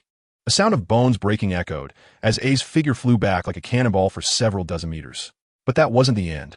The immense power sent a skidding across the ground like a stone skipping on water, flying out 1,000 meters before finally stabilizing. Hell stab, one strike. Standing up, A extended his right hand, mimicking a thrusting motion, as dozens of lightning bolts gathered at his fingertips, transforming him into a flash of lightning charging towards Kai. Kai showed no fear. In his eyes, the Hokage's speed was nothing special. With the 7th gate opened, Kai was far stronger than A. He transformed into blue lightning, charging up faster than A, easily grabbing A's wrist and yanking him forward while lifting his right leg. Konoha's strong whirlwind. Bang! A's entire face began to twist and deform, cracks appearing in his skull as he flew backward, crashing heavily into the ground, rolling his eyes back and lying there unconscious. Kai slowly walked over, intending to take A away. Hell stab, one strike. A flash of lightning suddenly struck from a distance. Kaiba instinctively jumped back to avoid it. Wanting to see who had arrived, he looked up and saw someone who looked remarkably similar to AI, but with a more robust build and eyes devoid of life. Who are you? What is your relationship with the 4th Hokage? The 3rd Hokage, seeing his son lying on the ground unconscious, covered in wounds and with an arm severed, was instantly filled with rage. His tone turned icy as he said, "You deserve to die." Hellspike one-handed stab. The 3rd Hokage, with physical abilities even more exaggerated, was much faster than his son. Zulfust. Kaiba sidestepped to evade the 3rd Hokage's attack, unable to suppress his inner admiration as his expression grew serious. He transformed into a streak of blue light and engaged the 3rd Hokage in battle. Asuma, witnessing the continuous clash of lightning and light in the arena, immediately ordered, "Everyone, retreat 500 meters from the battlefield. Do not enter the combat range of the 3rd Hokage and Kaiba." He was not like Kaiba, who had faced blindness, so he instantly recognized the third Hokage, who had fought against tens of thousands of ninjas for his village and ultimately perished from exhaustion. Inside the Konoha camp, Huang took out a device resembling a walkie-talkie. This was the latest research product from the Yunchi Chamber of Commerce, with a much longer communication range. Sir, indeed there are powerful individuals using Edo Tensei, and there are nearly 10,000 Edo Tensei ninjas behind them. All right, I understand. Have a Yunchi Chamber of Commerce personnel start protecting the ninjas in the village. Don't die easily. Our people are far more valuable than theirs. Huang put the device away and turned to the guards at the door, shouting, "Everyone, put away the chakra cannons and grab firearms. Move out." "Yes, Lord Huang." All members quickly took out sealing scrolls to seal away the chakra cannons, and with firearms hanging at their chests, they followed Huang toward the battlefield. In Konoha village, Su Hong and Tsunade sat inside a temporarily constructed base, watching the real-time footage from a drone. It seems that Kurizetsu can't sit still anymore. We need to take action too. At least we need to bring the previous Kages over to our side. Suhan's call had also been heard by Tsunade, who began to analyze seriously. The Kages from other countries were not a concern, but aside from the third Hokage, the others from the Land of Fire were particularly troublesome. Suhong looked at the already prepared Bailuhu and said solemnly, "Let's begin." As someone who could independently perfect the Ghost Bud technique, Bailuhu's talent in forbidden jutsu research was not inferior to Orochimaru and Kabuto. He took out a sealing scroll, instantly unsealing it, and 6 clones combined from the cells of the first Hokage appeared on the ground. Their eyes were blank, but their chakra fluctuations were certainly not inferior to those of elite Jonin. Edo Tensei. As a large amount of dirt enveloped the 6 clones, the figures of Senju Hashirama, Senju Tobirama, Sarutobi Hiruzen, Uzumaki Mido, and Uzumaki Kushina appeared, while the Edo Tensei representing Minato Namikaze dissipated the moment it was successfully formed. Is it really not possible? Suhong murmured, realizing that the 4th Hokage's soul, being in the belly of the Shinigami, could not be summoned with Edo Tensei. Should I exploit a bug and have the Edo Tensei user wear the Shinigami mask and stab their abdomen? Would that allow me to summon Minato without harm? Another Edo Tensei. Who is it this time? Senju Tobirama, somewhat angered, found himself summoned again. Turning around, he saw Tsunade and Su Hong, and his anger instantly dissipated as he asked in confusion, "Little Tsunade, did you summon us?" Tsunade forced a smile and replied, "Great uncle, the 4th Great Ninja War is currently underway, and there are also powerful Edo Tensei users on the opposing side. To prevent you from going over to their side, we decided to use Edo Tensei first and occupy your slots." Senju Hashirama said helplessly, "Another war, huh? Shut up." Hearing his brother's words, Hashirama's expression instantly soured, and he squatted down, drawing circles on the ground, his gaze filled with deep resentment. Chapter 179. Konoha F4 lacking 1, ignoring her husband's antics, Uzumaki Mido asked, "Little Tsunade, which country started this war again? Why do I still sense Madara's chakra?" Upon hearing his wife's words, Hashirama stood up, somewhat excitedly saying, "So it's really Madara's chakra. I didn't expect him to be summoned with Edo Tensei." Senju Tobirama's expression turned serious as he focused on Su Hong and Tsunade. Hoping for an explanation, Tsunade showed a hint of embarrassment and stammered. This time, Konoha took the initiative to start the war. As for Uchiha Madara, he has already been resurrected and is considered our ally. The ones present besides Kushina were all his elders, and they all disagreed with the war. Senju Hashirama became extremely serious and questioned, "Little Tsunade, what exactly is the reason for starting the war? Give me a reason." "Big brother, you should ask about Uchiha Madara." "Tobirama, wait until I finish asking." Hashirama erupted with terrifying chakra, causing the temporary base to crack extensively, his eyes fixed seriously on Tobirama. "Understood, big brother. Don't unleash your chakra recklessly." Tobirama realized that Hashirama in this state was not someone he could convince, so he softened his stance. Hashirama turned his gaze back to Tsunade and Su Hong. Su Hong pulled Tsunade behind him, looking calmly at Hashirama, said, "Lord Hashirama, this war was instigated by me, and Uchiha Madara was also brought in by me. Why? For peace, this unification war must be initiated. Moreover, the ninja world is about to face an unprecedented disaster. I need the strength of the entire ninja world, even the powers of you deceased." Sarutobi Hiruzen's expression grew serious as he asked, "Su Hong, what kind of disaster is so severe that you would call forth Lord Hashirama and Uchiha Madara?" From a nearby drawer, he took out a file bag containing information about the Otsutsuki clan. Aside from details about the Otsutsuki god and their techniques, It included information on Sasuke, who had come from a parallel world, and how Madara was resurrected, all within this file. Everything is in here. Tobirama reached out to take it, pulling out a thick stack of documents. Hashirama, Mito, and Sarutobi Hiruzen gathered around to examine them. Kushina, uninterested in the war, was more concerned about her son and husband. She asked curiously, Sister Tsunade, why hasn't Minato been summoned with Edo Tensei? Tsunade sighed and replied, Minato's soul is in the belly of the Shinigami. Edo Tensei can't summon him. Later, I'll need you to wear the Shinigami mask and release Minato's soul, then re-summon him with Edo Tensei. We need the other half of the Nine Tails power within his soul. What about Naruto? Su Hong smiled and said, he is under house arrest in the village. He has been doing well these years, so don't worry. If you want to see him, I'll arrange for someone to take you. Kushina expressed her gratitude. Thank you so much. I want to see Naruto first. Lady Kushina, please also help persuade your son not to think about going to the battlefield. He is only 12. It's really not appropriate. Turning to the side, he said, Chung, take Lady Kushina to my villa to see Naruto. Upon hearing Su Hong's words, Kushina's hair suddenly floated in the air as if moved by an invisible wind, her eyes filled with anger. Her son was so willful. She definitely needed to educate him properly. This left Chung beside her astonished, momentarily unsure of what to say, and hurriedly led Kushina towards Su Hong's villa. At this moment, Naruto, who is in the Su Hong villa with Jiraiya and Chidu, is engaged in a battle of wits and courage, unaware that his mother is rushing to him. Meanwhile, above Sunagakure, Madara stands with his arms crossed, expressionless, looking at the ruins of the village, deaf to the cries of despair around him. A hint of disdain at the corner of his mouth, with the three siblings of Gaara floating beside him. Chio, Ibiz, and other high-ranking Sand Shinobi have all fallen in pools of blood, while the commoners have suffered relatively few deaths, mostly just minor injuries. Madara understands that the commoners are the foundation of the country in the future, so he used less large-scale ninjutsu during the battle, only killing shinobi. Demon. Who is this guy? How could such a monster be defeated? Below, the civilians and remaining shinobi glare at Madara with bloodshot eyes, filled with murderous intent. If looks could kill, Madara would have died countless times already. In the ninja world, looks can indeed kill. Madara scoffs, is this it? And they call themselves the 5 Great Shinobi Villages?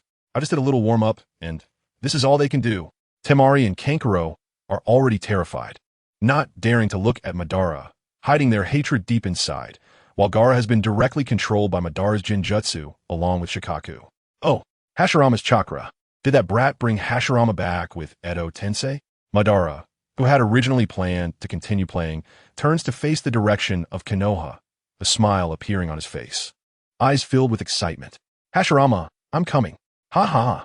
Accompanied by Temari and the others, he transforms into 4 streaks of light, flying towards Konoha, occasionally leaving behind Madara's excited laughter. Temari, knowing that the one in front of her was summoned by Konoha, feels even more puzzled about why Konoha would do this. Outside, Ao sees that Madara has left and immediately orders the members of the Yunshi Chamber of Commerce waiting here. The world that Lord Su Hong has woven for us is right before our eyes. Everyone, follow me to take over Sunagakure and the Land of Wind. For Lord Su Hong, for Lord Su Hong, for Lord Su Hong. The members of the Chamber of Commerce charge towards Sunagakure as if fueled by blood, preparing to take over the village. In the temporary base, Tobirama quickly reads through the intelligence in his hands, looking at Su Hong in disbelief. Is this real? Su Hong and Tsunade nod. Then why can't the 5 countries cooperate? Wouldn't it be better to work together? Hashirama looks at Su Hong and Tsunade with a puzzled expression. Su Hong shows a wry smile, knowing that this was the outcome. Lord Hashirama, it's already too late. The land of Earth surrendered long ago. Sunagakure and the Land of Wind is likely gone, and the Land of Lightning has been severely crippled. Only the Land of Water hasn't engaged in battle due to its waterways. What? Hashirama exclaims, but soon feels Madara's chakra flying from the direction of the Land of Wind, realizing Su Hong's words are true as he knows Madara would have wiped out Sunagakure. What about the losses in Konoha? Sarutobi Hiruzen asks with concern. Su Hong replies with a smile, except for a few idiots who got slightly injured. There were no casualties. Chapter 180. Heading to the battlefield, Hashirama and the others breathe a sigh of relief, glad that no one from Konoha died. Boom! Before Hashirama could ask anything further, a figure crashes through the wall of the temporary base, stirring up a whirlwind of sand and dust that blinds everyone. Hashirama, I've been waiting for you for a long time. Come and fight me. Madara's excited voice emerges from the dust. Cough. Cough, cough. Several coughing sounds arise, and Su-hong waves his hand, using wind pressure to blow away the dust in the room, revealing everyone's figures. Hashirama points at Madara and exclaims, "No way. I'm not in the mood to fight you right now."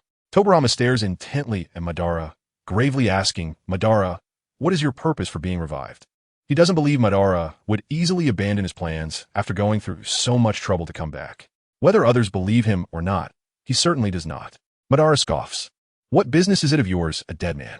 Seeing his brother targeting Madara again, Hashirama becomes somewhat displeased and quickly scolds Tobirama.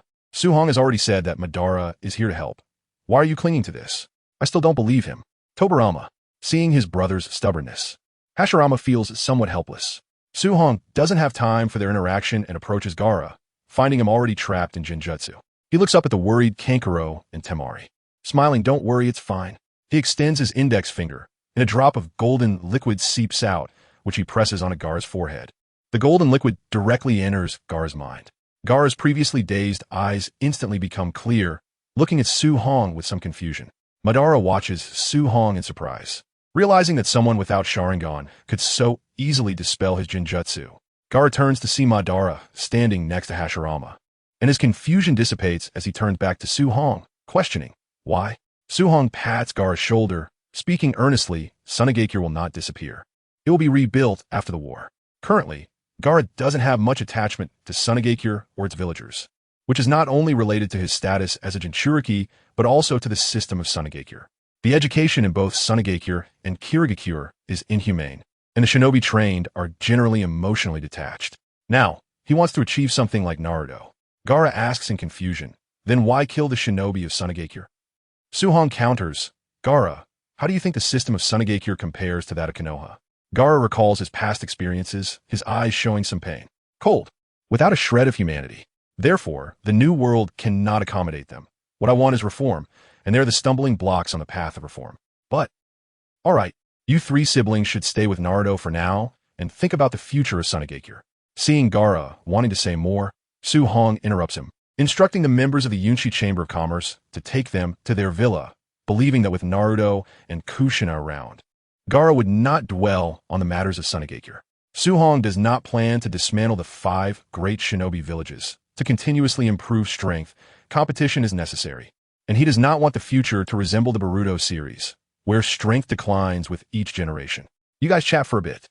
I'll go check on Konoha's situation now." Uzumaki Mito glances at the arguing group with some helplessness, leaving a remark before heading outside to check on Konoha. "Mito, I'm going too. I didn't return to Konoha last time. I have to take a good look this time." Hashirama immediately expresses his intention to go upon hearing this, quickly rushing out through the hole Madara made, eager not to let anyone get ahead of him.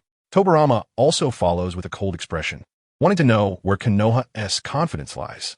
Madara feels displeased, realizing that Hashirama is indeed incompatible with him. He sits on a nearby chair, watching the battle situation in the Land of Lightning on the screen. Mito shakes her head helplessly and walks out through the front door. Watching the increasing number of Edo Tensei troops on the screen, Su-hong furrows his brows. Damn it, Kurizetsu has prepared so many people. Grabbing the intercom on the table, he commands, "The sealing troops move out immediately to support the battlefield in the Land of Lightning." Turning to the serious Tsunade, Su-hong said, "Sister Tsunade, I'll leave the command to you. I need to head to the battlefield in the Land of Lightning. Leave it to me." Su-hong activated his golden wings and vanished in a flash. On the battlefield in the Land of Lightning, bang! Guy punched the 3rd Reikage, sending him flying and crashing to the ground. However, there was no hint of joy on Guy's face. Instead, he looked increasingly grave as he gazed ahead. The 3rd Reikage stood up slowly, as if nothing had happened. His body was too tough. It was impossible to deal any fatal damage. This scenario had occurred countless times recently. Although Guy's strength was above the 3rd Reikage's, he could only knock him back, unable to inflict a debilitating injury to give the sealing team a chance against Madara. As more and more reanimated ninja appeared around, the Konoha ninjas began to fall behind, and casualties had already started to appear. Bagua Palm, return heaven. A white figure jumped out from behind the army of reanimated ninja, landing among the Konoha ninjas. The rapidly spinning chakra sphere instantly grew tremendously in size, sending dozens of Konoha ninjas flying. A member of the Hyuga clan, upon seeing the figure revealed after the chakra sphere dissipated, was filled with shock and exclaimed, Hinata Tenrin. A nearby ninja asked in confusion. Who is Hinata Tenrin? He was a legendary ninja from the Warring States period, absolutely the #1 ninja in the world before the first Hokage and Uchiha Madara. What? How can we defeat someone like that? Such a person would be a reliable ally on their side, but facing him would only bring despair. Divine Sky Strike. Hinata Tenrin swung his fist, and a massive chakra fist, carrying immense power, smashed down. The surrounding Konoha ninjas felt their breathing become labored and their movements sluggish under this pressure, helplessly watching as the chakra giant fist came towards them, instinctively closing their eyes. Bang! A wall of golden light appeared in front of the Konoha ninjas. The chakra giant fist crashed against the wall, creating ripples, while the giant fist could not withstand the force and dissipated. Whoosh! A flash of golden light appeared, and Su Hong stood before the Konoha ninjas. Focus on the weaker reanimated ninjas. The sealing team is on their way. Chapter 181. The Reincarnation of Ashura and Indra Throughout the Ages. Upon hearing the voice, the Konoha ninjas opened their eyes and looked at the tall figure in front of them, immediately cheering. Lord Su Hong has arrived. We're saved. All right, everyone retreat. Su Hong waved his hand behind him, signaling them to fall back. Yes, Lord Su Hong. They immediately began to withdraw, leaving the battlefield to Su Hong. Bang! Itachi descended from the sky riding his crimson susu. Within the diamond-shaped crystal was a fainted woman, Yuzuki. Su Hong kicked Hinata Tenrin away and joked Itachi. Weren't you fighting the Eight Tails before? How did you end up with a lady captive? Who said Jinchuriki are still useful and can't be killed? Itachi rolled his eyes and said impatiently. She was put to sleep by Shursue's Jinjutsu. He said my Tensigen is suitable for dealing with reanimated ninjas. So he held off Killer Bee and asked me to help. The two, who were just joking, suddenly turned serious as they looked towards the back of the reanimated army. Itachi, those dozen or so suddenly appearing figures are all at least as strong as you. You should take Yuzuki and deal with the others. Su Hong understood that this was a trap prepared by Kurizetsu. These people were definitely super shadow-level powerhouses developed over 1,000 years in the ninja world. Although they were not as strong as Hashirama and Madara, they were not far off. Itachi, looking grave, said, No way, I must stop at least one of them. Su Hong saw Itachi's determined gaze and realized he couldn't dissuade his friend. The golden particles within him began to operate at high speed as he shouted loudly. All Konoha ninjas, listen up. Ninjas below the shadow level. Immediately abandon your enemies and retreat to the Konoha camp at full speed. His voice, amplified by chakra, spread across the battlefield, reaching everyone's ears. Quickly retreat. Don't hesitate. But Lord Su Hong is still on the battlefield? Didn't you hear the order? The Lord must be facing a powerful enemy. We would only be a hindrance. Got it. We're retreating now. All the Konoha ninjas provided cover for themselves and their teammates as they retreated. They had seen Su Hong's previous battles against Hashirama and Madara and knew it was not something they could participate in. Hong looked at Asuma, who was still in a daze, and immediately said, Asuma, let's go. The upcoming battle is not something we can take part in. Sighing and looking at the towering crimson Susanoo, Asuma felt a sense of loss and lamented, What has happened to this ninja world? My quasi-shadow level strength is not even qualified to participate in battle. It wasn't like this over a decade ago. Elite Jounin were the core of the village, and now even quasi-shadows are not enough. Let's go. The battle over there is about to begin. If we don't leave now, it will be too late. Taking a deep breath, Asuma said firmly, Let's go. Next time, I will definitely participate. With that, he turned and followed the main force. The reanimated army parted to the sides, creating a passage, and 18 figures slowly walked over. Judging by their armor style, they were likely from the Warring States period or earlier. The patterns on them indicated that these individuals were mostly from the Uchiha and Senju clans. Su Hong sensed carefully and realized that each Uchiha and Senju had a familiar chakra, and he understood immediately that these were the reincarnations of Indra and Ashura. No wonder each of them was a super shadow level powerhouse. The leading middle-aged Uchiha took a few steps forward, and Kurizetsu's voice echoed, Su Hong. These individuals are all prepared for you. I hope you will like them. It was indeed this guy's scheme. Furrowing his brows, Su Hong maximized his perception and found that Madara and the other chakras were no longer in Konoha, but were rapidly moving towards the land of water. His heart trembled by, Please be safe. Looking up at Kurizetsu, golden light burst from his eyes, and endless killing intent caused the surrounding temperature to drop several degrees. He stared coldly at the Uchiha body controlled by Kurizetsu and said, Kurizetsu, if anything happens to my people in the land of water, I will make you and Kagaya wish you were never born. Kurizetsu sneered, As expected of the Golden Su-Hong, your reaction is swift. You've guessed my purpose so quickly. However, you can rest assured, the target over there is not your people, but that guy Uchiha Madara. I have prepared a big gift for him. As soon as he finished speaking, the middle-aged Uchiha's eyes became murky again under Kurizetsu's control. The 9 reincarnations of Indra simultaneously activated their Sharingan. Although they didn't have eternal Manjiki, it was unnecessary under reanimation. The other 9 reincarnations of Ashura also assumed a hand sign posture. The now recovered Hinata, Tenrin, also approached Su-Hong, readying his gentle fist stance. Itachi, leave Hinata Tenrin to you. I'll deal with the others. Itachi nodded and initiated the attack, swinging the Tensigen's 10-fist sword at Hinata Tenrin. Bagua, empty palm. Hinata Tenrin struck out with an empty palm, blocking the attack of the 10-fist sword. Meanwhile, Su-Hong's figure had already vanished from the spot, like a ghost weaving through the group.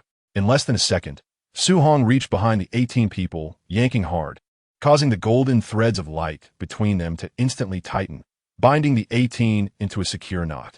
Amaterasu, fire style, great fire extinguishing technique.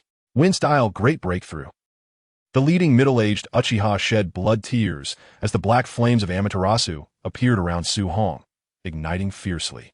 At the same time, other Uchiha and Senju clan members quickly formed hand seals, unleashing their wind and fire ninjutsu, transforming the entire battlefield into a sea of flames under the enhancement of the wind technique.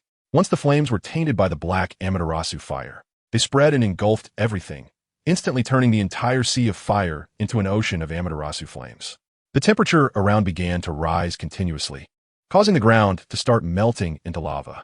However, the golden light at the center of the fire remained flickering and even brighter, as Su-Hong appeared to be wrapped in golden crystal, completely isolating himself from the Amaterasu flames outside. With a slight push of his feet, he appeared in front of a reincarnated Azura from the Senju clan, his right hand morphing into a knife as he swung down, cleaving the Azura reincarnation in half. Paper scraps flying everywhere. Following that, he made several more instantaneous movements, each time slicing an Azura or Indra reincarnation in half, rendering them unable to fight. When it was the turn of the leading middle-aged Uchiha, Su-Hong delivered a knife hand strike, splitting him in two, but he also heard his last words, Izanami. Chapter 182.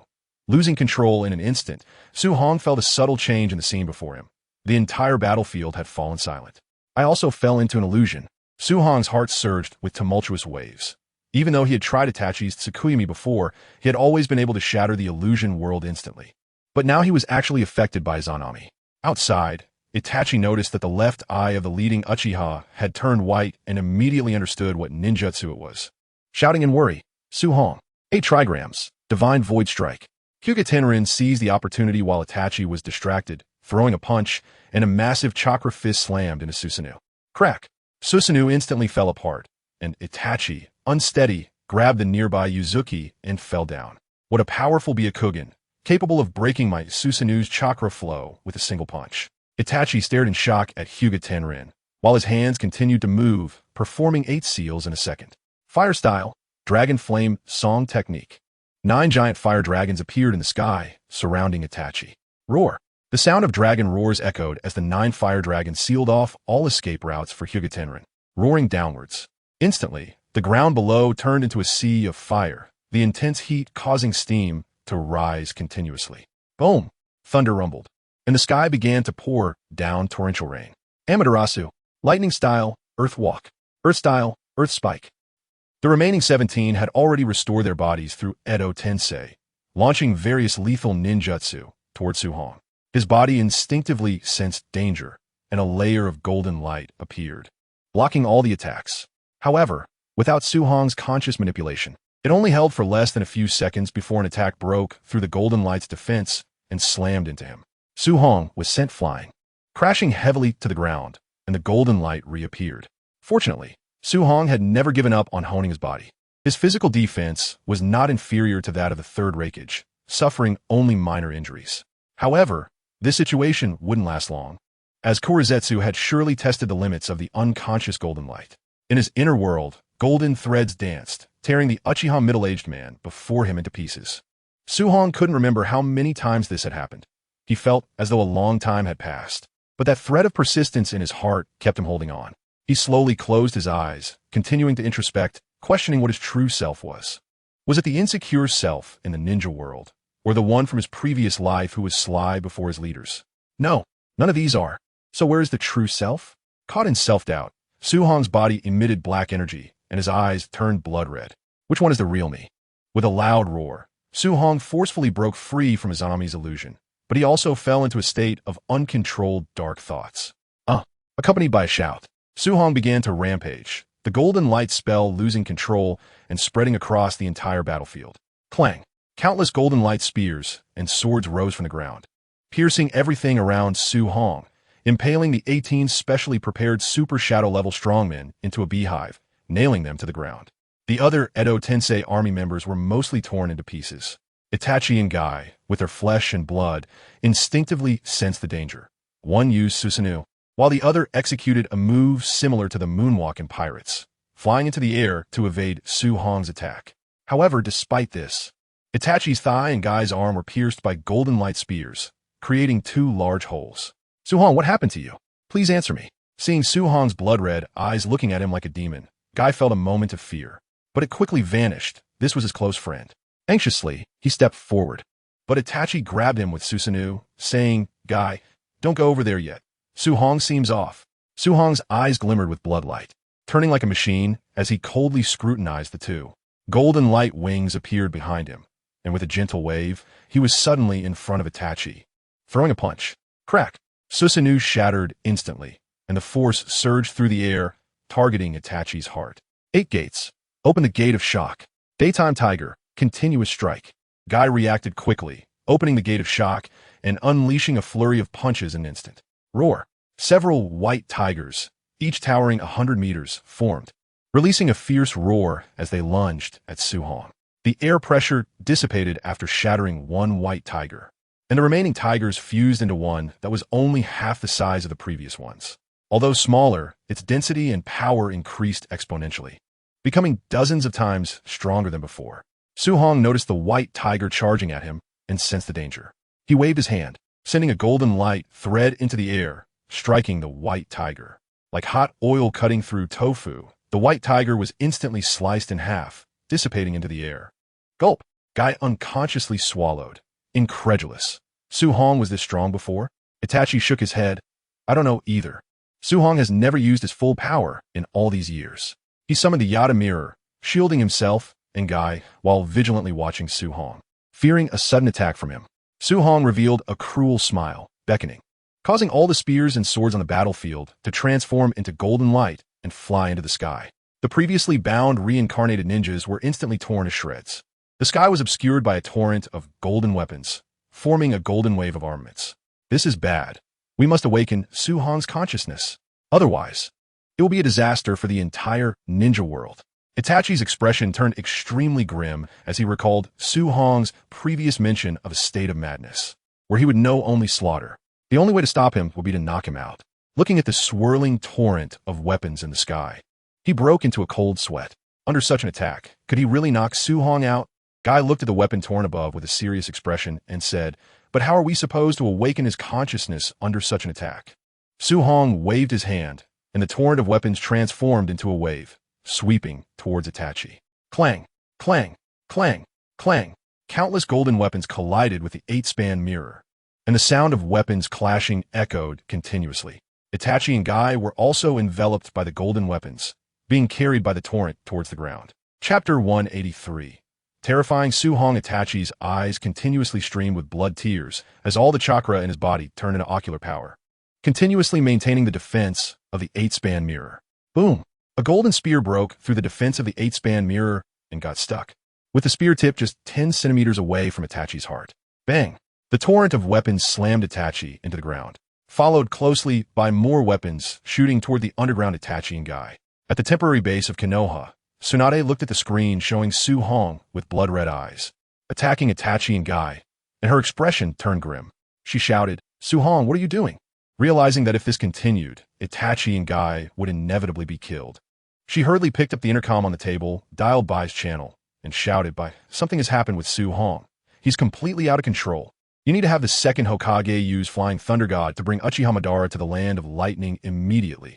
Only Uchiha Madara can potentially stop Su Hong now. Bai's face immediately filled with worry and urgency as he shouted, "Everyone, get out of my way! Sage Art! Ice Release! Ice Spiral Dragon Dance!"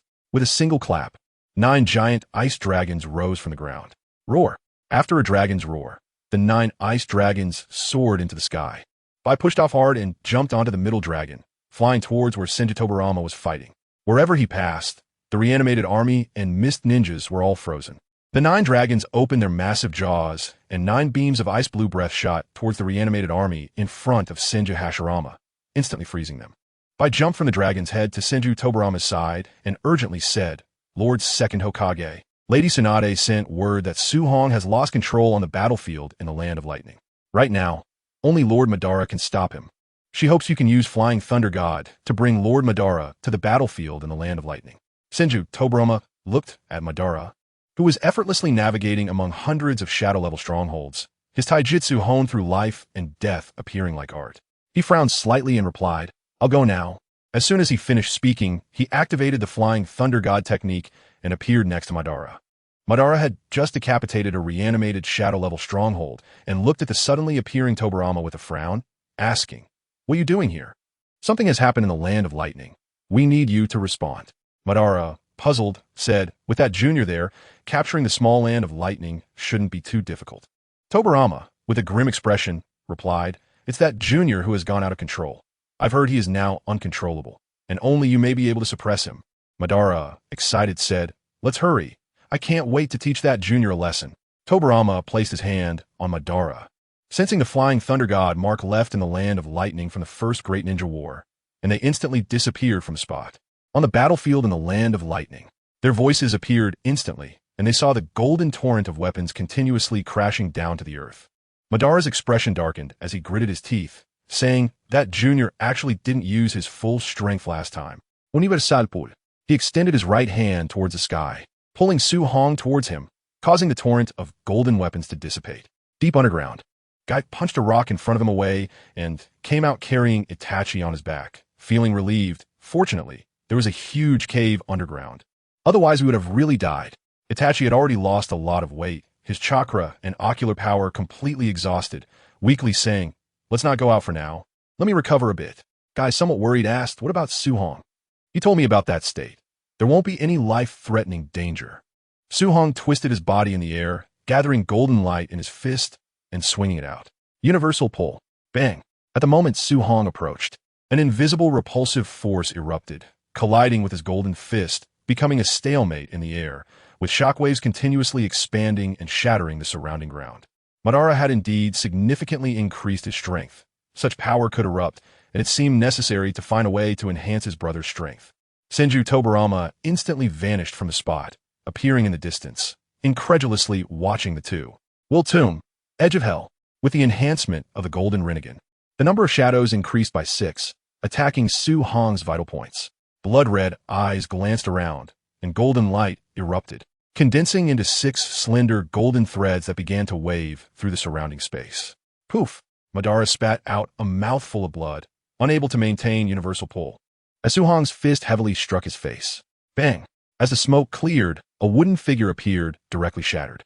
Su Hong mechanically turned his head to the side, and Madara's voice suddenly emerged, blood tears pouring from his eyes, wiping the blood from the corner of his mouth in disbelief. "What the hell is wrong with this junior?" In just a moment, he tore apart all 6 of my shadows. Then a smile crept back onto his face. "But this junior currently has no consciousness of his own. His attacks are more reliant on that bloodthirsty and brutal instinct, which makes it much simpler to deal with." A deep blue chakra surged around him, and a 200-meter-tall, complete-body Susanoo emerged, drawing out the massive samurai sword in his hand and cleaving down toward Su Hong. Su Hong looked at the descending massive samurai sword and transformed his energy into form, instantly conjuring a huge golden long sword of equal size in his hand, swinging it out with one stroke. Bang! The two clashed, shaking the entire earth. Underground, Guy, carrying Itachi, dodged the falling rocks and hurriedly said, "I don't know what is happening up there, but we must get out quickly. Otherwise, we'll definitely be buried alive." Opening the gate of shock, Day Tiger. A powerful punch struck the rock wall above, with all the destructive power of Day Tiger condensed into his fist, creating a 2-meter diameter hole leading to the surface in an instant. "Let us go." They rushed towards the surface through the hole, the ground still shaking occasionally beside them. Near Hokage, the fourth Hokage A and Killer B were wrapped in bandages, standing with fewer than 200 cloud shinobi behind them. I looked at the massive Susanoo in the distance, his teeth grinding in anger and his eyes filled with hatred and fear. Remembering that a large portion of the cloud shinobi had perished in the battle in the Land of Lightning, the fourth Hokage's hatred instantly overcame his fear, gritting his teeth and saying, "Konoha, Suhong, I will make you pay sooner or later." Turning to the side, filled with killing intent, he asked, "Is everything you said true? As long as we cooperate with you, we can defeat Konoha." The space began to twist, and Obito appeared wearing a white spiral mask. His previously empty left eye was now a Rinnegan. He coldly laughed and said, "As long as you're willing to help me collect the power of the tailed beasts, I have a way to make Konoha and Suhong pay the price." Chapter 184. Purification Spell Impossible. I won't harm my brother. The fourth Hokage rejected without a second thought. What a joke. How could he harm his own brother just to deal with Suhong and Konoha? Obito glanced at Killer Bee beside him and smiled. "I only need a part of the Eight Tails power. It won't harm the Eight Tails Jinchuriki or the Eight Tails themselves. As for the other tailed beasts, I don't think you'll mind, right?" Obito had his own considerations. He wasn't confident in controlling a fully revived 10 Tails, so he planned to first become a partial 10 Tails Jinchuriki and then slowly plot for the other tailed beasts. The Hokage breathed a sigh of relief. He didn't trust this guy at all, but helping out was just a convenient thing to do to deal with Konoha and Suhong. He looked at Killer Bee and said, "B." Killer Bee instantly understood A's meaning.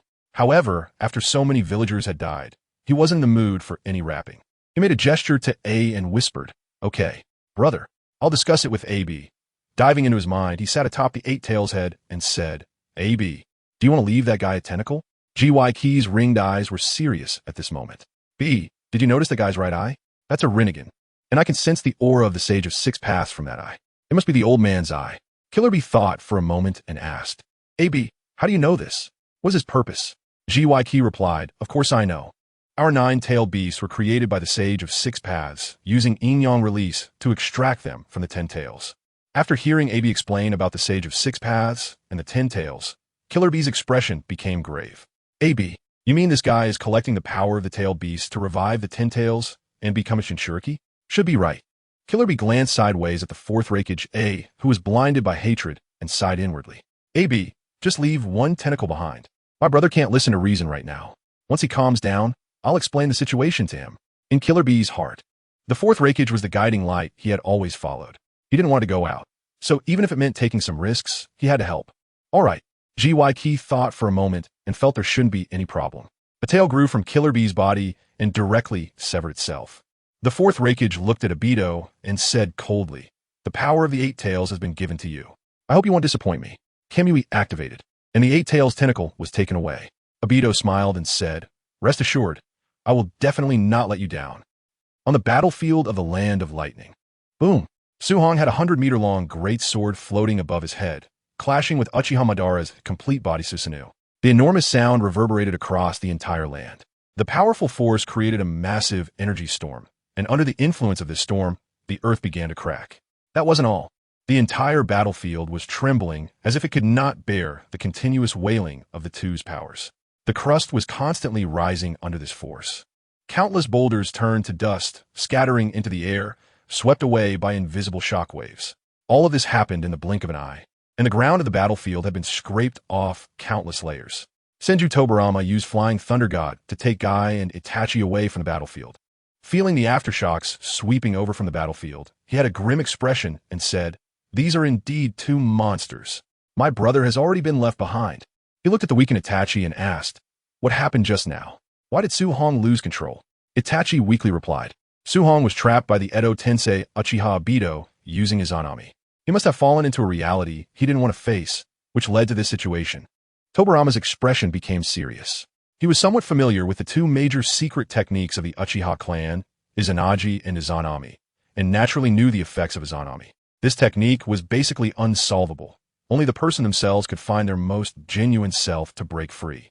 From the looks of Suhong, he was likely forcing himself to break free, resulting in some kind of accident. Haha, just as expected. Without consciousness, your attacks are inaccurate and cannot precisely hit me, who is wrapped in chakra. As long as I maintain my Susanoo, your attacks will only strike the Susanoo. Chakra continuously surged within him, repairing the damaged Susanoo. Madara looked at Su Hong excitedly. This battle was truly exhilarating. Would release. Would clone technique.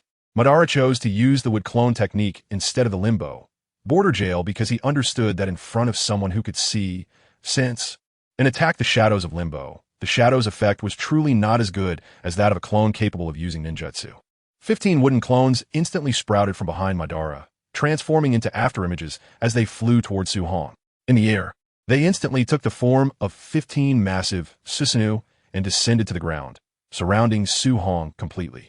Controlling the Susanoo, they condensed into a katana and slashed down at Su Hong. Su Hong's body instinctively sensed danger, and he summoned 1,500-meter-long golden sword to destroy the Susanoo beside him. Swoosh! A large chakra sword suddenly emerged from the ground, piercing through Su Hong's body, and the 16 golden giant swords in the sky directly dissipated, pinning him to the ground. Madara dissipated the Susanoo and landed 100 meters away from Su Hong, slowly walking towards him. He did not believe Su Hong could be defeated so easily. His eyes focused, ready to respond to any potential attacks. At this moment, the inner world had completely turned dark, a pitch-black world without a hint of light. Su Hong curled up in the center of this world, his eyes filled with helplessness. Which one is the real me? He muttered continuously, filled with confusion. Suddenly, a voice echoed throughout the entire space. Supreme Star, change without pause. Exorcise evil and bind charms, protect life and body. Wisdom bright and pure, peace of mind and spirit. 3 souls everlasting, the spirit never lost. This voice grew louder, and Su Hong's body began to emit light, gradually illuminating the entire world. 3 books coalesced, with the one in the middle continuously emanating sound. It was the purification spell, the foremost of the 8 great spells of Taoism.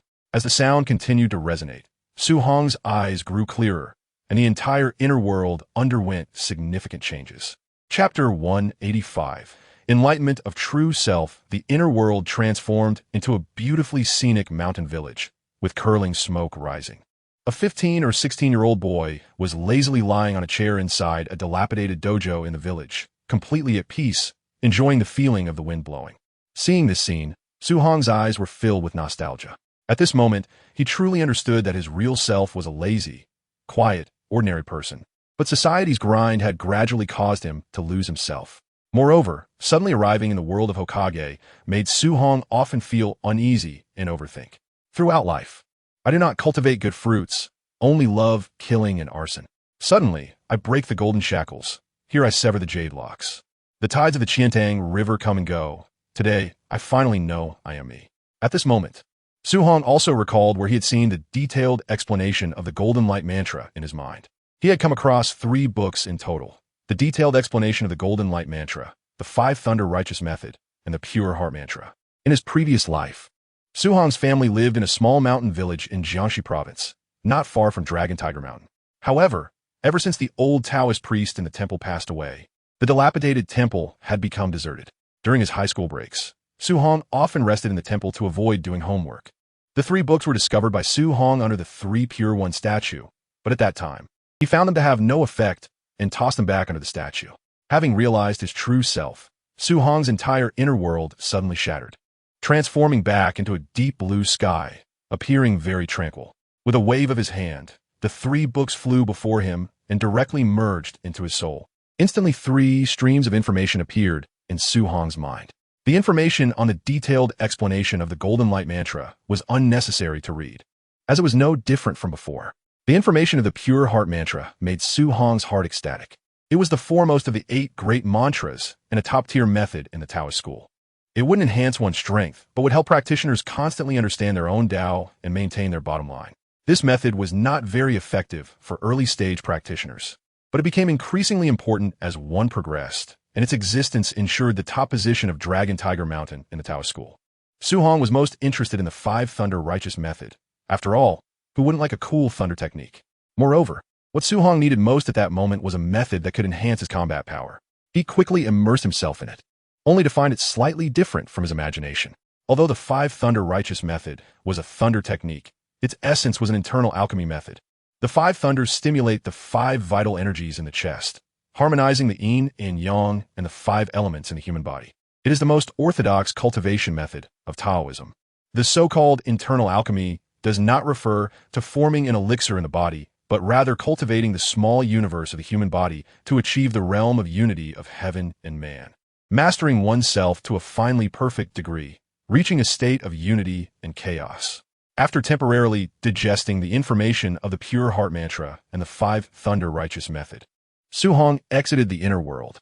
Ban, seeing Su Hong nailed there, slowly opened his eyes, his gaze as ordinary as that of a mortal, lacking the brilliance of a ninja or practitioner. Yet, his body's instincts continuously warned him to stay away from the current Su Hong. Su Hong was extremely dangerous at that moment. He immediately stopped and warily looked at Su Hong, having experienced demonic deviation and understood his true self. Su Hong had also reached the realm of returning to simplicity, exuding a lazy aura. Looking at the Susanoo sword that had pierced through him, Su Hong gently slapped it, and the sword broke into two pieces, extracting the remaining part from his body, spilling a large amount of blood. Casually tossing the broken Susanoo sword aside, wisps of white smoke emerged from the wound, healing rapidly at a visible speed. Glancing around, Su Hong found the battlefield had become desolate, with huge cracks everywhere caused by sword energy, and the ground was in tatters. Looking at Uchiha Madara in front of him, a smile appeared at the corner of Su Hong's mouth, giving a refreshing feeling. "Senior, you don't have to look at me like that anymore. I've regained my senses." Uchiha's expression was serious as he said, "Junior, what did you do? How did your strength increase so much all of a sudden?" Leaving behind strands of white lightning, Su Hong's figure appeared before Madara, smiling. "It's nothing. Just came to some realizations." "How fast?" "Even I could barely see a flash of white." Madara's body tensed instantly, cold sweat pouring out uncontrollably, soaking his clothes. If Su Hong had attacked just now, he wouldn't have been able to react at all and would have definitely been killed in an instant. Yang 5 Thunder, Palm Thunder. Turning to look around, Su Hong extended his hand and clapped towards the front. Dozens of white lightning bolts howled into existence. The blinding white light made it hard for people to open their eyes, and the violent thunder shattered the ground before him, leaving black traces. Not bad. Su Hong was very satisfied with this destructive power. The same amount of vital energy from Yang 5 Thunder surpassed the Golden Light Mantra in every aspect. Su Hong's Golden Light Mantra had already reached perfection, far exceeding the foundation for cultivating Yang 5 Thunder, which is why he could enter the Yang 5 Thunder after just receiving the information of the 5 Thunder Righteous Method.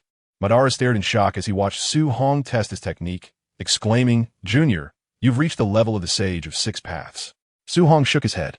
"No, but my combat power should be comparable to strong beings at the Six Paths level. My life level hasn't increased yet.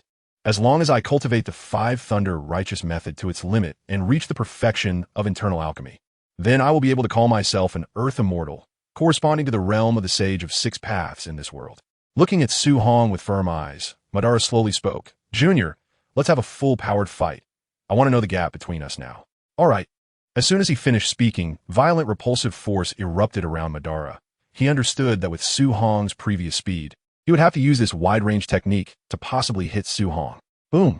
However, before the repulsive force could spread out, the roar of thunder echoed, and a white lightning bolt tore the repulsive force into fragments, followed by a fist appearing in his abdomen. Bang! The tremendous force caused Madara to bend like a shrimp, spitting out a mouthful of bile, slowly kneeling on the ground, losing his combat ability. A storm surged in his heart. He had been defeated so easily, without even the ability to resist. Su Hong sat beside Madara, smiling. "Senior, consider this a return for the sword you pierced me with earlier." Madara was immediately filled with black lines on his forehead. This junior was unexpectedly a bit scheming. How had he not noticed before? A few minutes later, as the pain eased, Madara glanced at Su Hong, and his Rinnegan activated, revealing a black passage that then vanished. "Su Hong, are you alright?" Looking at the 3 people running over, Su Hong waved his hand. Tobirama transformed his 3 steps into 2, arriving in front of Su Hong, solemnly saying, "Su Hong, where is Uchiha Madara? He should have gone to find the 10 Tails juvenile hidden by the Otsutsuki clan." Su Hong thought for a moment and felt this was the only possibility. With Madara's pride, he would want to enhance his strength before fighting Su Hong again. Tobirama exclaimed, "What did you say? Are there other 10 Tails in the ninja world?" Su Hong nodded.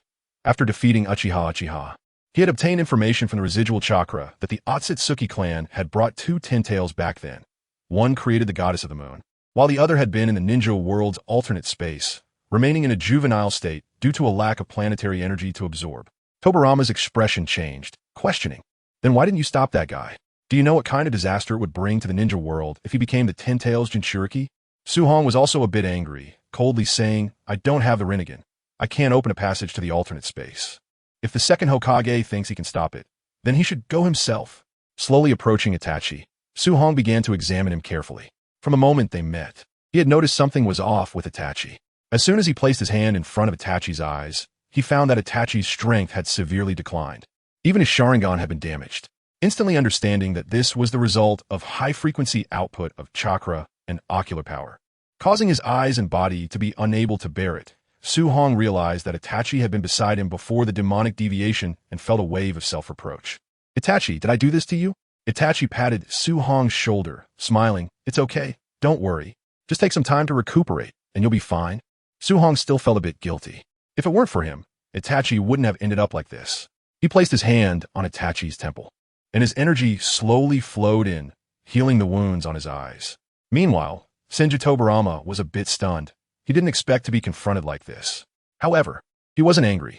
Staying calm and collected was his nature.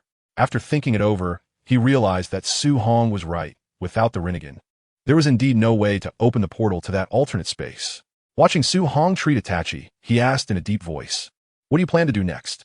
That guy called Kurizetsu has lived for too long and possesses a lot of information we don't know about. Plus, with the Edo Tensei, the enemies we'll face will be endless. Su Hong continued to carefully heal Itachi, not lifting his head as he said, I plan to go directly to the Cloud Village and subdue the main fighting force first. We'll take care of the Land of Lightning first. As for the Land of Water, I'll leave it to a few Hokages. He withdrew his hand and asked with concern, Itachi, how do you feel? Itachi opened his eyes to look around, seeing clearly, and smiled. I'm already recovered. Su Hong breathed a sigh of relief, stood up, and said solemnly, Then you should return to Konoha to rest. Kai will lead the Konoha troops to the Cloud Village. I'll head there immediately and take it over before A and the others can react. Be careful. Su Hong nodded, then soared into the air, flying towards the Cloud Village. In less than 2 minutes, Su Hong arrived above the Cloud Village. After sensing the surroundings, he found that the fourth Raikage, A, and all the Cloud Shinobi were absent, leaving only the impoverished villagers in the village. The villagers looked up at Su Hong in the sky, filled with fear, not daring to breathe a word. Su Hong's expression was somewhat grim. He hadn't expected the fourth Raikage to be so decisive as to temporarily abandon the Cloud Village. He aimed at the Raikage building and struck down with his palm, unleashing several thick lightning bolts. Boom! The entire building was instantly reduced to dust. Landing on a nearby structure, Su Hong shouted, The fourth Raikage has abandoned you. Why don't you surrender? His voice echoed throughout the Cloud Village, reaching every villager's ears. The immense sound made their ears ring, and the statement about the fourth Raikage abandoning them shattered the villagers' already fragile hearts. One by one, they knelt down, shouting, I surrender. Don't kill me. Of course, there were still a few tough guys among them. A burly man with considerable chakra stood up and shouted angrily, You bastards! How can you surrender? The Raikage will definitely. Before he could finish, a golden thread pierced through his head, and he fell to the ground. Su Hong coldly said, Who else wants to die can step forward. A chilling killing intent enveloped the entire Cloud Village, making all the villagers feel terrified. Cold sweat pouring down as their bodies trembled uncontrollably. They found it difficult to move, quickly lowering their heads, fearing that Su Hong would notice them and take their lives. I absolutely will not surrender. Seeing a few more fearless warriors stepping forward, Su Hong showed no hesitation. With a flick of his fingers, golden light pierced through these people's heads, ending their lives. Su Hong understood that if he didn't kill these people now to intimidate the rest, he would face more trouble down the line, leading to even more deaths. Seeing familiar faces fall, the villagers of the Cloud Village settled down, preparing to face their upcoming fate. Su Hong wanted to take out the intercom from his clothes to call the Yunchi Chamber of Commerce or the people from Konoha, but he only touched a piece of debris, realizing that he had been pierced through by Madara, and the intercom was likely broken at that time. With no other choice, Su Hong had to wait here, and he wouldn't believe that the fourth Raikage would genuinely abandon his village. For these leaders in the ninja world, the village was the most important thing. With nothing to do, Su Hong began searching the Cloud Village, hoping to obtain some useful information. Using his mental power to probe, Su Hong discovered a secret passage beneath the Raikage building. Upon entering, he found it to be a storage room for documents, likely left behind in haste by A and the others. It contained information about Cloud Shinobi. What is this? Su Hong carefully flipped through the documents, discovering that they were mostly information about the ninjas. A scroll depicting a large cannon caught his attention. Time-space chakra cannon. They actually developed it now. Picking it up, he found it was research data from a ninja named Hong, and he began to read it carefully. To his surprise, this was indeed the information on the time-space chakra cannon, with 2 attack modes, a spreading chakra cannon and a time-space chakra cannon. The principle of the time-space chakra cannon was actually an improved version of the Cloud Shinobi's signature teleportation technique, the Ten's no Jutsu, which could blast the target into an alternate space with a single shot. Chapter 187. Time-space chakra cannon. Since it has already been created, why wasn't it used before? Now that the 4th Reikage and the others have disappeared, Su Hong began to think. The scroll mentioned that 10 experimental cannons had been made in total. For a powerhouse of Su Hong's level, the time-space chakra cannon would have no effect at all, so what was the purpose of the Reikage creating it? Not good. Konoha. Grabbing the scroll, he vanished from his secret room in a flash of golden light, flying towards Konoha. On the way, he saw Kai leading the troops and landed directly, urgently saying to Kai, "There are no ninjas left in the Cloud Village. You just need to take it over. I have urgent business to return to Konoha, or it will be too late." Before Kai could respond, Su Hong once again took off toward Konoha, disappearing in the blink of an eye. Kai frowned, sensing that something was wrong. He had never seen Su Hong so anxious before. He turned to the large troop and commanded, "Everyone, move at full speed and try to reach the Cloud Village in a day." Yes. Asuma and the others immediately began to arrange their respective teams to move at full speed towards the Cloud Village. As Su Hong just entered the Land of Fire, he sensed the chakra of the 4th Reikage. There was no one around him, and this chakra was quite strange, only at the level of a Jainin. "I can't worry about that now." Bang! Su Hong landed in front of the Reikage, coldly saying, "4th Reikage, what are you doing in the Land of Fire?" Su Hong. The 4th Reikage roared in fury, violent lightning wrapping around his body, transforming into a bolt of lightning that appeared before Su Hong. Lightning slash, Chio dance. His right hand transformed into a blade, surrounded by raging lightning, activating his cells with lightning to create high-frequency vibrations, and he struck down at Su Hong. Bang! Su Hong simply raised his right hand to catch this violent blow, remaining completely unmoved. How is this possible? This move has even cut off the horns of the 8 tails. The 4th Reikage shouted in shock. This was his strongest attack, gathering all the power of this body. Not any weaker than what he could unleash in his original form, yet it was stopped by Su Hong's bare hand.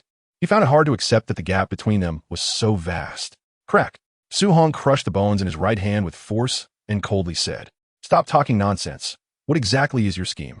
The 4th Reikage seemed to be oblivious, watching Su Hong with a cold smile. "Su Hong, you rushed back so urgently. You must have discovered the information about the space-time chakra cannons. To tell you the truth, there are currently 10 space-time chakra cannons in the waters of the Land of Lightning aimed at Konoha." Seeing Su Hong's expression turned serious, the 4th Reikage laughed heartily and continued, "Su Hong, your strength is unparalleled in the ninja world, but I don't think even you can defend Konoha against the spread of the chakra cannon's attack. After all, we have to thank the Yunchi Chamber of Commerce for researching the chakra batteries. Otherwise, we wouldn't be able to supply all the cannons for firing." Su Hong's face darkened as he stared fiercely at the 4th Reikage. "You think I can't hold it?" The 4th Reikage laughed and said, "Even if you can hold it, so what? As long as these 10 space-time chakra cannons are still operational, you won't dare to leave Konoha. I believe someone would be very happy to see such a result." Su Hong immediately understood that Obito and Kagaya must have already contacted the 4th Reikage, which explained the abnormalities of this body. This must be a physical clone created by the technique of transformation. "What do you want?" The 4th Reikage's laughter stopped, and he coldly said, "Spare Yueying Village and the Land of Lightning." "Impossible. This unification war has already begun. The 5 great nations will cease to exist." Su Hong rejected without hesitation. There was no way he would spare the Land of Lightning. The 4th Reikage coldly replied, "Then prepare to watch Konoha suffer endless bombardment." "I don't believe you can stay in Konoha forever." Changing the subject, Su Hong smiled and said, "Of course, if you lead Yunin Village to surrender, I will consider sparing Yunin Village. Besides, I believe you, as Reikage, are already dissatisfied with the higher-ups of the Land of Lightning, right?" The 4th Reikage paused, broke his right hand to free himself from Su Hong's grasp, and looked at Su Hong. "There's only a Reikage who dies in battle, not one who surrenders." "Then stop talking nonsense. I don't believe my people can't find the location of those 10 cannons." Crack! Su Hong instantly appeared in front of the Reikage and crushed his throat with a single grip. The fourth Reikage head tilted, and he lost his life. His face instantly transformed into Kagaya. It really is the technique of transformation. Throwing Kagaya aside, Su-Hong soared into the air and continued flying towards Konoha. On Turtle Island, the fourth Reikage paused, absorbing the memories of that physical clone, and punched through the wall in front of him, angrily shouting, "Damn Su-Hong! Ihong, prepare the spreading chakra cannons and fire at Konoha." Ihong arrived at the two cannons placed on Turtle Island. With Killer Bee's presence, the chakra cannons had long been fully charged. Space-time chakra cannons. Fire. With AI's command, Ihong and Killer Bee pressed the launch button simultaneously, and the cannon mouths began to gather chakra, instantly firing two beams of energy that split in midair, doubling, quadrupling, and so on. In just a few seconds, they obscured the entire sky. Above Konoha, the dense chakra lasers grew larger in Su-Hong's sight, and his face was filled with seriousness. The villagers had all been arranged in underground shelters, so now they just needed to block these attacks. Senju Hashirama was the first to act, joining his hands together. His eyes shadowed, entering sage mode and shouting "Sage Art" would release. Deformation technique. Rows of gigantic wooden pillars emerged from the ground, interlocking and merging to form a massive wooden wall nearly 10,000 meters long, standing in front of the chakra lasers. Su-Hong arrived in front of the wooden wall, activating the golden light curse to its fullest extent, and a layer of golden light instantly spread over the entire wooden wall. Boom, boom, boom.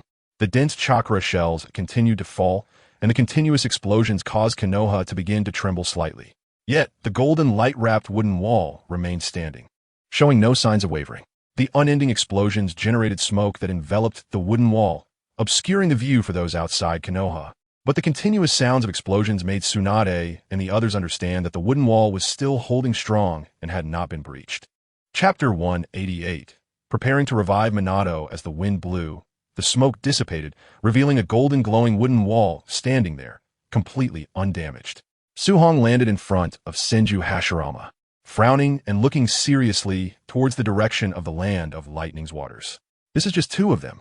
It seems he doesn't want us to know the locations of the other cannons. He plans to hold us back to the end.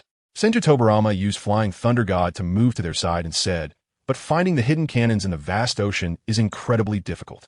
Moreover, I estimate that at least one cannon is hidden within the ninja world.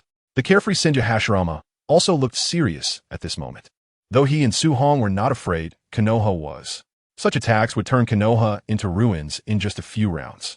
Su-Hong turned to Senju Tobarama, thinking that this man, who had only forbidden techniques except for water release, should have a way. Lord Second, do you have any methods to counter this kind of attack, such as a defensive barrier or other secret techniques?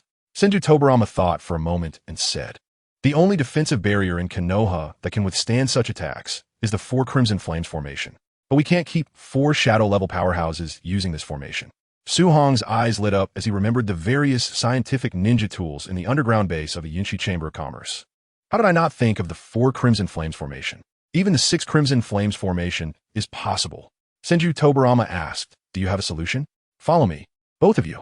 Su-Hong teased them, leading Senju Hashirama and Senju Tobarama towards the underground base of the Yunshi Chamber of Commerce. As they walked, he introduced that this used to be Danzo's root base, and after Danzo was killed, it was taken over by the Yunshi Chamber of Commerce and is now their research and training base.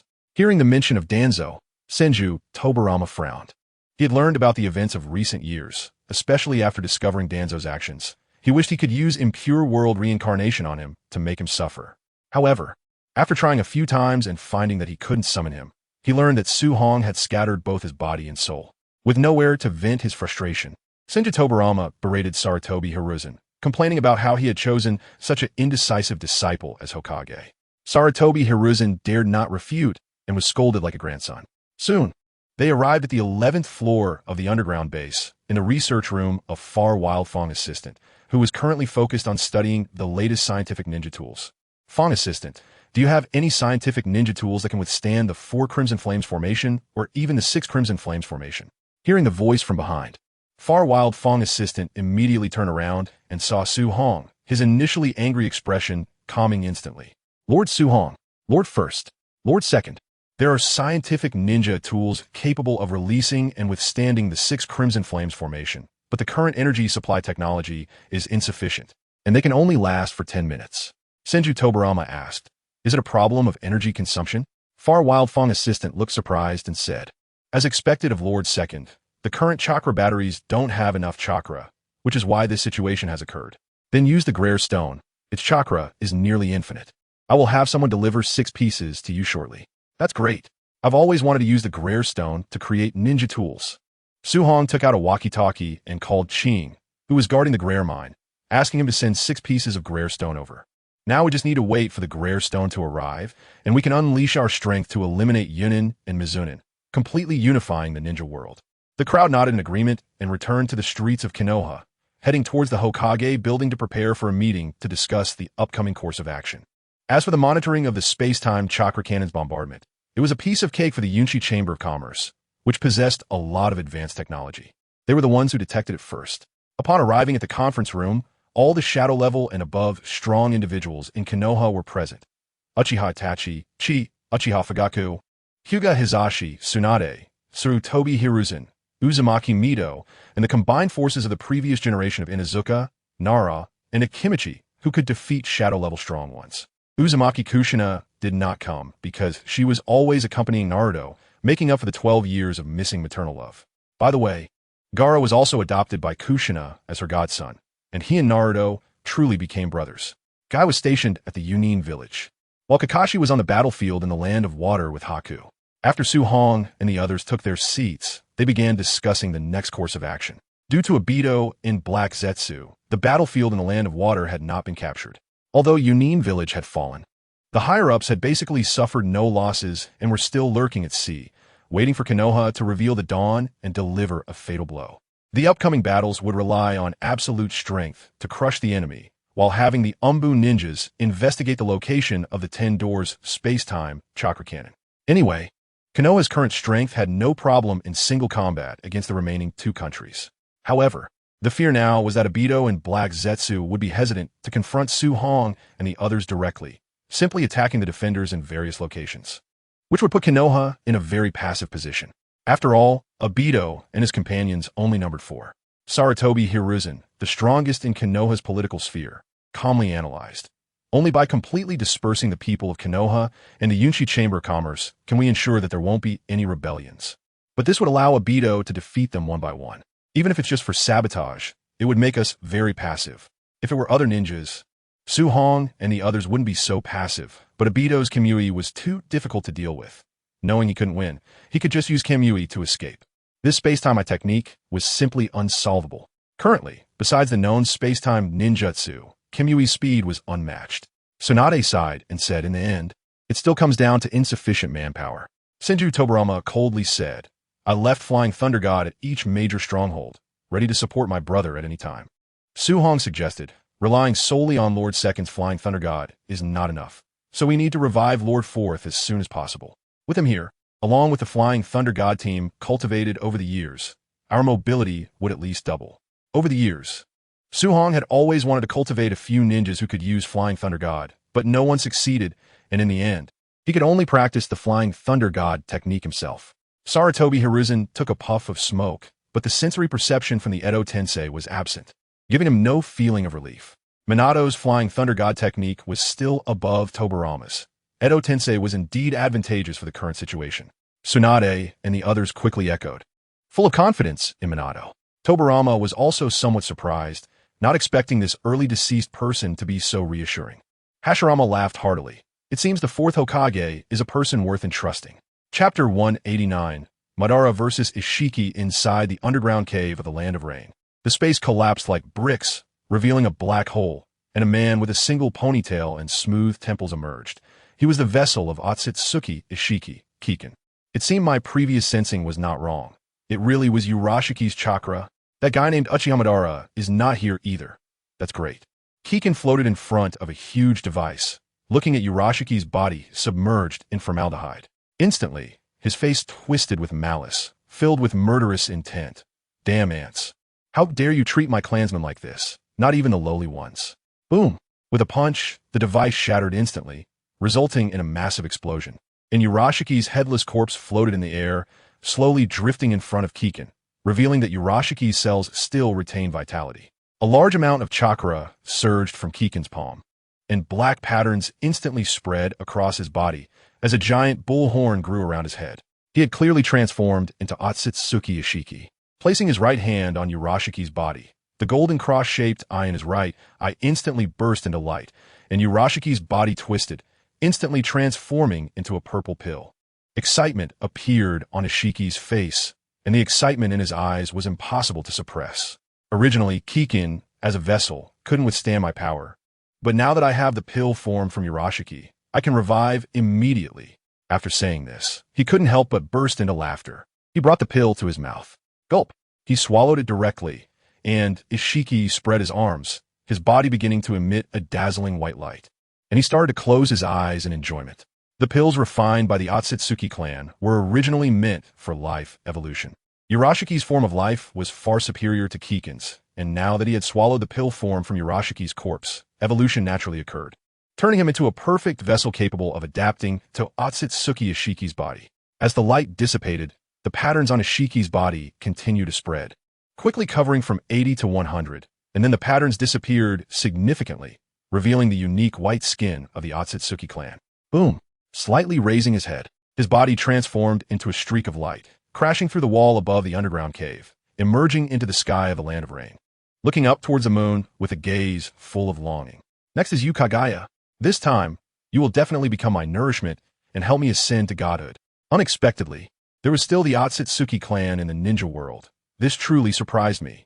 Hearing a voice from behind, Otsutsuki Ishiki slowly turned around without any surprise and coldly laughed. Uchiha Madara, I've been waiting for you for a long time. You know me. Madara looked at Ishiki with a puzzled expression. He felt that his base had been destroyed and immediately left the alternate space to return. Not expecting to encounter a member of the Otsutsuki clan, but he also didn't expect that this person would know him. Of course, you were the vessel chosen by that winch's yin-yang release, the key to reviving that winch, Ishiki said with a smile, his golden cross-shaped eye flashing with a cold light as he lightly extended a hand towards Madara. Puff! Madara looked down in disbelief, only to see a black rod created by yin-yang release piercing through his abdomen, with bright red blood gushing out uncontrollably. How is this possible? I didn't sense anything at all. Instantly activating his Rinnegan, he grasped the black rod embedded in his abdomen, trying to pull it out. Ishiki's figure instantly appeared in front of Madara, kicking out a whip-like leg that sliced through the air, the immense force causing the air to resonate, kicking towards Madara. Bang! Madara raised his arm to block, but as soon as they made contact, he felt an extraordinary power. Shocked, he looked at Ishiki and gritted his teeth. So heavy. Is this the true Otsutsuki clan? Truly extraordinary. You can't die yet. Ishiki applied more force with his foot. Crack! The sound of bones breaking echoed, and Madara's entire body was blasted into the ground like a cannonball, falling into the underground cave. The barrier above the cave also began to crumble under the rapid pressure, as debris continuously fell, burying Madara inside. Boom! A burst of azure chakra erupted, a beam of light piercing through the sky. The immense explosive force reducing the debris underground to cannonballs that shot out in all directions, penetrating stone walls. Following that, a massive Susanoo towering 100 meters high rose from the ground, quickly transforming into the form of Yatagarasu. Clang! The black rod pulled from the abdomen was thrown onto a plate, and, as the flow of chakra stabilized, Uchiha Madara gripped it tightly with one hand and shouted, "Stop!" Instantly, the chakra stabilized and transformed into a giant warrior over 100 meters tall, appearing on the land of the rain country. Looking at Uchiha Madara inside the diamond crystal, Otsutsuki Ishiki disdainfully said, "You must have fought that guy, Su Hong, and should understand that such things have no effect on true powerhouses. And I have to try to see. Let me see what level you can dance at." Controlling Susanoo, he executed a simple slash that sent out a massive sword pressure, creating a giant sword chi that sliced through the sky. Ishiki's figure instantly disappeared, and the sword chi spread out for kilometers. The immense sword pressure clearing the rain clouds above the rain country, splitting the ground into a 1,000-meter chasm. The sword pressure tore through the sky, forming a massive storm that shredded all trees on either side of the canyon, blowing them over 100 meters away. Ishiki's figure appeared on top of Susanoo's katana, and like lightning, he rushed towards the diamond crystal above Susanoo's head where Uchiha Madara was. Fire style, great fire annihilation. The 100-meter-tall Susanoo opened its mouth and unleashed a sea of fire. The great fire annihilation used by Madara himself was already 100 meters wide, forming a gigantic wave of flames. It was easy to imagine that the massive body spewing forth flames was like an ocean of fire descending upon the world. The intense heat instantly dried the surrounding air, turning the originally moist ground into a parched wasteland, and even the lakes that were filled with water evaporated in an instant. This can't stop me. Ishiki crouched slightly and jumped up into the 100-meter-high sky. The me style I activated instantly, and the enormous sea of fire spewed by Susanoo shrank to a tiny flame, barely enough to light a cigarette. Ishiki flipped in the air, posed for a flying kick, and shot towards Madara with incredible speed. Crack! Hearing the sound of Susanoo shattering, Madara displayed an incredulous expression, shocked. How is that possible?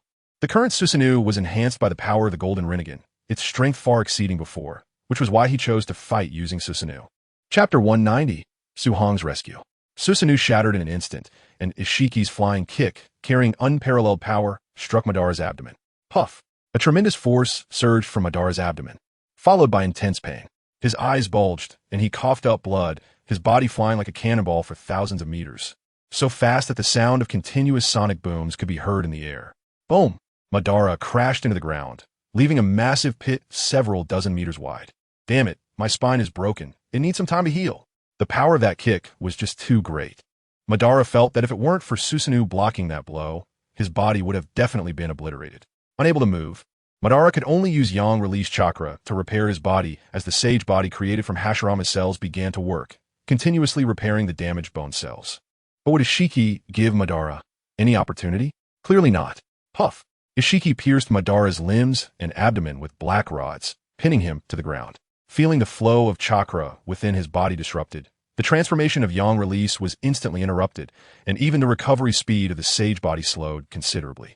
Madara's sage body was still derived from Hashirama cells, much slower than the recovery speed of Senju Hashirama, and now that his chakra was disrupted, his recovery speed was comparable to that of Naruto with the Yang release Nine Tails.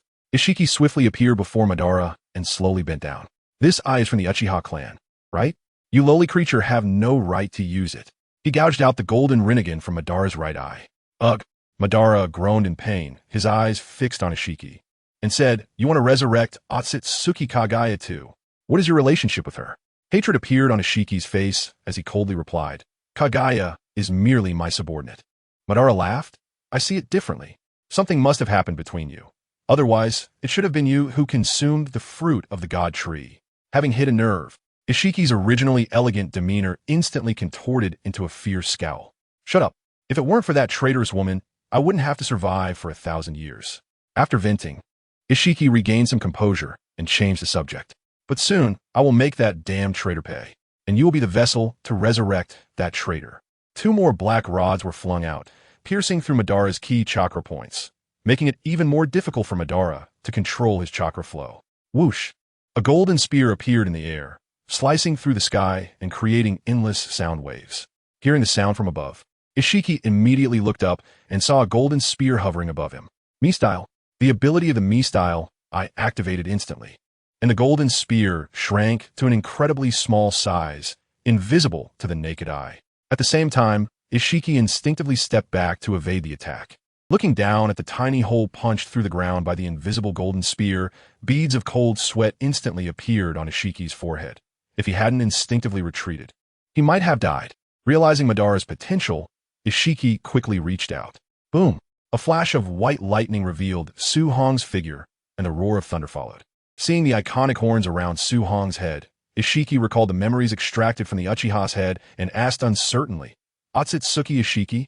Ishiki remained silent, his face serious as he stared at Suhong, every muscle in his body tensed. Suddenly, Suhong's figure vanished from his position, and a few black rods appeared in the air. Grabbing Madara's figure and retreating a distance, Suhong's eyes also showed a hint of seriousness. "Is this your ability? You can actually control size." At the same time, he pulled out all the black rods embedded in Madara's body and tossed them aside. Madara slowly straightened up, reminding, "It seems he can't shrink other living beings besides himself.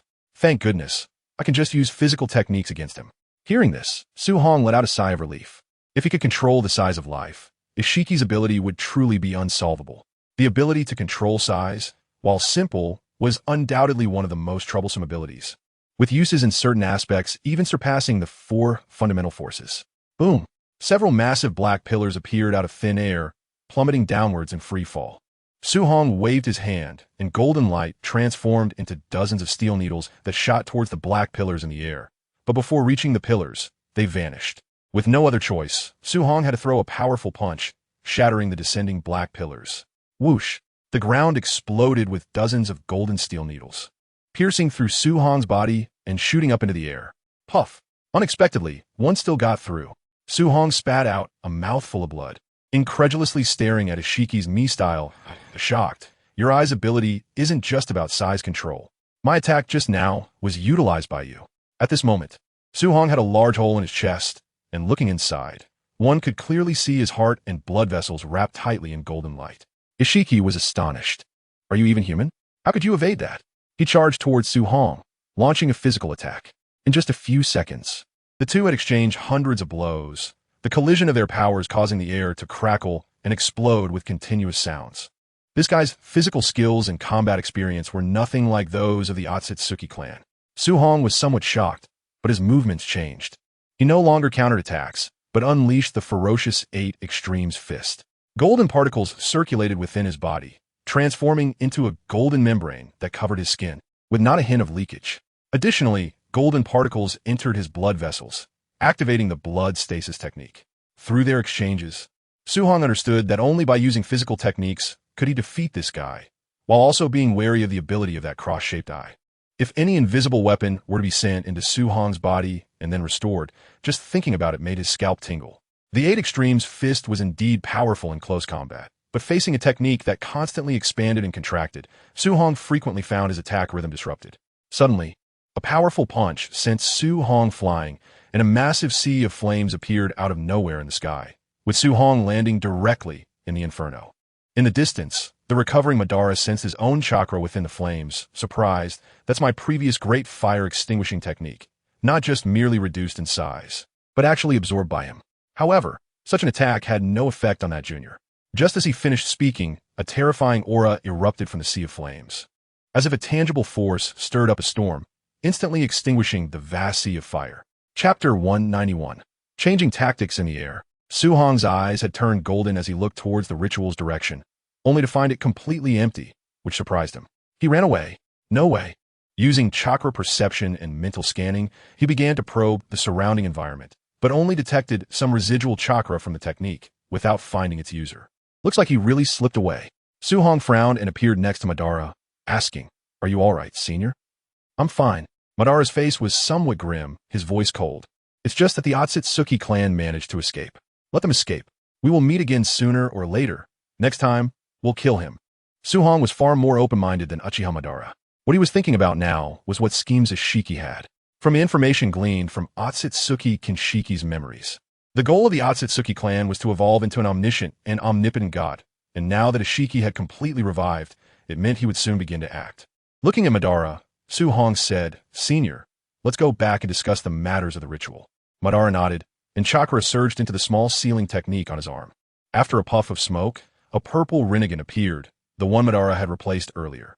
Pressing it into his right eye socket, he turned his eye a few times, confirming that there were no issues before solemnly saying, "All right, let's go." Su Hong twitched the corners of his mouth, and the two flew towards Konoha. As they flew in the air, Madara, who had been silent for a long time, finally spoke up. "Su Hong, do you have any methods to help me rapidly increase my strength?" Su Hong was somewhat surprised and turned his head, his eyes filled with confusion, as if to say, "Are you still the Uchiha Madara I know?" Sensing Su Hong's gaze, Madara felt somewhat embarrassed and angrily retorted, "If you don't have one, then forget it." Asking a junior about how to enhance his strength was something he had been mentally preparing himself for before finally setting aside his pride to ask. "Ha!" Seeing Madara's strange expression, Su Hong couldn't help but laugh. Madara instantly became somewhat furious, glaring coldly at Su Hong. Su Hong immediately sensed the atmosphere, shut his mouth, but his slightly trembling body showed that he was struggling to hold back his laughter. Madara's face darkened, and his body suddenly accelerated, throwing Su Hong behind him, wanting to avoid seeing him. He secretly regretted why he had asked this disrespectful junior. He quickly recited the heart purification mantra several times to calm his trembling body, while Su Hong hurriedly accelerated to Madara's side, awkwardly smiling, "Senior, I do have a method. Quickly say it." Madara's eyes shone with fierce light, his scarlet Sharingan slowly rotating. exuding a chilling, killing intent. Cough cough. After adjusting his state slightly, Su-hong said seriously, Senior, I have 2 plans. The first is to learn Sage Mode. You already possess Sage Eyes and Sage Body, so learning Sage Mode should enhance your power to some extent. Sage Mode is indeed feasible. Madara nodded. Looking at Su-hong continue. The second plan is to absorb the complete chakra of the 10 tails and comprehend the power within. Allowing yourself to become a being at the level of the Sage of 6 Paths, isn't that just stating the obvious? Madara was somewhat annoyed, feeling that this was something he already knew. Now that I have lost that golden Rinnegan, I can no longer open spatial portals at will as before, making it impossible to obtain that juvenile 10 tails. Su-hong revealed a mysterious smile, saying, I'm not talking about the complete 10 tails, but the chakra of the 10 tails. Senior, you have the Rinnegan, which allows you to summon the outer path golem, as long as you extract the chakra of the god tree inside it. Along with the existing 9-tailed beasts, synthesizing the chakra of the 10 tails shouldn't be too difficult, right? Then, once you absorb this chakra, even if you aren't as powerful as the true 10 tails Jinchuriki, you would still be able to step into the realm of the Sage of 6 Paths. In the original story, Naruto possessed the power of the 9-tailed beasts and combined with the sage techniques of the 6 Paths, successfully raised his combat power to the level of the 6 Paths. Now, using the same method to allow Madara to possess the chakra of the 9-tailed beasts, along with his own understanding of yin-yang release, becoming a being at the level of the 6 Paths shouldn't be too difficult. Of course, Naruto became friends with the 9-tailed beasts, while Madara would bind the chakra of the 9-tailed beasts using the chakra of the outer path golem, and then use yin-yang release, which should be successful. Madara began to contemplate the possibilities, realizing that the feasibility was very high, which would also help avoid the risk of becoming a vessel for Otsutsuki Kagaya. Looking up at Su-hong, he asked, Junior, how many tailed beasts do we have now? 4. Su-hong thought for a moment and said, the 9 tails, 1 tail, and 2 tails Jinchuriki are in Konoha, while the 4 tails Jinchuriki, Oldenoki, has also been called back to Awagakure. The 5 tails, 6 tails, 7 tails, and 8 tails Jinchuriki are outside, and the 3 tails was killed and hasn't revived yet. However, a portion of the 8 tails chakra is in the underground base of the Yunchi Chamber of Commerce. Hearing Su-hong's words, Madara was somewhat speechless. The war had been ongoing for so many days, and such an important thing as the tailed beast had not been fully collected. Sighing, he said, forget it. I need to first practice Sage Mode, and then I'll personally go capture those beasts. You should know the specific locations of the Jinchuriki, right? I know. In the air, they discussed the next steps. The emergence of Otsutsuki Ashiki made both feel that they needed to focus on the tailed beasts first and collect them as quickly as possible. Before long, the two arrived at Konoha. Looking at the heavily damaged wooden walls, Su-hong knew that the 4th Raikage had ordered bombardments again, but fortunately, they hadn't hit the village. They landed in front of Senju Hashirama without feeling any fatigue. How many rounds of bombardment was that? Senju Hashirama greeted Madara and said solemnly, 5 rounds, and from different directions. It seems their cannon positions are constantly moving, hinting at a trend to surround Konoha. Once Fong assists in completing the 6 Crimson Yang formations barrier, we can go all out to capture the Jinchuriki. Capture the Jinchuriki? Why do we need to capture the Jinchuriki? Senju Hashirama was somewhat puzzled, as this was different from what they had discussed in the previous meeting. I'll tell you. Madara pulled Hashirama aside and informed him about Otsutsuki Ashiki's situation. After listening to the explanation, Hashirama frowned and said seriously, so in the upcoming war, we not only have to attack other countries, but also compete for all the tailed beasts to ensure that the Otsutsuki clan doesn't get them. That's right. Madara nodded and started chatting with Hashirama again, while also learning Hashirama's Sage Mode. Without a second thought, Hashirama agreed. Su-hong watched the two of them, full of enthusiasm, and tactfully left, planning to go home first and then discuss things with Tsunade and the others later. Chapter 192. Matron's Ability when Su-hong returned home. He heard Naruto's laughter even before entering the door. It seemed that his parents' company made him very happy. Pushing the door open, he saw Naruto's family and Gaara sitting on the sofa, listening to Naruto recount stories from his childhood. Naruto understood that his parents were in a state of Edo Tensei and couldn't be with him for long, so he was trying his best to share good news and avoid mentioning his troubles. Seeing Su-hong come in, Naruto happily shouted, Su-hong brother, you're back. Yeah, I'm back. It looks like you've been doing well these days. Su-hong took off his shoes and put on slippers as he walked in. Naruto had a proud look on his face. Of course. I have mom and dad with me. Gaara looked enviously at him, wishing his parents were like that too. He recalled the 6 assassination attempts he had faced from his father in the Sand Village and felt a bit melancholic. Kushina, who was once the Nine-Tails Jinchuriki, was very sensitive to the emotional changes around her and instantly noticed Gaara's change. She got up and sat beside Gaara, hugging him to comfort him. Gaara, don't think too much. There are no parents in this world who don't love their children. They must have their own difficulties.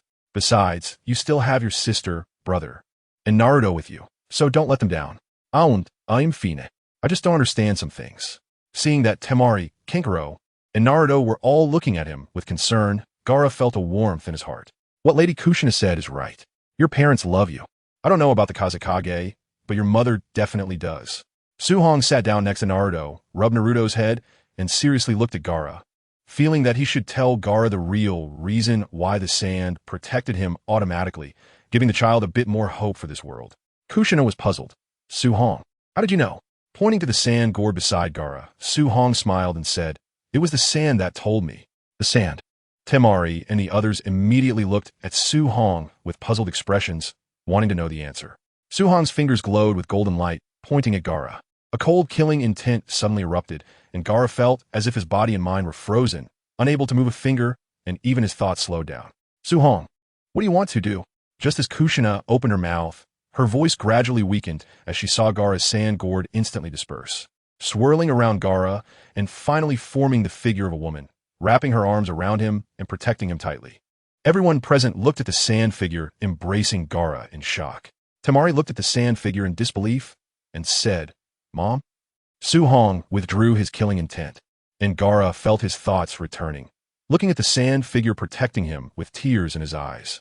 Gaara's sand automatically protecting him was not the power of Shikaku and magnetic release, but because his mother's will and soul had always been protecting him, which caused this phenomenon. What a respected mother she was. Gaara instantly felt that his empty heart was filled. I also have a mom who loves me. Kushina stepped forward, lovingly hugging Gaara, and said with a smile, Now you can rest assured. Your mother loves you. Minato didn't want to interrupt and gestured to Suhong. The two went upstairs and looked down at the warm scene below. Minato turned and said seriously, Thank you, Suhong. You've been taking care of Naruto all these years. Otherwise, I wouldn't know how to face that child. After being reincarnated through Edo Tensei, he also asked Jiraiya about Naruto's life over the years. Aside from a few years when life was tough, Naruto had Suhong looking after him, and although he was not well regarded because of his status as a Jinchuriki, Suhong's care made Naruto's life not lack attention. Suhong smiled as he watched Naruto joking with Gaara and said, I just thought it shouldn't be like this. So I wanted to change a bit to make this world look more normal. This distorted world was very uncomfortable for Suhong, and it was also the reason he wanted to unify the ninja world to make a change. He believed the world shouldn't be like this. Patricide and fratricide were too common. In short, thank you. I haven't fulfilled my responsibilities as a father over the years, so I'm very relieved that Naruto can grow up healthy and happy. Minato sincerely thanked him. If it weren't for Suhong, he wouldn't know how Naruto would live. If his irresponsibility as a father led Naruto to live a miserable life, he would never forgive himself. After asking Suhong some questions about Naruto's childhood, the two began to discuss their future course of action. I have to say, aside from being a bit naive, Minato was perfect in other aspects. Upon hearing Suhong describe the current situation, he immediately thought of the key point, the tailed beasts. Then Suhong revealed to him that Obito was the real culprit behind the Nine-Tails incident from over a decade ago. Obito. Minato was stunned for a moment, his face filled with sadness and astonishment, and he said painfully, It was him. Do Kushina and Kakashi know about this? They do. Lady Kushina was very angry when she found out and scolded a few times before stating that she would make that heartless guy pay for it in the future. As for Kakashi, he's still in a low state right now, currently confronting Obito in the Land of Water. I hope he can figure things out. Suhong told Minato about Kushina and Kakashi's reactions. To be honest, he felt helpless toward Obito, who was so infatuated. For the sake of Rin, he chose to unleash the Nine-Tails to harm his own village and kill his master and mistress. Suhong could understand if he killed Kakashi. After all, it was Kakashi who had killed Rin, but what wrong did Minato and Kushina do? Moreover, they had treated him very well and made him, an orphan of the Uchiha clan, feel the warmth of a family. After pondering for a long time, Minato made up his mind, turned to Suhong, and said seriously, Suhong-kun, can I personally handle the matter with Obito? Sure. Suhong nodded and continued. However, If I feel that you can't handle it, I will take action myself." After saying that, he turned and returned to his room to begin practicing the Yang 5 Thunder technique. Both the Yang 5 Thunder and Yin 5 Thunder are actually the first half of the 5 Thunder correct law. So what Su Hong needed to do now was to cultivate the Yang 5 Thunder to its utmost before starting to practice the advanced 5 Thunder correct law. Chapter 193. Spirit Transformation Technique.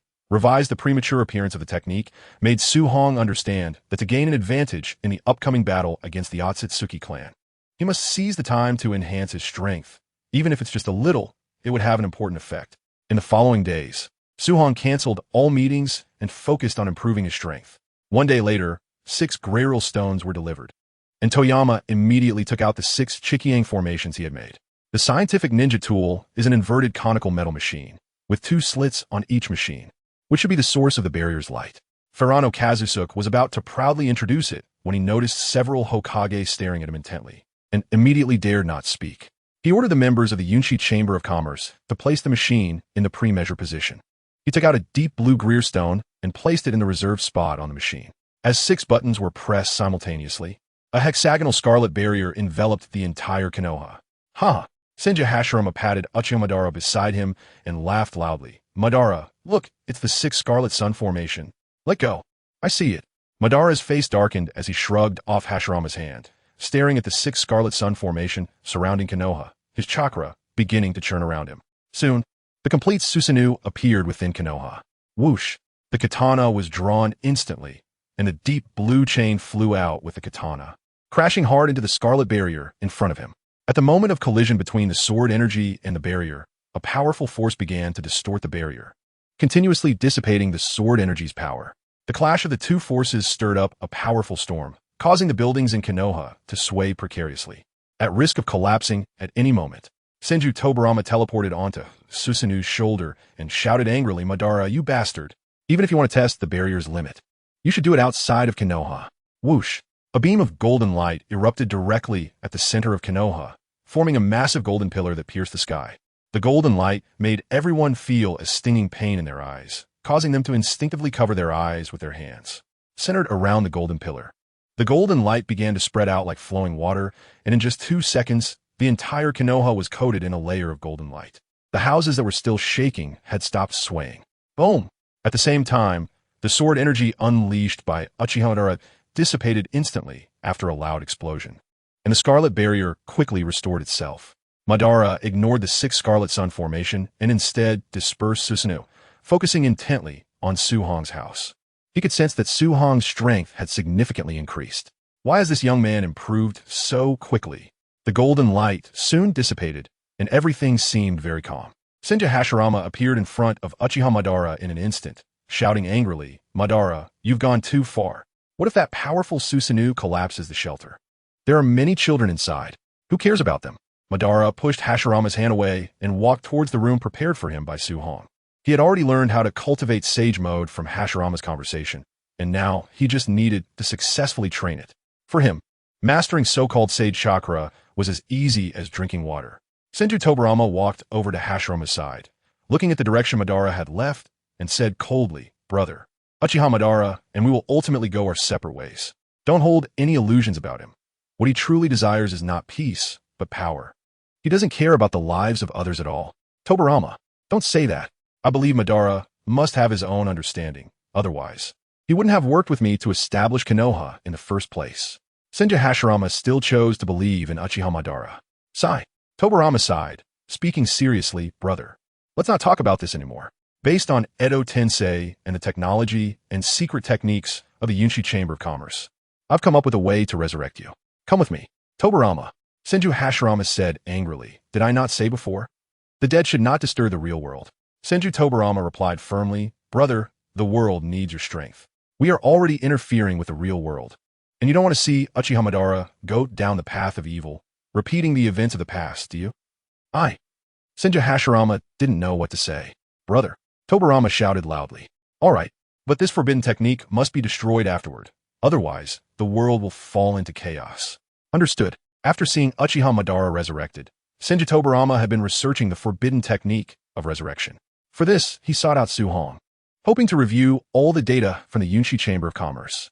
Su Hong agreed, wanting to see what this big man, who only knew forbidden techniques except for water release, could come up with. Senju Hashirama was taken to the lowest level of the Yunshi Chamber of Commerce's underground base, to the research room of Xiao Zi, where a new cultivation dish appeared next to the jars containing the 8 tails horns and Shikaka's tail. And inside was the physical body of Senju Hashirama. Tobarama, this is. Brother, your original body has long been destroyed. I can't use the Rinnegan to resurrect you along with your body like I did with Madara, so I had to clone your body. Don't worry. I've been using the energy of the Greer Stone to stimulate your cells, ensuring it's stronger than your previous body. Is this what I meant? Senju Hashirama couldn't help but complain. He didn't care about how strong his body was, but rather when it would be cloned. Xiaozi walked over and asked, Lord Tobarama, is the resurrection of Lord Hashirama about to begin? Let's begin. Tobarama nodded. Xiaozi returned to the equipment, pressed a few buttons, and a nutrient solution in the cultivation dish was drained. Senju Tobarama then lifted Senju Hashirama's body out. Looking at his own body, Senju Hashirama felt awkward and asked Tobarama, what should I do? You don't need to do anything. Senju Tobarama approached the Edo Hashirama, quickly forming hand seals, and shouted, Spirit Transformation Technique. Modification. Senju Hashirama instantly felt that his soul had changed. It was filled with vitality. Xiaozi. Yes. Xiaozi took the deep blue Greer Stone from the equipment and handed it to Senju Tobarama. Brother, this is the Greer Stone, a mineral formed from the chakra of the 10 tails. After Xiaozi's purification, although it is not as powerful as the Rinnegan, it can still achieve many things that were previously impossible. Senju Tobarama infused his chakra into the Greer Stone, drawing the energy inside and continuously injecting it into Senju Hashirama's body, revitalizing Hashirama's soul with the Spirit Transformation Technique. Modification. Chapter 194. The resurrection of Senju Hashirama. After about a minute, Senju Hashirama felt that his soul was no longer lifeless, but instead filled with vitality. Senju Tobarama sensed that Senju Hashirama's soul had completed its transformation and formed hand seals again. Edo Tensei. Release. Spirit Transformation Technique. Modification. Guidance. A white light began to radiate from Senju Hashirama's body, and the Edo Tensei started to swirl, with a glowing white soul slowly drifting out. Senju Tobarama's chakra transformed into a large hand, grabbing Senju Hashirama's soul and stuffing it into the nearby body. Rebirth Technique. As Senju Hashirama's soul was injected, white light burst forth from his body, and after a while, his fingers began to move. Tobarama, why can't my body move? Senju Hashirama opened his eyes and found that aside from his fingers and head, he couldn't move any other part of his body, looking confused at Senju Tobarama. Brother. Tobarama rolled his eyes and looked at Hashirama irritably. What are you thinking? Your soul has just merged with the body. Even for you, it will likely take several hours to recover. The Greer Stone. What a good thing. It's a pity that aside from my brother, no one else can withstand this chakra. Senju Hashirama sighed. He had originally wanted to revive himself and Mito along with others, but under the chakra nature of the Greer Stone, he found that his soul would actually change and even mutate. Therefore, he immediately extinguished the idea of reviving others. Instead, his elder brother Senju Tobarama's soul and body were all incredibly close to the chakra nature of the Greer Stone. No, it should be said that it was the chakra nature of the God Tree, which could be considered as nourishment for Senju Hashirama. 3 hours quickly passed. Senju Hashirama was moving his body in the underground base. Although there was still some awkwardness, his 5 senses had completely recovered, greedily absorbing the surrounding air, and he revealed a smile. Tobarama, I'll go out for a look. After saying that, he left the base and arrived at Konoha. Because the 6 Crimson Yang formation had been set up, most residents had come out of the shelters. Although it was not as prosperous as before, some residents had already started meetings and setting up stalls. Senju Hashirama ran to the snack street, paid, and began to eat heartily. On Turtle Island, the 4th Reikage was wrestling with the gorilla Kiku, venting his anger. Kiku looked confused. Ever since this perverted one-armed man had come to the island, their leaders had not had a moment's peace, having to endure beatings almost every day, with a punch that sent Kiku flying. The 4th Reikage felt exhilarated and looked at Ihong beside him, asking, Ihong, how is it? Has the power of the chakra cannon increased? Lord Reikage, there is no way to increase it for now. Why? To increase the power of the chakra cannon, we must improve the conduction efficiency of the chakra. However, our cannon is already made of chakra metal, and I have searched for a long time without finding a better conductive metal than chakra metal. Ihong shook his head, his eyes filled with disappointment. The 4th Reikage frowned, angrily saying, then use the space chakra cannon to send that damned barrier outside Konoha to another space. That won't work. Lord Reikage. Konoha also has its own chakra cannon, although its power is not as strong as ours. Intercepting with a single shot of the space chakra cannon is still quite easy. Ihong's words left the fourth Reikage silent. He didn't expect that in just 3 days, Konoha had already come up with a solution to the space chakra cannon. And he had also discovered that Konoha's Umbu were searching for him in the waters of the Land of Lightning. Meanwhile, in the Mist Village, Obito was sitting in the position of Mizukage, next to Uchiha Hiromu, Kisame Hashigaki, and Kagaya's Black Zetsu. The current Mizukage, Terumi Mei, had been sealed of her chakra and was left aside. Obito was glaring at the other Mist shinobi in the office with a murderous intent, full of disdain. Suddenly, the space in front of him collapsed like bricks, and the figure of Otsutsuki Ishiki slowly floated out. The violent aura rendered everyone present completely immobile. Otsutsuki Ishiki, weren't you killed by your mother? Black Zetsu exclaimed in shock. At the moment the space collapsed, he realized that this was the Yellow Springs Hirosaka. He had inherited a part of Kagaya's memories, so he was basically familiar with the Otsutsuki clan and thought it was another Otsutsuki. But he did not expect it to be Ishiki, who should have died long ago. Ishiki didn't even glance at the others and walked straight toward Black Zetsu. Wherever he passed, everyone was overwhelmed by Ishiki's imposing aura, breaking out in cold sweat, not daring to breathe. You are the creation of that bitch. I know your purpose. And coincidentally, my purpose aligns with yours. I can help you. Ishiki's expression was impassive, but the murderous intent hidden deep in his eyes was captured by Black Zetsu. Ishiki, don't think I don't know your thoughts. I want to let you succeed. Black Zetsu naturally understood Ishiki's intentions, which were simply to turn his mother into the fruit of the god tree, providing nourishment for his path to becoming a god. Then she will be trapped on the moon forever. After saying that, he turned and walked toward the space gate. Wait, Black Zetsu called out to Ishiki. Ishiki stopped, a smile appearing on his lips as he slowly turned to look at Black Zetsu. How do you want to cooperate? Black Zetsu thought about how his mother had eaten the fruit of the god tree. After being revived, her strength might not be weaker than Ishiki's. So it was naturally impossible for her to be manipulated by Ishiki like before. With his help, she should be able to rescue her more quickly. You continue to fight this country in Konoha. Make as much noise as possible, and keep Suhong occupied for me. The rest I'll take care of. I will send you the tailed beasts. After saying that, Ishiki entered the space passage and disappeared without looking back. Huff! Obito gasped for breath, then stared coldly at Black Zetsu, his eyes flashing with cold light. Black Zetsu, what else are you hiding? Who is that guy called Ishiki? Who is the she you keep mentioning? Black Zetsu sneered. Obito, you don't need to know these things. Just know that to create a world with Rin, you must have her help. Why didn't you tell me this beforehand? Obito's face was grim, and the murderous intent in his eyes could not be hidden. He had completely lost control over the ninja world. Not only Suhong and Uchiha Madara, but now there was also an Otsutsuki Ishiki. Who knew if others would appear later? Chapter 195, 5 Thunder Gods He. Black Zetsu sneered and said, what good would it do to tell you these things? You still need to gather the tailed beasts. Just do your own thing. Black Zetsu, if you dare to deceive me, even if it costs me my life, I will definitely kill you. Obito looked at Black Zetsu with a frosty expression. He was now very confused, not knowing what exactly he was supposed to do. He understood that Black Zetsu was definitely using him, but the glimmer of hope in his heart reminded him that as long as he succeeded, he could live with Rin forever. At the same time, he didn't know how to face Rin. After all, he had done so many heinous things. While Rin had always been a kind and gentle girl in his heart, she would certainly not accept someone like him. Obito, don't worry. She will definitely fulfill your wish. Black Zetsu smiled at Obito, and Infinite Tsukuyomi would make everyone fall asleep in dreams, ensuring that Obito could live in a world with Rin until death. A day later, Madara successfully cultivated into Sage Mode, asked Suhong for the specific locations of the other tailed beasts, and then left Konoha to capture the Jinchuriki. Suhong also successfully cultivated the Yang 5 Thunder to its peak and began to work on the method of advancement.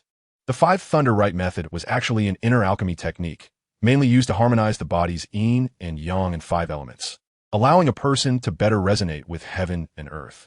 Therefore, it was certainly not enough to practice just one technique. The advancement of Yin-Yang 5 Thunder depended on mobilizing the remaining 4 energies to achieve a balance of Yin and Yang and the 5 elements. The first step of advancement was to condense the 5 Thunder God within the 5 organs. This god was not one of the Thunder Gods of the Heavenly Court, but rather the practitioner's mastery of the 5 energies from macro to micro. The first god to be condensed was the Yellow Emperor of the Spleen Palace. The spleen's role in the human body is to harmonize yin and yang and the five energies. The yang five thunder is based on the heart and lungs, with the Red Palace thunder being the main focus.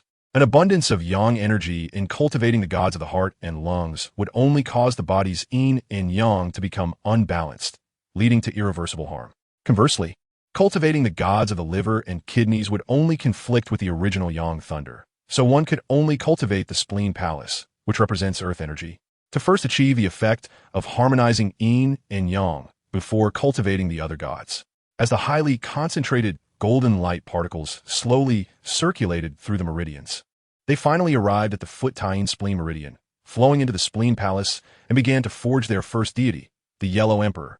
The golden light particles began to outline golden lines within the Spleen Palace, and then they started to condense into talismans, specifically the fundamental talisman of Longhu Mountain. The Five Thunder spell, with the current focus being the Earth Thunder spell. The Five Thunder Rite method is a perfect combination of inner alchemy and talisman techniques. Fundamentally based on the Five Thunder talisman, transforming the talisman into a deity to suppress the Spleen Palace. Su Hong's golden light particles were of a quality far beyond the existence of Qi, making the Earth Thunder talisman he formed much stronger than that of an ordinary person. In just half a day, Su Hong had already formed 49 Earth Thunder talismans in the Spleen Palace, completely filling it up. For the human body, Yang represents 9, which is the extreme, while Yin represents 8, which is the extreme, and their combinations yield 72 types in total. The perfect Yellow Emperor is also formed from a combination of 72 Earth Thunder talismans. Therefore, 49 Earth Thunder talismans were far from enough. The remaining 23 had to be forged into the deity before it was fully formed. Clang! Clang! The golden light particles transformed into a giant hammer and began to strike within the Spleen Palace, with the sound of knocking echoing throughout Su Hong's body. Taishang Taixing.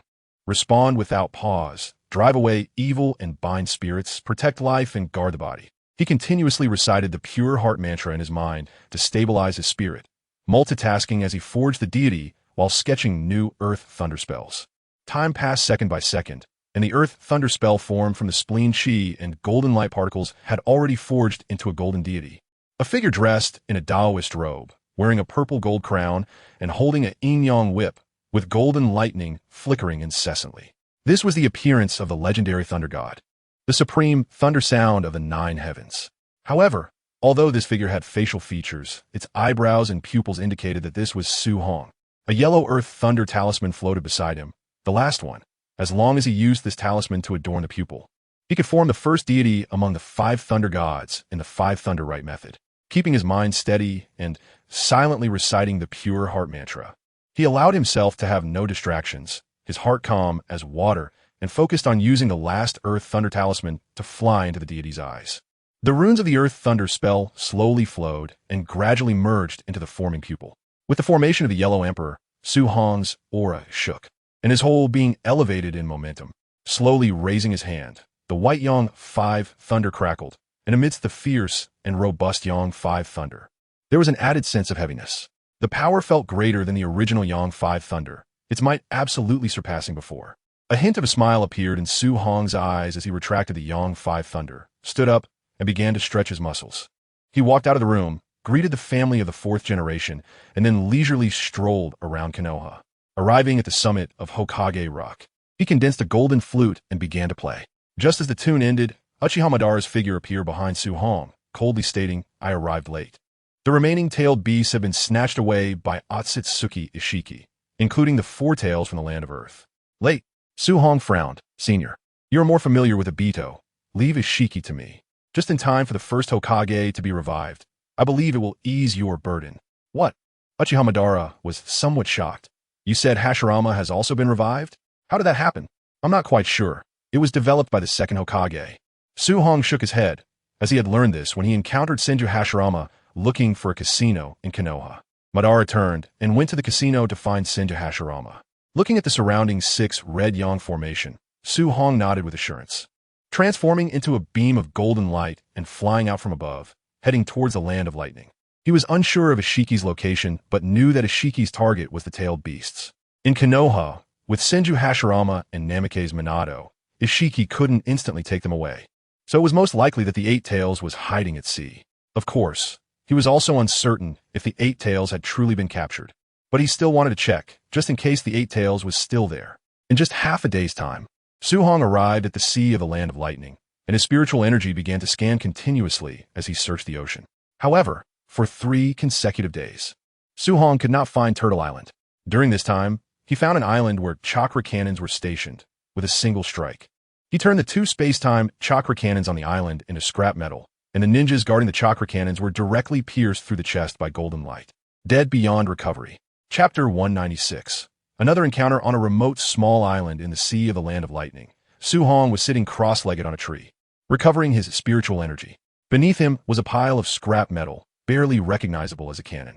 There were also several corpses of Cloud ninjas nearby. Exhaling a breath of turbid air, Su Hong sighed. I didn't expect that high-intensity spiritual searching would increase my spiritual energy by 30% and make it more refined. But where exactly is Turtle Island? In these days, the large creatures I found have either been swordfish or octopuses, and there hasn't been a single sea turtle. Whoosh! A massive black-tailed beast ball flew over Su Hong's head and crashed into the nearby ocean, leaving a 100-meter-wide crater and creating huge waves that swept in all directions. Boom!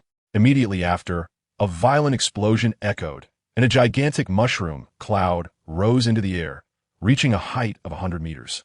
With the intense explosion generating a powerful shockwave, the sea began to tremble, and endless seawater turned into towering waves, carrying the shockwave and sweeping out in all directions.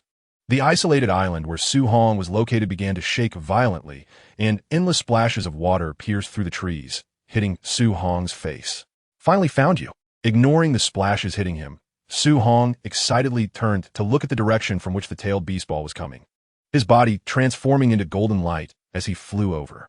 On Turtle Island, the now 8 Tails transformed killer bee was pinned to the island by 10 massive black rods, with a large amount of blood staining the entire sea, and the giant sea turtle was already on the verge of death, likely to die at any moment.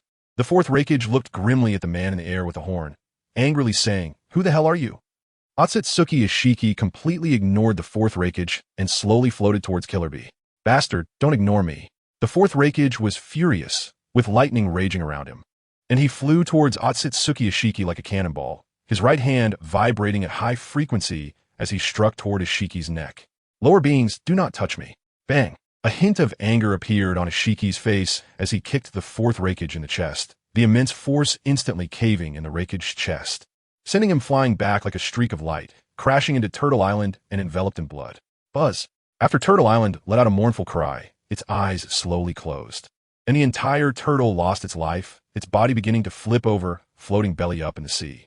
Pinned to Turtle Island, Killer Bee immediately shouted in worry, "Big brother. No! Why is the seawater flooding in? I don't want to die like this." A large amount of seawater continuously poured into the space inside Turtle Island, leaving the animals and Cloud ninjas living inside unable to escape temporarily. The Tsuchikage decisively gave orders, saying, "Ninjas who can use Earth Release. Utilize your knowledge of water pressure to create a space without water. Once the water flow stabilizes, Water Release ninjas will lead everyone to escape from Turtle Island. Earth Release, Earth Flow Wall." All the Earth-style ninjas unleashed the Earth Flow Wall to isolate the seawater, eventually leaving behind a space filled with animals from the island and Cloud ninjas. The oxygen could hardly last long before it was exhausted. What on earth happened? How could such a massive island turtle have died? "Lord Reikage, Karabi, you two must be careful." The Tsuchikage looked outside with great concern. Turtle Island was enormous, and even the giant 8 Tails occupied less than 1,000th of it, highlighting the size of the island turtle. A massive size often represents robust vitality and defense. Only extremely powerful beings could harm the island turtle. All water-style ninjas, first take your companions out of the island underwater, and the rest stay on guard. Yes, there aren't many water-style ninjas from the Land of Lightning, so they must split into several groups to bring their companions out, while the animals can only be left for last, after ensuring their companions held their breath. All the water-style ninjas used water techniques to escape from the sea with their partners. Meanwhile, on Turtle Island, Ishiki's hand reached towards Karabi, and the space beneath Karabi began to collapse like bricks, the black opening slowly expanding, and the giant body of the 8 Tails also began to sink. "Ishiki, it seems my guess was correct. You really are here." A loud roar suddenly came from a distance, and in the blink of an eye, a golden light flashed. A giant golden hand grabbed the ox horn of the Gyuki, directly pulling it out from the portal of the underworld. Su-hong held the giant eight tails with one hand, looking disdainfully at Ishiki. Idiot, let me go. I need to save my brother. The anxious voice of Karabi came from the mouth of the eight tails, and Su-hong released his grip, allowing the eight tails to free fall into the sea. Since he was already here, he wasn't worried about Karabi escaping with the eight tails. Ishiki didn't dare to act recklessly, filled with shock, as he sensed Su-hong's aura had actually increased again. How is this possible? It's only been a few days since we last met. Su-hong didn't want to waste time talking. His figure flashed and rushed in front of Ishiki. Golden light particles rapidly circulating in his meridians, and he threw a punch. Zulfust. Ishiki was startled and quickly used my Bikuin, shrinking his body to the size of a mosquito, dodging Su-hong's attack. What a troublesome ability. Su-hong couldn't help but complain, increasing the speed of his punches and kicks to the extreme, creating numerous afterimages, filling the space in front of him with shadows of fists and feet. However, none of the attacks landed on Ishiki. That's why Su-hong would say this ability is troublesome. After shrinking, Ishiki's speed didn't decrease. Instead, with a smaller surface area in contact with the air, his speed increased, allowing him to perceive the wind pressure generated by Su-hong's punches and kicks more clearly, giving him a better prediction and evasion of Su-hong's attacks. Yang 5 Thunder, Thunder Flash. Su-hong whispered softly, injecting Yang 5 Thunder into his body, stimulating his meridians and further increasing his speed. This was the best way to deal with Ishiki, who couldn't shrink living beings, constantly increasing his speed and strength while engaging in close combat, ideally without any impact. Not good. Deiko couldn't, seeing the white lightning wrapping around Su-hong. Ishiki felt something was off. He activated my Bikuin, instantly enlarging his body, and thousands of huge black rods appeared around him, shooting towards Su-hong. Such attacks are useless against me. Su-hong's figure flickered like lightning in the air, smashing all the thousands of huge black rods. Chapter 197. The armor of the Seeking Dao Jade. After dealing with the black rods in the air, Su-hong charged towards Ishiki without slowing down. Lightning raged, and Su-hong's figure was so fast that it left no afterimage, appearing before Ishiki in an instant, throwing a punch. Ishiki turned and threw a punch as well, while Deiko couldn't activate it again, and cubes began to fall from the sky. These cubes, under the sunlight, appeared completely dull and black. As soon as they appeared, they fell rapidly. Crack! The two punches collided, producing a crisp sound of bones cracking. Ishiki's right hand twisted like a twist, with bone protruding from his elbow, and flesh and blood falling from the white bones. Oof! Ishiki grunted in pain, jumping back and retreating 100 meters away, his face serious. Su-hong initially wanted to pursue, but the cubes falling from the sky were already above him, and he threw a punch. Bang! A muffled sound echoed. Su-hong felt his right arm completely numb, while the cube paused briefly before pressing down on Su-hong, continuing to fall. So hard, and so heavy. Su-hong, under the cube, was astonished. With his current strength, he could easily lift a mountain, yet these small cubes were so heavy, and they suppressed the flow of power within him. This was beyond what chakra could achieve. It should be a divine technique of the Otsutsuki clan. Su-hong quickly understood that this object was a creation of divine techniques, originally massive in size and density, but under Ishiki's divine technique, my Bikuin, it had been shrunk. Although its volume decreased, its density increased, resulting in unchanged overall weight, but its hardness reached a terrifying level. However, unfortunately, no matter how heavy an object is, its acceleration under gravity does not change. Su-hong transformed into a white flash, actively diving toward the sea below, then made a turn to escape the range of the cube's influence. He continued charging towards Ishiki in the air, who had already repaired his arm and waved his hand, instantly condensing 12 Seeking Dao Jewels. These Seeking Dao Jewels rushed towards Ishiki, covering his body like liquid, transforming into a set of armor, and he began to engage Su-hong in close combat at a speed far greater than before. Boom, boom, boom. As Su-hong and Ishiki collided and fought, the sounds of their punches and kicks produced continuous explosive sounds, and the immense force created numerous shockwaves, stirring up a violent storm that caused the entire ocean to churn, with splashes of water flying everywhere, followed by huge waves sweeping in all directions. Even the giant corpse of the island turtle was being carried by the waves toward the coast of the Land of Lightning. The eight tails, transformed from Karabi, also burst out from the bottom of the sea, its octopus legs grabbing a large number of cloud ninjas and animals, while Gyuki's hands held the fourth Reikage A and the Tsuchikage, with a medical ninja sweating profusely treating A. What is that? Are those two still human? Just surfacing, Karabi looked incredulously at the sky. The clash between Su Hong and Ishiki hadn't ended, but had instead intensified, with the air around them swirling into dozens of huge water tornadoes due to their direct punches. Occasionally, massive cubes fell from the sky, crashing down towards Su Hong. We need to go. Because of the clash between the two, the surrounding natural energy began to riot, and the sky was about to change. If we don't leave, very few of these cloud ninjas will survive. The voice of Gyuki echoed in his mind, and Karabi, disregarding his astonishment, used the massive body of the Eight Tails to splash waves as he charged towards the coast of the Land of Lightning. Countless creatures at the bottom of the sea sensed this danger and fled with all their might in all directions. As soon as Karabi left, the sky over the entire sea of the Land of Lightning darkened, followed by countless lightning storms and tornadoes appearing in an instant. Boom! Thunder roared, the wind howled, and the entire sea began to churn and roar. Endless seawater started to transform into a tsunami, momentarily dissipating under the influence of tornadoes and lightning storms. This scene kept repeating. In an instant, this place became a dead zone where no life could survive. Karabi, just arriving at the coast, turned to look at the apocalyptic scene, muttering in disbelief. If I were there, I would definitely die without a doubt. Amidst this disaster-like environment, two figures continued to engage in combat, with lightning storms and water tornadoes occasionally dissipating around them. Above the sky, massive cubes occasionally appeared, disrupting Su Hong's attacking rhythm. Su Hong did not believe that they were dispersed by the shockwaves from the two's battle. It should have been that Ishir used that strange eye technique to collect them, preparing to ambush him. With a punch, he struck the cube that appeared before him, and the cube instantly cracked, the powerful force smashing it into the thunderstorm, reducing it to nothingness under the barrage of lightning. How many of these cubes has this guy prepared? Although these cubes varied in weight and density, it was precisely because of this that they became even more troublesome.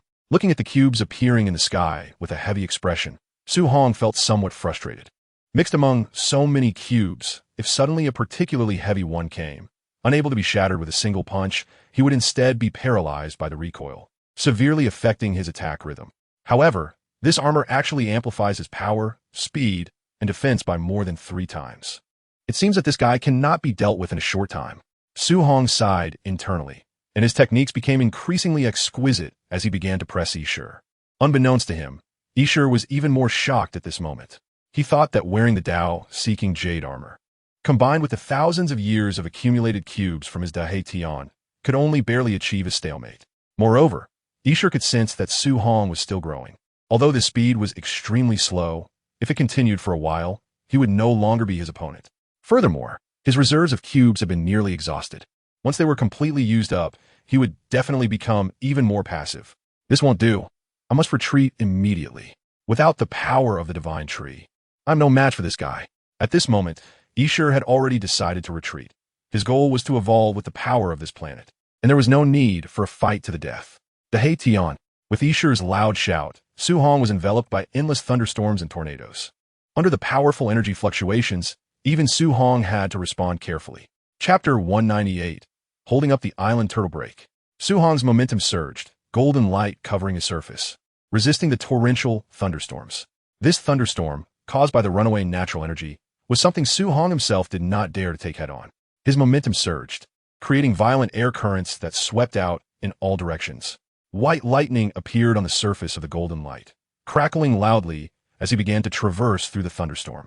Charging towards Ishir. Su Hong, you are truly special. I will definitely uncover the secret of the energy within you. Behind Ishir, the space collapsed, revealing a black portal. With great interest, Su Hong slowly entered the portal. Bastard, don't go. Su Hong shouted angrily, punching the lightning that struck him to disperse it, wanting to accelerate and chase after Ishir.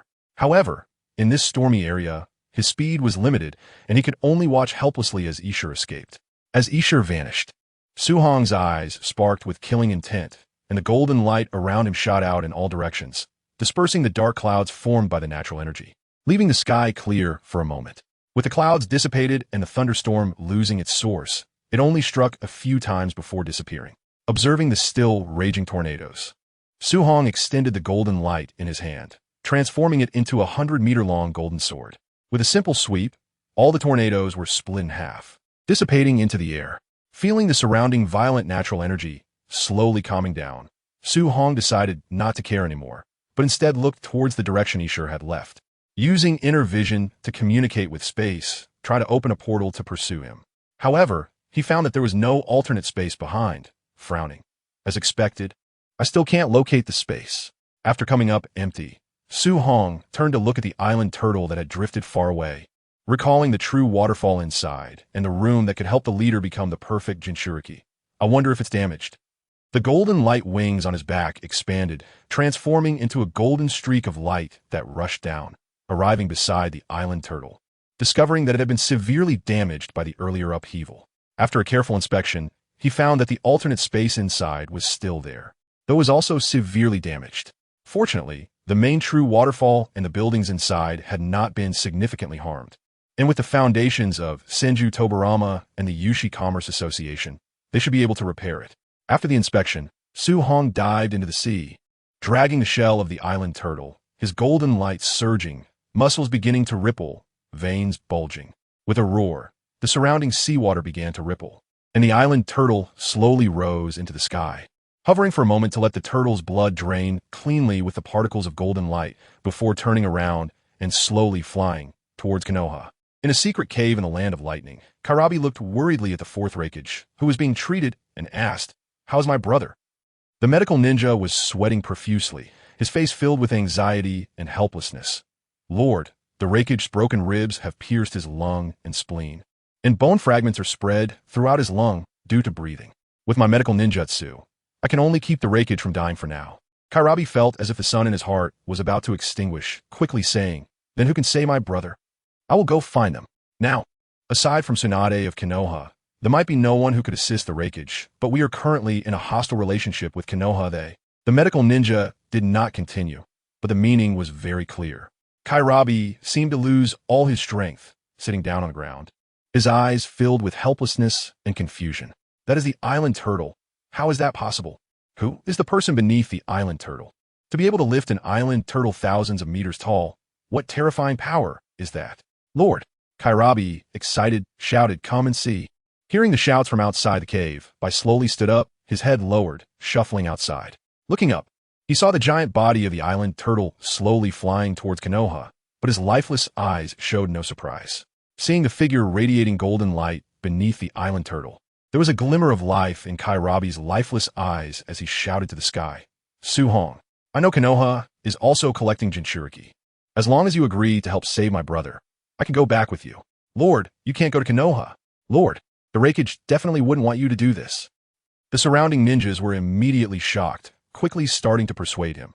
Their Yunnan village ninjas would never surrender.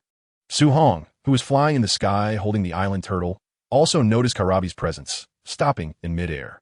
Sensing carefully, he found that the chakra of the fourth Reikage was extremely weak, like a candle about to go out, realizing that AI was seriously injured. And perhaps the Yunnan medical ninja couldn't handle it. Grinning, he softly said, "Kairabi, if you really want to save AI, then bring the surrender of the Yunnan. Otherwise, don't even think about saving him, and I will wipe you all out right now."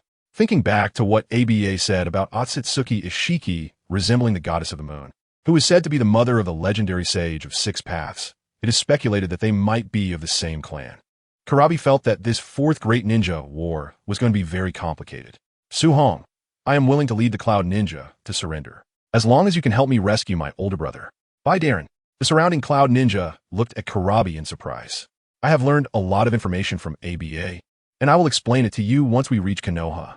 Hearing Kairabi's words, the surrounding Cloud Ninja nodded heavily, planning to agree first. And if there was no other way, they would fight Konoha. "Then you can bring the Cloud Ninja along."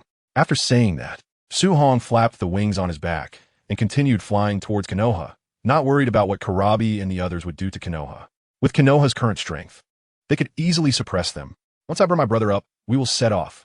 Kairabi walked inside, his right hand transforming into a gigantic palm, serving as a stretcher, placing the fourth Reikage and medical ninjas on it, and leading over 100 Cloud Ninja towards Konoha in a grand procession. In the Hokage office of Konoha village, Shizun suddenly appeared, kneeling on one knee. "Report, Lady Tsunade. Lord Tobarama. Lord Su Hong is slowly flying towards Konoha while carrying a gigantic island. Behind him are over 100 Cloud Ninja. Should we intercept the Cloud Ninja?" The commotion caused by Su Hong was too great, carrying a giant island in the air. and almost everyone in the ninja world could see it. The Umbu had also been investigating the whereabouts of the Cloud Ninja during this time, successfully taking down 2 hideouts and seizing a chakra cannon. They were also uncertain about the intentions of the Cloud Ninja following Su Hong. Chapter 199. The shock of Turtle Island. Upon hearing Shizen's report, Tsunade looked puzzled. Does Su Hong have nothing better to do? What is he doing dragging a giant island back to Konoha? Planning to build a mountain outside Konoha? Giant island? Tobirama thought of something and quickly asked, Shizen, does the island resemble a sea turtle? Shizen thought for a moment and replied, now that you mention it, it does look like a sea turtle. It's really that island. I never expected Su Hong would bring it back. Tobirama's face also showed an excited expression. Second Grandpa, do you know that island? Yes. That island is called Turtle Island, but it shouldn't be called an island. Shouldn't be called an island? Tsunade and Shizen were even more confused and asked, why not? Tobirama recalled for a while and said, according to the records of the Senju clan, long ago, during the decline of the shinobi sect, some people chose to seal-tailed beasts within themselves to become Jinchuriki in pursuit of power. In order to master the power of the tailed beasts, these Jinchuriki built a training facility inside a very rare island turtle. And that island is elusive and hard to find.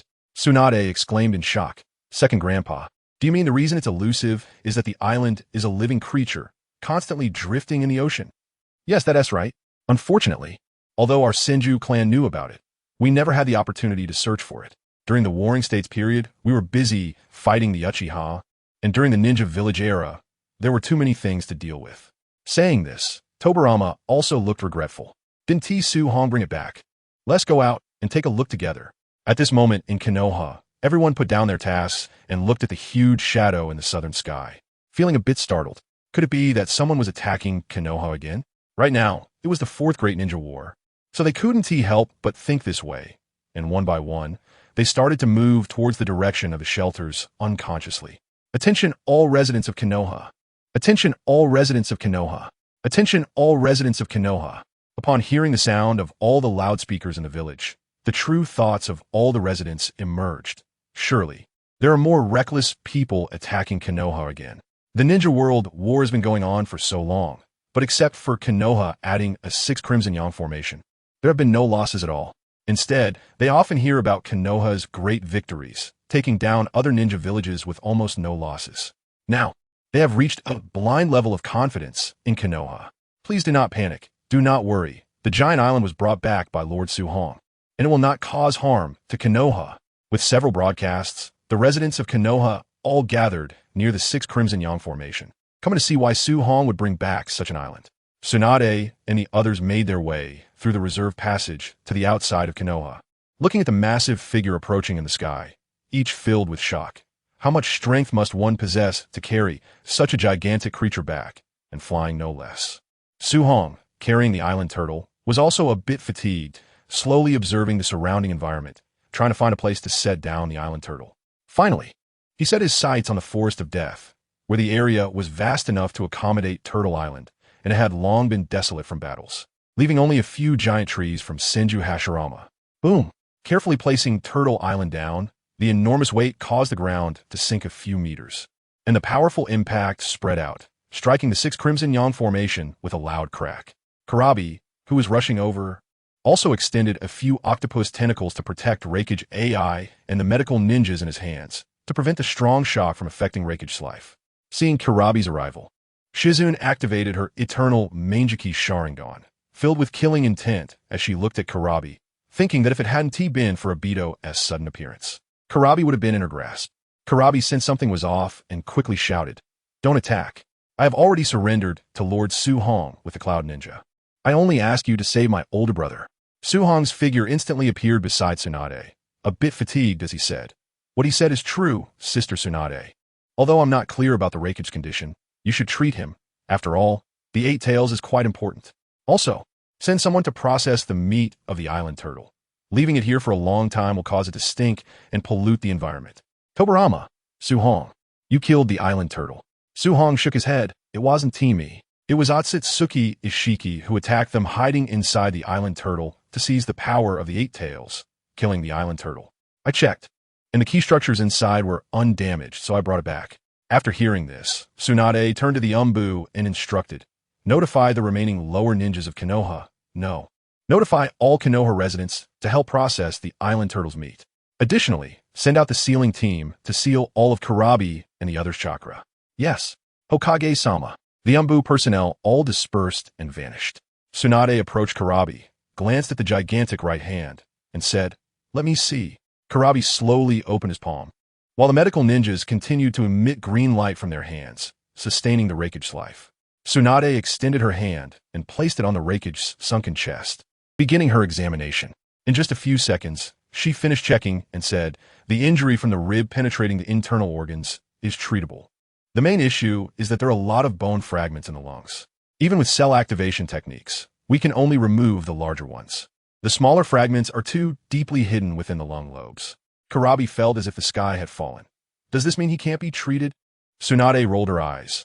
Those tiny bone fragments won't affect his life or daily activities, but he can't do heavy work or engage in intense exercise. So do you understand what I mean?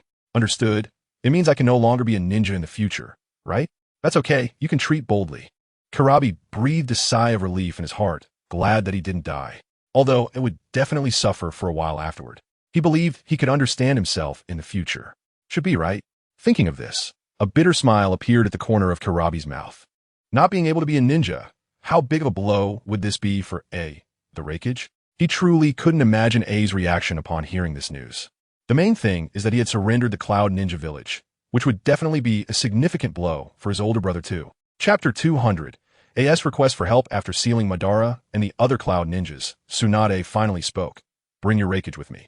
Tsunade led Kurabi and the Tsukage towards the Konoha hospital, while the other Cloud Ninjas were temporarily taken to prison by the Umbu. Upon arriving at the emergency room and seeing the far more advanced equipment than that of the Cloud Ninja Village, Kurabi and the others couldn't help but feel amazed. Konoha truly was the strongest nation in medical ninjutsu in the ninja world, far ahead of them. After placing Raikage A on the bed, Tsunade began emergency surgery. Meanwhile, the residents of Konoha gathered around the island turtle, all astonished by such a large creature. Under the organization of the Umbu, everyone began to clean the turtle's meat. The island turtle had lived for countless years, although it was rich in nutrients. Its meat was far too tough and required a long time to stew before it could be used. However, this was not a problem, as the Umbu promoted that eating this turtle meat could enhance chakra. The residents of Konoha firmly believed this, as the island turtle's reminder was too compelling to ignore. With nearly 1 million residents of Konoha helping out, in just 10 days, the island turtle's meat was completely scraped clean, eliminating concerns about bacteria breeding and causing diseases. In a distant space away from Earth, Otsutsuki Ishiki stood atop a mountain, quietly gazing into the distance. The surrounding space began to collapse, and 4 figures slowly floated out, with Otsutsuki Momoshiki at the forefront, coldly looking at Ishiki and saying, "Ishiki, we haven't been in contact for 1,000 years. You called us over in such a hurry. What on earth happened? Why is this planet still intact? Why do we need to bring a seed of the divine tree?" Ishiki did not answer but stared intently at Otsutsuki Urashiki, his heart surging with tumult. Clearly, Urashiki's body had already been absorbed by him. Urashiki, carrying a fishing rod, felt somewhat uneasy under Ishiki's gaze and asked, "Ishiki-senpai, why are you staring at me? Do I have something special?" "No." Ishiki shook his head. "I just wanted to see your strength, which you have just started to practice." "Hey, Ishiki." Momoshiki, feeling ignored, was a bit angry. "You still haven't answered my question." Sighing, Ishiki recounted how he had almost died from being betrayed by Kagaya Otsutsuki 1,000 years ago, and how there were now stronger beings on Earth. A serious expression appeared in Momoshiki's eyes. Although he was proud and looked down on everyone, he had to admit that Ishiki's strength was still above his.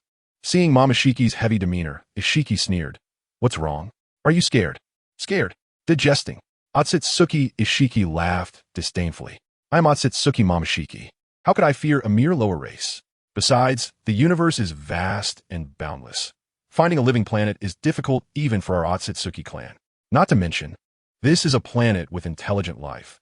The energy here should allow more than one divine tree to mature. In the universe, living planets were a drop in the bucket compared to lifeless ones, and planets with intelligent life were even rarer." Ishiki continued. "With the 10 tails that Kagaya fused using her secret method, we could mature 2 divine trees, so that's why I asked you to bring a seed.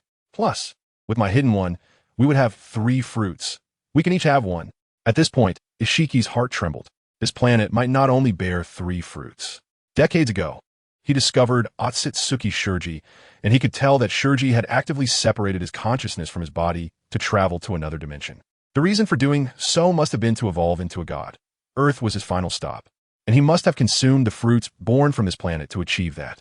If that were the case, couldn't Earth nurture 4 fruits? This was something he had never seen in the universe before. He had swallowed fruits born from planets with intelligent life, but at most, it only allowed 2 divine trees to mature. Unlike Earth, which could produce 4 or even more. He also understood the Urashiki he absorbed. That was the time artifact brought by Shurji, which must have been Urashiki from the future using it to return to the present. 3. Upon hearing Ishiki's words, Momoshiki and Urashiki were both astonished, followed by overwhelming joy. The divine tree fruits born from such a planet would certainly far exceed others, especially for Urashiki, who was still in his training phase. He had never consumed a fruit before. If he did, he would probably step onto the path of becoming a god. As for Kinshiki and Ryushiki, they dared not speak, fully aware of their fate, which was merely to be sacrifices for the 10 tails. For the Otsutsuki clan, what mattered was the positive mutation of their bloodline.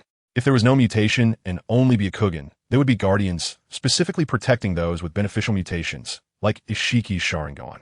Momoshiki's Rinnegan formed from his hands, and Urashiki's Byakugan that could freely transform into Rinnegan, eventually becoming sacrifices to hasten the divine tree's maturation. With such positive mutations, they could create the existence of elixirs, which Kinshiki and Ryushiki, with only pure Byakugan, could not achieve. As for negative mutations, they would basically turn into elixirs on the spot and be swallowed.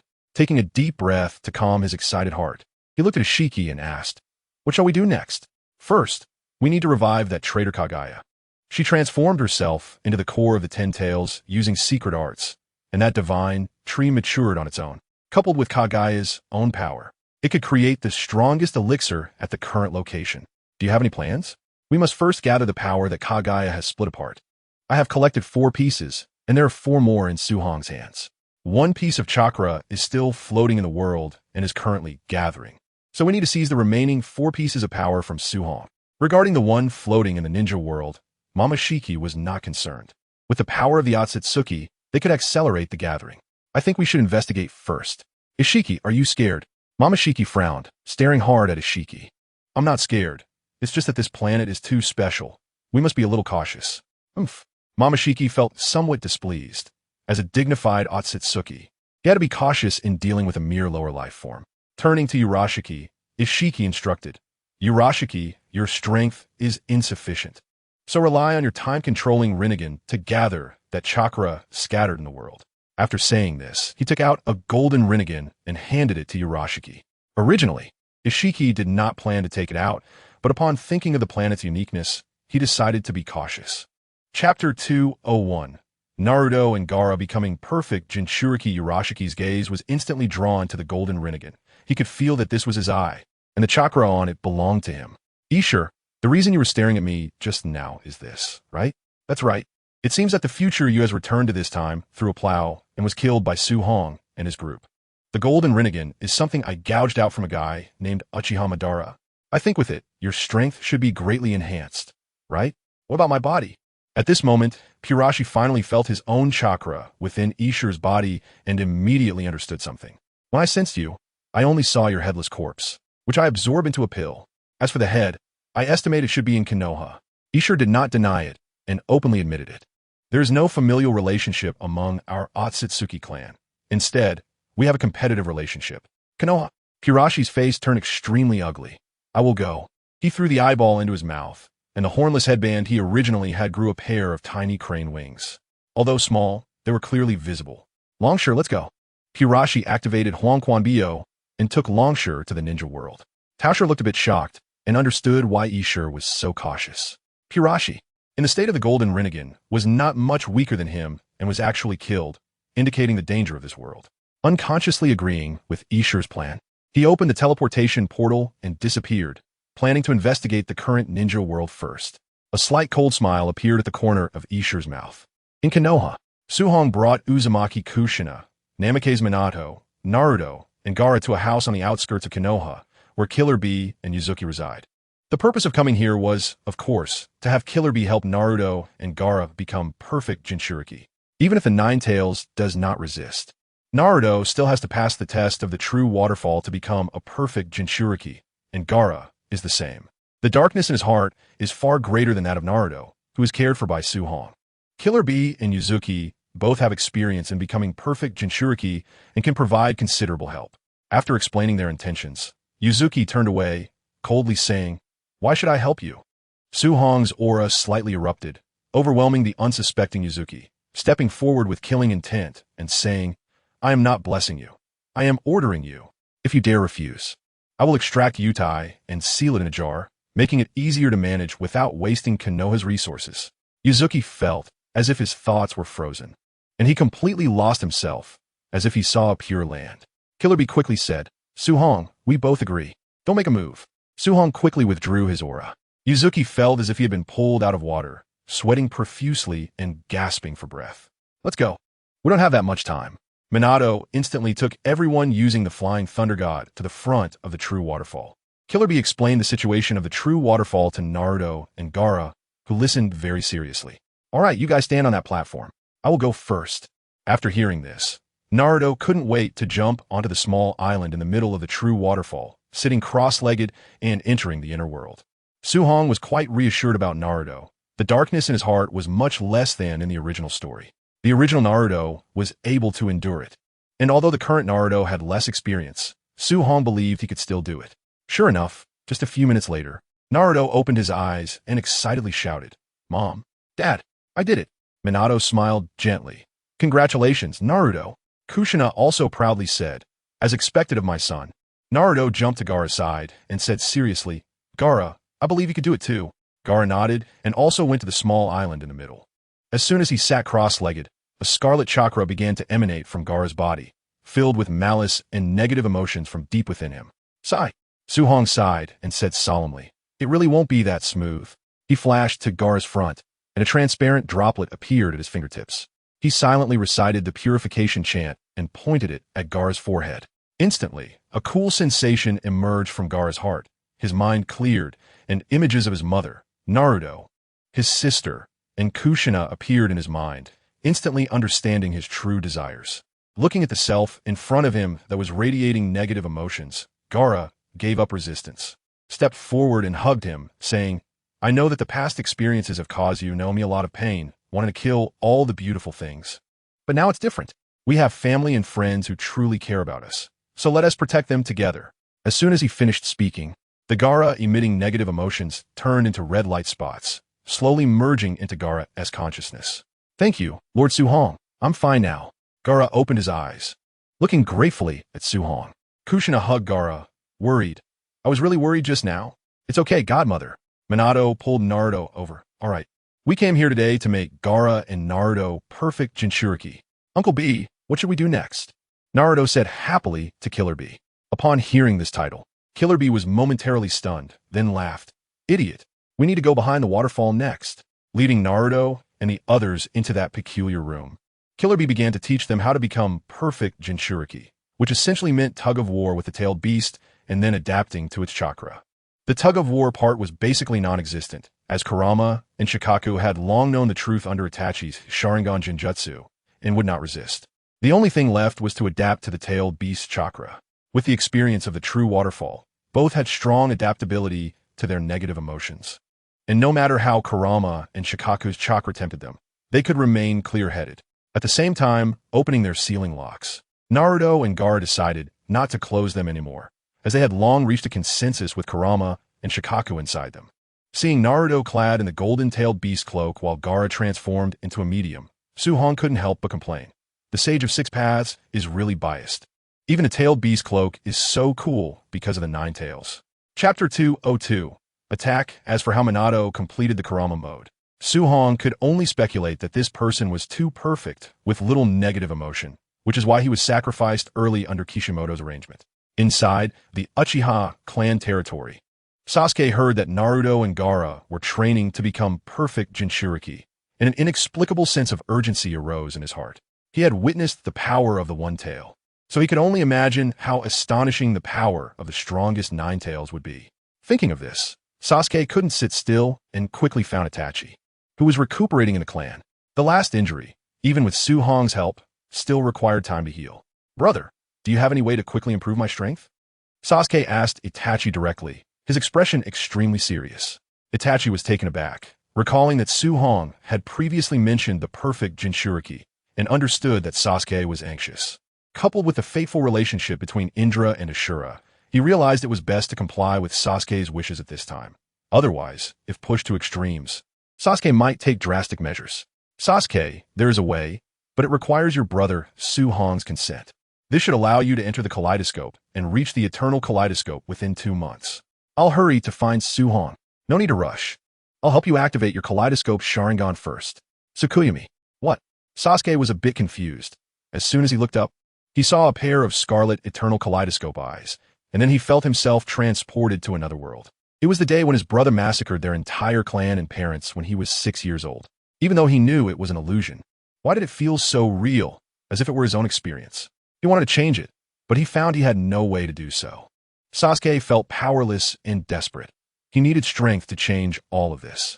Itachi, seeing Sasuke's painful expression, felt a pang in his heart. He didn't want to show Sasuke the negative memories of his older self, but under the influence of Indra's chakra, Sasuke, once he took an extreme path, would find it hard to turn back. Sasuke's entire experience was Itachi's Tsukuyomi world. This illusion technique evolved after entering the eternal kaleidoscope, allowing it to create an illusionary world for others. While it couldn't affect the entire world like the infinite Tsukuyomi, influencing one person was still quite easy. In the original story, Izumi spent her life in Itachi's illusion before being killed. Watching himself actually kill his brother, Sasuke's eyes finally changed, becoming the kaleidoscope Sharingan. And 2 lines of blood tears flowed down. Sasuke's consciousness returned. Looking at Itachi, he asked, "Brother, why was the experience just now so real? I always feel like this happened in reality.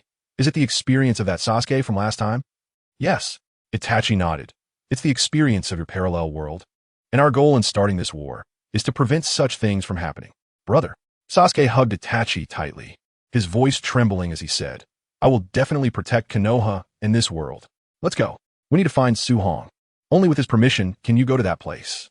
Itachi led Sasuke toward the direction of the island turtle, entering the massive alternate space inside the island turtle, where he saw Naruto and Gaara fully tailed beast transformed, battling while adapting to their power as perfect Jinchuriki. "Huh, Sasuke, this time I will definitely be stronger than you. Come and fight me." As soon as Naruto saw Sasuke arrive, he immediately stopped and shouted proudly at Sasuke. Bang! A thick tail directly struck Kurama on the head, sending him flying. "Idiot!" Both Sasuke and the Ninetales exclaimed simultaneously, with the Ninetales cursing, "Fool, don't be indecisive while fighting. Ha ha ha, you little brat are just too funny. I like it, ha ha ha." Shikaku's voice rang out, his tone filled with pride and mockery. Kurama was furious. "Naruto, you made me be mocked by that stinky raccoon." Turning to Shikaku, he gritted his teeth and said, "Stinky raccoon, don't be so smug. This time I'll take control myself. Just watch me smash you." After saying that, he transformed into a golden streak of light and charged at Shikaku, delivering a big slap. Slap! Shikaku's face turned to sand and exploded.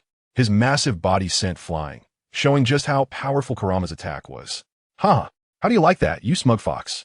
Wind release, vacuum bomb. Shikaku stabilized himself upon landing, slapped his belly, and a massive wind bomb was shot out, heading straight for Kurama's face. Kurama swung his tail, creating a sonic boom, dispersing the vacuum bomb, and then the two-tailed beasts began to fight each other, completely ignoring Naruto and Gaara, who were trying to get them to stop. As long as they don't cause destruction, anything else is fine. Su Hong left a message, and then flashed to Itachi and Sasuke's side. "You came here in such a hurry for Sasuke's matter, right?" "Yes, I want to borrow the Greer Stone to help Sasuke upgrade to the Eternal Kaleidoscope." "All right, I'll take you to the base. Just tell Z, and from now on, let Sasuke go by himself." Boom! Just as Su Hong was about to move, a huge explosion sounded, and then the entire Turtle Island began to shake violently. No, it should be that the entire Konoha was trembling. Damn it! Su Hong forgot that the inside of Turtle Island is an alternate space, and one cannot perceive the outside situation. He transformed into a streak of light and rushed out. As soon as he exited, he saw a large pit left by the Yunshi Chamber of Commerce's base, which had clearly collapsed, with many members buried underneath. Z. Su Hong sensed that Z's chakra was growing weaker, and his heart trembled. A golden light formed a massive drill and shot down, dust flying as he disappeared into the ground. Hurry, hurry, he constantly reminded himself. The golden light spell was pushed to the limit, and soon he reached above Z. The golden light exploded, creating a huge space, and Su Hong saw a black rod piercing Z's heart, blood flowing out along the rod, and since she was buried underground, she was already in a faint state. Su Hong quickly placed his right hand on Z's chest. Golden light particles continuously surged in, wrapping around her heart to assist its beating and prevent blood from flowing out. A portion of the golden light transformed into threads, beginning to sew up the wound on her heart. With his other hand, he grabbed the black rod and pulled it out, continuing to maintain the golden light to treat Z and stabilize her injuries. Thankfully, the brain was not attacked. Su Hong embraced Z and directly emerged from underground. As soon as he landed, he saw Tsunade, who anxiously shouted, "Tsunade, Z's heart has been pierced. My energy is recovering too slowly. I need your assistance." Chapter 203. To eliminate external threats, we must first remove internal ones. You all go and help the other members of the Chamber of Commerce. Tsunade ordered the Umbu ninjas behind her. Yes, Hokage-sama. The Umbu members scattered, starting to rescue people using chakra perception and earth-style techniques. Tsunade came to Su Hong's side and examined Z's condition. First, put her on the ground.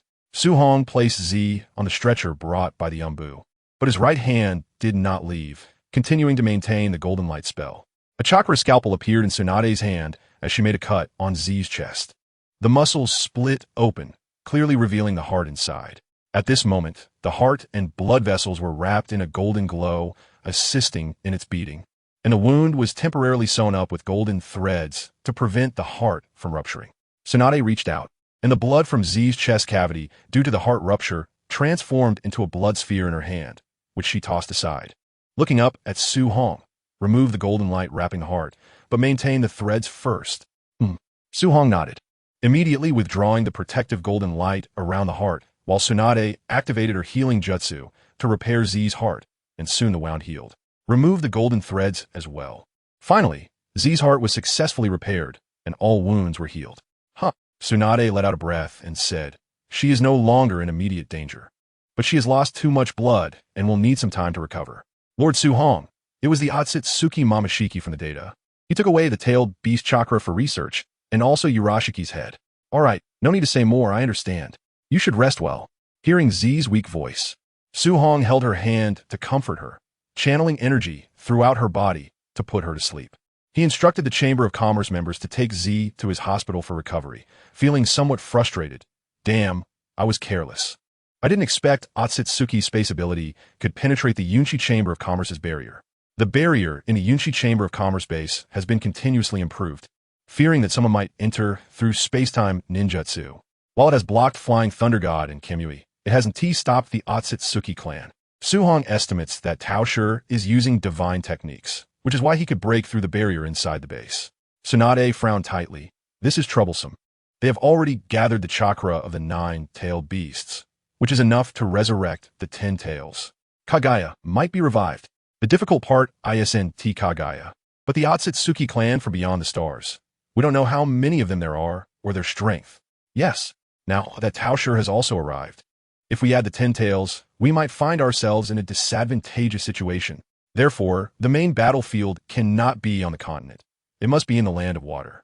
I will inform Shiro and Kakashi on the front lines to move the battle line to the land of water, while also having my granduncle sent there, which is just in time for Uchiha Madara to deal with Obito and the others.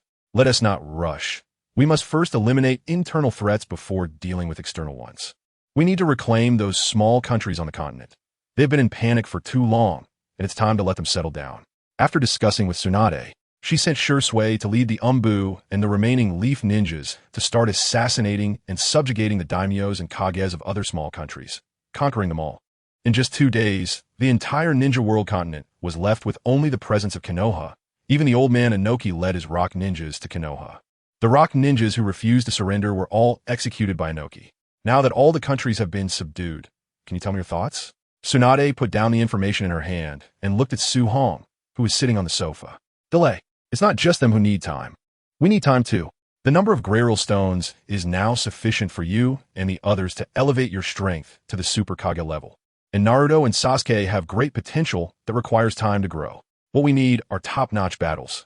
Ordinary ninjas 1T be able to contribute in the upcoming war. Hearing Su Hong's words, Tsunade fell silent for a moment and asked, "How long should we delay?" Su Hong replied seriously, "The longer, the better. This way, we can consolidate the situation on the continent and focus on improving our strength and researching new plans." Tsunade thought for a moment, realizing this was the best outcome. But she had new doubts. We do need time to consolidate Konoha's new territory, but will the Otsutsuki clan let us delay? They will. Su Hong's eyes were full of confidence.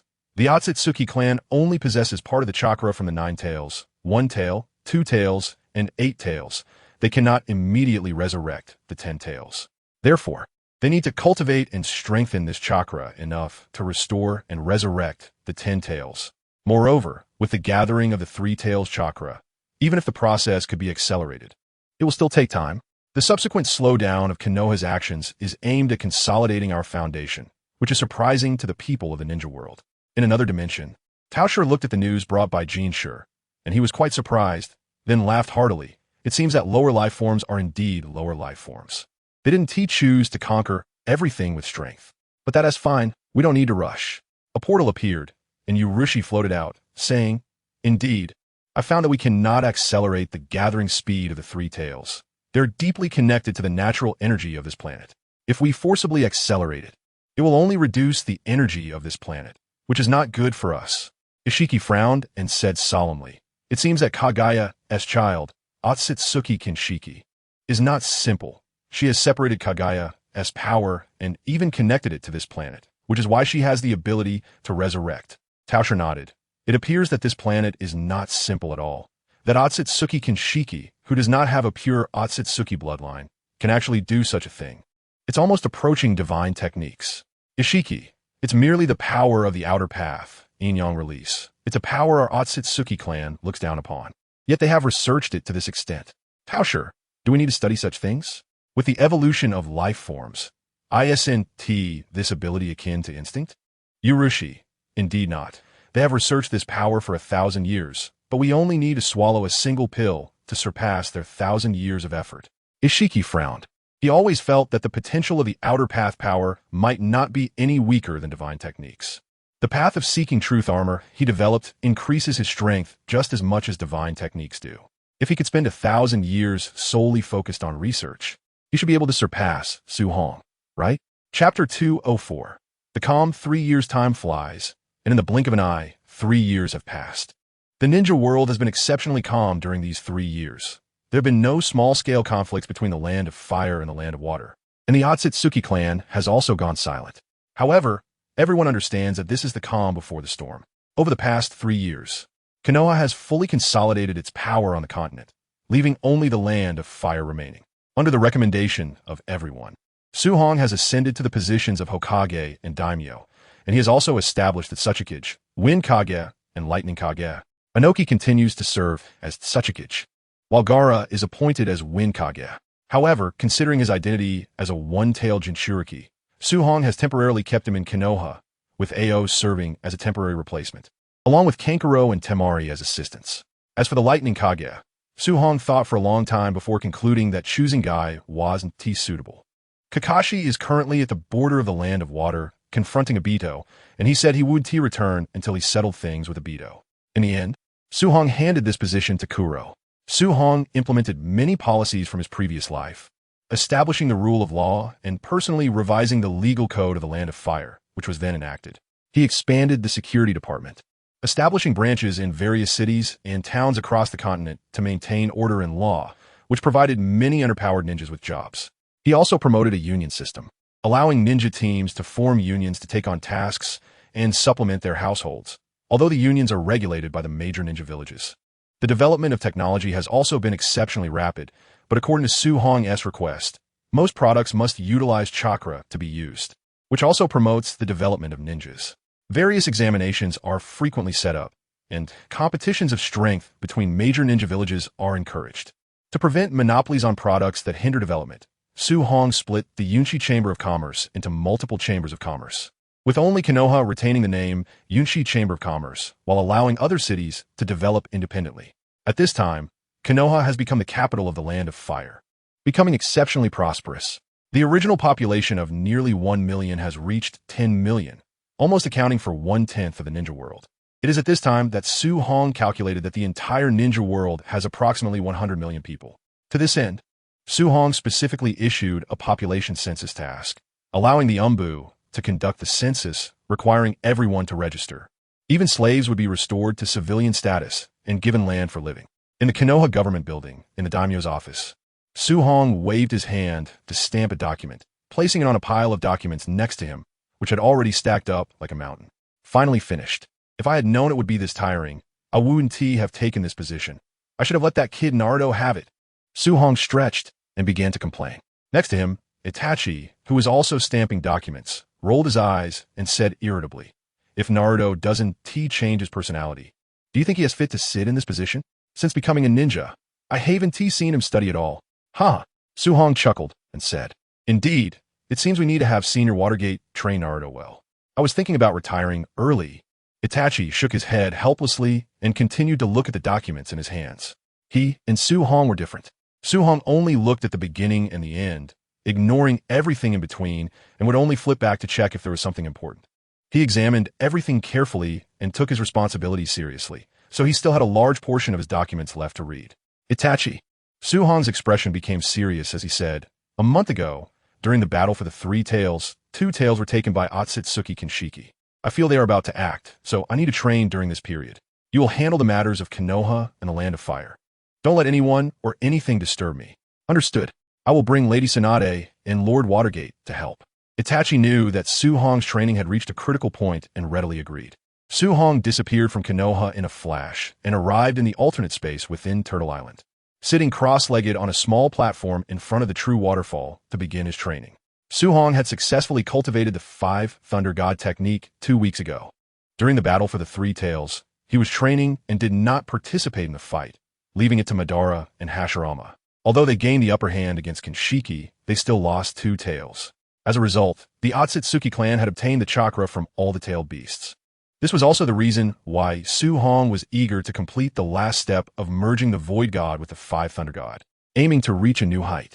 It should be noted that Su Hong had just finished cultivating the Fire Thunder God 2 weeks prior. The Void God represents the primordial spirit, which is not within the human body or in the Marrow Palace, but hidden in another space 3 feet above the head, leading to the saying that there are deities 3 feet above one's head. According to Taoist teachings, there are 4 spirits within the human body: the primordial spirit, the Yin spirit, the Yang spirit, and the consciousness spirit. The consciousness spirit represents the 5 senses and is a fusion of the Yin and Yang spirits. The Yin spirit represents human emotions, which are governed by the Yin spirit, while the Yang spirit represents rationality, allowing for judgment. The primordial spirit connects the other 3 spirits and is the foundation of the Yin and Yang spirits, receiving all information and overseeing the existence of the body, which is why the primordial spirit exists inherently, though most people cannot perceive it. At the beginning of training, the purpose of cultivating quietude is to perceive the primordial spirit, which is fundamental to perceiving and cultivating qi. As one's cultivation level rises and understanding of the universe deepens, people can gradually master the primordial spirit and strengthen the 4 spirits, which is referred to as cultivating one's nature. Therefore, the last step of the 5 Thunder Law, merging the 5 Thunder God with the Void God, aims to bring the 5 Thunder God under the control of the Void God, allowing one to wield the 5 Thunder at will, achieving the perfect state of the 5 Thunder Law. Su Hong had already guessed where the other space of the primordial spirit was. It is the inner landscape, with the massive fireball in the center being the primordial spirit. With the true waterfall and Su Hong's deep understanding of the inner landscape, he was confident that he could merge the primordial spirit with the 5 Thunder God, reaching the true state of unity between heaven and humanity. Closing his eyes and entering the inner landscape, Su Hong saw the enormous fireball in the center, which had grown hundreds of times larger since he entered. This was a manifestation of Su Hong's weight in this world and a result of the growth of his primordial spirit. He continuously chanted the purification mantra in his heart to keep his mind calm, avoiding any distractions, as this step was extremely dangerous. A slight misstep could lead to the primordial spirit devouring the other 3 spirits. Otsutsuki Kinshiki and Urashiki had all arrived. Within Konoha, Uchiha Madara suddenly looked towards the direction of Turtle Island, vanished in a flash, and appeared in the sky above Turtle Island, where he saw a gigantic black portal that had already swallowed most of Turtle Island. Chapter 205. Su Hong is sent away. I can't let you disturb Lord Kanshiki. Just as Madara wanted to activate Susanoo to pull the island turtle out, countless crimson weapons shot in from all directions. Shinra Tensei. Madara's eyes narrowed, activating his Rinnegan. An invisible repulsive force erupted, sending all the surrounding weapons flying. A plump figure appeared in the air, wielding a massive red scythe aimed at Madara's head. This attack came swiftly, the result of Kanshiki having practiced it multiple times in his mind, aiming to ensure a single strike would kill Madara, or at least seriously injure him. However, this kind of attack was child's play in Madara's eyes. What ninja from the Warring States period was not more cunning than Kanshiki? Unfazed, Madara produced a black rod in his hand to block the attack, but the tremendous force still pushed him downwards. Looking at the person before him, Madara's eyes filled with killing intent as he said, "Otsutsuki Kanshiki, you are not my opponent." Clang! The sound of metal clashing echoed as Madara deflected Kanshiki's weapon with his black rod, sparks flying. He then flipped in the air above Kanshiki and kicked downwards. Boom! The immense force caused Kanshiki's entire body to bend backward at a 90-degree angle, crashing into the ground like a cannonball and creating a massive crater over 100 meters wide, the earth rolling like waves and sweeping outward. Suddenly, countless chakra lasers shot from a distance, densely covering the entire sky. Seeing this sudden attack, Madara halted his pursuit of Kanshiki, feeling somewhat anxious. Although he did not know what the Otsutsuki clan wanted Turtle Island for, stopping them was the right thing to do. Madara, you go seize Turtle Island. Su Hong is in there in seclusion. Leave this to me. Hashirama's voice came from afar, and a massive wooden wall rose from the ground, blocking all the lasers, leaving countless black marks on the wooden wall. At the same time, Konoha raised a gigantic barrier of the 9 layers 6 red sun formation, wrapping Konoha tightly and blocking the approaching earth. Tsunade ordered all Konoha residents to take refuge in underground shelters, while ANBU ninjas organized the orderly evacuation of residents. Senjutsu would release defamation technique. The body of Otsutsuki Rishur, who was firing lasers, was suddenly surrounded by 10 specially made shuriken, followed by golden lightning darting between them. Ninjutsu. Unfortunately, it won't work on the Otsutsuki clan. Rishur thought disdainfully as he saw the dazzling light. The Otsutsuki's physique was essentially immune to any ninjutsu. When the golden light approached, what awaited him was not the expected lightning ninjutsu, but a shuriken covered in senjutsu wind chakra. Puffed. The shuriken instantly sliced through Rishur's throat, blood splattering out. Ugh! Rishur couldn't help but groan in pain, covering his neck with his hands to stem the bleeding as he staggered back 2 steps, incredulously staring at the golden-haired figure before him. It was not the so-called ninjutsu.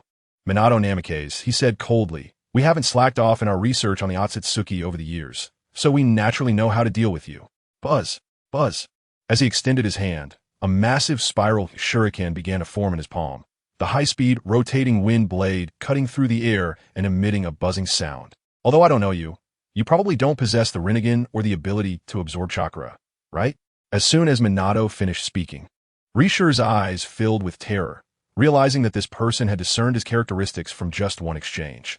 The next second, the golden figure before him vanished and appeared above Rishur. At that moment, Rishur noticed a mark had appeared on his shoulder without him realizing.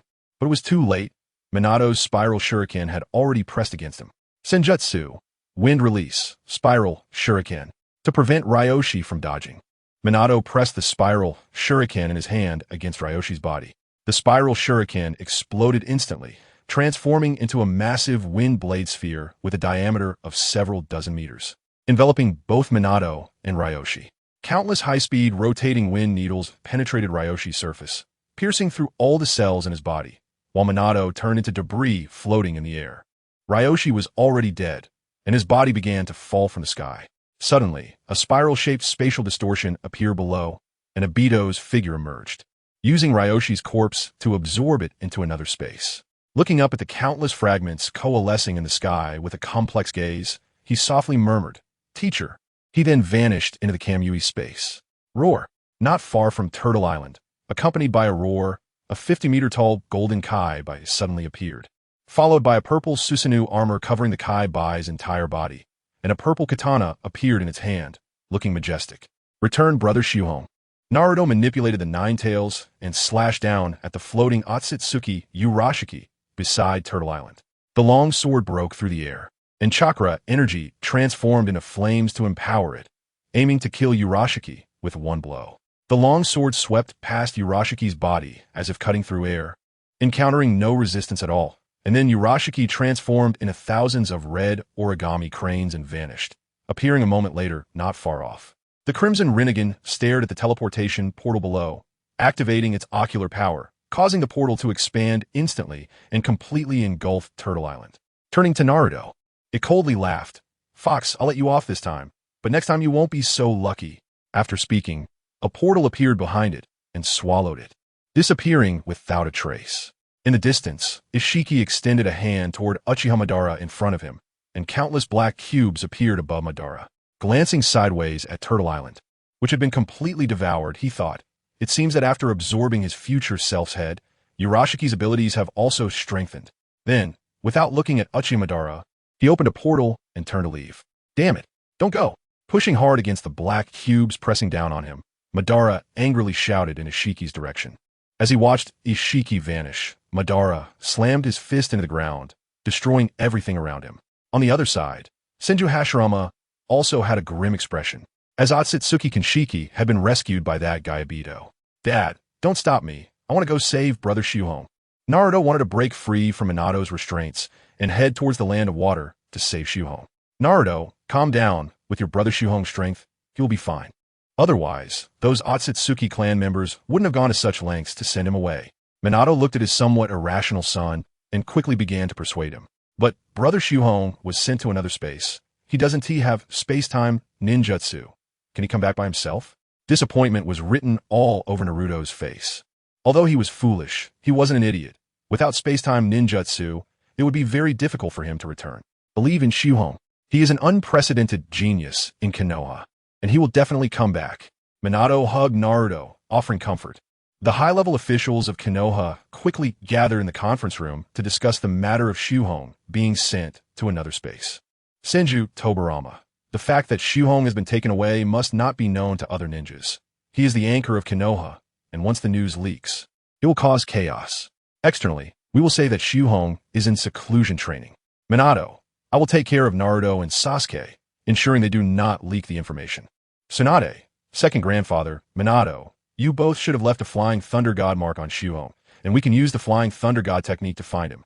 Senju Tobarama. There's no way. Shuhong is now in another space, and we can't sense the existence of that mark, so we can't use the Flying Thunder God. Minato nodded in agreement with Tobarama's words. The group turned their attention to Uchiha Madara. Senju Hashirama. Madara, you also possess the Rinnegan. Can you open the portal to another space? Madara's voice was low. I previously obtained the golden Rinnegan from Otsutsuki Urashiki and used the Shinjutsu, H-Rin, but my Rinnegan does not possess space-time abilities. Opening the portal would consume a large amount of ocular power and would be very slow. This is also why Madara did not use his Rinnegan to continue searching for the young Ten Tails in another space. It was simply not worth it, Tsunade hurriedly said. Then the task of finding Shuhong will be entrusted to you, Madara. Madara shook his head. It can be done. But the Otsutsuki clan must have considered this situation, so the space where Shuhong is hidden must be very deep, making it not easy for us to find. Moreover, I don't believe that the Otsutsuki's actions this time were simply to send Shuhong away. I think they are more likely preparing for war to seize the remaining tailed beasts. Upon hearing Madara's words, everyone fell silent. The situation was indeed as he said. If Madara wasted time opening the portal, they would definitely not find him in a short time, which would indirectly result in the loss of a top-tier combat force. Bang! The conference room door was violently pushed open, and Shizen rushed in, shouting, Lords, I've just received news that Obito has dispatched an army of Edo Tensei ninjas towards the land of Water's base, with Otsutsuki Ishiki and others following behind the army. What? Tsunade and the others stood up in shock, exclaiming, So fast? Shizen, sit down. Tobarama patted Tsunade's shoulder. Speaking in a deep voice, we had a contingency plan for this. We just need to act according to the plan. Turning to Minato, fourth Hokage, I will take my brother and others to the battlefield. You are responsible for sending Naruto and the other Jinchuriki there, and avoid letting the battlefield affect the mainland. Tsunade, Kushina, Mito, and others immediately grabbed Senju Hashirama, while Uchiha Itachi, Shursui, Fugaku, Mikoto, and Hinata Hisashi grabbed Uchiha Madara. Senju Tobarama instantly appeared between Hashirama and Madara, placing a hand on each of their shoulders, and then everyone vanished from their spot. Minato also disappeared to take Naruto and the other Jinchuriki to the battlefield. On the coast of the Land of Water, Senju Hashirama and the others looked at the dense army of Edo Tensei ahead, secretly thinking it was troublesome. Tobarama, you arrange for people to deal with the Edo Tensei ninjas, and keep an eye on the Otsutsuki clan's high-end combat force. As soon as Hashirama finished speaking, he entered Sage Mode. To deal with the Otsutsuki clan, his wood release would also be absorbed, so he could only use taijutsu. Bang! The scroll behind him exploded, and a giant sword appeared in Senju Hashirama's hand. He exerted force with his legs, and his whole body flew out like a cannonball, swinging the sword in the air and cleaving down at Otsutsuki Momoshiki below. The giant sword was enveloped in wind chakra. The chakra flowed rapidly, cutting through the air, and with one swing, it seemed as if space would tear apart. Lower life forms are indeed lower life forms. Their attack methods are simple. Momoshiki showed a disdainful smile. This unskilled downward slash was something even a child might not use. Chakra surged in his hand, and a black rod appeared, which he placed horizontally in front of himself. Idiot, daring to take Hashirama's attack head-on. In the distance, Uchiha Madara was flying low towards Momoshiki, and seeing Momoshiki respond to Hashirama's attack, a mocking expression filled his face. Looking towards Ishiki ahead, Madara's expression became serious. Currently, the strongest of the Otsutsuki clan was Ishiki, and only by defeating him could they truly claim victory. Crack! The giant sword of Hashirama effortlessly severed the black rod, continuing its momentum towards the head of Tsutsuki. Tsutsuki used the remaining half of the black rod in his hand to deflect Hashirama's weapon, then threw a punch at him. As a noble of the Tsutsuki clan, Tsutsuki was very confident in his taijutsu, not believing that this inferior creature in front of him could be stronger than himself. Seeing Tsutsuki's fist coming, Hashirama's eyes showed no fluctuation. He clenched his left fist and struck out towards Tsutsuki's fist. Crack! The two fists collided, and the unique monstrous strength of the Senju clan erupted, directly twisting Tsutsuki's right hand like a twist of dough. The sound of bones breaking echoed, and then Tsutsuki's body was sent flying backward. In midair, Tsutsuki flicked his hand, and his twisted arm returned to normal as he looked at Hashirama. So that's how it is, condensing chakra to a point, unleashing unimaginable strength, making the attack techniques very simple. However, inferior creature, I will not underestimate you again. I will definitely kill you. A fierce light filled Tsutsuki's eyes as his figure suddenly stopped. Then, like lightning, he dashed towards Hashirama, leaving behind afterimages. Let me show you the power of an inferior creature. Even though Hashirama had a mild temperament, his eyes were now filled with fury. Chakra erupted around him, and with a forceful step, he left a footprint in the air, propelling himself upward like a rocket. The two quickly engaged in combat, fists and feet constantly colliding, generating shockwaves from their immense strength, with the dull sounds of their strikes echoing continuously. Through their exchanges, Tsutsuki also discovered that Hashirama's recovery ability was even more terrifying than that of their Tsutsuki clan. Often, the damage done in 1 second would be healed in the next. Furthermore, Hashirama's attacks were incredibly heavy.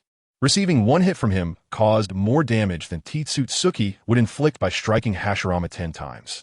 Shinra Tensei, realizing that continuing like this would undoubtedly lead to his defeat, Tsutsuki pushed with his right hand, and an invisible repulsive force instantly erupted, sending Hashirama flying away. Chapter 207, Hashirama vs. Tsutsuki, Part 2.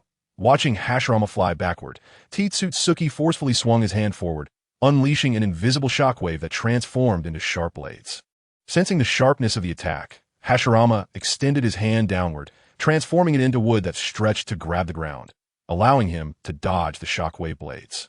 The blades instantly sliced through the distant earthen walls created by the yellow earth. Run, a giant rock is coming down. Is this what a Hokage's battle looks like? We can't even intervene. Don't lose heart.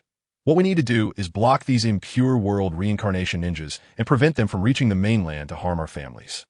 Upon witnessing such a battle scene, Many ninjas began to feel at a loss, unable to cope with even the attacks that reached them. Fortunately, some ninjas who had experienced such battles began to comfort and urge others. Hearing those words, many ninjas regained their focus and quickly picked up their weapons to continue fighting. Ha ha ha! As expected of the Tsutsuki clan, besides Madara and Su Hong, I have never encountered such a formidable opponent. Looking at Hashirama before him, Tsutsuki's mouth curled into an excited smile. As an inferior creature, to have such combat power, I must commend you. You are really strong to be able to fight me to this extent. Saying this, Tsutsuki's body erupted with intense chakra, and after putting his hands together, he suddenly swung them outward, causing countless black mist to surge in from all around. With Tsutsuki's motion, the black mist gathered onto his right fist, forming a gauntlet. This is what I learned from Ashiki. Just try to test it on you. In the next moment, Tsutsuki tightened his fist and slammed it toward Hashirama. And after a booming sound, Tsutsuki's body was forced back several meters. Hashirama stood still, merely raising his hand to easily block Tsutsuki's punch.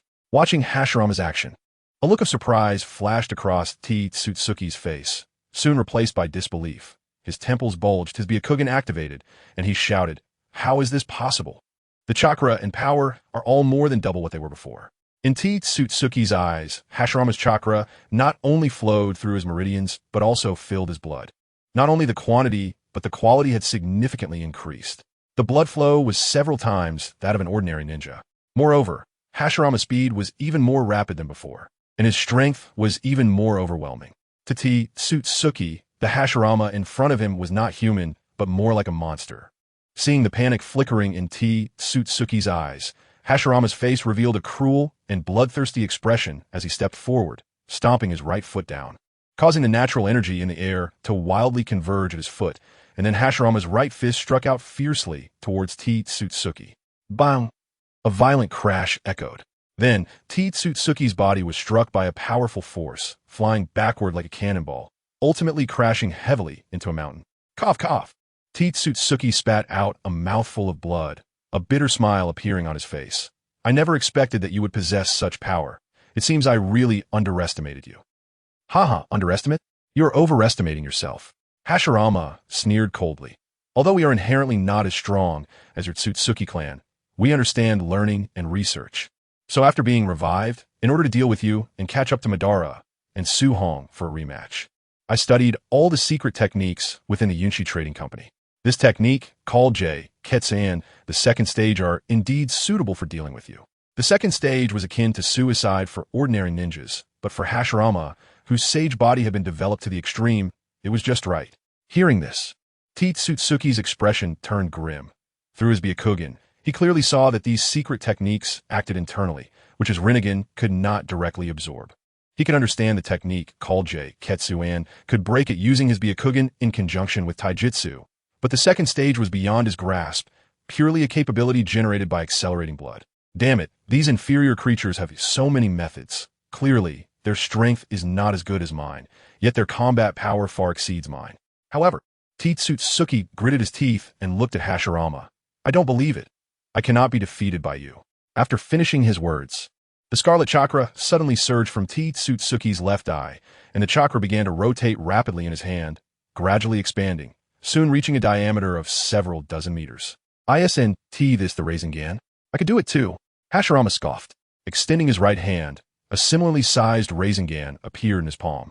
Coldly watching Tsutsuki, Hashirama recalled the intel from the village, a smile appearing in his eyes. "You're using your right eye's Rinnegan to absorb ninjutsu, right?" Tsutsuki's heart sank, and an ominous premonition surged in his mind. He saw 6 wooden Hashirama figures sprouting from Hashirama's back. Would release, would clone technique.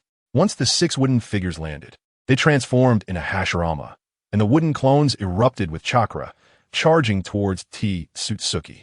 The real Hashirama followed closely behind, holding the enormous Rasengan, ready to deliver a fatal blow to Tsutsuki.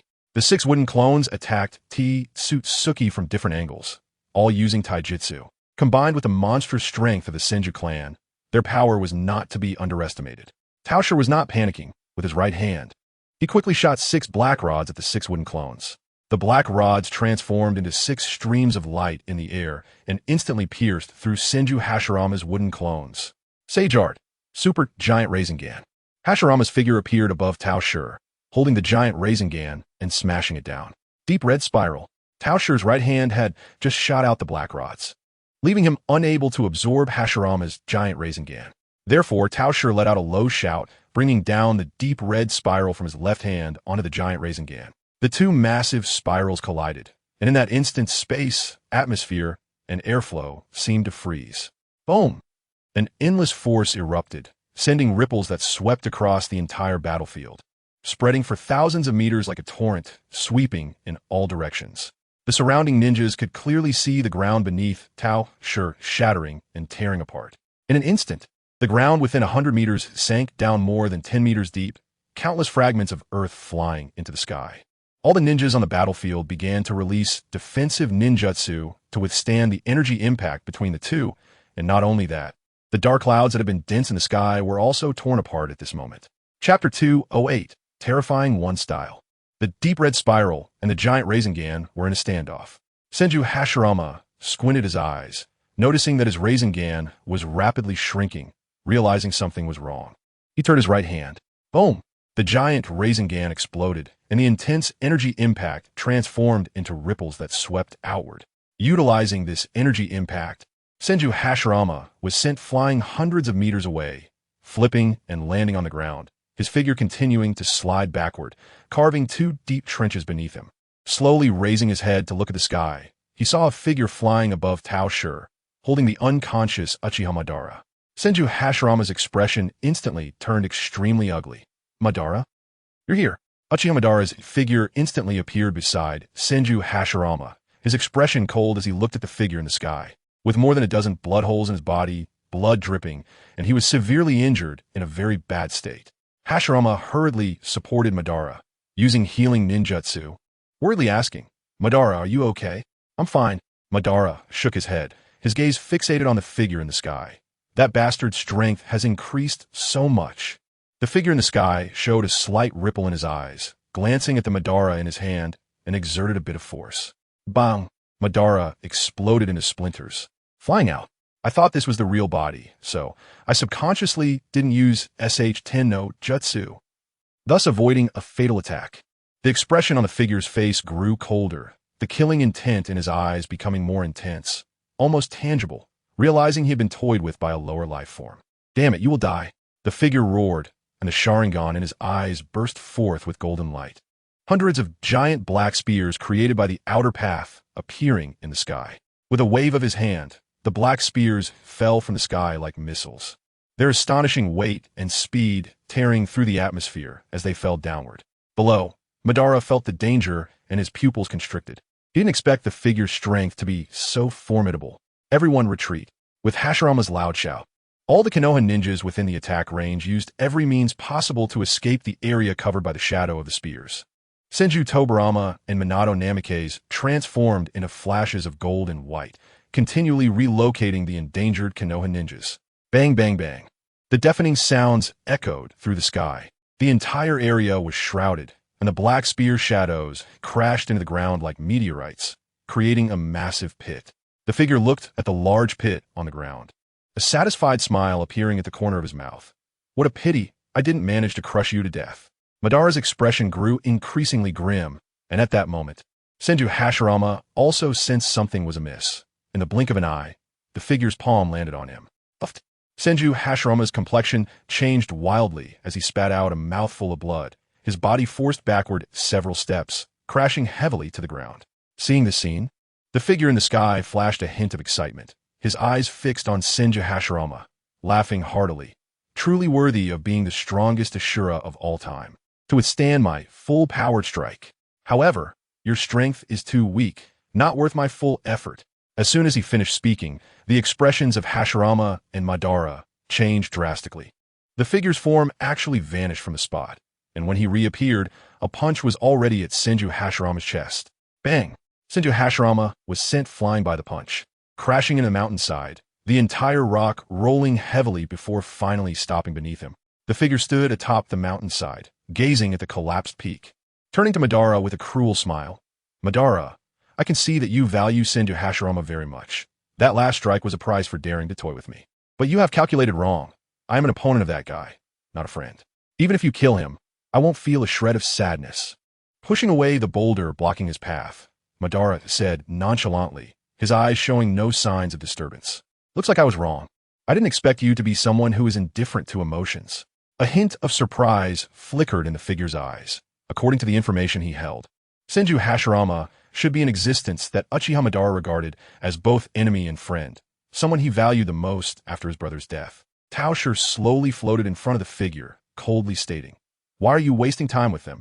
Hurry up and deal with these people so we can continue with our business. We have already wasted too much time." The figure glanced disdainfully at Taosher, who was actually defeated by a lower life form. No need for your reminder. However, it is indeed time to release Kaguya. How could I let you succeed? A low growl came from afar. A golden flash suddenly reappeared, a specially made kunai aimed at the figure's throat, everything seeming so sudden and without warning.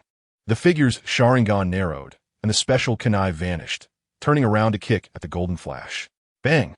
The golden flash transformed into a stream of light that smashed into the collapsed peak below, the massive rock instantly exploding into fragments, flying out and revealing part of Senju Hashirama's body. Looking at the fragments flying from Minato Namikaze, the figure coldly remarked, "Is this how you created the opportunity to kill Rishur? Too bad it won't work on me." Boom! Suddenly, a purple chakra column erupted from beneath the collapsed peak, countless rocks being blown away by this powerful chakra, landing far away. Fourth Hokage, thank you for buying me time to recover. From within the column, Senju Hashirama spat out a mouthful of blood, moving his body, and said to the revived Tobirama beside him, his expression becoming serious as he looked at the figure in the sky. "No." Minato Namikaze entered sage mode, his body wrapped in a chakra cloak, also staring at the figure. "I am just stopping their plan from being executed." A white flash appeared, and Senju Tobirama, accompanied by Tsunade, appeared in front of the two, gravely stating, "Brother, I couldn't find a Beidou's figure, but I think it's better to come here first." Just in time. After all, the opponent isn't simple. The four Hokages thus faced each other from a distance, exuding a strong sense of battle. In the distant battlefield, Sarutobi Hiruzen used the 5 elements, great explosive technique to eliminate the filthy reincarnated ninjas in front of him. With a serious expression, he looked at the 4 individuals on the battlefield ahead. A bitter smile appeared on his face. He understood that he was not qualified to participate in the battle over there, as his strength was simply too weak. Even Tsunade was not someone he could deal with.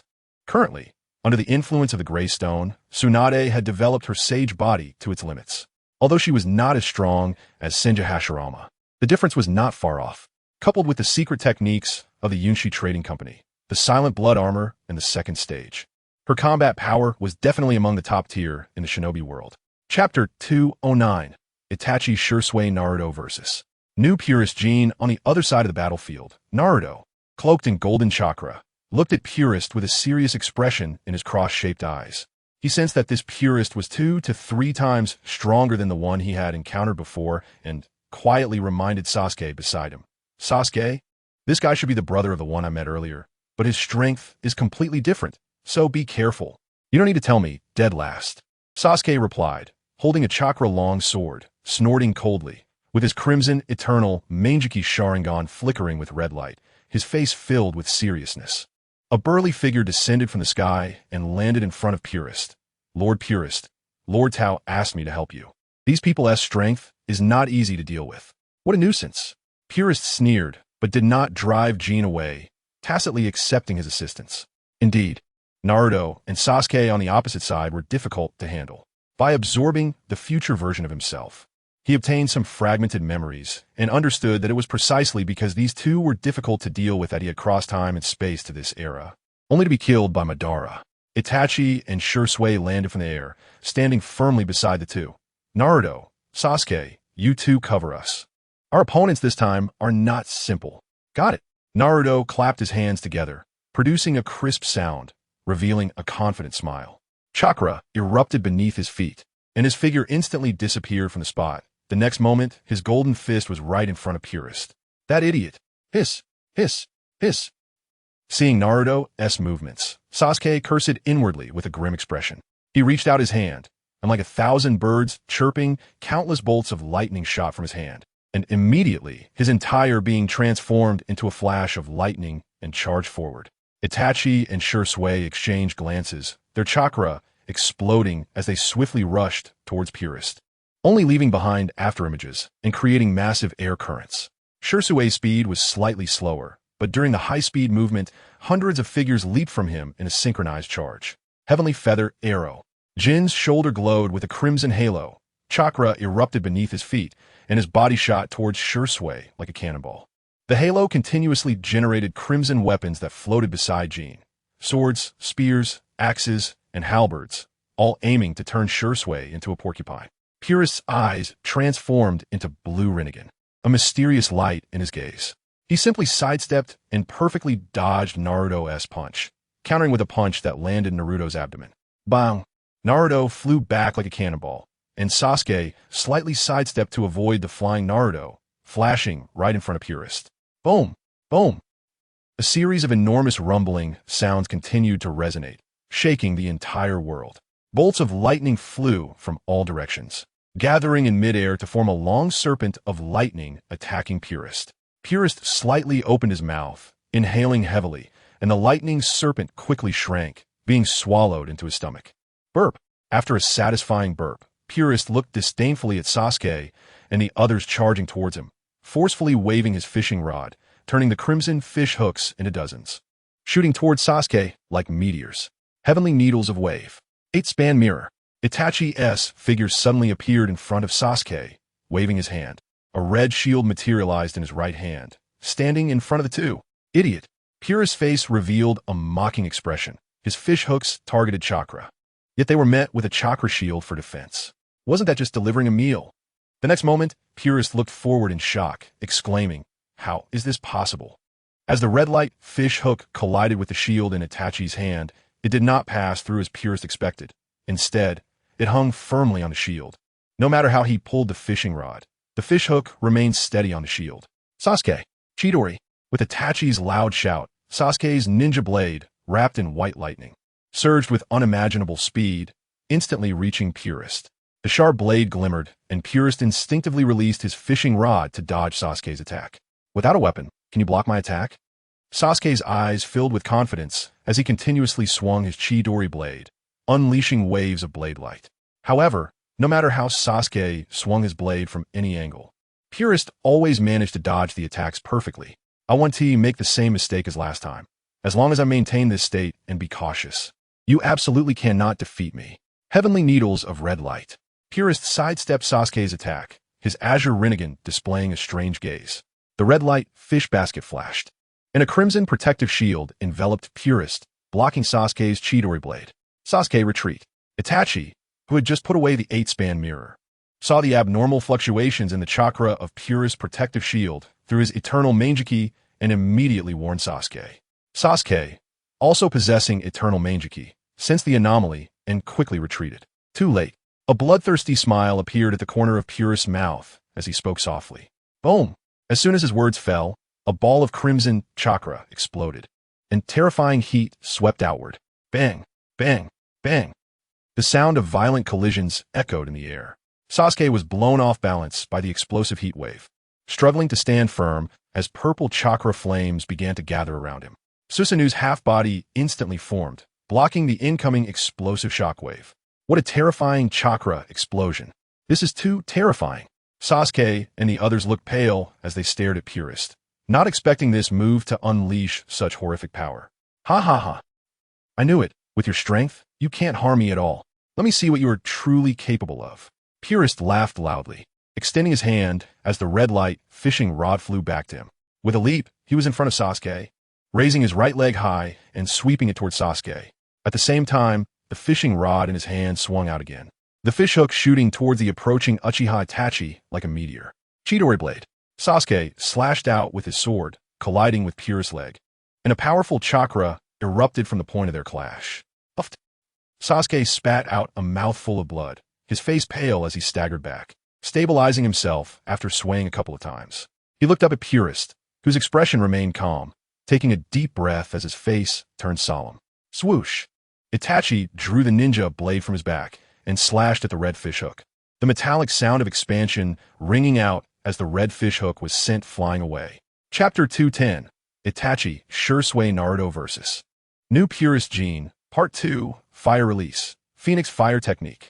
Itachi leaped into the air, and, after letting out a low shout, several fireballs shot out from 8 different directions, accompanied by a sharp sound of breaking air, aiming directly at the vital points around Pu Shi. Useless. All your attacks are nothing under these eyes. I see everything. Pu Shi laughed loudly at Itachi's futile efforts, lightly stepping and constantly dodging, avoiding all the fireballs. At this moment, dozens of shurikens flew out from an unexpected angle. But Pu Shi simply retreated a step and dodged them as well. The ability to see the future is really troublesome. But I don't believe you can maintain this state forever. Amaterasu. Seeing Pu Shi dodge his brother's shurikens, Sasuke's face turned cold. At the same time, his left eye's power surged, with the black flames of the unquenchable Amaterasu appearing around Pu Shi. The crimson protective shield reappeared, easily blocking Sasuke's Amaterasu flames. Sasuke, maintain Amaterasu like this. Got it, brother.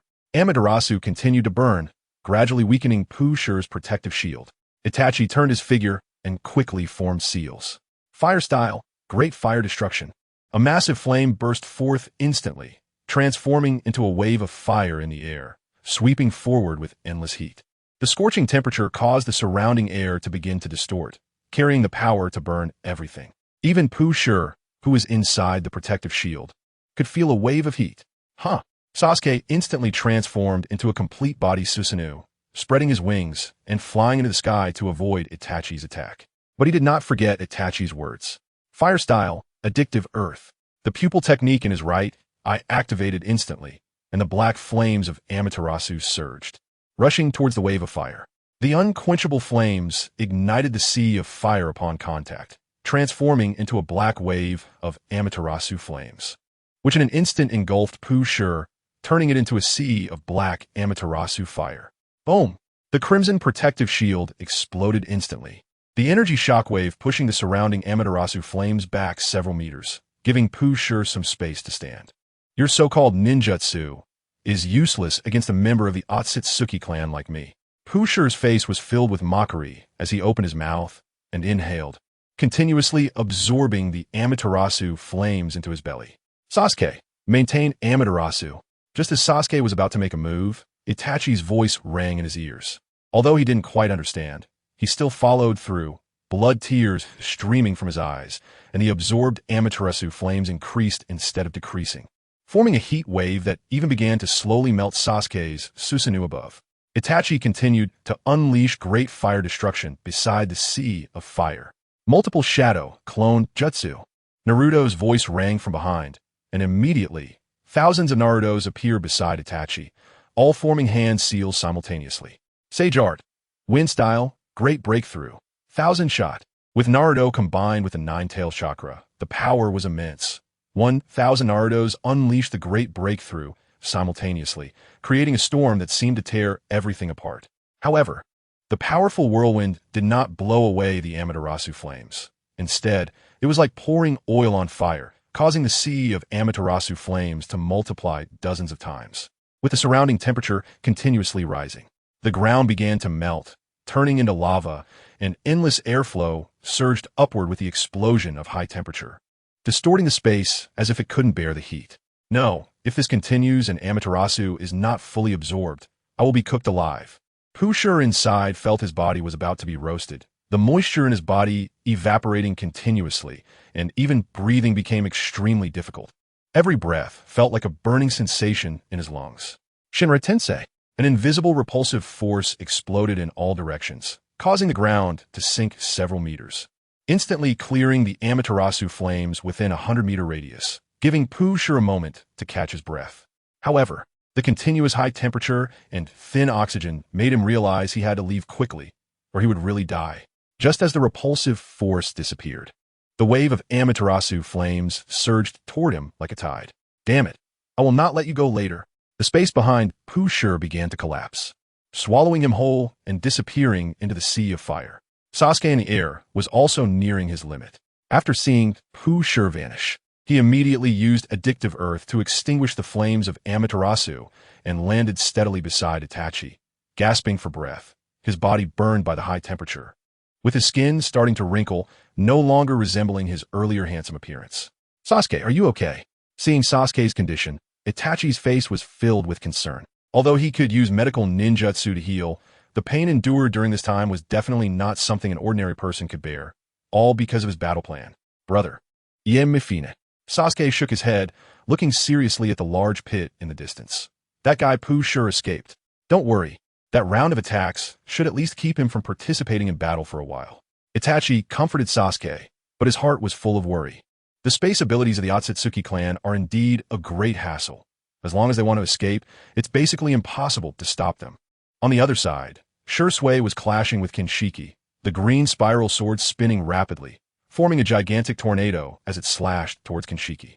Kinshiki was not to be outdone either, raising his gigantic naginata and slashing at the sky. The two met in midair, producing a rumbling explosion, and a strong gust of energy radiated outward. Although Kinshiki's size seemed like an ant compared to Shursui's complete body Susanoo, his strength was not any weaker than Shursui's. And in terms of combat skills, he was much better at operating Susanoo. Watching Kinshiki continuously attack his Susanoo, Shursui's expression grew increasingly serious. He did not expect Kinshiki to have such rich combat experience. The red circular ring behind him could use chakra to create various weapons, and the sheer number of them, if fully activated, possessed tremendous power capable of splitting the sky and earth. If it weren't for Susanoo, he would definitely not be his match. Not only that, but his famous technique, body flicker technique, had no effect in front of Kinshiki's Byakugan, as it was easily seen through. Kinshiki's burly body moved swiftly, constantly dodging Shursui's attacks, sometimes suddenly disappearing, sometimes suddenly appearing. "Oof, I want to see how long you can hold on." Kinshiki sneered, swinging his naginata, sending a massive force crashing toward Shursui. Chapter 211, Itachi Shursui Naruto vs. New Poo Shur Kinshiki 3.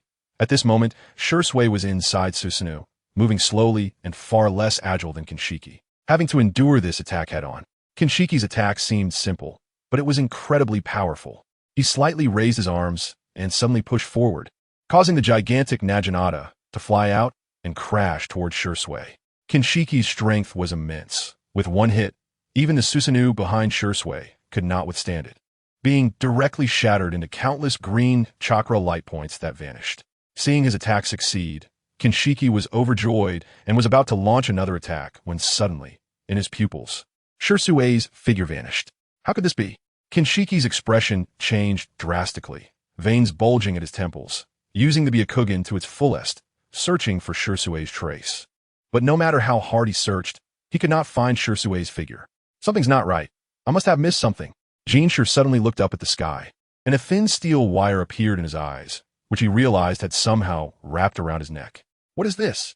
Jinshur felt a bit numb in his body and quickly activated his chakra, injecting it into the ring behind him to create sharp blades, trying to cut the wire around his neck. Useless." The voice of Shimizu echoed in his ears. "My steel wire is not made of ordinary steel. It is crafted from the latest nanomaterial technology by the Yunshi Chamber of Commerce, which is not only highly resilient, but also top-notch in chakra conduction." Jinshur frowned, not responding, but instead manipulated the newly formed chakra weapon, attempting to sever the wire around his neck. However, to his surprise, his weapon, capable of splitting sky and earth, could not cut the steel wire in his hand. It was then that he noticed the faint Susanoo cloak over the wire, combined with the material of the wire itself, making it impossible for him to break free. "Vanish." The space around Jinshur began to distort, and he twisted his body, breaking free from the wire-esque grip and disappearing into another dimension. The space behind Shimizu twisted as Jinshur's figure reappeared, wielding a massive red axe and striking down toward Shimizu. Seeing this, Shimizu quickly swung his ninja blade to block while stepping back to create distance from Jinshur. After they parted ways, Jinshur swiftly changed direction, spinning the axe in his hand and sending a powerful whirlwind toward Shimizu, who immediately met the attack. Boom, boom, boom. After a series of exchanges, Shimizu's body began to sway, while Jinshur's axe swung faster and faster. "Oomph, do you think my Bowie god is just this?" A smile crept onto Jinshur's lips as he flicked his wrist, causing the axe in his hand to suddenly elongate. growing from more than double its original size to over 3 times, and he swung it towards Shimizu. Upon seeing this, Shimizu's expression changed drastically. He swung his ninja blade fiercely, and in an instant, a blinding blue light erupted from the blade, followed by a crisp sound. Then came a crack, and Shimizu's ninja blade actually broke. This left Shimizu in disbelief. His blade was a rare nano-weapon provided by the Yunshi Chamber of Commerce for this war. It was severed. Jinshi sneered at this and raised his massive axe again, bringing it down forcefully. Seeing this, Shimizu gritted his teeth, and the spiral sword of Susanoo appeared, smashing down towards the axe. Bang! A muffled sound echoed, and Shimizu was blasted backward, spitting blood, while Jinshi stood proudly in place. You lost. As soon as Jinshi's words fell, Shimizu spat out more blood, his face as pale as paper. No, I am not like you. I have partners. Partners! Jinshi's heart skipped a beat as he saw a golden, glowing fist coming towards him. Bang! Jinshi felt a terrifying force smash into his face, and he instantly felt dizzy, followed by his body being sent flying. Sasuke! Naruto steadied his body and shouted loudly towards the sky. Chidori Blade!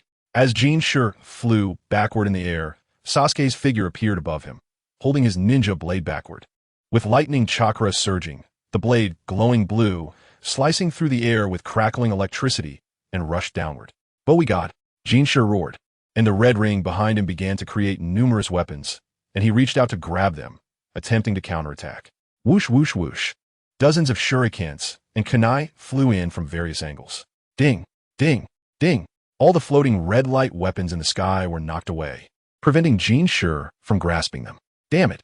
Jinshi reached back into the red ring for a weapon again, but another series of whooshing sounds followed, and several shurikens pierced into his hand, forcing it aside. Vanish! Jinshi's pupils suddenly constricted as he saw Sasuke's blade at his neck, and the space began to distort immediately. He started to twist and charged into another dimension. Kamui! Kakashi, who had been searching for Obito without success, appeared next to Itachi, glaring at the distorted space around Jinshi with his Mangeki Sharingan. The space that was originally rotating clockwise began to spin counterclockwise, restoring normalcy in an instant. How is this possible? Fear appeared in Jinshi's eyes, but due to this vanishing, his position shifted slightly forward, causing the Chidori blade to pierce through his chest as if cutting through tofu, dragging him down toward the ground. Bang! Sasuke slammed Jinshi into the ground, creating a booming sound as a pit several meters deep formed, with countless dust and debris flying out, obscuring the view inside. Wind release. Great breakthrough. Naruto rushed over and quickly performed wind release, dispersing the dust that filled the area, revealing Sasuke, pinning Jinshi to the ground with his ninja blade. Sasuke released his grip on the blade and jumped back to Kakashi's side. Kakashi, thanks for that earlier. Otherwise, he would have really gotten away. Kakashi rolled his eyes, ignoring the rude kid, his expression serious as he focused on the pit where Jinshi lay. At this moment, Jinshi had been pierced through the heart. Even as a member of the Tsutsuki clan, he wouldn't live much longer.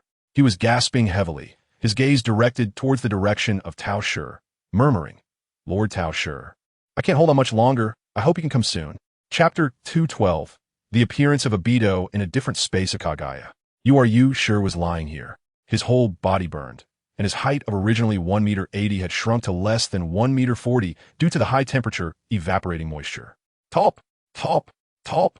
The crisp sound of footsteps echoed as Obito, accompanied by Uchiha Hiro and Kisame Hashigaki, slowly approached.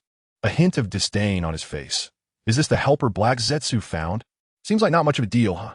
This war hasn't been going on for long, and he's already lying here injured.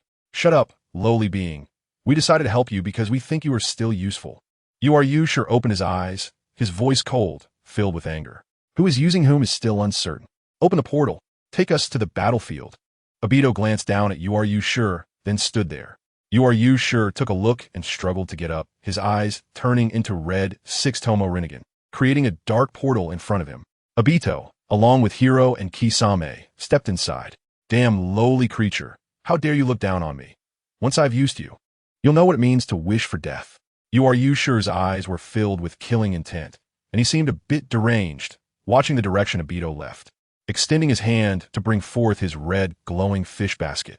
Reaching into the basket, he pulled out a large number of pills, which were chakra he had fished out over the years and just now from the battlefield. just as he was about to pour all the pills into his mouth. He remembered the combat power of those people in the ninja world and put one or two back into the basket. Gulp. After swallowing the remaining pills, Yusher's height returned to 1.80 meters, and even his strength was restored. He clenched his fist tightly. My strength is back, lowly beings. I won't be careless this time. You all will die. He opened the portal and stepped inside. Battlefield of the Land of Water. Itachi saw that Kinshiki was not completely dead yet and solemnly said, Sasuke, quickly finish off Kinshiki to avoid any long-lasting troubles. Got it, brother. Sasuke slowly walked towards Kinshiki, reaching out to pull the knife that was stabbed in Kinshiki's chest, causing a large spurt of blood to splash onto the ground. The nanomaterial ninja blade in his hand was raised high, and a massive amount of lightning was triggered from Sasuke's hand, transforming the ninja blade into Chidori blades, which he swung down at Kinshiki's head. Clang! A sound of metal clashing rang out as a black rod blocked Sasuke's Chidori blade, and then Obito's figure appeared out of thin air. My Uchiha clan member, he can't die yet, so can I ask you to hold back for now? Obito's slightly disdainful voice sounded as he swung the black rod again to block Sasuke's attack, activating Kamui and pulling Kinshiki into his own dimension. He then jumped back to evade Sasuke's strike. You're not from the Otsutsuki clan, so using ninjutsu against you should be quite effective, right? Sasuke sneered, swinging his Chidori blade again. This time, Sasuke did not use lightning release. Instead, he condensed the power of lightning into Chidori and directly struck at Obito's chest. Boom! Obito's figure flickered, dodging Sasuke's attack, but Sasuke's Chidori still tore through his clothing. Hee. Obito's expression changed slightly, and with a disdainful smile, he prepared to counter with the black rod. Suddenly, the environment changed. The sky became overcast with dark clouds, and countless bolts of lightning converged to form a majestic Chilin. Such powerful lightning. Obito's pupils contracted, and his body was enveloped in a surge of lightning. Lightning release, Chilin. With a wave of Sasuke's right hand, the lightning Chilin in the sky roared and transformed into a massive lightning pillar that struck down at Obito. Boom! Crackle. The lightning pillar slammed into Obito, exploding into countless bolts of lightning that engulfed him, creating a scorching wave that forced Sasuke to retreat. In the midst of the lightning, Obito calmly looked at Sasuke, his right eye's Manjiki Sharingan flickering with a bloodthirsty light, and coldly said, the young ones nowadays are really impressive, developing such powerful ninjutsu at such a young age. Sasuke, step back. Let me deal with him. Sasuke heard Kakashi's voice behind him. Kakashi had pushed his forehead protector up to reveal his left eye's Manjiki Sharingan and was slowly walking forward. Kakashi, I'm not your subordinate right now. Don't order me around. Sasuke was very displeased, suddenly quickening his pace, wanting to rush up and finish off Obito. Sasuke, please, this is between him and me. Hearing Kakashi's almost pleading words, Sasuke stopped, turned to look at Kakashi, and coldly said, if you fail, I won't let you off. Hey! Kakashi awkwardly smiled, and then his expression turned serious. His eyes filled with killing intent as he looked ahead. Obito, let us settle our matters. I've made up my mind to kill you with my own hands. A cold glint flashed in Obito's eyes. If that's the case, then let us begin. Both of them unleashed terrifying chakra, their gazes clashing in midair, seeing intense killing intent in each other's pupils. Kakashi moved and charged at Obito. Oof. Seeing Kakashi coming fiercely, Obito sneered and also moved, rushing straight at Kakashi. Bang, bang, bang, bang, bang. The two met in an instant. A series of explosive sounds erupted, both releasing white smoke and staggering back a few steps.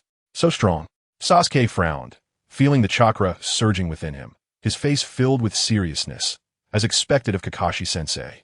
His strength is extraordinary. Kakashi took a deep breath, stomped his right foot down, and his body transformed into an afterimage as he dashed towards Obito. A bang sounded, and Kakashi's shadow clone appeared beside him. Lightning release. Lightning transmission. Kakashi reached out his right hand, and the left hand of the shadow clone mirrored it.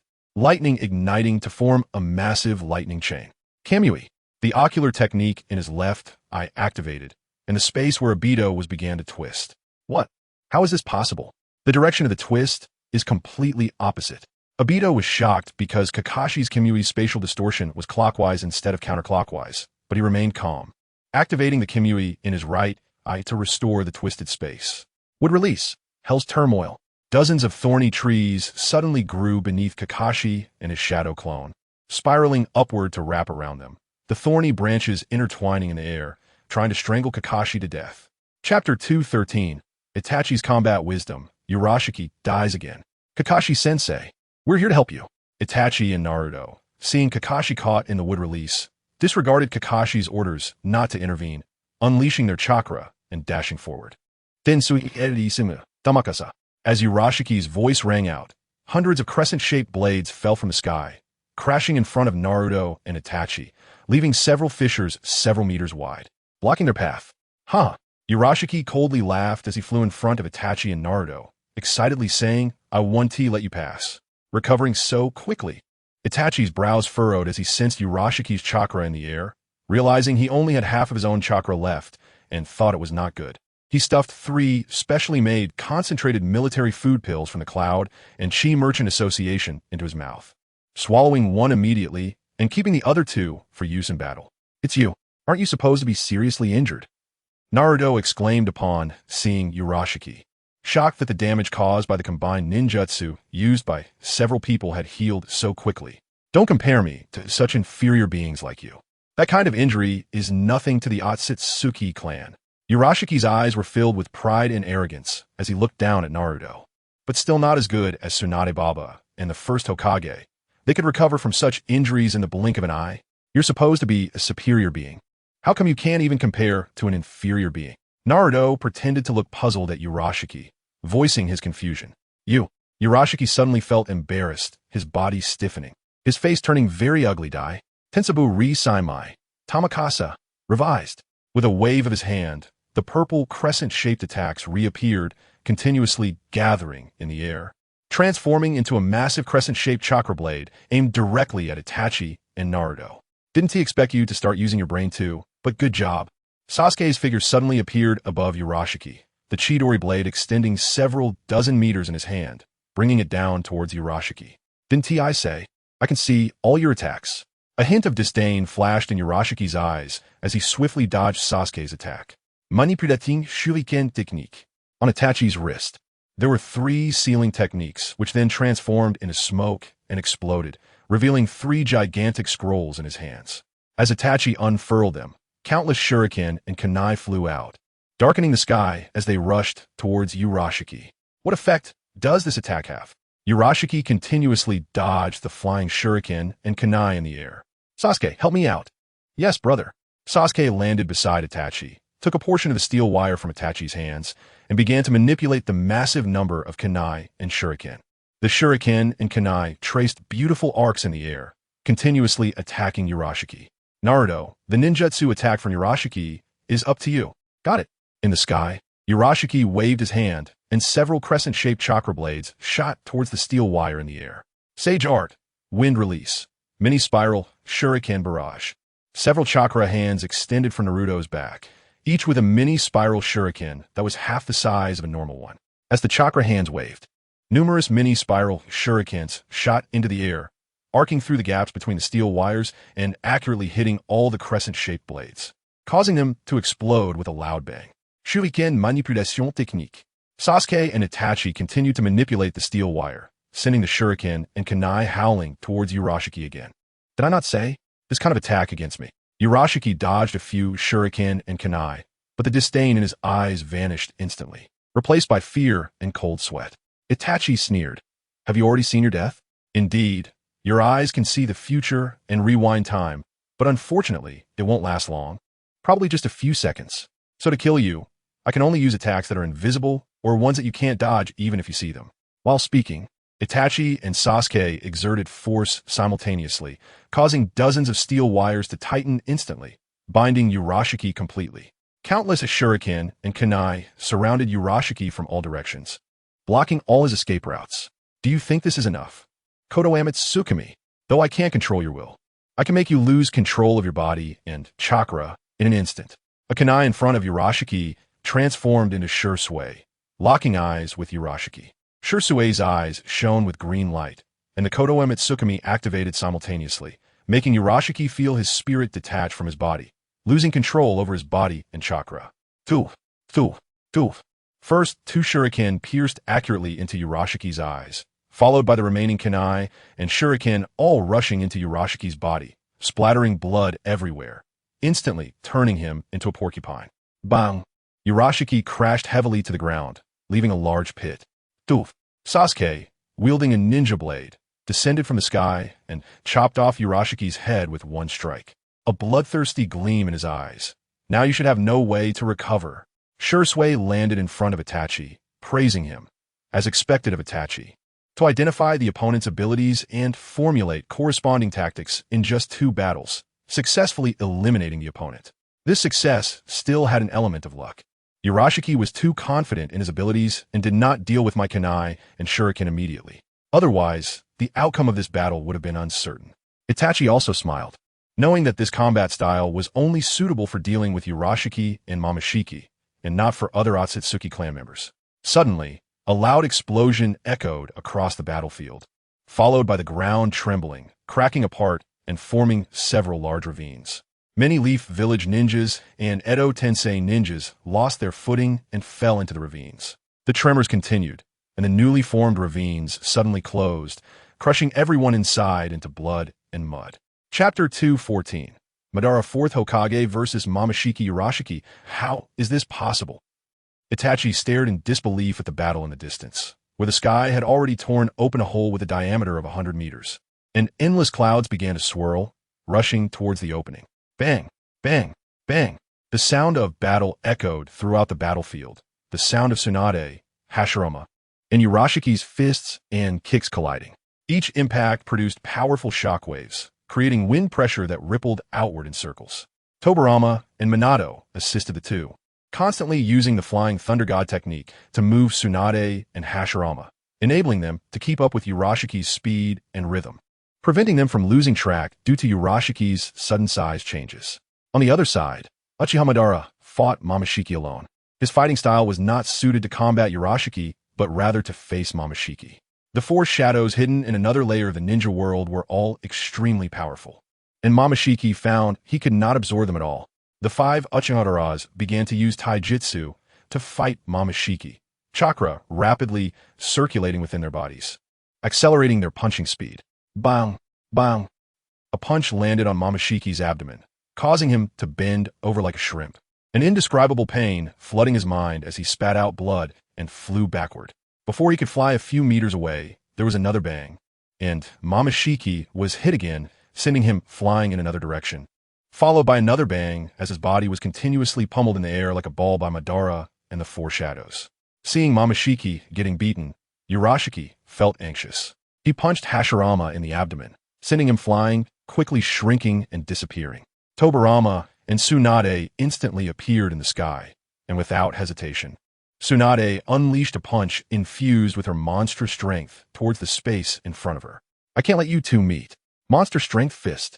Tsunade roared, swinging her fist, creating ripples in the air that spread outward, forming a powerful shockwave that covered the space in front of her. Bang! Suddenly, a gigantic black cube appeared in front of her, and Tsunade punched it directly, the sound of bones cracking resonating, but the black cube remained unmoved, and Tsunade's hand broke instead.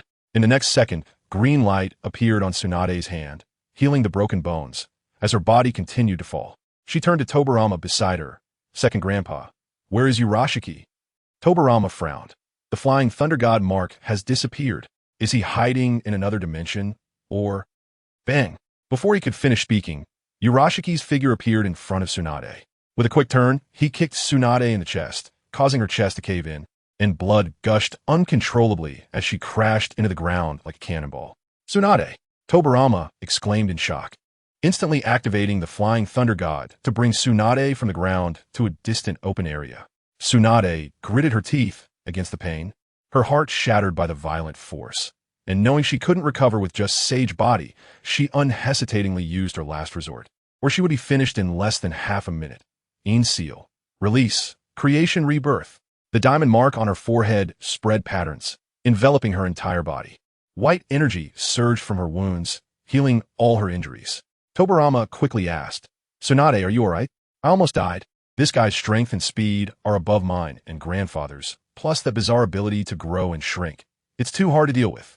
Tsunade looked up gravely at Minato Namikaze, as the two were entangled in a battle with Ishiki, deliberately preventing him from providing support to the other side, where Momoshiki was. Tobirama Senju fell silent after hearing Tsunade's words, not expecting that Ishiki's strength had grown so rapidly, far exceeding his expectations in just 3 years. It seemed that in the ninja world, only Su Hong had the strength to contend with him. But Su Hong had already been sent into another space by Ishiki and others, and it was unlikely he could return. Regardless, we must buy time now. Once the others free themselves, we should be able to deal with Ishiki together. After saying this, he brought Tsunade to Tobirama's side, and the four of them began to collectively attack Ishiki, as they could not rely solely on ninjutsu against the Otsutsuki clan. Body flicker technique. At this moment, Tsunade thought that since direct attacks with ninjutsu were not usable, perhaps techniques that acted within the body could work, and immediately began to experiment. Electric sparks appeared in her palm as chakra erupted at an extreme speed, and she struck towards Ishiki. Instinctively sensing danger, 12 chakra orbs instantly formed in front of Ishiki, transforming into a set of armor that enveloped him. Bang! Tsunade's palm slammed into the armor, but Ishiki remained unmoved, turning around to kick Tsunade again. Minato reacted swiftly and used the Flying Thunder God technique to transport Tsunade to an underground mark. Meanwhile, Tobirama also moved to distance himself from Ishiki. Ishiki's kick met empty air as he did not linger, transforming into a streak of black light, instantly flying in front of Madara and throwing a punch. At this moment, a golden flash appeared beside Madara, and with another flash, both he and Madara vanished, reappearing next to Tobirama. What a troublesome ninjutsu! Ishiki's figure halted, his gaze heavy as he looked down at Minato and Tobirama. Although the Flying Thunder God technique could not allow people to traverse different spaces, its execution was incredibly simple and fast. As long as the reflexes were quick enough, it was nothing compared to the use of the reincarnation Eyes Shin no Hiruk. Armor made from chakra orbs? Madara looked up at the armor Ishiki wore with a solemn expression, murmuring, "What exactly is the chakra orb?" Minato asked a bit gravely. He had just moved next to Madara with the intention of attacking, but his soul suddenly trembled, making him feel that if he touched the black armor, he would die. That is a power recorded in legends, a perfect fusion of the 5 elements and yin-yang chakra, sealing the power of all things and calling forth the chaotic black orb. In the presence of the chakra orb, any attacks other than sage techniques and taijutsu will have no effect. Moreover, even if we are in the body of the impure world reincarnation, we can still be easily killed by the attacks from the chakra orb. Before Madara could explain further, Tobirama spoke up, "So what now? This guy has turned the chakra orb into armor, completely enveloping himself. Can our attacks break through his defenses? From the density of the chakra orb armor he has condensed, I can also condense a chakra orb into armor. But the strength of that armor can be shattered with a single punch from Hashirama. However, this is an ability with infinite growth. As long as the research into the changes in the properties of the 5 elements and yin-yang is deep enough, the strength of that armor should increase infinitely." Madara explained gravely, and the strength of that armor had already been fully verified. Tsunade's strongest strike had no effect whatsoever, not even leaving a mark, showcasing the hardness of Ishiki's chakra orb armor. Everyone looked solemnly at Ishiki in the air. Momoshiki, using the Rinnegan in his right hand, condensed several orbs and swallowed them to recover his injuries and chakra, his face grim as he looked down at Uchiha Madara and the others. "Ishiki, these inferior beings have battle power that is no less than ours. I must enhance my strength to kill them." Ishiki frowned slightly. "What do you plan to do?" A cruel smile appeared on Momoshiki's lips. "The body of Kinshiki is in our hands, and after processing, the power contained in his body is stronger than when he was alive. Coupled with the body of Urashiki, we should be able to maximize the power of the divine tree." A fierce light flashed in Ishiki's eyes as he angrily said, "Momoshiki, this is not what we agreed upon. We need to rescue Kagaya, that traitor, before unleashing our divine tree. Otherwise, that Gyabito and Uchiha Madara will absorb the power of the divine tree, and we will not only lose the 10 tails, but possibly create a formidable opponent for ourselves." This was the reason why Ishiki and Momoshiki had never released the divine tree, because once it was unleashed, Obito would definitely sense something amiss, and they would face more enemies and fall into a passive position. Then I should be able to absorb Urashiki without issue, right? You hold him off for me. I'll be right back. After saying this, Momoshiki shot off at high speed, creating waves of air as he rushed toward Urashiki's corpse. "Sasuke, Let's burn Urashiki's body with fire style. Itachi's pupils constricted as the excellent dynamic ability brought by his eternal Mangeki Sharingan allowed him to read some information through lip movements after realizing the opponent's target was Urashiki's body. He quickly warned Sasuke beside him, and with swift hand seals, a massive and concentrated fire pillar erupted from Itachi's mouth, engulfing Urashiki's body. Fire style, great fire annihilation. Sasuke also unleashed a fire pillar. It's too late. Excitement flickered in Momoshiki's eyes as he reached the sky above the fire pillars in the blink of an eye and dove down. I can't let you succeed. Naruto and Shursui charged toward Momoshiki. Kinshiki. Momoshiki lightly uttered these two words, placing his right hand above the sea of flames. Using the Rinnegan in his right hand to absorb Itachi and Sasuke's great fire annihilation. At the same time, the space twisted and Kinshiki, dragging his nearly dead body, instantly appeared before Naruto and Shursui. Bi-Shin. With Kinshiki's furious roar, a massive crimson shield blocked Naruto and Shursui's attack. Momoshiki extended his hand, and Urashiki's body and head instantly twisted into a peach-shaped pill, the size of 2 peaches. Quick, stop him. Hurry. Everyone fell into a panic. This was the essence of Urashiki. If Momoshiki consumed it, the war would become incredibly difficult. Sasuke, Naruto, Itachi, and Shursui all turned into afterimages and rushed toward Momoshiki in the air. I won't let you disturb Lord Momoshiki. Kinshiki swung his massive scythe, slicing through the afterimages of the 3, creating a rift in the air that sent Sasuke and the others flying. Get out of my way. Naruto's body transformed into a golden chakra flame as he kicked toward Kinshiki. Kinshiki raised his scythe to block. Boom, endless crimson light erupted from the red scythe, shaking Naruto's kick away. Sasuke, Shursui, and Itachi reappeared and forced Kinshiki back, but beads of sweat had already formed on Kinshiki's forehead, his breathing rapid, and his gaze began to dim, the flame of life burning to its end. Come on, Lord Momoshiki, it seems the time for you to devour my chakra has come. Don't hesitate. Kinshiki thrust his scythe into the ground to steady himself, loudly shouting. At this moment, Tauscher had completely devoured all of Pushur's chakra fruits, his Byakugan eyes turning golden, and a golden Rinnegan appearing on his forehead. The Rinnegan on his hands also transformed into gold. His hair became extremely long, and multiple black stripes appeared on his body and face, while the horns on his head stood upright. A cruel smile appeared at the corner of his mouth. That's nature. The golden Rinnegan in his right hand instantly turned back to red, and Jinshur twisted for a moment, instantly transforming into a peach slightly smaller than Pushur. Looking at the peach in his hand, Tauscher chose not to eat it, but instead put it away. It's over. It's already been consumed. Itachi looked at the fully transformed Tauscher with despair, his whole body trembling slightly. He could sense that Tauscher's chakra was at least 3 times more than before, reaching an unfathomable level. Not only was it chakra, but his entire aura had also transformed from calm to incredibly violent, giving off a beastly vibe, a feeling he had never experienced before. Ha ha!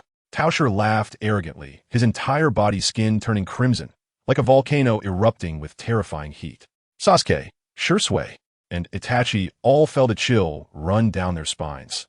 This high temperature made them feel suffocated, and fine beads of sweat appeared on their bodies. But they gritted their teeth and held on. You dare to block my way. Tauscher's eyes flickered with a bloody sheen, and his chakra instantly doubled. With a wave of his hand, the surrounding space-time began to show signs of distortion. Pushur's power is indeed impressive. Unfortunately, not much was inherited. He could only create some time distortion, unable to achieve what Pushur could do, like reversing time and seeing the future, but that was already enough. As long as he could kill them, he could devour the divine tree and evolve into a higher life form. Sasuke, Naruto, Itachi, and Shursui also felt the danger approaching. In an instant, Naruto and Sasuke were sent flying, crashing heavily into the ground far away. Centered around them, the ground began to sink downwards for 100 meters. Both of them spat out a mouthful of blood, looking as if they were about to run out of breath. Chapter 216. Reincarnation I Hinata Sasuke. Naruto. Itachi's eyes turned red, tears of blood streaming down as his eternal Mangeki Sharingan fixed on Tauscher in the sky, filled with hatred. This was not only self-hatred, but also hatred towards Tauscher. He could sense that Sasuke and Naruto's chakra was continuously weakening. If this continued, once their chakra disappeared completely, they would truly be dead. Sasuke, Sakura, who was healing on the battlefield, saw Sasuke and Naruto crash nearby and shouted worriedly. Then she used body flicker technique to appear beside them, only to find they had sustained fatal injuries. She shouted loudly behind her, "Kiba, Shino, Karen Sai, stay by my side and don't let anyone disturb me. Naruto and Sasuke are critically injured, and if they aren't treated soon, they might die." Kiba, a massive tornado appeared, quickly shredding the nearby reanimated ninja into pieces, revealing Kiba's figure. Kushina, who was still sealing the reanimated ninjas, rushed to their side as soon as she heard her son was seriously injured, abandoning the sealing of the reanimated ninjas. Looking at the blood-soaked duo, tears immediately streamed down her face, but they did not disturb Sakura, allowing her to heal in peace. At this moment, both mothers displayed what true maternal love is. Kushina's hair floated without wind, swirling in the air, while behind her, 8 chakra chains as thick as arms swung continuously, smashing any approaching attacks and reanimated ninjas to pieces. Nearby, the Leaf Ninjas quickly took out sealing tags developed by the Yunkai Chamber of Commerce to seal the reanimated ninjas. Mikoto was even more ruthless. Her full body, Susanoo, opened up, enclosing Sakura, Sasuke, and Naruto within the crystal on its forehead, half squatting, while 2 massive wings wrapped around the entire Susanoo, protecting Sakura's safety from any disturbances. Naruto-kun. In the distance, Hinata, who was still engaged in battle, heard this news and was momentarily stunned. Her Byakugan opened instantly, and she saw Naruto's chakra slowly depleting within the Susanoo. Instantly, her face was filled with worry, and her eyes transformed into blue pupils, radiating a beautiful blue glow. "Hinata-sama, your eyes." Niji, who was guarding beside Hinata, looked at her eyes in shock. He had never seen such beautiful eyes.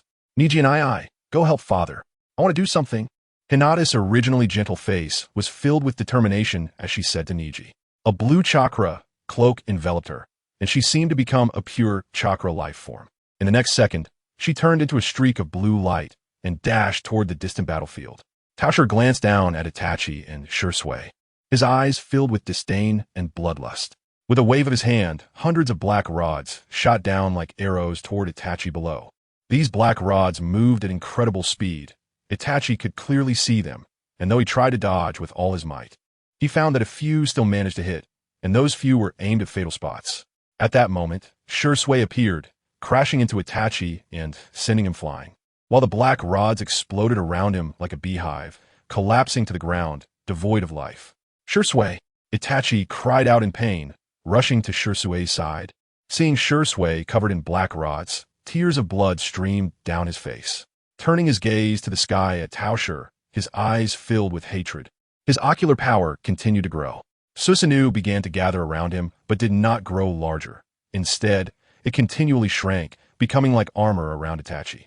Slowly standing up, Susanoo had fully transformed into armor, the Yata mirror and Totsuka blade appearing in Itachi's hands, his gaze icy as he looked at Tauscher. With a flap of Susanoo's wings, he transformed into a streak of red light charging toward Tauscher in the sky, the Totsuka blade creating afterimages as it slashed at Tauscher. Tauscher extended his hand, and the time in front of him slightly distorted, causing Itachi's attacks to slow down instantly. With a few quick movements, he dodged the attacks, and with a flick of his hand, several black rods shot toward Itachi. Itachi raised the Yata mirror in his left hand to block, slapping against the black rods in front of him. Clang! With a crisp sound, all the black rods were deflected, and with a flap of his wings, he charged again toward Tauscher. In the distance, a streak of blue light appeared, the reincarnation eye shimmering with blue light. Silver wheel reincarnation explosion. With Hinata's low shout, 9 blue truth-seeking balls appeared in front of her. As Hinata swung her arm, the blue truth-seeking balls began to spin, transforming into a silver tornado that rushed toward Tauscher. The endless power of the storm tearing apart the surrounding air. "Idiot! To think you would choose to attack me with ninjutsu. Takagami no Kamitachi." A look of disdain and excitement flashed in Tauscher's eyes as he extended his right hand toward the tornado Hinata unleashed, revealing his crimson Rinnegan. The silver tornado began to be absorbed, but after absorbing half, he felt a sharp pain and tried to retract his right hand, but it was too late. The blue truth-seeking balls acted like blades, tearing Tauscher's right hand to shreds. Tauscher screamed in agony as his clothes were instantly shredded, revealing his bare skin underneath. Blood gushed from the severed arm behind him, and his entire body trembled uncontrollably. "Hinata, well done," Itachi praised and continued to charge towards. He had long noticed that the cyan chakra figure was emitting Hinata's chakra. He was unsure of the situation before, but the moment he saw Hinata's blue eyes, he understood it was the evolved Byakugan. After learning about the Tsutsuki clan, Itachi realized that the Byakugan's abilities were not limited to long-distance vision, X-ray vision, and seeing chakra. It had many other unique uses, surpassing the Sharingan in several aspects. Dispersing the Tensigen in his hand, he placed it in front of Susanu's mouth and shouted, "Fire style, great fireball technique." A massive fireball instantly enveloped, the scorching heat burning everything like the sun. Crimson spiral. A voice came from within the fireball, followed by crimson spiral chakra wrapping around, beginning to spin chaotically and tearing apart the fireball, revealing slightly burned body. "Ha!" Seeing injured by the fireball, Itachi shouted and forcefully stomped his right foot on the ground, rushing towards, swinging the Tensigen at him. Flame slash. The Tensigen, surrounded by fierce fiery energy, slashed towards. Seeing the intense killing intent emanating from the Tensigen, crouched down to avoid the attack, simultaneously swinging the black rod in his hand towards Itachi. Itachi sidestepped to evade the attack, swinging the Tensigen again at, who quickly dodged, turned, and fled towards the ritual direction. Golden Wheel Rebirth Explosion. Watching escape, Hinata thought of the barely conscious Naruto. An overwhelming killing intent surged within her. She once again condensed 9 truth-seeking orbs, connecting them to form a golden longsword that slashed down towards the distant. The golden longsword extended infinitely, transforming in the blink of an eye into a 1,000-meter-long sword, piercing the sky and leaving a mark as it swept towards. Indeed, the eyes that Su Hong spoke of were no less than the Rinnegan. Although they weren't as strong in other aspects, they were vastly superior in terms of attack. 8-plate Tomo. A glimmer flashed in Itachi's eyes as he sighed, but his movements did not stop. The 8-plate Tomo gathered in his hands, transforming into shurikens, allowing the Uchiha's shuriken technique to be executed. They drew elegant arcs in the air, continuously colliding, attacking from all directions and sealing off all his escape routes. Celestial Wave Meteor Strike, or Box, twisted his body to dodge Hinata's Golden Wheel Rebirth Explosion, and with a wave of his hand, countless crescent-shaped purple chakra blades flew out, shattering all of Itachi's 8-plate Tomo. The golden light sword struck the ground, carving out a 10,000-meter gorge with a cut as neat as if it were made by a knife. In the distance, and the others unconsciously swallowed hard, astonished. "Is this really the gentle Hinata?" And the others nodded in agreement. "It seems we should avoid provoking Naruto in the future. Otherwise, if Hinata gets angry, we won't be able to handle it. Damn it, he's still gotten away." A look of unwillingness appeared in Itachi's eyes. At this moment, had already joined forces with. Although he had also regrouped with Hashirama and Uchiha Madara, then the sky was the true enemy. Even Uchiha Madara, whose strength far surpassed his, was currently covered in wounds. "Junior, your techniques are quite impressive." Madara looked at Itachi, who had donned Susanoo as armor, and his eyes brightened. He too compressed his Susanoo and donned it. However, he did not condense a weapon, as it would have no effect against. Nevertheless, this still provided Madara with considerable combat power. Any increase in strength was welcome, especially since defensive capabilities with the truth-seeking orbs were incredibly strong. Once ninjutsu was detached from the body, it would be countered by his cross-eye technique. However, without ninjutsu, relying solely on taijutsu attacks would have little effect against. Furthermore, one had to wonder if had any attack methods derived from the truth-seeking orbs. If he unleashed them, they would definitely not be in the current situation. Hinata transformed into a blue light and landed beside Minato Namikaze, her eyes fixed intently on the above. With her Tensigen, Hinata could see far more than anyone else present. She could clearly see that the chakra contained within was 4 times greater than that of the nearby. Her expression turned extremely grave. "Minato, is that you?" Minato asked uncertainly. "It's me, Lord Minato," Hinata replied, still focused on the distant, not turning her head. "Hinata, what do you see?" Minato asked, noticing Hinata's blue eyes flashing with fluorescence. Her gaze locked on, and his heart trembled. "Lord Minato, the chakra within that is 4 times greater than that of. Moreover, the chakra is extremely refined, far surpassing anyone present." Hinata spoke gravely. Upon hearing Hinata's words, the expressions of everyone present changed dramatically. Madara's face turned dark. This has actually been toying with us, without using his full strength. Suddenly, a thunderous roar echoed from afar, and a peculiar creature, 100 meters tall and gray-white all over, appeared on the battlefield. This creature was emaciated, clearly showing signs of malnutrition. Removed the truth-seeking orb armor from his body. Indeed, a few of those so-called tailed beasts are missing. Even if we cultivate that chakra, it won't fully revive the divine tree. He still needs a large amount of chakra. His right hand slowly grew back, his gaze ice-cold as he looked down at Uchiha Madara and the others. Then our task is to reclaim the chakra that was separated. Glanced at the incompletely revived divine tree. With the current strength of the divine tree, it is not a match for these people below. So our goal now is to hold off these people in front of us and prevent them from supporting. Nodded. His right hand had regrown, but the Rinnegan in the center of his palm had not restored. His eyes filled with killing intent as he looked at Hinata below. Canine Earth Command, S chakra erupted, and the ground beneath Madara and the others began to rise, as a 9-headed earth dragon suddenly emerged from the ground, lunging towards them. Silver wheel rebirth explosion. Hinata's blue truth-seeking orbs spun rapidly, creating a silver tornado that tore towards the 9-headed earth dragon. However, before it reached the earth dragon, it had already shrunk and disappeared. Hinata, that is not. His ability can shrink non-living things, so ninjutsu attacks will be shrunk and rendered ineffective. The most direct and effective method is to use taijutsu. Minato used the flying thunder god to move Hinata aside, avoiding the earth dragon's attack. Kijikari, with a roar from, a giant firebird appeared in the sky, charging towards Madara and the others. Accompanied by a bird call, hundreds of massive fireballs rained down from the sky like meteorites. 8 trigrams palm, heavenly return. Seeing the fireballs in the sky, Hinata's chakra spun rapidly, tearing apart all the fireballs to protect the safety of those around her. The mutation evolution of the Byakugan. Or is it the power of this planet that caused the Byakugan to change? Observed Hinata's eyes and contemplated. This ability of the Rinnegan had never appeared in the Tsutsuki clan, making him increasingly feel the uniqueness of this planet beneath his feet. Peach Style remained unmoved, continuing to control the actions of Shikaku and Inuzuka Kiba as they moved towards Hinata and the others to enter the palace, completely unaware of the flicker of unusual light in Ishiki's eyes nearby. Chapter 218, 6 Paths of Obito. Ishiki's gaze regained its calmness, and he charged towards Madara and the others below, the Dojutsu armor instantly covering his body, and a black long sword appeared in his hand. Swinging it towards the nearest Hinata, whoosh, the stone beneath Hinata suddenly vanished, replaced by Sasuke's figure, who swung his ninja blade. Clang!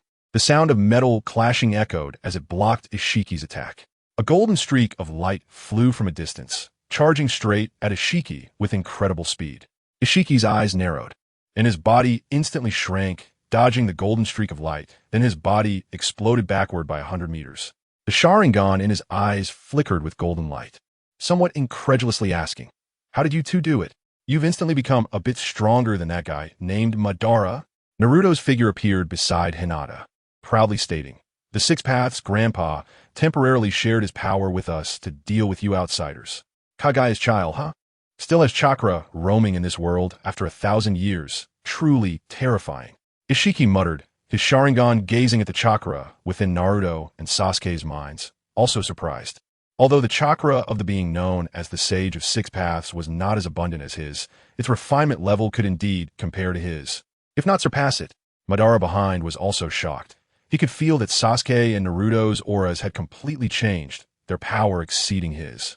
And he was very eager to know what had happened to the two in such a short time. "Everyone, we must work together to fight against Ishiki." The Sage of 6 Paths said that Brother Shuhong has the ability to return by himself, but right now, at this critical moment, he cannot break free. As long as he breaks through his power, he will come back. Naruto turned to Madara and the others, then enveloped himself in a cloak of chakra, charging towards the thin line in the air. Madara and the others were taken aback, realizing it was the legendary Sage of 6 Paths who granted Naruto and Sasuke their powers. Watching Naruto soar into the sky, along with the Dojutsu orb behind him, they understood that Naruto and Sasuke had reached the level of the 6 Paths now. Madara and the others weren't idle either, following Naruto to engage in battle with Ishiki. On the other side, Kakashi had already teamed up with Guy to fight the Ten Tails. Looking at Obito above the Ten Tails, both Kakashi and Guy's expressions were serious, their faces filled with tension as they stared at the Ten Tails. Their strengths could stop the Ten Tails, but with Obito's assistance, they found it difficult to do so. The Ten Tails now resembled a hungry beast, constantly searching for living beings to devour, restoring its chakra. In a short time, many ninjas had already been swallowed or drained of chakra by its extended wooden tentacles. Kakashi, what should we do? Obito's Sharingan abilities are too troublesome. Even if you suppress him with your Sharingan, we find it hard to launch effective attacks. Not to mention, there's also the formidable Uchiha Itachi and Kisame nearby. Guy was surrounded by blue sweat, his gaze heavy as he looked at Obito above the Ten Tails, lightly jumping to evade an attack from the Ten Tails. Guy, I'll assist you. You aim to deal a fatal blow to Obito. After speaking, Kakashi charged toward the Ten Tails. Count me in. I will help you too. Shirzue's one eye had turned pale, while his other, Mangekyou Sharingan, shone with a scarlet light, instantly appearing beside Guy. Earlier, he had used Izanagi at the last moment to avoid Peach-Styles' attack, but due to the Black Rod's overwhelming suppression of chakra, he almost failed to activate it, but fortunately succeeded at the last moment. Guy nodded and charged straight towards the Ten Tails with Shirzue. Kakashi, it's too late. A hint of disdain flashed in Obito's eyes as he formed hand seals. The Ten Tails beneath him began to be absorbed into his body, and a sphere formed from countless pure white wings appeared in the sky. Crack! The sound of shattering glass echoed as the sphere instantly broke apart, countless white feathers raining down from the sky, revealing Obito's figure. At that moment, Obito's body was pure white, a special white substance forming a skirt, with 9 tomo tattooed on his back, 2 horns on his back burning with red chakra flames, and 9 ninjutsu orbs had also appeared behind him. Coldly gazing at Kakashi, who had stopped below, Obito did not move, but instead struggled against the beastly nature of the Ten Tails in his consciousness. However, unlike in the original story, the Ten Tails was now missing 4-tailed beasts, and its beastly nature was not as strong as in the original story. It only caused Obito's consciousness to fade for a moment before he quickly regained control. The chakra flames behind him burned even brighter as he waved his hand, and the ninjutsu orbs shot out like cannonballs. Kamui! Kakashi's pupils widened in shock, fear flashing in his eyes as his left eye's technique activated, distorting space to swallow the incoming ninjutsu orb, and his figure retreated 100 meters. The next moment, Obito's figure appeared behind him, with 2 ninjutsu orbs transforming into discs. Spinning at high speed. Bang! Kakashi's body, cut in half, instantly exploded into smoke and vanished. Obito slowly rose, the ninjutsu orbs returning to their spherical form. Turning to look at a distant stone, coldly saying, "Shadow clone, Kakashi?" The stone transformed into Kakashi, looking grave as he stared at Obito. Daytime tiger.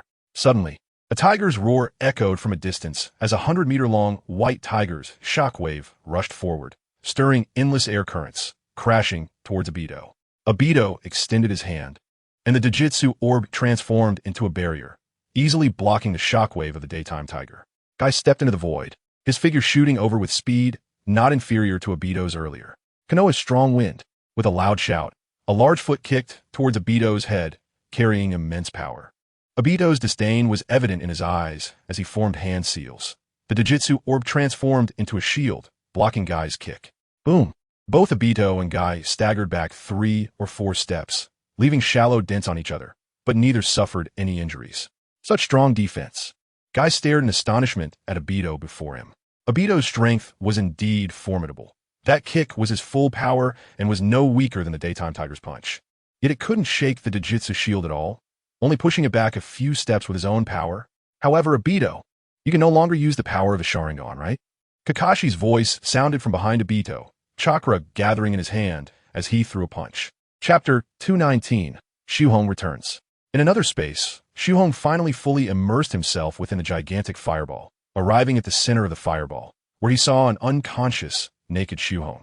So this is the primordial spirit that is said to have gods above it. Shuhong glanced at it and began to slowly absorb the primordial spirit into his body. In an instant, the fireball started to tremble violently, the inner world beginning to explode, flames spreading rapidly, instantly covering the entire inner world. Supreme Platform Star, change without stopping.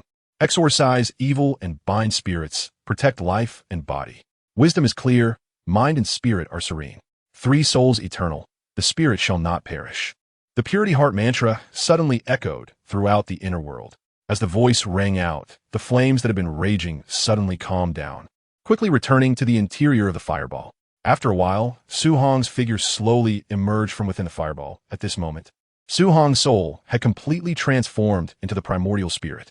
Su Hong felt that his spiritual power was more refined than ever before, although it had not increased much. It was now more instinctive. If he needed to think to move before, now it was purely instinctual. Next, he would merge the 5 thunder gods within the 5 organs using the primordial spirit power he had mastered, completely perfecting the thunder law. Su Hong directly projected his primordial spirit out of his body, appearing in the air. Then he dove back into his own body, arriving at the 5 organs, seeing through them and staring directly at the thunder gods. Although Su Hong had condensed the thunder gods, they were not under the control of his primordial spirit. He could not manipulate them like he could his body. What he needed to do now was to bring the thunder gods under the control of his primordial spirit. Su Hong's primordial spirit opened its mouth and inhaled, simultaneously drawing the thunder gods into the primordial spirit. Then he began to sit cross-legged, closing his eyes to refine them. The primordial spirit was entwined with 5-colored lightning, and a look of pain appeared on Su Hong's face. After a period of time, Su Hong's expression became completely calm, and the lightning outside the primordial spirit no longer rampaged, but instead spiraled around Su Hong like flowing water. Once again opening his mouth, the thunder gods were expelled from the primordial spirit and merged into Su Hong's 5 organs. Within the 5 organs, the 5 elements interacted with each other. Once the thunder gods entered, they immediately fused with the power of the 5 elements. Su Hong began to slowly incorporate the other 4 elements as well, and gradually, the power of the 5 elements became more and more intense, eventually transforming into pale blue lightning. Su Hong began to operate the power of the 5 elements within his primordial spirit, fusing it little by little. He did not know how long had passed when Su Hong's eyelids twitched, and he opened his eyes. At this moment, Su Hong's body was covered in lightning, flickering with blue and white lightning, looking quite terrifying. With a slight opening of his mouth, Su Hong inhaled all the lightning into his body. Slowly standing up, Su Hong exited the anomalous space of Turtle Island and immediately sensed something was off, as this place was no longer the ninja world. It seemed that a lot had happened in the ninja world during his retreat, and he had ended up here. Su Hong's expression turned somewhat grim as he immediately communicated with the inner space, using it as a medium to connect with the ninja world space. After a full 5 minutes, Su Hong finally made contact with the ninja world. This anomalous space is really far away. A dark blue vortex appeared in front of him, and Su Hong stepped in, disappearing without a trace. Rumbling. On the battlefield, Obito transformed the Otsutsuki's truth-seeking ball into a giant sword, resembling a spiral structure like a gene chain, and thrust it toward Guy, who was caught in the side effects of the 8 gates. Kakashi exclaimed in shock, "Guy!" Rumbling. Suddenly, a deafening sound echoed through the sky. Dark clouds did not form, and a massive lightning bolt struck down, directly hitting the blade of the sword. Crack!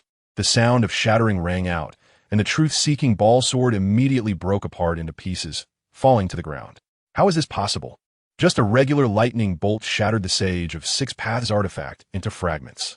Obito looked at the sword hilt in disbelief, unable to believe that this sword, which became harder with stronger will, had shattered in his hands. But his heart remained unwavering. How could it just break like this? Boom! Another blue-white lightning bolt struck down, and Su Hong's figure appeared in front of Guy, looking calmly at Obito in the sky. Guy, dragging his somewhat exhausted body, excitedly shouted, "Su Hong, you finally came. Leave Obito to me.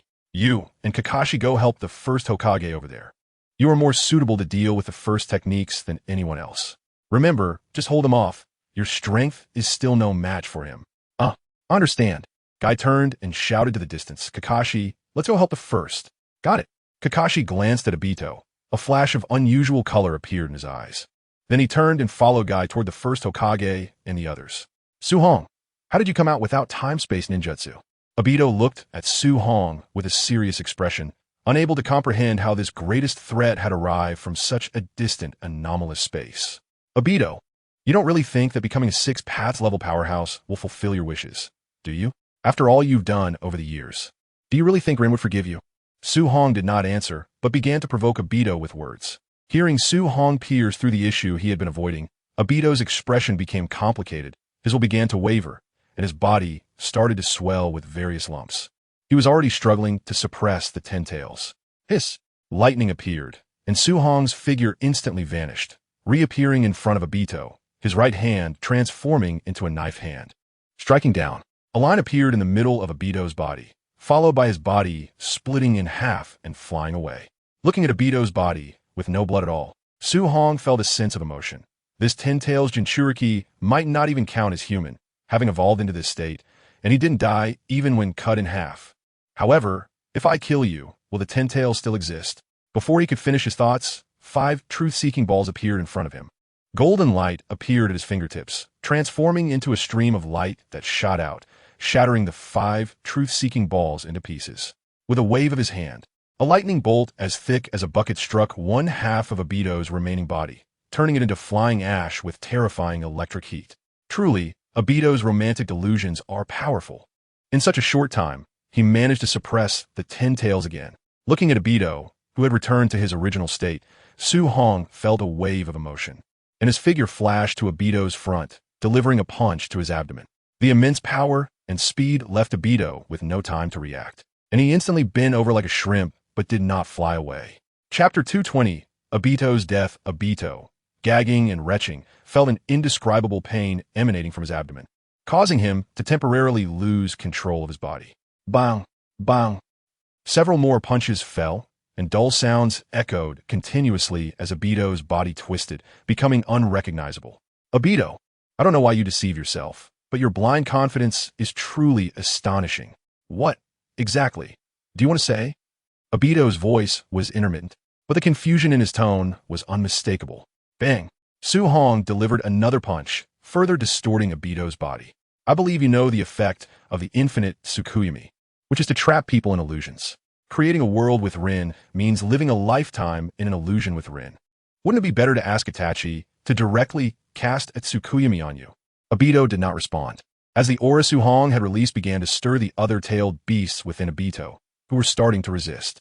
The will of the tailed beasts was struggling within him, and the heads of the tailed beasts began to emerge from Obito's body. Golden light transformed into ropes, binding all the tailed beasts together. With a forceful pull, Su Hong extracted all the chakra from the 9 tailed beasts. In the instant before the tailed beasts fully formed, Su Hong turned the chakra of the 9 tailed beasts into golden orbs. With a wave of his hand, the golden light flashed, and Obito's head fell to the ground, rolling away into the distance. Su Hong transformed into a bolt of lightning and completely vanished. Ishiki, wielding the truth-seeking ball sword, swung it down at Madara in front of him, moving as fast as lightning, creating a black shadow aimed directly at Madara's head. Bang! A white lightning flashed by, and Su Hong arrived at Ishire's face in an instant.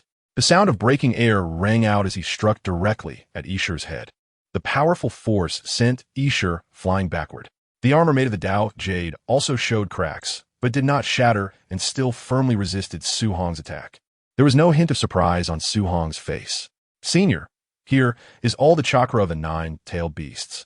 You can absorb a part of it into your body. With your mastery of Yin-Yang release, you should be able to reach the level of the 6 paths. Then hand them over to Naruto. He will know how to handle it. He tossed the 9 golden beads in his hand to Madara, smiling as he reminded him. All right. A hint of excitement flashed in Madara's eyes as he looked at the 9 golden beads in his hand. His eyes transformed into the Rinnegan, and he opened a portal to another dimension before disappearing. Su Hong, I didn't expect you to be able to come out, and your strength has improved so much. Ishire looked at Su Hong with a serious expression, a hint of surprise in his eyes. He felt that Su Hong's aura was unusually stable, like an ordinary person, yet it made his heart palpitate. Your strength has also increased quite a bit, but I think you must have other trump cards, right? Otherwise, see me now, you wouldn't be so calm. Ishire, let me see your trump card. Su Hong said softly, vaguely guessing Ishire's intentions, which should be to absorb the power of the 10 tails and convert it into a pill to enhance his own strength. Then as you wish. Ishire's Rinnegan shone brightly, and a massive portal to another dimension opened, from which a colossal creature dropped out. Roar! A tremendous, beastly roar filled the air, and terrifying sound waves rippled out, causing the entire battlefield's space to tremble. The ground began to crack, fierce winds raged, and thunder rumbled, as the natural energy in the entire world transformed into a tide, continuously sweeping in all directions. Ishire's movements did not stop. Suddenly, the body of Otsutsuki Kinshiki appeared before him and was directly thrown into the mouth of the 10 tails. Instantly, The energy on the 10 tails surged again. Its body began to deform, transforming into a gigantic tree. The entire tree shot straight up into the sky. Standing tall and straight, and a massive flower bud at the top bloomed instantly, revealing a giant 9-tomo Rinnegan, feeling the countless roots of the divine tree spreading underground. In a short time, they had covered the entire battlefield. Standing on the ground, Su Hong gently stomped his foot, and the Yang 5 thunder instantly spread across the entire battlefield, the terrifying electric heat turning all the roots to ash. Ishi's expression slightly changed as he transformed into an afterimage and appeared in front of the divine tree. His Rinnegan narrowed as he turned the divine tree into a fruit and swallowed it in 3 bites. As the fruit was consumed, Ishi's body changed again. The singular horn that circled his head twisted around it twice more, and the other Byakugan instantly transformed into a golden Rinnegan. The patterns on his entire body also became more intricate. Feeling the surging power within him, Ishi threw a punch, creating a massive whirlwind that formed a gigantic shockwave.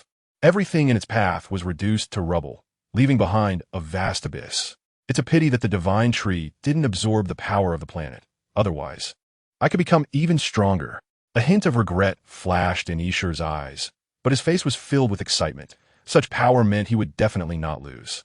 Ishi's body began to change, quickly transforming into a supergiant over 200 jong tall. Su Hong smiled slightly, raised his hand, and a golden spear appeared in his grasp, white lightning coiling around it, the sound of thunder crackling continuously. I'm also looking forward to our battle. I wonder whose power will be superior? As soon as he finished speaking, Su Hong's figure shot forward like an arrow, transforming into a golden streak as he rushed towards Ishi with incredible speed, appearing before him in an instant. Su Hong's arm shook violently, and the spear shot out like a cannonball. Boom! The spear collided fiercely with Ishi, producing a powerful explosion that sent Ishi's massive body flying back hundreds of meters, his body sliding across the ground for several hundred more meters before stabilizing. Su Hong's power has increased again. Tobirama and Tsunade exchanged surprised glances. They knew that Su Hong's strength had definitely improved, and it appeared completely different than before. His aura was calmer, but the heat could not be concealed. Looking at Ishi's stabilized form, Su Hong coldly said, "Your new Rinnegan's ability should be to enlarge objects, right? Such a simple yet incredibly practical ability." Su Hong was actually quite shocked inside. With the combination of size and other abilities, Ishi would only become more troublesome. The previous attack was merely a test between the two. Chapter 221. Ishi's Izanagi Crimson Spiral.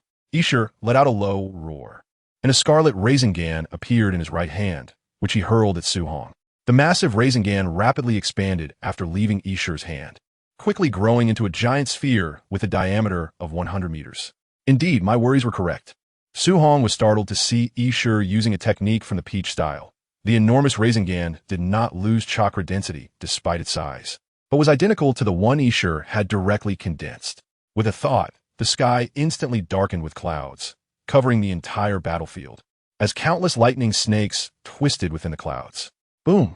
Accompanied by the roar of thunder, dozens of lightning pillars as thick as barrels crashed down, connecting heaven and earth. And the massive scarlet Rasengan was instantly shattered, exploding. The invisible energy shockwave rippled out, spreading for thousands of meters, whipping up a storm that wreaked havoc, sending countless Konoha ninjas and Edo Tensei ninjas flying. The ground was stripped of several layers of soil, revealing the fine earth beneath. Minato, Tobirama, hurry and save them. Seeing Konoha ninjas being swept up by the hurricane, some already having their limbs torn apart, Hashirama immediately shouted to Tobirama and Minato before rushing forward. Minato and Tobirama quickly used the Flying Thunder God technique to rescue the Konoha ninjas from a storm. Tsunade, with a few concentrated soldier pills in her mouth, swallowed one and summoned a fifth of the slug sage from the wet bone forest, beginning to treat the Konoha ninjas. The enormous lightning pillar connecting heaven and earth vanished in an instant. It seems that after the eyes are gathered, even the speed of the ocular techniques in battle has increased significantly.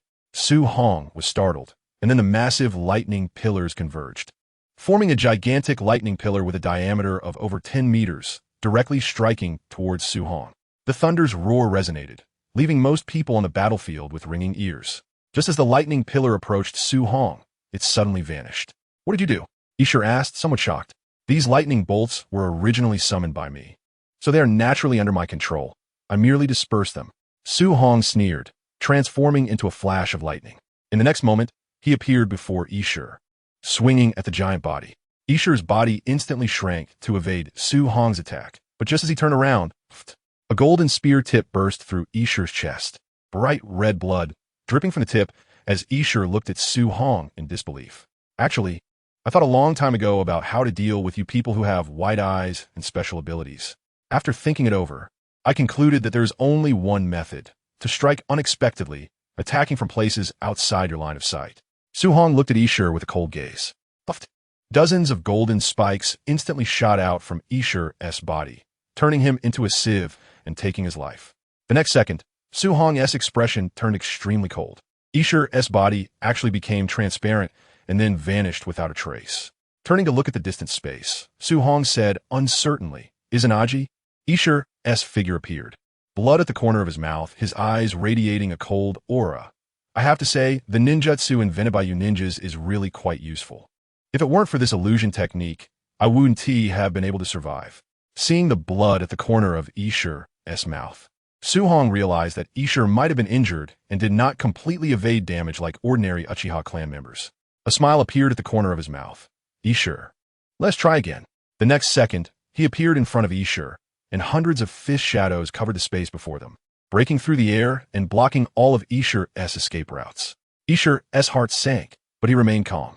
Shomei Baiku activated, and his body instantly shrank smaller than a mosquito, slipping through the gaps between the fish shadows and transforming into an afterimage as he charged towards Su Hong.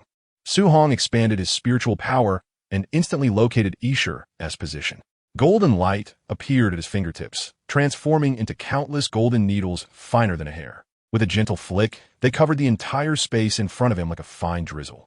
Ishur's eyes, shaped like the Uchiha fan, constantly emitted golden light, and all the golden needles vanished, charging towards Su Hong without losing speed.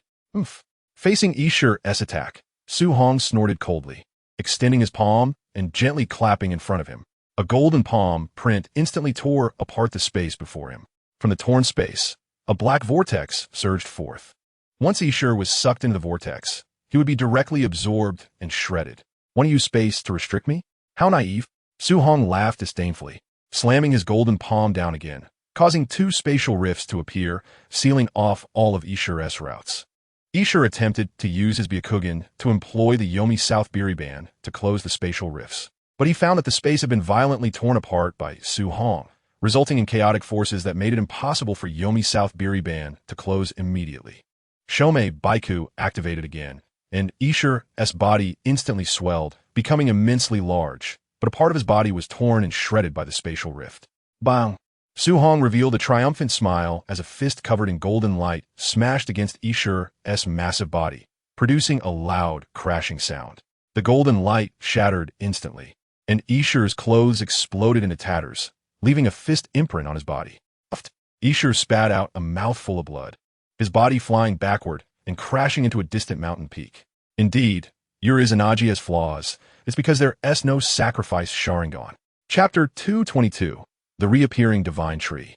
This attack was merely to test whether Ishur's Izanaji truly had flaws. Now that it has been verified, let's start testing the strength of reaching the 5 Thunder Correct Law, the state of unity with heaven and man. At this level of attainment, Su Hong had mastered his body, energy, and various techniques to what one might call the microcosmic realm. So he could use techniques now with virtually no energy consumption. Roar! At this moment, another earth-shattering beast roar echoed, and a Ten-Tails suddenly appeared before the heavily injured Tao Shiji, who had been attacked by Hashirama and others. Tao Shiji held a golden elixir in his hand, which he threw into the mouth of the Ten-Tails. The Ten-Tails rapidly transformed into a divine tree, and before its roots could spread, Tao Shiji absorbed it, turning it into an elixir, which he swallowed in one gulp. Tao Shiji's body underwent another transformation.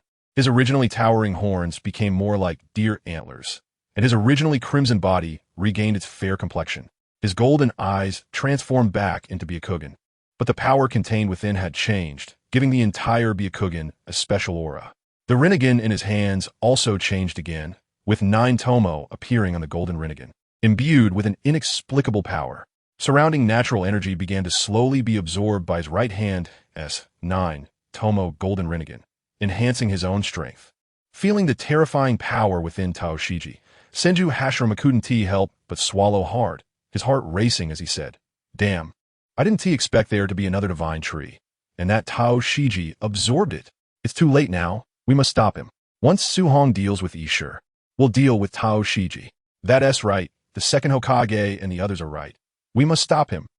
Tsunade and the others looked at Tao Shiji in the sky with solemn expressions, an involuntary sense of fear rising in their hearts, their bodies trembling and cold sweat pouring down. This power is truly incredible. Once I absorb that traitor Kagaya, I'll be just a step away from becoming a god. Tao Shiji felt the power within him, sensing that he could accomplish anything now, and this power was something he had never possessed before. The existence of this power gave Tao Shiji an immense sense of satisfaction. Boom!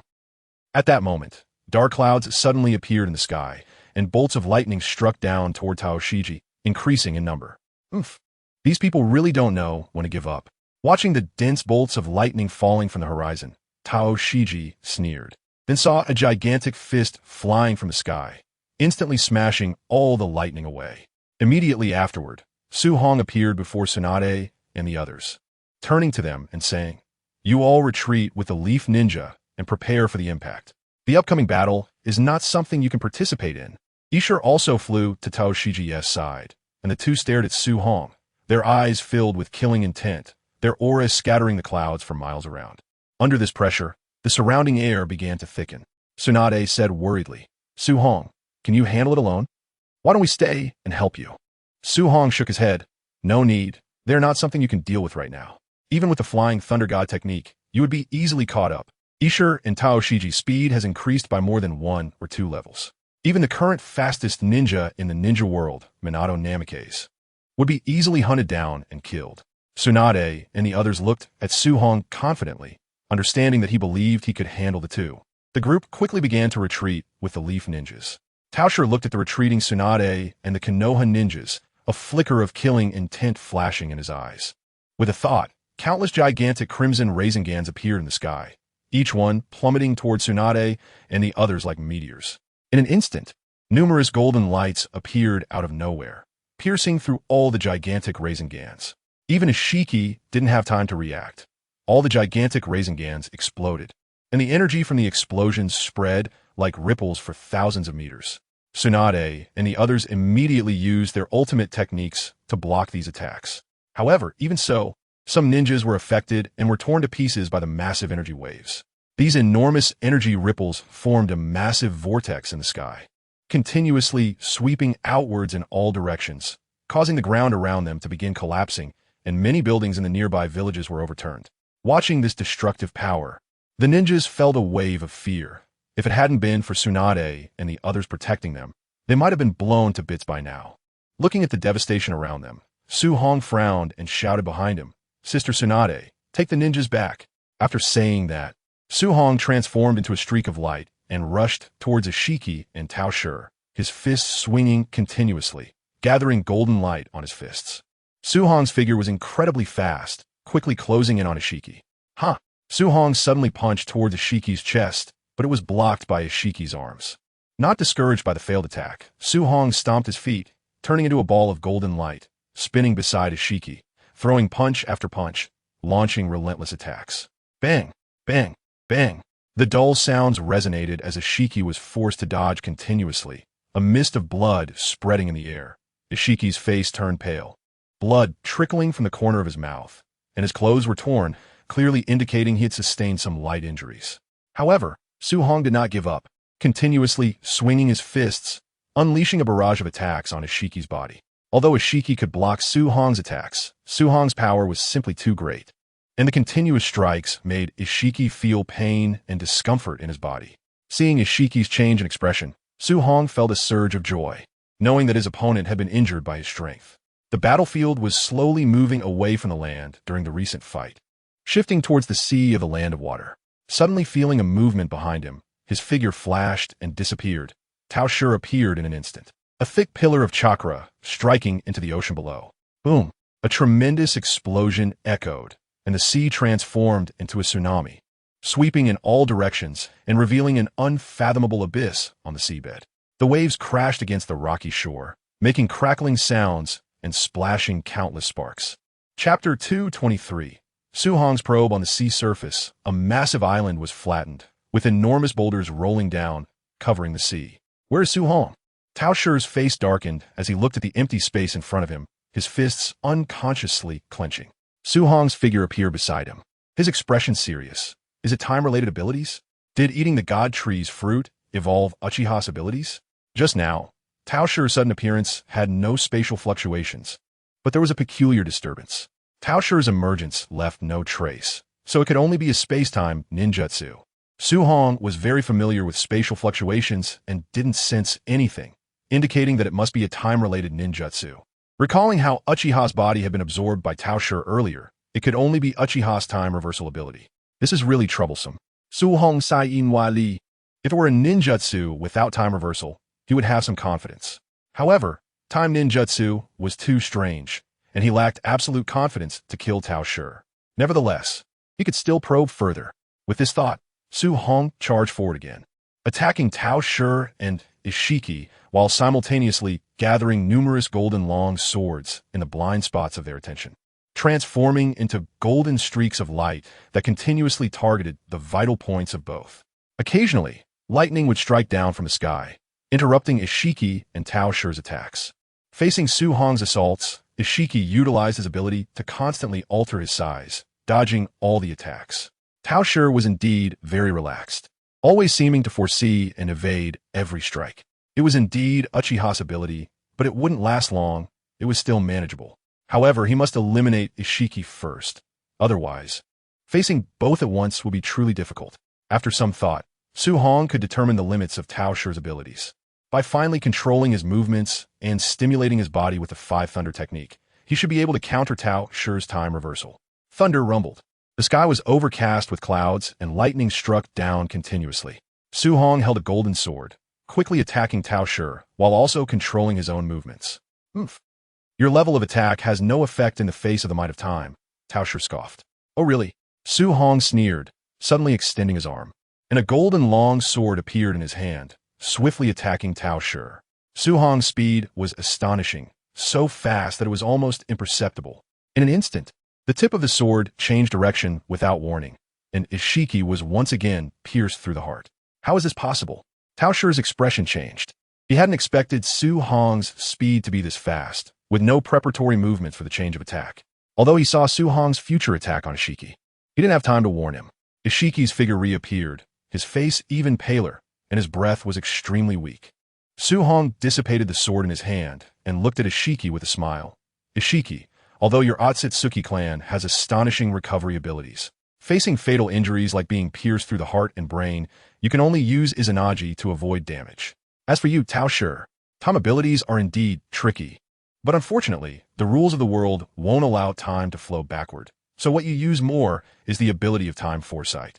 Upon hearing Su Hong's words, Ishiki said nothing but used chakra to continuously heal his wounds, restoring his combat power. He showed no signs of panic. Instead, there was a hint of excitement deep in his eyes. Meanwhile, as Su Hong continued to battle, Madara in the alternate space had already successfully entered the Six Paths level using the chakra of nine-tailed beasts. Without undergoing the evolution of his body as in the original story, his body remained his original form, only now with 9 truth-seeking balls appearing behind him. And the purple light in his Rinnegan was even more intense. Is this the realm of the Six Paths? Truly powerful. Feeling his current strength, Madara murmured to himself, somewhat astonished. This power was more than 3 times what he had before, and with the truth-seeking balls, his combat power was even more formidable. Looking at the remaining 5 golden orbs, which are the 5-tailed beasts from the 10 tails, the other 4 were portions of chakra that Madara had absorbed completely. Next, he planned to give these orbs to that brat Naruto. Remembering Su Hong's earlier words, Madara decided to keep his promise, and a portal appeared in front of him as he stepped inside. After arriving in the ninja world, looking up at the sky of the land of water, the endless roar and the relentless lightning falling like a torrential rain, the natural energy and chakra transformed into energy tides wreaking havoc in the land of water. It seems that my strength is still not enough. I can't withstand this intensity of energy tide for long. Ban felt a bit emotional inside. But he wouldn't just watch from afar. His pride wouldn't allow him to wait here. After sensing Naruto's chakra, Ban immediately flew over. Naruto and Sasuke had killed Uchiha Hiro and Kisame Hoshigaki, and were about to head towards the Land of Water for reinforcements. However, the energy tides generated from the battle between Su Hong and Ishiki prevented the two from approaching the battlefield at all. Even if they forcibly broke through the tides, they would be knocked back by Su Hong's golden light, leaving both of their foreheads marked with an indentation, currently holding their heads in pain on the ground. Damn it! What does Brother Su Hong want? We clearly want to help him, yet he keeps knocking us away. Naruto couldn't help but start complaining, completely unaware of Su Hong's reasons for not letting him participate in the battle. Sasuke, on the other hand, remained calm. With his Rinnegan, he could see the battle within the energy tide and began to observe why Su Hong wouldn't let the two of them join in. He noticed that the speed at which Su Hong, Ishiki, and Momoshiki were fighting was incredibly fast, and their power was immense. This speed was not only in the attacks, but also in their movements. They could be right in front of him 1 second and then thousands of meters away the next. The collisions between them created massive energy tides covering the entire sea area of the Land of Water, which were still spreading towards the Land of Water under Su Hong's control. The islands under the energy tide didn't even tremble. The forces beneath the tide were shattered into basic atoms, making the tide even more rampant. The residents and ninjas of the Land of Water, no longer under the suppression of Obito and Uchiha Hiro, began to make their way towards the continent under the leadership of Terumi Mei. Although only a small portion of them did so, as most were left behind in the Land of Water, preparing to face the upcoming judgment. Chapter 224, Six Paths Ban. Sasuke realized that Su Hong's reason for not letting them fight was to protect them. With their current speed, if they joined the battlefield, they might be killed by Ishiki and Momoshiki in just a couple of moves. Damn it, we have the power of the Sage of Six Paths. Yet we can't participate in the battle. Sasuke yelled in frustration, feeling that even as a Six Paths level powerhouse, he still couldn't join the fight. You two little brats, what are you doing? Uchiha Ban landed in front of the two, looking at the three fighting fiercely within the energy tides, and casually asked, Uchiha Ban, what are you here for? Sasuke frowned. He didn't have a good impression of Uchiha Ban, and the entire Konoha felt similarly. Naruto also looked at Uchiha Ban with a serious expression. This is what Su Hong asked me to give you. How to handle it is up to you. Ban tossed 5 golden orbs into Naruto's hands. What is this? The remaining 5-tailed beasts. After explaining, Ban transformed into armor using the truth-seeking balls and charged into the energy tide. Hearing it was the remaining 5-tailed beasts, excitement appeared in Naruto's eyes. With a forceful grip, the 5 golden orbs shattered into pieces, and 5 enormous tailed beasts appeared around Naruto, but each was in a particularly poor state, all emaciated. That damn Uchiha Ban actually absorbed most of our chakra. As soon as they appeared, Four-Tailed Son Goku began to complain loudly, causing the surrounding ground to slowly turn into magma. The other 4-tailed beasts also looked grim. Son, stop complaining. Give me a portion of your power. I need even stronger strength. Naruto requested from the tailed beasts. Also give me a portion of power. And Naruto, let the 9 tails within you share some strength with me. Afterwards, I will go find Killer Bee and Gaara. Only by gathering the powers of the 9-tailed beasts can we take a step closer to participating in that battle. Sasuke immediately proposed, not wanting to just watch by the tide. The tailed beasts had previously sent part of their consciousness into Naruto, understanding the urgency of the situation, and disregarding their lack of chakra, immediately sent some chakra and consciousness into Naruto and Sasuke. Naruto also transferred some of the 9-tails consciousness and chakra into Sasuke. Naruto, wait for me a minute. We'll go together. After saying that, he used heavenly hand power to send himself to Gaara and the others, asking for some chakra and consciousness from 1 tail, 2 tails, and 8 tails, then returned to Naruto's side, and the two began to team up and enter the energy tide together. Bang, bang, bang. The sound of flesh colliding with flesh echoed in the air. Su Hong's techniques were incredibly exquisite, with cunning attack angles and a rhythm completely under his control. Momoshiki and Ishiki's attacks were entirely led by Su Hong into a defensive stance. Momoshiki felt extremely frustrated and anxious. He could clearly see the future, yet it had no effect at all. He could only fight according to Su Hong's rhythm. He wanted to use chakra techniques and divine arts, but under Su Hong's occasional golden light and lightning, whenever he couldn't land an attack on Su Hong, he would be shattered, rendering his attacks powerless. continuously reciting the heart purification mantra. He kept himself in an absolute calm state, his brain rapidly spinning to maintain control over the rhythm of the battle, making the Otsutsuki who could see the future defend according to his predetermined movements. Gradually, he would be able to land a fatal blow on Momoshiki. Why are you three here? This is not a place for you to participate. Su Hong blasted Ishiki and Momoshiki away with 2 punches, slightly displeased as he spoke to the 3 behind him, although his eyes remained focused on Momoshiki and Ishiki. I am now also a 6 paths level powerhouse. I won't just sit there waiting for the battle to end. Ban's eyes sparkled with excitement, his chakra continually bursting forth as his body moved quickly towards Ishiki. Sigh. Su Hong sighed internally. Naruto, Sasuke, you two go help Ban. The combined strength of the 3 should be able to hold off Ishiki. After I kill Momoshiki, I'll come help you. Yes, brother Su Hong. Naruto and Sasuke immediately followed Ban's lead, and the 3 began to deal with Ishiki together. Momoshiki didn't want to face Su Hong alone. He stretched out his right hand, and a gigantic crimson Rasengan began to form. Just as he was about to attack Naruto and Sasuke, Su Hong's figure appeared in front of him. He reached out and pressed against the crimson Rasengan, and without warning, the Rasengan vanished. How is this possible? I can feel that the power in you is even less than that fox over there. But why do you have such combat strength? Momoshiki finally couldn't hold back, saying in disbelief. If previously their powers were similar, it was understandable that he couldn't defeat Su Hong, but now his power was clearly much stronger than Su Hong's. Yet the result remained the same. Su Hong threw a punch, and even though Momoshiki saw the future, he still realized he couldn't dodge and could only gather chakra in his arms. Bang! A heavy punch directly hit Tao Shi's abdomen, causing intense pain that made him bend over like a shrimp. Before his body could fly out, Su Hong wrapped him in golden light and pulled him back, continuously pounding him with punch after punch. Blood sprayed uncontrollably from Tao Shi's mouth as he erupted with chakra, trying to break free from the bindings. However, no matter how hard he struggled, he couldn't escape the strands of golden light that wrapped around his body. It's useless. Your power is indeed very strong, but your application of that power is like a child swinging a big hammer, and it's not on the same level as mine. My manipulation of power has reached a subtle level, while you're still foolishly relying solely on chakra. However, your so-called divine techniques are indeed powerful, limiting some of my offensive capabilities.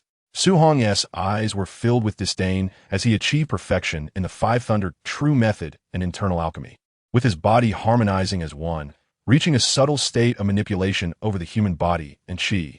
In this subtle state, Su Hong's strength was constantly increasing. Every swing of power and circulation of chi within him fully refined every cell in his body, and the same went for his primordial spirit. Chapter 225. The interfering Orochimaru. Now, Su Hong could easily sense all the structures and organizations within his cells, refining them entirely. Moreover, as Su Hong delved deeper into the subtle state, reaching the level of molecules and even atoms, this progress would become even stronger.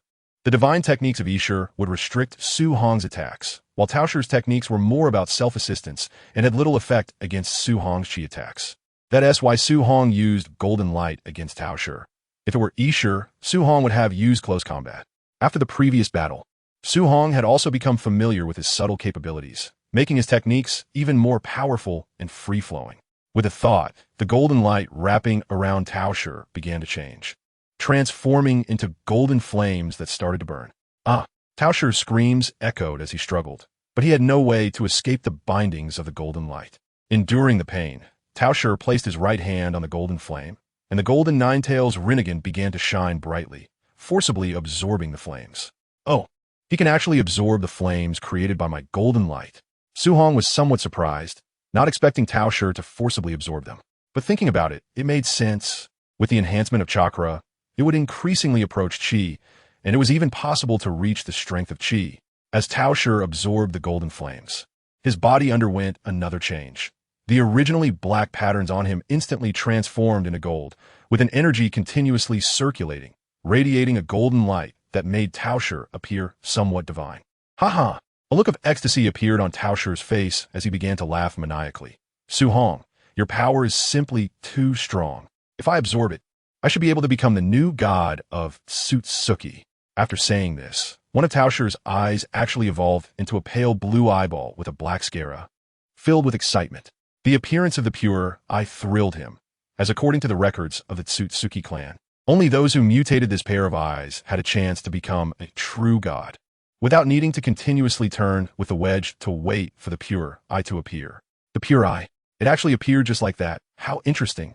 Su Hong also showed an interested expression, not feeling the slightest bit of fear with his subtle realm. Even if Taosher in front of him were 10 times stronger, he wouldn't be afraid. While speaking, Su Hong's figure appeared in front of Taosher. After just a few attacks, he brought Taosher into his rhythm of attack.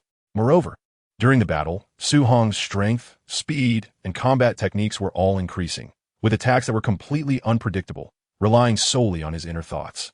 Meanwhile, Ishur was dealing with the attacks from Madara and his group, while also hearing Taosher's words.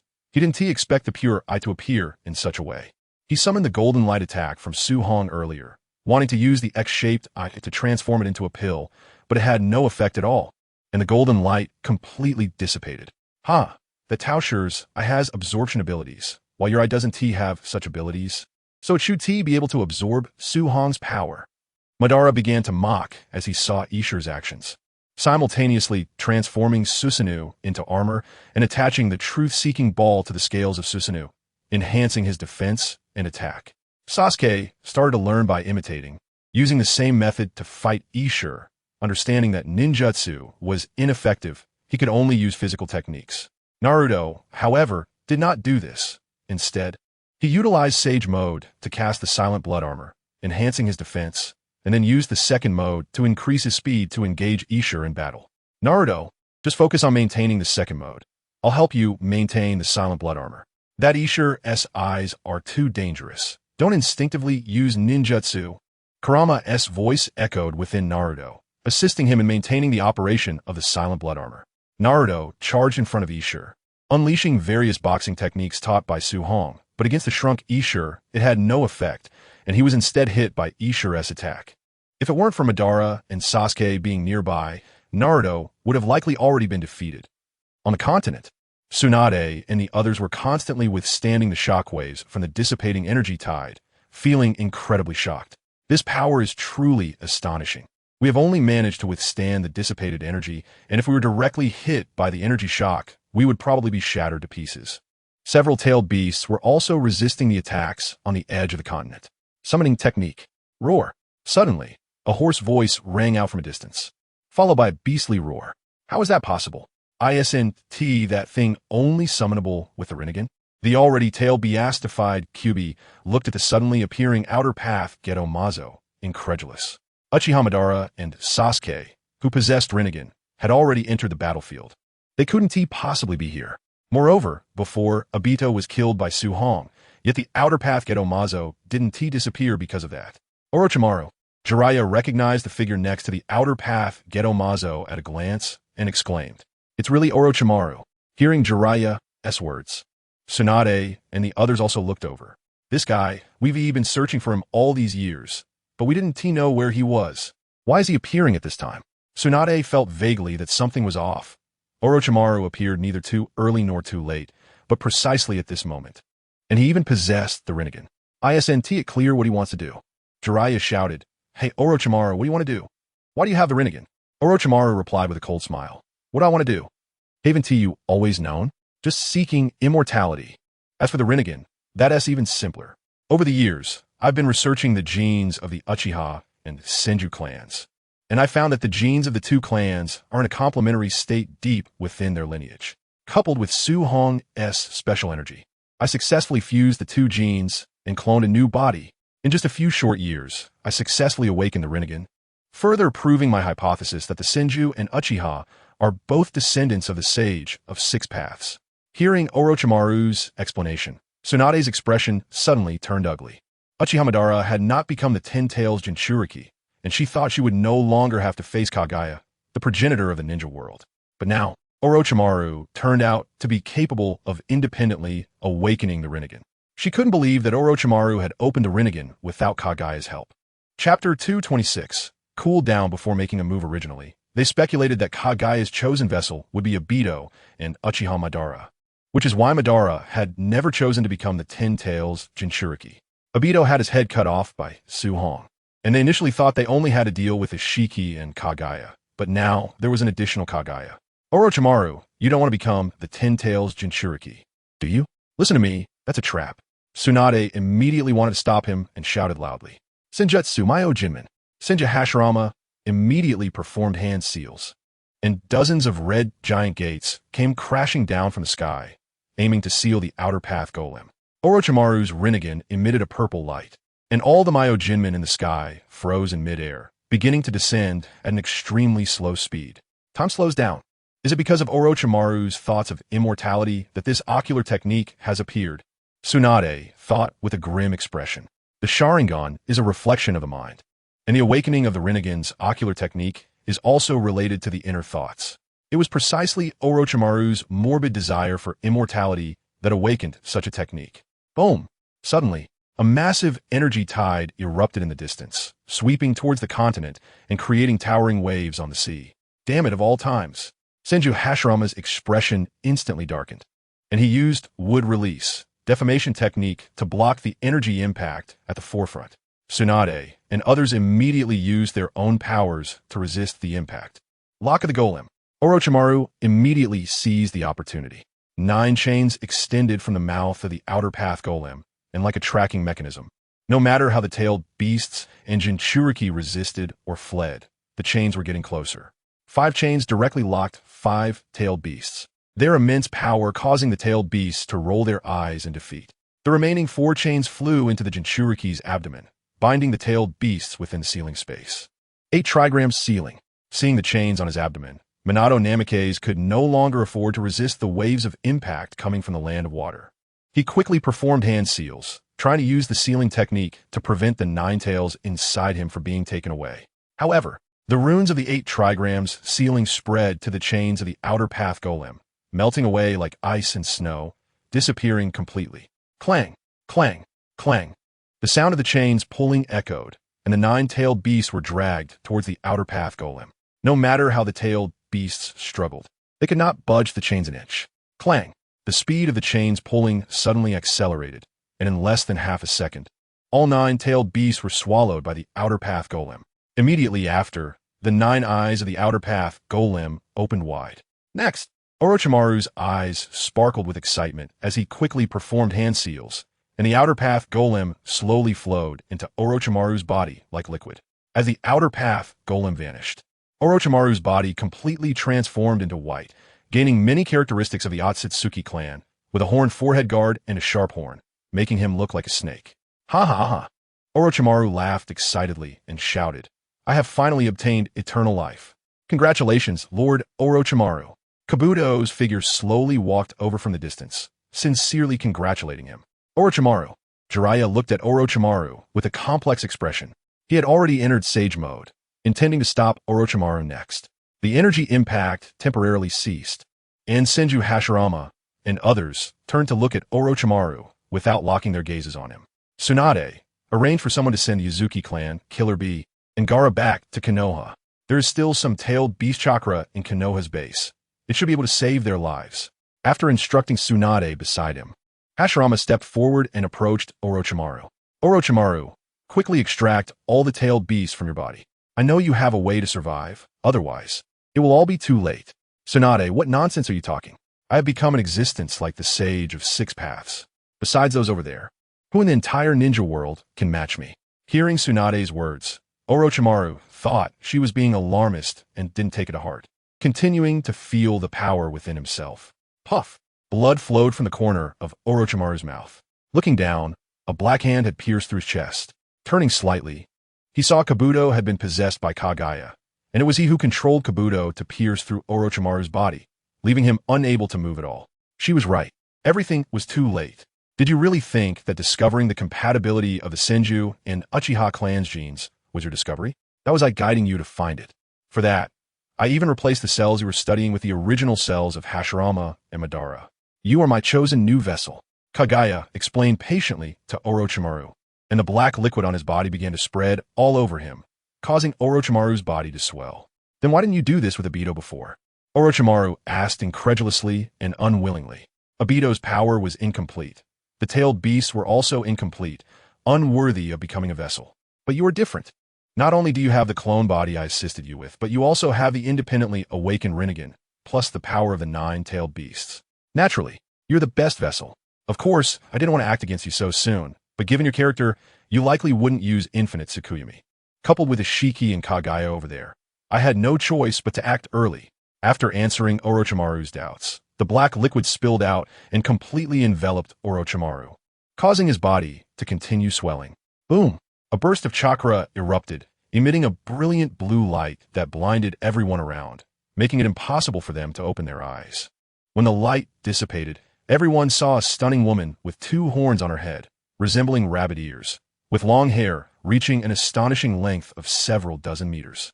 Her eyes were devoid of emotion, and Kagaya transformed into a mass of black liquid hidden within her wide sleeves. Sure enough, it was the worst-case scenario. Kagaya Otsutsuki had appeared. Tsunade's face turned serious as she looked at Kagaya in front of her. Under Kagaya Otsutsuki's unprecedented chakra, she found herself unable to move at all. Senju Hashirama could only barely move, watching helplessly as Kagaya Otsutsuki opened her eyes in front of him.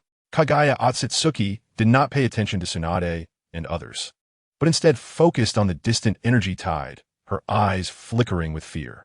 Chapter 227, The Method of the Sword Saint Mom.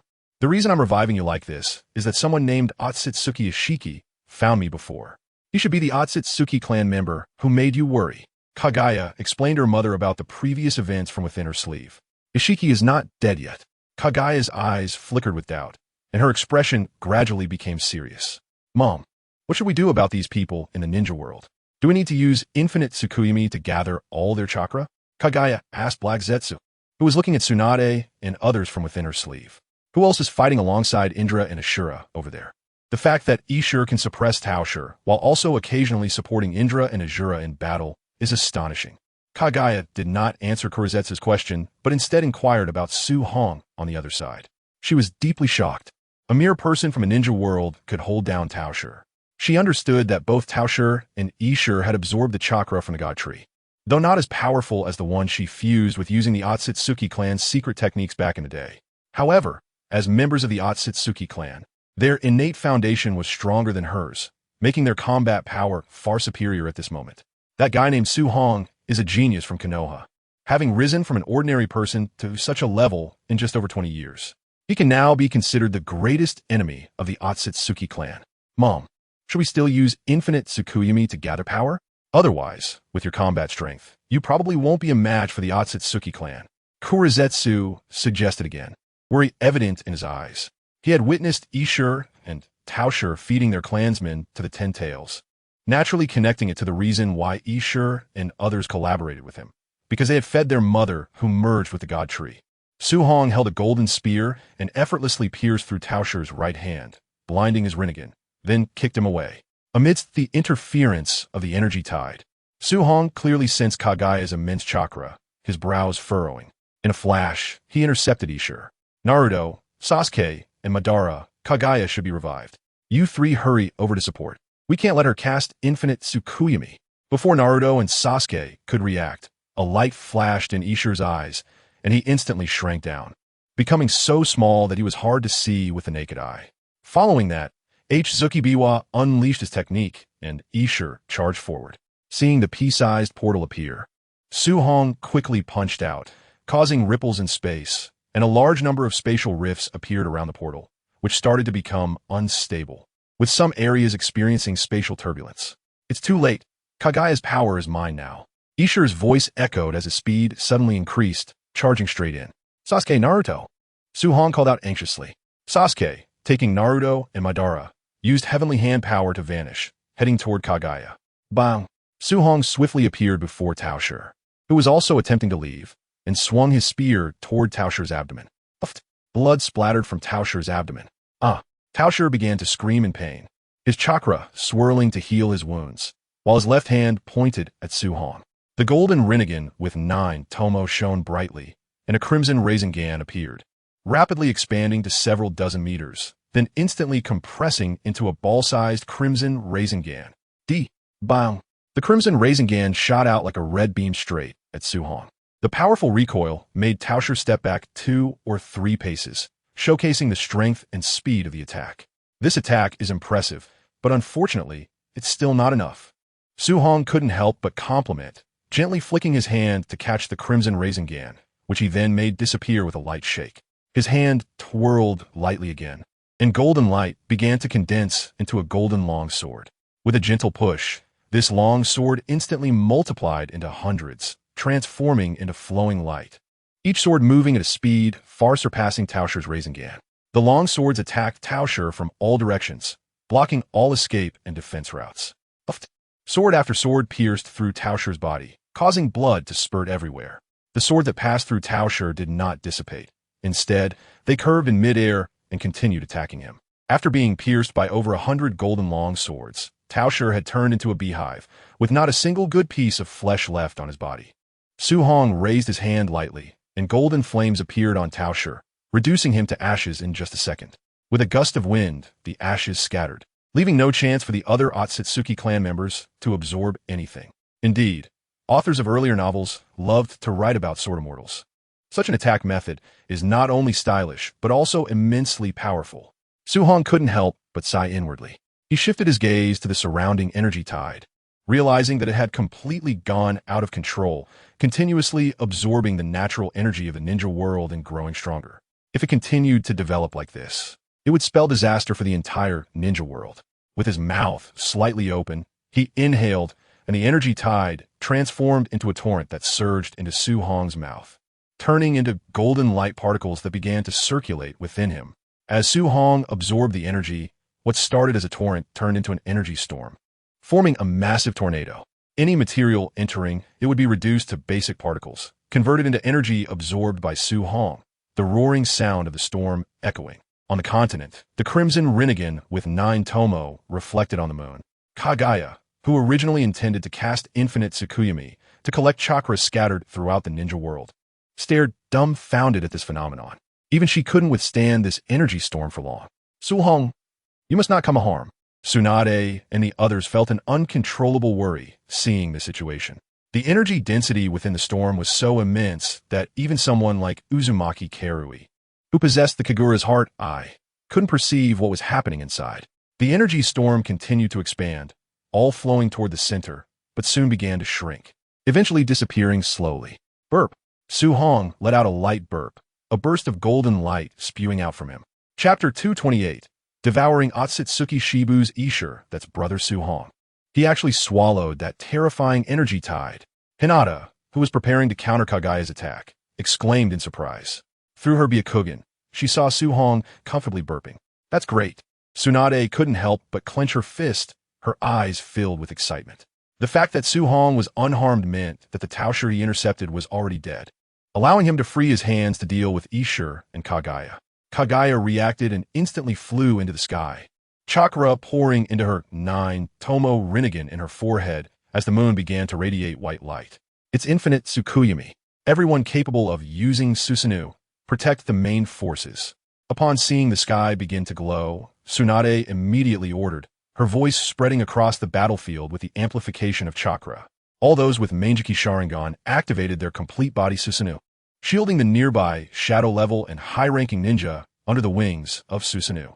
Madara activated a Susanoo over 100 meters tall, with a wingspan reaching an astonishing 200 meters, easily double the size of other Susanoo, protecting everyone around him. However, people in other parts of the ninja world were not so fortunate. One by one, their eyes transformed into Rinnegan, immersing them in beautiful dreams. Su-hong also felt this light, but it had no effect on him. Under the influence of his primordial spirit, even the mental fluctuations were absent. Kaguya looked at the 7 Susanoo below, her expression somewhat grim, as the chakra within Tsunade and the others accounted for about 10 of the entire ninja world. However, the other ninjas had already fallen into the infinite Tsukuyomi. Kaguya's movements did not cease. The 9-tails Rinnegan on her forehead shone brightly, and Kaguya's chakra surged with the help of Black Zetsu to perform jutsu. God Tree Realm. Before Black Zetsu could finish speaking, a dull sound erupted, and Kaguya was sent flying like a cannonball towards the sea of the land of water. A fist imprint was left on her face, and blood trickled from the corner of her mouth. Mom! Black Zetsu couldn't help but shout. Su-hong's figure appeared in front of Susanoo, glancing at the people trapped in the illusion, his brow furrowing. Although he could help the ninjas below break the illusion, It was impossible to solve it for nearly 100 million people in the entire ninja world. Moreover, the person Su Hong was truly concerned about was Itachi, who had disappeared earlier. He initially thought Itachi's target was Kagaya, but since he hadn't shown up yet, a sense of unease crept into his heart. He felt like he was missing something important. The light of the infinite Tsukuyami finally dissipated, and Susanoo below spread its wings, revealing the people inside, who all stepped out looking pale. Tsunade, you protect these people first. Obito, Naruto, Sasuke, you three handle Kagaya over there. I'll go find Itachi. I have a feeling he is up to something big. With that, dozens of teleportation portals appeared in front of Su Hong. After carefully sensing, he found Itachi's chakra in the portal to his left and dove right in. Damn it. Just as Su Hong disappeared, Kagaya's furious roar echoed from afar, filled with madness. Naruto and the others were puzzled, while Sasuke immediately activated his heavenly hand power, taking Naruto and Obito away. Looking at the fist imprint on Kagaya's face, Sasuke understood why she was going a bit crazy. No matter what kind of woman it was, she would care about her appearance. In the alternate space, Su Hong surveyed the area and found it incredibly beautiful, with lush green trees and many lakes, yet devoid of any animals or insects, only plants. Upon sensing Itachi's chakra, Su Hong transformed into a streak of light and flew over. In a short time, he arrived at the front of a building which had a strong Otsutsuki clan style. With a wave of his hand, a fierce wind arose, and the entire building was turned to rubble and blown away, revealing the situation inside. Upon closer inspection, Su Hong saw Itachi condensing a small chakra fruit next to a corpse. As soon as it was formed, he immediately swallowed it. Itachi's body showed little change, but the horn on his head resembled a crown even more. Looking at the corpse's appearance, which resembled a crown, Su Hong remembered that it was Otsutsuki Shibu, the god of the Otsutsuki clan. After examining the corpse closely and noting the many missing parts, Su Hong realized Itachi had consumed more than one chakra fruit. In an instant, Su Hong understood what had happened and appeared in front of Itachi, kicking out. Bang! Itachi instantly raised his right hand to block Su Hong's attack, his arm remaining unmoved as a dull sound echoed, followed by a shockwave that rippled outward. Su Hong, you are no longer my opponent. Itachi slowly stood up, looking confidently at Su Hong. Su Hong gradually withdrew his foot, recalling the sensation he just experienced. It felt like he hadn't struck flesh, but rather an energy membrane, which had a rebounding force. Looking at the corpse beside him, Su Hong asked, "This is the body of the god of the Otsutsuki clan, right? I am curious. Why didn't you absorb his chakra fruit like you are now before?" Hee. Itachi sneered coldly, filled with killing intent. "Why should I tell you?" Su Hong smiled and replied, "It must be because you didn't have the ability to absorb it before. My strength put pressure on you, forcing you to take a risk, and I bet you didn't expect to succeed."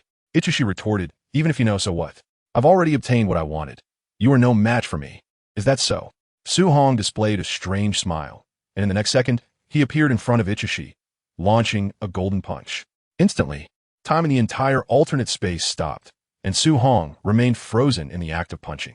Itachi scanned the completely still world, then lowered his head, staring intently at Su Hong with excitement in his eyes, coldly saying, "I told you, I've already obtained what I wanted. Su Hong, you're no match for me." Bang!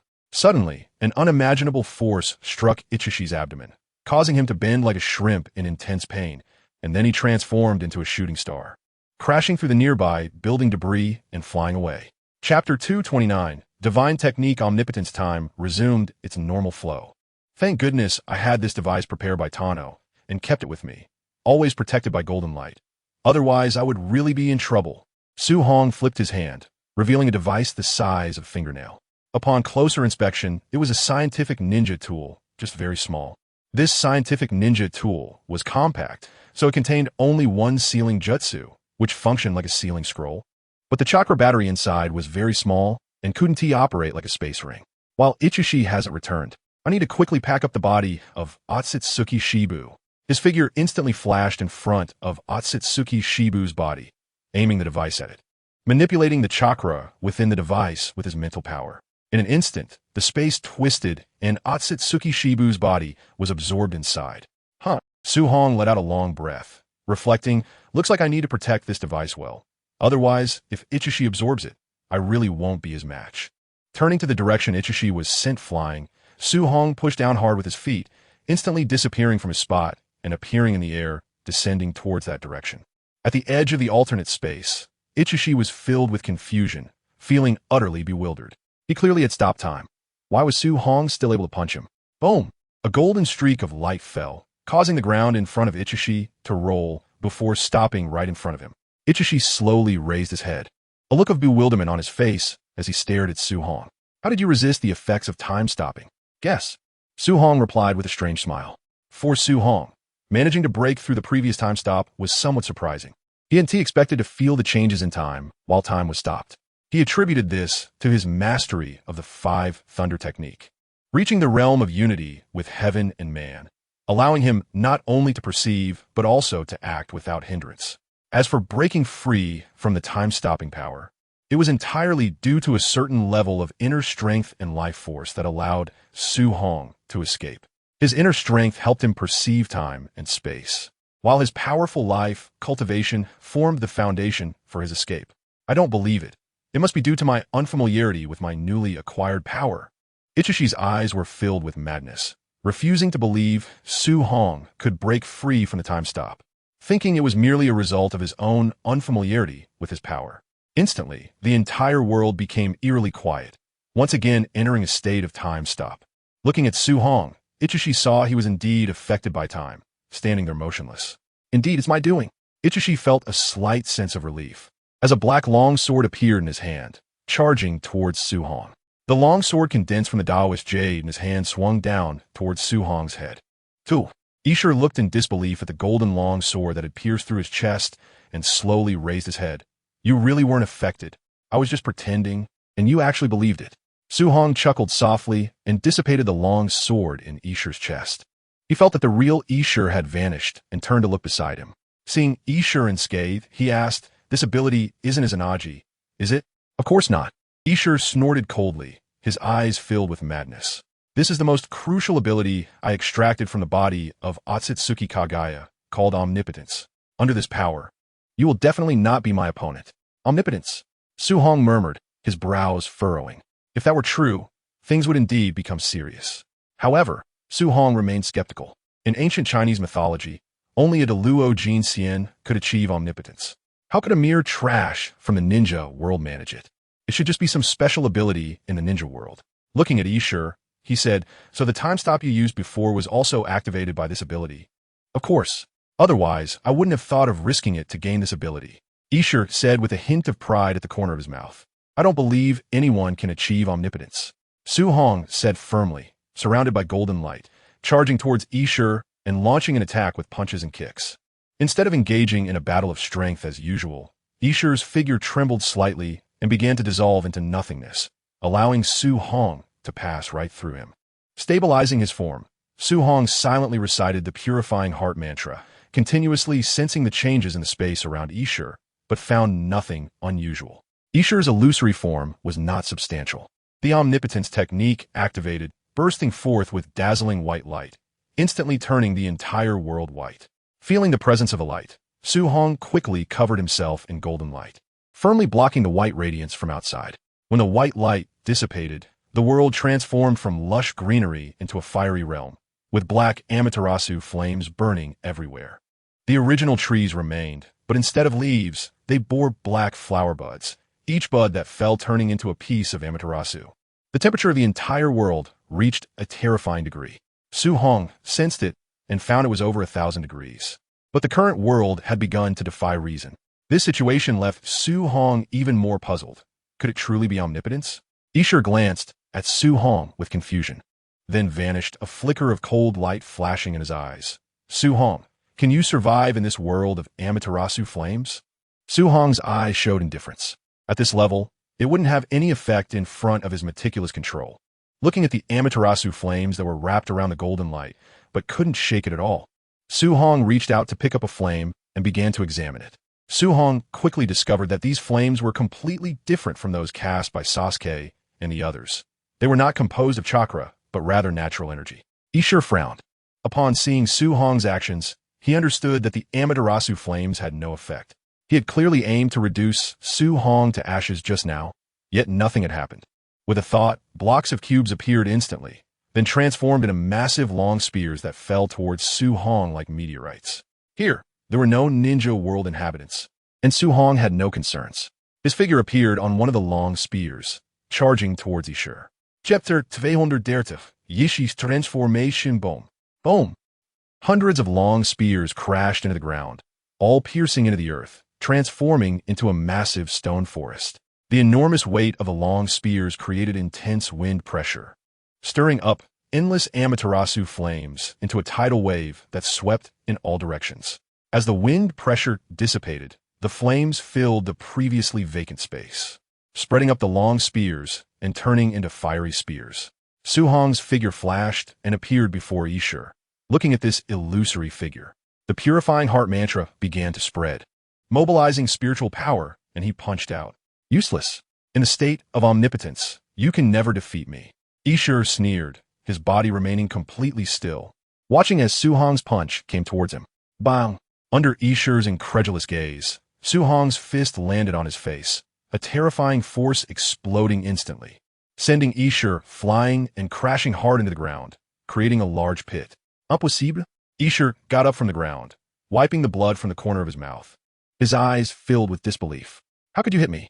I clearly turned myself into an intangible state with omnipotence. After saying that, he shook his head violently. No, it must be an illusion. There is absolutely no mistake.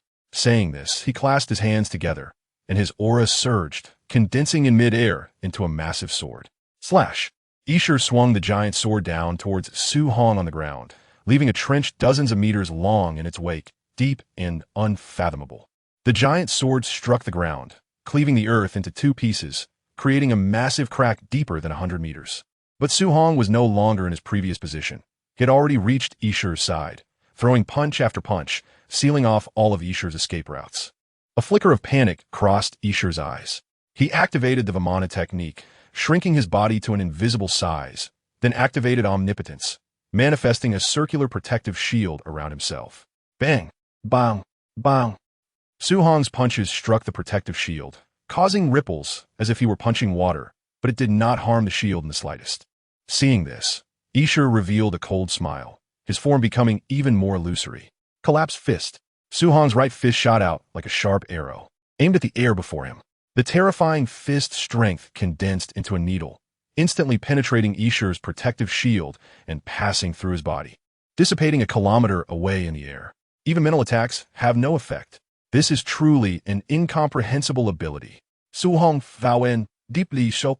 The previous attack was a method used in the Golden Light Mantra to deal with spiritual entities, but in the blink of an eye, it lost its effect, likely because Ishur had sensed the attack method. His figure retreated 100 meters to dodge Ishur's attack, and Su Hong began to think about how to deal with Ishur. Although he had gained the crucial ability of Otsutsuki Kagaya, he couldn't unleash much of it. Defeating me is basically impossible, but defeating him is also nearly impossible. With this divine technique, as long as Ishur wishes, he can continuously evade Su Hong's damage. His body transformed into afterimages, dodging the rain of swords falling from the sky. Each sword sharp and even stronger than the ninja blades made by the Yushi Merchant Association using nanotechnology. Su Hong could withstand them with his physical body, but he chose to evade, sending a signal to Ishur that this level of attack could indeed injure Su Hong. He was trying to buy some time to break Ishur's shameless tactics. The environment and rules of the alternate space were constantly changing, even creating a completely chaotic world with distorted physical rules, leaving Su Hong in a very awkward position. Boom! Su Hong plunged into the molten lava below, the powerful impact causing the surrounding lava to splash up to a height of thousands of feet, even splattering to the edge of the alternate space, where it was extinguished by the power of space. Su Hong was enveloped in golden light, continuously advancing deeper into the magma, unaffected by the extreme heat. With a push of golden light behind him, Su Hong's figure stabilized instantly, his expression slightly displeased. Could it really be unsolvable? Even the heavenly Tao has its flaws. I refuse to believe that your mere Otsutsuki clan's divine technique can surpass the heavenly Tao. His body transformed into a streak of light, instantly breaking free from the lava world, calmly observing the situation of Ishur, looking for any flaws in his omnipotence. The surrounding world changed again, becoming a world of acidic liquid, with the acidity reaching an astonishing level. Even the ground below was visibly melting. Su Hong, wrapped in golden light, noticed something unusual. Ishur, who was supposed to be unreal, was actually panting slightly, and the frequency of changes in his world was also beginning to slow down. So that's how it is. The consumption of omnipotence is not small. I had sensed that his chakra hadn't changed before, and thought there was no consumption. It turns out what was consumed was physical strength and mental energy. With this realization, a confident smile appeared on Su Hong's lips, and the golden light around him suddenly surged, creating a space with a diameter of 20 meters in the acid-filled world. Ishur, it seems your imagination isn't that great. After all this time, you still can't break through my defenses. How can you defeat me like this? Hearing Su Hong's words, Ishur remained unmoved. He understood that Su Hong had realized that using omnipotence was a significant drain on him. He no longer planned to use omnipotence to change the entire world. After the previous experiment, he understood that the more complex and powerful the world he constructed, the greater the consumption. The more outrageous the wish, the greater the consumption. Su Hong, what just happened was merely familiarizing myself with the application of omnipotence. The real battle has just begun. Ishur revealed a cruel smile, and his originally illusory body instantly solidified, returning to its original form, with the horns on his head transforming into a crown. Snap! With a light snap of his fingers, the world reverted to its original appearance as it was at the beginning of the alternate space. Su Hong's expression grew serious, retracting the scattered golden light. His muscles tensed and alert. He could feel that Ishur's power had suddenly surged, becoming several times stronger than before. Zolfust! Ishur appeared before him in an instant, shocking Su Hong, who raised his hand to block Ishur's kick, feeling an immense force erupting from Ishur's leg. So heavy, Su Hong felt his hand go numb from the impact, and his whole person was sent flying. Chapter 231. Arriving at Kageya's alternate space with a burst of power from within, Su Hong stabilized himself in midair. Just as he was about to counterattack, Ishur's punches and kicks came in. Su Hong retaliated with his own punches and kicks, but Ishur's speed and strength were surprisingly above his at this moment. After exchanging a few blows, Su Hong heard the sound of bones cracking in his arms. A bone broke. It seemed Ishur had adapted to the power of omnipotence, no longer dispersing his power to change the world, but instead choosing to concentrate his power to enhance his own strength. This was going to be tough. Su Hong used golden light particles to repair his bones and began to utilize techniques to defend against Ishur's attacks. However, even with techniques, Su Hong could only barely fend off the attacks, with no opportunity to counterattack. The alternate space they were in was merely created by Otsutsuki Shurji back in the day to bury his own body, so it was naturally not very strong. At this point, both Su Hong and Ishur were at the peak of power in the ninja world, and now both were exerting their full strength, causing the space to tremble violently, with numerous spatial cracks appearing, making the entire alternate space unstable. The ground began to shake violently. Countless lava streams erupted from the depths, and the heavens and earth were filled with tornadoes, continuously destroying everything on the ground, making the whole world resemble the apocalypse. Bang! Bang! The collisions between punches and kicks continued, and in the face of the world-destroying powers of Su Hong and Ishur, the entire world trembled more violently, the spatial cracks becoming enormous, revealing the void behind them. Su Hong continuously recited the purification mantra in his heart, his focus extremely concentrated. He couldn't feel the apocalyptic scene outside at all, only responding to Ishur's attacks. The techniques in his hands were continuously optimized, becoming more exquisite, and his control over subtle power became more proficient, with both speed and strength gradually increasing, now able to rival Ishur. Boom! With a loud explosion, the entire alternate space erupted violently, turning into nothingness, and Su Hong and Ishur's figures appeared in the ninja world, high above the land of water. The transition of space temporarily pulled Su Hong out of his focus state. Upon sensing carefully, he realized he was in the ninja world, knowing that if the two of them fought in the ninja world now, even the residual waves would be like a catastrophic disaster for the current ninja world. And with over 99 of people trapped in the infinite Tsukumi state, if they were caught in the aftermath, it would surely lead to chaos. Immediately, he connected with his internal view, sensing a nearby alternate space, and directly opened a huge teleportation gate, pulling Ishur in.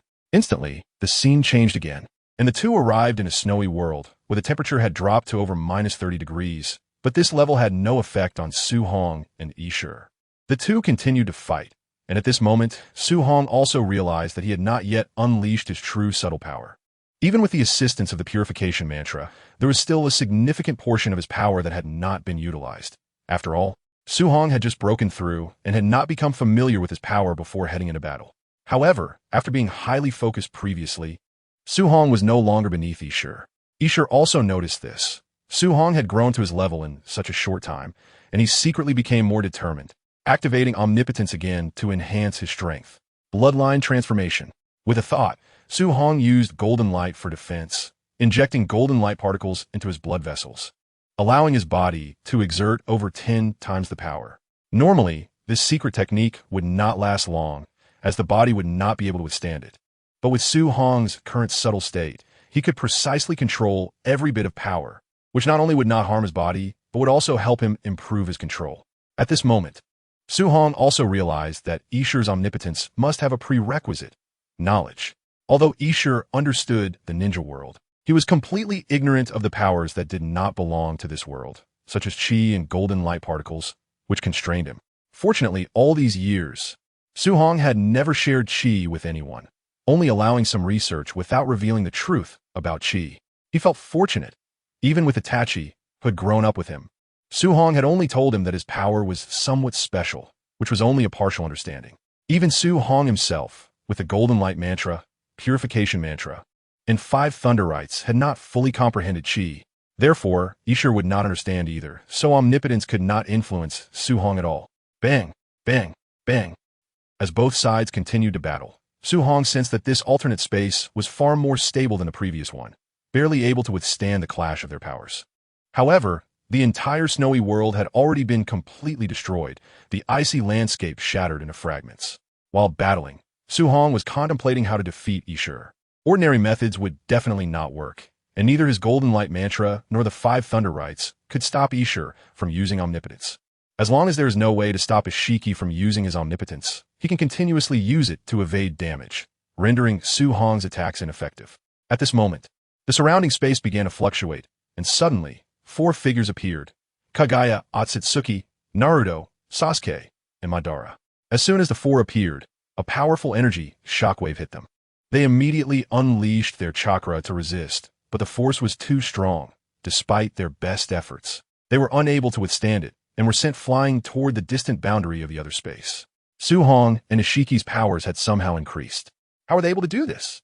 They couldn't even withstand the aftershocks of their clash. As Madara flew backward, he instantly recognized the 2 combatants, and waves of disbelief surged within him.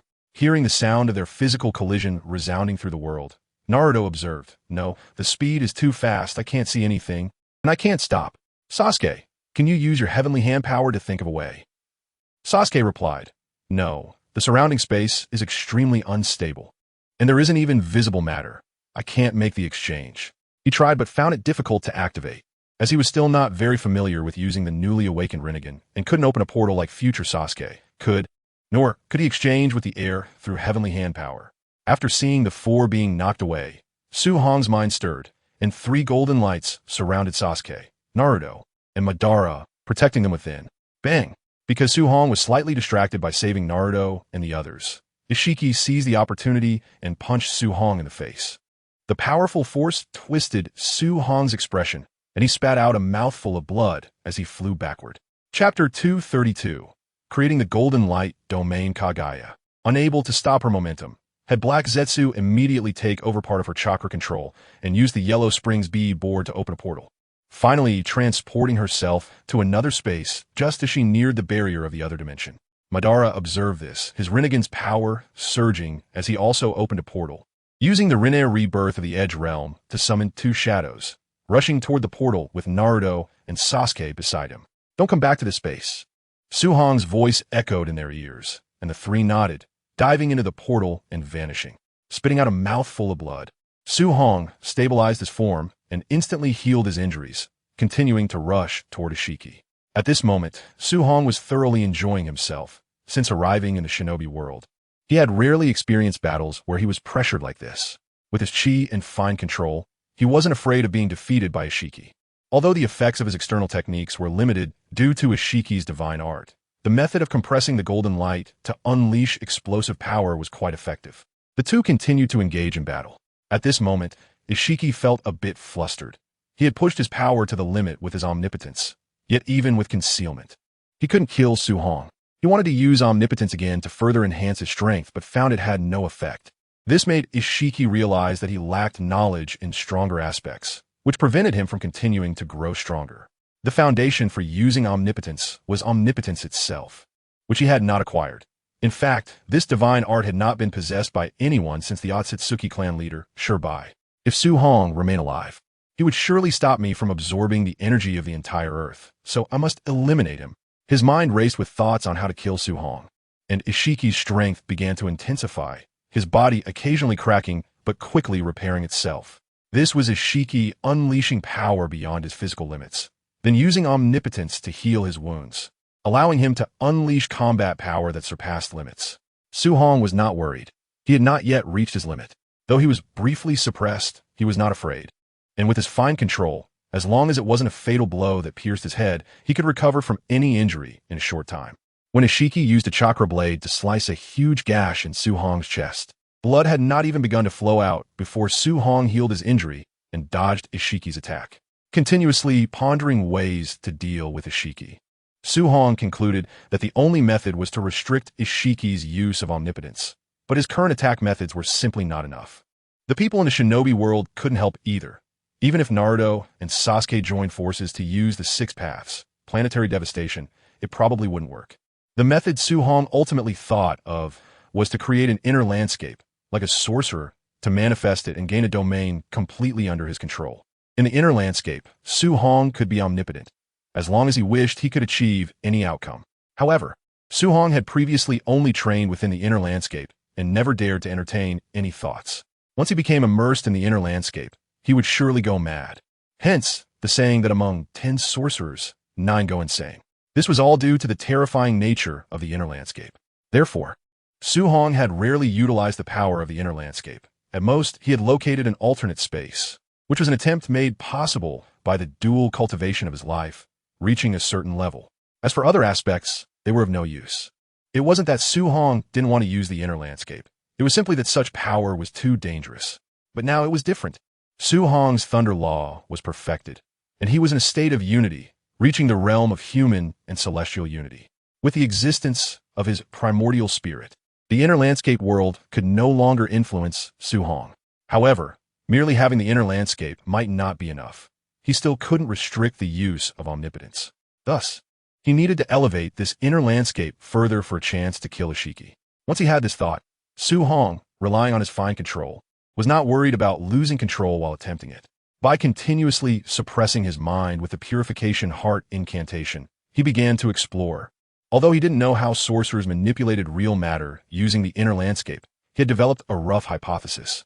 That was to use the inner landscape to resonate with the outer space. Achieving the same frequency would suffice. The state of human and celestial unity is indeed wonderful. After just a couple of attempts, Su Hong successfully completed the resonance between the inner landscape and the outer space, successfully guiding the power of the inner landscape outside.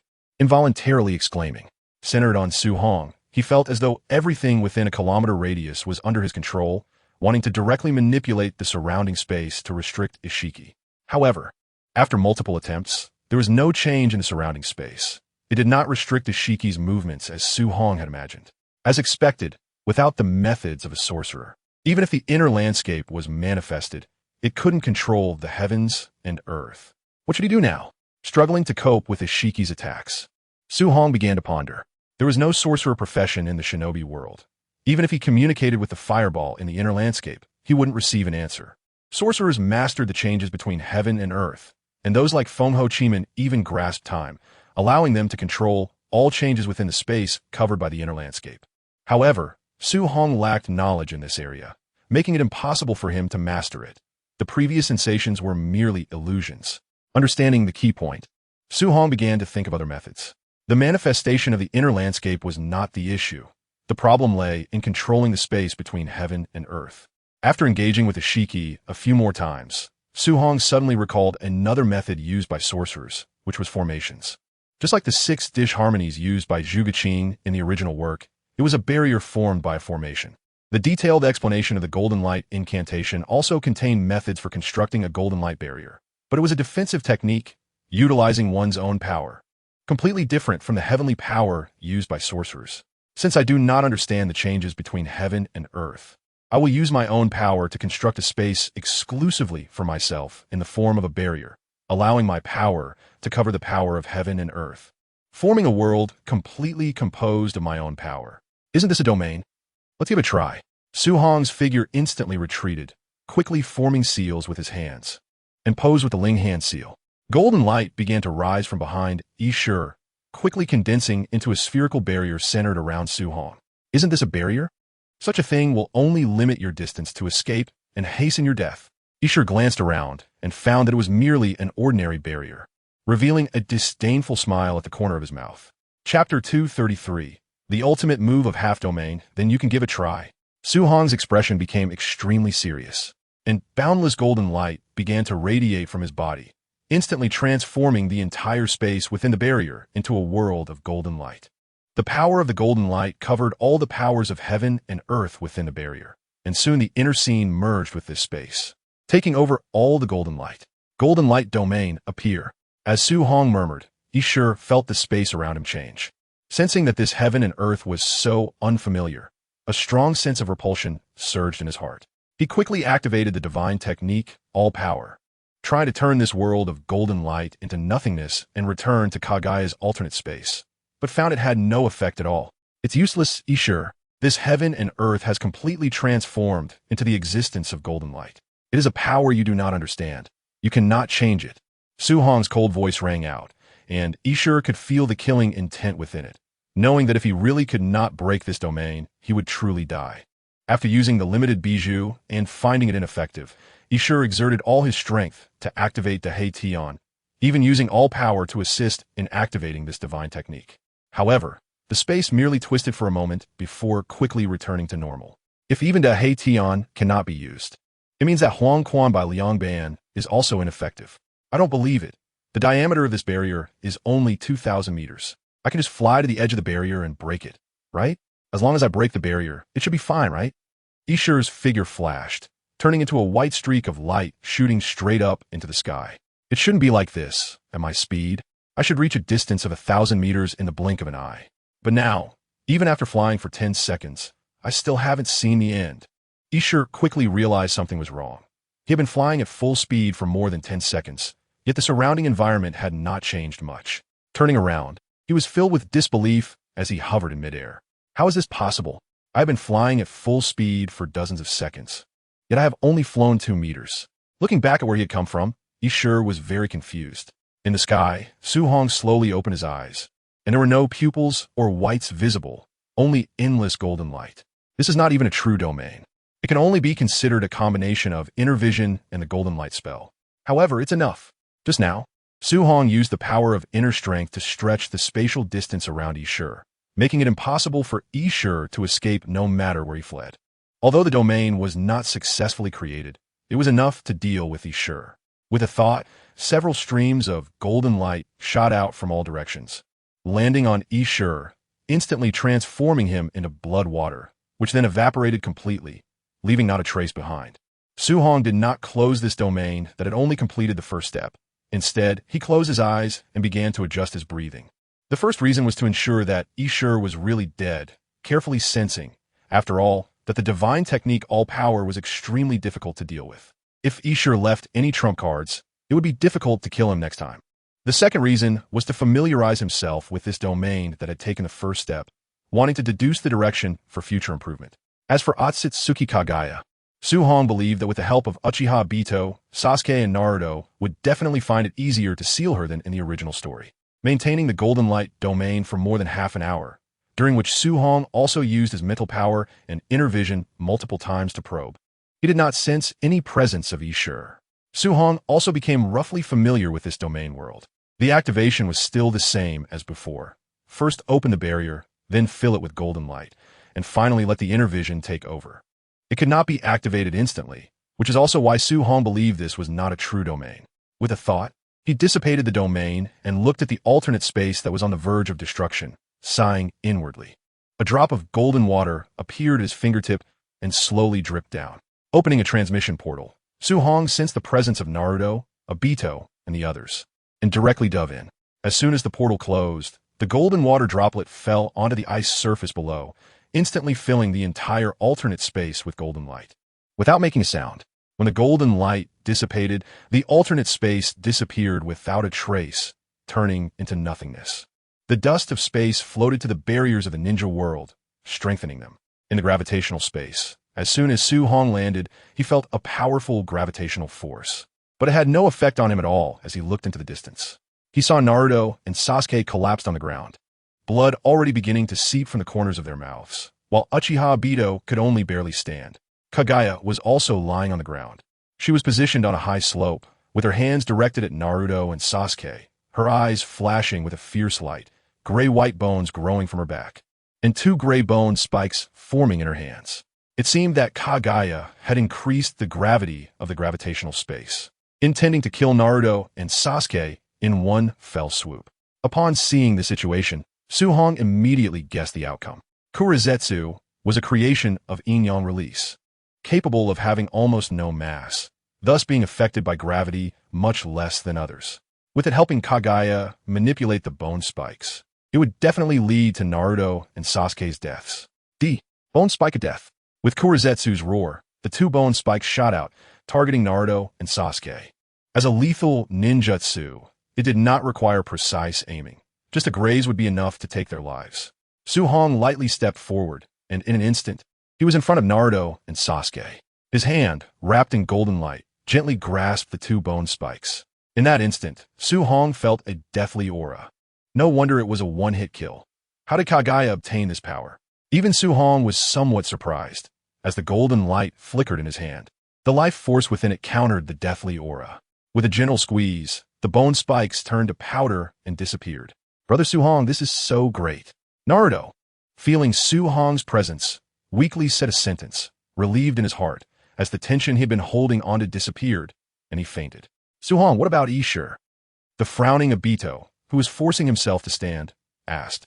Earlier, in the icy space, he had clearly seen with his Rinnegan that Su Hong was being suppressed by Ishur. It was impossible for the battle to end so quickly. Don't worry. Turning to Obito, Su Hong revealed a confident smile. I've already killed him, dead beyond death. Kagaya on the slope had a glint of fear in her eyes. Ishur is actually dead. Chakra surged, and everyone arrived at the initial ball space. Su Hong, can we stop here? My mother did those things to deal with the Otsutsuki clan. Now that they are dead, I can guarantee that my mother will definitely not do anything to harm Konoha. Chapter 234.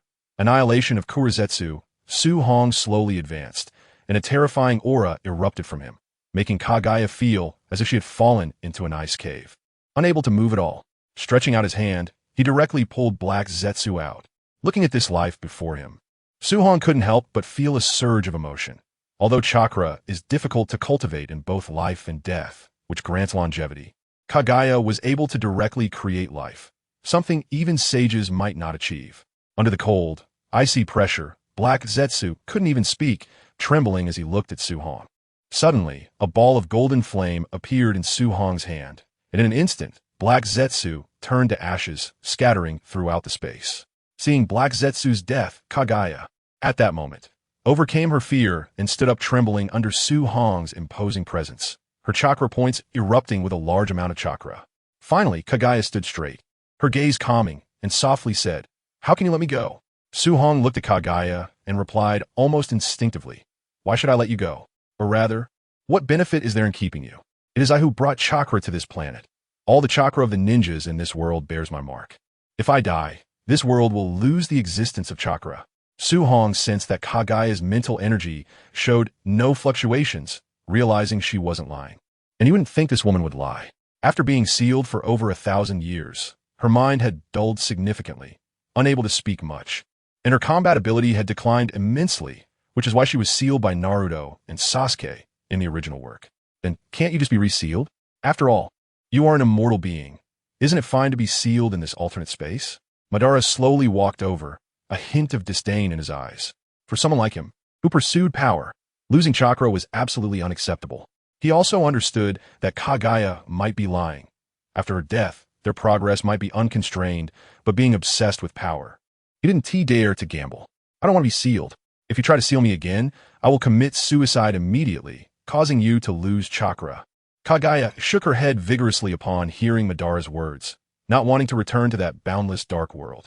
It was bearable when she had Yuin with her, as she could still talk, but after Yuin died, she had been enduring the darkness, feeling as if she would go insane. Having finally come out, she would not be sealed again. In the distance, Naruto and Sasuke opened their eyes and slowly walked over. Naruto spoke. The Sage of Six Paths said that if you can give up your power and no longer harm this world, we can choose not to seal you. Su Hong's brows furrowed. That Sage of Six Paths actually made a decision without consulting him. And who knows what plans that old man had with his chakra and soul existing for a millennium. Most importantly, the existence of a pure land in the ninja world was surprising. Previously in Uchiha's memories, there was no intelligent life on other planets. Moreover, the fact that so many deceased ninjas could be reincarnated without being reborn was also inconsistent with the world's operational rules. Su Hong speculated that the Pure Land was created by Otsutsuki Kagaya, but that guy must have left it behind after going to a higher dimensional world. The Sage of Six Paths must have accidentally discovered the existence of the Pure Land, which is why he chose to die, allowing his soul and chakra to enter it. After so many years, the Pure Land must have sheltered countless ninja souls, and the chakra contained within it could vastly exceed that of the ninja world. If such immense power were to be gathered, it would be a terrifying force. Of course, this was merely Su Hong's speculation and not something he took seriously. Yui, Kagaya realized who the Sage of Six Paths was and shook her head, saying, "That's impossible. Once those 9 powers leave my body, I can no longer maintain my current form. I would only become an empty shell. This is the price I paid for using secret techniques to fuse with the 10 tails." Su Hong suggested, "Then use a minimal amount of power to pull out the consciousness of the 9-tailed beasts and reshape it, letting them recover their power on their own. That should work, right?" Kagaya looked up in surprise. "So you agreed to let me go? How could that be?" A hint of severity flashed in Su Hong's eyes as he continued, "I will inscribe a seal on your soul. If you have any thoughts of harming the ninja world or continue to devour energy from other planets to evolve, this seal will cause your soul to disintegrate, leaving only this body with the power of the divine tree. That shouldn't affect the ninja world, right? Of course, if you don't agree, then let Naruto and the others seal you." Hearing Su Hong's words, Kagaya's expression began to change continuously, various emotions appearing as she pondered the pros and cons. Su Hong gradually walked to Naruto and Sasuke, his eyes flickering with golden light, the power of his primordial spirit beginning to erupt as he looked deep into their minds. Discovering a part of the Sage of Six Paths chakra and soul, as well as Indra and Ashura's chakra, Kagaya's words earlier made Su Hong realize another possibility. If the chakra of the people in today's ninja world carries the mark of Otsutsuki Kagaya, then could it also bear the mark of the Sage of Six Paths? What if the origin of the chakra in the ninja world was that the Sage of Six Paths transmitted it to every person's body through the ninja sect? Retrieving his own power and waiting for Kagaya's choice, Kagaya finally made a decision. When the Sage of Six Paths retracted his power, Su Hong intended to extract Indra, Ashura, and the Sage of Six Paths power from Naruto and Sasuke. In the past, Su Hong could not remove such deeply embedded chakra from his soul, but now he should be able to. As for taking action against the Sage of Six Paths, that thought was quickly cut off. Although a gentleman does not stand under a dangerous wall, these were merely his speculations. Acting rashly would not be wise. And Su Hong was confident that once the Sage of Six Paths exposed himself, he could slay him. Kagaya's face, which had been changing continuously, finally regained calm as she looked at Su Hong and said, "I agree to let you inscribe the seal, just ask that you spare my life. Then bear with it." After saying that, Su Hong approached Kagaya, his fingers turning golden as he began to draw in the void. Each golden line that appeared merged into Kagaya's body, inscribing it onto her soul. With each inscription, Kagaya could feel a piercing pain. Su Hong inscribed a total of 49 seals on Kagaya. Although it was not as powerful as the Heavenly Master's legacy that had been passed down for thousands of years, it was not something Kagaya could break. Chapter 235. The end. After finishing the seals, Kagaya kept her promise and separated the 9-tailed beasts, but each was in a juvenile form, about the size of a small dog. "Kurama, you're so cute." Seeing the adorable appearance of the 9 tails, Naruto picked it up and began to pet its fox head wildly. "Ah, it hurts. It hurts. It hurts." Kurama bit down on Naruto's hand, causing him to yelp in pain, scoffing, "Naruto, have you forgotten that my other half is still in your body?" As soon as he finished speaking, a stream of crimson chakra surged into Kurama's body through the wound on Naruto's hand, causing its size to increase. It turned out that Naruto's other half, not wanting to lose face, directly fused with this half, quickly growing to over 50 meters tall. Looking down at the tiny Naruto, it revealed a fierce glint in its eyes and swatted down with a paw. Kurama, I was wrong. I won't do it again. Naruto immediately dodged, running while begging for mercy. But Kurama had no intention of letting him go, its 9 tails whipping towards Naruto from various directions. Naruto, let's see if you dare to let your guard down again. Listening to the voice of the 9 tails, the other tailed beasts were filled with envy. They did not have half of their bodies left outside, and it was uncertain when they would regain their former strength. With a thought from Kagaya, the realm of heaven activated, and everyone returned to the ninja world. After breaking the infinite Tsukuyomi, the Sage of 6 Paths retracted his own power, and Su-Hong extracted all the remaining chakra of Ashura, Indra, and the Sage of 6 Paths from Naruto and Sasuke. The war was over, and the Land of Fire unified the entire ninja world. Su-Hong, the daimyo, began to implement significant reforms in the ninja world, starting by changing the title of daimyo to emperor. With absolute combat strength, Su-Hong suppressed all dissenters. The 5 great ninja villages were retained, and the positions of the 5 Kage were also preserved. The entire ninja world began to develop rapidly, advancing in technology, medicine, education, culture, and chakra research, progressing to a modern level in just a decade. Emperor Su-Hong had long ceased to manage affairs, abdicating to Naruto, while he focused on cultivation and educating his son and daughter, Fenghua, Xiaoxue, and Qi, for 10 years. The ninja world enjoyed peace, with no wars, as everyone relished the tranquility. Finally, the long-awaited realm was successfully created. In the capital of the Land of Fire, Su-Hong emerged from a secret chamber in the palace. After decades of cultivation, he finally mastered the realm.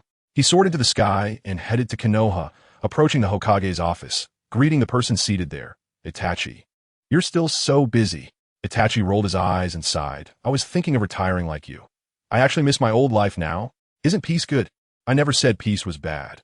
All my childhood dreams have come true, but I suddenly feel like I've lost my purpose in life. Then redefine one. The threat of the Otsutsuki clan still exists. Yeah, I will.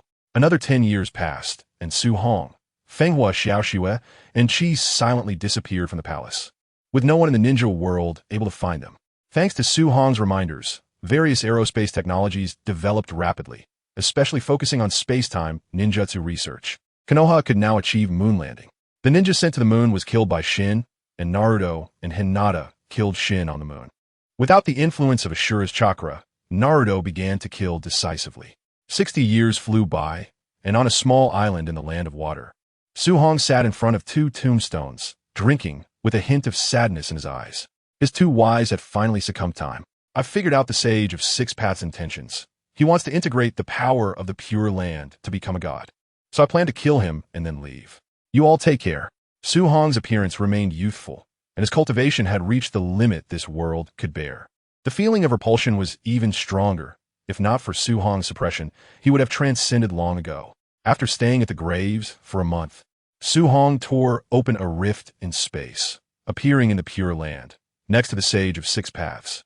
Before he could react, Su-Hong turned his soul to ashes. Then, using his inner landscape power, he constructed a reincarnation passage, allowing the deceased souls to be reborn in the ninja world. After doing all this, Su-Hong transformed into a beam of white light and vanished between heaven and earth. The people of the ninja world would always remember a hero named Su-Hong who saved them. Synopsis: 46 years in Konoha. Su-Hong reincarnated in Konoha Hidden Village as an orphan. With the golden light spell in his mind, Su-Hong gradually walked the path of a strong warrior, fighting with the golden light spell and ninjutsu. But first, he had to survive in Konoha,